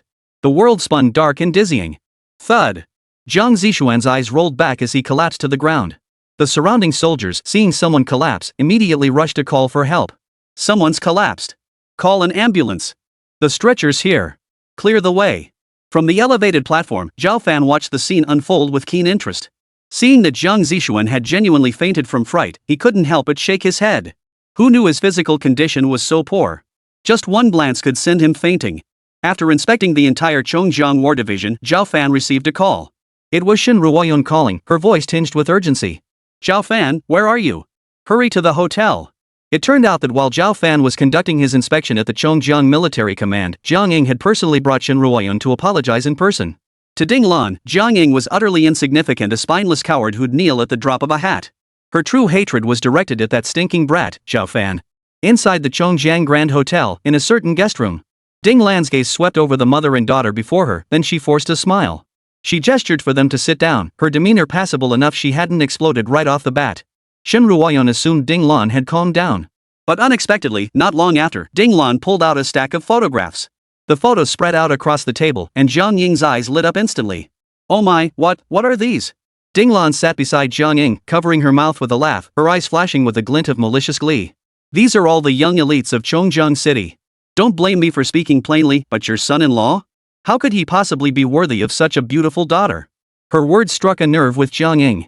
She never imagined that coming to apologize would lead to such a fortunate turn of events. This is truly wonderful. She couldn't resist grabbing all the photos and began selecting them excitedly. This one's excellent. He works at my husband's company and became a department manager right after graduating college. Jiang Ying couldn't stop smiling. Perfect. Perfect. They're all perfect.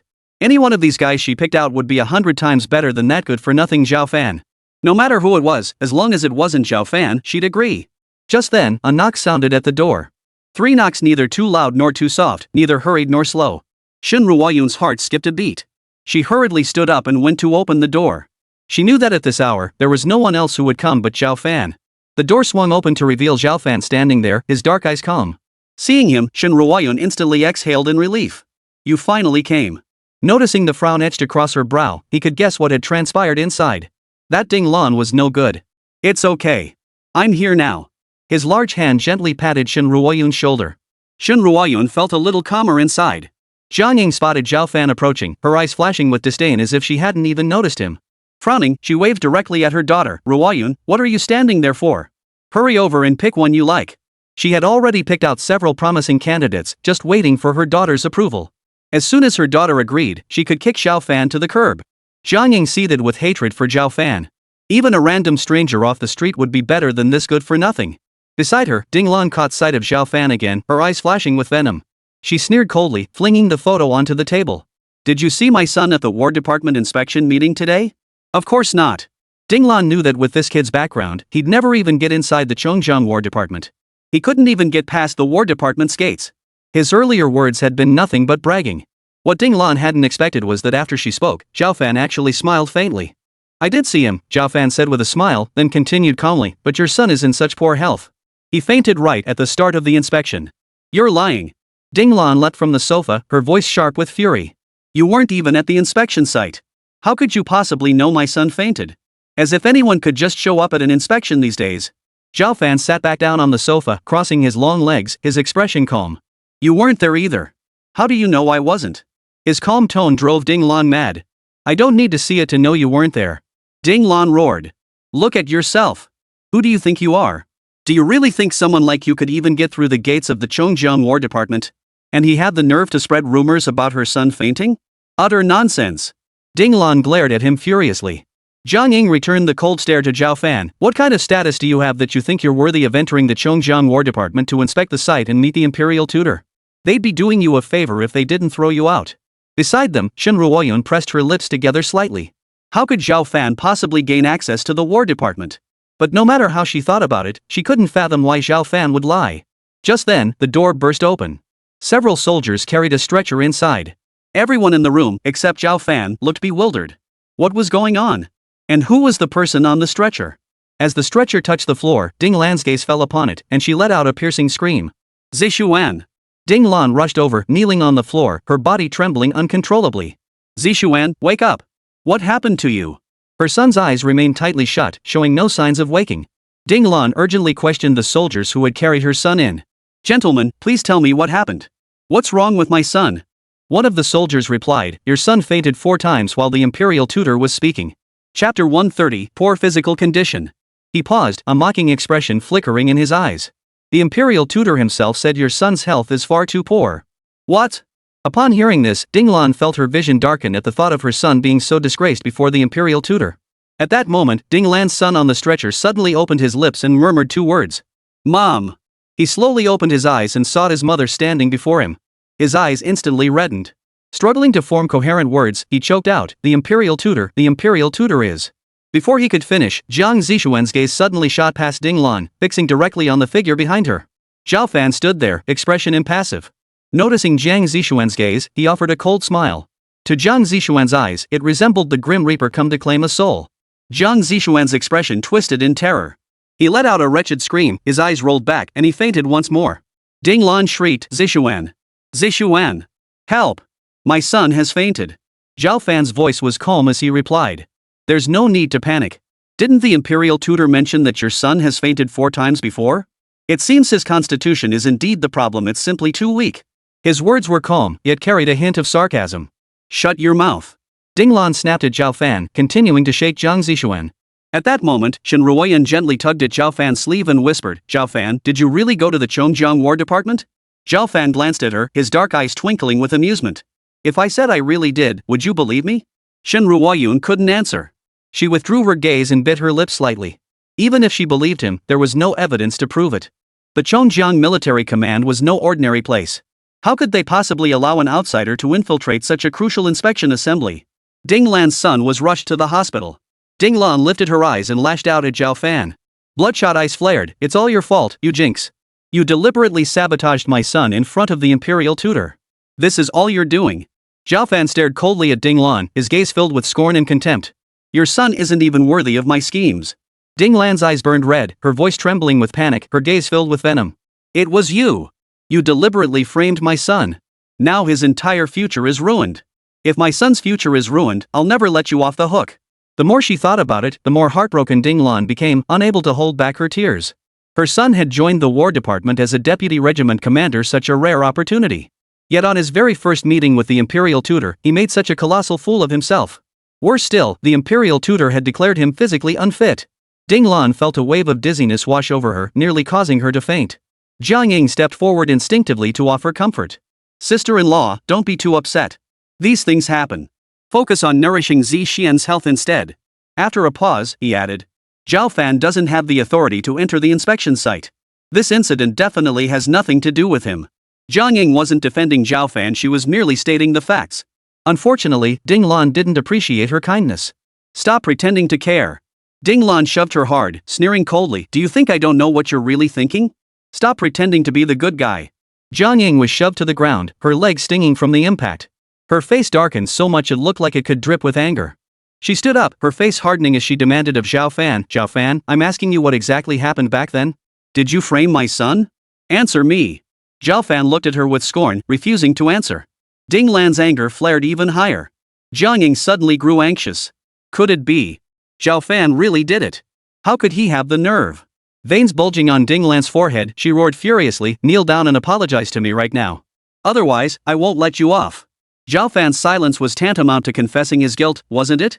Ding Lan's gaze toward this family was savage. It's all your fault my son ended up like this. Blame yourselves. After berating Zhao Fan, Ding Lan turned her furious gaze toward Shen Ruoyan, who had remained silent. You! She pointed an accusing finger at Shen Ruoyan. Don't think staying silent will save you. Your husband did this, you, his wife, couldn't possibly not know. Ding Lan sneered coldly, I knew you two were a pair of. Smack! Before Ding Lan could finish her sentence, she was struck again, sent crashing to the floor. The blow sent stars dancing before her eyes, her head buzzing, blood trickling from the corner of her mouth. It took her a full moment to realize she'd been struck by Zhao Fan once more. Ding Lan was furious beyond measure. Yet when she met Zhao Fan's gaze, the icy glint in his eyes froze her in place. In that moment, rage and humiliation boiled over within her. She pulled out her phone and called her husband, sobbing. "Honey, where are you right now? I've been hit." Ding Lan's voice choked with sobs. Her entire life had been smooth sailing until now. She'd never been humiliated like this before. Upon hearing this, Zhang Zhou flew into a rage. "What? Someone dared to hit you? Where are you now? I'm coming over immediately." When Zhang Zhou arrived at the hotel, he saw his wife sitting on the floor, hair disheveled, cheeks swollen, looking like a madwoman. "Who hit you?"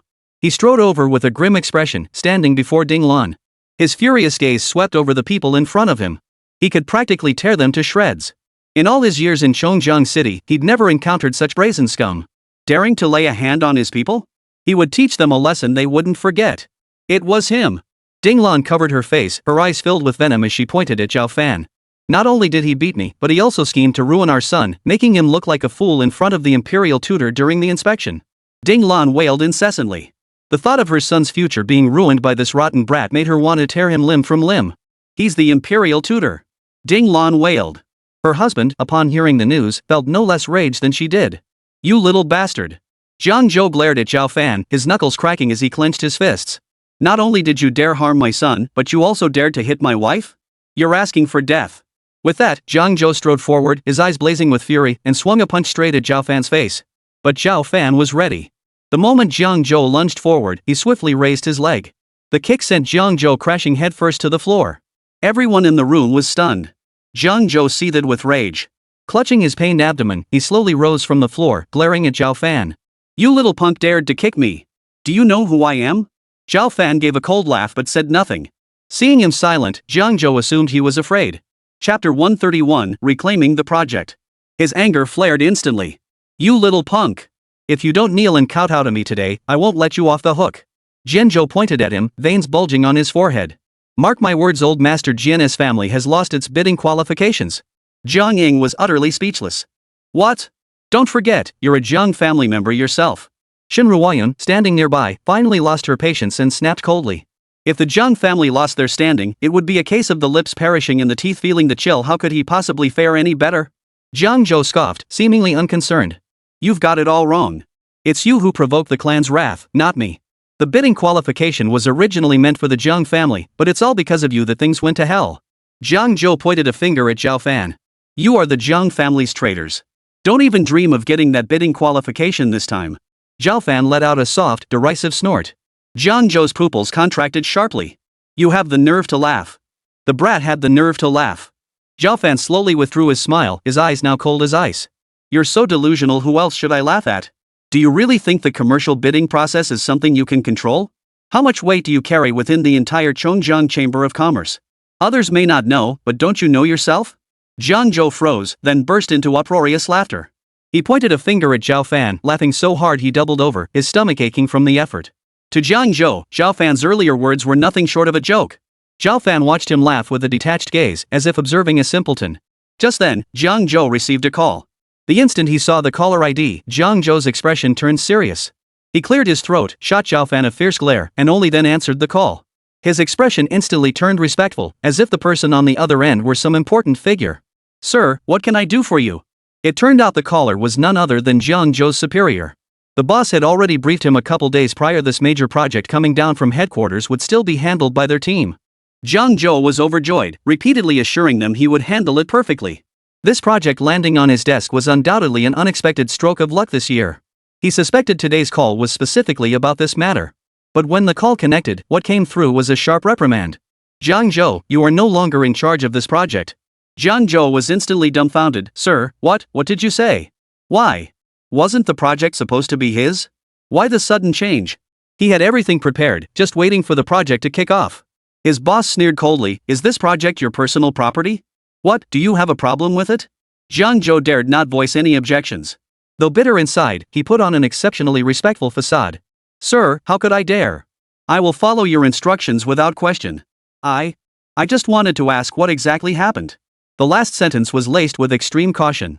Frankly, no one had expected this lucrative project to land on his desk. But now, after just a few days, the higher-ups had changed their minds again. What a bunch of old foxes. Zhang Zhou's persistent questioning began to irritate the leader on the other end of the line, but he still replied, "This project will be handed over to Hushi Group." Hushi Group? Zhang Zhou exclaimed. "Sir, how does our Zuluchuan fall short of that Hushi Group?" The opportunity had slipped through their fingers, a blow no one could stomach. Especially since Hushi Group had always been a formidable competitor. Handing such a prime project over to his rival only deepened Zhang Zhou's resentment. He refused to accept it. Why them? His boss seemed to sense Zhang Zhou's thoughts, letting out a cold laugh. "This wasn't my order," he said. "It was stipulated by the new president of Shanglong Group after taking office. And let me tell you something else, Tiger Creek Group has already been acquired by Shanglong Group." With that, even the most naive person should have understood. Zhang Zhou froze for a moment. By the time he snapped back to reality, the boss had already hung up. He clenched the phone, squeezing it with every ounce of strength he had. He dared not provoke Shanglong Group. Even if you combine 10 Zuluchuan groups, their influence and power wouldn't match a single Shanglong Group. But how had things suddenly turned out this way? Just then, Zhang Zhou looked up and saw a mocking smile playing at the corners of Zhao Fan's mouth. His head spun, and suddenly it all clicked. Rage surged through him. "Is this your doing? It has to be you. It has to be you, doesn't it?" Zhang Zhou's eyes blazed crimson, veins bulging fiercely on his neck as he snarled. He looked ready to pounce at any moment. Zhao Fan, however, showed no fear. He scoffed disdainfully and walked away with Shen Ruoyun. Zhang Zhou's eyes blazed crimson as he fixed his gaze on him. "Zhao Fan, you just wait. I won't let this slide." After descending the stairs, Zhao Fan stepped aside and called Lin Ke to inquire about the situation. Lin Ke replied respectfully. "Mr. Zhao, to facilitate your operations, Shanglong Group recently acquired Hushi Group." Zhao Fan had anticipated this and showed no surprise. After a pause, Lin Ke added, "A renaming ceremony will be held in a few days. Your presence is required, Mr. Zhao." "I see." Link had indeed handled matters with great care. Zhao Fan replied in a measured tone, "Very well. I will attend." After hanging up, Zhao Fan and Shen Ruoyun left the Chongjiang Grand Hotel. Meanwhile, upstairs in the hotel. After making this trip, Zhang Zhou had not only lost the company's biggest project but had also been humiliated by that brat. Zhao Fan had already departed. Zhang Zhou clenched his fists so tightly his teeth chattered. Ding Lan couldn't contain her rage any longer. Doesn't he know who he is? How dare he be so bold? To bully our family like this, I'll make him pay dearly. Her eyes reddened as she turned to her husband, Zhang Zhou. "Husband, what should we do now?" Zhang Zhou exhaled deeply, his gaze darkening.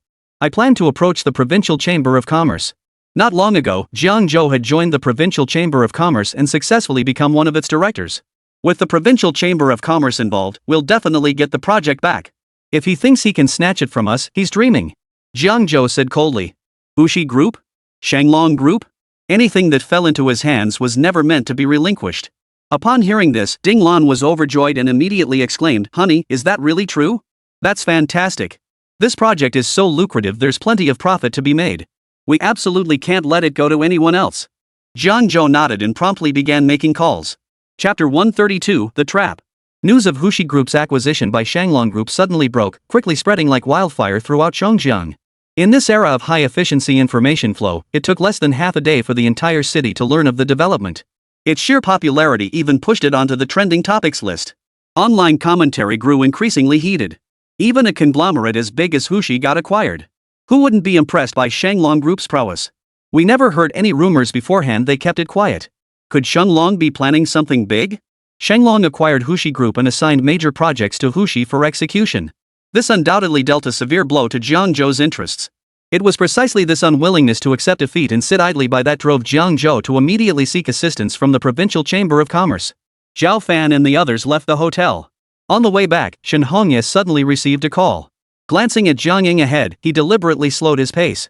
After a moment's delay, he hurriedly answered the call. "Hello?" Shen Hongye flashed a smile, as if he were quite familiar with the person on the other end. The caller was one of his friends from Chongjiang. Zhang Ying always scolded him, calling his friends a bunch of good-for-nothings in bad company. She especially disliked him hanging out with them. That's why Shen Hongye never dared answer calls from his friends in front of her, afraid of getting scolded. "Old Shen? Heard you're in Chongjiang? Why didn't you tell us, brothers?" A booming voice bellowed from the other end. "Come out for drinks.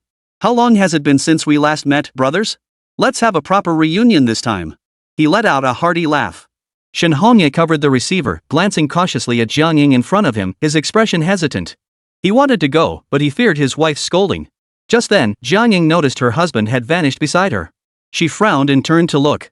There stood Shen Hongye, phone in hand, talking to someone with a sly look on his face. Soon, Jiang Ying's frown deepened so much it could have crushed a mosquito. Shen Hongye was her husband. Others might not know, but she certainly did. He didn't have many friends in Chongjiang, just the same handful of people. Nothing but a bunch of lowlifes and deadbeats. Sure enough, after a moment, Shen Hongye approached cautiously. His eyes darted around restlessly, never a good sign. Jiang Ying had already guessed what was coming. She gave a cold snort. I know what you're going to say. Did your good-for-nothing friends call you again? Shen Hongye looked sheepish, momentarily at a loss for words. Without a word, Jiang Ying knew she'd guessed right. Honey, I rarely get to visit Dongyuan City. Please let me go. Shen Hongye rubbed his hands together, flashing Jiang Ying a pleading smile. Jiang Ying stood with her hands on her hips, eyebrows raised, and spat an emphatic pft right at his face. Put. I've told you countless times to cut ties with those deadbeat buddies of yours, but you never listen. Though she scolded him, Jiang Ying still pulled out her wallet and counted out money for Shen Hongye. She counted the bills while continuing to grumble under her breath. In the past, Shen Hongye would have found this irritating. But now, his eyes were glued to that wallet, hoping she'd give him just a little more. Shen Hongye's eyes widened. Just a little more. Just a little more. Jiang Ying paused her counting and snapped, Shen Hongye, what do you need all that money for? Mark my words, if you dare gamble with it, I'll skin you alive. It was Shen Hongye's old habit. Once he started gambling, he couldn't stop. Jiang Ying warned him repeatedly. Shen Hongye snatched the money, stuffed it into his pocket, and nodded with a sheepish grin. All right. I know, dear. Don't worry, I absolutely won't gamble. Shen Hongye was overjoyed. He hadn't expected getting the money today to be so smooth. He knew exactly what Jiang Ying was worried about gambling. He'd quit ages ago. Honey, trust me, even if someone forced my hand onto the gambling table, I wouldn't budge an inch. You can trust me completely. Shen Hongye pounded his chest emphatically, making solemn promises to Jiang Ying. Jiang Ying snorted, unsure whether she believed him or not. She waved her hand dismissively. All right. Go on then. As long as he didn't gamble, she didn't care what he spent the money on. 2 hours later. Shen Hongye sat at the dining table, flushed and swaying. The floor around him was littered with empty beer bottles. A few friends, drunk, were spouting nonsense. Old Shen. At that moment, Zhao Huashan, one of Shen Hongye's friends, leaned in close. Zhao Huashan chuckled softly and whispered. Fancy trying your luck tonight? Shen Hongye waved him off. No way. Zhao Huashan clicked his tongue and said, come on. I had the master read my fortune. He said my luck is hot tonight, I'm bound to win big. Shen Hongye recalled the promise he'd made to Jiang Ying before leaving. He shook his head again, took a sip of beer, and said, no way. I quit gambling long ago. If you guys want to go on your own. Don't drag me into it. He had promised Jiang Ying, so he absolutely wouldn't go. Things that get people hooked are nothing but harmful. A sharp gleam flashed in Zhao Huachan's eyes as he pulled his stool closer. Old Shen, I'm telling you the truth. We've been brothers for years. Would I lie to you? Lately, there've been several guys who went in penniless and came out billionaires. Be honest with me, don't you feel even a little envious? Shen Hongye remained silent, drinking glass after glass in quiet contemplation. Zhao Huachan sneered inwardly. He pressed on with his persuasion. That kid who won billions. He went completely nuts. Throwing money around like crazy in the casino. I saw it with my own eyes. Zhao Huachan poured himself a glass, watching Shen Hongye's expression out of the corner of his eye. They'd been friends for years. What kind of person Shen Hongye was, he knew all too well. He was easily swayed and the worst at taking advice. No wonder Zhao Huashan never took Shen Hongye's promises to quit gambling seriously. He'd heard it before. And not just once. Quitting is never that simple. Especially for someone like Shen Hongye, who had absolutely no willpower. At best, he was just paying lip service. One word of persuasion and he'd be done for. Shen Hongye's eyes flickered with a faint glimmer. Yet his tone remained hesitant. He asked Zhao Huaqiang, are you telling the truth? Did you really see it with your own eyes? Zhao Huaqiang's expression turned stern. He slammed his wine glass down on the table and pounded the surface. Of course it's true. We've been brothers for all these years. Even if I were to deceive anyone else, I could never deceive you. Shen Hongye couldn't help but feel his heart stir. The other brothers around them began to cheer him on. Go for it. Old Shen's got such good luck, maybe you'll be next. Chapter 133, Shen Hongye gets duped. You're right. I bet Old Shen's the next millionaire. Old Shen, don't forget your brothers when you strike it rich. Ha ha ha ha. In the end, Shen Hongye gritted his teeth and agreed. Fine. He'd give it a shot. What could go wrong? 3 hands. He'd only bet 3 hands. Shen Hongye and his crew left arm in arm. By now, he had completely cast Jiang Ying's entreaties to the winds. The largest underground casino in Dongyuan City. In a lavishly decorated office, by the floor-to-ceiling windows. A young man in a black suit sat with his legs crossed on a black leather chair, puffing on a cigarette as he stared at the computer screen. A knock sounded at the door. "Come in." The man glanced toward the doorway and flicked ash from his cigarette. A casino henchman entered cautiously and approached the man. "General Manager, Shen Hongye, Shen Ruoyun's father, has taken the bait. Everything is proceeding according to your plan." The middle-aged man, referred to as the general manager, was none other than Fan Gaowang, head of Chongjiang Ningxuan Group. Fan Gaowang had long heard of Shen Ruoyun's beauty but had never seen her. A few days ago, he happened to catch a glimpse of her on the street and was instantly struck by her breathtaking beauty. After extensive inquiries, he finally obtained the information. Thus, luring Shen Hongye into the scheme was not without reason. The thought of Shen Ruoyun's beauty stirred something within Fan Gaowang. "Understood. Give the order to proceed with the original plan. Make sure Shen Hongye loses everything he owns." Fan Gaowang's scheme was actually quite straightforward. He knew Shen Hongye was a die-hard gambler. Once he was lured into the trap, and after losing all his money with nothing left to pledge as collateral, he would be at their mercy. Either repay the debt or hand over Shen Ruoyun. But Shen Hongye couldn't possibly come up with the money, he'd already gambled it all away. He had no choice but to pick the second option. Fan Gaowang laughed triumphantly. In a corner of the casino, Shen Hongye sat before the gambling table, his eyes sparkling with excitement. A crowd had gathered around the table, drawn by Shen Hongye's remarkable winning streak. From the moment he entered until now, Shen Hongye had already won 2 million yuan in a row. Shen Hongye began to truly believe what Zhao Huaxiang had said earlier, his luck today was exceptionally good. If he could just hold on to this streak, he'd walk out of here a millionaire at the very least. "Keep going. Keep going." Shen Hongye frantically urged the dealer to deal the cards.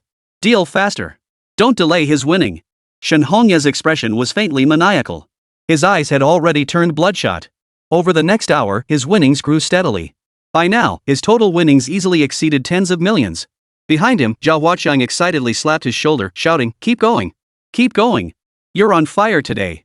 Blinded by greed, Shen Hongye's mouth twisted into a wide grin. "Keep going. Keep going. With luck this strong, he couldn't possibly lose." Shen Hongye pushed all his chips forward, driven by an inexplicable confidence that this hand was his to win. Not far away, his subordinate witnessed the scene and hurried back to report the news. Upon hearing the news, Fan Gaowang burst into laughter. The night poured down like ink. On the wall, the clock slowly ticked toward 11 o'clock. Shen Hongye still hadn't returned. Jiang Ying paced anxiously in the room. Shen Ruoyun tried to reassure her, "Mom, don't worry. Maybe Dad is on his way back right now?" "I hope so." Jiang Ying frowned, unable to stop herself from muttering that Shen Hongye. "He must have been drinking again. Just wait until he gets back, I'll have a word with him." Just then, Jiang Ying's phone rang. She answered, unaware of who was on the other end or what they said. 3 seconds later, Jiang Ying's face turned as white as paper, her body trembling uncontrollably. "Mom, what's wrong?" Shen Ruoyun immediately sensed something terribly wrong with Jiang Ying, her eyes clouding over with worry. Jiang Ying hung up the phone, her mind blank. She seemed not to hear her daughter's words. After swaying for a few moments, she collapsed to the floor. Shen Ruoyun rushed over, helped her up, and asked anxiously, "What's wrong?" Jiang Ying's eyes were fixed and vacant. After a long moment, she finally spoke in a trembling, broken voice. "The casino said your father was there and lost 100 million yuan gambling. That call had been demanding money for a ransom." 100 million?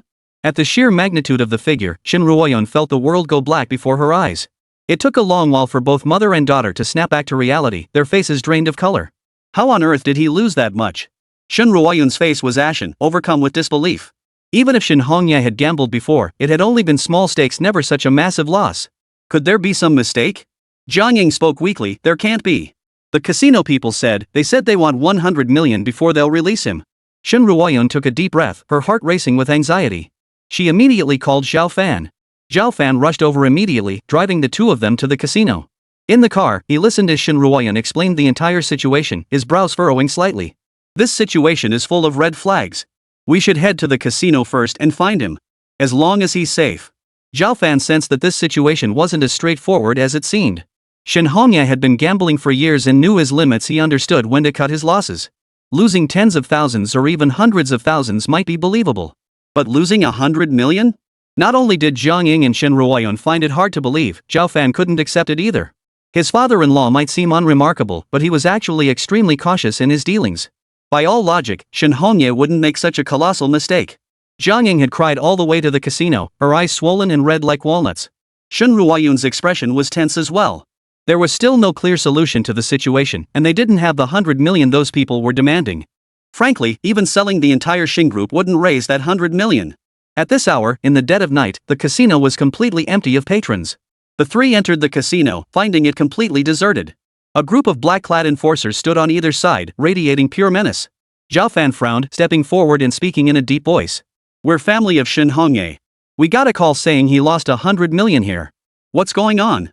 A burly hand glanced at him coldly. "What are you to Shen Hongye?" Zhao Fan pressed his lips together. "I'm his son-in-law." The thug sneered coldly. "Your father-in-law cheated at the casino and lost 100 million. That's the story."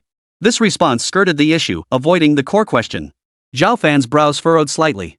Chapter 134, Ransom. Behind him, Jiang Ying heard the thug's words and burst into loud sobs. "Old Shen is the most honest man in my family. How could he possibly cheat? And lose so much money?" Shen Hongye knew full well the consequences of getting caught cheating at a casino. He wouldn't dare cheat. This situation was definitely not as the enforcer described. There had to be more to it. "Where is he now?" Zhao Fan asked calmly. The enforcer shot him a glance and pointed inside. "Follow this corridor to the end. The last office is his." That was the casino owner's office. Zhao Fan led the two men down the corridor. Arriving at the door, he knocked. Soon, a hoarse voice from inside answered, "Come in." Zhao Fan pushed the door open. Behind a massive nanmu wood desk sat the casino's owner. The boss was a pot-bellied middle-aged man, sitting in a leather chair sipping tea. Hearing the commotion at the door, he glanced up at the three figures. As the trio entered, their eyes instantly locked onto the figure in the corner. It's Shen Hongye. Shen Hongye was practically a bloody mess, his clothes barely covering his body, covered in wounds. He curled up in the corner, motionless like a boiled shrimp. It was unclear whether he was still alive. If not for that familiar clothing, even Jiang Ying wouldn't have recognized this beggar before her, the very man who had shared her bed for decades. Jiang Ying covered her mouth, tears falling one by one onto the floor. Shen Ruoyun's eyes instantly turned crimson, tears streaming down uncontrollably. "Dad! Husband!" Hearing his daughter and wife's voices, the bloodied figure in the corner finally stirred.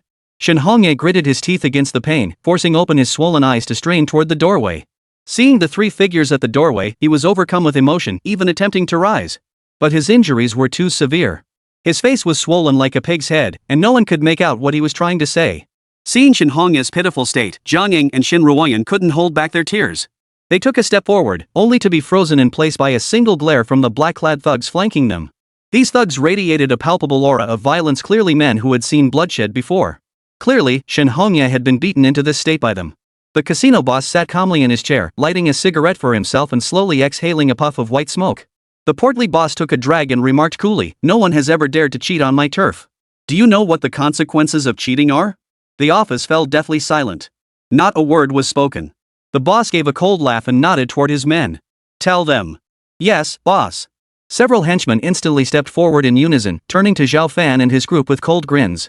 "Our casino's rule is simple: whichever hand cheats, we chop off that hand." Seeing Jiang Ying and Shen Ruoyun turn pale with fear, the casino boss smiled with satisfaction, raising his eyebrows. "You have two choices before you now. Pay up, or pay with your lives." "No, no.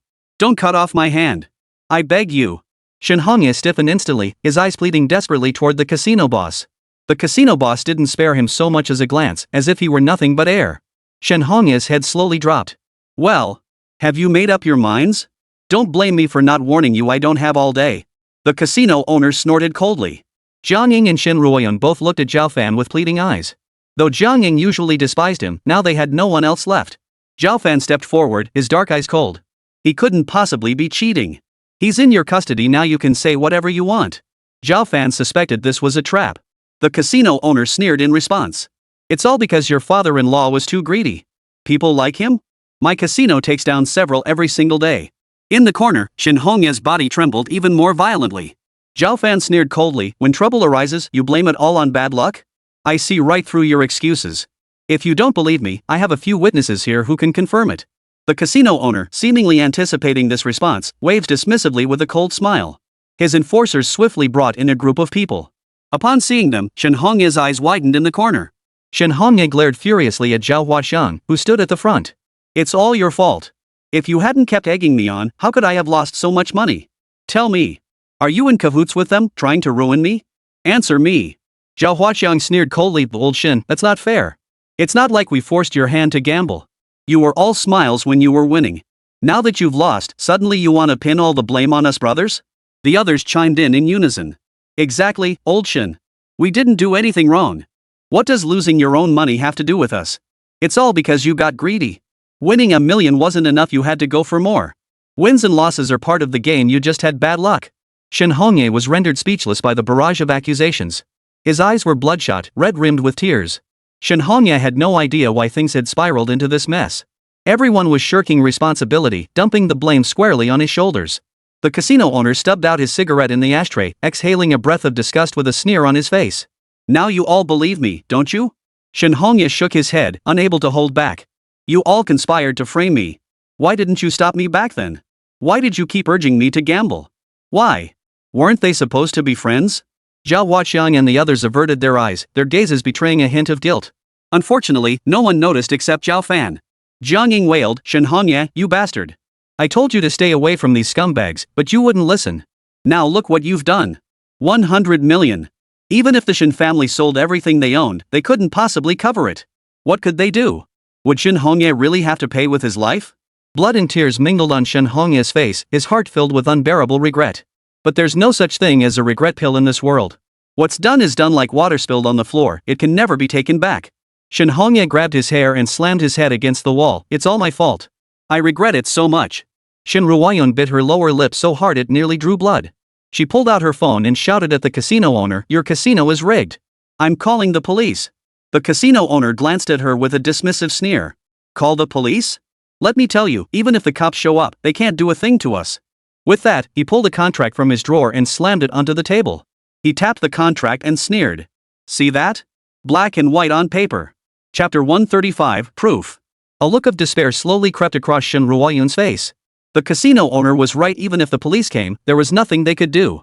Black and white on paper, that was proof. But how could she possibly repay such a huge debt anytime soon? As if reading her thoughts, the casino owner sneered coldly. I've seen plenty of people like you in my casino. Don't think begging for mercy will make everything go away. Today, you either bring the money or bring your life. As soon as the words left his mouth, all the enforcers instantly stepped forward in unison. At that moment, Shen Hongye suddenly turned to Jiang Ying. His face twisted in anguish as he said, honey, there's something I never told you. Before you two arrived, I went home and pawned the property deed to them. He paused, then vowed, but rest assured, as long as I'm still alive, I'll redeem the old house. Shen Hongye swore solemnly, his eyes wide as saucers. What? Jiang Ying's eyes widened abruptly. Staring at Shen Hongye, his face beaten beyond recognition, she exclaimed, Shen Hongye. You gambled away our house. Shen Hongye's eyes were red like a rabbit's. He nodded apologetically. I'm sorry, wife. I didn't mean to. I'm sorry. Shen Hongye kept repeating his apologies. This outcome was the last thing he wanted to see. Jiang Ying felt a wave of dizziness wash over her, nearly causing her to collapse. Fortunately, Shen Ruoyun caught her in time.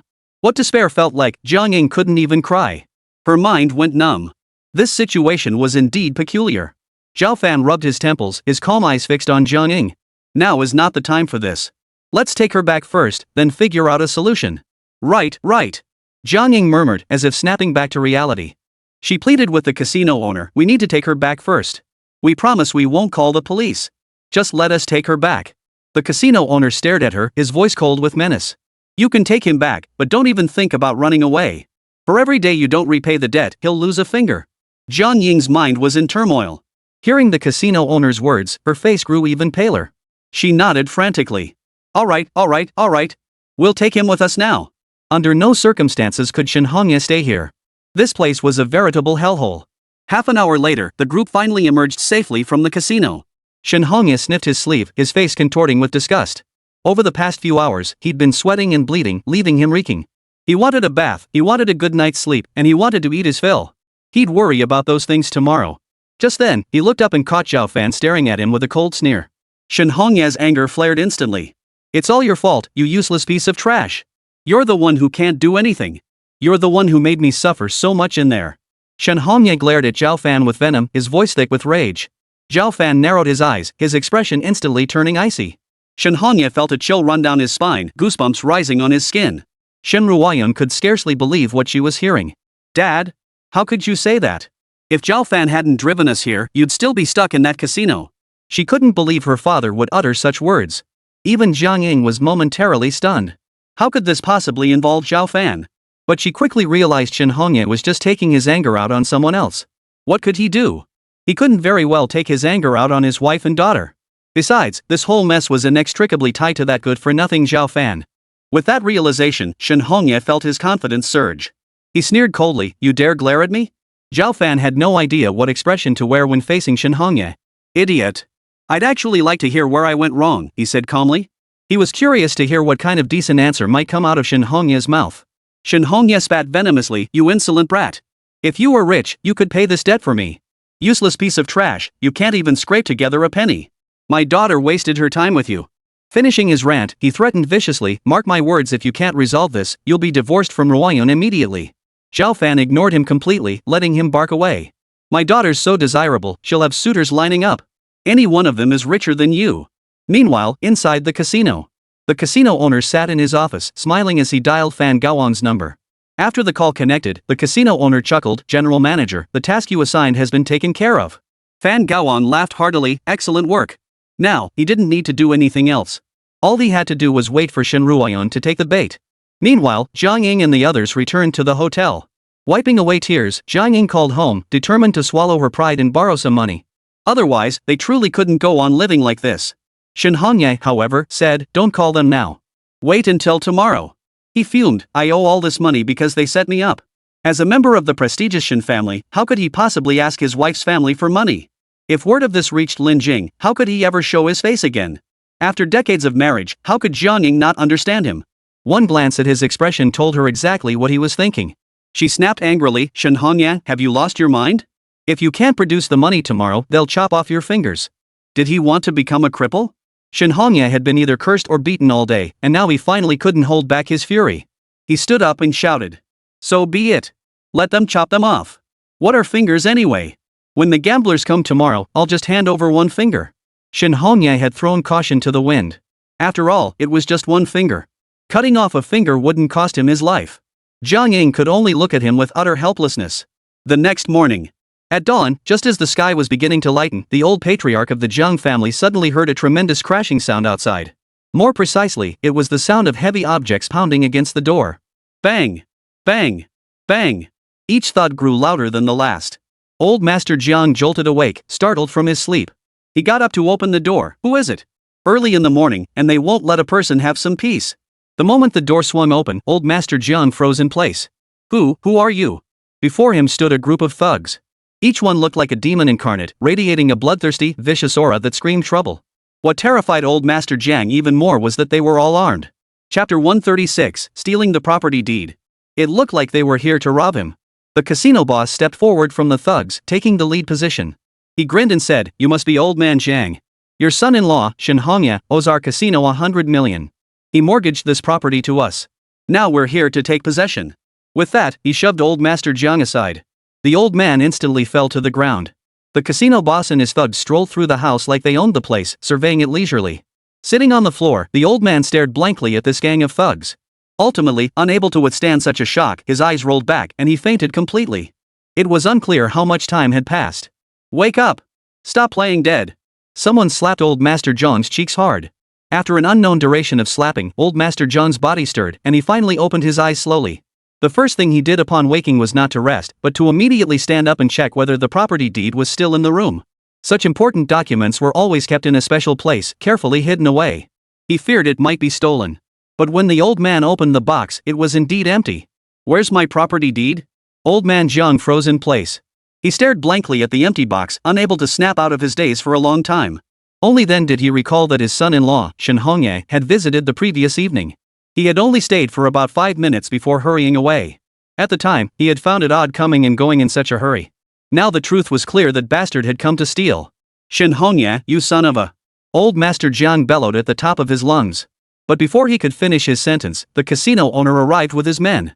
"Old man Jiang, we're here to collect what you owe us. Your son-in-law owes us money, hand it over now." Old Master Jiang glared at him fiercely. "I don't have any money. Besides, debts should be paid to the rightful creditor. Go after that bastard Shen Hongye for your money. What business do you have coming after me? Making him pay for Shen Hongye's debts? That was nothing short of a pipe dream. I'm here to collect money, not listen to your nonsense." Seeing old Master Jiang's refusal to cooperate, the casino owner's expression darkened instantly. Old Master Jiang shuddered in fright, his face turning pale as he coughed up blood.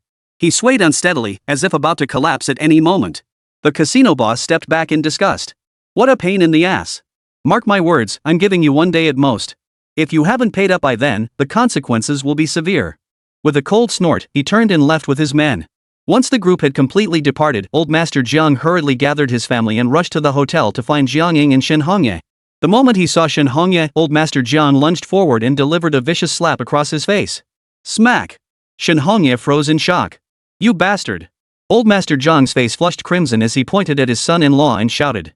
Not only did you run up 100 million yuan debt at the casino, but you had the nerve to steal my Jiang family's property deed. I'll beat you to death, you bastard! With that, he began kicking and punching Shen Hongye. The crowd pulled the enraged old man away, pleading with him to calm down. The old man shook off their hands and glared at Shen Hongye. Now tell me, what the hell is going on here? Shen Hongye, still recovering from old injuries and now battered anew, was utterly dazed. But the old man's furious rebuke jolted him back to his senses. Seeing the old man's fury, he blurted out. It wasn't me. It was Zhao Fan who gambled. In his panic, Shen Hongye dragged Zhao Fan into the fray as a scapegoat. What did you say? Old Master Jiang, who had been about to strike him, froze mid-motion. He stared at Shen Hongye in disbelief. You're saying Zhao Fan lost the bet? But the casino owner who came to the Jiang household clearly mentioned Shen Hongye's name. Panic surged through Shen Hongye's heart. If he admitted to losing 100 million, wouldn't the old man beat him to death today? Old master, don't you know what kind of person I am? Shen Hongye cried out in protest. Even if I had 100 guts, I wouldn't dare deceive you. Reputation was something he needed, but did Zhao Fan need it? He was a good-for-nothing, living off his parents day in and day out. Now was the time for him to repay the favor. If that was the case, he might as well help himself. That way, Zhao Fan would at least die with purpose. Shen Hongye chuckled smugly to himself before continuing to manipulate Old Master Jiang. Old Master, I swear to you, I'm not lying. The truth is, Zhao Fan lost 100 million in gambling. The casino boss said if he didn't pay up today, he'd cut off his fingers. As he spoke, tears streamed down Shen Hongye's face. Old Master, I truly had no choice. I couldn't just stand by and watch my son-in-law get crippled by those scoundrels. What would become of my daughter then? Seeing his sincere tears, Old Master Jiang believed him 90% of the way. He never imagined that Shen Hongye, who had always been timid and cowardly, would have the audacity to deceive him, his father-in-law. Old Master Jiang eyed him suspiciously. Are you telling the truth? So it was that rotten kid Zhao Fan who gambled away 100 million. Shen Hongye shed crocodile tears. Father-in-law, how could I dare deceive you? To save him, I stole the documents to pawn them. But I truly had nothing to do with this. That brat tricked me too. Shen Hongye put on an act of profound regret. Old Master Jiang stared at him for several seconds.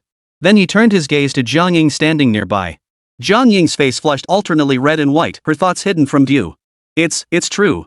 Seeing Shen Hongye signaling to her, Jiang Ying gritted her teeth in resignation and spoke. It's all that good-for-nothing brat's fault. If Zhao Fan were a rich man, how could they have ended up so miserable? He's utterly useless, incapable of helping in any way. This useless fool, his father-in-law, was about to have his fingers chopped off by the casino thugs, and he wasn't even worried. The more Jiang Ying thought about it, the angrier she grew. At that moment, she genuinely wished it was Zhao Fan whose fingers were being chopped off. Before long, Jiang Ying had truly convinced herself that Zhao Fan was entirely to blame for this whole mess. Old Master Jiang slowly withdrew his hand. Shen Hongye instantly breathed a sigh of relief. Where is that bastard now? Old Master Jiang roared angrily. The rest of the Jiang family members glared with bloodshot eyes. Exactly. Where is that bastard now? The house was mortgaged. That good-for-nothing son has left us homeless. We must teach him a lesson. No matter what, we'll make him give back the house. Shen Hongye's lips curled slightly upward. His goal had been achieved. Now everyone believed Zhao Fan was responsible. Chapter 137, Passing the Buck. This blame-shifting move was indeed well executed. Old Master Jiang slammed his cane down hard, his face twisted with fury. Silence. The most urgent matter now is to find that good-for-nothing Zhao Fan. The old man is right, someone stepped forward. Once we find Zhao Fan, we'll hand him over to those casino people. No matter what, we must get back the old man's house. If they couldn't get the house back, where would they live? That Zhao Fan had the nerve to mortgage the old man's house. At that moment, everyone seethed with hatred toward Zhao Fan. Let's go. We're going to find Zhao Fan right now. Keep it quiet, don't let him catch wind and run. They came in a hurry and left in a hurry. They feared that if they delayed, that rotten brat Zhao Fan might actually escape, and then they'd never get their houses back. After seeing off old Master Jiang and his entourage, Shen Hongye finally breathed a sigh of relief. Wiping sweat from his forehead, he turned to Jiang Ying. We must secure the loan before midnight tonight. His eyes were dark and hollow, devoid of light. When he fixed his gaze on Jiang Ying, she couldn't meet his eyes for a moment, trembling with fear. Borrow money, borrow money. That's right, I absolutely have to borrow the money. Jiang Ying hurriedly dug her phone out of her bag and called Ding Lan. Hello? After the call connected, Ding Lan's voice was guarded. Jiang Ying? What do you need? After a few seconds, Jiang Ying struggled to speak. Sister-in-law, I need to ask you a favor. Could you lend me some money? Ding Lan laughed immediately upon hearing this. Oh? The lady of the Shin household is reaching out to me for money now? Doesn't your husband give you money? Doesn't your daughter give you money? You've been married into the Shin family for nearly 30 years and haven't saved a single penny. Sis, you shouldn't talk like that. We're family, after all. After enduring Ding Lan's scornful remarks, Jiang Ying still had to beg her for money. The injustice felt unbearable. On the other end of the line, Ding Lan felt a quiet satisfaction. Jiang Ying, so this is what it feels like to need me. How much do you need? Ding Lan decided to test the waters first. Though the Shin family Jiang Ying married into wasn't exactly wealthy, they certainly lived comfortably. What on earth had happened to make her decide to borrow money from me? Ding Lan sensed something was off. Better to be cautious. Jiang Ying sensed Ding Lan's growing suspicion and quickly interjected, Sister-in-law, I'll come find you now. Where are you? Once she arrived, she could bring the money back with her. Even if she didn't know how much she could borrow, it would be far better than having nothing at all. Ding Lan gave her an address, and Jiang Ying rushed off immediately, ready to ask for the loan the moment she arrived. Unfortunately, reality proved far less generous than her expectations. Ding Lan wondered silently, why is Jiang Ying in such a rush? She hesitated. Should she lend the money or not? Jiang Ying waited expectantly and nervously for Ding Lan's response. Sis, you know my situation. Jiang Ying blurted out, truly at her wit's end. If it weren't for this real hardship at home, I'd never have come to you for a loan. Who hasn't needed help at some point? If you help me today, I'll remember your kindness for the rest of my life. Ding Lan suddenly looked at Jiang Ying with newfound respect. She hadn't expected the usually clumsy Jiang Ying to speak with such eloquence. Otherwise, should she lend it? The scales in her mind teetered precariously. Just as Ding Lan opened her mouth to respond, the phone on the table suddenly rang. She picked it up and saw it was a friend calling. Without hiding it from Jiang Ying, she answered the call right in front of her. But the first words her friend uttered left Ding Lan frozen in place, unable to recover for a long while. Sis-in-law, have you heard? Jiang Ying's husband, Shen Hongya, lost 100 million gambling. The casino's hunting him down worldwide. What did you say? Ding Lan's voice shot up so sharply it startled her friend on the other end. Jiang Ying was equally startled, nearly dropping her phone in shock. Ding Lan ignored her, her face turning pale. Covering the phone, she hurried into her bedroom. After closing the door, she urgently asked her friend on the line, what did you just say? How could Shen Hongye possibly lose 100 million? Her friend laughed sarcastically. You don't know? The whole circle is buzzing about it now. Shen Hongye gambled away 100 million to the casino boss, even mortgaging the Jiang family's ancestral home. After a pause, she added, oh, and I wanted to warn you Jiang Ying is borrowing money everywhere. If she comes to you, don't lend her a cent. If Jiang Ying borrowed money and actually paid it back, that would be the real surprise. The shock of this news was overwhelming, leaving Ding Lan frozen in place for a long moment. Her eyes widened slightly as she murmured, why? Why? Her friend exclaimed in surprise. Isn't it obvious? She owes 100 million. You think you'd get your own money back if you lent it to her? How ridiculous. 100 million yuan in debt, when could Jiang Ying ever repay that? Even if they sold off every single asset the Jiang family owned right now, they wouldn't scrape together 100 million. After hearing her friend out, Ding Lan's previously muddled mind cleared rapidly. After hanging up on her friend, she rose and walked out of the bedroom. Jiang Ying saw her emerge and immediately stood up. His face lit up with an ingratiating smile as he said, Sister-in-law, why don't you just? Don't call me that. Ding Lan snapped, cutting her off. Jiang Ying froze instantly. What's wrong? Ding Lan shot him a look of disgust and pointed toward the door. I won't lend you any money. Now get out. Jiang Ying didn't even know what had happened before she was kicked out. Meanwhile, Shen Ruoyun was deeply disappointed. She had exhausted every connection she could find, yet in the end, she could only secure a few tens of millions. 100 million yuan remained a distant dream. She tried calling Zhao Fan, but the line was dead. At this critical juncture, Zhao Fan had vanished without a trace. Shen Ruoyun walked down the street, anxiously dialing his number over and over. Yet all she heard on the other end was the cold, mechanical voice of an automated female response. Jiang Ying returned home, her face ashen. Shen Hongya saw her enter and immediately sprang up from the sofa, rushing excitedly to her side. How did it go? How much did you borrow? Jiang Ying glanced at him weakly. Nothing. Not only had she failed to secure the loan, but she'd also been harshly berated by that woman, Ding Lan. She'd even been kicked out of the house. In the past, Jiang Ying would have fought tooth and nail to vent her anger. But now, she simply didn't have the energy to argue with anyone. Chapter 138, The Scapegoat. 100 million yuan was enough to crush her shoulders. Upon hearing this, Shen Hongye froze in place. It took several seconds before he finally began to process the information. You didn't get the loan? What am I supposed to do now? How could he not have borrowed a single penny? Shen Hongye paced frantically like an ant on a hot pan. If I don't repay them today, those guys will cut off one of my fingers. He practically knelt on the floor, pleading with Jiang Ying, honey, you have to think of a way to save me. Jiang Ying was equally anxious from his wailing. But solutions weren't something you could just conjure up on a whim. Suddenly, Jiang Ying's eyes lit up. Just now, she seemed to have thought of something. Honey, what if we find a scapegoat? Shen Hongye froze. What? He didn't grasp the meaning behind her words. Jiang Ying looked at him and spoke slowly. What I mean is, we find someone to take your place and have their finger cut off. Shen Hongye stared blankly at her. But where would we find such a person? Jiang Ying stared back at him, their eyes locking. In that instant, a single name flashed simultaneously through both their minds. Zhao Fan. Jiang Ying's eyes lit up with astonishment, amazed at herself for coming up with such a solution. We just need to pin everything on Zhao Fan. Cut off his fingers, and you'll be safe. Shen Hongye couldn't help but laugh. Yeah, Zhao Fan's just a useless piece of trash. Losing a few fingers won't hurt him. How could a good-for-nothing compare to him? This is his fate. By the way, keep this under wraps, especially don't tell Ruoyun. Got it? Jiang Ying repeated her instructions over and over. She knew her own daughter best. Ruoyun was easily swayed and would never tolerate them pinning everything on Zhao Fan. But how could Ruoyun possibly understand their well-intentioned efforts? At worst, they could just treat Zhao Fan a little better after he lost his finger. After all these years of enjoying the Shen family's benefits, it was time for him to repay the favor. Shen Hongye nodded. Don't worry, I understand. If he told his daughter, she would certainly try to stop it. He wasn't senile yet, he understood priorities. Jiang Ying's expression turned serious. Not only must we keep this from Ruoyun, but we also have to trick Zhao Fan into going along with it. Her thoughts were clear, and she muttered, you're not his real father, he'll never agree. The pain of severing a finger, they dared not even imagine it. After discussing it, Shen Hongye called the casino owner to ask if someone else could cut off the finger instead. On the other end, the casino owner fell silent for a moment upon hearing the request. Then, his voice carried a hint of mockery. Who do you want to take your place? The casino owner asked. Or rather, who's willing to take your place? This guy was truly hilarious.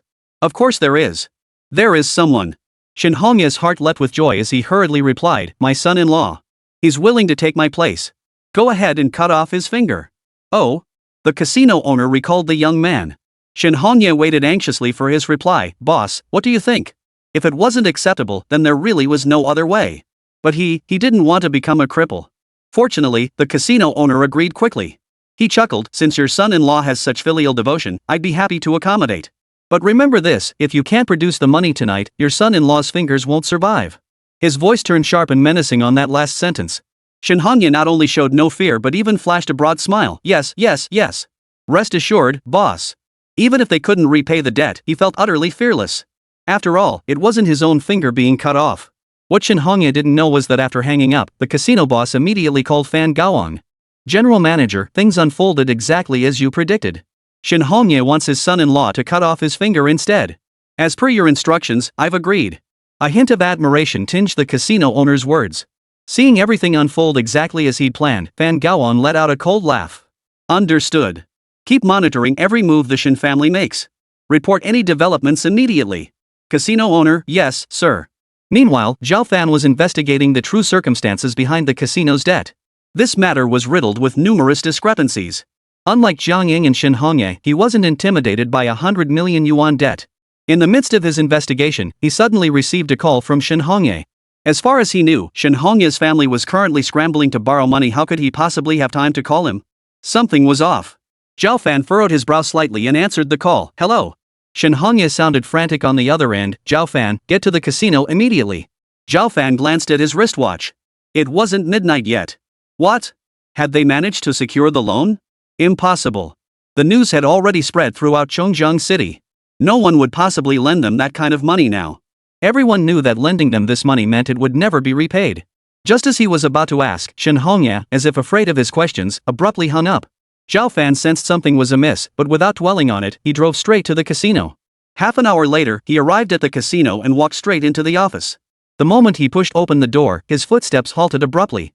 The spacious office wasn't as he'd imagined, filled only with the casino owner and the 3 members of the Shen family.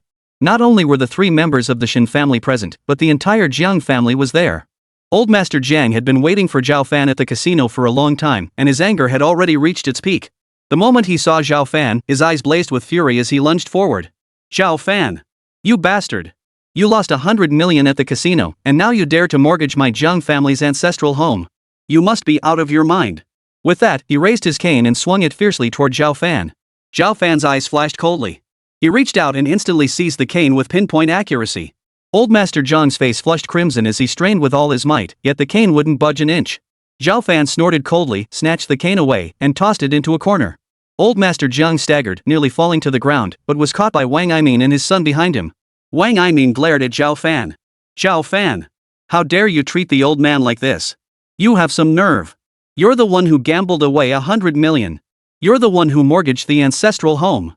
After committing such a grave mistake, you should be kneeling before him right now, begging for forgiveness. Zhao Fan stood rooted to the spot, saying nothing. His icy gaze swept slowly across the circle of people before him. Now, there was nothing left to misunderstand. Chapter 139, The Man Behind the Scenes. The moment he saw Shen Hongye felt a pang of guilt. But quickly, he lifted his head arrogantly and glared fiercely at him. Zhao Fan sneered. So this was how he planned to pin all the blame squarely on one man. That was indeed the kind of scheme Shen Hongye would devise. Old Master Jiang was so enraged he could barely speak, his gaze fixed on Zhao Fan as if he were an enemy.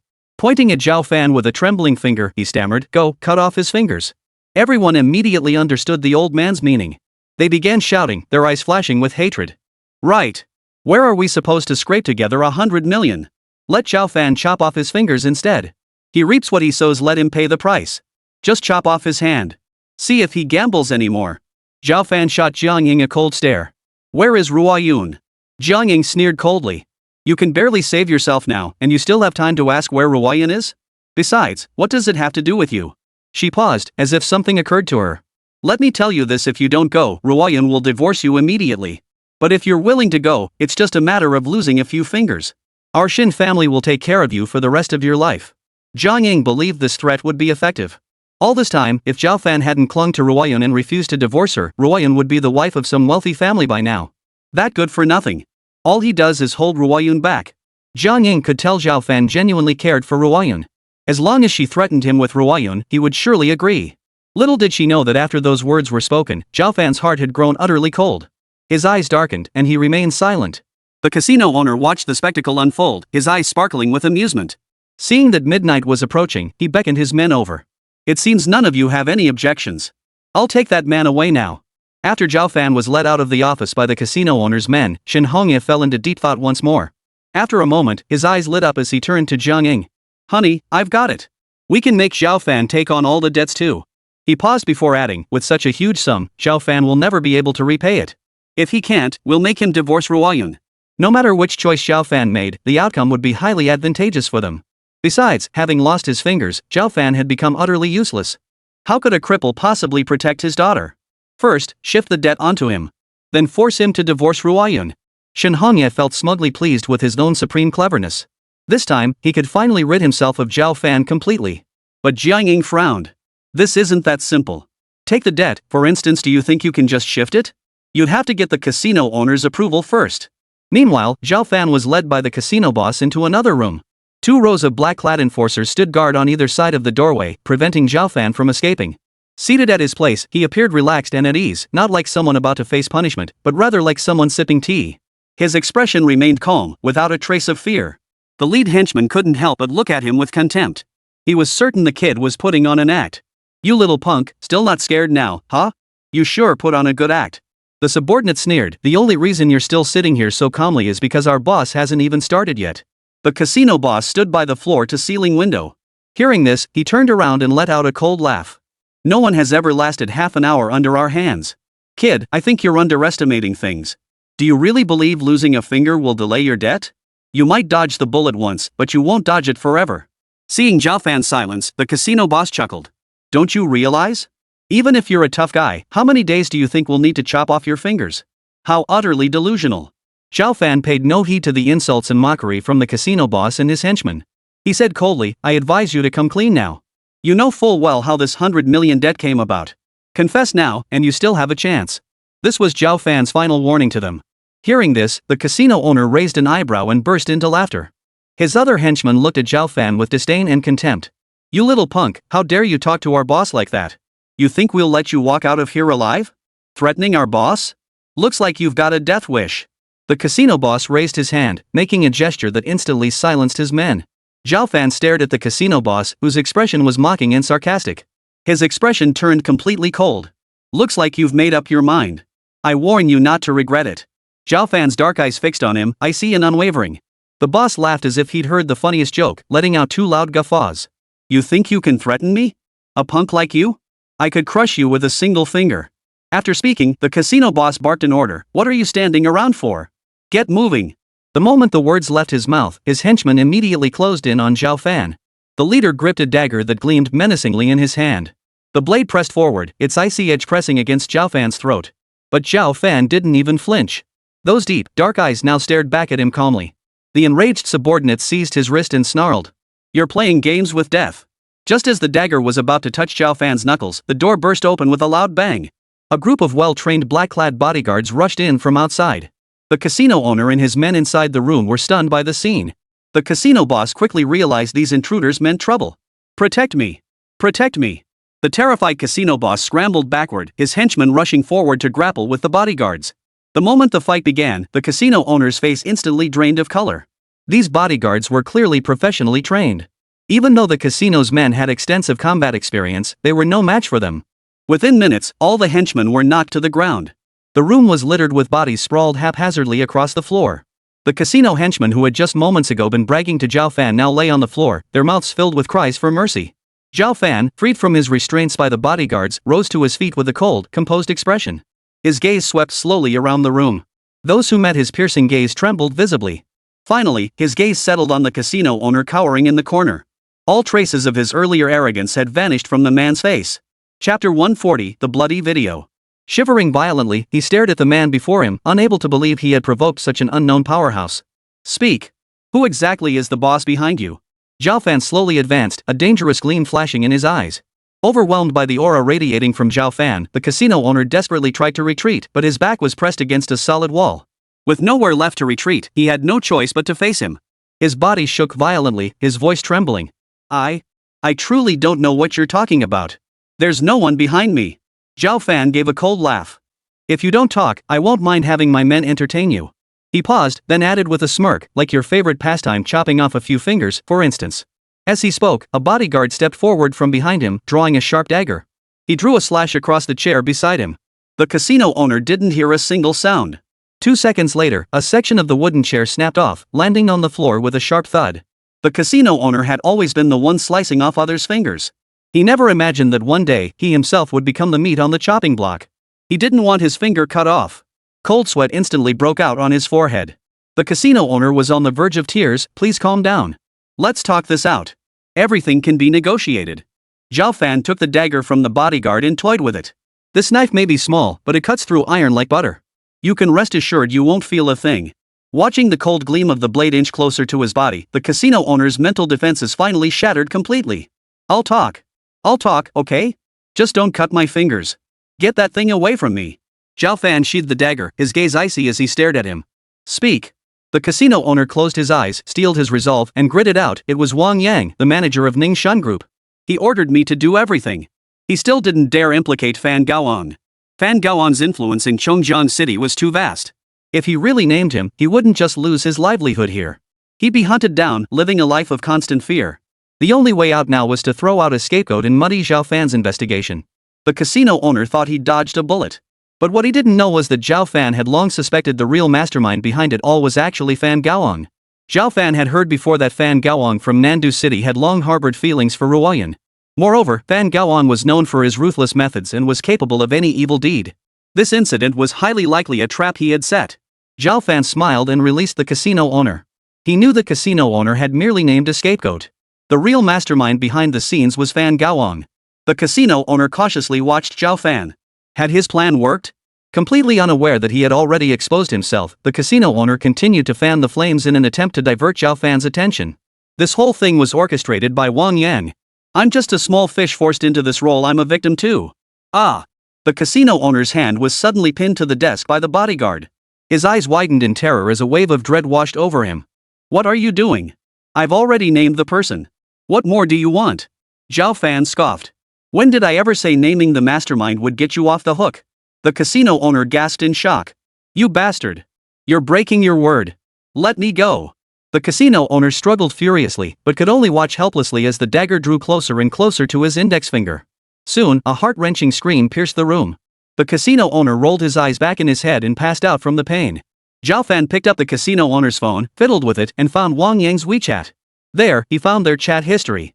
Evidently, Wang Yang was aware of the situation, but he wasn't the real mastermind behind it.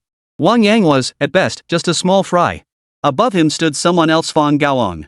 Zhao Fan sent the video of the casino owner's severed finger to Wang Yang. Upon receiving it, Wang Yang was overjoyed and immediately rushed to show it to Fan Gaoong. General Manager, look. That punk's finger really got cut off. The blood-soaked scene on the screen made Fan Gaoong burst into laughter.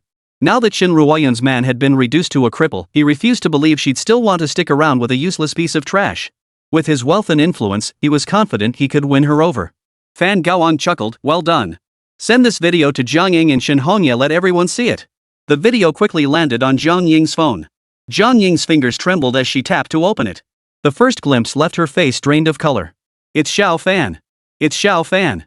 That bloody severed finger was now etched into Jiang Ying's mind, refusing to fade. Jiang Ying felt utterly sick to her stomach. Shin Hongye, upon seeing it, burst into delighted laughter. Wonderful. Zhao Fan's finger's been cut off. I'm finally safe. Following Fan Gao's instructions, Wang Yang also sent a copy of the video to Shin Ruoyun. Shin Ruoyun turned pale with shock upon seeing it and immediately called Shin Hongye, demanding an explanation. Dad!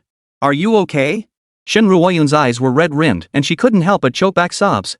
Did they really cut off your finger? By the time she finished speaking, she was already sobbing uncontrollably. Hearing his daughter's sobs, Shin Hongye quickly reassured her, no. That wasn't my finger, it was Zhao Fan's. What? Shin Ruoyun froze, certain she'd misheard. Dad, what are you talking about? How could that finger possibly be Zhao Fan's? Shin Hongye gave an awkward chuckle, regretting his slip of the tongue. Jiang Ying quickly snatched the phone away.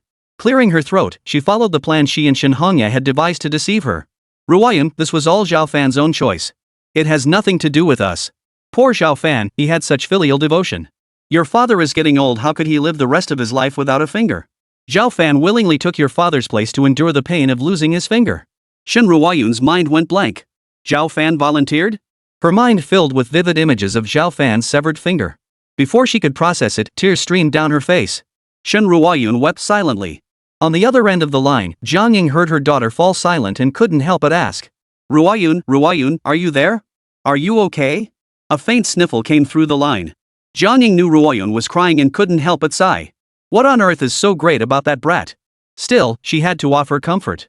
Ruoyun, Zhao Fan really did this of his own free will. Would your mother ever lie to you? Besides, it's just a severed finger. It won't affect his life in the future. Chapter 141, The Mysterious Man. Shin Ruoyun was still crying, tears streaming down her face uncontrollably. She simply couldn't accept it. Jiang Ying sighed helplessly. My dear, the only thing we can do now is raise 100 million yuan as quickly as possible. That's the only way to get Zhao Fan back. Just as Shin Ruoyun was about to nod, Jiang Ying's next words struck her like a bolt from the blue. Once we get Zhao Fan back, you'll go with him to the Civil Affairs Bureau to get divorced. Mom, what did you say? Divorce? Shin Ruoyun stared in disbelief. When did I ever say I wanted to divorce Zhao Fan? Jiang Ying's tone turned sharp. Of course I said it. I'm your mother, don't tell me I can't manage you anymore. Zhao Fan is practically useless without his fingers. You're so young and beautiful, how could you waste your prime years on a good-for-nothing? She paused, then added with a smile, don't worry, daughter. With your looks and everything, you'll definitely find a richer man. Once Ruoyun was married off, she'd get to enjoy the benefits too. The thought alone filled Jiang Ying with delight. No, I won't divorce Zhao Fan. Shin Ruoyun refused firmly. Zhao Fan never did anything wrong before, and now he's had his fingers cut off for Dad's sake. How could we kick him while he's down? No matter what you say, I won't divorce him. She intended to care for Zhao Fan for the rest of his life. Jiang Ying's expression darkened completely. I'm your mother. I said you must divorce him and you will, whether you like it or not. Shin Ruoyun's sobs grew louder as she shook her head. No, I won't divorce him. I'll never divorce him. Jiang Ying softened her tone, trying to placate her. Ruoyun, listen to your mother. We'll compensate him financially later. But you're still young, you absolutely cannot spend your whole life with someone like him. Neither your father nor I will ever agree to it. Do you understand? Jiang Ying's tone was exceptionally gentle. But Shin Ruoyun's heart instantly turned cold. She knew Jiang Ying's temper all too well. It seemed this time, there truly was no room for compromise. Zhang Ying handed the phone to Shen Hongye, instructing him to give his daughter a stern talking to and ensure nothing went wrong during the divorce proceedings. What if Zhao Fan refused to divorce then? Wouldn't the Shen family be burdened by him for the rest of their lives? No, absolutely not. It doesn't matter what you say, this marriage must end. Shen Hongye's first words upon taking the call were a sharp rebuke. Don't you have any idea what the situation is right now? Can't you think about your parents for once?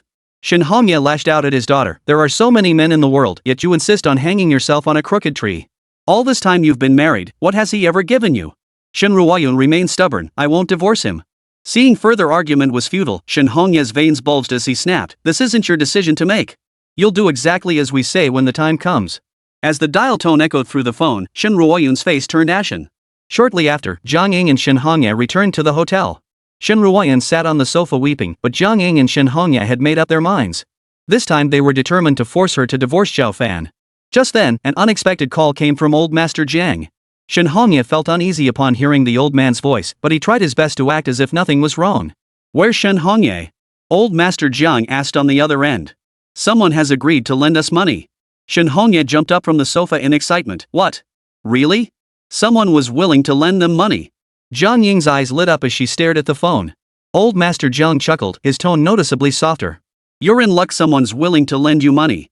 But he also said he has one condition. Shen Hongye and Zhang Ying exchanged glances and hurriedly asked, what condition? As long as they could secure this loan, they would agree to any demand. The man said the condition is that Ruoyun must marry him. Without a moment's hesitation, Shen Hongye agreed outright. I agree. I agree. As long as he lends us the money, I'll give my daughter to him. Old Master Jiang chuckled, excellent. This is wonderful news. I'll contact him immediately. After hanging up, Shen Ruoyun felt heartbroken. Looking at her parents before her, their faces seemed like strangers. Zhang Ying and Shen Hongye, however, were the opposite. They were overjoyed, as if they'd won 500 million. This is truly a double blessing. Not only was the debt issue resolved, but Ruoyun's marriage was settled as well. For Zhang Ying and Shen Hongye, today was truly a day of great joy. Anyone who can come up with that much money at once must be a real tycoon. Zhang Ying was overjoyed. Once Ruoyun marries into that family, we'll get to enjoy the benefits too, ha ha ha. Lost in their own joy, the two failed to notice the tears welling up in Shen Ruoyun's eyes. Yet she had no way to refuse. Old Master Jiang soon sent a message, instructing Shen Ruoyun to go to the Oriental Hotel to meet this so-called mysterious person. But now there was another problem. Shen Ruoyun choked back sobs as she asked her grandfather on the phone, Grandpa, who exactly is this person? What's their background? Anyone who could produce such a large sum of money at once was clearly no ordinary person. A sense of unease stirred within her, compelling her to seek more information about him. Unexpectedly, old Master Jiang shook his head. He didn't reveal his identity, but he promised me this: as long as you marry him, he will take full responsibility for both your current debts and the future development of our Jiang family. Grandfather Zhang's voice trembled with emotion. Ruoyun, you must marry him, do you understand? For the sake of the family, you must marry him. Your grandfather and everyone else will never forget what you've done for the Jiang family. Zhang Ying nodded repeatedly, smiling. Right. Your grandfather is absolutely right. You must marry him. Hurry to the Oriental Hotel now, don't keep him waiting. Zhang Ying looked at Shen Hongye and couldn't help but admire him. Look at the grandeur and generosity of this gentleman, he outshines Zhao Fan by a mile. Once Ruoyun marries him, what else will our Jiang family have to worry about? The entire city of Chongjiang would hold them in awe. Shen Hongye nodded with a smile, his thoughts turning to Zhao Fan, filled with disgust. This was perfect, it would finally rid them of that good-for-nothing.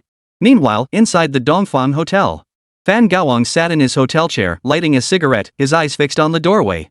An endless sneer played upon his features. This plan worked out perfectly. Not a single penny spent, and Shen Ruoyun walked right into the trap. Ha!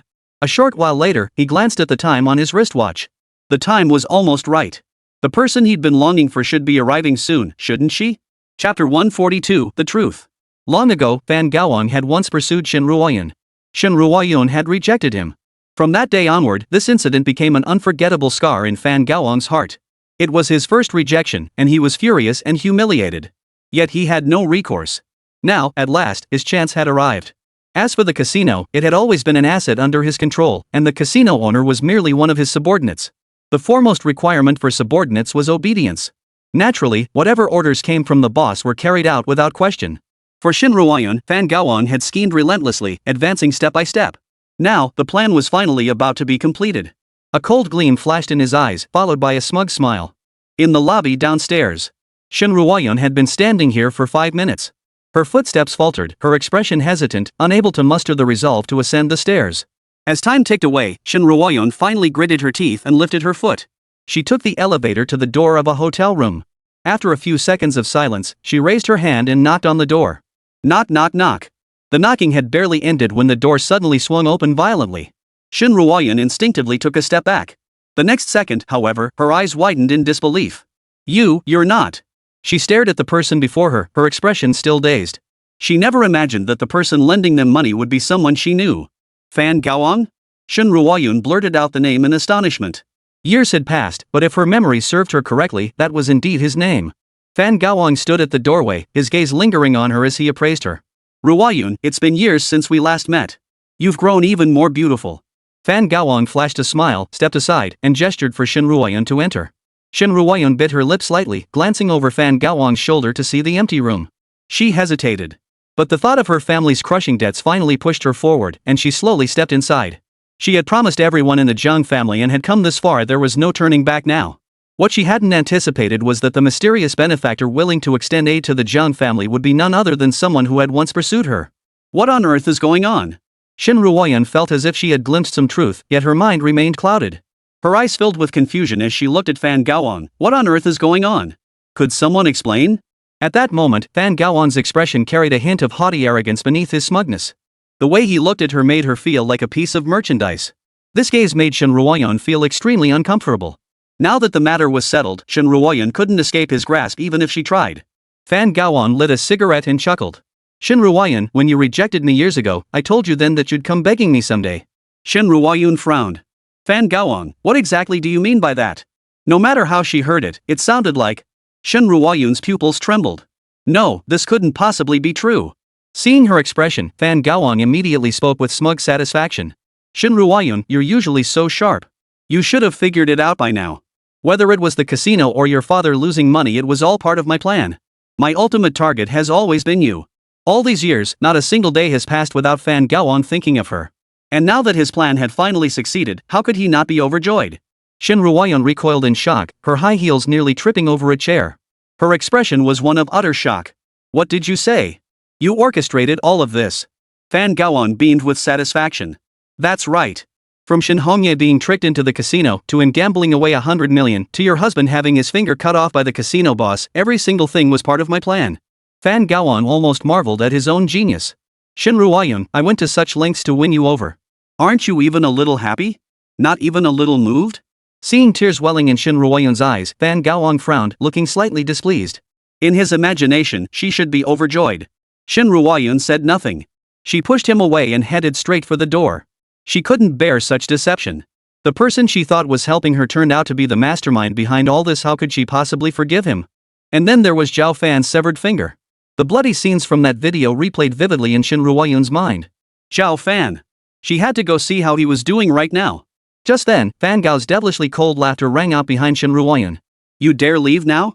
With a single word from me, I can destroy the Jiang family. Not to mention your useless husband.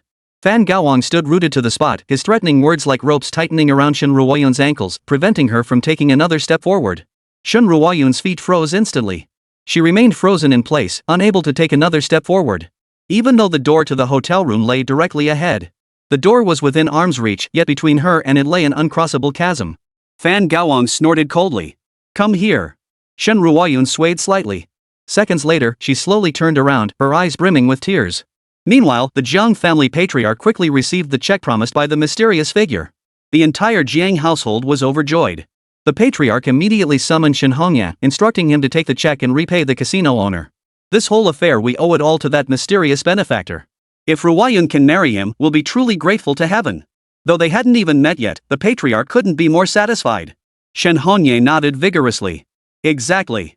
Now our Jiang family finally has a powerful ally to rely on. After saying this, he couldn't resist puffing out his chest proudly. This is all thanks to our Ruoyun.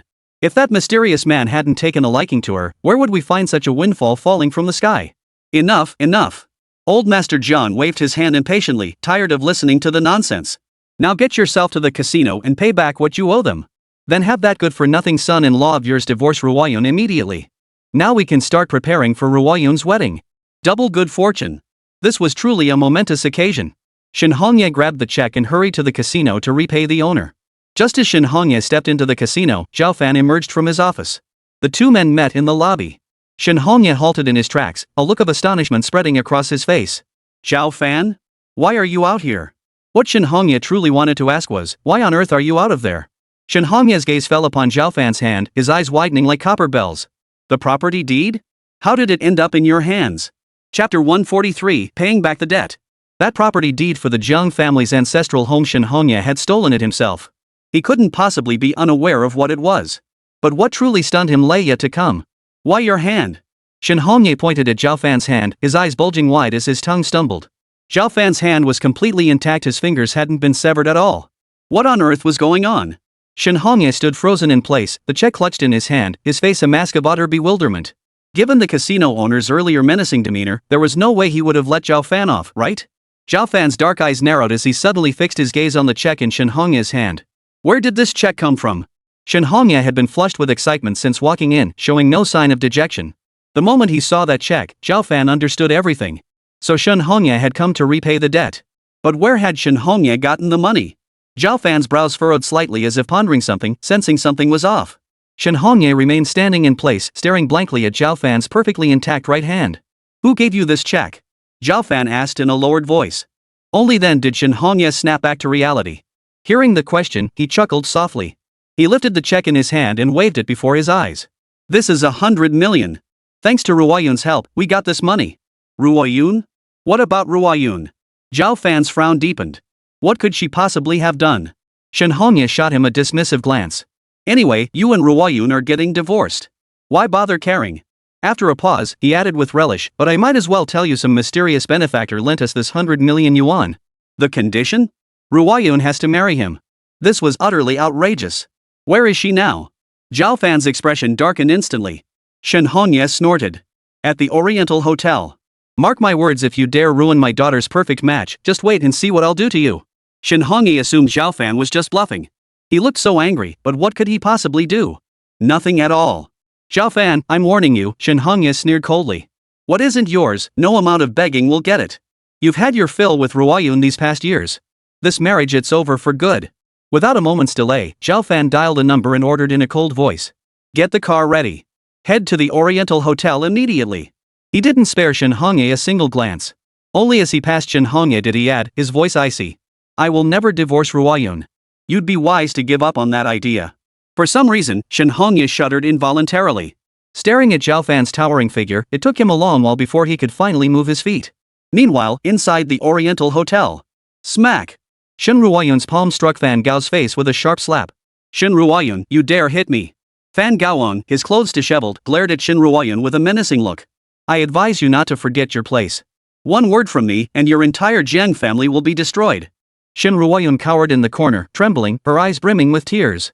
Fan Gaoang stared at her for a few seconds, then sneered coldly as he pulled out his phone. Fine. Looks like you'd rather drink the punishment wine than the complimentary one. With that, he dialed a number and roared into the receiver. Take your men to the casino right now and cut Zhao Fan down. Shin Ruoyun instantly turned pale and shrieked, No! Stop! Zhao Fan had already lost his fingers, he couldn't lose his life over the Jiang family now. Fan Gaoang let out a savage laugh and tossed the phone aside. He had truly seized her Achilles heel. Don't say another word, Shin Ruoyun pleaded, tears streaming down her face as fear crept across her cheeks. Don't hurt him. Let him go. I'll agree to anything you want. Fan Gaoang sneered coldly, if you'd said that earlier, none of this would have happened. What's the point of pretending? Fan Gaoang's patience snapped. He stepped forward. Just then, the window glass shattered with a thunderous crash. Crash! A sharp, dark figure burst through the window in an instant. It was Zhao Fan. A faint cold gleam flashed between Zhao Fan's slender fingers. His cold gaze fixed on Fan Gaoang. His fingers twitched imperceptibly, no one could discern what transpired in that instant. Fan Gaoang only had time to widen his eyes. Before he could utter a word, a tingling sensation surged through a part of his body. The tingling sensation instantly spread throughout his entire body. Darkness engulfed his vision and he passed out. Fan Gaoang crashed to the floor with a thud. Shin Ruoyun covered her mouth, letting out a gasp. Zhao Fan? Recognizing the figure who had broken through the window as Zhao Fan, Shin Ruoyun was both shocked and terrified. How did you get in? Seeing Shin Ruoyun was unharmed, Zhao Fan felt a wave of relief wash over him. He approached her and said in a low voice, Now is not the time for that. This place isn't safe. I'll get you out first. Shen Ruoyan nodded, gazing up at the man before her and feeling an overwhelming sense of security.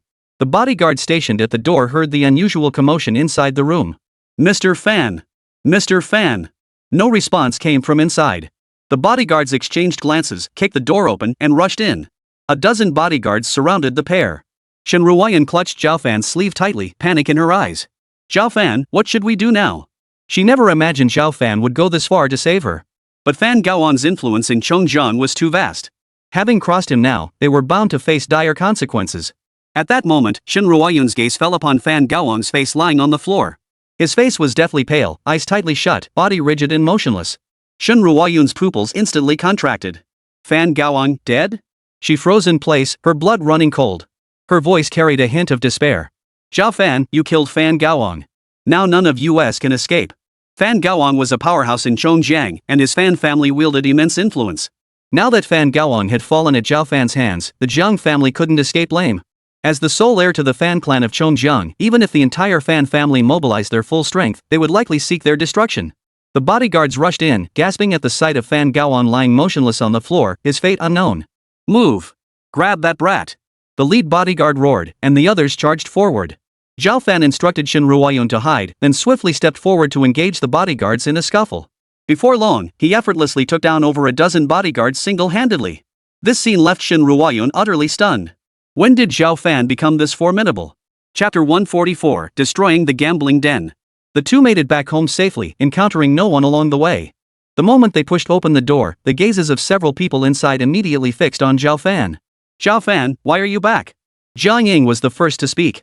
Jiang Ying stared at Zhao Fan as if she'd seen a ghost in broad daylight, utterly incredulous. Shen Hongye was equally stunned, his mouth agape in shock. His shock wasn't over Zhao Fan's safe return, but over the fact that Zhao Fan had brought Ruoyan back with him.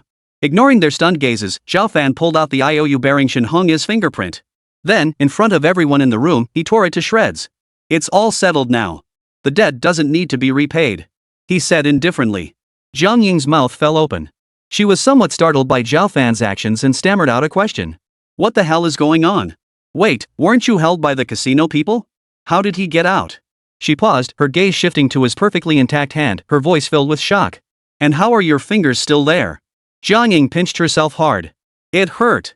This was real. It wasn't a dream. Zhao Fan glanced at Jiang Ying, his expression impassive, a hint of mockery in his eyes. The police raided the gambling den. Shen Hongye blurted out, did you call the police? Zhao Fan gave a low hum. That's right. The casino owner was shady, and the IOUs were forged. From now on, you don't owe anyone a penny. This whole affair had been a scam from start to finish, a trap. But there was no need to tell them that. Shen Hongye was overcome with excitement, leaping up from the sofa, his face flushed with joy. You did great. We should have done this ages ago. Now they wouldn't have to repay that 100 million yuan debt. Though Jiang Ying said nothing, her expression betrayed her unbridled joy. Only Shen Ruoyan frowned, her expression tinged with subtle worry. Even though the massive debt was gone, they had now offended the Fan family. The Fan family was not someone the Jiang family could afford to antagonize. If the fans discovered Zhao Fan was the one who struck Fan Gaoang, they wouldn't let anyone off the hook. That evening, Shen Ruoyan sat on the sofa, flipping through channels aimlessly as she turned on the television. Zhao Fan emerged from his room, frowning. It was already midnight, why wasn't she resting? What's wrong? He walked over, sat beside Shen Ruoyan, and asked in a low voice, are you still worried about what happened today? He knew Ruoyan tended to overthink things. Zhao Fan knew exactly what effect his flying needle would have. Fan Gaoang was undoubtedly lying in the hospital right now. Though he wouldn't be waking up anytime soon, his life was no immediate danger. When Fan Gaoang would regain consciousness depended entirely on his own will. Shen Ruoyan sighed, her worried gaze fixed on him. What you've done to Fan Gaoang, the Fan family will definitely retaliate. The Jiang family is insignificant compared to the Fans. If they really do take revenge, I'm truly afraid. Don't be afraid. Zhao Fan interrupted her softly. Don't worry. Everything will be fine. You should go rest now. Shen Ruoyan's brow remained furrowed, yet she didn't want to convey her own tension to him. I'll stay here alone for a while. Zhao Fan sighed helplessly and returned to his room.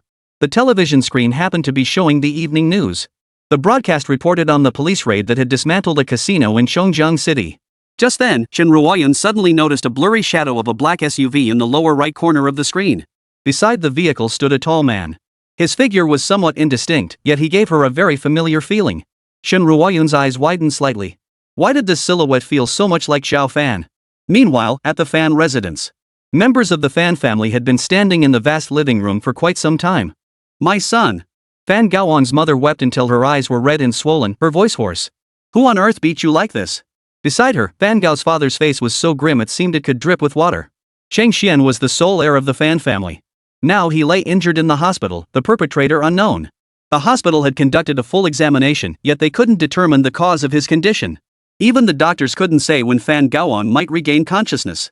Seated at the head of the table was an elderly man dressed in a navy blue tang suit, his head crowned with silver hair and an imposing presence. Bang! "Shut up!" The old man slammed his fist on the table, sending tea splashing across the surface. The living room instantly fell silent. So quiet that the sound of a pin dropping could be heard clearly. "Who dares treat my grandson this way?" He was none other than Fan Gaoang's grandfather, Fan Yao. Fan Yao had once worked in the military department, with business tycoons from all walks of life under his command. His network of connections stretched across the entire nation. This was the fundamental reason why, after decades, the Fan family remained unshakable in Chongjiang. In Chongjiang, no one dared to provoke the Fan family. Thus, Fan Gaoang had always acted without restraint. Little did he expect that this time, he would stumble over Shen Ruoyun, landing himself in the hospital. As soon as Fan Yao finished speaking, Fan Jiamin, Fan Gao's father, stepped forward. His expression filled with resentment, he declared, "Father, I've already investigated it. It was a man named Zhao Fan." "Zhao Fan?" Fan Yao's eyebrows furrowed as he snapped, "He's got some nerve, messing with someone from our Fan family. Looks like he's tired of living." Fan Gaoang was the sole male heir of this branch of the Fan family. He was not yet married and had no children. If Fan Gaoang truly never regained consciousness, wouldn't this branch of the Fan family be doomed to extinction? Fan Jiamin clearly understood this logic too, unable to contain his rage. "But father, our casino has been busted. Things are already complicated. If this escalates, I fear the Security Bureau won't just stand by. For now, we can only suppress the matter and conduct a covert investigation. We absolutely cannot let this become public knowledge. If the Security Bureau were truly alerted, the entire Fan family would likely be implicated." Hearing this, Fan Yao couldn't help but sigh. "You're right. Besides, our family's corporate anniversary celebration is just around the corner." Fan Jiamin picked up his father's thread, adding, "If this matter were to surface now, it would severely impact our celebration. It would bring nothing but harm." How could Fan Yao not understand this logic? He couldn't hold back, slamming his fist hard on the table as he shouted angrily. "But I refuse to swallow my pride.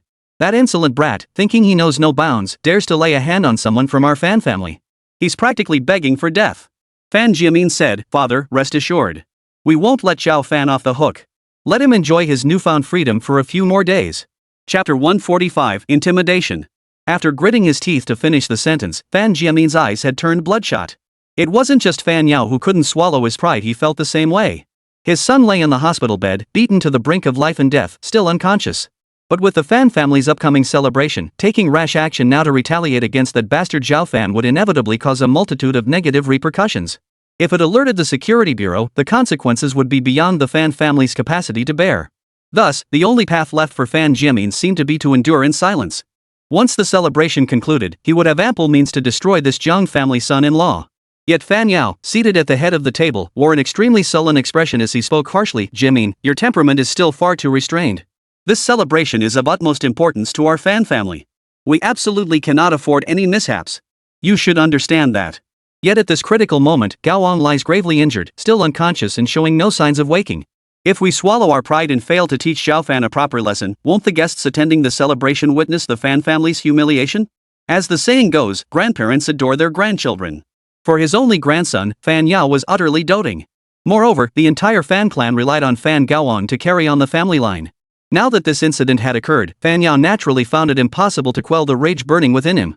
Moreover, a specific plan had already formed in his mind. If executed successfully, it would be a blessing for the Fan family. Not only would it avenge the family, but it might also catapult the Fan clan to fame throughout Chongjiang. Hearing Fan Yao's words, thick with fury, the assembled Fan family members immediately ducked their heads, goosebumps rising all over their bodies. After all, the old patriarch had held high rank in the military during his youth. Even in his advanced age, the iron-blooded aura about him had not diminished in the slightest. Fan Jiamin trembled, sensing his father's displeasure toward him. He quickly responded, "Father is right. My earlier consideration was indeed lacking. Gaoang is still hospitalized. If our Fan family were to go quiet now, it would indeed make us a laughingstock among the major clans. Rest assured, father. I'll immediately arrange for men to capture Zhao Fan and make him pay with his life." With that, Fan Jiamin turned to leave. But Fan Yao waved him back with a gesture. Hold on. Fan Jiamin turned back, looking at his grandfather with a hint of confusion. A cold smile played at the corners of Fan Yao's lips as he spoke slowly. This matter cannot be rushed. Even if we eliminate Zhao Fan now, it won't serve much to intimidate others. Therefore, we shall delay for a few days. Once the celebration begins, I will publicly make an example of Zhao Fan. Let all the major families of Tongtong know the consequences of offending the Fan clan.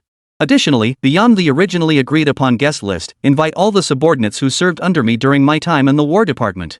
Through this grand ceremony, I will show all of Tongtong that the might of the Fan family is not to be trifled with. Upon hearing the old patriarch's words, all present members of the Fan family were deeply stirred. They knew full well that the patriarch's former subordinates had since become influential figures commanding respect across the business world. They never imagined the patriarch would decide to invite them all. This was undoubtedly a tremendous blessing for the Fan family. After this grand celebration, it was unlikely anyone in Tongtong would dare to offend the Fan family lightly. Yes. Fan Jiamin, brimming with anticipation, bowed deeply in response. I understand what must be done. Rest assured, father. When the celebration begins, it will be the moment our Fan family avenges Gaoang. Then, before all the guests, I will restore the Fan family's lost honor. Fan Yao finally nodded and waved him off. Go. This matter is entrusted to you. There must be absolutely no further mishaps. Fan Jiamin departed after receiving his orders, and the other Fan family members also left the parlor, their faces aglow with excitement. As the crowd gradually dispersed, Fan Yao's gaze suddenly hardened with a hint of ferocity. Zhao Fan, no matter who you are, daring to offend the Fan family means certain death. After a long moment, he murmured coldly to himself, this time, I'll use your life to restore the Fan family's honor. Days passed in the blink of an eye. During this time, the Fan family was preoccupied with preparing for the celebration, leaving them no time to seek trouble with Zhao Fan. Yet this uneasy calm left Shen Ruoyun with a nagging sense of foreboding. Logically, the Fan family should have come knocking on Zhao Fan's door for revenge immediately. After all, compared to the Jiang family, they were a true colossus. Moreover, the Jiang family showed absolutely no intention of protecting Zhao Fan. She could almost picture it. If she were to reveal this matter, the Jiang family would likely be itching to tie Zhao Fan up themselves and deliver him to the Fan family's doorstep. Precisely because of this, she could only struggle to keep the secret, never revealing what had actually happened in that hotel room that night. After several days of living in fear, Shen Ruoyun could barely contain herself any longer. Zhao Fan, what's really going on here? Why hasn't the Fan family come looking for trouble yet? Could there be some kind of scheme behind this? Seeing the worried frown on the silly girl's face, Zhao Fan understood her concerns. He chuckled softly. Stop overthinking it. At the end of the day, this is all Fan Gaoang's fault. If he hadn't set this trap, how could he have ended up like this? I suspect the Fan family hasn't acted yet simply because they know they're in the wrong. They wouldn't dare publicize such a disgraceful affair, it would only make them a laughingstock. Hearing Zhao Fan's reassuring words, Shen Ruoyun felt a little more at ease. Yet a lingering unease remained. How could the Fan family simply swallow such a bitter pill? After a brief silence, she spoke again, but... Before she could finish, Zhao Fan's phone suddenly rang. I'll take this call and get back to you shortly, he murmured softly to Shen Ruoyun before retreating into the room with the phone to answer it. Mr. Zhao, I've just received word that the Fan family intends to proceed with the celebration. May I ask how you plan to proceed next? Hearing Shuizhenhai's report, a cold gleam flashed in Zhao Fan's eyes, and the corners of his mouth lifted slightly. Since they insist on holding the celebration, we'll grant them their wish. You'll attend and present them with a grand gift. Chapter 146, The Outing. A gift?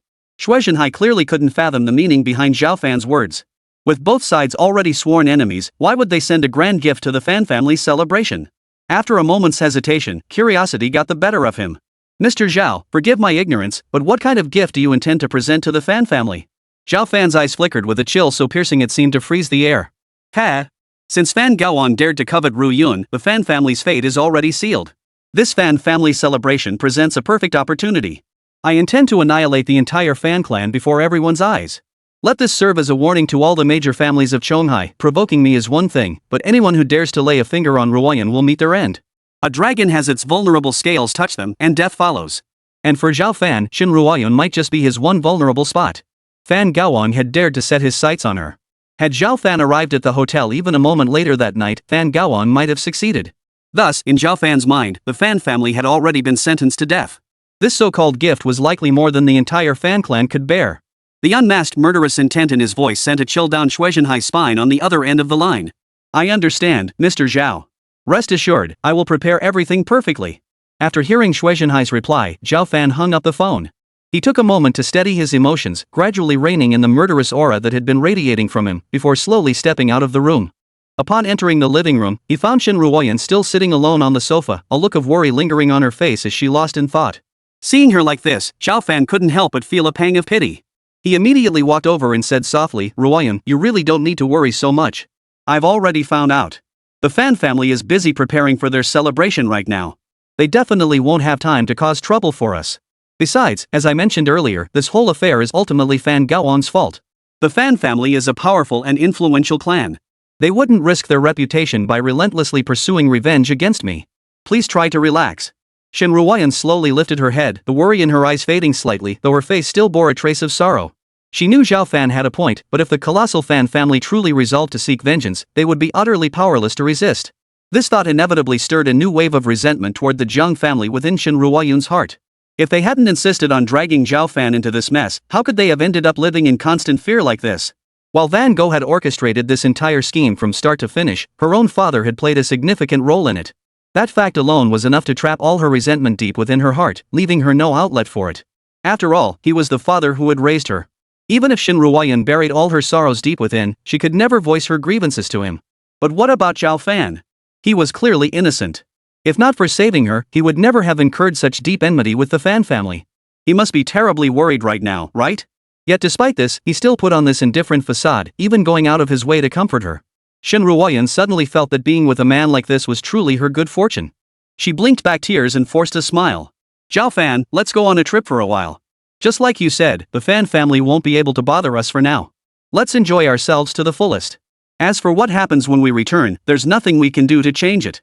Let's just leave it to fate." Seeing Shen Ruoyan resigned to her fate, Zhao Fan could only nod helplessly. "Alright, let's leave now. I'll go pack our things first." He offered no explanation, nor did he reveal his true identity. Instead, he simply agreed to her request to travel. Come to think of it, they hadn't truly relaxed in ages. The Fan family posed no real threat to Zhao Fan, so he naturally didn't dwell on the matter. Besides, with Shueishanhai keeping watch here, nothing untoward should happen.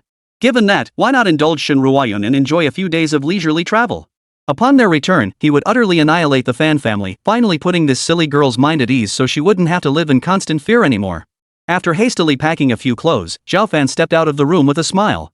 He helped Shen Ruoyan up from the sofa, and the two left the house, driving off to enjoy their trip.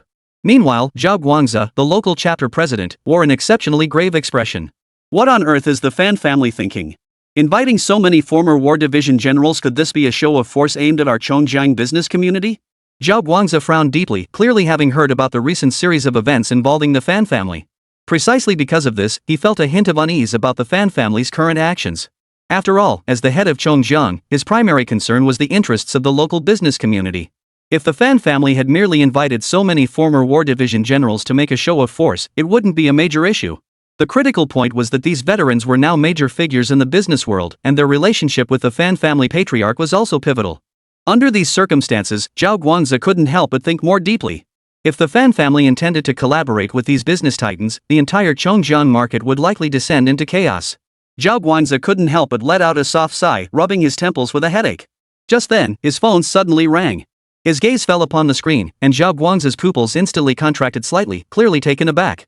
The caller was none other than the very person causing him such distress, Fan Yao, the patriarch of the Fan family. After a moment's hesitation, Zhao Guangzi picked up the phone and answered the call. "Mr. Fan, what brings you to call me? I was just thinking of paying you a visit myself." After all, this old man Fan held a position of such significance that Zhao Guangzi couldn't afford to be overly arrogant. His words were naturally filled with courtesy. Hearing Zhao Guangzi's polite words, Fan Yao chuckled softly on the other end. Then he continued, "Chairman Zhao, no need for formalities. I'm reaching out because I have a favor to ask." Chapter 147, The Invitation. "Mr. Fan, please speak freely. Anything within my power, I'll assist without hesitation." Though Zhao Guangzi harbored some reservations about the Fan family's actions, he could only offer flattery at this moment. After all, he knew full well that his position as chairman meant little in the eyes of old Master Fan. Moreover, he had his own agenda. If he could learn the Fan family's true intentions from old Master Fan himself, that would be ideal. As it turned out, his flattery did yield some results.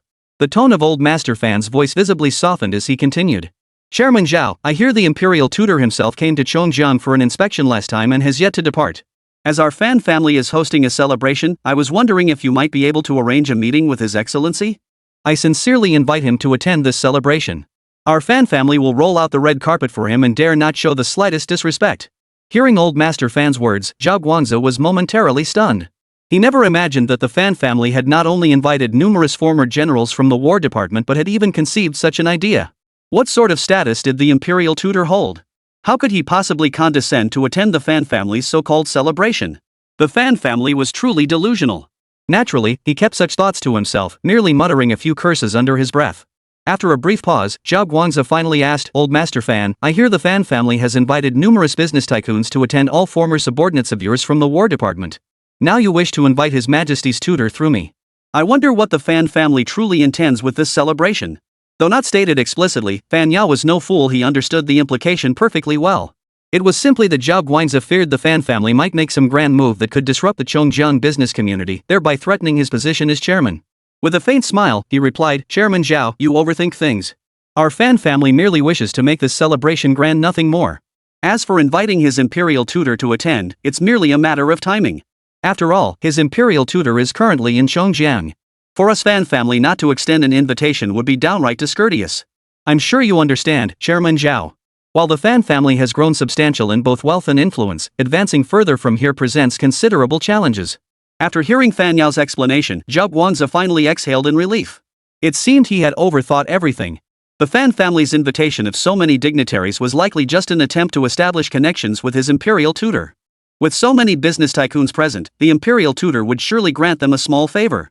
Yet a wry smile immediately touched Zhao Guangzi's lips as he replied softly, "Old Master Fan, you hold me in far too high an esteem. I'm merely a chamber president. How could I possibly be connected to His Excellency the Imperial Tutor? Besides, His Excellency the Imperial Tutor is extremely busy. He certainly wouldn't have time to attend the Fan family celebration. But don't be discouraged. I can help you invite His Excellency's assistant, Shuizhenhai. If the Fan family can curry favor with him, it's like boarding His Excellency's ship." On the other end of the line, Fan Yao's heart leapt with joy. A broad smile instantly spread across his face, his aged features blooming like a chrysanthemum in full bloom. "Ah, I'm truly grateful to Chairman Zhao. After the celebration concludes, our Fan family will surely repay you with generous gifts." After expressing his gratitude, Fan Yao hung up the phone. Listening to the busy tone, Zhao Guangzi shook his head, exhaled a sigh of resignation, and then dialed Shuizhenhai's number. As soon as the call connected, he hurriedly reported, "Your Excellency Shui, the patriarch of the Fan family, just called me. He wishes to invite Your Excellency to attend the celebration. However, I've already declined, saying only that I could invite you instead. Would that be acceptable?" Upon hearing Zhao Guangzi's report, Shuizhenhai chuckled lightly on the other end and said, "Very well. You handled this matter perfectly. The imperial tutor naturally won't attend the Fan family's celebration. I will personally represent him and deliver a grand gift to the Fan family." Zhao Guangzi was unaware that the Fan family had already secretly offended the imperial tutor. Hearing Shuizhenhai's words, he couldn't help but breathe a sigh of relief. After exchanging a few more compliments, Shuizhenhai ended the call. Zhao Guangzi immediately sent a message back to Fan Yao. Meanwhile, the Fan family members were gathered in the living room. Yet the atmosphere was unusually heavy, with not a single voice breaking the silence. Anxious unease was etched on every face as they waited in silence. Old Master Fan remained seated at the head of the table, his own face betraying a hint of urgency. Nearly 10 minutes had passed since the call ended. If Zhao Guangzi had contacted Shuizhenhai, he should have received a response by now. After waiting this long, Fan Yao felt he could no longer endure the suspense. This matter was of immense importance to the Fan family. If Shuizhenhai truly agreed to attend the celebration, it would be a tremendous blessing.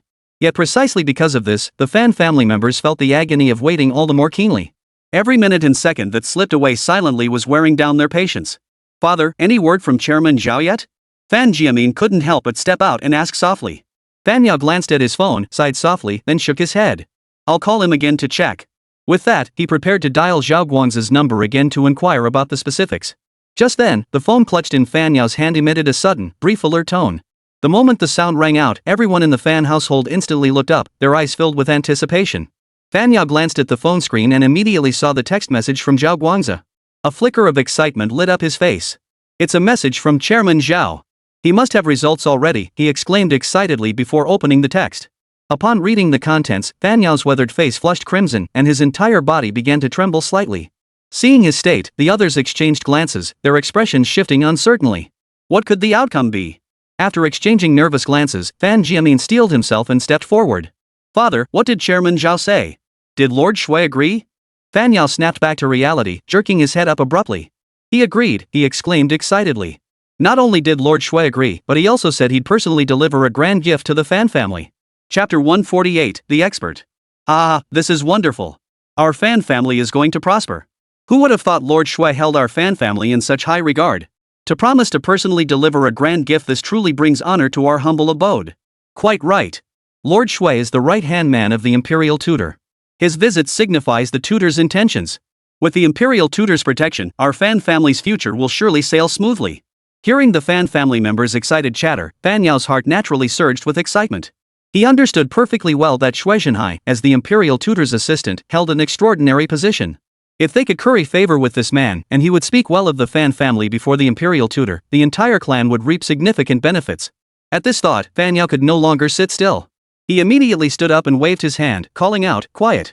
At his command, the once bustling parlor fell instantly silent, so quiet you could hear a pin drop. Every member of the Fan family clamped their mouths shut, their eyes fixed intently on the old patriarch before them. In their hearts, they believed that under Fan Yao's leadership, the Fan family could undoubtedly flourish once more and become a true aristocratic clan. This is a once-in-a-lifetime opportunity for our Fan family. If we can establish a good relationship with Lord Shui at the celebration, we might catch the imperial tutor's eye. If our Fan family gains the imperial tutor's favor, we will surely ascend to even greater heights. Therefore, this celebration is of utmost importance. Everyone must prepare thoroughly and not falter at the critical moment.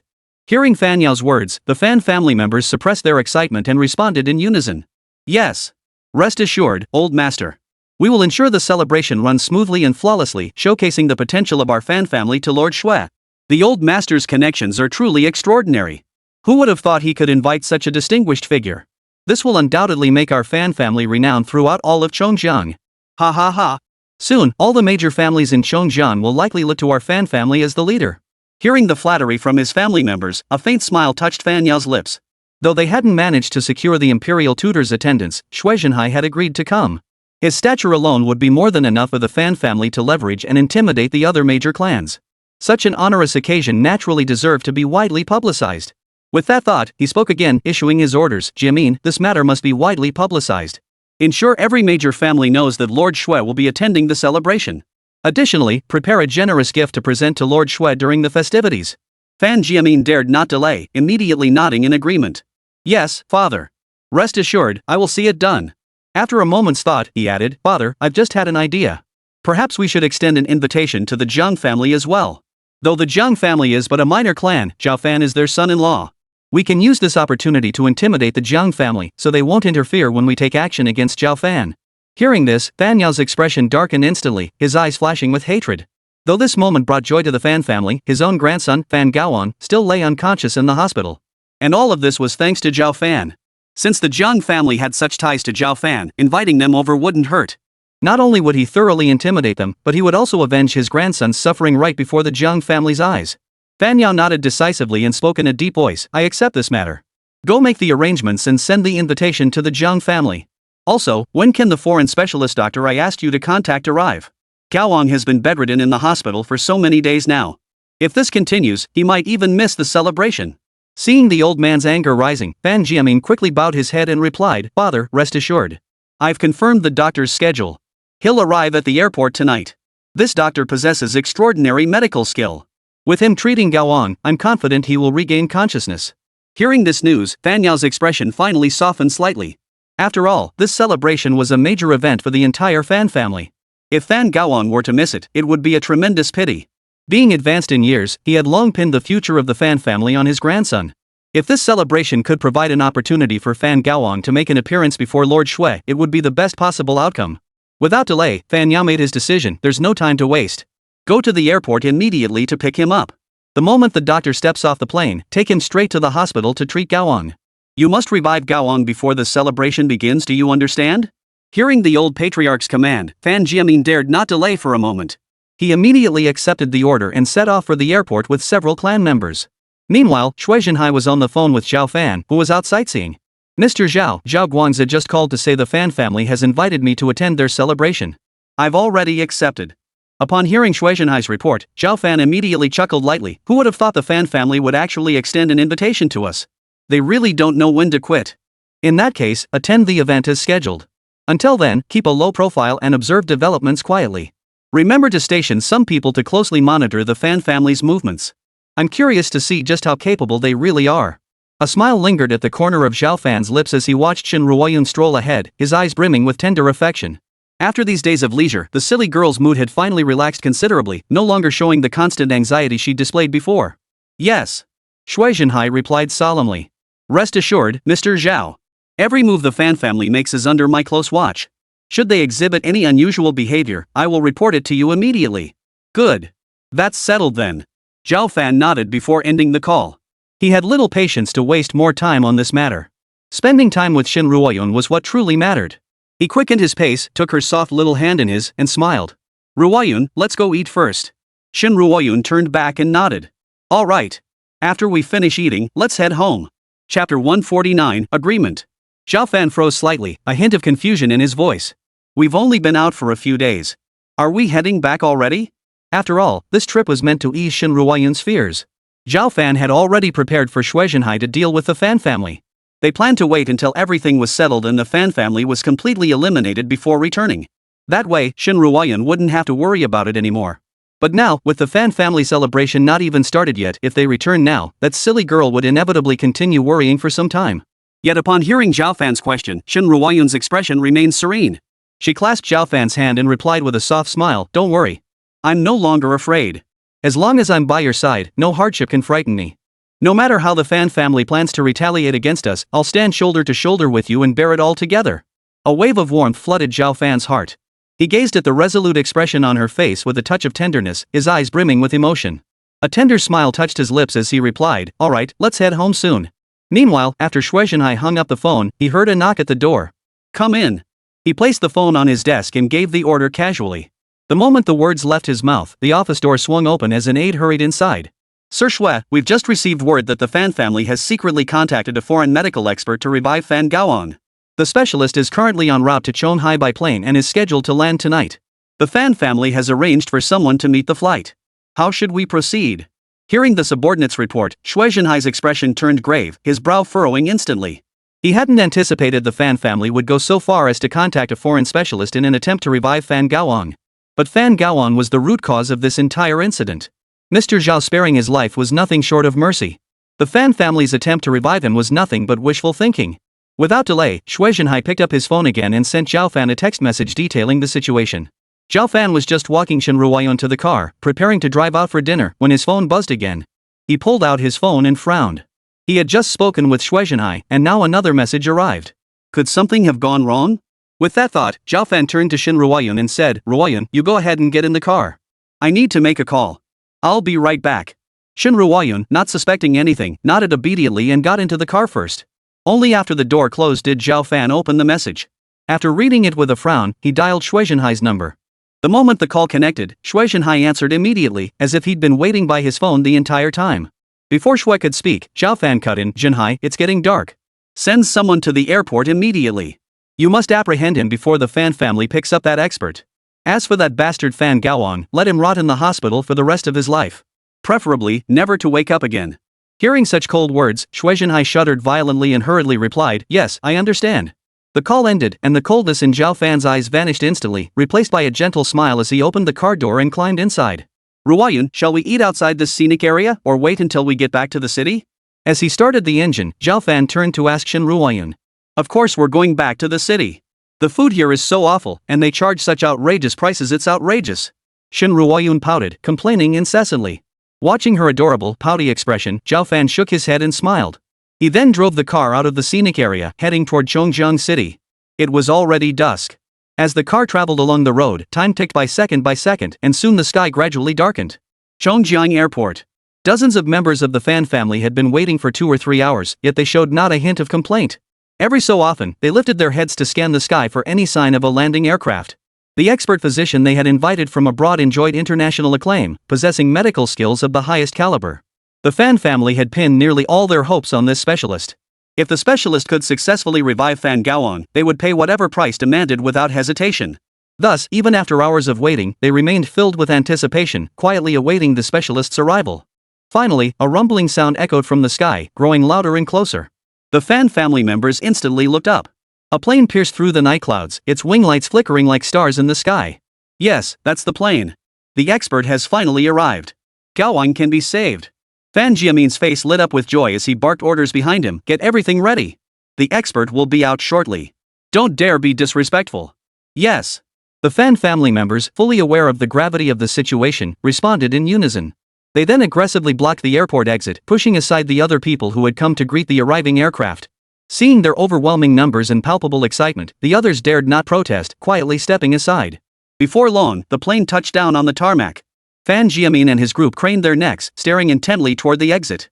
However, passengers needed to collect their luggage after landing, which naturally took some time. After waiting a full 10 minutes, Fan Jiamin finally spotted a foreigner slowly emerging, dragging a suitcase behind him. This expert was the one Fan Jiamin had personally contacted, so he recognized him immediately. He immediately waved his hand and shouted, "The expert is here. Everyone, show him some enthusiasm. If you anger the expert, just wait until I get back, I'll deal with you." The Fan family members nodded in unison, then bowed together as the foreigner approached. "A warm welcome to you. The Fan family has been waiting here for quite some time." Fan Jiamin, of course, was the first to step forward, eager to curry favor. The foreign expert wore a hint of arrogance on his face, casting a dismissive glance at Fan Jiamin and the others. "If it weren't for your family's sincere hospitality, I wouldn't have come here to treat patients. How is the hotel prepared? I need to rest properly first." Chapter 150, Panic. Hearing the foreign expert's words, the warm smile on Fan Jiamin's face instantly stiffened.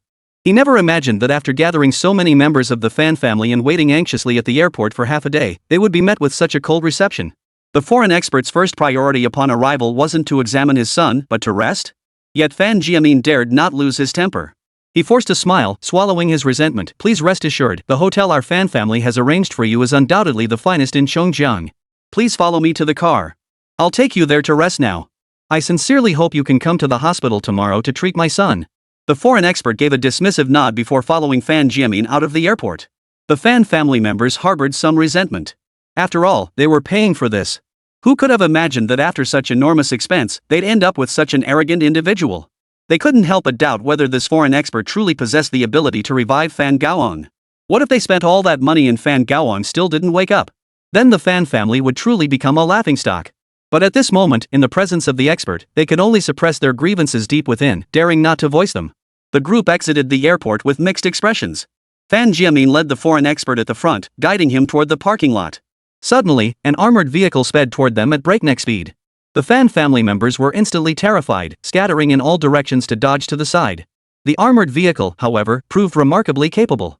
With a screech of brakes, it came to a sudden halt right in front of Fan Jiamin, who hadn't fully recovered from the shock. "How the hell are you driving? Didn't you see all these people here?" The foreign expert finally snapped out of his shock, pointing angrily at the vehicle and shouting, "If these people get hurt, it's no big deal. But if you so much as scratch me, it'll be an international incident.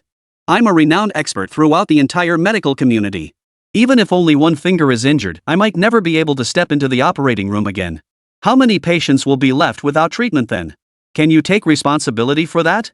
Hearing the foreign expert's righteous tirade, Fan Jiamin couldn't help but twitch the corner of his mouth. Earlier, he hadn't detected a shred of medical compassion in this foreign specialist. Now, completely unscathed, the expert was using this as leverage to make demands. Still, Fan Jiamin remained silent. For one, he feared offending this haughty expert. For another, he had recognized the vehicle before him as belonging to the Ministry of Defense. He hadn't yet grasped the full situation, so it was best to remain silent for now. Just then, amid the expert's incessant curses, the armored vehicle's door finally swung open. Several imposing soldiers stepped out with stern expressions, immediately seizing the foreign expert's wrist. This sudden turn of events left not only the expert utterly bewildered, but the entire Fan family in a state of panic. After all, they had paid a hefty price to secure the services of this renowned expert. If he were taken away by the War Department now, Fan Gaoang would never wake up. Even if they contacted another expert, it would likely be too late to make it in time for the ceremony's commencement. Seeing this, Fan Jiamin steeled himself and stepped forward respectfully. "Please show mercy, gentlemen. This foreign expert was specially invited by our Fan family to treat our patient. If you take him away now, we won't be able to account for it back home. Even if he has offended you, please grant him some time. After he completes the treatment, it won't be too late to deal with him." However, the soldier showed no reaction to his pleas and made no move to release the foreign expert. Without so much as a glance at Fan Jiamin, they forcibly dragged the foreign expert into the vehicle. "What exactly are you trying to do? I'm a foreign expert. What right do you have to detain me? I'm here to treat patients. You have no right to treat me like this. I demand to call my country. I will make sure to severely punish you bastards." No matter how the foreign expert raged, the soldiers showed no intention of releasing him. Instead, they shoved him into the vehicle and drove off without a second glance. Watching it all unfold, Fan Jiamin couldn't even process what was happening. The soldiers hadn't uttered a single word throughout the entire incident. They simply took the foreign expert away, and their imposing presence left Fan Jiamin too intimidated to approach them. Cold sweat trickled slowly down his forehead. He carefully recalled the soldiers from moments ago. The icy aura emanating from them felt like being plunged into a frozen wasteland. This was absolutely not the aura of ordinary combat troops. The only possibility was that these suddenly appearing soldiers were all battle-hardened special forces. At this realization, Fan Jiamin could no longer stay put. He sensed something far more complex lurking behind this incident and knew he must return to report to his father immediately. Quickly, we're heading back to the Fan residence immediately. Everyone get in the car. After giving the order, Fan Jiamin was the first to climb into the car, quickly starting the engine and speeding away from the airport. Moments later, the entire Fan family gathered in the living room. Fan Yao frowned, surveying the grim-faced group. What exactly happened? He demanded coldly. You went to the airport to pick someone up. Why didn't you meet them? Instead, you all came back? Hearing his father's inquiry, Fan Jiamin dared not withhold anything and immediately reported, Father, we did pick up the foreign expert. But as we were leaving the airport, we were suddenly blocked by a vehicle from the Ministry of Defense. Without a word, they took the expert away. What? Fan Yao erupted in fury, slamming his palm hard onto the table, sending tea splashing everywhere. You useless fools. What if it was the War Department? Why didn't you stop them? Now that foreign expert is gone, how was Gao Wang supposed to wake up? Are you all completely brainless? Fan Jiamin was drenched in cold sweat as he grimaced and explained, Father, I observed them. Those weren't ordinary soldiers, they were definitely elite special forces from the War Department. Their aura was too intimidating. I didn't even have the guts to ask why, let alone step in to stop them. But why would the War Department suddenly send men to take away this foreign expert? Our Fan family hasn't offended them. Chapter 151, Speculation. Special Forces? Fan Yao's expression finally shifted, his voice tinged with disbelief. How could that be? The War Department's special forces only deploy for critical missions. Our Fan family merely invited a foreign expert. Why would the War Department dispatch special forces specifically to seize someone? As he spoke, Fan Yao's heart sank. He couldn't shake the feeling that some unknown secret lay hidden behind this incident. Fang Gaowang's second uncle speculated from the side, Father, could it be that Gaowang offended the War Department before, causing them to act now? Such speculation wasn't entirely unfounded. After all, the Fan family understood Gaowang's character better than anyone. Fan Gaowang had been raised in pampered luxury since childhood, a true second-generation heir through and through. It was entirely plausible that he had offended some influential figure within the War Department at some point. Even Fan Yao frowned thoughtfully upon hearing this, pondering the likelihood of such a scenario. If Fan Gaowang had indeed crossed the War Department, then the Fan family would have to seriously consider how to mend their relationship with them. After all, no matter how powerful the Fan family was, they simply couldn't compare to the Zhan Department. Fan Jiamin, however, voiced his doubts. That can't be possible, right? I've already investigated this thoroughly. Gaowang only provoked that useless son-in-law of the Zhang family. He never had any dealings with anyone from the War Department. If that's the case, why would the War Division suddenly take action? Fan Yao raised his head and countered. Faced with this question, Fan Jiamin could only shake his head with a bitter expression and fall silent. He couldn't fathom why those special forces soldiers from the War Department would suddenly appear at the airport and abduct the foreign expert without a word. Could it be that Gaowang, that kid, had actually offended someone from the War Department? If that were the case, then hadn't he, as his father, been utterly negligent in his duties, remaining completely unaware of this matter? Seeing Fan Jiamin fall silent, Fan Yao, seated at the head of the table, suddenly felt a suspicion stir within him. He couldn't help but ask, Jiamin, did you thoroughly investigate this? Is Zhao Fan truly just a son-in-law with no other background or connections? The War Department deployed special forces this time. Only high-ranking commanders could direct them. I suspect this matter isn't as straightforward as it seems. Could it be that Zhao Fan has another identity, one connected to the War Department in some special way? Fan Jiamin looked up, his face frozen in shock, staring at his father in disbelief. He couldn't believe Fan Yao would make such an outlandish suggestion. He immediately rushed to explain, Father, you're worrying too much. I've thoroughly investigated Zhao Fan's background, there's absolutely no way he could have any connection to the War Department. Hearing this, Fan Yao nodded helplessly, then a cold smile tugged at the corners of his mouth. You're right. After all, he's just a son-in-law. No matter how you look at it, he couldn't possibly be connected to the War Department. Let's drop this matter for now. But Zhao Fan must not be let off lightly. He's nothing short of a disaster waiting to happen. If we let him live, who knows what trials our Fan family will endure. Once the celebration begins, I'll make sure this bastard meets his end before all the guests. As Fan Yao's words fell silent, the Fan family's living room once again descended into a heavy stillness. After all, this incident had dealt them a heavy blow, and now every face in the room wore an expression of profound gloom. The celebration was set to begin in just a few days, yet the foreign expert they had worked so hard to invite had been taken back by the War Department. It seemed increasingly unlikely that Fan Gaoan would regain consciousness before the ceremony. This thought only deepened the Fan family's hatred for Zhao Fan. After all, it was he who had caused Fan Gaoan's incapacitation, ruining this golden opportunity. Sigh, the old master was right. Everything was going so smoothly, and we were about to bring that foreign expert back. Then this happened. Zhao Fan truly is a disaster magnet. That bastard is insignificant. Killing him would be as easy as crushing an ant for our Fan family. But the critical issue now is Gaoan's unconscious state. How can he possibly attend the ceremony? Exactly. We were counting on Gaoan making an appearance at the ceremony to impress Minister Shui, but now. Hearing the murmurs of disappointment, Fan Jiamin's face twisted with frustration. After all, he was Gao's father, and naturally, he was concerned for his son. Just as the old man had planned, if Fan Gaoan could wake up smoothly and gain Lord Shui's favor at the celebration, it would greatly benefit his future prospects. Not to mention, behind Lord Shui stood none other than the imperial tutor. If Fan Gaoan truly performed well, a few casual words from Lord Shui to the imperial tutor could bring immeasurable benefits to the Fan family. Unfortunately, the current situation was diametrically opposed to his expectations. With the foreign expert taken away, Fan Gaoan naturally couldn't wake up overnight. If this opportunity truly slipped away, who knew how long it would be before another chance to connect with such a powerful figure arose? This thought stirred a pang of regret in Fan Jiamin's heart, mingled with deep reluctance. He then stepped forward, bowed before Fan Yao, and said, "Father, Gaoan still hasn't regained consciousness. It's truly unfortunate that we'll miss the grand ceremony like this. In my opinion, perhaps we should postpone the ceremony. I will contact other specialists and spare no effort in treating Gaoan's injuries." Fan Jiamin had assumed his father would readily agree, as this would undoubtedly benefit the Fan family greatly. But to his surprise, upon hearing this, Fan Yao's expression darkened and he shot him a fierce glare. This single glance sent a wave of panic through Fan Jiamin's heart. But before he could speak again, Fan Yao's furious rebuke rang in his ears. "This is sheer nonsense. If it were earlier, we could have discussed it, but now that we've invited Magistrate Shui, delaying the ceremony any further would be nothing short of offending him. It is indeed unfortunate that Gaoan cannot attend the celebration, but we cannot gamble the future of our entire Fan family for the sake of one man. This matter is closed. The celebration will proceed as planned.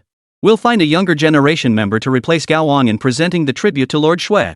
Chapter 152, The Celebration. Faced with his father's rebuke, Fan Jiamin dared not say another word and could only accept the order and leave. Amidst the Fan family's extensive publicity, news of the impending celebration swiftly spread throughout Zhongjiang. The Zhang family naturally learned of this development. They had been racking their brains trying to secure an invitation to the Fan family's celebration, hoping to build connections with the major clans. Now that they learned the Fan family had personally invited Lord Shui to attend, the entire Jiang household was intensely tempted. If their younger generation could gain Lord Shui's favor at the celebration, the entire Jiang family's prospects would undoubtedly flourish. But alas, the Jiang family was merely one of Chongjiang's many minor clans, utterly unqualified to participate in the festivities. When the Fan family's invitation finally reached the Jiang household, they were overwhelmed by sheer astonishment.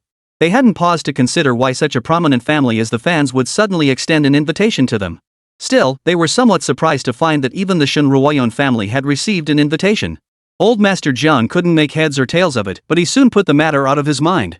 Now that our entire family has received invitations, preparations for tomorrow's festivities must begin immediately.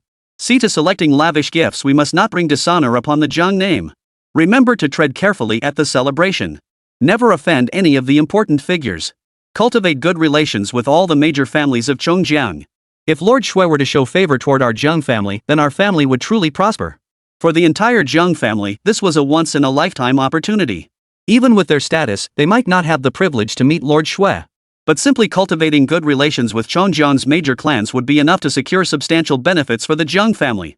As for Shen Ruoyun's family, Old Master Jiang didn't give them a second thought. Whether they came or not was of no consequence. No one would care either way. While the Jiang family buzzed with excitement, Shen Hongyan and Jiang Ying were equally overjoyed at the Shen residence. They never imagined the Fan family would proactively send them an invitation, granting them the opportunity to attend the celebration. "Ruoyun, what a coincidence you're back. The Fan family celebration begins tomorrow, and the invitation has already arrived." Jiang Ying handed her the invitation bearing Shen Ruoyun's name, his face beaming with joy. But Shen Ruoyun's face darkened. Although she had resolved to face Zhao Fan together, she never imagined the Fan family would send an invitation. It dawned on her now the reason they hadn't come looking for trouble all this time wasn't because they'd forgotten their grudge. They were likely planning to exact brutal revenge at the celebration. Yet facing Jiang Ying's beaming smile, Shen Ruoyan dared not voice her thoughts. With trembling hands, she accepted the invitation. Jiang Ying was in such a splendid mood at that moment that she failed to notice the unusual look on her daughter's face. After handing the invitation to Shen Ruoyun, she hummed a tune as she returned to her room. Zhao Fan, observing Shen Ruoyun's worried expression, felt a pang of sympathy. He promptly stepped forward and wrapped his arm around her shoulder. Ruoyun, don't worry too much. I'll go with you tomorrow. Nothing bad will happen. But Shen Ruoyun shook her head, her voice trembling. Zhao Fan, we really shouldn't go. The Fan family specifically invited us. They definitely don't have good intentions. If we actually go tomorrow, they won't let us off the hook. The Fan family's influence was immense. If they intended to harm the two of them at tomorrow's celebration, they wouldn't hesitate to do it in front of all the guests. In other words, if they accepted the invitation, they would likely be publicly executed tomorrow before all the guests. Given the deep-seated hatred between the two sides, there was no possibility of mediation whatsoever. Moreover, they couldn't find anyone who could speak to the Fan family as an equal. Who would stand up for them? Zhao Fan chuckled softly, reaching out to ruffle her hair gently. You must be exhausted after traveling these past few days. Rest well at home tomorrow. I'll handle this myself. If the Fan family is truly determined to retaliate against us, they won't simply let it go just because we don't show up. Besides, the imperial tutor's assistant will be present tomorrow. They might not dare confront me publicly, so you needn't worry about my safety. Hearing this, Shen Ruoyan still couldn't shake her worry. She quickly opened her arms and clung tightly to Zhao Fan's body. Zhao Fan, promise me you'll come back safely. Don't let anything happen to you. Feeling the warmth in his embrace, Zhao Fan could only nod helplessly. Alright, I promise. If the Fan family dares cause trouble tomorrow, I'll have that Shui official settle things for me. I refuse to believe the Fan family would dare cause trouble with such an influential figure present. Shen Ruoyan finally relaxed, exhaling softly before forcing a smile. I'll go take a shower then. Let's get some rest early tonight. Zhao Fan nodded, watching her retreating figure as she walked toward the bathroom. Yet, a hint of coldness flickered in his eyes. Don't worry, Ruoyun. After tomorrow, you won't have to fret about this anymore. I'll make sure the entire Fan family comes to apologize to you personally. Early the next morning, Zhao Fan accompanied his in-laws to the Jiang residence to meet up with the others. The Jiang family was clearly taking this matter very seriously. Upon their arrival, they saw a large crowd gathered before the Jiang residence's gates. Jiang Ying, why are you so late? If you hadn't shown up, we would have left without you. A shrill voice rang out from the crowd. It was Jiang Meng Zhang, her face twisted with impatience as she snapped the rebuke. However, Jiang Ying was in a good mood today and couldn't be bothered to engage. He walked past without a word. Zhao Fan naturally kept quiet too, following slowly behind Jiang Ying. He couldn't be bothered to deal with the Jiang family folk. Saving himself the trouble was preferable. Yet beside Jiang Meng, the girl with bright eyes and a dazzling smile beamed at the sight of Zhao Fan and greeted him enthusiastically. Brother-in-law, why did you come alone? Didn't Sister Ruoyun come with you? Hearing that familiar voice, Zhao Fan looked up with a sigh. Sure enough, Zhang Raren was beaming and waving at him. He could only smile and reply, yeah, Ruoyun was feeling a bit tired, so she's resting at home.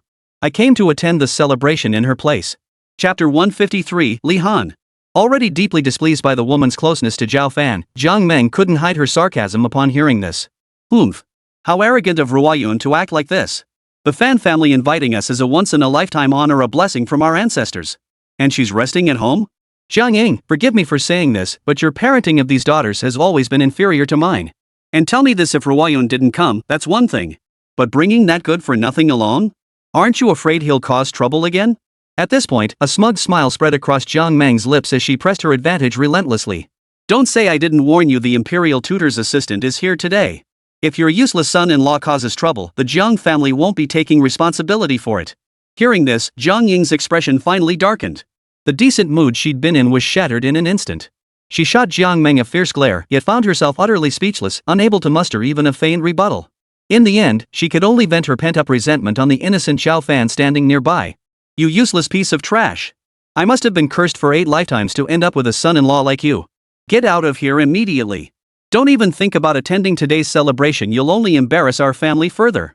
Pointing an accusing finger at Zhao Fan, she hurled a few angry curses, finally venting some of the rage boiling inside her. Zhao Fan merely shrugged, paying her words no mind. Sorry, but I absolutely must attend today's celebration. Since you don't want to go with me, I'll just go on my own. With that, Zhao Fan turned without hesitation and walked alone toward the car. Jiang Meng watched the scene unfold, her eyes flashing with scorn as she sneered at Jiang Ying. Heh, Jiang Ying, your son-in-law clearly doesn't hold you in any regard. You'd better hope for the best.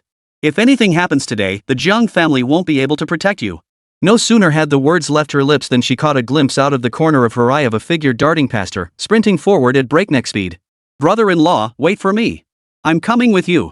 Zhang Raran slipped away unnoticed by her mother and hurried to catch up with Zhao Fan's stride. Her curiosity about this extremely mysterious brother-in-law had long been piqued.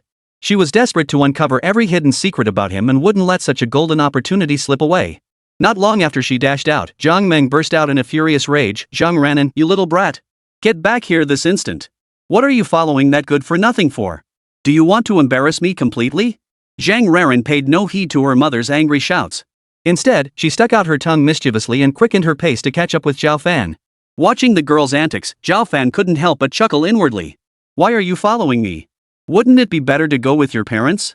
Hearing this, Zhang Ranan rolled her eyes in exasperation and retorted, "Brother-in-law, you know perfectly well that whenever my mom and my aunt meet, they start bickering. I'm not about to tag along and suffer through it." She wouldn't reveal the secret in her heart, but she wasn't exactly making it up either. She genuinely couldn't stand her mother sometimes. They were sisters and should have cherished each other, yet every time they met, they insisted on competing to prove who was superior. Just then, Zhang Raran glanced back and saw Zhang Meng charging toward them, her face flushed with anger. "Ah! Brother-in-law, let's get in the car quickly, my mom's chasing after us." Zhao Fan shrugged indifferently, nodding. Having this little girl along wasn't a big deal. He let Zhang Raran tug his arm as they ran a few steps to the car. He jumped in, started it up, and drove off. Fatally, they could still hear Zhang Meng's shouts from behind. "Zhao Fan, if anything happens to Ran, just wait until I get my hands on you, you good for nothing." Inside the car, Zhang Raran patted her chest, still shaken, then relaxed completely, slumping into her seat. "My mom is so fierce. Good thing we got away fast. If she'd caught us, she'd have lectured me for hours." Zhao Fan chuckled. "Hey, girl, you shouldn't talk about your mom like that. She's just looking out for you. It's true, hanging around with me isn't exactly safe." Something was bound to happen at the Fan family's place this time. It was obvious their eldest son had been beaten unconscious by him and was still hospitalized. The Fans wouldn't let this slide. If they came after us, dealing with them would be no problem. But if Zhang Raran got scared or traumatized, Zhao Fan would feel terrible about it. But now that the girl was already in the car, he couldn't just abandon her halfway. He could only shake his head helplessly and continue driving forward. Zhang Ranyan, however, perked up at his words. She sat up straight and pressed, "Brother-in-law, why isn't it safe to be with you? Is someone after you? But that seems unlikely, right? Didn't everyone say the Fan family invited the Emperor's tutor's assistant? Would anyone dare make a move against you in front of such a powerful figure? If that really happens, I'll definitely step in and ask that important person to uphold justice. You can rest assured, brother-in-law." After saying this, Zhang Raran proudly puffed out her chest, clearly not taking Zhao Fan's words to heart. Seeing this, Zhao Fan could only chuckle wryly and shake his head helplessly. Soon the car arrived at the gates of the Fan residence. After parking, Zhao Fan led Zhang Ranyan toward the estate. Outside the Fan residence, a large crowd had gathered, primarily members of Chongjiang's prominent families, all engaged in lively discussion.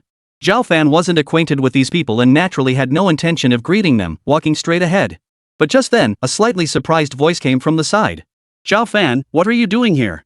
Hearing his name called, Zhao Fan naturally turned his head. He saw 7 or 8 people gathered together, all staring at him with astonished expressions. As he studied their faces, an inexplicable sense of familiarity suddenly washed over him. These people were all his former classmates, and the one who had just spoken was now surrounded by them. Zhao Fan recognized her immediately. Li Han, the class beauty back in the day. They lost touch after graduation, so he wondered why she appeared at the Fan family celebration. Since they were classmates, Zhao Fan politely nodded and smiled. "Are you here for the celebration too?" Chapter 154, Sarcasm. The moment she saw Zhao Fan, Li Han recognized him. Ever since their school days, she had admired this outstanding man. Back then, Zhao Fan was young and vibrant, excelling not only academically but also possessing looks that outshone most of his peers. Combined with his slightly mature aura, he naturally held immense appeal for many girls. Even Li Han, the class beauty with exceptionally high standards, found her heart drawn to Zhao Fan. Now, seeing Zhao Fan nod and smile at her, she seemed to recall those youthful days once more. Yet those memories weren't entirely pleasant for her. Back then, Li Han had been so deeply infatuated with Zhao Fan that, at her friend's urging, she had publicly confessed her feelings to him in front of the entire school. But Zhao Fan had rejected her without mercy, leaving Li Han utterly humiliated. After that, Li Han buried those feelings deep within her heart and threw herself into her studies. After graduation, she smoothly landed a job at the Fan family's company, riding high on her success. She had believed she had long forgotten those events, but seeing Zhao Fan now, Li Han realized she hadn't forgotten at all.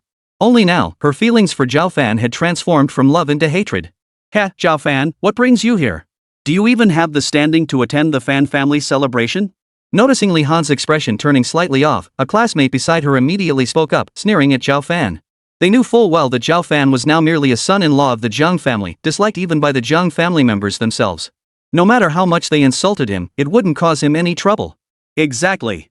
What right does a loser like you have to be here? Did you hear about the Fan family celebration and rush over just to freeload?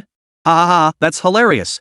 Did you think becoming the Zhang family's son-in-law meant you'd finally get a decent meal? Traveling all this way just to scrounge a meal? That's quite the effort. Too bad this celebration requires an invitation you won't get in even if you show up. Zhao Fan glanced at his classmates, their faces twisted with scorn, and the smile slowly faded from his own. He hadn't expected that time would change everything. The camaraderie of their school days had long since soured. He let out a cold laugh, pulled the invitation from his pocket, and waved it before the crowd. No need for your concern. If I'm here, it's because I received an invitation. Seeing Zhao Fan actually produce the invitation, the classmates who had spoken earlier were stunned, their eyes filled with disbelief. They had only managed to attend thanks to Li Han's assistance, yet Zhao Fan had actually produced an invitation. This instantly stirred a wave of resentment within them. Oomph. So what if you have an invitation? At the end of the day, you're nothing but a worthless kept son-in-law. What right do you have to join us at this celebration? Exactly. I'm now a department manager at Zhang Group, earning over $1 million a year. You, a kept son-in-law who can't even afford a proper meal, have the nerve to show up here? Zhao Fan, let me tell you this, get lost. Stop embarrassing yourself. We've all made it bigger than you, and Li Han's even become an executive at Fan Group. These classmates sized up Zhao Fan, noting his plain clothes, and their confidence began to swell. But just then, one of them suddenly laughed. Ha ha ha. Zhao Fan is still the same old Zhao Fan, even his invitation isn't his own. I didn't believe he'd get an invitation, so I checked it carefully. Sure enough, the name on it was Shen Ruoyun. Zhao Fan, you're quite the expert at living off your wife, even getting the invitation from her. Impressive. Hearing this, all eyes instantly turned to the invitation in Zhao Fan's hand. Sure enough, the name on it wasn't Zhao Fan's. This only deepened the scorn in their eyes, and any trace of envy toward Zhao Fan's invitation vanished completely. Though they too owed their presence at the celebration to Li Han, theirs was a genuine bond of classmates, unlike Zhao Fan's, which was clearly the result of freeloading. Amidst the crowd, Li Han overheard her classmates hurling every kind of mockery at Zhao Fan, who dared not utter a single word in rebuttal. A trace of contempt crept into her eyes. At the same time, she felt a surge of relief over her decision back then. Had she clung to him relentlessly back then, she might have won Zhao Fan over. But what future could there be with a man like that? Thankfully, she had let go in time and thrown herself into her studies instead. That path had led her to her current job and to a man who truly deserved her. But Zhang Reren, trailing behind Zhao Fan, couldn't swallow her anger. She stepped forward, glaring fiercely at the people before her. What nonsense are you spouting? My brother-in-law is incredibly talented, you just don't know it. You're nothing but a bunch of frog-in-the-well types, daring to mock others so freely here. Don't you fear making yourselves look ridiculous? But these classmates clearly didn't take Zhang Renen's words to heart, instead laughing themselves silly. Ha ha, this is hilarious. Little sister, did this loser fool you? Let me tell you, this guy's a master of putting on airs, but deep down he's a total loser. Little sister, don't fall for his tricks. Zhao Fan sure knows how to charm women. Not only does he have his wife wrapped around his finger, but even his sister-in-law is head over heels for him. We've got to give him props. Seeing her words backfire, Zhang Reren felt even more embarrassed and angry. She was about to argue back again. But Zhao Fan pulled her behind him and whispered, enough. Don't stoop to their level. Let's go inside. Zhang Reren could only let it go. She shot the crowd another fierce glare before following Zhao Fan toward the Fan family gate. Wait! Before they had gone far, Li Han called out again, halting them. Zhao Fan turned around, raising an eyebrow at Li Han with a hint of curiosity in his eyes. He had clearly seen the mockery in her eyes earlier. Was she calling him back just to mock him again? Seeing Zhao Fan halt his steps, Li Han immediately smiled faintly and said softly, Zhao Fan, I truly never imagined you'd end up in such a sorry state. Even though you rejected my confession back then, we were classmates after all. I'm offering you a chance now, come work at my company. I'll arrange a director-level position for you. Chapter 155, Fan Jiheng. Her words did sound like she was looking out for Zhao Fan, but the hidden mockery made him feel uneasy. Li Han's attitude was clearly one of charity, attempting to make him regret his past choices through such means. However, Zhao Fan naturally couldn't possibly agree. Even if he didn't hold his current position and was truly just an ordinary son-in-law, he would have refused without a moment's hesitation. With a dismissive snort, Zhao Fan replied, thank you for the offer, but I have no interest whatsoever in this so-called director position. Hearing this, Li Han's expression showed no surprise. Zhao Fan's reaction was clearly exactly what she had anticipated. Shaking her head slowly, she continued, Zhao Fan, don't rush to refuse. I can give you time to consider it. I know you're refusing now because you can't bring yourself to lose face, but you really need to think carefully. Is this kind of life truly what you want? I remember back in school, you were so full of ambition and had so many plans for the future. Have all those aspirations vanished? I know you're exceptionally capable, which is precisely why I offered you this director position. You really shouldn't feel embarrassed about it. Seeing the faint trace of mockery in Li Han's eyes, Zhao Fan's lips curved into a slight smile. He shook his head firmly. No, thank you. My refusal has nothing to do with the reasons you mentioned. Forget you, even if the Fan family came personally to invite me, I wouldn't give it a second thought. Got it? The words fell, and an immediate silence descended upon the room. All the students stared wide-eyed at Zhao Fan in utter disbelief. Even Li Han's face betrayed a hint of surprise. She never imagined Zhao Fan would utter such words. Though she didn't show it too obviously, the implication in her words seemed clear. Zhao Fan held the Fan family, a prominent clan, in utter contempt. The crowd was naturally stunned. After all, Zhao Fan's background was so humble. Where did he find the courage to utter such words right at the Fan family's doorstep? Didn't he fear the Fan family members nearby might overhear and come looking for trouble? Zhao Fan, of course, had no such worries. Seeing his classmates' expressions freeze in shock, he chuckled lightly and said, You find this quite unbelievable, don't you? But this shouldn't surprise you. Something even more astonishing is about to happen. The reason I came here today is to destroy the Fan family. He delivered these words with casual ease, his expression barely shifting. Yet to the ears of his classmates, it struck them like thunderbolts, leaving them frozen in place. Only after a moment did they finally come to their senses. Yet, a hint of mockery flickered in every pair of eyes. Finally, one couldn't hold back, bending over and clutching his stomach as he burst into laughter. Ha ha, Zhao Fan, what's gotten into you? You're bragging without even preparing your lines? His words sparked a chain reaction, and the rest of the classmates joined in the mocking laughter. You're just a worthless son-in-law, yet you dare boast about wiping out the Fan family? Zhao Fan, where do you get the nerve? The Fan family is right nearby. Don't you fear death? I suggest you get lost before the Fan family comes to deal with you and ruins everyone's mood for the celebration.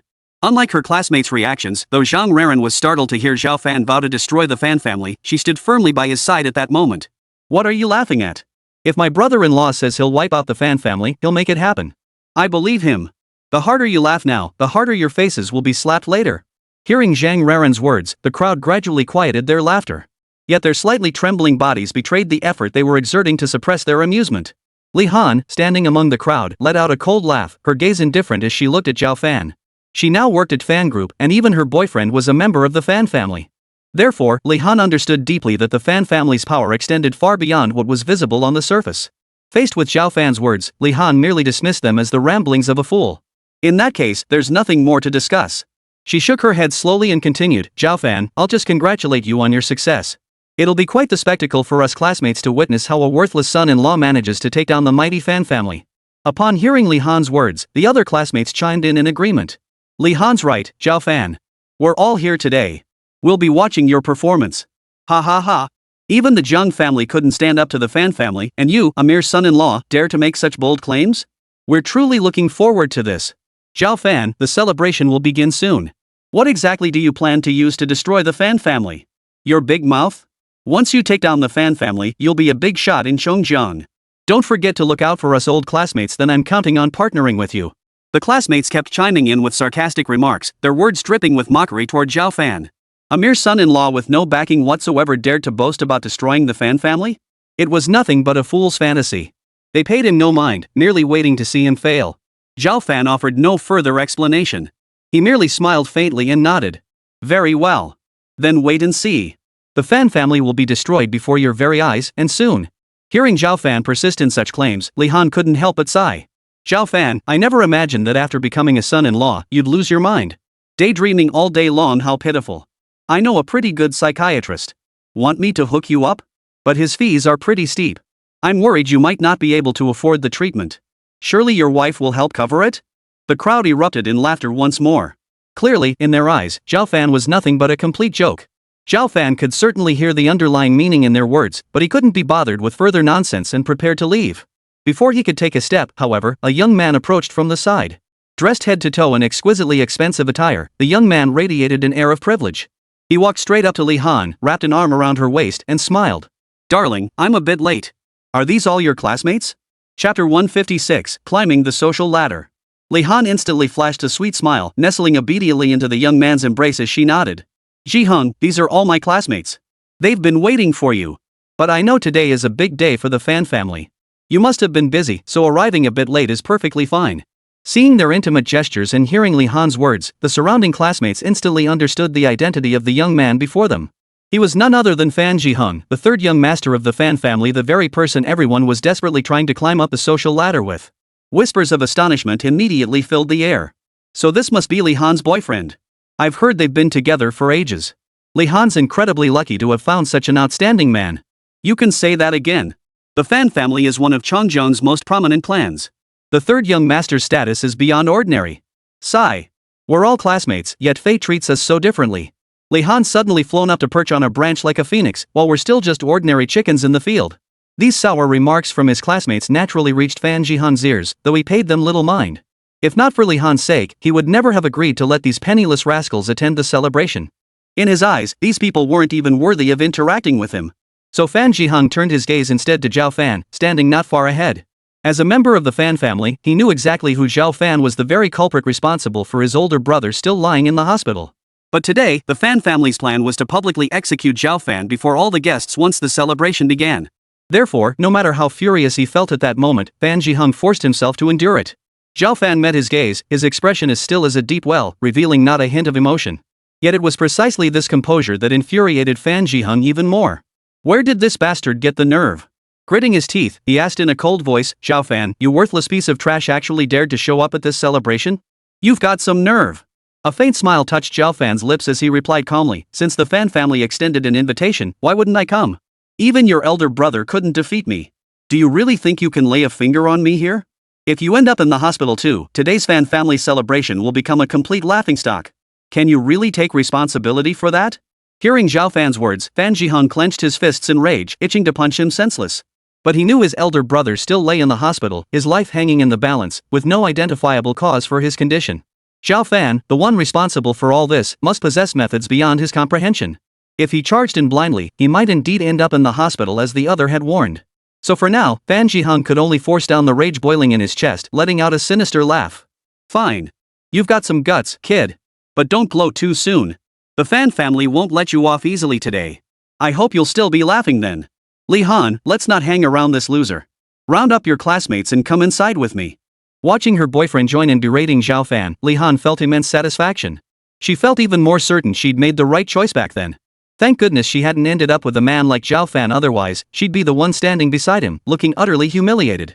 With this thought, she glanced at Zhang Ranan beside Zhao Fan, her face flushed crimson with rage and couldn't help but feel a pang of pity.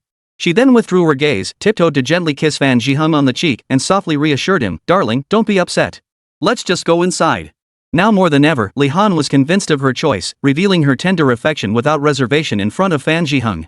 Meanwhile, the classmates who had been stunned by Fan Jiheng's furious outburst finally snapped out of it, unleashing a torrent of angry shouts at Zhao Fan. Zhao Fan! Who gave you the nerve to speak to young Master Fan like that? I advise you to get out of here fast. Otherwise, don't think young Master Fan will let you off, we won't either. Young Master Fan, please calm your anger. There's absolutely no need to waste your breath on that good-for-nothing Zhao Fan. He's nothing but a freeloading son-in-law utterly incomparable to you. Exactly. Zhao Fan is nothing but a fart. Don't stoop to his level. Once the celebration begins, he'll see just how far below you he truly is. Hearing so many speak up for him, Fan Jiheng's mood softened slightly. He lifted his head and shot Zhao Fan a contemptuous glare, realizing how utterly pathetic his earlier display had been. He knew full well what fate awaited Zhao Fan, yet he'd still let the man's few words stir up his anger.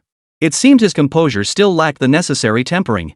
Fan Jiheng then withdrew his gaze, refusing to look at Zhao Fan again. He led Li Han and the other students as they stepped into the Fan residence. After they had all departed, Zhao Fan said little, merely taking Zhang Ranan's hand and walking forward.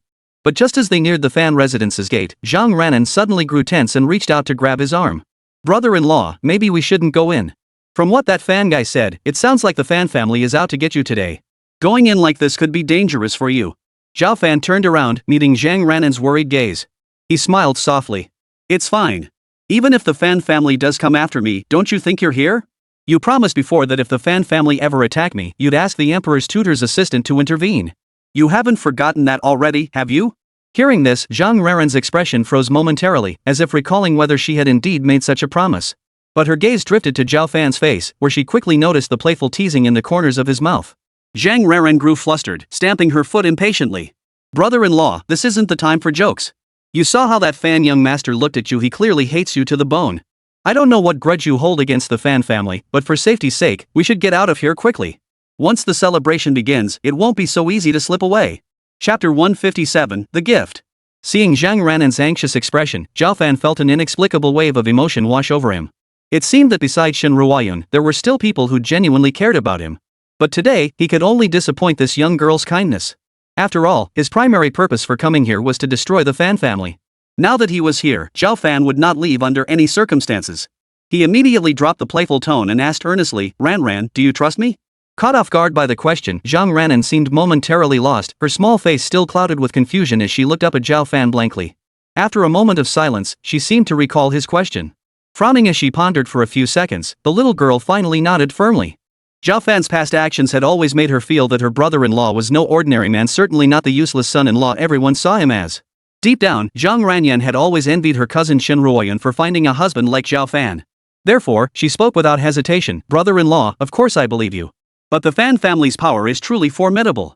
Even if the Zhang family arrives later, everyone knows their temperament.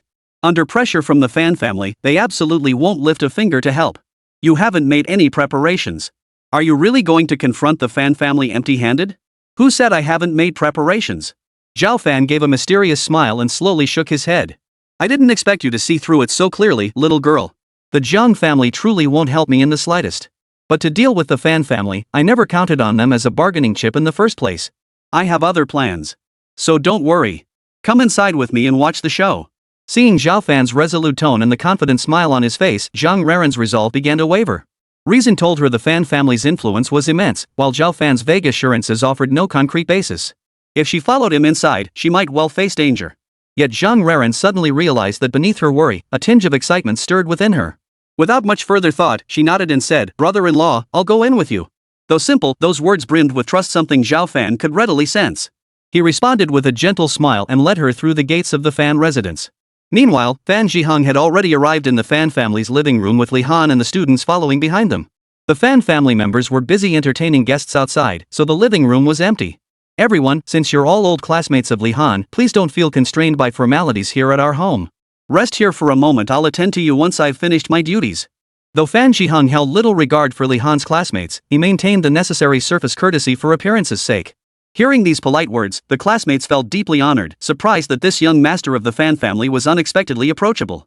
This made their goal of currying favor with him seem much easier. After all, hadn't they shamelessly begged Li Han to bring them to the celebration as classmates precisely to establish connections with the Fan family? With such a golden opportunity now presented, they naturally wouldn't let it slip away. Immediately, they began showering him with praise. Young Master Fan, please go about your business. We'll rest here on our own. We wouldn't dare delay the Fan family's important affairs. Quite right. You've already shown us immense favor by taking time from your busy schedule to greet us at the gate. We're not ungrateful souls, how could we dare waste any more of your precious time? Young Master Fan, after today's celebration, the Fan family will undoubtedly become Chongzhou's undisputed foremost clan. We humbly request your continued favor and guidance in the future. Fan Zhiheng couldn't be bothered to engage further. He gave a perfunctory nod and said, no problem. Everyone should rest for now. When the ceremony begins, I'll come to escort you all inside. With that, he turned and walked toward a side room off the living room, emerging moments later carrying a safe. All eyes immediately fixed on the safe, curiosity burning in their gazes. Li Han rose and stepped forward, scrutinizing the safe in Fan Zhiheng's hands. Darling, she asked, what's inside? Why is it locked with a combination lock? With all these security measures, whatever's inside must be incredibly valuable, right? The other classmates hesitated to speak up, but as Fan Zhiheng's girlfriend, she naturally had no such reservations. Fan Zhiheng didn't seem annoyed at all. Instead, he proudly announced, this is the gift we'll be presenting to His Excellency Xue, the imperial tutor, at the ceremony later. To successfully ingratiate ourselves with the imperial tutor, I've spared no expense. This gift is priceless, something ordinary people couldn't buy even with money. If Lord Xue is pleased with this gift, then our Fan family's plan will be a success. If we gain the imperial tutor's favor, the Fan family will no longer be confined to Chongzhou, will set our sights on the entire nation. Hearing these bold words, the assembled students felt a surge of excitement. If the Fan family truly achieved such monumental growth, wouldn't their current efforts to curry favor yield exponentially greater rewards?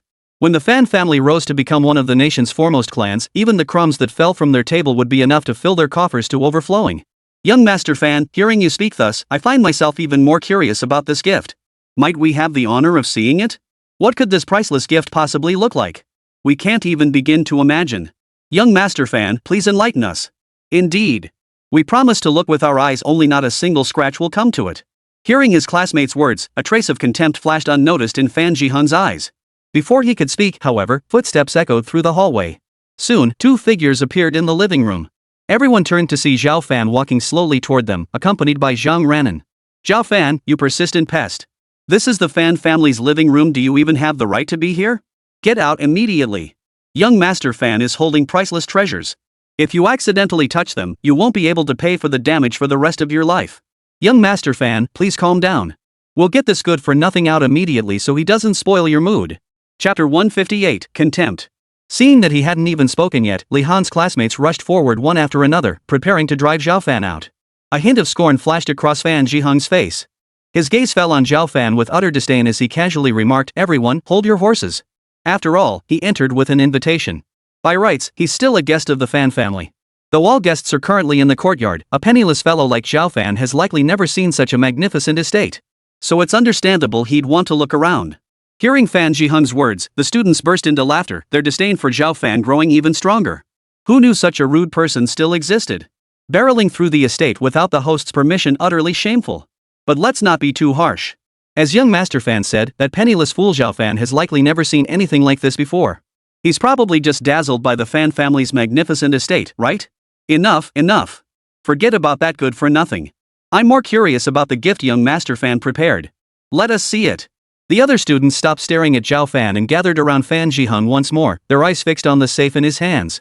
Fan Jihung had indeed intended to bring out the gifts he had prepared, so that Li Han's classmates could be thoroughly impressed. But with Zhao Fan present, he no longer felt inclined to do so. It would be rather inconvenient to bring out the gifts now. Please forgive me for that. After all, we have a penniless fellow standing right beside us. Should any mishap occur, I couldn't possibly bear the responsibility. But I can tell you all what kind of gift it is. Hearing Fan Jihung's words, the classmates immediately shot Zhao Fan a resentful glare, their hatred for him deepening. If that good for nothing hadn't suddenly shown up, they might have already seen this priceless gift. But now, because of Zhao Fan's presence, they'd missed such a golden opportunity.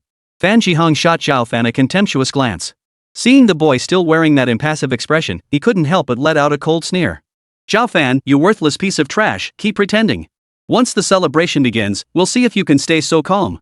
Once our Fan family has solidified our ties with Lord Shui, no one will bat an eye at whatever fate we choose for you. I'll make you wish you were dead. I'll make you taste the most despairing, agonizing suffering this world has to offer.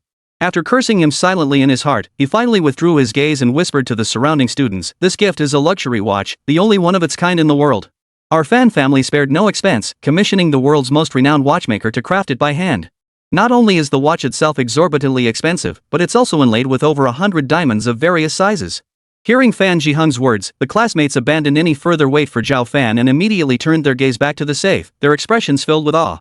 They never imagined the Fan family would pay such an enormous price to curry favor with the imperial tutor. After all, truly top-tier watches were already prohibitively expensive, costing tens of millions at the very least. And this one was specially commissioned by the Fan family, crafted by the world's most renowned watchmaker himself, a truly one-of-a-kind piece. These classmates couldn't even begin to fathom how much the Fan family had shelled out for this watch, but it was safe to say the figure was astronomical. A watch of this caliber surely featured diamonds far from ordinary. The Fan family truly has deep pockets. A gift like this shatters our imagination, it's utterly breathtaking. You're absolutely right. Lord Shui must be overjoyed to receive such a gift. After all, there's only one like it in the entire world. If Lord Shui could just put in a good word for the Fan family before the imperial tutor, the Fan family would surely rise rapidly to become one of the nation's foremost clans. Just moments ago, someone boasted about destroying the Fan family. I wonder what they're thinking now. As the words fell, all eyes turned to Zhao Fan, their disdain utterly unmasked. Fan Jihung, seeing all eyes on Zhao Fan, quickly grasped the situation. This remark must have come from that fellow. Yet he didn't grow overly angry. He merely raised an eyebrow in disdain and sneered, "Everyone, don't take this good-for-nothing's words to heart. Our Fan family isn't so easily destroyed. The ceremony should begin shortly. You may wait here for now." With that, Fan Jihung strode away without another glance at Zhao Fan. Zhao Fan remained unfazed by this, but as he met the scornful stares of his classmates, a smirk curled the corners of his mouth. Looks like you don't believe a word I said. But just wait and see. Today, I won't just destroy the Fan family, I'll get that watch back too. The students burst into raucous laughter, pointing at Zhao Fan and mocking him. Ha ha ha. Zhao Fan, aren't you afraid of talking too big? That watch is something you could ever lay your hands on? You probably don't even know who Lord Shui is, do you? Let me tell you, he's the Emperor's tutor's assistant, a real big shot. A loser like you trying to get a watch to give to Lord Shui? You're just courting death. Facing his classmates' ridicule, Zhao Fan's expression remained utterly unruffled. He replied calmly, I know. So what? If I told you that Shui Zhenhai himself will hand this watch to me, would you believe me? Seeing Zhao Fan's earnest expression, the laughter among his classmates momentarily stalled. But soon, they erupted in laughter once more, many of them laughing so hard tears streamed down their faces. Ha ha, Zhao Fan, your talent for bragging just keeps getting stronger. We almost fell for it. You've got some nerve, calling Shui Zhenhai by his first name like that. He's the imperial tutor's most trusted assistant. That's a huge sign of disrespect. You're just a useless fool driven mad by poverty. You're losing your mind, aren't you? Spouting such nonsense in broad daylight? You're making a complete fool of yourself. Not only did his classmates sneer at him, but Li Han's face was also filled with contempt. The look in his eyes as he stared at Zhao Fan carried a hint of disgust. Zhao Fan, do you have any idea what consequences spreading such words could bring? Chapter 159, Threat. Zhao Fan glanced over, his expression utterly devoid of emotion. He didn't hold particularly strong feelings for this woman who had once confessed her feelings to him. After all, back in school, Zhao Fan had been exceptionally outstanding, attracting countless girls who would confess their feelings to him. Li Han was merely one among many. To Zhao Fan, she held no special significance whatsoever. Thus, the contempt now etched on Li Han's face failed to stir even the slightest ripple in his emotions. Zhao Fan merely gave her a faint glance before withdrawing his gaze and sweeping it over the classmates now laughing so hard they were doubled over. I knew you wouldn't believe me, but that's fine. The ceremony will begin shortly, and then you'll see for yourselves that everything I've said will come true. Being here to witness today's spectacle firsthand means your trip wasn't wasted. After leaving these words, Zhao Fan no longer lingered with his classmates. He directly led Zhang Ranan out of the Fan family's living room and headed toward the courtyard. He had only come to the living room because he wasn't familiar with the layout of the Fan family estate. It wasn't as if he had deliberately sought it out. Now that he'd said his piece, Zhao Fan saw no reason to linger. Guided by the lively sounds emanating from the estate, the two soon reached the courtyard.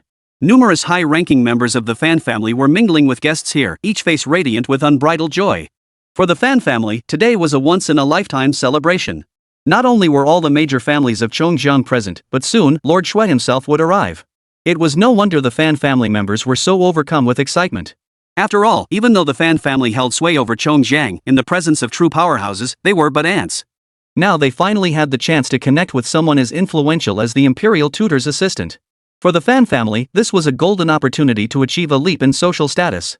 If they could successfully curry favor with the imperial tutor, the Fan family might well rise to become one of the nation's foremost clans. That would be a true aristocratic dynasty, not merely a regional power that made no waves beyond Chongjiang. Old Master Fan, congratulations are in order.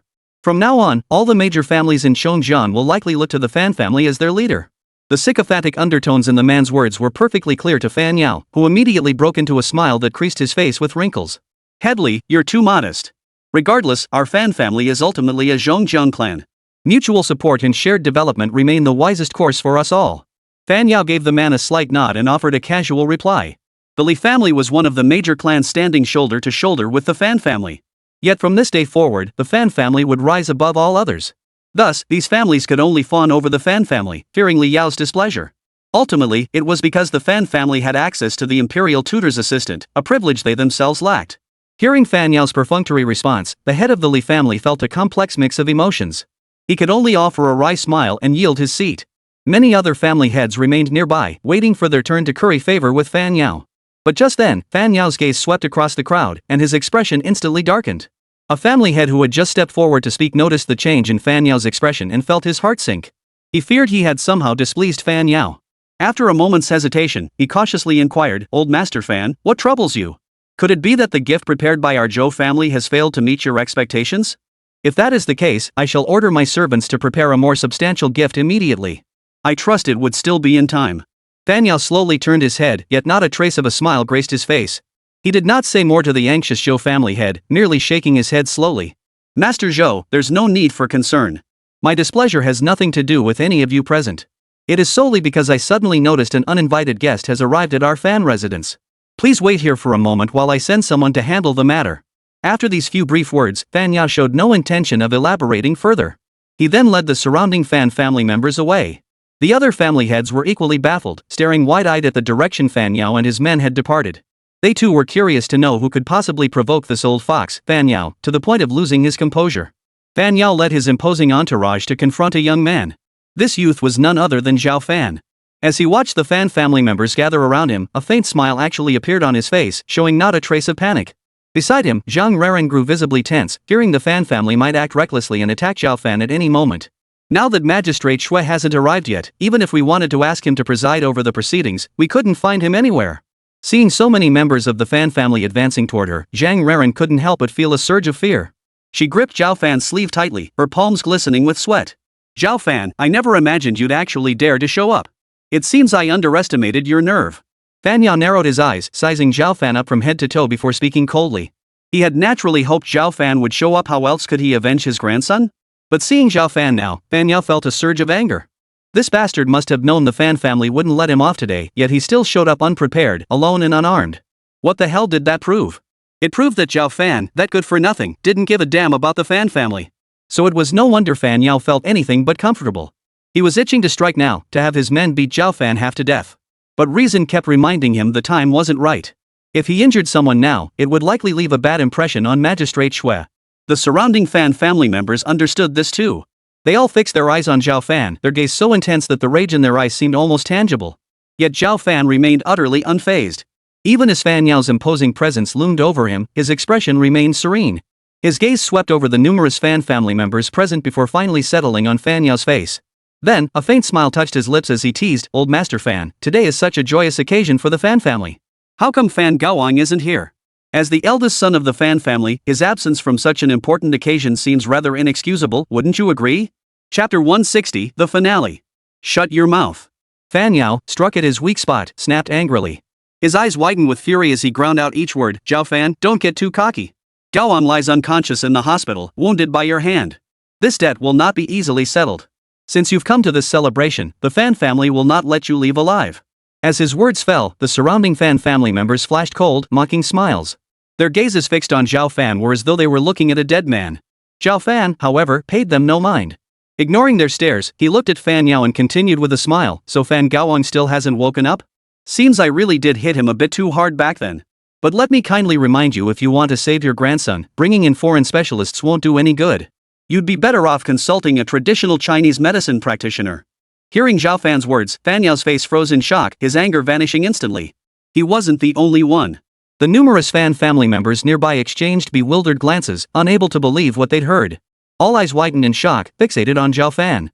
The matter of contacting foreign specialists had been kept strictly confidential by the Fan family, never publicly disclosed. Logically, aside from the Fan family, only the War Department that had brought in the foreign specialists should have known about it. Yet here was Zhao Fan, stating it openly without concealment. How on earth did he know? Fan Yao's mind raced, considering countless possibilities in an instant. Yet he dismissed each one, leaving only the most improbable possibility. He slowly raised his head to meet Zhao Fan's smiling gaze, his voice tinged with unease. "Could it be those War Department personnel were all sent by you?" The surrounding members of the Fan family instantly turned to stare at the old patriarch in disbelief. Yet none spoke clearly, they too had grasped the connection. After all, aside from the Fan family, only the War Department knew about this matter. Could Zhao Fan's bold admission mean he had some undisclosed connection to the War Department? If that were the case, the entire incident seemed to make perfect sense. Fan Gaoang had been injured by Zhao Fan, so naturally, Zhao Fan didn't want Fan Gaoang to be revived. Yet the Fan family had secretly contacted foreign specialists. Upon learning this, Zhao Fan sent men to intervene, forcibly removing the expert. At this realization, numerous members of the Fan family broke out in cold sweat, their gazes toward Zhao Fan now tinged with fear. Yet a few remained unwilling to believe it. The useless son-in-law they had always looked down upon could possess such capabilities? "Old Master, you're worrying needlessly. We've thoroughly investigated Zhao Fan's background. He couldn't possibly have any connection to the War Department." "Exactly. Think about it, Old Master. Zhao Fan is just a useless son-in-law. What kind of influence could he possibly have to get the War Department to deploy special forces directly? But didn't you say yourself, old man? Only high-ranking commanders can deploy these special forces. Could Zhao Fan possibly be a commander in the War Department?" Hearing this, more and more members of the Fan family began to waver. They naturally refused to believe Zhao Fan could truly wield such immense influence. Fan Yao gradually calmed his emotions, concluding he'd overthought the matter. He then shot Zhao Fan a cold stare and sneered, "Kid, I don't know where you got this information, but it doesn't matter. The Fan family will never let you off the hook. Once the celebration begins, I'll make sure you understand exactly what happens to those who cross the Fan family. Zhao Fan shook his head with a hint of disdain, unwilling to waste any more words on Fan Yao. He prepared to leave for the celebration venue. Though brief, Fan Yao and his men's confrontation with Zhao Fan had been witnessed by many present. The Zhang family members were among them. Busy networking with the numerous prominent clans present, they suddenly sensed the atmosphere in the courtyard growing oppressively heavy. Following the collective gaze, they realized their own useless son-in-law appeared to be speaking with old Master Fan. Seeing Fan Yao's face turn ashen, it was clear whatever Zhao Fan was saying couldn't be good. Old Master Jiang was instantly filled with dread and hurriedly led the Zhang family members over. Zhao Fan, who gave you the audacity to provoke old Master Fan into such anger? Kneel down and apologize immediately. Hearing old Master Zhang's voice, Zhao Fan halted and turned to face the furious Zhang family members. Zhang Ying was among the crowd, her eyes blazing with fury. For the Zhang family, attending today's celebration was already a tremendous blessing. They had been following their original plan, making contact with the heads of various major families, doing everything in their power to curry favor. But Zhang Ying never dreamed that Zhao Fan, that good-for-nothing, would provoke a conflict with the Fan family patriarch. If the Fan family members weren't still present, restraining her from acting rashly, she would have stormed over and slapped Zhao Fan twice across the face. Seeing Zhao Fan remain utterly unmoved by her father's words, Zhang Ying's fury boiled over. She immediately snapped, "Zhao Fan, are you deaf? The old master told you to kneel and apologize. Didn't you hear him? I shouldn't have brought you to this celebration. You good for nothing. What else can you do besides cause trouble everywhere?" Facing his mother-in-law's scolding, Zhao Fan remained utterly unmoved. His eyes still held a trace of contempt as he glanced at Fan Yao before leading Zhang Raran away. Seeing this, Fan Yao's rage boiled over, and he vented all his fury on the Zhang family members. The Zhang family sure raised a fine son-in-law. In all my years, I've never met anyone who dared speak to me like that. The Zhang family is not invited to this celebration. Leave our Fan residence immediately and wait outside. As for that bastard Zhao Fan, I won't let him off the hook. At the celebration, I'll make him understand the consequences of offending the Fan family. Hearing these words, the Zhang family members were struck dumb, staring at Fan Yao with faces twisted in unwillingness. Old Master Fan, this has nothing to do with our Zhang family. How can you drive us away? Please, give the Zhang family one more chance. That good-for-nothing Zhao Fan was never one of us. Yes, please understand. Zhao Fan didn't even come with the Zhang family. You can't take it out on us. But no matter how desperately the Zhang family pleaded, Fan Yao paid them no heed, turning and walking away. Chapter 161, Entry. Once Fan Yao departed, the remaining Fan family members immediately surrounded the Zhang family, watching their desperate pleas with cold eyes. Enough. There's no need for further discussion. Since our patriarch has issued his command, no one can defy it. The Zhang family has no place at today's celebration. If you know what's good for you, leave now of your own accord. Don't force us to take action and drive you out. Hearing the Fan family's words, old Master Zhang's face darkened with bitterness, his hatred for Zhao Fan intensifying. What should have been a golden opportunity for the Zhang family to rise had been squandered by that bastard Zhao Fan, who had deliberately provoked the Fan family. However, no matter how unwilling old Master Jiang felt, seeing the icy expressions on the Fan family members' faces, he could only nod helplessly. He then led the Zhang family members out of the courtyard. Only when they reached the outer gates of the Fan residence did old Master Zhang turn around. He glared at Zhang Ying and snapped, "You really found yourself a fine son-in-law." This time he cost the Zhang family our place at the ceremony, ruining our chance to curry favor with the major clans. Next time, he might just kill us outright. Zhang Ying, you'd be wise to expel this scourge from our household sooner rather than later. Otherwise, he'll drag us all down sooner or later. Hearing her father's scolding, Zhang Ying could only bow her head deeply. She knew the entire Zhang family must be utterly disappointed in her now. But ultimately, it was all Zhao Fan's fault, that good for nothing. If he hadn't caused trouble recklessly, the Zhang family wouldn't have been expelled for no reason. Once Zhao Fan returned home, she would give him a thorough beating to vent her fury. Just as Zhang Ying was gnashing her teeth in fury, plotting against Zhao Fan, old Master Zhang coldly interjected, "But there's no need for such trouble. The Fan family has already made it clear they won't let Zhao Fan off today. You lot stay here and prepare to collect that good-for-nothing's body." Without waiting for Zhang Ying's reaction, old Master Zhang stormed out with the rest of the Zhang family. Zhang Ying suddenly felt utterly helpless. Though she despised Zhao Fan intensely, she didn't want to see him die at the hands of the Fan family just like that. More importantly, Zhao Fan had left the house with both of them today. How could they possibly explain to their daughter if they brought back his body? Forget the past, Zhang Ying knew her daughter's heart was now firmly tied to Zhao Fan.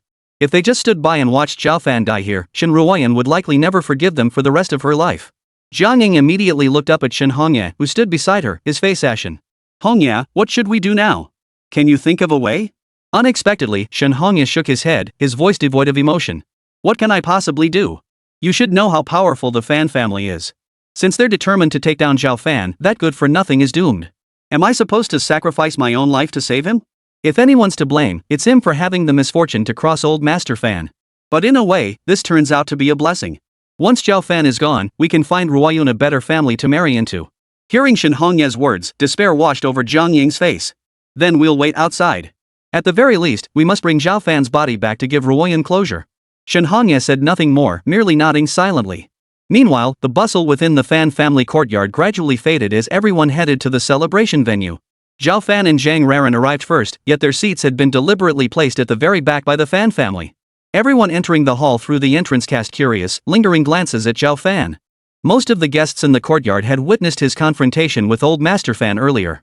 They naturally wanted to scrutinize this young man closely. What extraordinary qualities possessed him to openly challenge old Master Fan? Yet upon closer inspection, Zhao Fan appeared utterly unremarkable to the crowd. He carried himself with restraint, revealing not a hint of sharpness. This left the heads of the families momentarily unable to gauge his confidence, and none approached him to exchange even a word. Yet at that very moment, several voices dripping with scorn cut through the air, their words carrying clearly to everyone present. Zhao Fan, we hear you actually provoked old Master Fan in the courtyard just now. Are you truly fearless of death? Who'd have thought you'd have the nerve to sit here? Do you seriously believe the Fan family will just let this slide? Looks like you've truly resolved to sever ties with the Fan family once and for all. Well, we're all here today, eager to see you live up to your earlier boasts. Hearing these sarcastic remarks, Zhao Fan slowly turned his head and saw his old classmates sitting down around him. They had never been invited to the celebration in the first place. It was only because of Li Han that Fan Jiheng had specially arranged a few extra seats for them. The Fan family had invited only the most prominent figures in Chongjiang, and these classmates naturally had no place sitting among them. Thus, they were forced to sit in the back row alongside Zhao Fan. Yet these classmates felt no shame whatsoever, instead mocking Zhao Fan with abandon. Zhao Fan, naturally, had no interest in engaging with them. He gave them a dismissive glance before turning his attention back to the ceremony, waiting quietly for it to begin. Seeing Zhao Fan ignore them, a flash of venom crossed their eyes. But the thought that the Fan family would soon make their move against Zhao Fan brought cold smiles back to their faces. Guests steadily took their seats, and soon the entire venue was packed to capacity save for the empty front row. No one found this surprising. After all, those seated in the front row by the Fan family were undoubtedly influential figures of genuine stature. Such figures naturally made their grand entrance last. Wouldn't it be beneath their dignity to rush in amidst the chaotic crowd? Not to mention, among today's guests was none other than the imperial tutor's assistant. For the major families of Chongjiang, even if they lacked the standing to curry favor with Shuizhenhai, merely catching a glimpse of his true form was reward enough. Amidst the eager gazes of the crowd, Fan Yao slowly made his way forward and ascended the elevated platform. Ladies and gentlemen, today marks our Fan family's celebration. Your presence on this auspicious day brings me double joy. As you've all noticed, the front row remains empty. This is because several distinguished guests have yet to arrive. Chapter 162, Presenting Gifts. Seeing the flushed excitement on the faces below, Fan Yao couldn't help but feel a surge of pride. He then clapped his hands and continued, "Now, please welcome these honored guests with a warm round of applause." As Fan Yao's words faded, the celebration venue erupted in thunderous applause. Zhao Fan, of course, did not clap. Instead, he looked up at the stage with keen interest. Soon, over a dozen people emerged from backstage and ascended the platform to exchange pleasantries with Fan Yao. The crowd below the stage clapped even more enthusiastically the moment they saw these figures. For standing on the stage now were the leaders of Chongjiang's major families and corporations, figures whose every move could send shockwaves through the entire city. Yet the crowd couldn't help but feel a surge of excitement and awe. After all, such influential figures were rarely seen in ordinary times. Who would have thought the Fan family's celebration would be this grand? Even these bigwigs are all here, truly eye-opening. That's nothing. Haven't you heard? Beyond these figures, the imperial tutor's assistant has been invited by the Fan family. Now that's a true heavyweight. After today's celebration, our families will likely only be able to look up to the Fan family. In fact, no one in all of Chongjiang could possibly rival their power. After a flurry of hushed conversations, the applause hadn't yet died down. Yet as the crowd turned their gaze back to Fan Yao on the high platform, a hint of fear flickered in their eyes. From the back rows, classmates watched Zhao Fan, utterly unmoved, their eyes brimming with scorn. Zhao Fan, now you see it, don't you? The Fan family's power is beyond anything you could ever imagine. How could a good-for-nothing like you possibly stand a chance against them? Some people just spout nonsense without a second thought. They don't even know their own weight, yet they dare to say they'll wipe out the Fan family. What a joke! Ha ha ha ha! Look at him trying to act all calm and collected, bet he's freaking out inside. Facing his old classmates' taunts, Zhao Fan offered no explanation. He merely gave them a meaningful look before shaking his head and turning away. But Zhang Raran, sitting beside him, retorted with obvious disgust, even if the Fan family is powerful, what does that have to do with you lot? Do you really think defending the Fan family like this will make them take you in as their loyal lapdogs? At this, Zhao Fan's classmates turned ashen, glaring fiercely at Zhang Ranan. Oomph. What a sharp-tongued little brat. If our honored guest weren't here, I'd show you what I think of you. Young lady, given your age, you'd be wise to keep your distance from that Zhao Fan fellow. You don't want him dragging you down with him. Stop wasting your breath on them. The ceremony is about to begin. Once it starts, they won't be able to act so arrogant. Hearing these remarks, Zhang Ranan curled her lip in disdain, even raising her eyebrows defiantly at the classmates. Though she played the dutiful daughter in front of her parents, that was far from her true nature. With only Zhao Fan by her side now, Zhang Ranan felt no need to hide anything. Watching her smug expression, Zhao Fan couldn't help but shake his head and chuckle. The girl was truly adorable, like a child who hadn't quite grown up yet. Alright, Ran, don't bother with them. They'll find out soon enough whether I'm just blowing smoke. The applause gradually died down, and the distinguished guests on the elevated platform had already taken their seats in the front row. Strangely, however, they had all tacitly left the middle seat empty, as if awaiting someone of even higher stature than themselves. Everyone present understood this implicitly. That vacant seat was likely reserved for the imperial tutor's assistant. Their gazes toward the stage grew even more eager. Fan Yao wasted no time, smiling as he announced, "Next, let us welcome today's most distinguished guest, His Imperial Majesty's tutor's assistant, Lord Shuizhenhai." Clap clap clap. Another wave of enthusiastic applause filled the venue. Amidst the clapping, a figure slowly emerged from the backstage, radiating an aura of commanding presence without needing to raise a finger. Fan Yao hurried forward, bowing respectfully. "Your Excellency Shui, we are truly honored by your presence. It brings great distinction to our humble Fan family." Ignoring the flattery, Shuizhenhai lifted his head and scanned the crowd. Only when he located Zhao Fan's seat did a hint of respect appear on his face. However, he knew this was not the time to reveal the imperial tutor's identity. He could only exchange a subtle glance with Zhao Fan. Then he withdrew his gaze and turned to Fan Yao before him with visible displeasure. How dare the Fan family seat the imperial tutor in the back row? Utterly audacious. After waiting a long while without a response from Shuizhenhai, Fan Yao looked up anxiously, only to meet his icy stare. Noticing Shuizhenhai's apparent displeasure, Fan Yao shuddered and hurriedly asked, "Minister Shui, I sincerely apologize for keeping you waiting backstage. But this is due to your exalted status. Please forgive us." Fan Yao remained unaware of Shuizhenhai's true cause for anger, attributing his irritation solely to the prolonged wait backstage. Shuizhenhai offered no explanation, merely stating flatly, "It matters not. Since I am now present, your Fan family celebration may formally commence." Hearing this, Fan Yao dared not delay another moment, nodding vigorously like a bobblehead. "Your Excellency speaks wisely. We shall commence the celebration immediately. However, we kindly request you to wait on stage for a moment. The Fan family will present you with a generous gift shortly." With that, he waved to Fan Jihang waiting below the stage, signaling him to hurry up. Fan Jihang dared not delay, scrambling up the steps in 2 strides and presenting the safe he held before the 2 men. As he moved, the eyes of everyone below the stage were drawn to the safe. They were clearly curious about the gift the Fan family had prepared, and even more concerned about whether Shuizhenhai would actually accept it. Under everyone's gaze, Shuizhenhai cast a detached glance at the safe before suddenly shifting his eyes to the back row of seats. After seeing Zhao Fan nod in agreement, he accepted the safe from Fan Jihang with a faint smile. "Since the Fan family has prepared a gift, I can't very well refuse. I'll accept this present for now." Chapter 163, Misunderstanding. Lord Shui actually accepted the Fan family's gift. This is hugely significant. From now on, the Fan family's standing in Chongjiang will rise dramatically. No one will dare provoke them anymore. You're absolutely right. Lord Shui is the imperial tutor's assistant. His stance might well reflect the tutor's intentions. With such powerful backing, who would dare provoke the Fan family? That'd be suicide. The Fan family has struck gold. How did they even connect with Lord Shui? Why didn't such good fortune fall to our Sun family? As Shuizhenhai accepted the gift with what seemed like a hint of approval and glanced at Fan Jihang, the crowd below the stage erupted in murmurs of admiration. Of course, some patriarchs from rival clans seethed with envy. After all, forging ties with the imperial tutor meant the Fan family's future growth would surpass everyone's wildest expectations. Faced with such an extraordinary stroke of fortune, they bitterly wished they were the one standing beside Shuizhenhai. Li Han, however, didn't dwell on such calculations. She only caught Shuizhenhai's glance and felt a surge of quiet delight. If Fan Jihang gained Shuizhenhai's favor, his standing within the Fan family would undoubtedly rise further. With Fan Gaoang still hospitalized and his recovery uncertain, the position of heir to the Fan family might just fall to her boyfriend. In that case, wouldn't she become the future matriarch of the Fan family? Li Han grew increasingly excited with each thought, itching to boast to everyone around her right then and there. But with Shui Zhenhai still present, she could only suppress her excitement deep within, though her body trembled slightly beyond her control. Then, as if remembering something, she turned her head toward Zhao Fan, who was standing nearby. But Zhao Fan was currently whispering something to Zhang Ranran and hadn't noticed her gaze. A smug look lingered on Li Han's face as she watched Zhao Fan, thinking to herself, Zhao Fan, I bet you're kicking yourself right now. Still, I must thank you. If you hadn't rejected my confession back then, how could I have found such an outstanding boyfriend? Before long, I'll be the mistress of the Fan household. Too bad you won't live to see that day. Seeing Zhao Ran's expression, seemingly oblivious to the impending events, a flicker of pity suddenly surfaced in Li Han's eyes. Fan Zhiheng had made it clear on the way to the venue that Zhao Fan was as good as dead today. The Fan family would never let him off the hook. Li Han harbored not a shred of doubt about these words. With the Fan family's current power, dealing with a worthless son-in-law was the simplest thing in the world.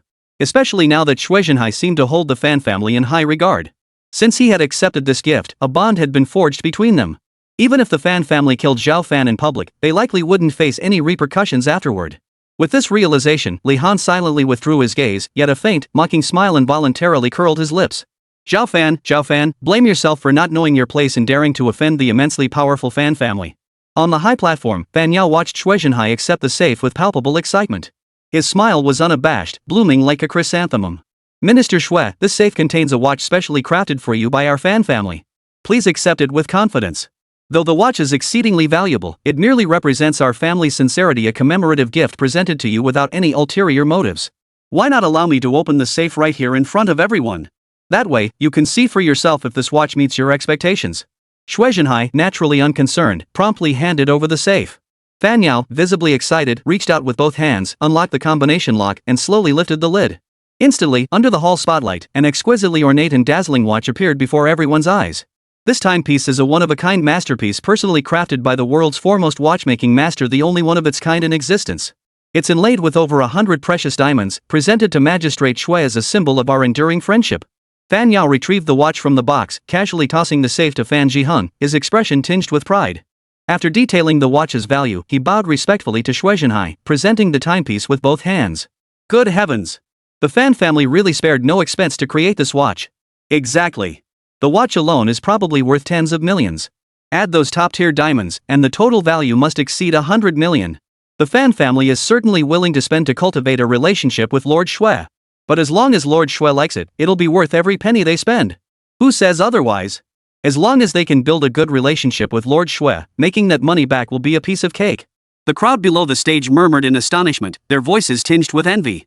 Meanwhile, Shui Zhenhai showed no hesitation whatsoever. He immediately accepted the watch, taking it in his hands to examine it. Fan Yao slowly straightened up, his smile radiating satisfaction. Since Shui Zhenhai clearly cherished this watch, the price they paid was entirely justified. From now on, the Fan family's greatest protector was none other than the esteemed imperial tutor.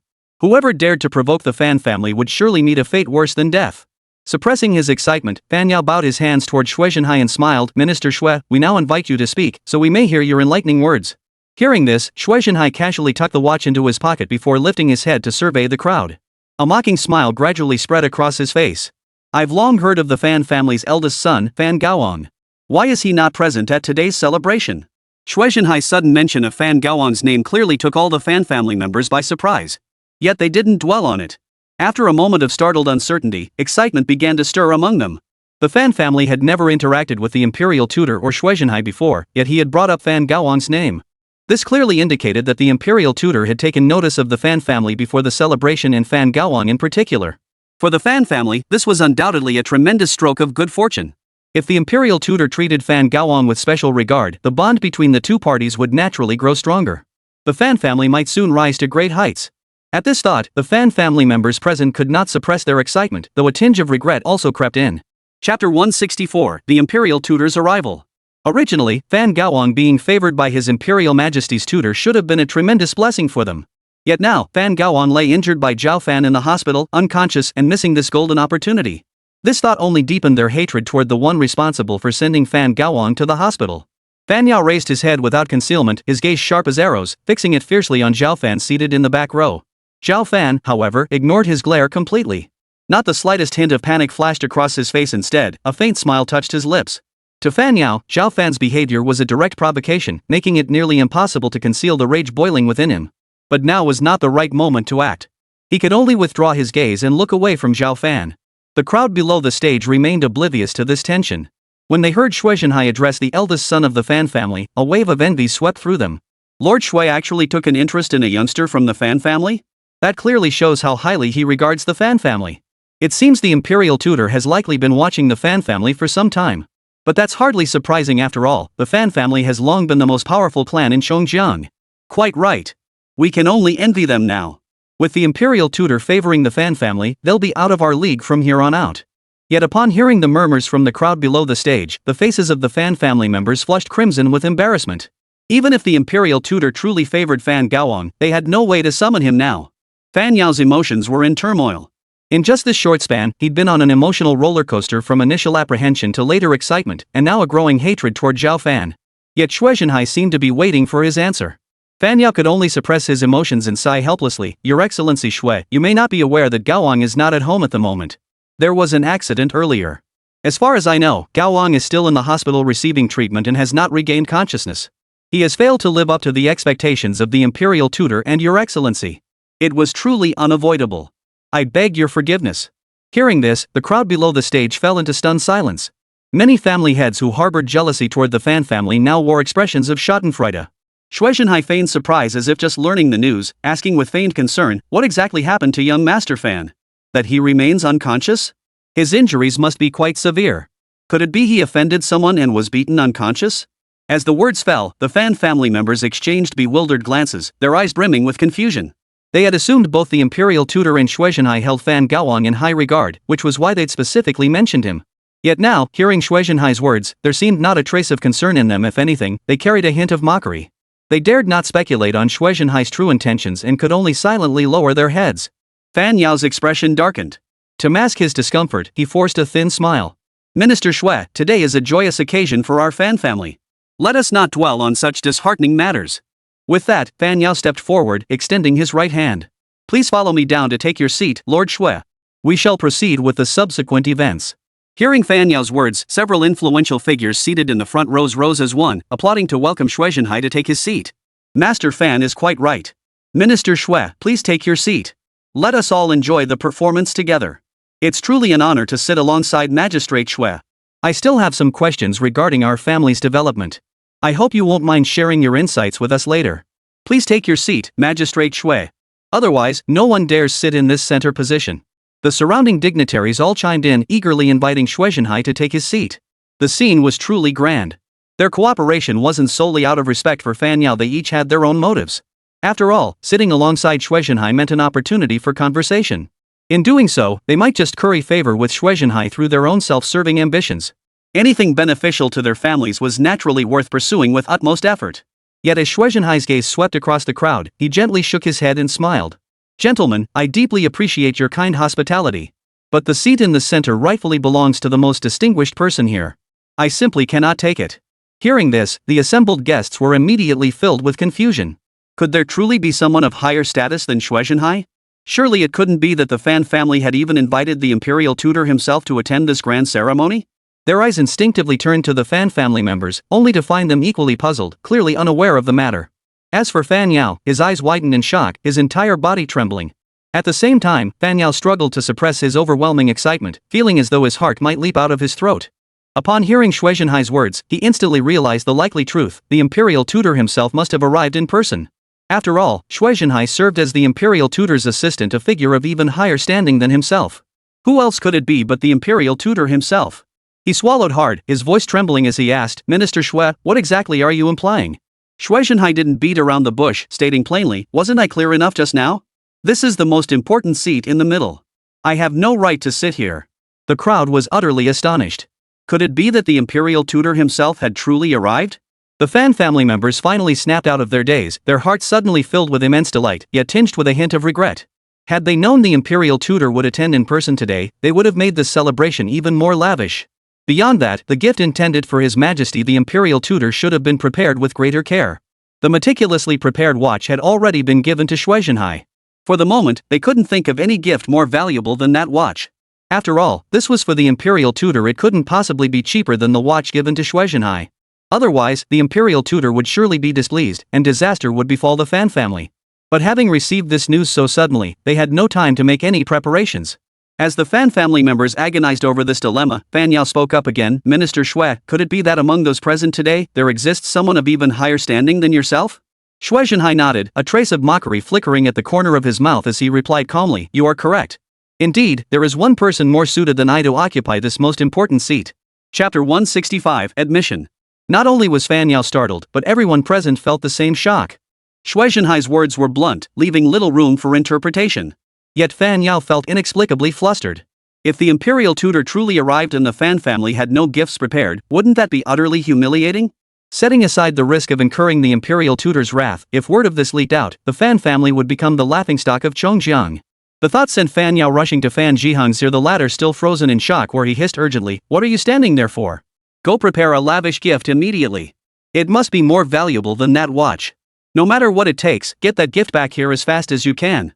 Hearing his grandfather's voice, Fan Jihang finally snapped out of his daze. He too grasped the gravity of the situation, nodded urgently without another word, and left the venue immediately. Fan Yao exhaled softly, calming his nerves before asking, Minister Shui, could it be that the imperial tutor himself has arrived? I humbly request you lead our entire Fan family to greet him, lest we fail in etiquette and incur the imperial tutor's displeasure. Shui Zhenhai smiled and nodded. You're correct. His Excellency the imperial tutor has indeed arrived and is already seated. At this revelation, everyone broke out in a cold sweat and frantically scanned their surroundings. It turned out the imperial tutor had been seated among them all along, yet they had remained utterly unaware, a grave oversight indeed. Fan Yao was utterly astonished. He scanned the crowd below the stage but detected no one with an extraordinary presence. With no other option, he turned to Shui Zhenhai again and said, then Minister Shui, please lead us over and invite His Majesty the imperial tutor to come forward. To his surprise, Shui Zhenhai shook his head and smiled lightly. You need not move. I shall personally escort him. With that, before Fan Yao could respond, Shui Zhenhai descended the platform and strode purposefully toward the stage without pausing. All eyes followed him, filled with excitement at the prospect of catching a glimpse of the imperial tutor. For them, this was a rare opportunity. Even if it was just to brag about later, it would be something to boast about. As Shui Zhenhai passed the front rows without pausing, a hint of disappointment flickered in the crowd's eyes.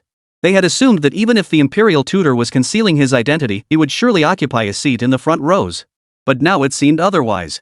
They were utterly astonished that the imperial tutor would choose to sit in the back rows. After all, seating at the celebration was strictly arranged according to guest status. The back rows were typically reserved for relatives and friends brought by the main guests. Yet Shui Zhenhai's footsteps gradually confirmed their suspicions. The imperial tutor was indeed taking a seat in the back. At that moment, the crowd in the back rows began to stir with excitement. They too had not anticipated the honor of being seated near the imperial tutor. As Shui Zhenhai drew nearer, they frantically scanned their surroundings, trying to locate the imperial tutor's seat.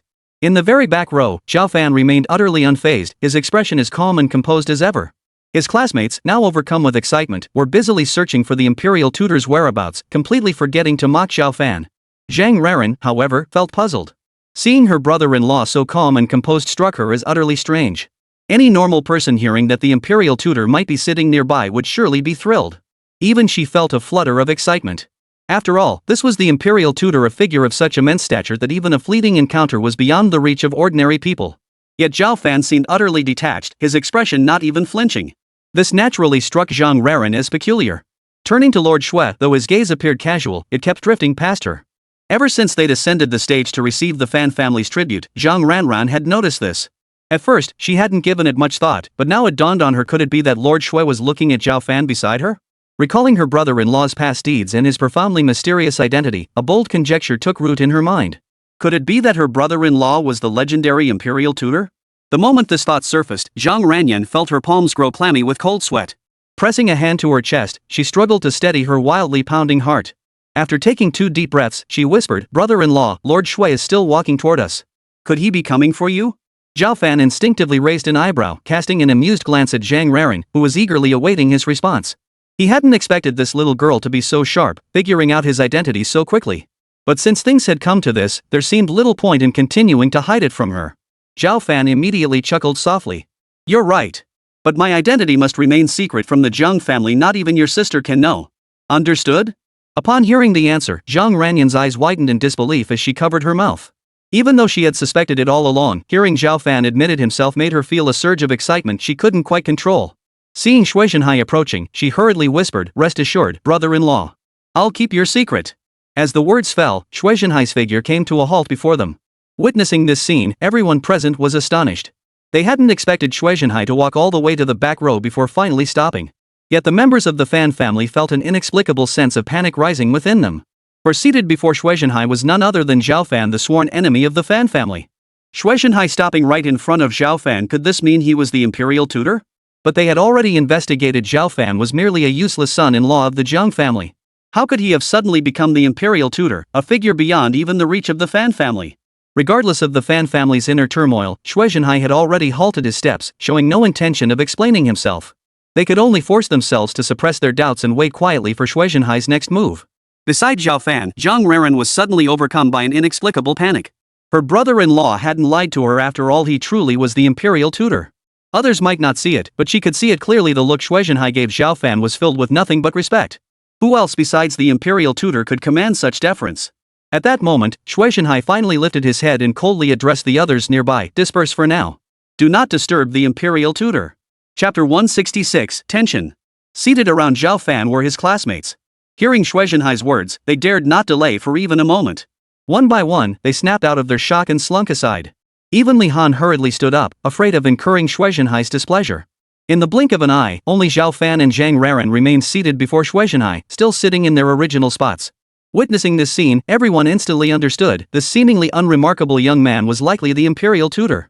The Fan family members found this utterly unacceptable. Their eyes widened in disbelief as they stared this way. Under the weight of so many gazes, Zhang Reren visibly tensed. She bowed her head deeply, one hand clutching Zhao Fan's hem, her entire body trembling slightly. It's okay, just relax a little. There's no need to be so nervous. Zhao Fan, clearly sensing the girl's unease, offered a soft reassurance. The real show was about to begin.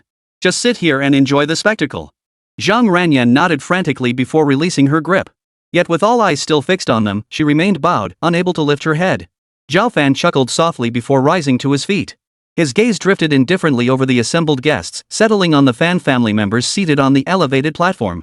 His gaze held no murderous intent, yet every Fan family member he looked at felt a chill run through their bodies, as if they were standing in the dead of winter. This can't be. I absolutely refuse to believe the damned son-in-law is the imperial tutor. They can't be conspiring to deceive our Fan family with this charade, can they? Don't speak nonsense. What is Lord Shui's standing? Even if it were a charade, the person he'd collaborate with isn't someone our Fan family could afford to offend. But that bastard Zhao Fan is our family's enemy. Gaoang is still lying in the hospital, never having regained consciousness. The Fan family naturally refused to accept this outcome. Truthfully, even now, they hadn't fully processed it, remaining in a state of utter bewilderment. After all, no one could have imagined that this worthless son-in-law would have such powerful connections. Earlier, they had planned to torture him to death in front of all the guests once the celebration officially began. But now, events had unfolded far beyond anyone's expectations. Shui Zhenhai, who had stepped down to greet the imperial tutor, had unexpectedly approached Zhao Fan. This left every member of the Fan family gasping in disbelief, their panic reaching its peak. If Zhao Fan truly was the imperial tutor, their Fan family would likely lose any chance of rising to prominence forever, instead facing complete annihilation. Amidst the Fan family's stunned disbelief, Shui Zhenhai bowed deeply before Zhao Fan without hesitation, paying him the utmost respect. Your humble servant, Shui Zhenhai, greets you, master. These words sent another wave of shock through the crowd, plunging the entire hall into dead silence. The Fan family members who had been whispering among themselves moments before instinctively clamped their mouths shut, trembling as they stood frozen in place. Shui Zhenhai's actions had utterly shattered their doubts. Zhao Fan's identity was beyond question. He was none other than the renowned imperial tutor. The surrounding students felt this truth even more profoundly than the Fan family. They had witnessed firsthand the look of profound reverence on Shui Zhenhai's face as he bowed. Clearly, in his eyes, Zhao Fan's status was as high as the heavens. Yet precisely because of this, they were seized by panic. Had they known Zhao Fan's status was so exalted, how could they have dared to offend him? They were all classmates, with no prior grudges between them. They had only targeted Zhao Fan to vent Li Han's frustration. Their eyes now instinctively turned to Li Han, filled with a venomous hatred that sent chills down the spine. But Li Han was too stunned to notice any of this now. She stood completely dumbfounded, her gaze fixed blankly on Zhao Fan. Sir, please follow me to take your seat in the front row. In the silence, Shui Zhenhai spoke again. Zhao Fan nodded indifferently, then rose from his seat and began walking toward the front row. Seeing this, Shui Zhenhai straightened up, turned to look at Fan Yao, and smiled. Old Fan, the imperial tutor is ready to take his seat. Aren't you going to greet him? This statement laid bare Zhao Fan's identity for all to see, leaving no room for doubt. Hearing this, Fan Yao's face flushed crimson. He never imagined that the son-in-law he had schemed so meticulously to destroy concealed such a staggering identity. Had he known this earlier, he would never have dared harbor any ill intentions. Even if his own grandson had been beaten to death, he would have had to swallow his anger. Today had been a golden opportunity for the Fan family to rise, yet he had single-handedly turned it into a dead end. The realization hit him so hard he couldn't catch his breath. He coughed up a mouthful of blood and collapsed onto the floor. The surrounding Fan family members were utterly stunned. Even as the old patriarch collapsed, they didn't rush to support him, merely staring dumbly at Zhao Fan below the stage. Fear had completely overtaken their hearts. After all, given the grudge between Zhao Fan and the Fan family, today would certainly not end well. How could the Fan family possibly stand against the esteemed imperial tutor? From this day forward, the Fan family's name would likely be erased forever from the annals of Chongjiang's great clans. Zhao Fan paid no heed to the thoughts swirling within the Fan family members. He rose from his seat with deliberate ease and began walking down the aisle toward the front rows. As he moved, the students gathered around grew even more tense, hastily shifting further back to create more space. Yet one student, seemingly unable to accept this reality, remained frozen in place, staring wide-eyed at Zhao Fan. This is impossible. Zhao Fan, this must be an actor you hired. You're nothing but a worthless son-in-law. How could you possibly be the imperial tutor? What did you say? Shui Zhenhai's brows furrowed as his gaze shot over like lightning. Faced with that murderous glare, the student immediately shrunk back like a frightened quail, unable to utter another word. Such overwhelming presence, how could any actor possibly possess it? Fortunately, Shui Zhenhai showed no intention of further tormenting him. With a cold snort, he turned back. Brother-in-law, are you leaving me here alone? Zhang Ranyan shifted nervously, twisting her fingers into the hem of her skirt as she whispered the question. Zhao Fan heard it and couldn't help but find it amusing. This girl, who was usually fearless, was suddenly acting coy. Still, he turned back and soothed her softly, don't worry. It won't be long. Once I handle this, we'll head back. Chapter 167, Begging for Mercy. Zhang Ranyan understood that Zhao Fan had come here today for something important. She couldn't possibly delay him. So after hearing his reassurance, she finally sat up straight, forcing her wildly beating heart to settle, and watched as Zhao Fan walked out. Following behind Shui Zhenhai, Zhao Fan walked at a measured pace down the hallway. But when he reached the group of students, he abruptly halted, his expressionless gaze sweeping over their faces. The overwhelming pressure instantly drenched them in cold sweat, terrified that Zhao Fan had come to settle scores over the earlier incident. Under such intimidation, compounded by their already extreme nervousness, several of them buckled at the knees and collapsed to the floor. Witnessing this scene, the corners of Zhao Fan's mouth lifted slightly, revealing a faint, indifferent smile. Truthfully, I was rather pleased to encounter you all here after all. We are old classmates who haven't seen each other in years. But your behavior has left me deeply disappointed. To curry favor with the Fan family, you've completely disregarded our years of friendship and mocked me relentlessly. I hope the choices you've made won't leave you with regrets. Zhao Fan's tone was calm and composed, yet the underlying sarcasm in his words was clear to everyone present. His classmates faced him with bitter expressions. Who could have imagined before this moment that Zhao Fan's identity was so extraordinary? They had always assumed Zhao Fan was merely a henpecked son-in-law, someone they could bully without consequence. That's why they had mocked him so relentlessly. Now they realized their actions had backfired spectacularly. Had they stood up for Zhao Fan back then, the outcome might have been entirely different. With Zhao Fan as the imperial tutor, the benefits they could have gained as his classmates would have been beyond imagination. But now it was all gone. They had gained nothing except the enmity of Zhao Fan. Even if they managed to curry favor with the Fan family, that clan clearly harbored mutual animosity with Zhao Fan. Now that Zhao Fan had revealed his identity, he clearly had no intention of letting them off the hook. From this day forward, the Fan family would likely become notorious throughout Chongjiang. All their efforts had been utterly wasted. Yet there was no such thing as a regret pill in this world. They could only bow their heads deeply, not daring to meet Zhao Fan's gaze. Li Han, lost in the crowd, felt tears welling in her eyes. She finally understood just how foolish her choice had been. Zhao Fan, can you forgive me? You've always been in my heart. Everything I did against you before was just to get your attention. I've already lost you once. I don't want to go through that again. I can give up everything, just being by your side is enough for me. Please don't blame me. Forgive me for what I've done, okay? Li Han had always believed her boyfriend, the third young master of the Fan family, was a rare young talent. But compared to Zhao Fan's status as the imperial tutor, Fan Jihan was nothing. If she could stay by Zhao Fan's side, even without a title, no one would dare look down on her. So even in front of everyone, Li Han couldn't care less about her pride and blurted out her true feelings. Zhao Fan, however, wore utter contempt on his face. He shot Li Han a glance before a sneer twisted his lips. Do you even deserve it? 3 simple words shattered all the illusions in Li Han's heart. She stood frozen in place, tears streaming down her face as she stared blankly at Zhao Fan, turning away without a second glance, walking toward the front row. The next moment, her heart finally shattered completely, and she collapsed to the ground in despair. Li Han knew she had ultimately made the wrong choice. From the very moment she gave up pursuing Zhao Fan, she had been mistaken. If she had persisted back then, perhaps one day she could have won Zhao Fan over. But not only had she decisively chosen to give up, she had now positioned herself against Zhao Fan by dating someone from the Fan family.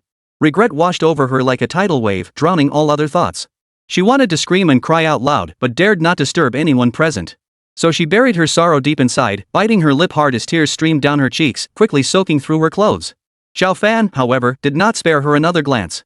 Under the eager gazes of the crowd, he calmly walked to the center seat in the front row. After taking his seat, he waved his hand. Shui Zhenhai, standing beside him, immediately understood. His voice turned cold as he ordered, "The master commands it. All guests present, except for the Fan family, are to withdraw immediately. The master will now settle his grievances with the Fan family. No outsiders are permitted to interfere." Hearing this, the guests present dared not hesitate for a moment. They rose and departed with deep apprehension. Even though they were deeply reluctant, wanting to use this opportunity to build rapport with Zhao Fan, and even though they were filled with curiosity about the feud between Zhao Fan and the Fan family. Yet under the imperial tutor's command, any attempt to remain would brand them as allies of the Fan family. Such a consequence was far beyond what they could bear. As the crowd withdrew, their gazes toward the Fan family members couldn't help but carry a hint of sympathy. Especially for Fan Yao, still unconscious at that moment, who evoked a profound sense of melancholy. Just moments ago, the Fan family basked in glory, and old Master Fan towered over all with unmatched authority. Yet in the blink of an eye, the tables have turned completely. Truly, the world is unpredictable. Who can blame them? The Fan family was so blind as to offend the imperial tutor. Serves them right. We once thought the Fan family might become a threat to us in the future, but now it seems the Fan family will likely cease to exist in Chongjiang altogether. Quite right.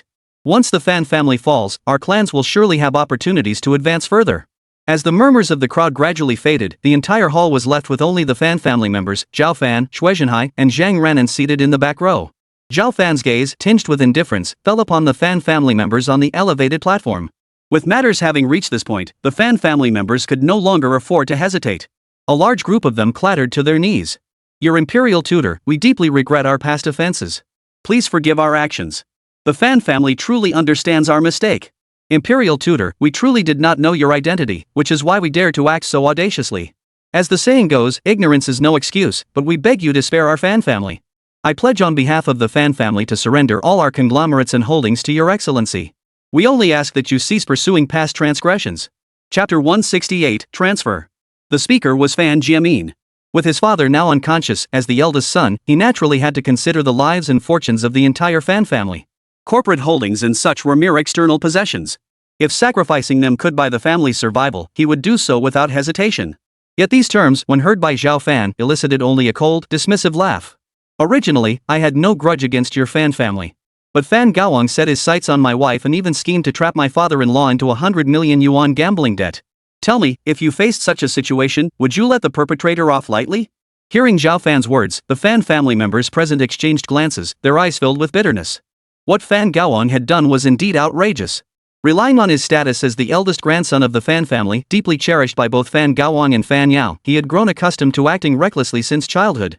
If his victims were ordinary civilians without connections, it wouldn't have mattered. The Fan family wouldn't have feared retaliation, they might even have backed Fan Gaowang, driving the victims to their knees. But now Fan Gaowang had provoked the imperial tutor himself. How could the Fan family possibly afford to offend such a powerful figure? Never mind the imperial tutor himself, even a single word from Shui Zhenhai alone could plunge the entire Fan family into utter ruin. Zhao Fan's question plunged the Fan family into silence. For a moment, they had no idea how to respond. If their answer displeased Zhao Fan, who could bear the consequences? Just then, Fan Yao, who had collapsed unconscious after coughing up blood, slowly regained consciousness. Opening his slightly trembling eyelids, he saw that the guests had vanished, leaving only Zhao Fan seated before him. The surrounding members of the Fan family were kneeling on the ground, their expressions grim. Seeing this, Fan Yao instantly understood. Without a word, he struggled to his feet and knelt before Zhao Fan. The movement proved too strenuous, however, and he inadvertently aggravated an old injury within his body, causing him to cough up another mouthful of blood. His earlier fainting spell stemmed from a severe injury sustained during his youth while fighting foreign enemies in the War Department. Though medical treatment had saved his life, intense emotional fluctuations still disrupted his qi and blood flow. Yet now, Fan Yao bit down hard on his own lip, using the pain to stimulate his nerves. He knew he absolutely could not lose consciousness again. If he did, he might never open his eyes once more. As the imperial tutor, Zhao Fan was no one to be trifled with. The Fan family alone would likely be no match for him. If they provoked him, the consequences would be unimaginable. The entire Fan family might be doomed beyond redemption. Therefore, despite the excruciating pain from his internal injuries, Fan Yao fought desperately to keep his mind sharp. Fortunately, the searing pain kept him from losing consciousness again. Coughing up several mouthfuls of congealed blood actually brought him some relief. After gasping for breath several times, he pleaded for mercy. Your Excellency, the Fan family acted out of sheer ignorance of your noble status. We now recognize our error and swear never to provoke you again. We beg you to spare the Fan family this once. The Fan family has the Provincial and Municipal Chamber of Commerce as their backing. They won't ignore this. The Chamber's influence is immense. Even someone of your stature as imperial tutor might find them difficult to deal with. These words, beyond mere supplication, carried a hint of threat. Fan Yao knew full well that his words might only add fuel to the fire, further enraging Zhao Fan. Yet this was his last card to play. The provincial and municipal chambers of commerce truly held immense power. Even as the imperial tutor, Zhao Fan would find it no easy task to resolve this trouble. If he could intimidate Zhao Fan enough to buy the Fan family some breathing room, he'd have sufficient time to liquidate his assets and escape Chongjiang smoothly. Once the entire Fan family relocated abroad, he refused to believe Zhao Fan could pursue them relentlessly. Moreover, medical care abroad was far superior. Fan Gaoang would receive better treatment there, and perhaps he would awaken before long. Just as Fan Yao was calculating his plans, Zhao Fan suddenly let out a cold laugh. Ha, the provincial and municipal chambers of commerce do wield considerable influence. I've seen it firsthand. But so what? You know my true identity, yet you think the chamber's reputation alone can intimidate me? How naive. Besides, the provincial and municipal chambers are infested with parasites. They've long outlived their purpose. One day, I'll make sure they vanish completely. Hearing these resolute words, Fan Yao's smugness vanished instantly. He looked up in disbelief, staring at Zhao Fan in astonishment. Fan Yao never imagined Zhao Fan had already set his sights on the Provincial Municipal Chamber of Commerce and even understood its inner workings. That wasn't the issue. The real problem was that the chamber's reputation had failed to intimidate him. Could it be that the Fan family was doomed today? How could Fan Yao possibly accept such an outcome? He quickly composed himself and spoke again. I was speaking nonsense just now. Please forgive me, Your Excellency. I merely wish to secure a path to survival for the Fan family. I implore you to state plainly what must be done to spare us. Whatever lies within my power, I shall fulfill without hesitation. Zhao Fan smiled indifferently and spoke softly. While you were unconscious, Fan Jiamin pledged to transfer all the Fan family's corporate assets to me. Do you agree to this? Fan Yao trembled at the words, glaring fiercely at his unworthy son. Seeing his father's gaze, Fan Jiamin could only shake his head and offer a bitter smile. In that dire situation, he'd been unable to think of any other solution. Offering such a condition had been his only chance to survive. Fan Yao didn't blame him. After withdrawing his gaze, he nodded. I agree. Since our Fan family was at fault first, we must accept punishment. Gritting his teeth to utter these words, Fan Yao seemed to age 10 years in an instant, drained of most of his vitality. After all, the Fan family's assets were the fruits of his decades of hard work. Now he was being forced to hand them over to others. It felt like cutting flesh from his own body. But Fan Yao understood all too well that before Zhao Fan, he held no bargaining chips. Survival demanded compliance. Zhao Fan nodded with a hint of satisfaction, then casually ordered, Jinhai, have them come over immediately to handle the handover procedures. The Fan family's corporate holdings will now be managed by you. Chapter 169, The Discussion. With those words, the matter was sealed and sealed, leaving no room for compromise. Fan Yao closed his eyes in despair, feeling moisture welling up in the corners of his eyes. Meanwhile, Shui Jinhai nodded without hesitation, stepping aside to make a phone call. After giving a few instructions over the phone, he returned to Zhao Fan's side and bowed. Sir, everything has been arranged. The transfer will be completed within a few hours. Zhao Fan nodded. With this, the Fan family was utterly ruined, and the anger in his heart was finally vented. But as he rose to leave, his gaze suddenly fell upon Fan Jiamin. Fan Jiamin, who had just exhaled in relief, felt a wave of unease wash over him as he met Zhao Fan's gaze. Logically speaking, with the matter resolved and the Fan family having paid such a heavy price, why was Zhao Fan still staring at him?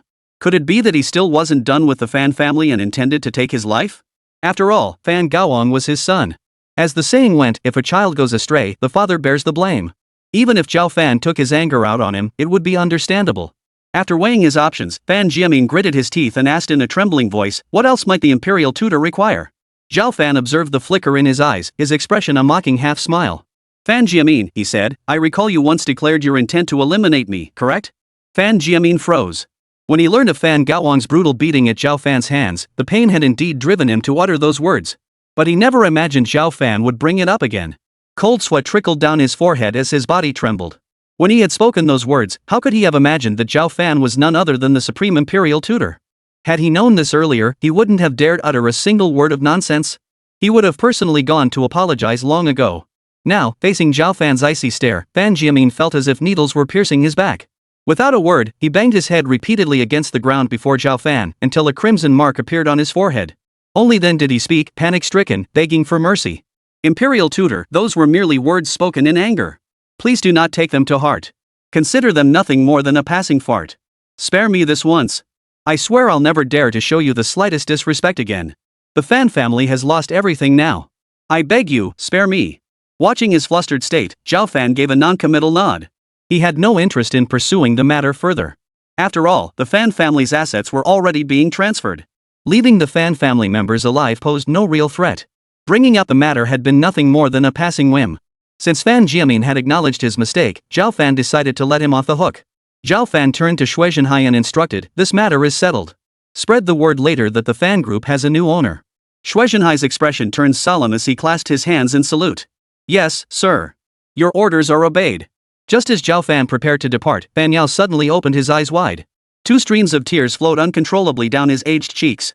Without a moment's thought to wipe them away, he hurriedly bowed his head toward Zhao Fan's retreating figure, crying out, "Your imperial tutor, the Fan family truly knows our mistake. We will take full responsibility for Fan Gaoang's previous actions. Tomorrow, I will personally bring this unworthy descendant to your doorstep to apologize. We beg for your magnanimity, please spare the Fan family from further retribution." Fearing Zhao Fan might send men to deal with his family after leaving, Fan Yaosheng cast aside all dignity in that moment, thinking only of preserving his life. Zhao Fan, however, offered no response whatsoever, his footsteps carrying him steadily out the conference hall doors. Zhang Raren immediately rose and hurried after him. Seeing this, Fan Yao burst into tears, wailing, "What sin has our Fan family committed to deserve such a fate?" The other members of the Fan family present were deeply moved. They all raised their hands to wipe the moisture from their eyes, their hearts filled with regret. Had they exercised restraint and not allowed Fan Gaoang to run amok, how could they have offended a powerful figure like Zhao Fan? But now it was too late for regrets. If Zhao Fan chose not to spare them, the entire Fan clan might not see tomorrow's sun. Just as anxiety gripped the crowd, Shui Zhenhai suddenly spoke up, "Enough with the crocodile tears. Since the master didn't strike you down on the spot, it means this matter is settled. But let me remind you, whatever you said, you must see through. Otherwise, forget about the master. I'll be the first to make sure the Fan family pays the price." These words instantly brought relief to the Fan family members. Fan Yao hurriedly nodded and promised, "Rest assured, Magistrate Shui. First thing tomorrow morning, I will personally bring Fan Gaoang to apologize at your doorstep." Shui Zhenhai shot them a dismissive glance, losing all desire to linger. He turned and walked away. At that very moment, Zhao Fan, who had just stepped out of the Fan residence, found himself confronted by his in-laws approaching him. A look of surprise flashed across his face. He hadn't expected that while the Jiang family had already departed, his in-laws were still waiting for him here. These two had always been cold toward him. Had they suddenly changed their minds and started caring about him? "Zhao Fan, why did you come out so quickly? Didn't the Fan family do anything to you?" Jiang Ying's question instantly shattered Zhao Fan's speculations. He glanced helplessly at his mother-in-law, whose face was etched with curiosity. It turned out they hadn't stayed behind out of concern for him. They were likely here to collect his body. But Zhao Fan didn't dwell on it. Shaking his head, he replied, "No, the ceremony's over now, so I came out." Jiang Ying craned her neck, peering into the gate several times to confirm no Fan family members were pursuing him before letting out a long sigh of relief. Yet she found Zhao Fan's explanation hard to believe. "Don't be ridiculous," she protested. "How could it have ended so quickly? The Fan family spent so many days preparing for this celebration and it ended in less than half an hour?" Shen Hongye's expression darkened as he stared at Zhao Fan. "I saw all the guests leaving earlier. What exactly happened inside?" Facing Jiang Ying's curious gaze and Shen Hongye's shifting expression, Zhao Fan could only insist, "Nothing out of the ordinary." Once the celebration ended, everyone naturally dispersed. This explanation clearly failed to convince Jiang Ying. She shot Zhao Fan an indignant glare and snapped, "It's all your fault, you useless fool. If you hadn't offended old Master Fan, we could have stayed inside to enjoy the spectacle.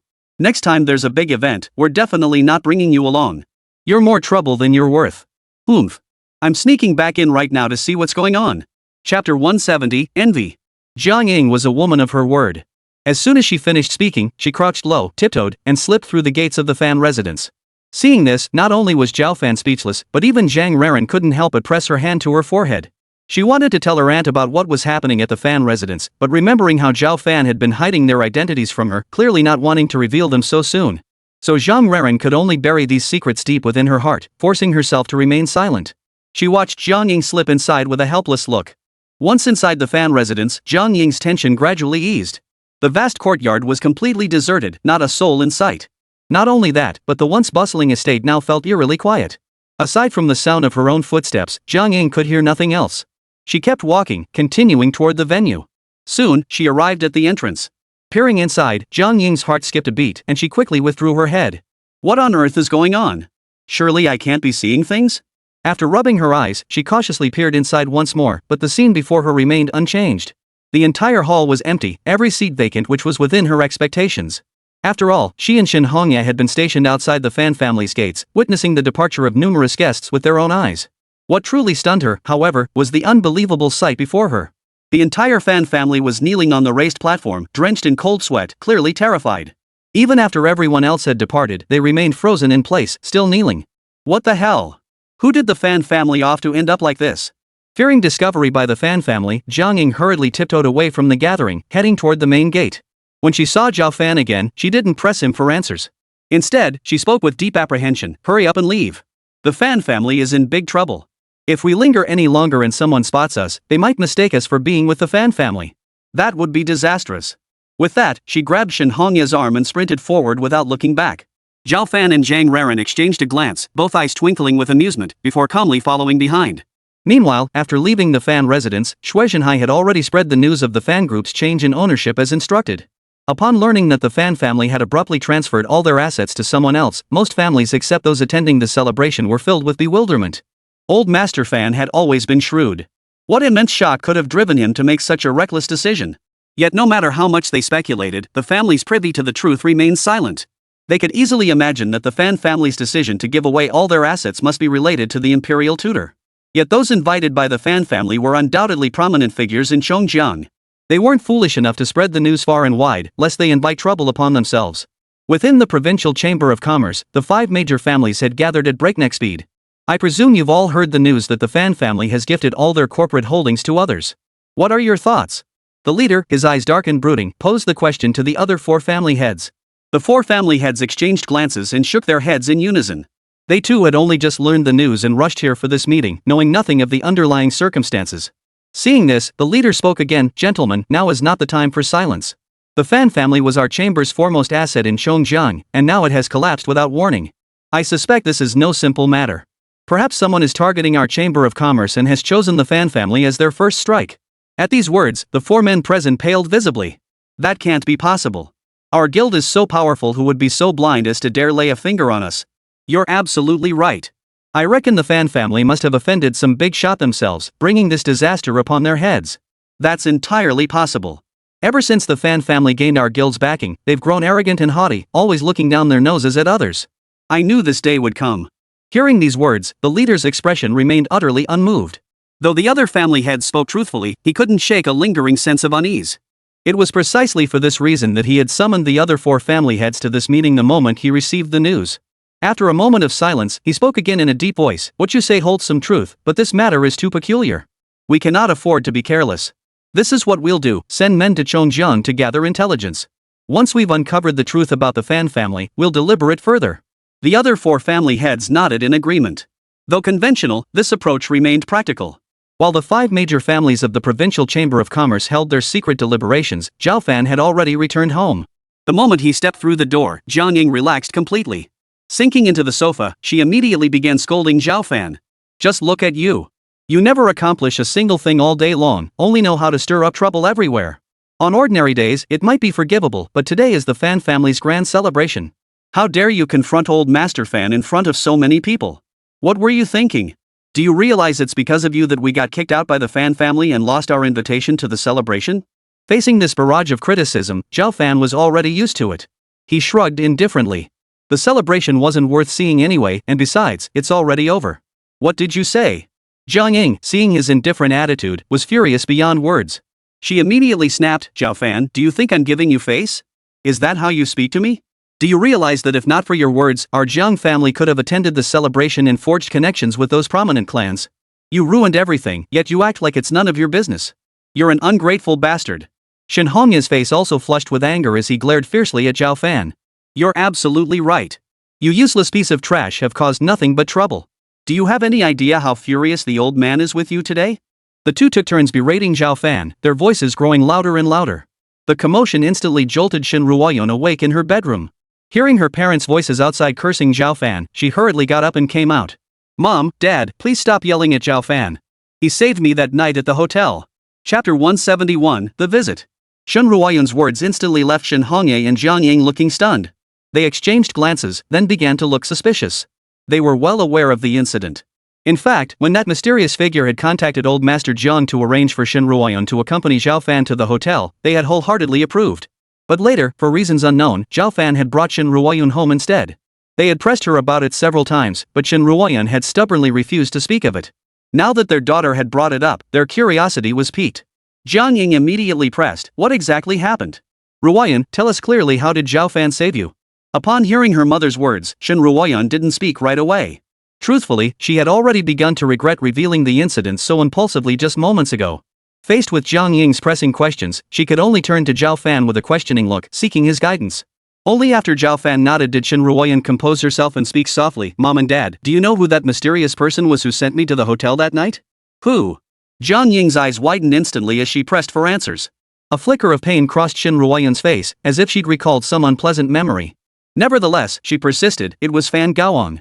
The moment I entered the hotel room that night, he revealed his true colors. From the moment father got caught up in gambling to accumulating 100 million yuan in gambling debts, it was all orchestrated by him. That casino was under his control all along. His motive was to get his hands on me. If Zhao Fan hadn't shown up in time and knocked him unconscious, I probably would have." By this point, Shen Ruoyun's tears were already streaming down her face, unable to contain the sorrow within her heart. But Jiang Ying paid no heed to her tears, only gasping in shock, "What? Zhao Fan, you bastard. How dare you lay a hand on young Master Fan and knock him unconscious? You're trying to kill our entire family. What kind of curse have we incurred to deserve someone like you? It's too late now. The Fan family will come after us sooner or later. We should hurry back." Jiang Ying's voice was filled with panic, yet not a trace of concern or comfort for her daughter could be found. Seeing her reaction, a cold glint flashed in Zhao Fan's eyes. "Don't worry. Not only will the Fan family not seek revenge, but they'll personally come to apologize to Ruoyun tomorrow. Because this whole incident was entirely Fan Gaoang's fault. I trust the Fan family are reasonable people. Ruoyun needs to rest. I'll take her back to her room now." With that, Zhao Fan turned away from his in-laws and guided Shen Ruoyun toward their room. But Jiang Ying wasn't about to let him off so easily. She sneered, "Zhao Fan, when will you ever stop spouting such empty boasts? The Fan family wields immense power, dominating all the major families in Chongjiang. Why on earth would they come to us to apologize? You must have been kicked in the head by a donkey to think you're some kind of big shot." Shen Hongye chimed in, "Exactly. Zhao Fan, can't you see yourself for what you are? You're nothing but a ing good for nothing. Who gave you the nerve to lay a hand on the Fan family's young master? Prepare your apology gifts tomorrow, you're coming with me to beg forgiveness." The two men were livid, their words dripping with venom. But Zhao Fan couldn't be bothered to stoop to their level. Even if he disliked them, they were still his wife's parents, and he couldn't afford to act out of line. Zhang Raran, on the other hand, couldn't help but chuckle inwardly. She never imagined her aunt and uncle held such low regard for her brother-in-law. She couldn't help but wonder what their reaction would be if they ever discovered her husband's true identity. The thought of that amusing scene made Zhang Raran's body tremble slightly, as if she were struggling to stifle her laughter. Still, she couldn't help but envy her sister for finding such an outstanding husband. She must be incredibly happy. Watching Shen Ruoyun lean gently into Zhao Fan's embrace as they walked into the room, Zhang Ranyan suddenly felt a pang of envy in her heart. She pursed her lips, dismissing these tangled thoughts, and prepared to take her leave from Jiang Ying. But Jiang Ying suddenly fixed her on with intense eyes and demanded, "Ran, you were at the banquet too. What exactly happened? Tell your aunt everything clearly." It suddenly occurred to her that Zhang Raran had been by Zhao Fan's side the entire time and was the last to leave the Fan family celebration. She must have seen what transpired inside the venue. Since that bastard Zhao Fan wouldn't say anything, why not just ask Zhang Ranran? At this thought, a smug look spread across Jiang Ying's face. But under her expectant gaze, Zhang Ranan paused slightly before shaking her head hastily. "Auntie, I don't know anything about that either. The celebration was so boring I fell asleep. It was my brother-in-law who woke me up at the end." Since her brother-in-law didn't want to reveal his identity to her aunt, it was best for her to keep quiet. She wouldn't reveal what happened at the venue either. She'd just treat it as a little secret between her and her brother-in-law. After making up a casual excuse, Zhang Ranyan smiled and said, "Auntie, it's getting late. I should head home before my mom scolds me again." Jiang Ying didn't suspect anything, merely nodding regretfully. She didn't notice the sly smile playing at the corners of Zhang Ranan's lips as she left. Early the next morning, a knock sounded at the door. "Zhao Fan, you useless lump. What are you doing still sprawled on the couch? Are your ears deaf? Get over here and open the door." Zhang Ying, busy preparing breakfast in the kitchen, couldn't hold back her loud voice any longer and bellowed angrily toward the living room. The knocking outside abruptly ceased as if startled by the commotion. Zhao Fan could only sigh and get up, walking to the entrance to open the door. He gave the uneasy Fan family members a cold stare. But when he saw them pushing a wheelchair with Fan Gaoang still unconscious and slumped inside, the corners of Zhao Fan's mouth finally lifted slightly. I never expected your Fan family to actually keep your word and bring Fan Gaoang here. Hearing this, Fan Yao forced a smile and hurriedly clasped his hands together. Your Excellency, the Fan family has always kept our word. We came here today specifically to apologize to you. Please, Your Excellency, be magnanimous and let bygones be bygones. Chapter 172, Apology. Zhao Fan's expression turned slightly cold as he murmured, Don't reveal my identity. Otherwise, I won't be so easygoing. Seeing Zhao Fan's stern expression, which seemed to hint at anger, the Fan family members present froze, panic rising once more in their hearts. Fan Yao hurriedly nodded in agreement. You're Mr. Zhao, rest assured. Our Fan family will remember your instructions and never reveal this to anyone. Only then did Zhao Fan nod in satisfaction. Just as he was about to speak, Zhang Ying's furious shouts erupted again from the kitchen. Zhao Fan! I told you to answer the door. Where the hell have you been? Who's here? Get moving and bring the guest inside. Clang! No sooner had the words left her mouth than Zhang Ying flung open the kitchen door, blaring angrily at the entrance. Seeing Zhang Ying's dramatic entrance, the Fan family members who had been feeling uneasy froze in stunned silence. They simply couldn't fathom why Zhao Fan, a distinguished imperial tutor of such exalted status, would willingly become a son-in-law in the Jiang household. Moreover, judging by this woman's attitude, his standing within this household was likely extremely low. Zhao Fan, however, seemed utterly unfazed, paying it no mind whatsoever. He merely said calmly, Then come in and speak. Yes. The Fan family finally snapped out of their daze. After bowing, they slowly stepped inside the door. Zhang Ying, who had been seething with anger, froze in utter shock upon seeing the Fan family members enter. The iron ladle she held slipped from her grasp, clattering to the floor. The next moment, panic spread across her face as she stared helplessly at the Fan family members opposite her. Oh no, oh no. The Fan family had truly come to seek revenge, and they'd even brought the unconscious Fan Gaoang with them. They certainly wouldn't let her off easily. Even if Zhao Fan was the one responsible, she had nothing to do with it. But regardless, to outsiders, they were undeniably Zhao Fan's family. With the entire Fan family arriving together, what other purpose could they have besides causing trouble for her? Could it be, as Zhao Fan had suggested, that the Fan family had come to apologize? Zhang Ying dared not entertain such thoughts, feeling her heart pounding wildly in her throat. Just then, Shen Hongye, who had just woken up, yawned as he emerged from his room. Zhang Ying, what's all this commotion so early in the morning? Did that good-for-nothing Zhao Fan upset you again? Shen Hongye had clearly been roused by Zhang Ying's shouts, his tone now tinged with irritation. But when he blinked his sleepy eyes and took in the scene before him, his face instantly drained of color. Every major member of the Fan family, from the venerable old master Fan to Fan Gaoang, still paralyzed and unconscious in his wheelchair, stood assembled in their living room. Shen Hongye felt his legs go weak, nearly collapsing to the floor. His thoughts mirrored Zhang Ying's exactly. The Fan family had come seeking revenge. Today, he was truly finished. But as the head of his household, he forced himself to suppress his fear and put on a strained smile. May I ask what brings the Fan family here so suddenly? Zhao Fan watched the scene unfold with leisurely composure, showing no intention of speaking. Instead, Fan Yao stepped forward promptly, bowing deeply to Shen Hongye and stating solemnly, Mr. Shen, our Fan family has come today to offer our apologies. We were unaware you were related to Mr. Zhao.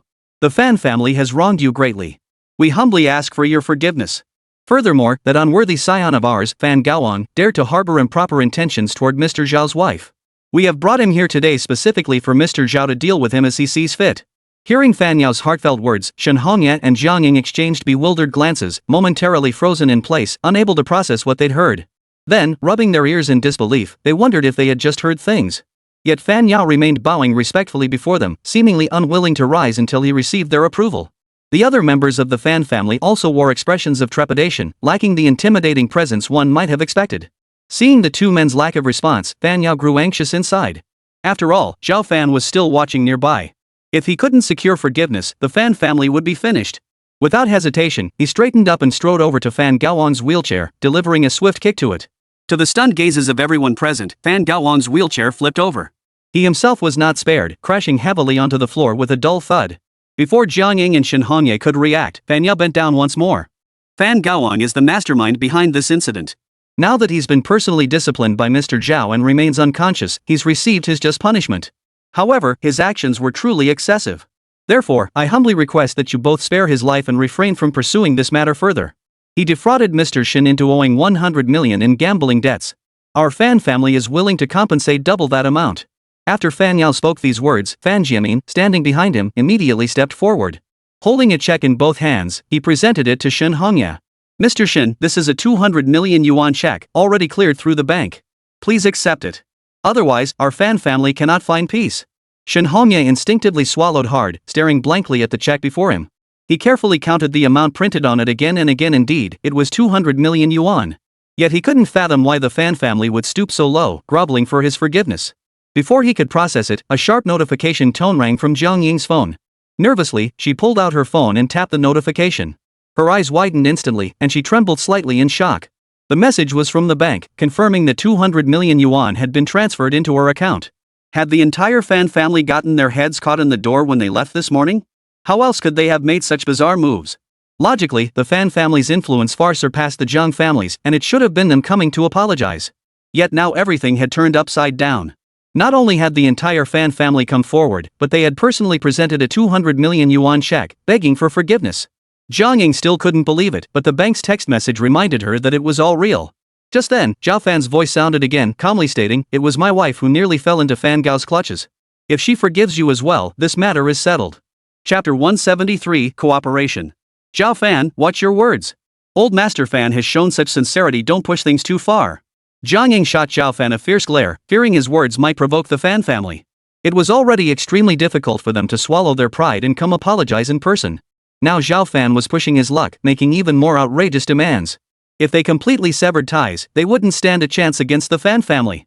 Shin Hongya, equally displeased, scolded Zhao Fan, "What business do you have speaking here, you good for nothing? Get back to your room." He then switched to a smile, took the check, and said politely, "The Fan family is too kind. Please, everyone, take a seat. I have some fine tea here. Let's chat over a cup." Hearing these two treat Zhao Fan with such coldness, Old Master Fan was already trembling with fear. He dared not sit down, thinking only of fulfilling Zhao Fan's request as quickly as possible and then slipping away. He immediately spoke up, "Mr. Zhao is absolutely right. I must apologize to Miss Shin for this matter. Would you two kindly bring her out?" Fan Yao's words naturally carried far more weight than Zhao Fan's. Jiang Ying immediately smiled. Old Master Fan truly understands the bigger picture. "Please wait just a moment, I'll go fetch the girl right away." With that, she hurried into Shin Ruoyun's room. Moments later, the two emerged together. Shin Ruoyun clearly found this quite unexpected.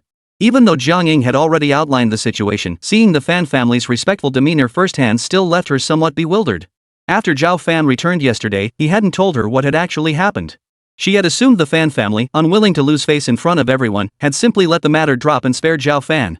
But now it seemed the situation had surpassed her expectations. The Fan family had proactively come to apologize, clearly indicating they wouldn't pursue the matter further.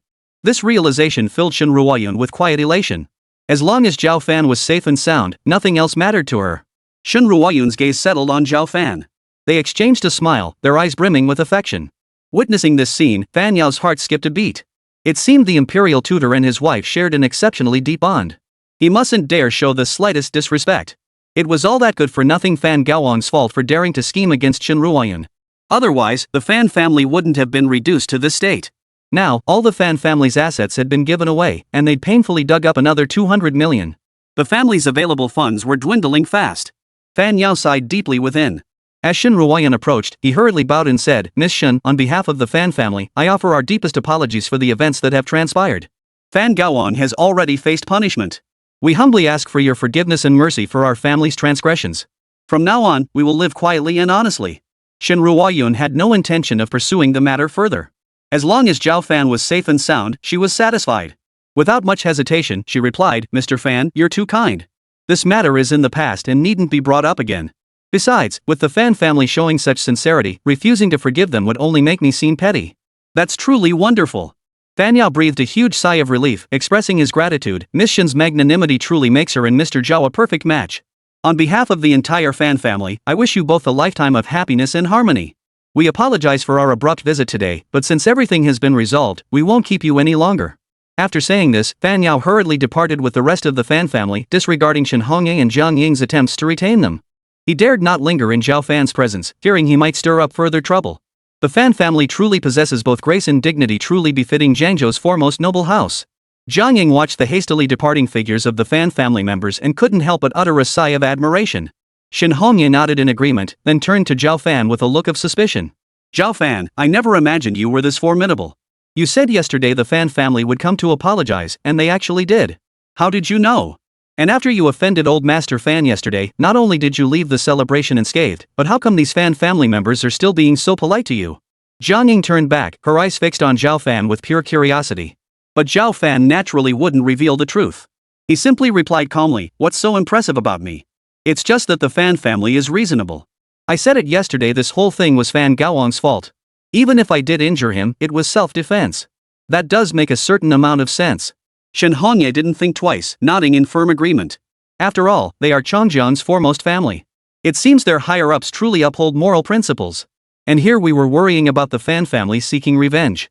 Truly, we've been judging noble people by our own petty standards.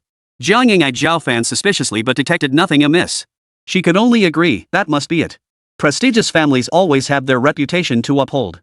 If they'd stubbornly shielded Fan Gaoang, word would have spread and tarnished their reputation. Their proactive apology demonstrates a reasonable attitude not entirely unexpected. Shen Hongye and Jiang Ying no longer gave Zhao Fan the cold shoulder, instead, they seemed quite cordial. Witnessing this rare scene, Shen Ruoyun's mood visibly lifted. Mom, is breakfast ready? I need to head to the office soon. At her daughter's reminder, Jiang Ying suddenly remembered the porridge simmering on the stove. She gasped, grabbed a spoon, and hurried into the kitchen. Moments later, she poked her head out with a grimace. Ruyun, the porridge burned to the bottom. There's no way to make it in time. Why don't you just grab breakfast on your way out? Alright, I'll just tidy up and head out. You guys figure out breakfast yourselves. Shen Ruoyun shrugged helplessly before retreating into her room. Lately, the matters concerning the Fan family had weighed on her heart like a heavy stone. Now that the matter was resolved, Shen Ruoyun felt a weight lift from her shoulders. A long-missed smile finally returned to her pretty face. The day passed quickly. When Shen Ruoyun got home from work that evening, she immediately retreated to her room to pore over the documents in her hands, forgetting even to eat dinner. Zhao Fan, worried she might starve herself, brought some food into the room and asked curiously, "What are you so busy with that you can't even eat dinner?" Chapter 174, Privilege. Hearing Zhao Fan's voice, Shen Ruoyun finally looked up, her expression brightening. The company secured a major partnership opportunity for a project. The provincial-level Shanghua Group approached us directly and has already paid a 50 million yuan deposit. I'm reviewing the details right now. This project is crucial. If we pull it off smoothly, we'll make a killing. Her excitement made the smile on Shen Ruoyun's face impossible to hide. Zhao Fan placed the dishes on the table, gently pinched her cheek with a helpless expression, and said, "No matter how important the project is, you can't go hungry. Be a good girl. Eat first, then look at the materials."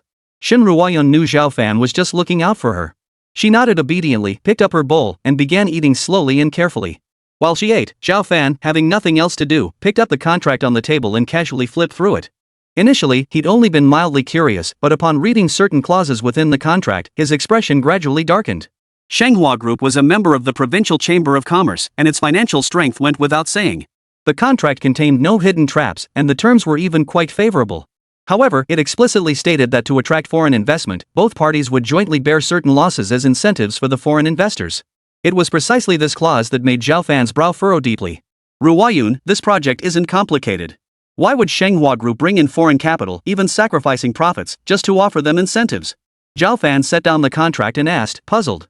Hearing this, Shen Ruoyun also set down her bowl and chopsticks, letting out a slight sigh as she complained, "It can't be helped. Shanghua Group has always maintained close cooperation with these foreign investors. Besides, that's just how the market works now. It's as if having foreign capital injected makes the products somehow more prestigious. These foreigners who come here enjoy all sorts of privileges, acting like they own the place. But that's not our concern."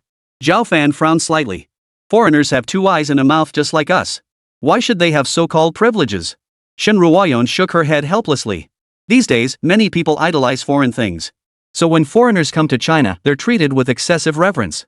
It's not just Shanghua Group, the Provincial Chamber of Commerce also collaborates closely with these foreigners, as if they were somehow superior. But we can't control such phenomena. We just have to turn a blind eye. Oomph. Zhao Fan's voice turned angry. Looks like the Provincial Chamber of Commerce is rotten to the core, fawning over foreigners like that. Seeing Zhao Fan's anger, Shen Ruoyun could only offer a soft reassurance. Zhao Fan, there's no need to get so worked up over this. It really isn't worth it. The Provincial Chamber of Commerce has always been fawning over foreigners, practically acting like their servants. And when these foreigners come for exchanges, they enjoy far better benefits than us locals. Even if those white guys set their sights on some girl, they can just take her with the Provincial Chamber of Commerce shielding them, no one dares investigate them. But since we signed the contract with Shanghua Group, we shouldn't have to deal with those foreigners. Don't let it bother you. How could Zhao Fan not be concerned? Hearing Shen Ruoyan describe these conditions only made his anger boil over. But there was no point in saying more now. He forced himself to suppress his anger. Simultaneously, he made a silent vow to thoroughly investigate the Provincial Chamber of Commerce and eradicate such practices once and for all. After composing himself, he forced a smile. Alright, let's not dwell on these unpleasant matters. Let's talk about something more cheerful. Our house is getting old. I plan to buy you a new one. We'll transfer the title to the old house at the property bureau tomorrow. What do you think? Hearing Zhao Fan's words, Shen Ruoyun's eyes widened in surprise and delight. She chirped excitedly, "Are you serious?" After receiving Zhao Fan's affirmative nod, she beamed with delight. "Of course it's fine. I've been wanting to move for ages. Living here is just too far from the office. Now that we have the money, moving is definitely a good idea. I have no objections." Zhao Fan smiled fondly, then picked up his empty rice bowl and said, "You keep looking over the documents. I'll go discuss it with Mom and Dad." Shen Ruoyun naturally had no objections. She flashed Zhao Fan a sweet smile as she watched him leave the room, then buried herself once more in the thick stack of documents. The next morning, Jiang Ying arrived at the real estate bureau bright and early, eagerly carrying the property documents. Hearing Zhao Fan mention buying a new home for Shen Ruoyan the night before had filled her with immense joy. Her opinion of Zhao Fan had improved considerably. At least he knew how to consider his daughter's needs. Naturally, she didn't object. She immediately agreed and took it upon herself to handle the transfer of the old house. Now, Jiang Ying had come to the bureau precisely to process the transfer for that old house.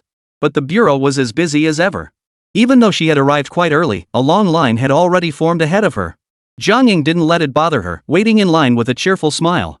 After waiting for about 2 or 3 hours, until her legs ached, it was finally her turn to step forward.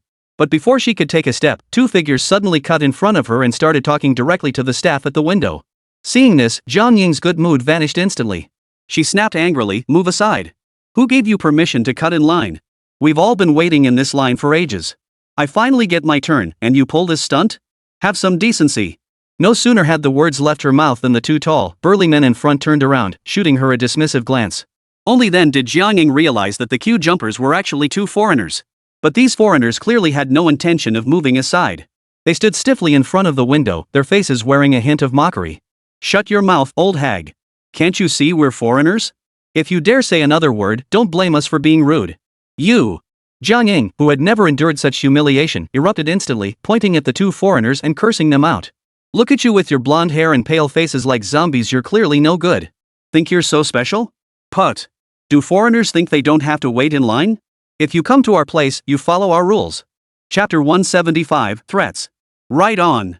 Well said. You foreigners are unreasonable. Everyone's waiting in line. Why should you cut in front? Exactly. You're far from home. Don't you care about your country's image? This kind of behavior is just embarrassing for all of you. I advise you to go to the back and wait quietly in line. Stop causing a scene and wasting everyone's time. After Jiang Ying's tirade, the crowd behind him began clapping and echoing his accusations against the 2 foreigners. Yet they showed no shame whatsoever.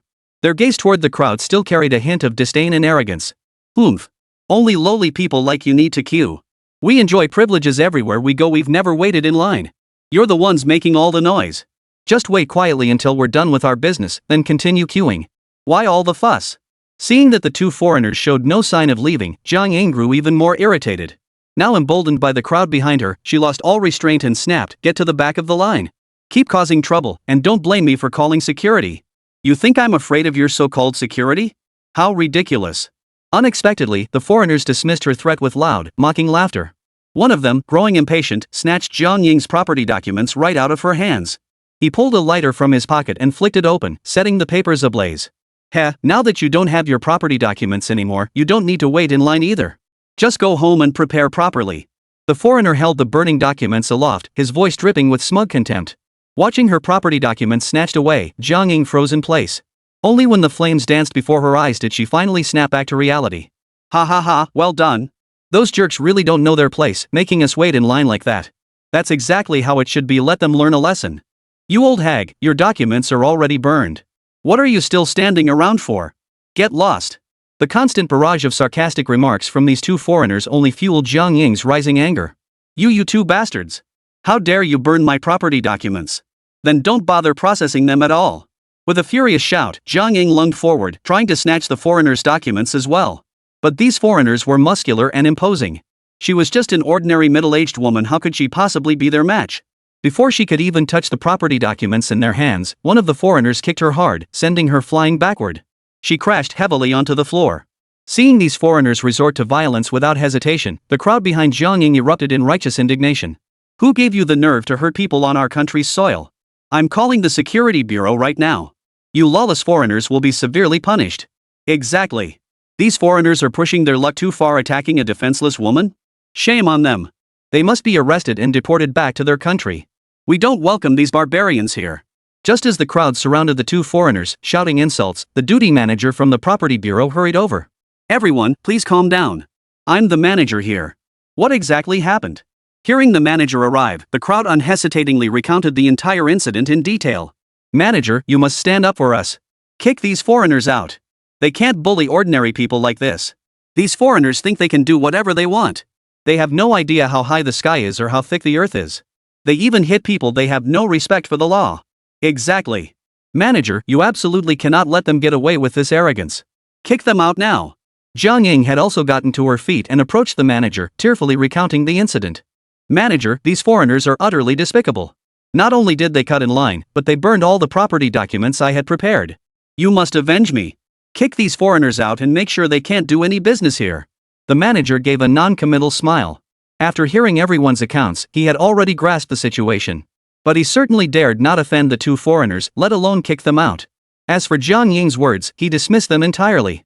She was just an ordinary middle-aged woman, hardly worth his attention. The manager then approached the two foreigners and bowed respectfully. Gentlemen, it's rather noisy out here. Please follow me to the VIP lounge. I will personally arrange for staff to attend to your business in the VIP lounge shortly. Please rest assured. The crowd present was understandably furious at this resolution, erupting into an uproar. Those foreigners clearly cut in line first and even assaulted someone, yet you're inviting them to the VIP lounge? What kind of manager are you? You're clearly siding with those foreigners, bullying us common folk. The Housing Bureau is a state agency meant to serve us citizens. Yet you're acting like a lackey for these foreigners. Have you considered the consequences? Facing the chorus of discontent, the manager's expression remained unchanged as he declared with righteous indignation, everyone, please calm down and continue queuing at the counters to conduct your business. Foreigners have privileges anyway. Cutting in line is no big deal. Don't make such a fuss. Jiang Ying had been filled with hope, expecting the manager to reprimand those two foreigners. Instead, she got this. Now, the mocking stares of those two foreigners bore into her face, filling Jiang Ying with seething fury. She clenched her teeth, grabbed the manager who was about to leave, and demanded, Manager, you can't leave. This matter isn't resolved yet. Those foreigners burned my documents. Now I can't complete the paperwork. What am I supposed to do? And they even hit me. Are we just going to let this slide? The manager frowned, shaking his arm with a look of disgust, flinging Jiang Ying's hand away. Then he let out a cold sneer, dismissively retorting, your documents are burned? Just go get new ones. Do you expect me to conjure them up for you right now? Chapter 176, Apology. After dropping that remark, the manager ignored Jiang Ying entirely, leading the two foreigners into the VIP lounge within the property bureau. As the heavy iron door slammed shut, the expression on Jiang Ying's face darkened instantly. A rage thick as molasses erupted within her. In all her years, Jiang Ying had never endured such humiliation. She could tolerate being bullied by these two foreigners today, but the manager of the property bureau, clearly a fellow countryman, was blatantly fawning over them. This was utterly incomprehensible to Jiang Ying. Especially when he claimed foreigners inherently deserved special privileges. On what grounds? Did they deserve such treatment simply because they had white skin? Moreover, her primary purpose for coming to the bureau today was to complete the property transfer paperwork. Now the paperwork wasn't done, and her documents had been burned. If she had to start over, it would waste so much more time. How could she possibly accept going back like this? Ma'am, please step aside. There are many people waiting behind you to conduct business. The staff member behind the counter spoke with a hint of apology, though still sounding somewhat reluctant. This remark snapped Jiang Ying back to reality. She instinctively turned to look at the line behind her and stepped aside. With the commotion temporarily settled and her documents now gone, she had no reason to hold up everyone else. Sighing softly, Jiang Ying turned to leave. Zhao Fan had finally managed to pull himself up and was trying to get a new apartment for his daughter. It should have been a huge celebration, but he never expected to run into something like this. But now that the matter was settled, she could do nothing to change it. She could only return to prepare the documents again and come back another time to complete the procedures. Before she could reach the doorway, however, the iron gate clanged shut once more. Turning back, Jiang Ying saw an employee approaching her and halted her steps. Hold on. The staff member called out urgently, seemingly noticing Jiang Ying's intention to leave, and quickened his pace toward her. Reaching her, he continued, "This matter isn't over yet. You offended our Bureau of Housing's distinguished guests. Do you think you can just walk away like that? Both distinguished guests have stated that they will only forgive you if you kneel before them and apologize." Hearing this, the anger Jiang Ying had just suppressed flared up again instantly. "What did you say? You want me to kneel and apologize to them? I'll tell you this, absolutely not. This whole mess is their fault from start to finish. Why should I be the one to apologize? You may be willing to be lapdogs for those foreigners, but I have no such inclination. You truly have no sense of shame." Jiang Ying's furious rebuke drew enthusiastic applause from the surrounding crowd. "Well said. If you want to grovel before those foreigners, that's your business. You have no right to demand it of us." "Exactly. Today we've seen something truly shocking. Who would have thought foreigners could receive such preferential treatment here? It's outrageous. Some people here have no business working at the Housing Bureau. I'll report today's incident exactly as it happened." Although Jiang Ying was the foreigner's target, the crowd present felt deeply affected. Their words brimmed with fury. They truly never imagined they'd be bullied by foreigners in their own country. With so many people backing her, Jiang Ying felt a surge of satisfaction. In contrast, the staff member who had been so arrogant moments ago now seemed to lose his nerve under the weight of the crowd's indignant voices. Fortunately, the commotion once again caught the manager's attention, and he emerged from the VIP lounge. "No loud noise allowed here. If anyone dares to shout again, don't blame me for calling security to escort you out." His words silenced the crowd. The manager then turned to Jiang Ying with a hint of contempt. "Considering you're a middle-aged woman, I didn't intend to make an issue of this. But I never imagined you'd be so ungrateful. This whole incident is your fault. If you hadn't provoked those two VIPs with your words, none of this would have happened. Now that the two VIPs have relented, they'll graciously forgive you if you just apologize. And you still refuse?" This was a complete distortion of the truth. Jiang Ying was furious and immediately retorted, "Stop spouting nonsense. You know exactly how this unfolded. How dare you blame it all on me? Does that mean those foreigners cutting in line was somehow justified? There were so many people there who saw it happen. Those foreigners burned my documents and that's my fault too?" The manager shot Jiang Ying a dismissive glance before speaking. "So what if they did? Don't you know foreigners have special privileges that let them skip the line? If you just waited patiently for them to finish, would any of this have happened? I won't waste my breath arguing over trivialities. Things have come to this. Whether you apologize or not is entirely up to you." Before Jiang Ying could respond, the manager added with a cold sneer, "But let me remind you, the people you've offended are VIPs of our housing bureau. If you refuse to apologize, you can forget about ever conducting any business with me." The words fell, and the property bureau hall fell silent. Everyone stared at the manager in disbelief. They couldn't fathom how a government official could threaten their own citizens with such words.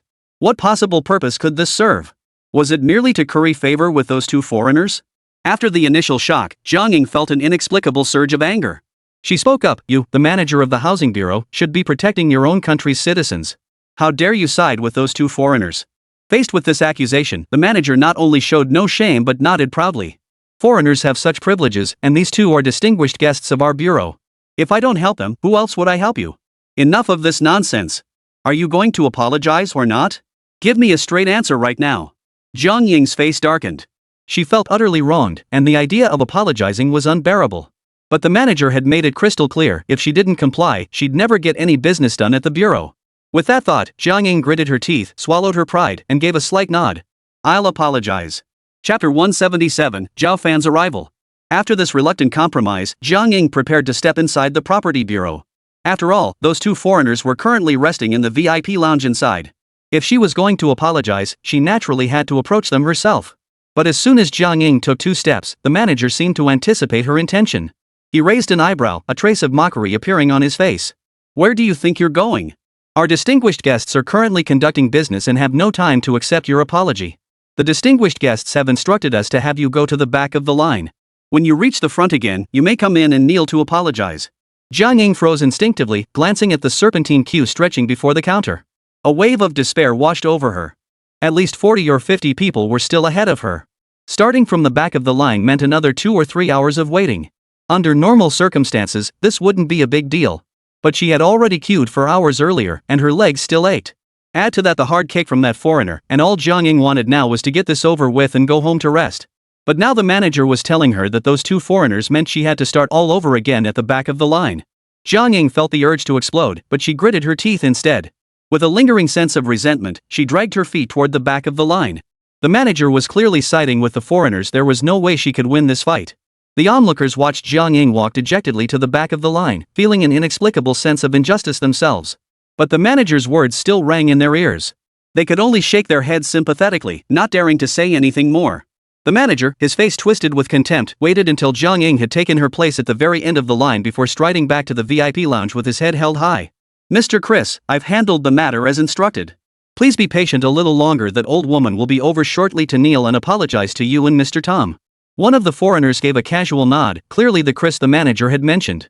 As for Tom, he picked up his coffee, stood up, and walked to the VIP lounge window. He looked down with utter contempt at Jiang Ying, who was still waiting in line in the lobby. Oof. That old hag dared to cross us. She really doesn't know when to quit. Now she's just obediently waiting in line, ready to kneel before us? Today, I'll make sure she learns exactly what happens when you cross us foreigners. With that, Tom took a sip of his coffee and strolled back to the sofa with an air of smug satisfaction, settling back into his seat. The manager chimed in obsequiously, Mr. Tom is absolutely right. She's nothing but lowly trash, utterly unworthy of being mentioned in the same breath as you two. Meanwhile, Jiang Ying, still waiting in line, felt increasingly aggrieved the more she thought about it. She suddenly recalled how Zhao Fan always had a way out of trouble. Even when he'd offended the old patriarch of the Fan family, he'd managed to turn the situation around smoothly. He'd even compelled the Fan family to personally come apologize. If he were here now, perhaps he could help her vent this anger. With that thought, she hesitated no longer and dialed Zhao Fan's number. The phone rang only briefly before being answered. Zhao Fan sounded somewhat surprised on the other end. Mom, weren't you at the real estate bureau handling paperwork? Why are you calling me out of the blue? Did something go wrong? Hearing Zhao Fan's voice, Jiang Ying, who had always disliked him, felt as if she'd found a lifeline. Without much explanation, she blurted out, Zhao Fan, someone's picking on me. Hurry over and help me. Hearing this, Zhao Fan's heart skipped a beat. Even though he disliked Jiang Ying, she was still Shun Ruoyun's mother. That Jiang Ying would set aside her pride to seek his help, especially with a tremor in her voice, clearly meant this wasn't a minor matter. He hurriedly asked, Mom, I'll be right over. Are you still at the housing authority? Jiang Ying wiped the tears from her eyes and nodded. Yes, I am. It's the people at the bureau. They're siding with those two foreigners and bullying me. Got it. Stay right there. I'll be there in 10 minutes. Zhao Fan replied before hanging up. Putting away his phone, a cold glint flashed in his eyes. He hadn't expected this matter to involve foreigners. Just last night, he and Shin Ruoyun had been discussing the special privileges foreigners enjoyed. Now, today, he was confronted with it firsthand. And judging by the situation, Jiang Ying had clearly been bullied badly. Otherwise, someone as strong-willed as her wouldn't show such vulnerability in front of him.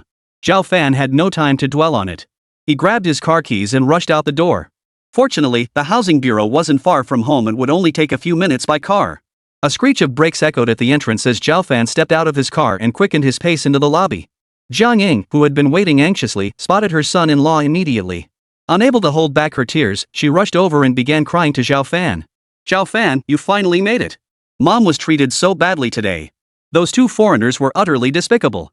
Not only did they cut in line, but they burned our property documents and kicked me hard. What's most infuriating is that the manager at the property bureau sided with them. He made me get back in line and then go kneel before those two foreigners to apologize. Right now they're still in the VIP lounge, acting like they own the place, waiting for me to go over and kowtow to them. After hearing Jiang Ying's account, Zhao Fan's brows furrowed deeply. He truly hadn't expected his mother-in-law to be treated so badly. Mom, please stop crying. I'll make sure justice is served. Just leave this to me. He immediately took Jiang Ying toward the iron gate leading into the property bureau's interior, intending to confront the two foreigners directly. To facilitate Jiang Ying's apology to the foreigners in the VIP lounge after she finished her queue, the manager had instructed staff not to close the gate yet. However, he still stationed 2 staff members, one on each side, to guard the entrance and prevent anyone from causing trouble. Now, as Zhao Fan and Jiang Ying approached, the 2 staff members exchanged a knowing glance. One of them dashed toward the VIP lounge to report the situation to the manager, while the other blocked the entrance. After sizing up Zhao Fan, finding nothing remarkable beyond his good looks, the staff member relaxed his guard. If you want to apologize to the VIP, you'll have to wait your turn. Don't think you can come here and cause trouble just because you brought someone alone. Our security isn't pushovers. Chapter 178, Applause. Even an ordinary staff member dared to act so brazenly, causing Zhao Fan to give him a second look. But there was no need to get angry with such a lowly lackey. He immediately asked, I heard you helped some foreigners bully my mother. Is that true? The staff member raised an eyebrow, sneering, so what if it is? Those 2 are VIPs of our housing bureau. Who told your mother to be so blind as to offend them? It seemed the story was indeed true, and Jiang Ying hadn't exaggerated. Zhao Fan nodded, then prepared to storm inside and find those two foreigners. But just then, footsteps echoed from inside, followed by the manager's voice. Who dares barge into our bureau like this? Our two distinguished guests are resting inside. If you disturb them, I won't let you off. After the rebuke, the manager's figure appeared before the crowd. After a brief glance, he spotted Jiang Ying glaring at him, seemingly emboldened by her presence. Not only that, but standing beside her now was an unfamiliar young man. The manager gave him a cursory glance but paid him no mind, quickly shifting his gaze back to Jiang Ying. Heh, you think bringing backup will solve this? The manager sneered, his face twisted with scorn as he shook his head. I never imagined someone your age could be so naive. Let me make this clear, unless you follow instructions, stand in line, and kneel to apologize, there is absolutely no other way to resolve this. Don't forget this is the housing authority's turf. I can make sure you never get your paperwork processed. Seeing the manager act this way, Zhao Fan couldn't help but feel a surge of anger. The manager's words clearly favored those two foreigners, even resorting to such tactics to force his mother-in-law to kneel. He didn't say much, but fixed a long, hard look on the manager's name tag, silently committing it to memory. Then he pulled out his phone and dialed the number of a Dongyuan City leader. The city leader was busy handling affairs when the landline suddenly rang, nearly startling him. Didn't I instruct you not to call me unless it's urgent? He muttered his displeasure under his breath but still picked up the receiver and pressed it to his ear. Who is this? A cold, unfamiliar male voice came through the line. This is Zhao Fan. I'm at the housing bureau right now. Have their director come here immediately. Zhao Fan?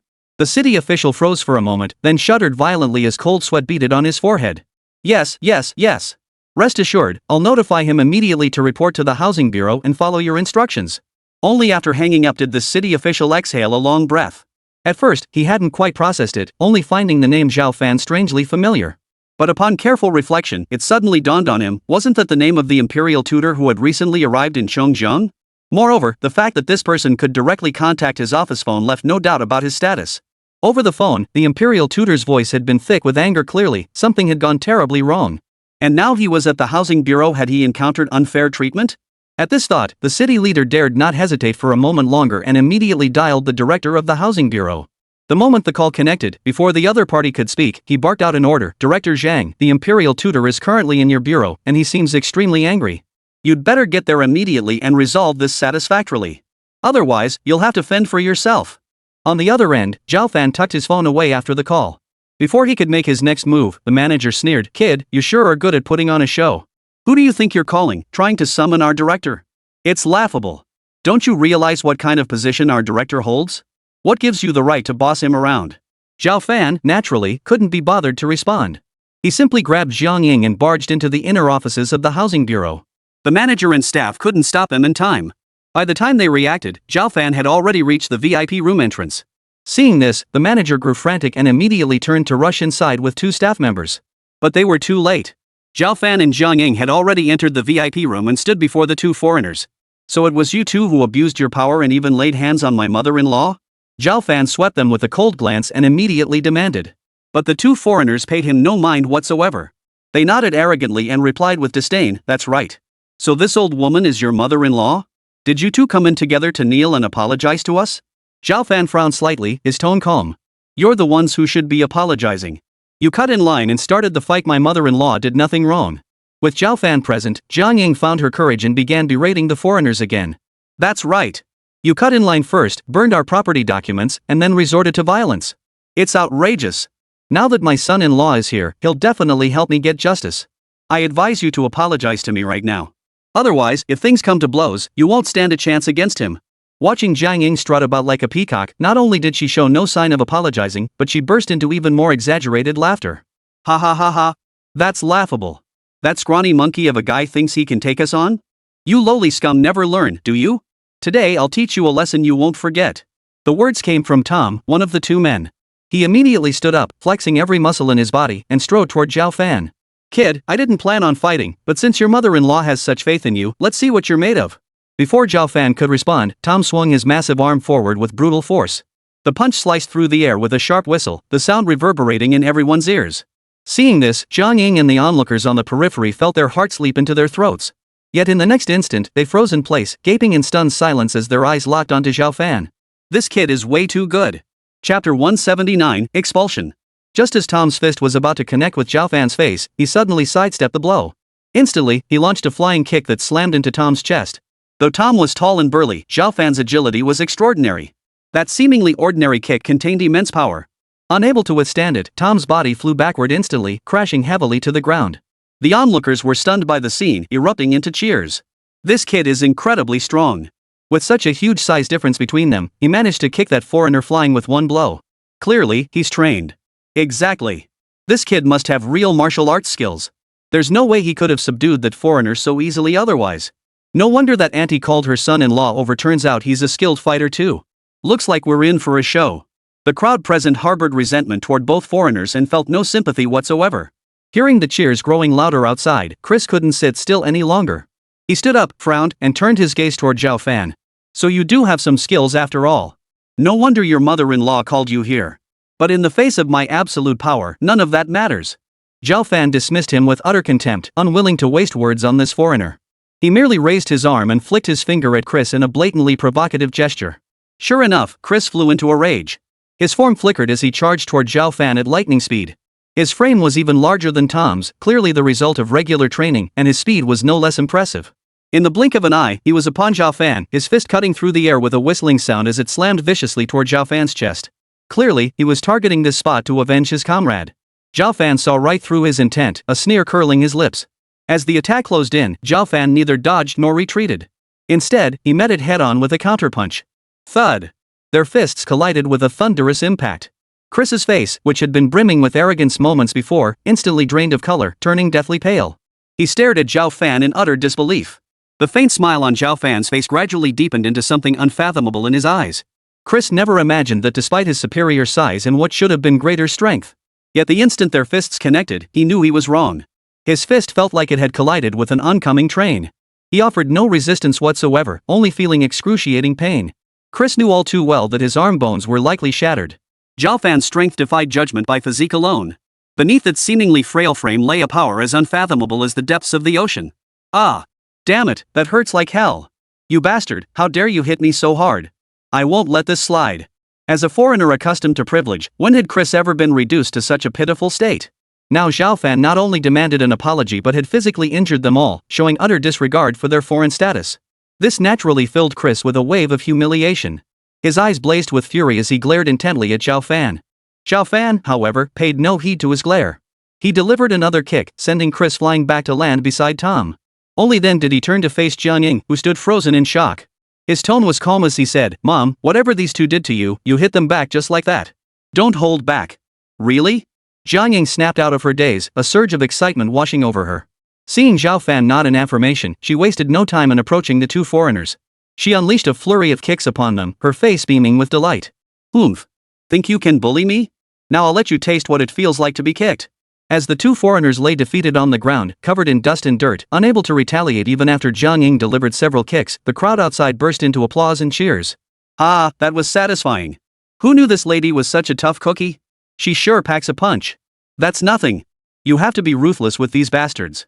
If it were me, I'd make them pay dearly. You're absolutely right. These foreigners have gone too far. Our tolerance isn't an excuse for their insolence. Amidst the cheers, Jianying finally vented all the resentment and anger pent up inside her. Only when she paused did Zhao Fan turn his gaze toward Chris and Tom, his eyes icy cold. Mark my words. Even foreigners are treated equally within our borders. They should never enjoy any special privileges. Starting today, if you dare to oppress the people again, I won't let you off lightly. Chris and Tom were already seething with anger. Especially after Jianying's brutal kicking earlier. Though their thick skin meant they felt little pain, their pride had been utterly crushed. Had it not been for their fear of Zhao Fan's formidable skills, how could they have endured such humiliation? Now that the other side was pushing their luck and threatening them, Chris and Tom were naturally furious. Who do you think you are? We foreigners have always enjoyed special privileges. What right do you have to change that? Don't think your skills give you the right to act cocky in front of us. Mess with us, and you're asking for trouble. You heard him. We're not forgetting this. We'll make you pay dearly when the time comes. Facing their shouts, Zhao Fan paid them little mind, merely sneering coldly, "Heh. If you want to cause trouble for me, we'll see if you've got what it takes. But if you don't want to die, you'd better get up and apologize to my mother-in-law." Hearing this, the manager who had been hiding by the doorway watching the scene suddenly felt panic surge through him. He had originally intended to stop Zhao Fan, fearing he might disturb the two distinguished guests. Yet, arriving just moments too late, he witnessed the two sides already locked in combat. Especially Zhao Fan's formidable strength left him trembling with fear. So the manager dared not step inside, choosing instead to hide outside and watch. But now both foreigners lay beaten on the floor, and Zhao Fan was forcing them to apologize. This was outright provocation. The manager could no longer contain himself. He stepped inside and confronted him. "Young man, do you have any idea what kind of trouble you've gotten yourself into? These two distinguished guests came here to invest in our establishment, and now you've beaten them both up. If they withdraw their investment in anger, can you shoulder that responsibility?" Chapter 180, Investigation. In the manager's own eyes, his words were flawless. But Zhao Fan's expression darkened. He turned and snapped angrily, "So what if they're here to invest? Are foreigners investing in our country somehow more noble than our own citizens? You're siding with them to oppress the people. We haven't even settled the score for that yet, and now you dare to speak for them?"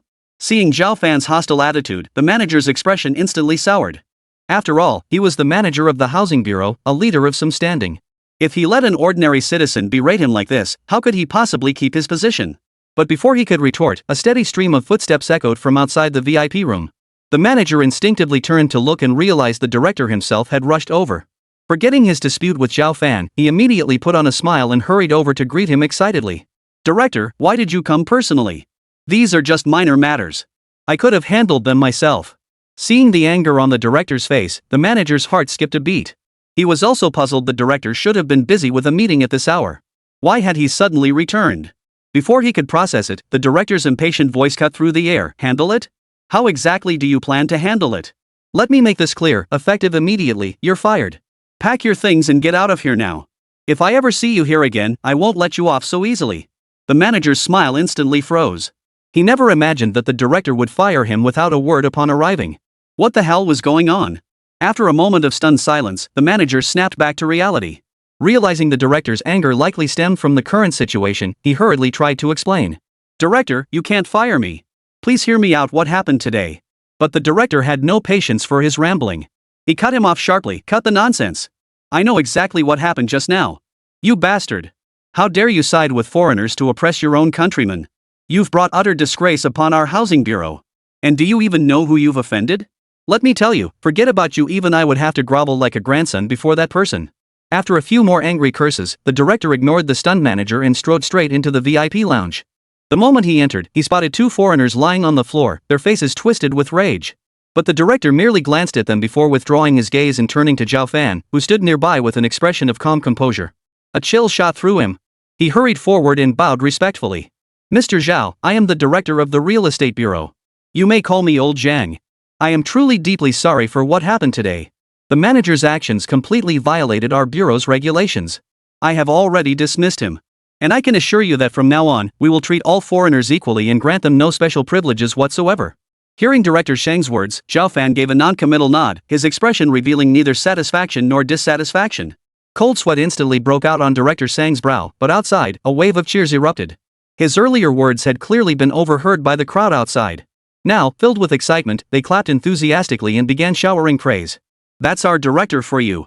Decisive as ever, fired that incompetent manager on the spot, and now pledging to end foreigner privileges. Well done. Exactly. This should have been done long ago. Foreigners never should have been given any special privileges in the first place. Oomph. From now on, those foreigners will have to wait in line like everyone else. Let's see how arrogant they can be then." The crowd's cheers offered some solace to the director. Seeing Zhao Fan remain silent, he spoke again, instructing the staff nearby, "Stop processing these two foreigners' paperwork immediately. Have them go wait in line outside. From now on, follow my instructions exactly. No more special treatment for foreigners. If I catch anyone doing this again, they'll be fired on the spot, just like the manager." Chris and Tom were stunned. They never imagined the director would revoke all their privileges and make them queue up. Unwilling to accept this outcome, they immediately struggled to their feet and approached the director. "Director, we're not first-time visitors here. What gives you the right to revoke privileges we're entitled to? I'm filing a complaint against you. As foreigners, how can we possibly queue alongside these lowly people? This is nothing short of insulting us. Don't forget, we're here to invest. If we're treated like this, we'll have no choice but to pull our investments and go back home." Hearing them dare to threaten him, Director Zhang felt anger welling up inside. He had already been worried that his handling of the situation wouldn't satisfy Zhao Fan. City leaders had made it crystal clear to him exactly who this man was. Even if these two foreigners were merely investors, let alone if the head of their country stood before him, Director Zhang wouldn't flinch. He immediately responded with unyielding resolve. "If you wish to file a complaint, go ahead and do so. But if you wish to proceed with the paperwork, you must first apologize to Mr. Zhao and his mother-in-law." Otherwise, you may leave. Chris's face darkened instantly, stunned that his words had failed to make the slightest impact. He exchanged a glance with Tom, and then both men approached Zhao Fan, gritting their teeth as they bowed. Mr. Zhao, we were in the wrong earlier. Please don't hold it against us. And to this lady, please forgive our uncivilized behavior. We now realize our mistake. Neither man offered a sincere apology, but Director Zhang's words had been spoken. To proceed smoothly with the paperwork, they had no choice but to bow their heads and admit their fault. Hearing their apologies, Jiang Ying immediately lifted her head in triumph, utterly delighted. Zhao Fan, however, remained impassive. His voice was cold as he remarked, "It seems you still harbor resentment, convinced you're inherently superior. Since you refuse to change your ways, our country no longer welcomes your investments. Director Zhang, contact the Security Bureau to have these two individuals deported." The words fell, and Chris and Tom froze in place, utterly dumbfounded. Chapter 181, Expulsion. As foreigners, they naturally harbored a unique sense of superiority. Forcing themselves to bow their heads and admit fault under pressure was already an immense sacrifice. Yet now, having set aside their pride and swallowed their humiliation to apologize to Zhao Fan, this bastard was actually threatening to deport them. This was nothing short of trampling on their very humanity. But Director Zhang, who had received Zhao Fan's orders, cared not a whit about what these two foreigners thought. He knew only that if he failed to satisfy Zhao Fan, his own position would likely be forfeit. Therefore, he immediately acknowledged the order. "Yes, Mr. Zhao, rest assured. I'll contact the Security Bureau immediately." After speaking, Director Zhang bowed to Zhao Fan before hurrying out of the VIP lounge to make a call on his phone. The moment the call connected, before the other party could speak, he blurted out, "Old Lu, get your men and come to the Housing Bureau immediately." Hearing Director Zhang's urgent tone, the person on the other end was clearly taken aback. After a few seconds of silence, he asked with a hint of amusement, "Old Zhang, why the rush? Someone causing trouble at your bureau?" Director Zhang had no time for banter. He snapped, "Cut the nonsense. Get here now, or something terrible will happen. Let me tell you, his imperial tutor is here at the bureau right now. If you're too slow getting here, don't blame me for not warning you." "What?" Old Lu gasped over the phone, scrambling to respond. "The imperial tutor is there? I'll get people over immediately." The phone clicked off abruptly. Director Zhang could only sigh and put his phone away before returning to the VIP lounge. "Mr. Zhao, I've contacted Director Lu from the Security Bureau. He'll be here shortly." Hearing this, Zhao Fan nodded with slight satisfaction, calmly sitting back down to wait quietly. However, Chris and Tom were growing anxious. If they were really deported now, all their initial investments would go to waste. The crucial point was that today's incident was nothing out of the ordinary for them. They had done far worse things countless times before. If the Security Bureau conducted a thorough investigation, there was no way the two of them could stay. Tom hurried to Zhao Fan's side and bowed respectfully. "Mr. Zhao, we failed to recognize your stature earlier and inadvertently offended you. We sincerely hope you can forgive our mistake." "Yes, we've recognized our mistake," Chris chimed in. "Mr. Zhao, please don't hold this against us." Zhao Fan had made up his mind and naturally paid them no mind. These foreigners abusing their privileges, if they were allowed to stay, who knows how many more innocent people they'd harm. They absolutely couldn't be tolerated. After waiting nearly 10 minutes, the wail of police sirens approached from the distance, coming to a halt at the entrance of the housing authority. The crowd that had been watching outside immediately erupted into excited murmurs. "Now the Security Bureau's here too. Those two foreigners won't get off easy. Look, Director Lu of the Security Bureau himself has come. Who would have thought this incident would reach him? We're in for quite a show today. That young man's background seems quite formidable. No wonder his mother-in-law is so confident she's not afraid of those two foreigners at all." In truth, Jiang Ying was also a bit confused by the situation. She never imagined that Director Zhang from the Housing Bureau would be so deferential to Zhao Fan, almost as if he'd follow his every word. But she knew now wasn't the time to pry into details. Suppressing her curiosity, she turned her gaze outward. Soon, footsteps grew louder as a middle-aged man hurried into the VIP lounge, followed by a dozen security guards. Seeing this, Director Zhang quickly introduced, "Mr. Zhao, this is Director Lu from the Security Bureau, a longtime friend of mine. Rest assured, he will handle this matter impartially. Those two foreigners who broke the law and caused trouble will absolutely receive the punishment they deserve." Zhao Fan nodded indifferently, then fixed his gaze on Director Lu, who had just entered. Seeing his old friend show such deference to the young man before him, how could Director Lu fail to guess his identity? He immediately stepped forward, his expression earnest. "Mr. Zhao, whatever you require, please do not hesitate to instruct me. Old Lu here will carry it out without question." Though inwardly astonished by the imperial tutor's youth, Director Lu knew when to maintain decorum. With so many people present, revealing the identity of the man before him could easily cause a commotion. Zhao Fan, however, seemed unconcerned.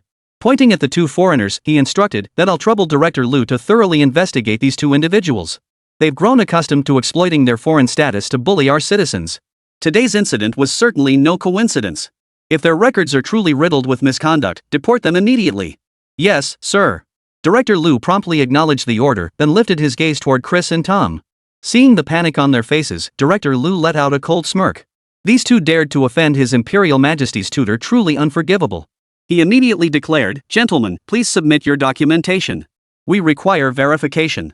Hearing this, the two exchanged glances, their expressions darkening further. But with over a dozen security guards staring them down, any attempt to force their way out was clearly futile. After a moment's hesitation, they gritted their teeth and handed their documents to Director Liu. Without hesitation, Director Liu ordered, "Verify the authenticity of these documents immediately and report back to me at top speed." "Yes, sir." The security guard beside him took the documents and hurried away. Witnessing this, Chris and Tom's expressions darkened further. They had assumed the Security Bureau personnel would merely glance through the documents as usual, without conducting a thorough verification. But what unfolded now far exceeded their expectations. Before long, the security officer returned with both sets of documents and reported to Director Liu, "Director Liu, these documents have been verified. Both are confirmed forgeries." Director Liu nodded. This outcome hadn't surprised him. He then fixed his gaze on the pair and coldly demanded, "What were your intentions in bringing these forged documents to the Property Bureau to process paperwork?" Chapter 182, Retribution. Faced with Director Liu's interrogation, the pair stammered and stuttered, unable to utter a word for a long while. Under normal circumstances, Director Liu would have erupted in fury by now. However, since His Majesty the Imperial Tutor had already dictated their punishment, he felt somewhat relieved. Seeing they couldn't offer a coherent answer, he ceased pressing them and stated directly, "These matters can wait. Go pack your belongings. You have 1 week to leave the country. Should you remain within our borders after 1 week, I will initiate compulsory deportation proceedings against you." Chris and Tom's faces darkened with fury, but facing the Security Bureau officials, they lacked the courage to argue. They could only grit their teeth and nod in agreement. After slinking out of the Property Bureau, resentment flared within them. Especially that bastard Zhao Fan, he was the very reason they were being expelled. How could they possibly accept this? Back home, Tom fumed, "Chris, we can't just let that bastard off the hook. I can't swallow this humiliation. We're getting deported anyway. Might as well use this week to get revenge. That bastard is utterly despicable. I'll kill him and tear him limb from limb." Chris, standing beside him, his face dark as storm clouds, gritted his teeth and said, "You're right. If we go back like this, we'll be nothing but laughingstocks. Before we leave, that bastard has to pay." But I noticed both chiefs were acting pretty respectful toward him today. Could it be he's got some special status? We need to plan this carefully to ensure nothing goes wrong. Despite his seething anger, Chris maintained a semblance of composure. After all, today's events had been downright bizarre for them. In the past, no matter how outrageous their actions, even when they'd alerted the Security Bureau, things always ended up being swept under the rug. But neither could have imagined that today, after merely bullying an old woman, they would end up facing deportation. The pivotal figure in this turn of events was undoubtedly that young man named Zhao Fan. If word of this reached their homeland, they would surely face a barrage of scorn and ridicule upon their return. That was why rage burned within them, a fury so intense they wished they could kill Zhao Fan to ease their torment. After hearing Chris's words, Tom plopped down onto the sofa and gritted his teeth. "You're right. This guy's background is definitely no ordinary affair. But so what? I couldn't care less about his background. Since he crossed us, he's got one way out: death. And after we kill him, we'll head straight back home. I don't believe the Security Bureau can track us all the way to our country." Tom was notoriously hot-headed and reckless in his actions. But there was some truth to what he said. Chris pondered for a moment, about to speak, when suddenly the door swung open. Hearing the sound, both men tensed inexplicably, their heads snapping around in unison. Only when they recognized the visitor did they relax. "Mr. Yao, you come in without a word. You gave us quite a scare just now." Hearing Chris's words, the visitor chuckled softly and shook his head. He stepped forward and said, "It was urgent, so I didn't pay attention to such things. Please don't take offense. Still, I'm curious, why were you suddenly expelled from the Property Bureau today while handling paperwork? I've heard bits and pieces about the situation, but the details remain unclear. I'd appreciate your insights." The visitor was none other than Yao Yiji, the owner of Shenghua Group. These two foreigners were precisely the foreign investment he had worked so hard to secure. Now, before anything was finalized, these two had been expelled outright. All his prior arrangements had instantly gone down the drain. Yao Yiji was utterly perplexed. He couldn't fathom what these foreigners had done to warrant the personal intervention of the Security Bureau chief. After getting a rough outline of the situation, he rushed straight over. Upon hearing Yao Yiji's words, Tom stood up immediately and said, "What could we have done? We merely skipped the line while processing paperwork and got into a physical altercation with an old woman. But who could have predicted that old woman would call her son-in-law over with a single phone call? Then things spiraled out of our control. Not only did that bastard beat us all up, but he also had the security bureau chief run our records. Then we got deported. Yao Yiji finally nodded, a hint of surprise flashing across his face. Clearly, he hadn't anticipated such a major incident stemming from such a simple matter. But he didn't panic. Instead, he sneered coldly, I'm sure you two don't want to let this guy off either. That's why I've already sent people to investigate him. His name is Zhao Fan. He is indeed the woman's son-in-law, but more crucially, he's also the husband of our business partner, Shen Ruoyan. Beyond that, he holds no special status. If you wish to take revenge, feel free to proceed without restraint. Chris looked up in disbelief, his voice trembling with shock. Mr. Yao, are you certain your investigation is accurate? If Zhao Fan were truly just an ordinary person, what would warrant such deference from the two directors? We witnessed it firsthand today. Those two bureau chiefs practically hung on his every word. Yao Yiji shook his head. Chris, you're overthinking this. This guy's background is nothing to speak of, just a son-in-law from a minor family in Chongjiang. The reason the two bureau chiefs acted this way today is mainly because your actions have aroused public outrage. With so many onlookers present, if they hadn't handled it impartially, the situation would only have escalated. Chris nodded thoughtfully, then fell silent. Tom, however, hadn't given it a second thought. He immediately snapped, why overthink it? Since this guy ruined our plan, we can't let him off easy. No matter who he is, I won't let him off the hook. Now that we know he's just an ordinary person, isn't that even better? Tom's right. We really don't need to hold back, Yao Yiji chimed in. Even if you want to kill him, that's no problem. But I have a better plan. Would you two be interested? Chapter 183, The Star. What's the plan? Tom asked immediately. Even Chris seemed intrigued, lifting his head to look over. A cold smile suddenly flashed across Yao Yiji's face as he said, as I mentioned earlier, Zhao Fan is the husband of our business partner this time. Not only does our partner possess an exceptional figure, but she is also a peerless beauty. I'm sure you two would find her quite appealing. If you want revenge on Zhao Fan, why not take it out on his wife? Wouldn't that be a better way to vent your anger? Tom immediately nodded with a lecherous grin and pressed, Mr. Yao, whatever plan you have, just lay it out. Let's all discuss it together. Yao Yiji didn't hesitate. Compared to our Shanghua group, their company is significantly smaller. Therefore, they must place immense importance on this partnership and will likely comply with our demands. I'll extend an invitation to Zhao Fan's wife for a company dinner. She won't refuse. After she's had her fill of food and drink, you lot can slip into a hotel suite and take her together. Just imagine how furious Zhao Fan will be. Upon hearing Yao Yiji's plan, lust flared in Tom's eyes. Even Chris beside him couldn't help but feel stirred. After all, Yao Yiji had painted Shen Ruoyan as so beautiful and captivating, how could they not be tempted? Alright, we'll do it your way, Mr. Yao. Leave the arrangements to you. With the matter settled, Yao Yiji immediately took his leave. Meanwhile, Zhao Fan and Jiang Ying had returned home. However, throughout the journey, Jiang Ying's gaze kept lingering on him, making Zhao Fan feel slightly creeped out. Once they entered the house, Jiang Ying finally couldn't contain her curiosity and asked, Zhao Fan, what secret are you hiding from us?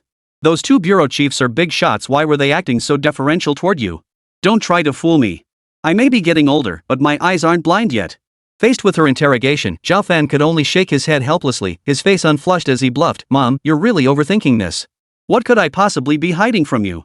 Besides, with so many people watching today, if things weren't handled properly, those two bureau chiefs would be in big trouble. You know how powerful public opinion is these days.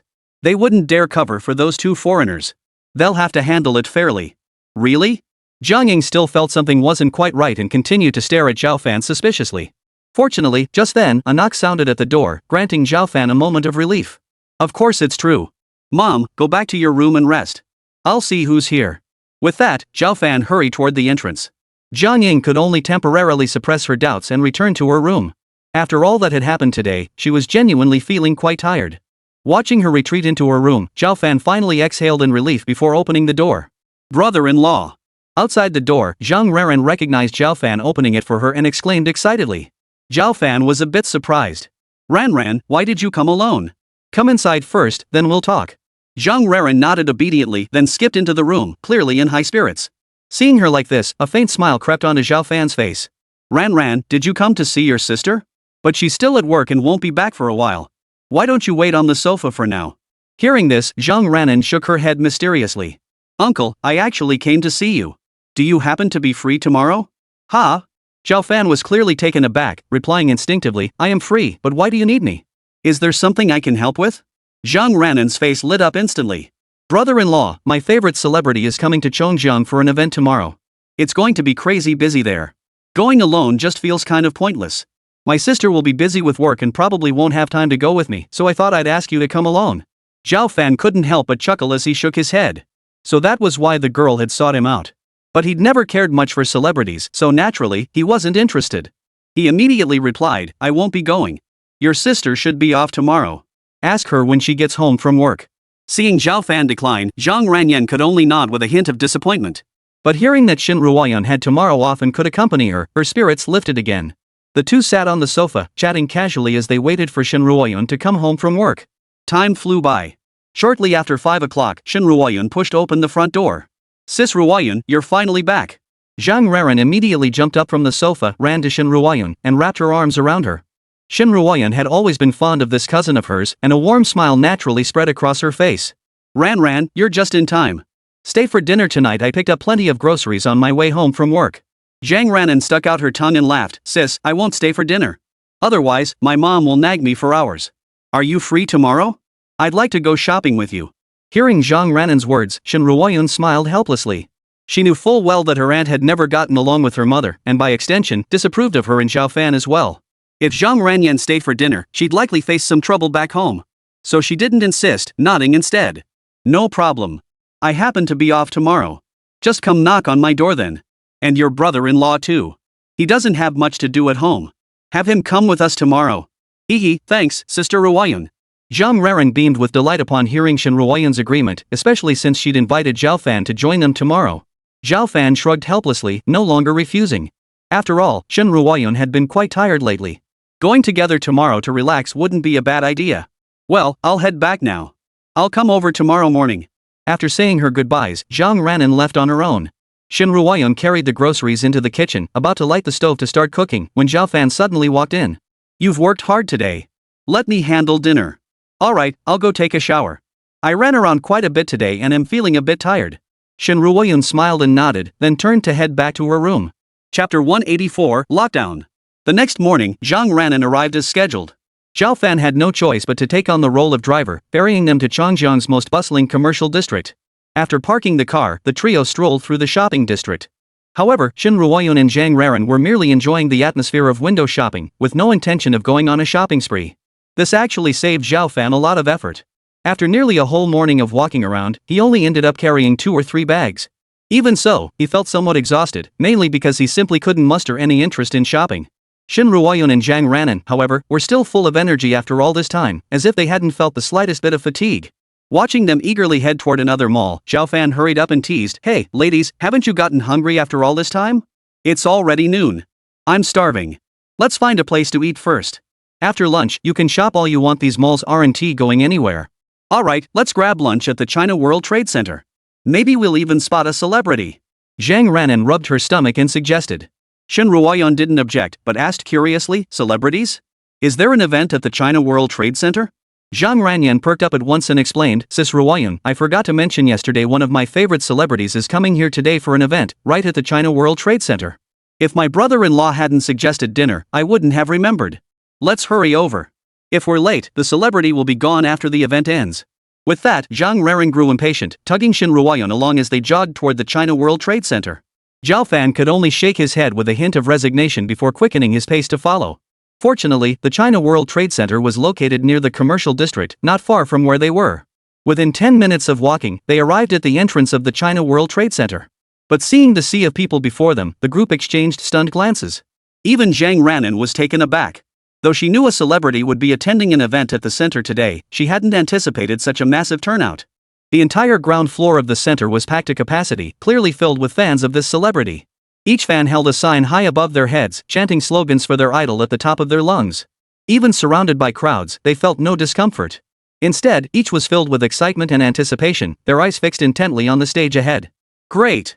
Looks like we timed it perfectly. The celebrity hasn't arrived yet, so we'll get to see his performance up close. Zhang Ranan snapped back to reality, watching the lively scene ahead, and couldn't help but feel a surge of excitement herself. Thinking of her favorite star about to appear, her gaze fixed on the stage just like the other fans. Zhao Fan, of course, couldn't care less. He gave it a brief, indifferent glance before looking away. Nothing to see here. Let's just go eat. After speaking, he took Shin Ruoyun's hand and prepared to push through the crowd outside to enter the interior of the China World Trade Center. But after taking only a few steps, Zhao Fan halted abruptly. He realized every floor of the China World Trade Center had been completely swamped by fans. Their current location was the ground floor lobby where the stage stood, naturally the area with the highest concentration of fans. Not only that, but these fans were wildly shouting the celebrities' names in their own chants, creating an extremely noisy scene. Zhao Fan frowned deeply, feeling profoundly annoyed. He had no particular issue with the celebrities themselves, and idol worship was a natural part of human nature. But these fans were taking things too far. Their behavior was severely disrupting the mall's normal operations. Zhao Fan simply couldn't comprehend such behavior. Security guards had already cordoned off the area around the stage with caution tape, apparently to prevent overly excited fans from rushing the stage and startling the celebrity. Shaking his head, he decided not to get involved in this mess. It seemed the China World Trade Center was off limits now, so they'd have to find somewhere else to eat. He turned around and said helplessly, "Ruoyun, it's too crowded here. Let's find somewhere else to eat." Before he could finish, Zhao Fan gasped in surprise. "Where's Ran Yan? She was right beside you. How did she suddenly disappear?" Shin Ruoyun grew anxious at the question, quickly glancing around but seeing no trace of Zhang Ranan. She'd been holding Zhao Fan's hand the entire time, and with the noise here, she hadn't noticed when Zhang Ranan, who'd been following close behind, had disappeared. However, Shin Ruoyun quickly regained her composure and said, "Ran seems to be a huge fan of celebrities. She probably squeezed into the crowd to catch a glimpse of the stars performing. We can't exactly dive into the crowd to search for her one by one. Let's try going upstairs first. Maybe we can spot the little rascal from up high." That was indeed a good idea. Zhao Fan naturally had no objections and immediately nodded, pushing his way with Shin Ruoyun to the front of the elevator at the China World Trade Center. But just then, two security guards suddenly blocked their path. "Sorry, but you two can't take this elevator. It's reserved for the celebrity who's about to arrive." Hearing this, Zhao Fan frowned, his voice tinged with displeasure and confusion. What kind of nonsense is that? Mall elevators are supposed to be for customers. Since when did they become reserved for celebrities? Does that mean celebrities have such privileges? An elevator he can use, we can't? Seeing Zhao Fan's plain attire, the security guard's expression turned haughty. That's only natural. What kind of status do celebrities have? How could they possibly share an elevator with someone like you? Zhao Fan's expression darkened instantly. However, with so many people around, he didn't press the issue with the security guard. He merely gave a cold snort and said, "In that case, we'll take the stairs." With that, he suppressed his irritation and pulled Shin Ruoyun toward the stairwell entrance. But to their surprise, when they reached the stairwell entrance, they discovered it too had been cordoned off, making it impossible to ascend. This celebrity sure knows how to make a grand entrance. Just for attending an event, they'd had the entire mall's elevators and staircases blocked off. Does that mean ordinary customers aren't allowed up unless they're fans of this celebrity? Chapter 185, Handling. Hearing Zhao Fan's angry tone, Shin Ruoyun could only shake her head helplessly. "Zhao Fan, try not to get so worked up. Maybe we should go talk to those security guards again and explain our situation, that we're going up to meet someone. Perhaps they'll let us use the elevator." With the stairwells blocked, going up was clearly impossible. Zhao Fan could only nod grimly, his expression cold with obvious dissatisfaction at the mall's actions. To appease this so-called celebrity, they'd blocked off the entire mall entrance, a blatant refusal to let customers inside. A mall like this? What business are they even in? Might as well shut down sooner rather than later. The two turned back, heading toward the elevators. But before they had gone far, Shin Ruoyun's phone in her bag suddenly rang. She pulled it out and saw it was a call from the company. She answered immediately, "This is Shin Ruoyun. What's the matter?" After exchanging a few words with the caller, Shin Ruoyun's expression turned troubled. After hanging up, she paused for a moment before saying to Zhao Fan, "Honey, there's something going on at the office. I need to head back. Why don't you go ahead and eat? After all, Ran is just waiting to see the celebrities. Nothing unexpected should happen. By the time you finish eating, the event might be over, and she'll probably call us herself." Zhao Fan nodded and asked, "Is it urgent? Should I drive you there?" Shin Ruoyun quickly waved her hand and smiled, "No need. You should stay here and wait for Ran. Otherwise, if the celebrity finishes performing and she can't find us, she'll get anxious." Watching Shin Ruoyun walk away, Zhao Fan turned to head upstairs alone for his meal. He approached the elevator again and addressed the two security guards standing before it. "Gentlemen, my sister and I got separated in the crowd. I just need to go up and look for her. Taking the elevator won't take long. Please make an exception for us." The security guard, however, shook his head dismissively and pointed toward a corner nearby. "You definitely can't take the elevator, but if you want to go upstairs, there is another way. There's a staircase in that corner, though it's quite a distance from here." "Well, thank you then." Zhao Fan nodded, offered a casual thanks, and turned to head toward that corner. But the distance between his current position and the staircase in that corner was considerable. To reach it, he'd either have to make a wide detour around the crowd or cross the stage. Zhao Fan naturally had no desire to expend extra energy on a detour. He immediately stepped forward, intending to pull back the security tape and walk through. But the moment he made a move, the security guard guarding the barrier barked, "What are you doing? Stop right there." At the shout, nearby security guards immediately turned their attention to him. Seeing Zhao Fan's actions, their expressions turned tense. They drew the batons from their belts and began to gather around him. Zhao Fan frowned slightly, surprised by the guard's intense reaction. Nevertheless, he patiently explained, "Gentlemen, there's no need to be nervous. I simply wish to pass through here to reach the staircase over there." "Oomph. Who knows what you're up to?" the guard snapped again. "I'm warning you can't walk through here." "He's right.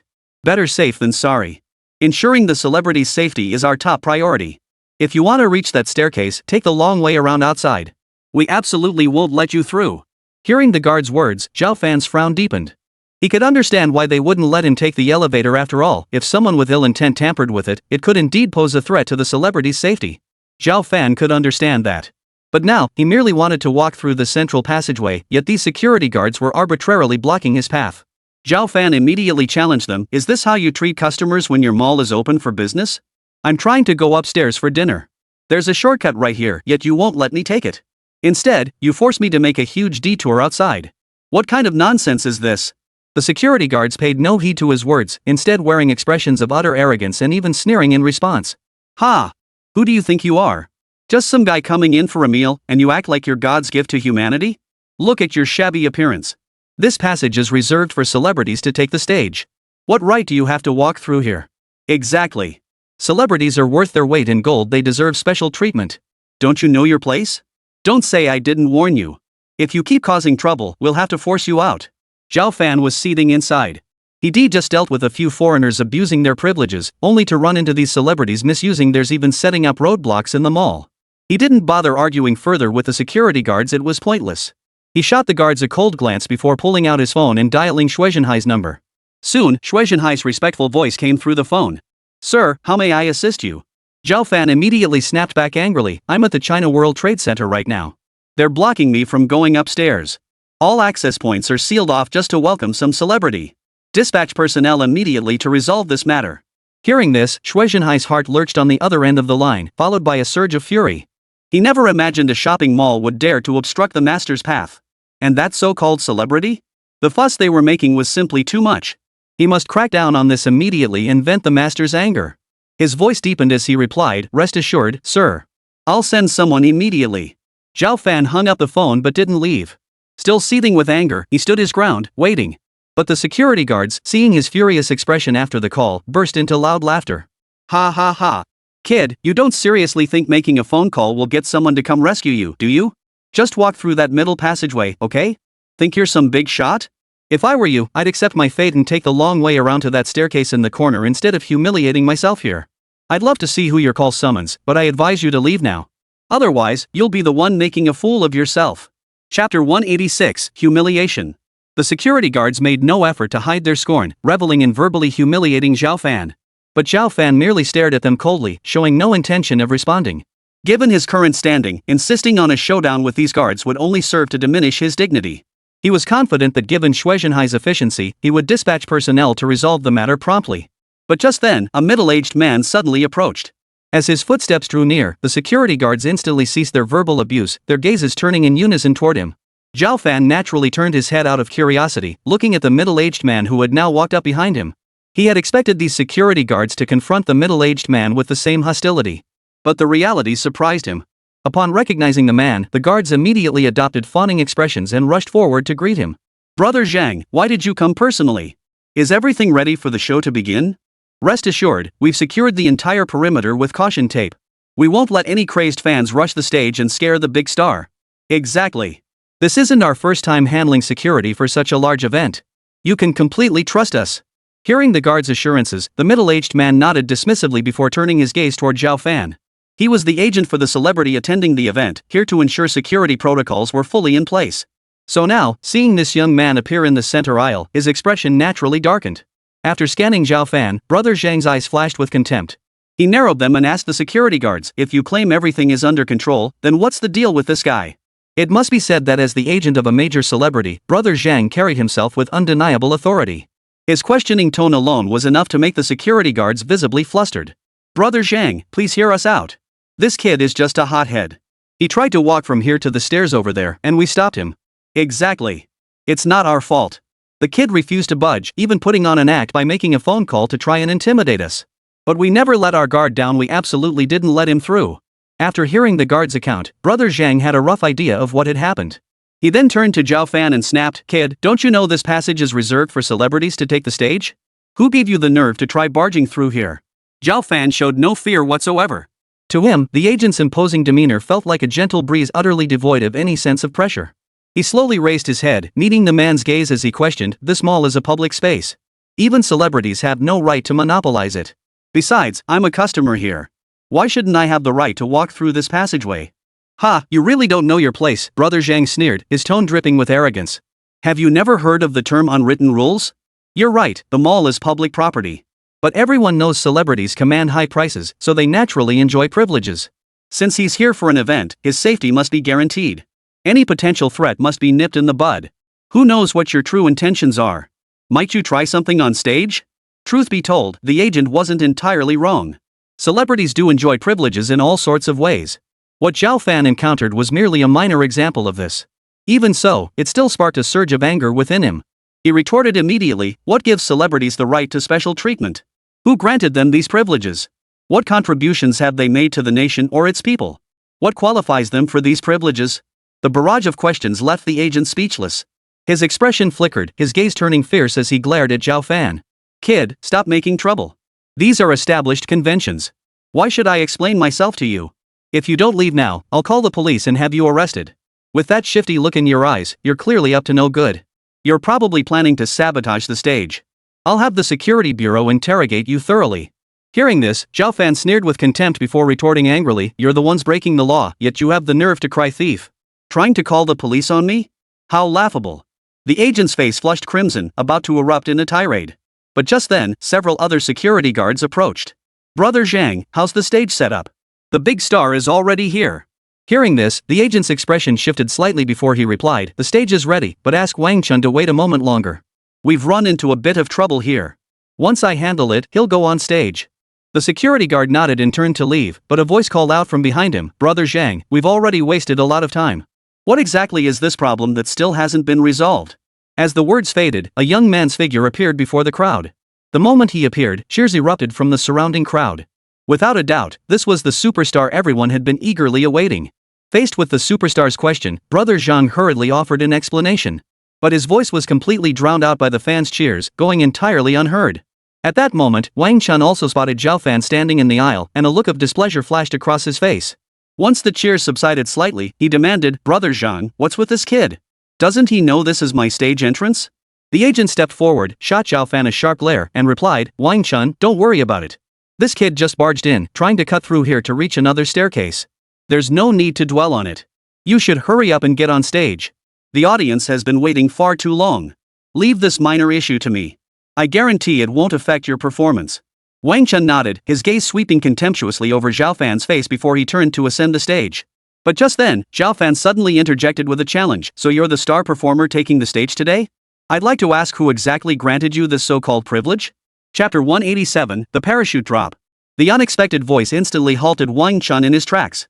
He never imagined anyone would dare challenge him like this at such a moment. As a beloved superstar, wasn't enjoying special privileges simply his due? Wang Chun spun around, his voice thick with anger. "Are you out of your mind? I can see right through your ulterior motives. Security. What are you standing around for? Get this guy out of here immediately. Don't let him near the stage. If anything happens to me, none of you will be able to take responsibility for it." Hearing Wang Chun's furious voice, the security guards dared not delay any longer. In an instant, all the security guards surrounding the stage rushed over, encircling Zhao Fan. "Kid, I told you this would only bring you shame. Now you see you're nothing but a nobody. Get lost."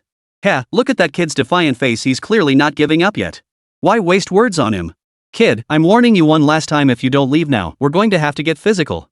The security guards who had initially blocked Zhao Fan now acted like lackeys, all chiming in with scolding.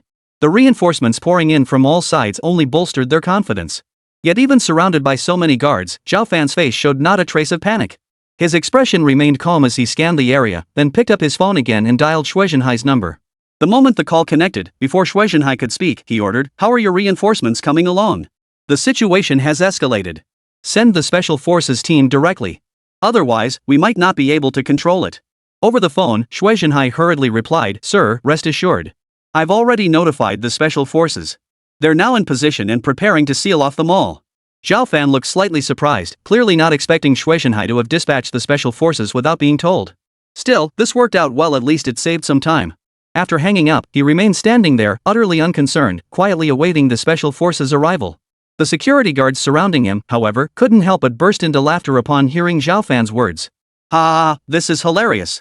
Who does this kid think he is, spouting off about deploying special forces? Look at him, so serious. I almost bought his nonsense. These young people nowadays all show and no substance. He's nothing but a clown trying to grab attention. Let's not waste any more time. Just get this over with so the big star can take the stage."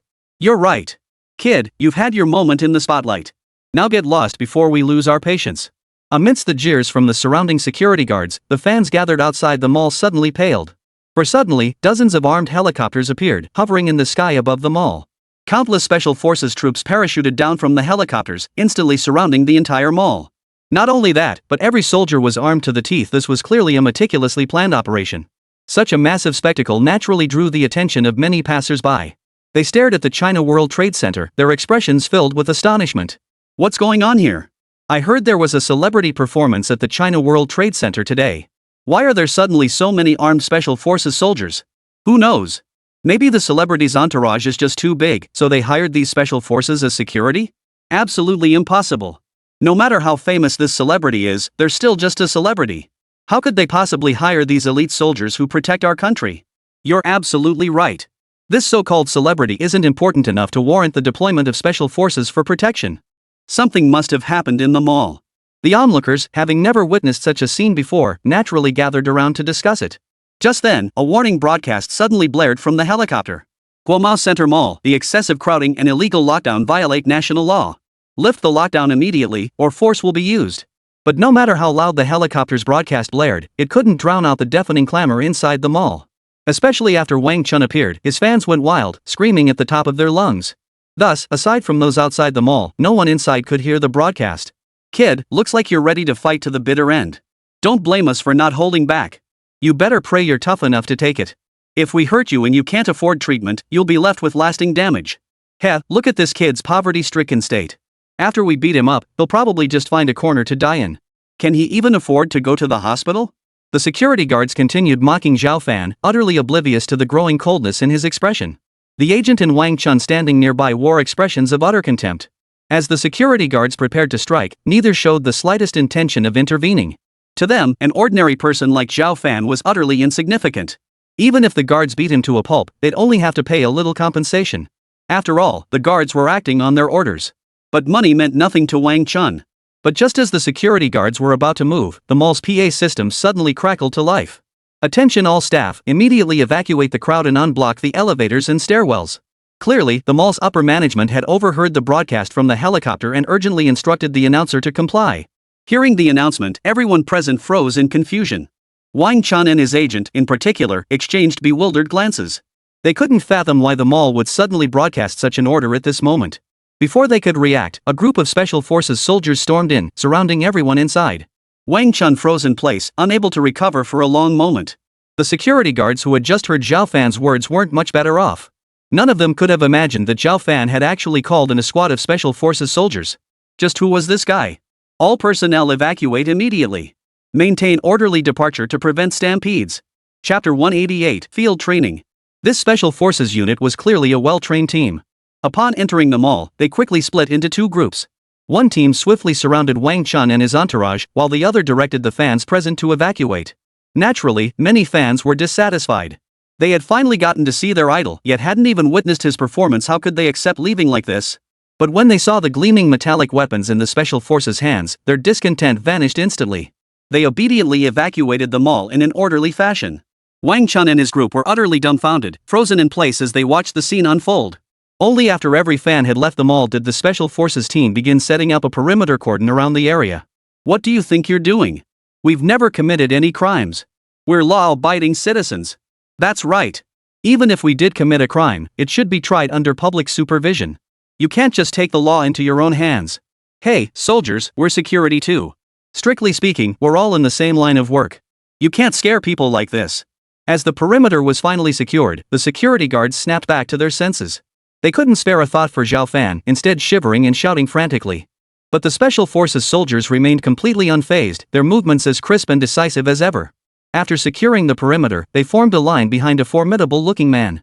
Clearly, this imposing figure was the captain of the Special Forces unit. He spoke up to reassure them, "Everyone, rest assured. We won't do anything to harm you. We're here today solely because we received word that a leader's personal safety was threatened, which is why we're being so cautious. If we've caused any alarm, I sincerely apologize to everyone." As soon as he finished speaking, the Special Forces captain scanned the crowd and quickly spotted Zhao Fan standing in the center. His eyes lit up instantly. He strode swiftly toward Zhao Fan and rendered a crisp military salute. Special Forces Soldier Wang Hu reporting to the leader. "We have evacuated the mall's occupants as ordered and established a perimeter cordon. Please instruct us on the next course of action, sir." Witnessing this scene, the crowd grew even more panicked. Who could have imagined that this seemingly ordinary young man was actually a high-ranking official they couldn't afford to offend? The status of Special Forces soldiers spoke for itself, and the fact that their captain showed such deference to Zhao Fan only underscored his extraordinary standing. Recalling their earlier disrespectful actions, everyone present regretted their behavior intensely. The security guards, in particular, had been aggressive moments before, even attempting to physically remove Zhao Fan. Now, witnessing the scene before them, they felt the world spinning, nearly fainting from the shock. Zhao Fan, however, was thoroughly satisfied. He nodded approvingly at the Special Forces captain before turning his gaze to the agent. "Earlier, you claimed celebrities should enjoy special privileges. Now, can you tell me who exactly grants these privileges?" At the sharp rebuke, the agent was so terrified his soul seemed to leave his body. His eyes rolled back and he collapsed unconscious onto the floor. Wang Chun heard the thud and only then realized his agent had collapsed, eyes tightly shut in unconsciousness. He had secretly rejoiced that Zhao Fan hadn't reprimanded him, but now that his agent had collapsed, he was about to become Zhao Fan's target.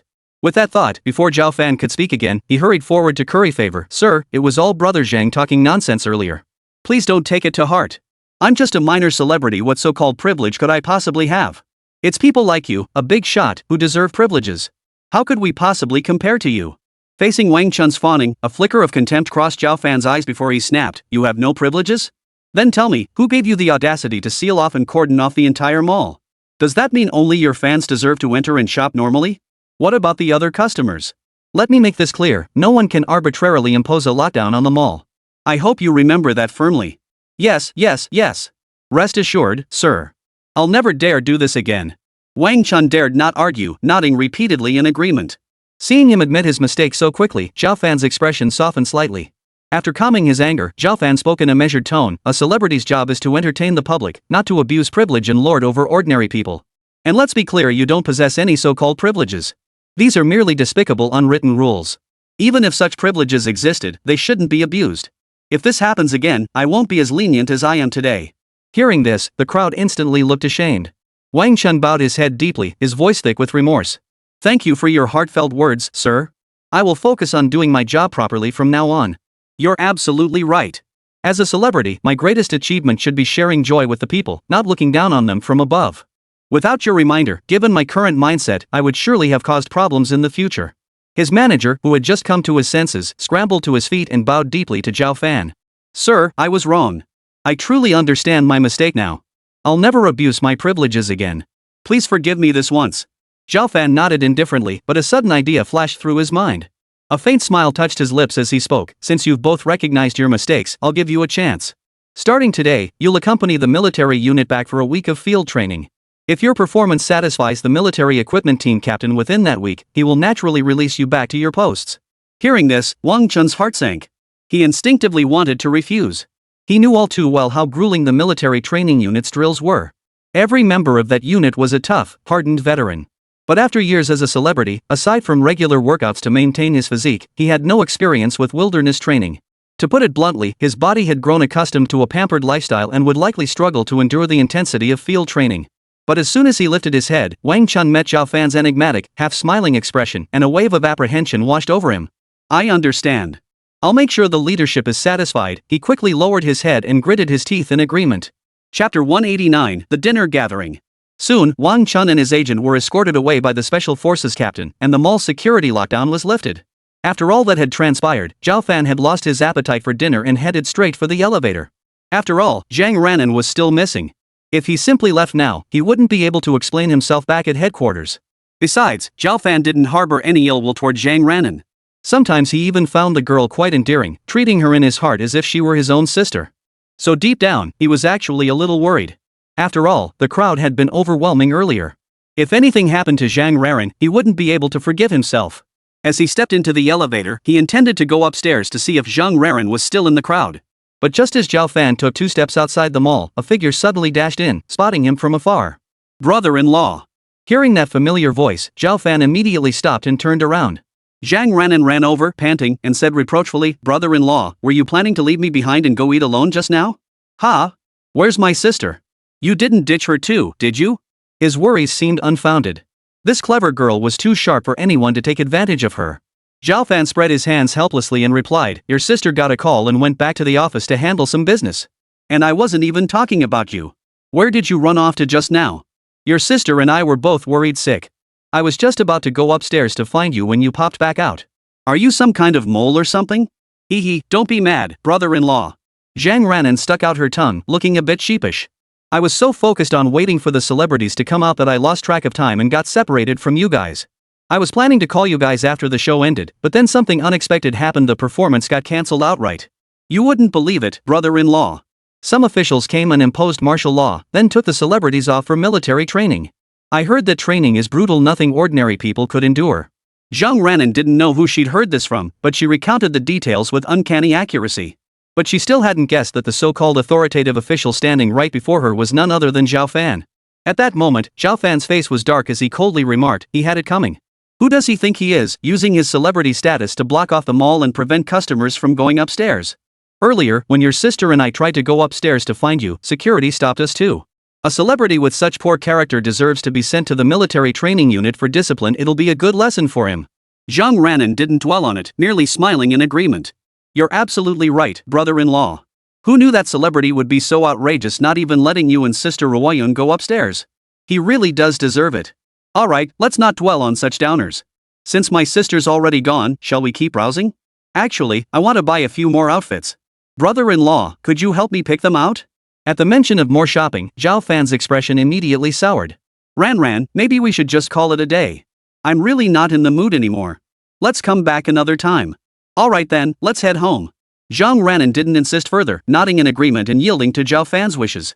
The two headed toward the parking lot and drove away from the shopping district. On the way, Zhang Ranan watched Zhao Fan driving and suddenly recalled the leader she'd heard about earlier. After the series of events at the Fan family's place last time, she had also learned about Zhao Fan's identity as the emperor's tutor. Now, a new thought crept into her mind. Could that official be her brother-in-law? And judging by his sour expression when she'd brought it up earlier at the mall, he was clearly still holding a grudge. If he really had been harassed by that celebrity, it made perfect sense that he'd call in the special forces. But Zhang Ranan also knew her brother-in-law was always low-key. If she asked him directly, he would never admit it.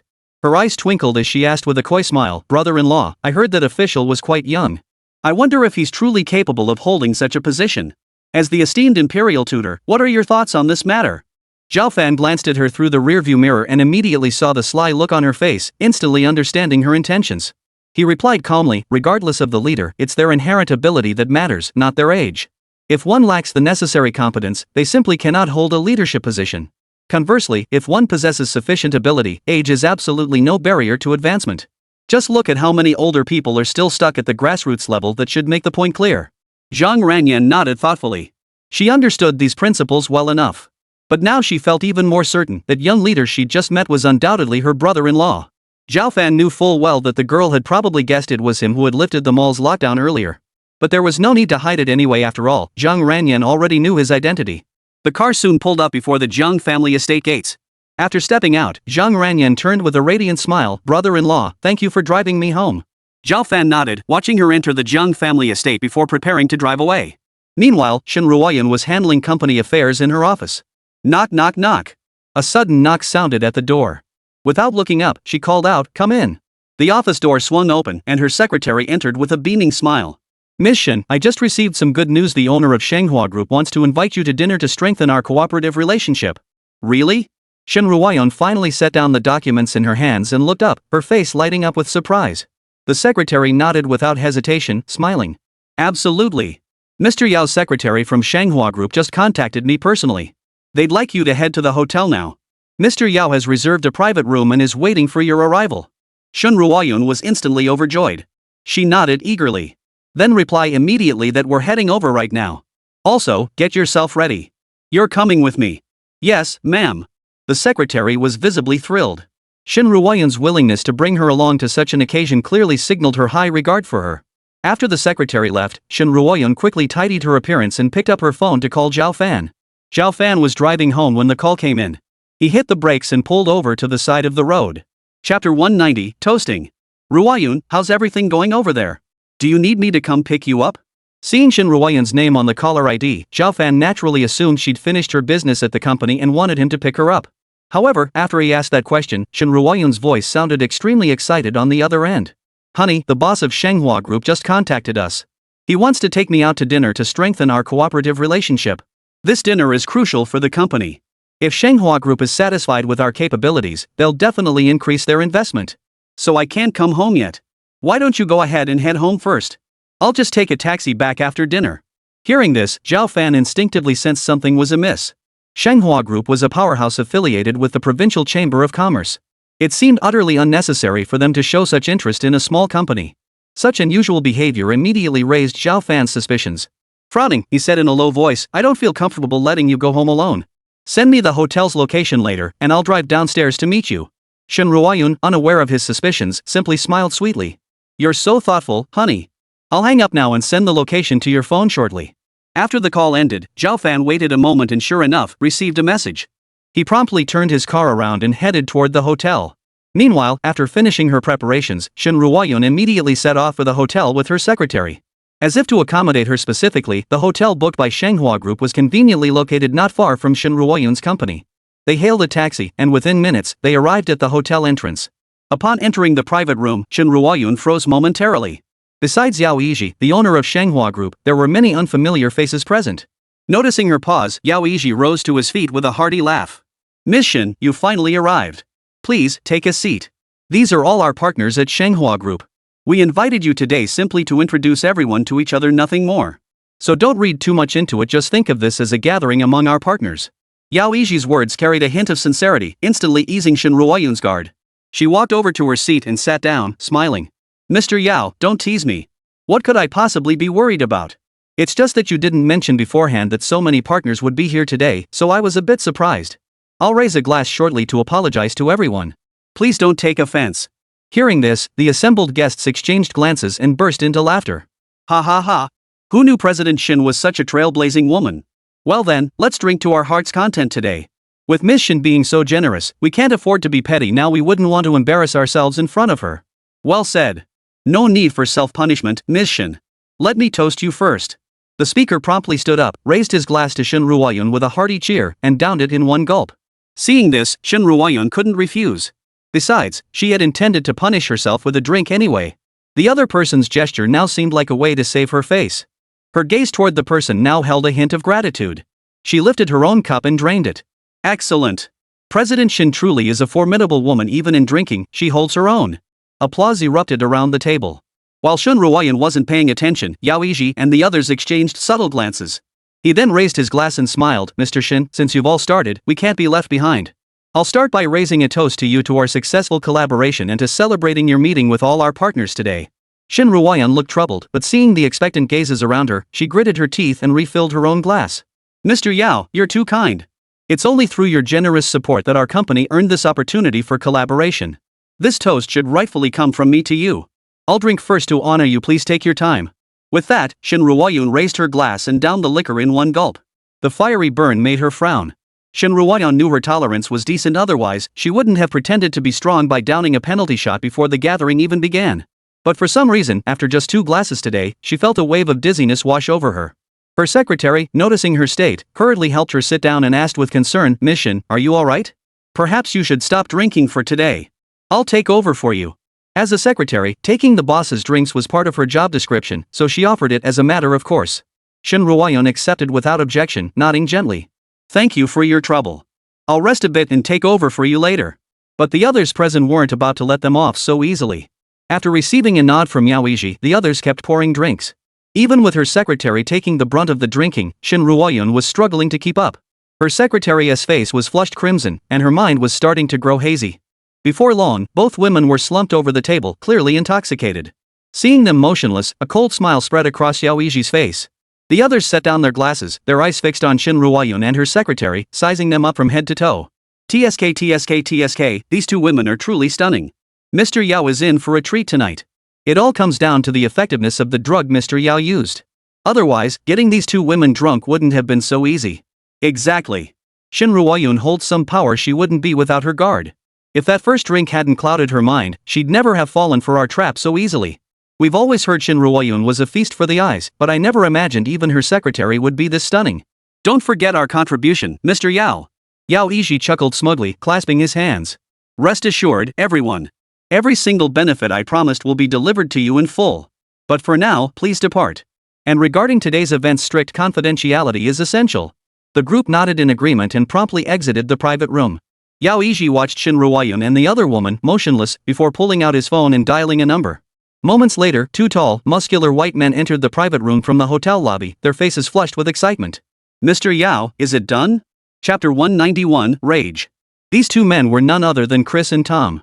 Their hatred for Zhao Fan ran deep to the bone. That was why they had enlisted Yao Yiji's help to lure Shin Ruoyun out and set this seemingly legitimate trap. Shin Ruoyun, clearly harboring no suspicion toward this business partner, drank the first glass of wine without hesitation. Yao Yiji had slipped the sedative he procured into that very first glass. Once Shin Ruoyun had consumed the drink, she had already fallen into his trap. Under the drug's influence, her guard completely crumbled. Coupled with his men deliberately toasting her repeatedly, she soon passed out drunk. Hearing Tom's question now, Yao Yiji chuckled softly. "Heh, you don't trust my work? She's right here, passed out. Whatever you do next, she won't notice a thing." Chris and Tom immediately turned their gaze to Shin Ruoyun, collapsed unconscious on the table, their eyes filled with lust. Ha ha ha ha. That bastard Zhao Fan. He dared to injure me last time and forced us into deportation. Today, I'll thoroughly ravage his woman. Once Zhao Fan finds out, he'll surely go mad trying to get revenge on us. Too bad by then we'll be long gone, back in our own country. Exactly. But today we've struck gold. Not only did we get his woman drunk, but we also scored another beauty just as perfect. Two defenseless, delicate bodies lay sprawled across the tabletop. The curves exposed by their sideways positions made their breathing grow heavier. Even Chris, usually the coolest-headed of them, felt his blood boil. Seeing Tom start to strip, he eagerly tore off his own shirt. But just then, Zhao Fan, who had been waiting downstairs for the dinner to end, spotted the business partners slowly exiting the hotel. Seated in his car, shielded by tinted windows, he remained unseen. By an even greater coincidence, their car was parked not far beside his. This allowed Zhao Fan to clearly overhear their conversation. Shin Ruoyun's figure is absolutely stunning, especially that face that makes you want to protect her. It's irresistibly endearing. Too bad that old guy Yao Yiji got the benefit today. You can say that again. Not just Shin Ruoyun, but even the secretary she brought along. Her looks and figure are truly rare. You're mistaken. When we came out, you must have seen those two foreigners waiting in the lobby. Those women were arranged by Yao Yiji for them. Hearing this revelation, the group fell silent, their jaws dropping in shock. Damn it, does Yao Yiji really need to suck up to foreigners this much? Those two women are absolute stunners. If they were mine, I'd never let anyone else lay a finger on them. No wonder your business can't hold a candle to Yao Yiji's. He's pulled this foreign investment trick more than once. He really is something else. After a few more jabs, they all piled into their cars and drove off. Zhao Fan, who had overheard their conversation, wore a face as still as stagnant water. He silently stepped out of the car and walked into the hotel without a word. Though he'd long suspected something was off about this dinner, he never imagined the boss of Shenghua Group would be so brazen. To curry favor with foreigners, he'd stoop to such despicable acts. What's more, the one being humiliated right now was his own wife. This had crossed Zhao Fan's absolute line. Fortunately, Shin Ruoyun's message had conveniently included the name of the private room. Otherwise, Zhao Fan would have had to search room by room, inevitably wasting more time. Having this information in advance made things considerably easier. Upon entering the hotel, he strode straight to the front desk and asked in a deep voice, "Which floor is Lotus Blossom?" The front desk clerk, busy with calculations, startled at the sudden deep voice and looked up. Upon recognizing Zhao Fan, he managed a strained smile and replied, "Sir, the Lotus Blossom private room is on the 3rd floor of our hotel. If you'd like, I can have someone escort you there." "No need," Zhao Fan replied curtly before turning away with a cold expression and striding straight up the stairs. Watching Zhao Fan's demeanor, the front desk staff sensed something was off. After all, in his many years working here, he had never seen a dining guest display such a grim expression. The oppressive atmosphere during their brief exchange had nearly suffocated him in just a few moments. Could this guy be here to cause trouble? Muttering to himself, the front desk attendant quickly grabbed the walkie-talkie and notified security. Send someone to the third-floor Lotus Blossom room immediately. Looks like someone's here to cause trouble. Go check it out, but whatever you do, don't let them start a fight. But even as he relayed the message, Zhao Fan had already ascended to the third floor with astonishing speed. Lotus emerging from water. Zhao Fan immediately spotted the plaque hanging on the door to the private room on the right. He immediately muffled his footsteps and approached silently. The moment he reached the door, lewd remarks drifted out from within. Wow, wow, wow. Who knew this woman had such an incredible figure? That bastard Zhao Fan really hit the jackpot. So what? Now this beauty is ours to mold and mold. No matter how powerful Zhao Fan is, he'll never guess we slept with his woman before getting deported back to China. Hearing this, State's expression darkened further as he peered through the door crack. He immediately saw Chris and Tom, now completely stripped naked. Yao Yiji was about to unbutton his shirt, a lecherous grin on his face. Fortunately, Shen Ruoyun and the secretary were still fully clothed, indicating they hadn't succeeded yet. But just then, Tom stepped forward, spreading his arms to lift Shen Ruoyun. Seeing this, Zhao Fan's heart lurched in shock and his rage erupted. Bang! He kicked open the private room door and roared, "If you dare touch a single hair on her head, I'll break your hands." The sudden commotion startled the three people inside the room. But when they regained their composure and turned to look at the doorway, they couldn't help but sneer with contempt. Chris and Tom immediately recognized Zhao Fan, their eyes brimming with contempt. "Heh, never thought you'd track us down here." Chapter 192, Stirring Trouble. Tom wore a thoroughly mocking grin on his face, even raising his eyebrows in a provocative manner. "Zhao Fan, last time there were too many onlookers, so we couldn't get to you. But this time, you won't be so lucky. You think finding your way here will change anything? Let me tell you, it's impossible. Today, I'm going to sleep with your wife right in front of you, so you'll see what happens when you cross us." Zhao Fan's rage boiled over, mingled with a pang of self-reproach. His gaze shot at the three men like icy arrows. After a moment of silence, he spoke coldly, "If I'd known you'd be so ungrateful, I wouldn't have let you off last time. I truly don't understand where you get the audacity to provoke me time and again. This time, you've crossed a line I absolutely cannot tolerate. You're asking for death." Chris, seeing Zhao Fan's grim expression, immediately stepped in front of him, assuming a defensive stance. He considered himself exceptionally skilled. His previous defeat at Zhao Fan's hands had been due solely to underestimating his opponent and allowing him to seize the initiative. This time, he was determined to redeem himself by beating Zhao Fan senseless. Then, right in front of Zhao Fan, he would take Shen Ruoyun. Only then would the bitter resentment in his heart be satisfied. Both men assumed Yao Yiji's analysis was correct, that the two bureau chiefs had only sided with Zhao Fan last time because the crowd was too large to prevent the situation from escalating. Neither had considered whether Zhao Fan's own extraordinary status might have earned him the director's deference. "Tom, you take this woman first. I'll distract Zhao Fan. Today, we'll make him taste the bitter pill of watching his own woman get ed right in front of him." Hearing this, Tom naturally burst into laughter and replied, "No problem. I've been dying to do this for ages." Their words had now completely enraged Zhao Fan. He no longer held back his rage, fixing a cold stare on Chris who stood in his path. In a flash, Zhao Fan materialized before him, moving with ghostly speed. Chris saw only a blur before Zhao Fan vanished from sight, leaving him flustered and disoriented. Before he could react, a sharp crack echoed, followed by excruciating pain shooting through his calf. Chris frantically looked down to see his right leg twisted into a twisted knot. Clearly, Zhao Fan's kick had completely shattered the bone in his right leg. "Ah! You damned bastard! I'll have you cut into 1,000 pieces."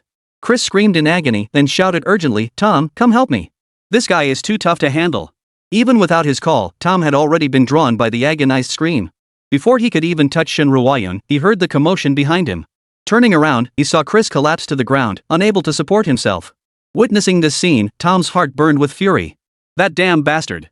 Just a lowly scum, yet he kept ruining their plans time and again. "Zhao Fan, originally I only intended to toy with your woman, making you taste this excruciating pain, and that would have been enough. But since you've chosen to court death and dared to strike out again, I'll grant you your wish today."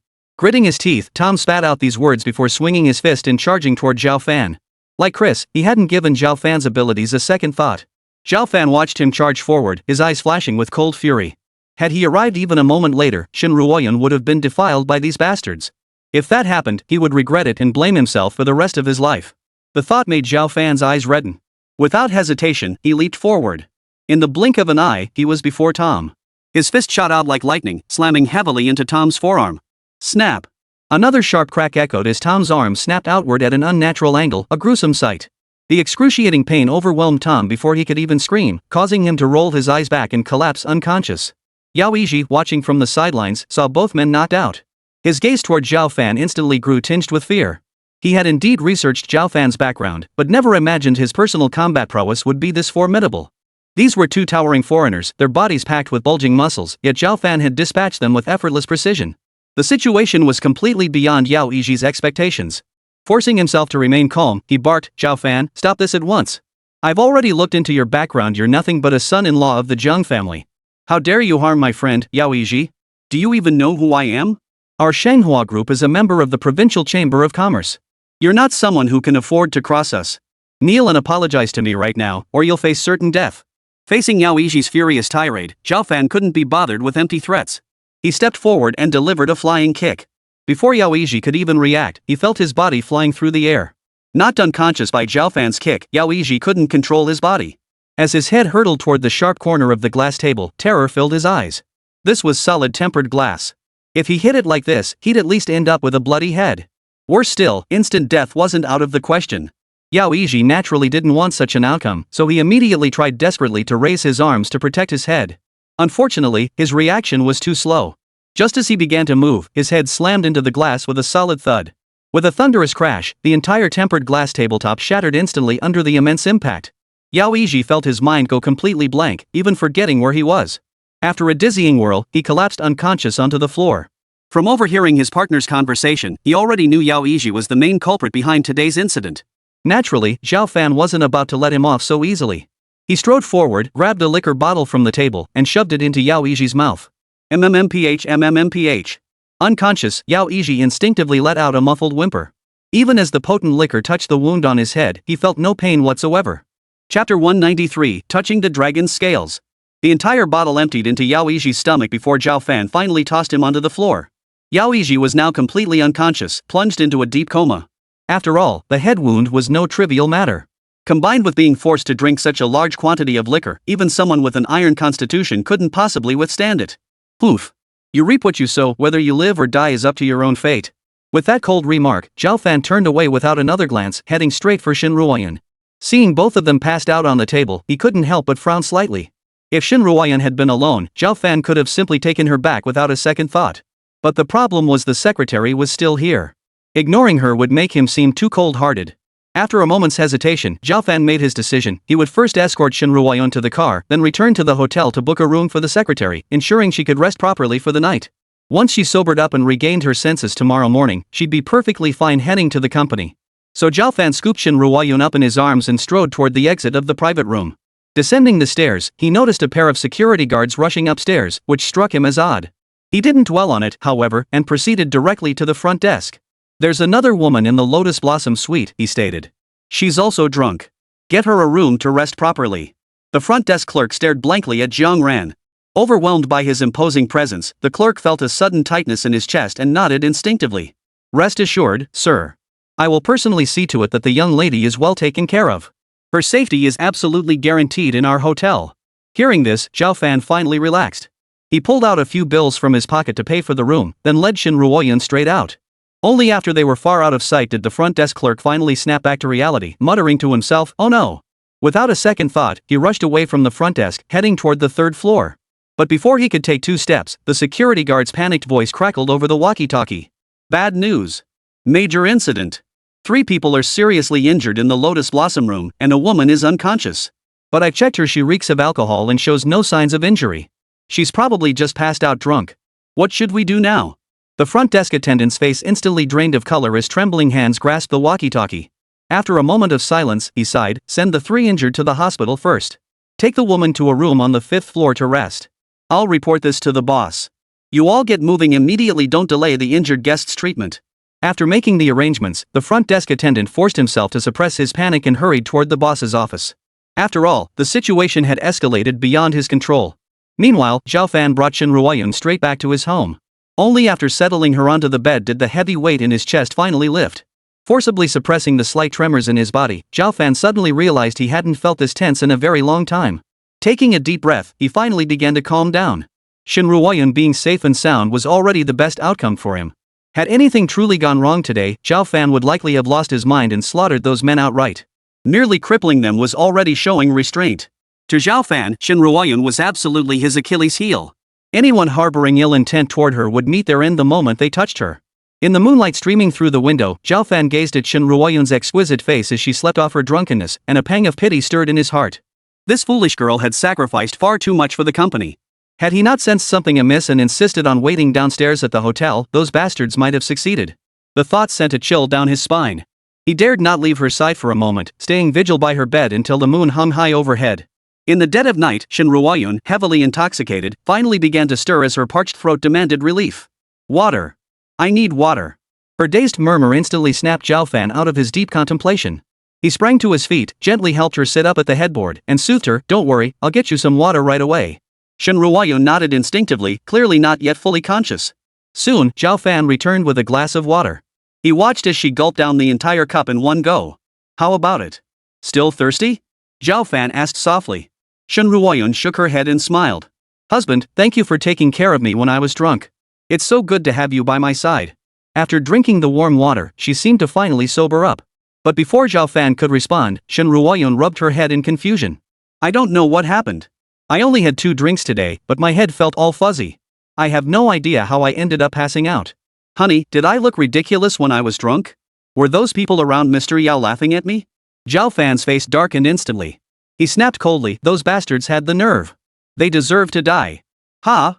Shen Ruoyun clearly didn't understand the situation. She couldn't fathom why Zhao Fan had suddenly become so angry and asked curiously, did something unpleasant happen after I got drunk?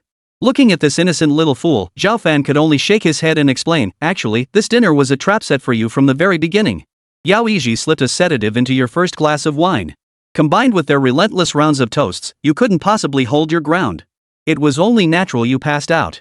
His main goal in doing this was to curry favor with 2 foreign business partners, using you as bargaining chips. What? Shen Ruoyun gasped in disbelief. She never imagined Yao Yiji would stoop to such despicable acts, nor could she fathom what had happened to her after she passed out. Yet she never doubted Zhao Fan's words for a moment. Because Shen Ruoyun knew that even if the entire world deceived her, Zhao Fan would never lie to her. If Zhao Fan said it, then Yao Yiji must have done it. A wave of fury surged through her, and she snapped, Shanghua Group is a member of the Provincial Chamber of Commerce. Doesn't he fear tarnishing the chamber's reputation by doing this?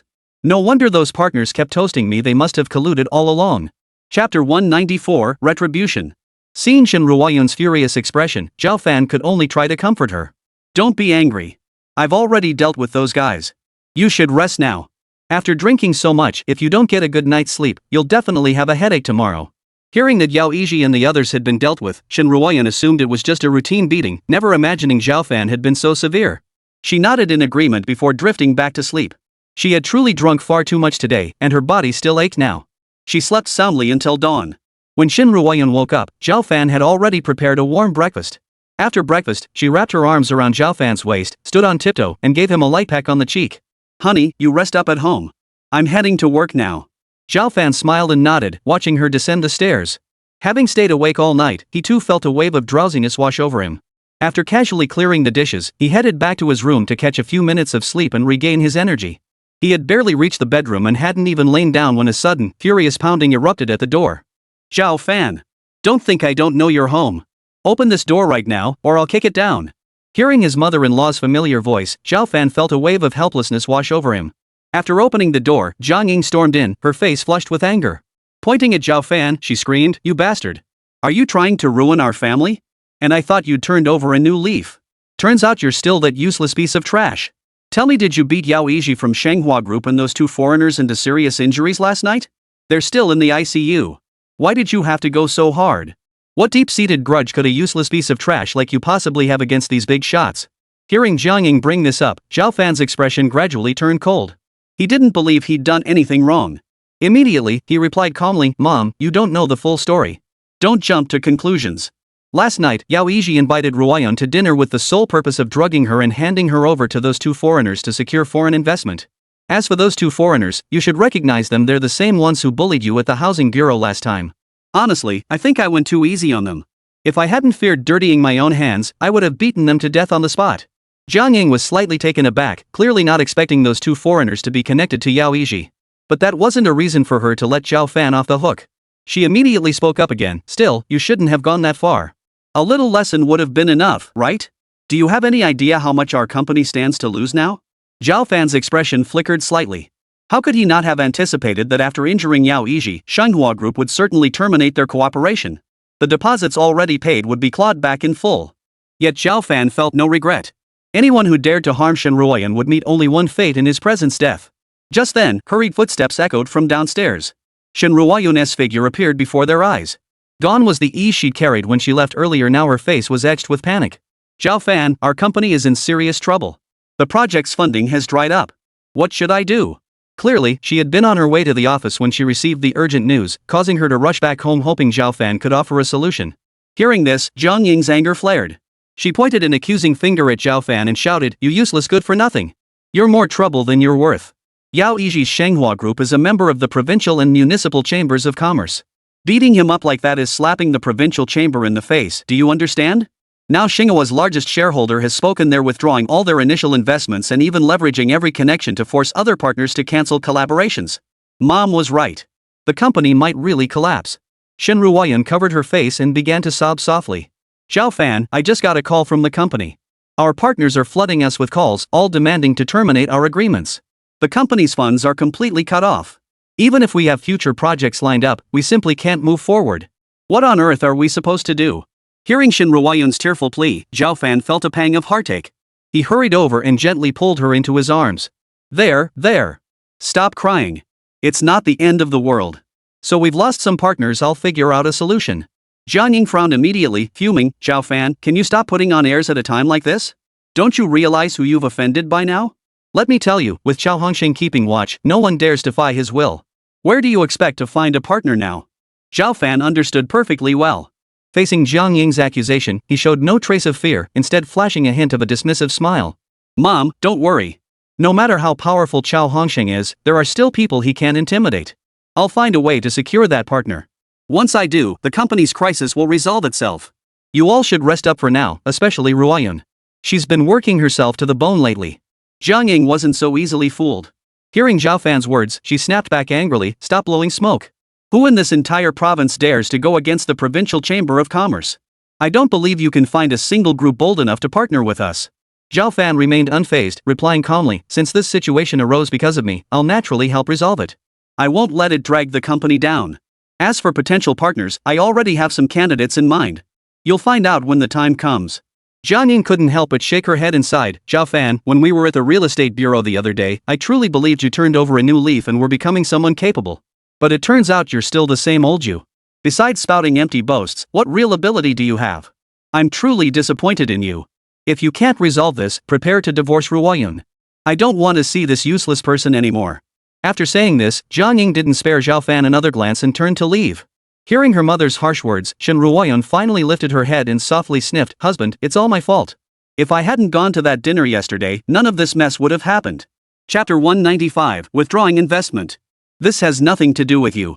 After all, you never know what's in someone's heart. No one could have imagined they'd do something like this. Zhao Fan ruffled her hair and offered a gentle reassurance with a soft chuckle. Shen Ruoyan shook her head, clearly still consumed by self-blame. Had she seen through their schemes in time, Zhao Fan wouldn't have resorted to violence. At worst, their partnership with Manhwa Group would have fallen apart. They wouldn't have ended up in this predicament. Of course, Shen Ruoyan harbored no blame whatsoever for Zhao Fan's excessive force. She understood his impulsive actions stemmed from his deep concern for her safety. But the current situation presented a monumental challenge for the company. After much deliberation, Shen Ruoyan could think of no solution and could only sigh deeply. Ring ring. The ringing of a phone echoed from within Shen Ruoyan's bag, snapping her back to reality. She fumbled frantically to retrieve her phone. Seeing it was the company's finance department calling, her expression grew even more tense. She hesitated for a moment before cautiously answering the call. Resignedly, she asked, "What's happened now? Has another partner pulled out?"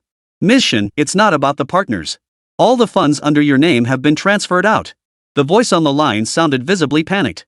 Hearing this, Shen Ruoyan's jaw dropped slightly as her blood pressure plummeted. She stood frozen for a long moment, unable to process the news. Even if the provincial chamber of commerce wielded immense power, surely they couldn't possibly transfer her personal assets? After a moment, she asked in astonishment, "How could my money be transferred? Who could have done this?" The finance department was equally clueless, hastily replying, "Ms. Shen, we're investigating this matter as well, but haven't found any leads yet." "All right, get to the bottom of this as soon as possible. Keep me updated," Shen Ruoyan replied before hanging up, letting out a heavy sigh. This situation was undoubtedly adding insult to injury for her.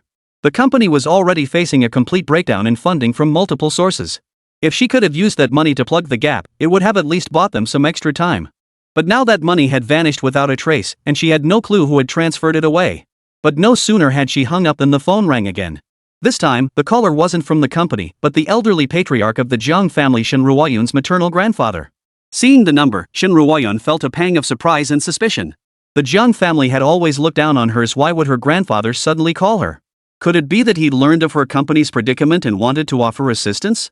It wasn't impossible. After all, they were family. Blood was thicker than water, and that bond would never change. The thought filled Shen Ruoyun with a surge of hope, and she answered the call with a flutter of excitement. "Grandfather, why are you calling me out of the blue?" Grandfather Jiang sounded remarkably cheerful on the line, chuckling as he replied, "Ruoyun, I've heard about your company's situation. Truthfully, this isn't your fault at all. It was that Yao Yiji who harbored ill intentions, trying to take advantage of the situation to tarnish your reputation."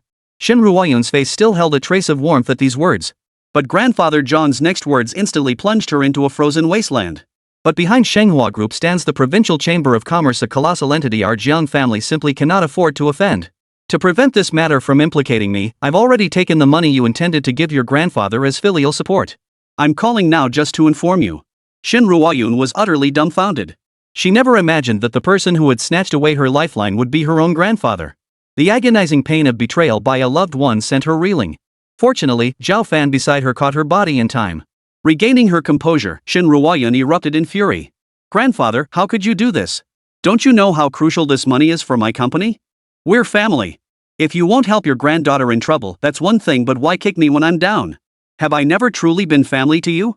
Shen Ruoyun's voice was filled with heart-wrenching sorrow, enough to bring tears to anyone's eyes. But old Master Jian didn't bother to respond. He simply hung up the phone. Hearing the busy tone from the phone, Shen Ruoyun felt a wave of despair wash over her, mixed with a sense of injustice. Like a wounded fawn, she buried her face in Zhao Fan's embrace and sobbed softly. "Why?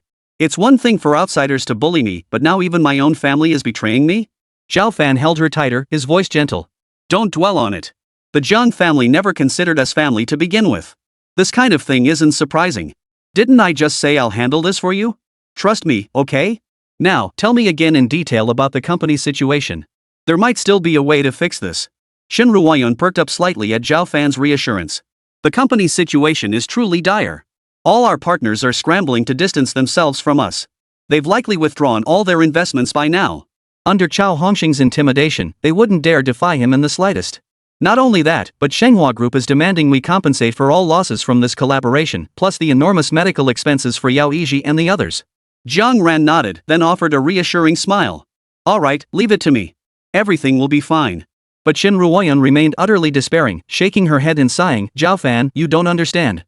I heard this Chao Hongxing is a council member of the Provincial Chamber of Commerce. His power is terrifying. He's issued a directive in the name of the Provincial Chamber of Commerce forbidding any company from collaborating with us. Not even investments are permitted. The news has spread throughout the entire province. Every company knows about this now, and no one dares to help us. Even merchants who used to deal with us now fear Chao Hongxing's reputation and won't touch us anymore. With all these factors piling up, an ordinary company might indeed be crushed completely." But Zhao Fan remained unfazed, a cold gleam flashing in his eyes. He had long intended to root out the cancerous growths within the Provincial Chamber of Commerce, and this presented a prime opportunity. Since Chao Hongxing can't wait to step forward, let's start with him. Zhao Fan made his decision silently, his expression hardening with resolve. Chapter 196, Compensation. Just then, Shen Ruoyun's phone rang again. She picked it up and saw it was Manager Zhang from the company's HR department. Strange. Why is Manager Zhang calling me now? Could there be an issue with personnel? With the company's current cash flow crisis, the HR department should be relatively idle. Given that, Manager Zhang's call felt decidedly suspicious. At a time like this, a call from the HR manager could very well mean that employees within the company had already learned of its crisis, and perhaps a large number of people had already resigned. Shen Ruoyun's competence in running a company was beyond question. Within moments, she had grasped the crux of the situation. But precisely because of this, her expression darkened further. If the reality matched her suspicions, the company might truly be plunging into an abyss. A complete breakdown of the capital chain might still leave a glimmer of hope, but if all the employees fled, she would be left commanding an empty ship. Shen Ruoyun hesitated to answer the call, dreading the confirmation of her worst fears. Seeing her face clouded with worry, her body trembling slightly, Zhao Fan quickly took her small hand in his and whispered reassuringly, "Stop overthinking. Answer the call. Even if things get worse, they can't get much worse." Besides, I'm here with you. I'll definitely help you sort it out. So please don't worry too much. Leave everything to me, okay? Feeling the warmth of Zhao Fan's palm, Shen Ruoyun finally began to calm down. She nodded, forcing a faint smile, and answered the call. Miss Shen, you finally answered. There's been a major incident at the company. The moment she pressed the phone to her ear, Shen Ruoyun heard manager Zhang's anxious voice on the line. Many employees have submitted their resignations, and even your secretary has already left the company. If this continues, our company will truly be finished. Please find a solution immediately. Just as she had feared, employees were resigning en masse. What Shen Ruoyun hadn't anticipated was that her own secretary would also leave the company at this critical moment. At this critical juncture, she had no energy to question why. She simply replied softly, I understand. Please try to reassure the remaining employees and stabilize the situation as best you can. After hanging up, Shen Ruoyun collapsed weakly into Zhao Fan's arms. Tears streamed down her flawless face, falling onto his clothes. Zhao Fan, what am I supposed to do? Even my secretary has left the company. Are we really unable to weather this storm? I just can't understand it. I treated her so well, gave her the industry's top-tier compensation. Why would she leave at a time like this? Even if she just stayed for appearance's sake, sticking it out with me for a while, that would have been the least she could do. But what kind of thing is this? Shen Ruoyun looked utterly heartbroken. Seeing her like this, Zhao Fan could only sigh softly, unsure how to comfort her. The reason for this is that Shen Ruoyun not only regarded her secretary as a work partner but also as a close friend. Otherwise, she wouldn't have brought her secretary along to Yao Yiji's dinner gathering. Could it be that last night's incident had caused her to misunderstand, thinking I did it on purpose? The thought made Shen Ruoyun quickly wipe away her tears before picking up her phone and dialing her secretary's number. The moment the call connected, she blurted out, secretarially, I truly had no prior knowledge of what happened last night. Please don't misunderstand me. If I'd known those people had ulterior motives, I absolutely wouldn't have brought you along. You must believe me. We'll get through this crisis together. Please come back to work. Truthfully, she and this secretary had always gotten along well, and the secretary was exceptionally competent. She genuinely hoped to retain her. But over the phone, the secretary let out a cold laugh. Miss Shen, what are you talking about? I don't understand a single word. Nothing happened last night. After the dinner gathering, we just went our separate ways, didn't we? Besides, I no longer wish to work here. I can only apologize. With that, the secretary hung up without another word. Shen Ruoyun slumped, her phone falling limply from her hand. Her face was etched with despair. How could she not understand? Secretary Li had undoubtedly been bought off by Chao Hongsheng. Otherwise, she wouldn't have lied so brazenly, completely denying everything that had happened last night. This also meant that, for her, the most crucial witness was now gone. If the case went to court, Shen Ruoyun would be at a severe disadvantage. After all, the only evidence she could provide was her own one-sided account. The severe injuries sustained by Yao Yiji and the others were ironclad proof.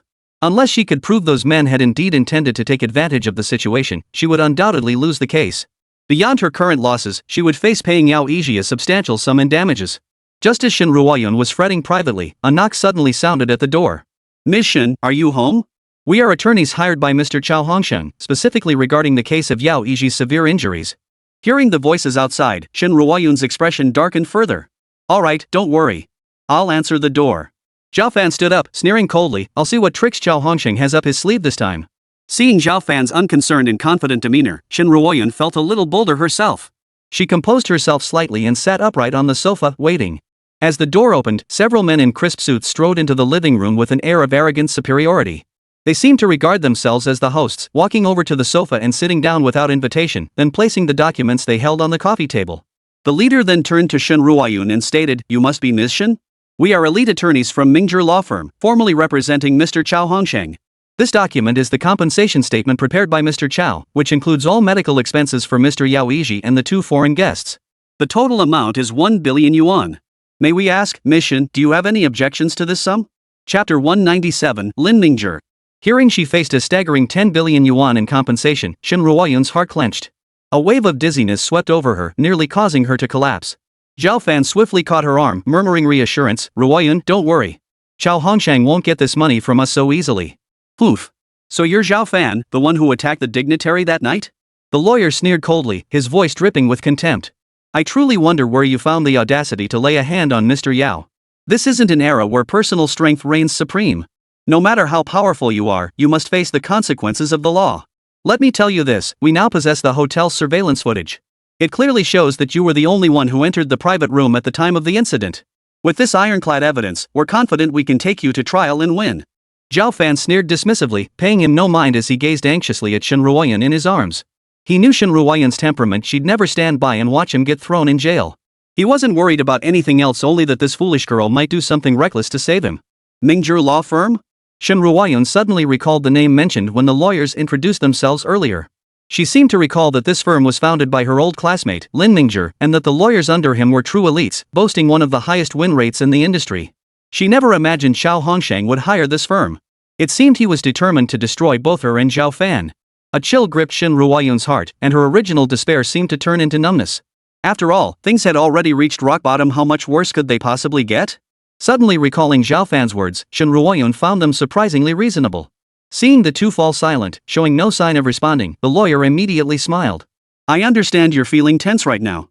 It's only natural. But I'm doing this out of goodwill to inform you before proceeding with formal litigation. If you choose to settle out of court, you won't have to face trial. But it seems you have no such intention. One final friendly reminder, I've never lost a case I've handled. Prepare yourselves accordingly. With that, he rose without hesitation, leading the other attorneys as they turned and walked toward the door. I'll give you one more day. Remember to give me your answer by then. If you insist on going to trial, I won't show you any mercy. As he reached the doorway, he abruptly halted and tossed back a final remark with a cold smile. As the footsteps faded into the distance, Shen Ruoyan finally let out a long sigh, a flicker of resolve lighting up her face. No matter what, she couldn't bear to watch Zhao Fan be locked away in prison. She had to find a way to fix this quickly. With one day left, if she could come up with a solution before the deadline, there might still be a chance. Shen Ruoyan suddenly recalled that back in school, Lin Mingzhi had once pursued her. But back then, she had no interest in romance whatsoever and had rejected him without mercy. She had assumed they would lose all connection after graduation, yet here she was, inevitably needing his help. Recalling these events, Shen Ruoyan felt a wave of awkwardness wash over her. But if she couldn't swallow her pride, Zhao Fan might face jail time. After a moment of internal struggle, Shen Ruoyan finally made up her mind. She picked up her phone, found the number for Mingzhi Law Firm online, and dialed it. Hello, this is Lin Mingzhi. May I ask who's calling? The call was answered promptly, though the voice carried a hint of confusion. Shen Ruoyan hesitated briefly before speaking. Lin Mingzhi, do you remember me? I'm Shen Ruoyan, your former classmate. Oh, it's Ruoyan. Lin Mingzhi sighed meaningfully over the phone. Then, as if it were nothing, he asked, of course I remember you. I even pursued you back then, but you rejected me. My friends teased me endlessly about it. Shen Ruoyan's smile felt forced as Lin Mingzhi brought up the past. Before she could speak, Lin Mingzhi continued with concern, we haven't been in touch for so many years. Why did you suddenly call me? Did something happen? Well, it's like this. A lawyer from your firm just came to our house. Shen Ruoyan paused to gather her thoughts before explaining the situation. But Lin Mingzhi on the other end seemed completely unaware of the situation. After hearing Shen Ruoyan's explanation, he sounded genuinely surprised. Ruoyan, I really don't know anything about this. Hold on a moment, I'll look into the records. But if this is true, don't get your hopes up. After all, your husband injured someone. He won't escape legal consequences. If he gets convicted based on the injuries to Mr. Yao and those two foreigners, he'll be looking at least 10 years in prison. Hearing this, Shen Ruoyan's heart instantly sank. She didn't notice the hint of disdain in Lin Mingzhi's tone. What should we do? Lin Mingzhi, as the head of the firm, you must be more capable than other lawyers. Why don't I hire you to represent us? Rest assured, money is absolutely no issue. Name your price, any amount is fine.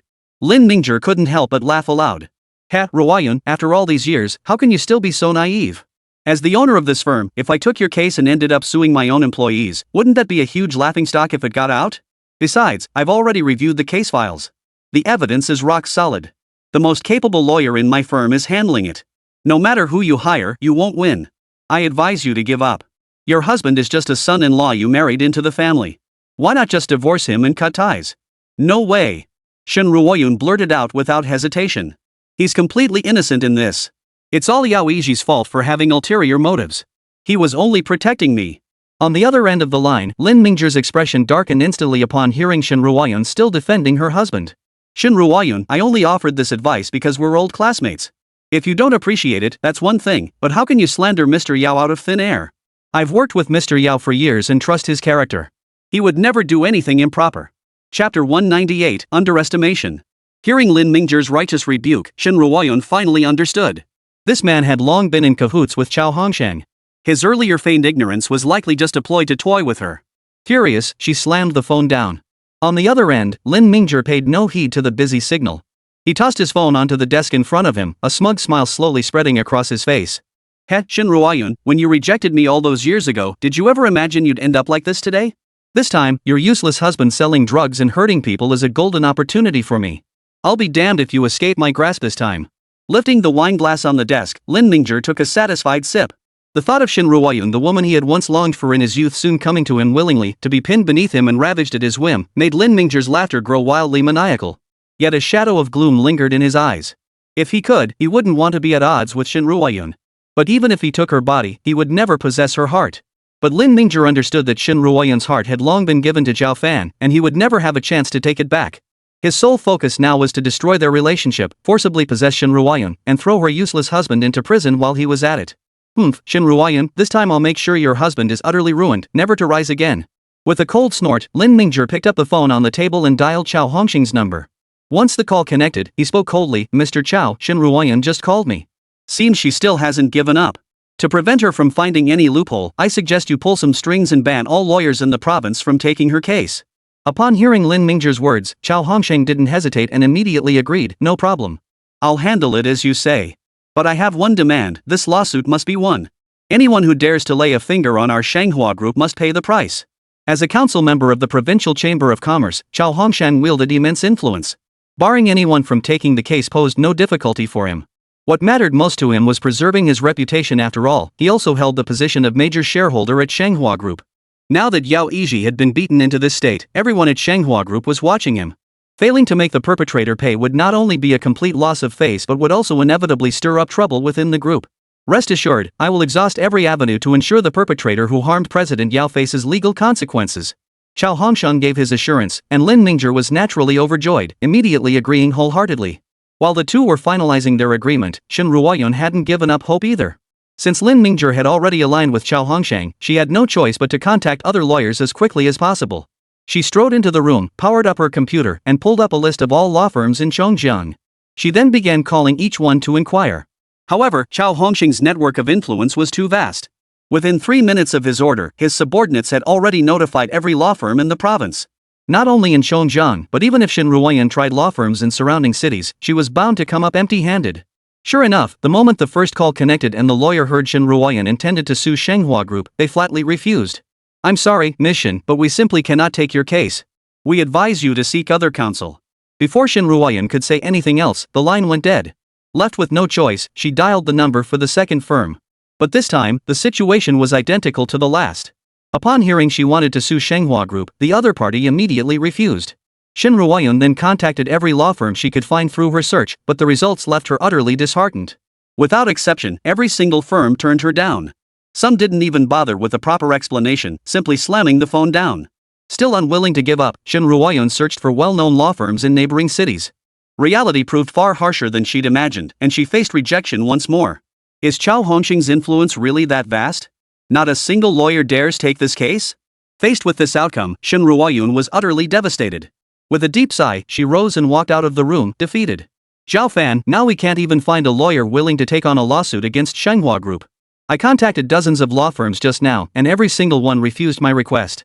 Chao Hongxing must have pulled strings to pressure these firms into staying out of this case. He's trying to destroy us. Hearing this news, Zhao Fan was naturally taken aback. He had always regarded Chao Hongxing as just an ordinary consul within the Provincial Chamber of Commerce, never giving him much thought. Moreover, although Chao Hongxing was a major shareholder of Manhwa Group, his connection with Yao Yiji wasn't particularly close. While he might have stepped in to save face for Yao Yiji, taking things this far was beyond Zhao Fan's expectations.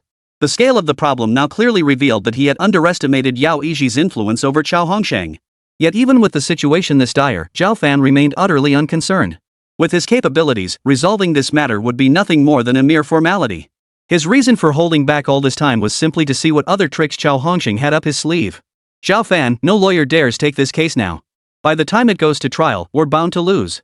Then we'll have to pay Yao Yiji 10 billion yuan in compensation. Where on earth are we going to get that kind of money?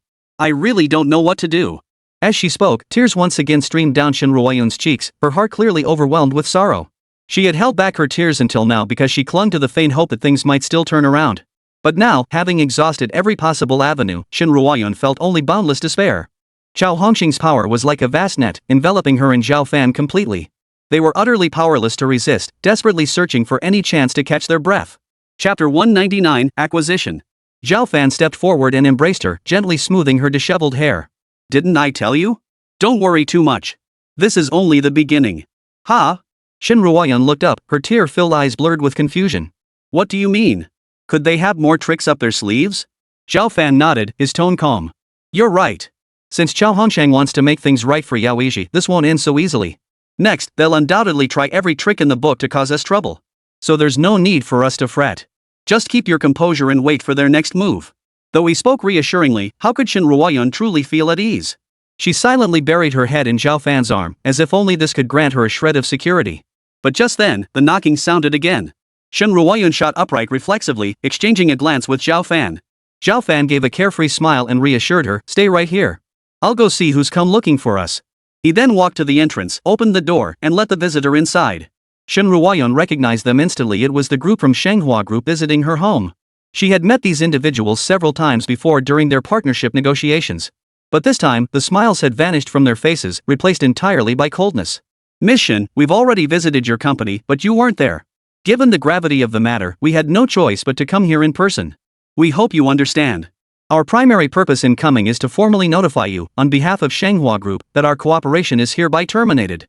The primary reason for this termination is that your husband severely injured our Manhwa Group's president Yao, resulting in his hospitalization. Therefore, your company bears the primary responsibility for this breach of contract. At this point, the man paused, his icy gaze shifting to Zhao Fan standing nearby. Zhao Fan, however, showed no flicker of emotion. He didn't even react to the accusation. He could only turn back to Shen Ruoyan and reiterate, Ms. Shen, our signed contract clearly stipulates that breach of contract requires tenfold compensation. We previously paid your company a deposit of 50 million yuan.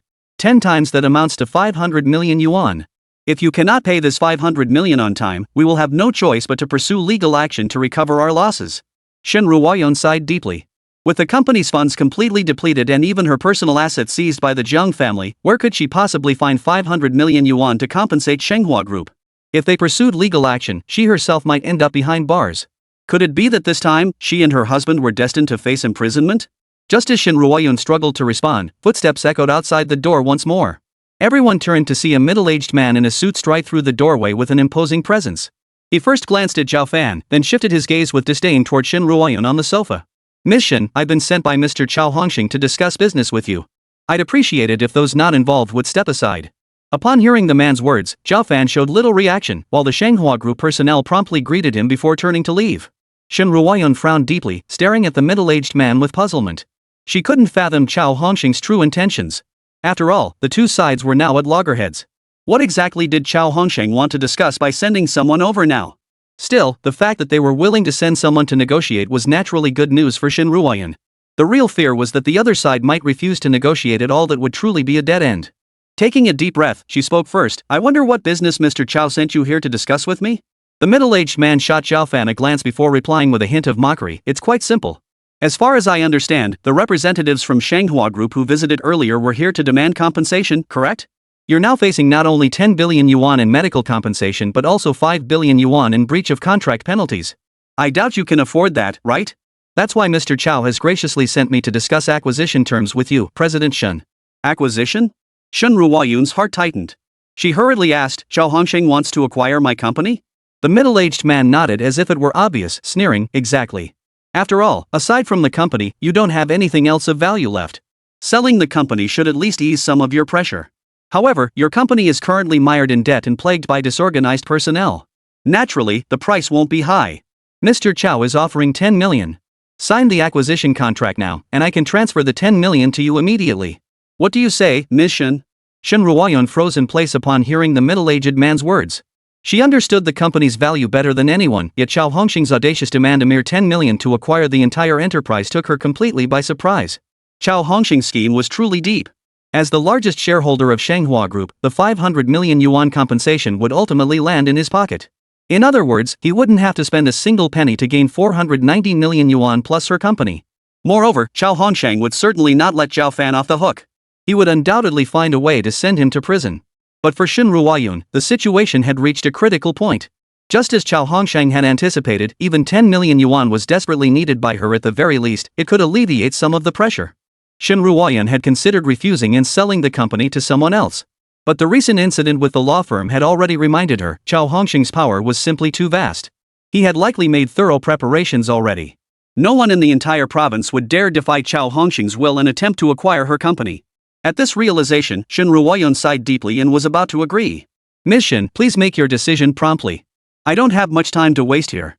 Seeming to sense her wavering resolve, the middle-aged man urged her on. But just then, before Shen Ruoyun could speak, Zhao Fan suddenly declared coldly, "Go back and tell Zhao Hongxing, we won't sell the company. It's merely 500 million in penalty fees, we can afford to pay it." Zhao Fan's sudden outburst caught not only the middle-aged man off guard, but Shen Ruoyun was equally taken aback. Clearly startled by his words, she immediately stood up and asked, "Zhao Fan, do you actually have a solution?" Chapter 200, Investment. Zhao Fan didn't rush to answer. Instead, he turned his calm gaze toward the middle-aged man. The middle-aged man had clearly regained his composure and asked coldly, "Miss Shen, does his statement represent your position?" Shen Ruoyun hesitated for a moment before nodding firmly. Even at this critical moment, she chose to trust Zhao Fan without reservation. "Very well. I will convey your decision to Mr. Zhao. I hope you won't regret this." The middle-aged man's face was as cold as ice, his anger palpable. He had pinned great hopes on this matter, only to have it ruined by Zhao Fan. Before leaving, he couldn't resist shooting Zhao Fan a vicious glare, one that carried more than a hint of threat. Zhao Fan, however, couldn't care less. He even raised an eyebrow at him in a rather provocative manner. After the middle-aged man departed, Shen Ruoyun asked again, "Zhao Fan, what exactly did you mean by what you said earlier?" Zhao Fan shrugged and reassured her with a smile, "Don't worry, Ruoyun. You built this company from the ground up, it's filled with your blood, sweat, and tears. I'd never let you sell it to Zhao Hongxing. But what other choice do we have besides selling the company?" Shen Ruoyun shook her head dejectedly. She had hoped Zhao Fan would have a solution, but this response was unexpected. Recalling Zhao Fan's earlier words, anxiety quickly resurfaced. "Zhao Fan, how could you agree to compensate him 500 million? This isn't our fault at all, we absolutely can't pay that money. Besides, you know our situation, we're completely broke now. If Zhao Hongxing finds out about this, he'll definitely come after us even harder." Seeing Shen Ruoyun's anxious expression, Zhao Fan hurriedly reassured her, "Of course I understand our situation. I'm already working on a solution. But I will find a way. I won't let this situation drag on. For now, just go to the company. Focus on handling business matters. Don't worry about anything else." Shen Ruoyun sighed deeply, nodded in agreement, then gathered her things and left the house. But now, with panic spreading throughout the company, this presented yet another major challenge for her. Upon arriving at the office, Shen Ruoyun witnessed her employees steadily leaving the company without a hint of reluctance. Even among those who remained, few were actually working. Instead, they huddled together, murmuring about something. Seeing this scene, Shen Ruoyun felt utterly helpless. But her expression quickly hardened with resolve. She summoned the general manager and instructed him to notify all departments to gather every employee in the lobby. Moments later, the entire company gathered in the lobby, their expressions vacant as they stared at Shen Ruoyun before them. Once everyone had arrived, Shen Ruoyun took a deep breath before speaking. "I'm sure you're all aware that our company is facing unprecedented difficulties.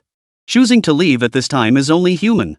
As the company owner, while I don't support this decision, I understand it. However, I hereby declare that anyone who leaves the company now will never be rehired. I urge everyone to think carefully before making a decision." Hearing this, the employees present froze momentarily. Many then shook their heads in utter disdain and walked straight out of the hall. This shambolic company's already in such a state, what future is there in staying? We'd be better off finding new jobs. You're right. And threatening never to rehire anyone who leaves?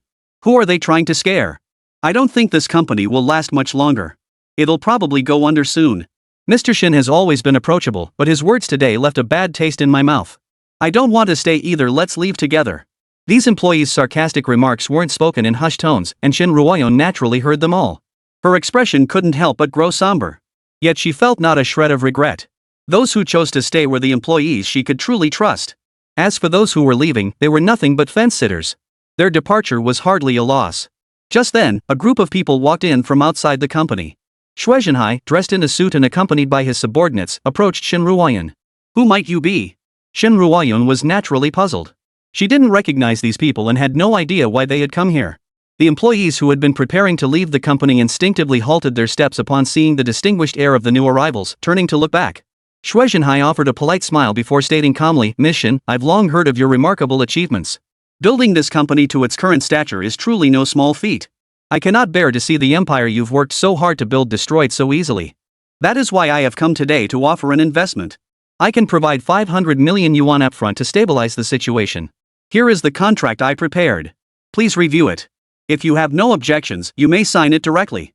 I will have the funds transferred to your company's account immediately. Shen Ruoyun was utterly astonished. She never imagined anyone would be willing to invest in her company under such circumstances. She instinctively took the contract and carefully read through each clause. However, it was a perfectly ordinary investment contract. No matter how thoroughly she examined it, she couldn't find anything amiss. Yet Shen Ruoyun still found it hard to believe. She quickly asked, "Sir, are you truly willing to invest in our company? But you must know our current predicament. This investment could very well go down the drain. While I'm deeply tempted, for the sake of your capital, I'm afraid I can't accept it." This time, it was Shui Zhenhai who was taken aback. He was well aware of the dire straits Shen Ruoyun's company was in. Yet precisely because of that, her refusal caught him off guard. After all, not everyone possesses the courage to refuse help when facing a dead end.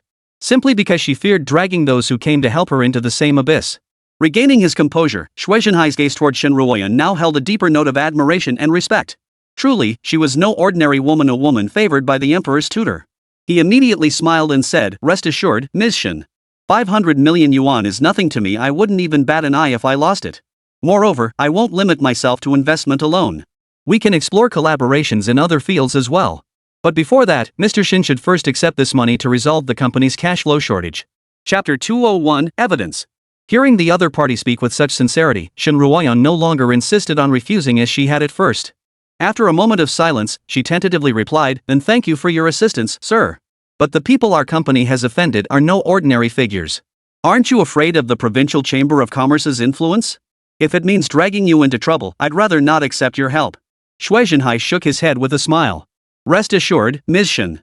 While the Provincial Chamber of Commerce wields considerable influence, it doesn't extend to my affairs. The reason I sought your partnership is precisely because I recognize your exceptional talent. Once we've weathered this initial crisis, I'll increase my investment further. I hope you'll continue leading the company toward even greater success." Shen Ruoyun, hearing this, was already overjoyed inside and no longer had any thoughts of refusal. After the matter was settled, Shui Zhenhai turned and left with his entourage.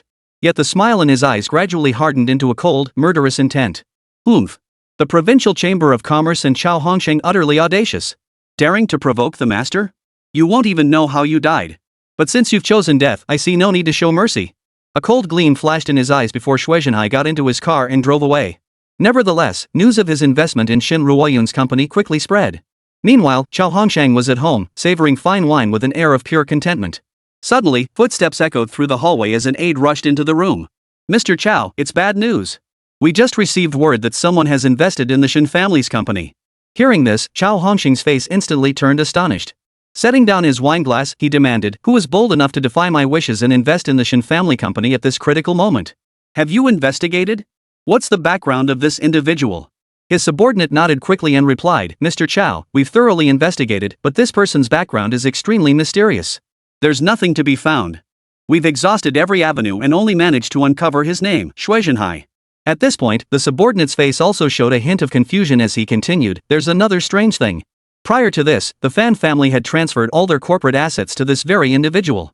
Chao Hongsheng nodded uncertainly, his gaze lowering as he fell deep in thought. Truthfully, he too was somewhat surprised. He had naturally heard the news that the Fan family had gifted away all their assets. He just hadn't expected this man to emerge at this moment and oppose him. Chao Hongsheng lifted his head and chuckled lightly. "It doesn't matter. Don't concern yourself with such things. Even if the Shen family company secures investment, it won't change a thing. I will still destroy them. And Zhao Fan, who attacks someone, he must die too. As the saying goes, you can't beat a dog without looking at its owner." Yet his actions show he doesn't give me the slightest regard. Seeing Chao Hongsheng's indifference to the matter, his subordinate could only nod before exiting the room, not daring to disturb his mood any further. Meanwhile, after leaving the company, Shui Zhenhai went straight to find Zhao Fan. The two sat together, Zhao Fan unusually lighting a cigarette. He rarely smoked, only lighting up when truly enraged to force himself to calm down. "Sir, I have already transferred the 500 million yuan investment to the madam's company." Shui Zhenhai chuckled. "There's no need for such fury. These are mere puppets. Daring to lay a finger on you is nothing short of courting death." Zhao Fan took a drag, then exhaled the smoke gently. Amidst the swirling smoke, he spoke coldly, "What I didn't expect was that behind those two white men stands the colossus of the Provincial Chamber of Commerce. And they've already bribed quite a few people to fabricate false testimony for Yao Yiji. Zhenhai, you go personally to those witnesses and make them reconsider. Also, find a way to neutralize the lawyers they've hired. And those white guys? Tell them to get the hell out of China immediately." "Yes. Shui Zhenhai nodded instantly, agreeing without hesitation.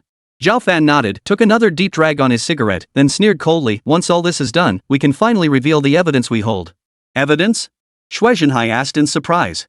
Sir, we don't have any evidence at all. Zhao Fan stubbed out his cigarette, exhaled smoke, and chuckled. I naturally secured evidence long ago. That night, I recorded the video. That's ironclad proof, sufficient to demonstrate Yao Yiji's ulterior motives. Shui Zhenhai's voice trembled with excitement. That's fantastic. I never imagined you were so far-sighted, sir. To have evidence prepared all along. Now we just need to follow the plan step by step. We'll definitely catch all these bastards red-handed. As the two men discussed their strategy, Secretary Li entered Changjiang's largest bar with several friends in tow. Having received the 20 million yuan transfer from Chao Hongsheng, she immediately summoned her rowdy friends, intent on splurging lavishly. Though she felt guilty toward Shen Ruoyan, she hadn't hesitated much when Chao Hongsheng's men approached her. She'd agreed without much thought. After all, this was a full 20 million.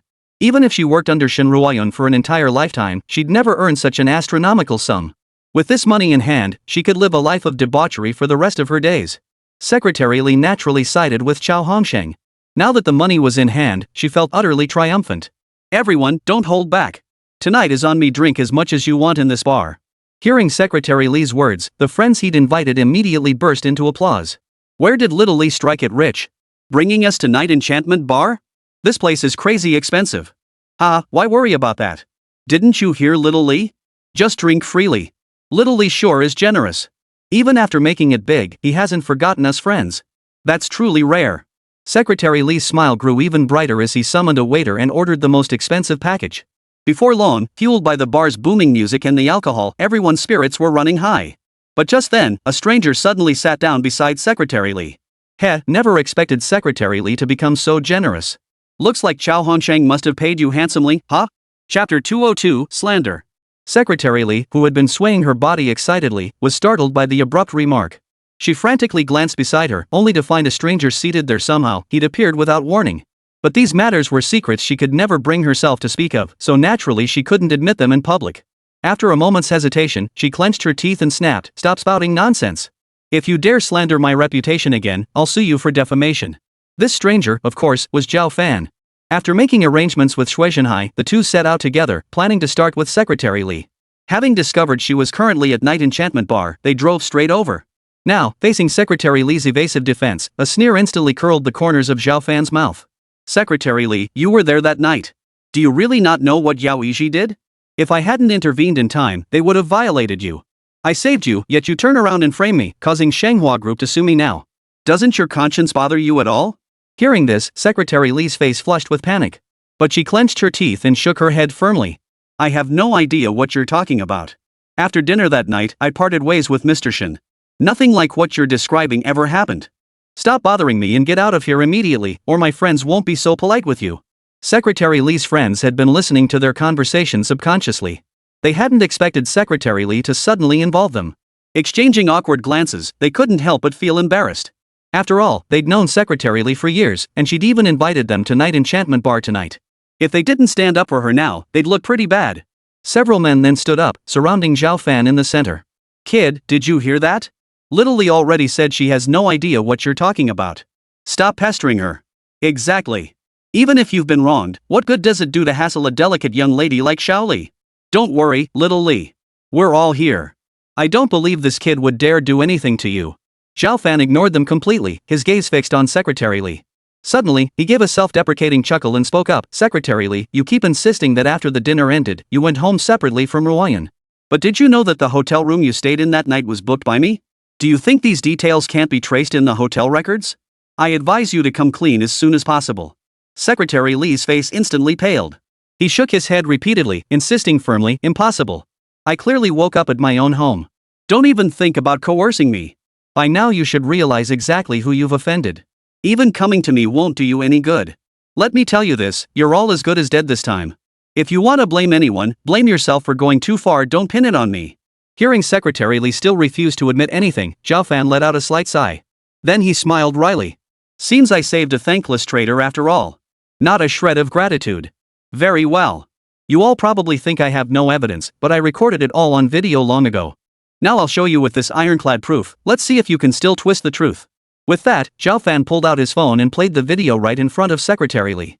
As the footage played, Secretary Li's face drained of color, panic filling her heart. She never imagined Zhao Fan possessed such crucial evidence. If Zhao Fan presented this footage during the trial, not only would Chao Hongsheng be finished, but she herself would undoubtedly be charged with perjury. Worst of all, the 20 million yuan she'd illegally obtained would be confiscated outright. Having already left the company, if this money were seized too, she would be left with nothing.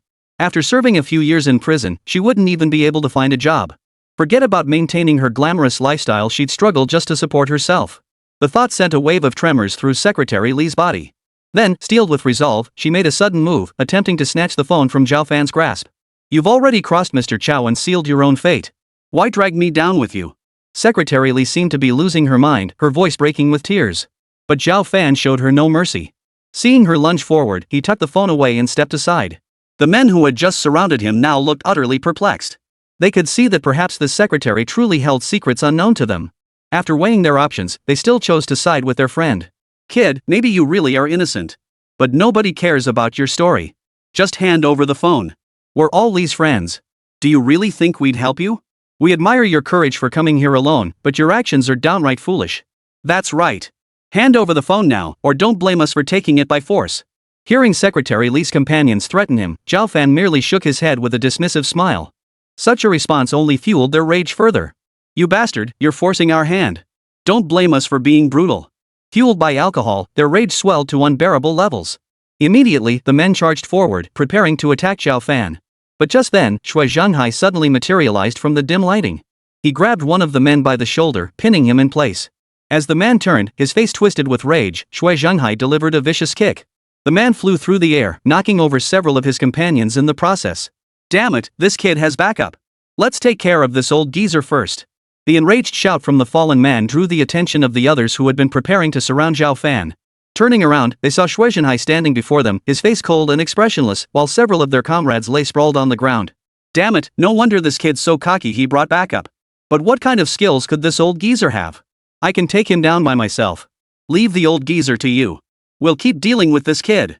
Chapter 203, Currying Favor. After a brief discussion, they split into two groups. One charged at Shui Zhenghai, while the rest continued closing in on Zhao Fan. Shui Zhenghai's face darkened with murderous intent. He lunged forward, knocking the attacker sprawling to the ground with a backhand strike before delivering a vicious kick. No need for you to lift a finger, sir. Leave these scoundrels to me. With a furious roar, Shui Zhenghai planted his feet and leapt into the air, delivering a flying kick toward the group closing in on Zhao Fan. With Shui Zhenghai's skills, these ordinary men couldn't possibly react in time. In the blink of an eye, he had kicked them all to the ground. They clutched their sore spots, wailing incessantly. Shui Zhenghai didn't even glance at them. He walked over to Zhao Fan, clasped his hands, and said, Sir, I've fulfilled my mission. These fellows have been dealt with. Zhao Fan gave a dismissive nod, utterly unconcerned. He hadn't even considered these men a threat. Thinking they could block his path with sheer numbers was nothing short of delusional. He then turned his gaze back to Secretary Li, whose face was ashen, and smiled faintly. Well, Secretary Li, have you made up your mind? Will you continue aiding Chao Hongsheng in perjury, or turn away from darkness and join the light to help prove Yao Yixi's guilt? At those words, Secretary Li's body trembled violently. Her mind went completely blank, especially as she thought of the friends she had brought along, now lying on the ground moaning in agony. Faced with Zhao Fan's question, she found herself utterly unable to make a decision. After all, if she sided with Zhao Fan, the 20 million she had already secured would undoubtedly have to be surrendered. And tonight's bar tab alone, the most expensive package she'd ordered, had already reached 180,000 yuan. To replace that 20 million, her savings wouldn't be enough to cover it, and she might even end up in debt. As Secretary Li wrestled with her inner turmoil, the earlier commotion had already alerted the bar's security personnel. The bar's enforcers had arrived with a dozen henchmen, confronting the group. Oomph. What street are you guys from? Don't you know Night Enchantment Bar is under Gao Li's protection? The young man who spoke was the leader of the group, a bouncer hired at great expense by the bar owner. As the enforcer, it was his job to ensure no one dared cause trouble inside the bar. With his reputation as a deterrent, fights had never broken out before. But now, two groups had dared to fight inside his establishment, completely disregarding his authority. Gao Lu was naturally seething with rage. Yet despite his harsh rebuke, Zhao Fan remained seated with an expression of calm detachment, his gaze carrying a hint of disdain. Shui Zhenghai shot him a cold stare and charged forward without a word. Even if Gao Lu was formidable in a fight, that only applied to ordinary people. Against a master like Shui Zhenghai, he stood no chance. Within mere moments, Gao Lu and his dozen or so men were all beaten to the ground. Watching Shui Zhenghai calmly return to Zhao Fan's side, not even breathing heavily, Gao Li's heart was filled with utter terror. Having spent so long on the streets, the most crucial skill was having keen eyes. This man's skills were extraordinary. He was definitely no ordinary person. Gao cared nothing for his pride now. His voice trembling, he immediately pleaded, "I've been blind as a bat, sir. I've offended you both. Please, calm your anger. I'm just a bouncer here, scraping by for a living. What I did earlier was out of necessity. How dare this group offend you two gentlemen? I'll have them thrown out immediately." After begging for mercy, Gao Li's anger flared, and he vented his fury on Secretary Li's friends. He was about to wave his hand, signaling his men to throw them out of the bar. Zhao Fan suddenly interjected calmly, "No need. There's still customers here. How will you explain to the owner if you throw them out before they've settled their bill? They ordered the most expensive set menu in the place. Are you going to cover their bill?" Cao Lo, who had been about to boast, immediately shut his mouth upon hearing this and hastily shook his head. "Sir, you're absolutely right. I was rude to you earlier, yet you're still looking out for me. You're truly kind-hearted." Gao Li's face wore a touch of flattery as he began to butter him up. He could tell at a glance that the man who had just attacked was merely this young man's subordinate. If even his subordinates possessed such formidable skills, the young man himself must be even more powerful. If he could forge a connection with him, perhaps one day he too could possess such formidable skills. With this thought in mind, Gao Lin naturally went out of his way to curry favor with Zhao Fan. The manager, watching from a distance, froze in place, utterly dumbfounded. When the boss brought Gao Lin back, Coco paid a hefty price, counting on him to keep things under control. But now this guy is actually fawning over troublemakers in the bar. Does this bastard even deserve the salary the boss pays him? But Zhao Fan didn't look back at them. Instead, he turned to Secretary Li, "Since you've been silent for so long, I won't bother you anymore. But I hope you won't regret it later. Enjoy your life while you can." With that, Zhao Fan immediately departed with Shuizhenhai, quickly disappearing into the dim lights of the bar. Secretary Li was naturally frantic with worry and scrambled to her feet, intending to chase after them. But before she could take 2 steps, Gao Li grabbed her arm. "Miss, you haven't paid for your meal yet. Are you trying to skip out on the bill?" Secretary Li froze in her tracks, her face turning pale as she pulled out the card with a balance of 20 million. She knew that once this money was spent, there might be no turning back for her. But Zhao Fan held the smoking gun. If this were exposed, there would be no turning back. After settling the bill, Secretary Li tucked away the card and hurried out of the bar. But by the time she reached the bar entrance, Zhao Fan was nowhere to be seen. Secretary Li instantly covered her face in despair, tears streaming through her fingers. She knew she was utterly finished. If Zhao Fan released the video, she would surely end up in prison. Even the 20 million she had just secured would ultimately slip through her fingers. Secretary Li was consumed by regret. Had she known Zhao Fan would leave so decisively, she would have agreed without hesitation. But now, it was all too late. Meanwhile, Lin Mingzhi lay on the bed smoking a cigarette, a stunningly beautiful woman curled beside him. "He, Shin Ruoyun. Before long, the one lying beside me will be you." Chapter 204, The Recording. Just as Lin Mingzhi was lost in his fantasies, a sudden knock echoed at the door. "Damn it, who the hell is ruining the mood by knocking on my door at a time like this?" Lin Mingzhi cursed angrily before getting up to answer the door. The moment he opened the door, he froze in place, utterly stunned. The person knocking was none other than the husband of the woman he'd been longing for day and night. Seeing Zhao Fan standing before him, a smug look spread across Lin Mingzhi's face. In his mind, Zhao Fan had come seeking his help. Shen Ruoyun, and he must have been driven into a corner. There was simply no other option but to come to him. Lin Mingzhi then sneered, "Zhao Fan, I never thought a good-for-nothing like you could track me down. What's your purpose? Just spit it out." Zhao Fan paid no mind to his attitude and asked, "Mr. Lin, I'm here primarily to understand why no lawyer dares take our case." Hearing this question, Lin Mingzhi grew even more arrogant, sneering, "You've certainly asked the right person. Why no one dares take your case?" "That's because I specifically arranged it. You have absolutely no chance of winning. I advise you to give up now. If you just hand Shin Ruoyun over to me, I might even put in a good word for you and get your prison sentence reduced." Zhao Fan narrowed his eyes slightly, but anger did not stir within him. His primary purpose in coming here was to lure Lin Mingzhi into revealing the truth. Getting angry over this would mean his trip was wasted. Besides, Lin Mingzhi would inevitably face punishment he didn't need to lift a finger himself. With a cold chuckle inside, Zhao Fan feigned ignorance and exclaimed in surprise, "Mr. Lin, why would you arrange things this way? Ruyun is your classmate. You should be helping her, not siding with Chao Hongsheng. You know how dangerous our situation is now. If you keep siding with them, we'll truly have nowhere left to turn." Hearing Zhao Fan's words, Lin Mingzhi grew even more smug, his heart brimming with contempt for Zhao Fan. The rumors hadn't been wrong after all. Shen Ruoyun's husband was a complete useless fool, and he probably had some issues with his brain too. Otherwise, how could he ask such an idiotic question? Lin Mingzhi laughed loudly a few times before casually saying, "Since you want to know, I might as well tell you. The reason I teamed up with the Merchant's Guild to frame you with these charges is because Chao Hongsheng paid me a huge sum of money. And eliminating you brings countless benefits to both of us. Got it? Zhao Fan's eyes flashed with desperation as he bowed his head. Mr. Lin, I beg you consider our relationship with Ruoyun. Please stop this. Chao Hongsheng alone has already left Ruoyun and me exhausted from dealing with him. If you join forces with him, we'll be utterly helpless. Watching Zhao Fan grovel before him, Lin Mingzhi felt an overwhelming sense of triumph.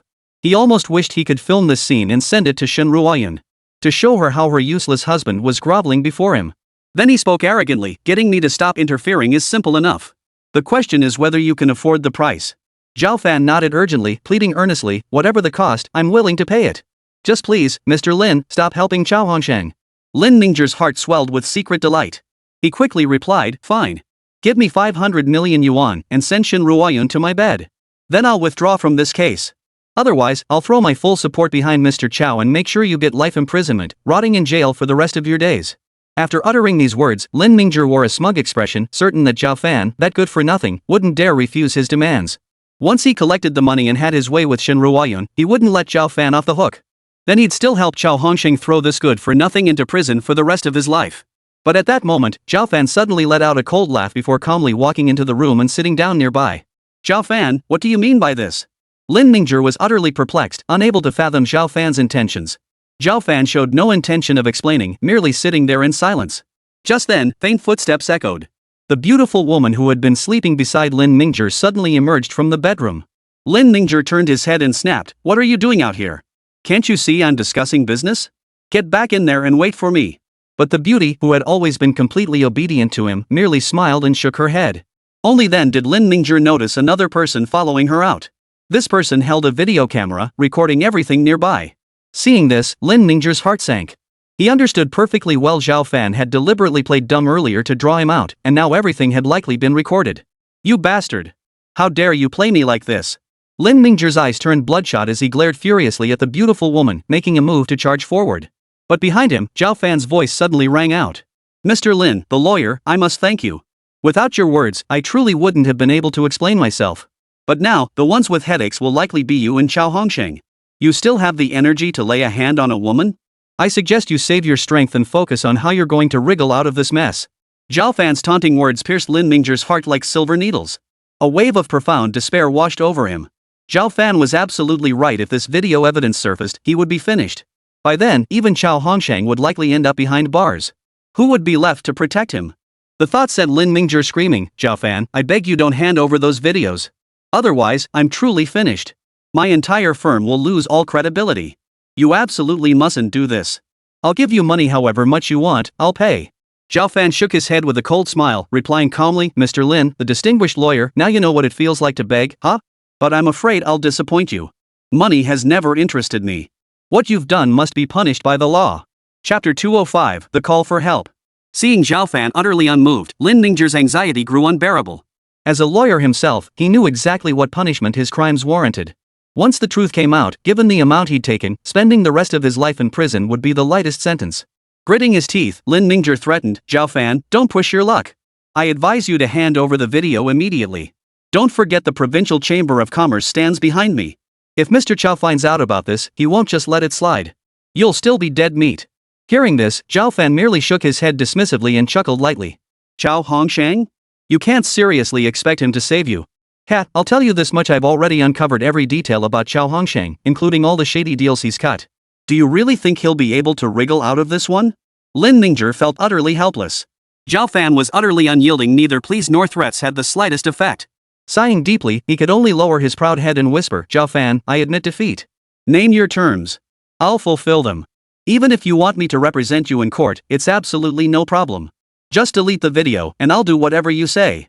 Lin Mingzhi knew he had no choice but to comply with Zhao Fan's demands. Refusal meant certain death. Yet upon hearing his words, Zhao Fan merely sneered in disdain, paying him no heed as he turned and walked away with his men. Seeing this, Lin Mingzhi was overcome with panic. He hurried forward, pleading, Zhao Fan, don't leave just yet. Whatever you demand, just say it. I'll do everything in my power to make it happen. Please, I beg you, don't release that video. Otherwise, my life will truly be ruined. Lin Mingzhi cried out, tears streaming down his face. At this moment, he cared nothing for his reputation as an elite lawyer. All he could think about was Zhao Fan nodding in agreement, deleting the video, and giving him a way out. But Zhao Fan had no intention of granting his plea. He turned and walked away without a backward glance. Downstairs, Shui Zhenhai was already waiting. Sir, we've thoroughly investigated Chao Hongxing's background. We've also located his previous transfer records. Seeing Zhao Fan descend with his men, he hurried forward to report the situation. Zhao Fan nodded indifferently and casually instructed, in that case, send all this information to the chief prosecutor. This charade has gone on long enough. It's time to bring it to a close. Shui Zhenhai nodded in agreement before immediately stepping aside to make a call, instructing his subordinates to handle the matter. Meanwhile, Secretary Li, who had already returned home, remained deeply unsettled. Ever since returning from the bar, she had been this way, and her friends could only stay by her side. Xiao Li, you don't need to worry so much. This isn't your fault. No one will blame you for it. You're absolutely right. Not only you, but even if we had been in that situation, we would have chosen the 20 million too. It's only human nature. Don't burden yourself so much. Clearly, Secretary Li's friends had a general understanding of the situation and were now offering their consolation. Secretary Li shook her head gloomily, about to say something. But just then, the sound of police sirens suddenly pierced the air from downstairs. Secretary Li instantly turned pale, trembling as she curled up in a corner, burying her face in her arms, unable to face this reality. She knew police cars didn't appear at her building without reason. Her crimes must have been exposed. Seeing Secretary Li in this state, her friends looked utterly helpless. They exchanged glances, momentarily at a loss for words. Soon, a knock sounded at the door of Secretary Li's home. Hello, is Ms. Li home? We're from the Security Bureau. Please open the door to assist with our investigation. Sure enough, they were here for Secretary Li. Hearing the sirens earlier, everyone had already suspected as much. Hearing the voices outside, the group hesitated briefly before someone rose to answer the door. After all, Secretary Li's actions had indeed crossed legal boundaries. They dared not antagonize the Security Bureau over this. If they didn't open the door now, they might be mistaken for accomplices. That would be utterly unfair. Secretary Li remained oblivious to the commotion, still huddled in the corner in despair. After the door opened, several security officers entered, conducted a brief interrogation, and then took Secretary Li away. His companions sighed and dispersed one after another. Meanwhile, after Zhao Fan departed, Lin Mingzhi hurried out and made his way to Chao Hongxing's residence. On the way, he received a call from his lawyer informing him that Secretary Li had been taken away by the Security Bureau. Learning this news, Lin Mingzhi felt even more anxious and uneasy, causing him to speed up slightly. Upon reaching Chao Hongxing's doorstep, he rushed out of the car and dashed inside, not even bothering to lock the door. Mr. Chao, it's serious. This time it's really serious. This wasn't his first collaboration with Chao Hongxing. They had dealt with each other before. Therefore, Lin Mingzhi was quite familiar with Chao Hongxing's home and quickly found his way to the study. Chao Hongxing was reviewing documents when he saw Lin Mingzhi's frantic state, causing him to furrow his brow slightly. Attorney Lin, what on earth has happened to make you so flustered? But since you've come to me, there's no need to worry. Calm down and tell me slowly. But how could Lin Mingzhi possibly calm down? He took a hurried breath and blurted out, Mr. Chao, this time I'm not overreacting. That bastard Zhao Fan has evidence proving we framed him. Secretary Li, whom we previously bribed, has now been arrested by the Security Bureau. You need to figure out a solution fast. Hearing this, Chao Hongxing couldn't help but feel a jolt of shock. He hadn't expected Zhao Fan to find this sliver of hope from such a desperate situation. Yet despite this, he remained haughtily indifferent as he replied, no need to worry. I'll handle this matter myself. Attorney Lin, there's no need for you to worry excessively.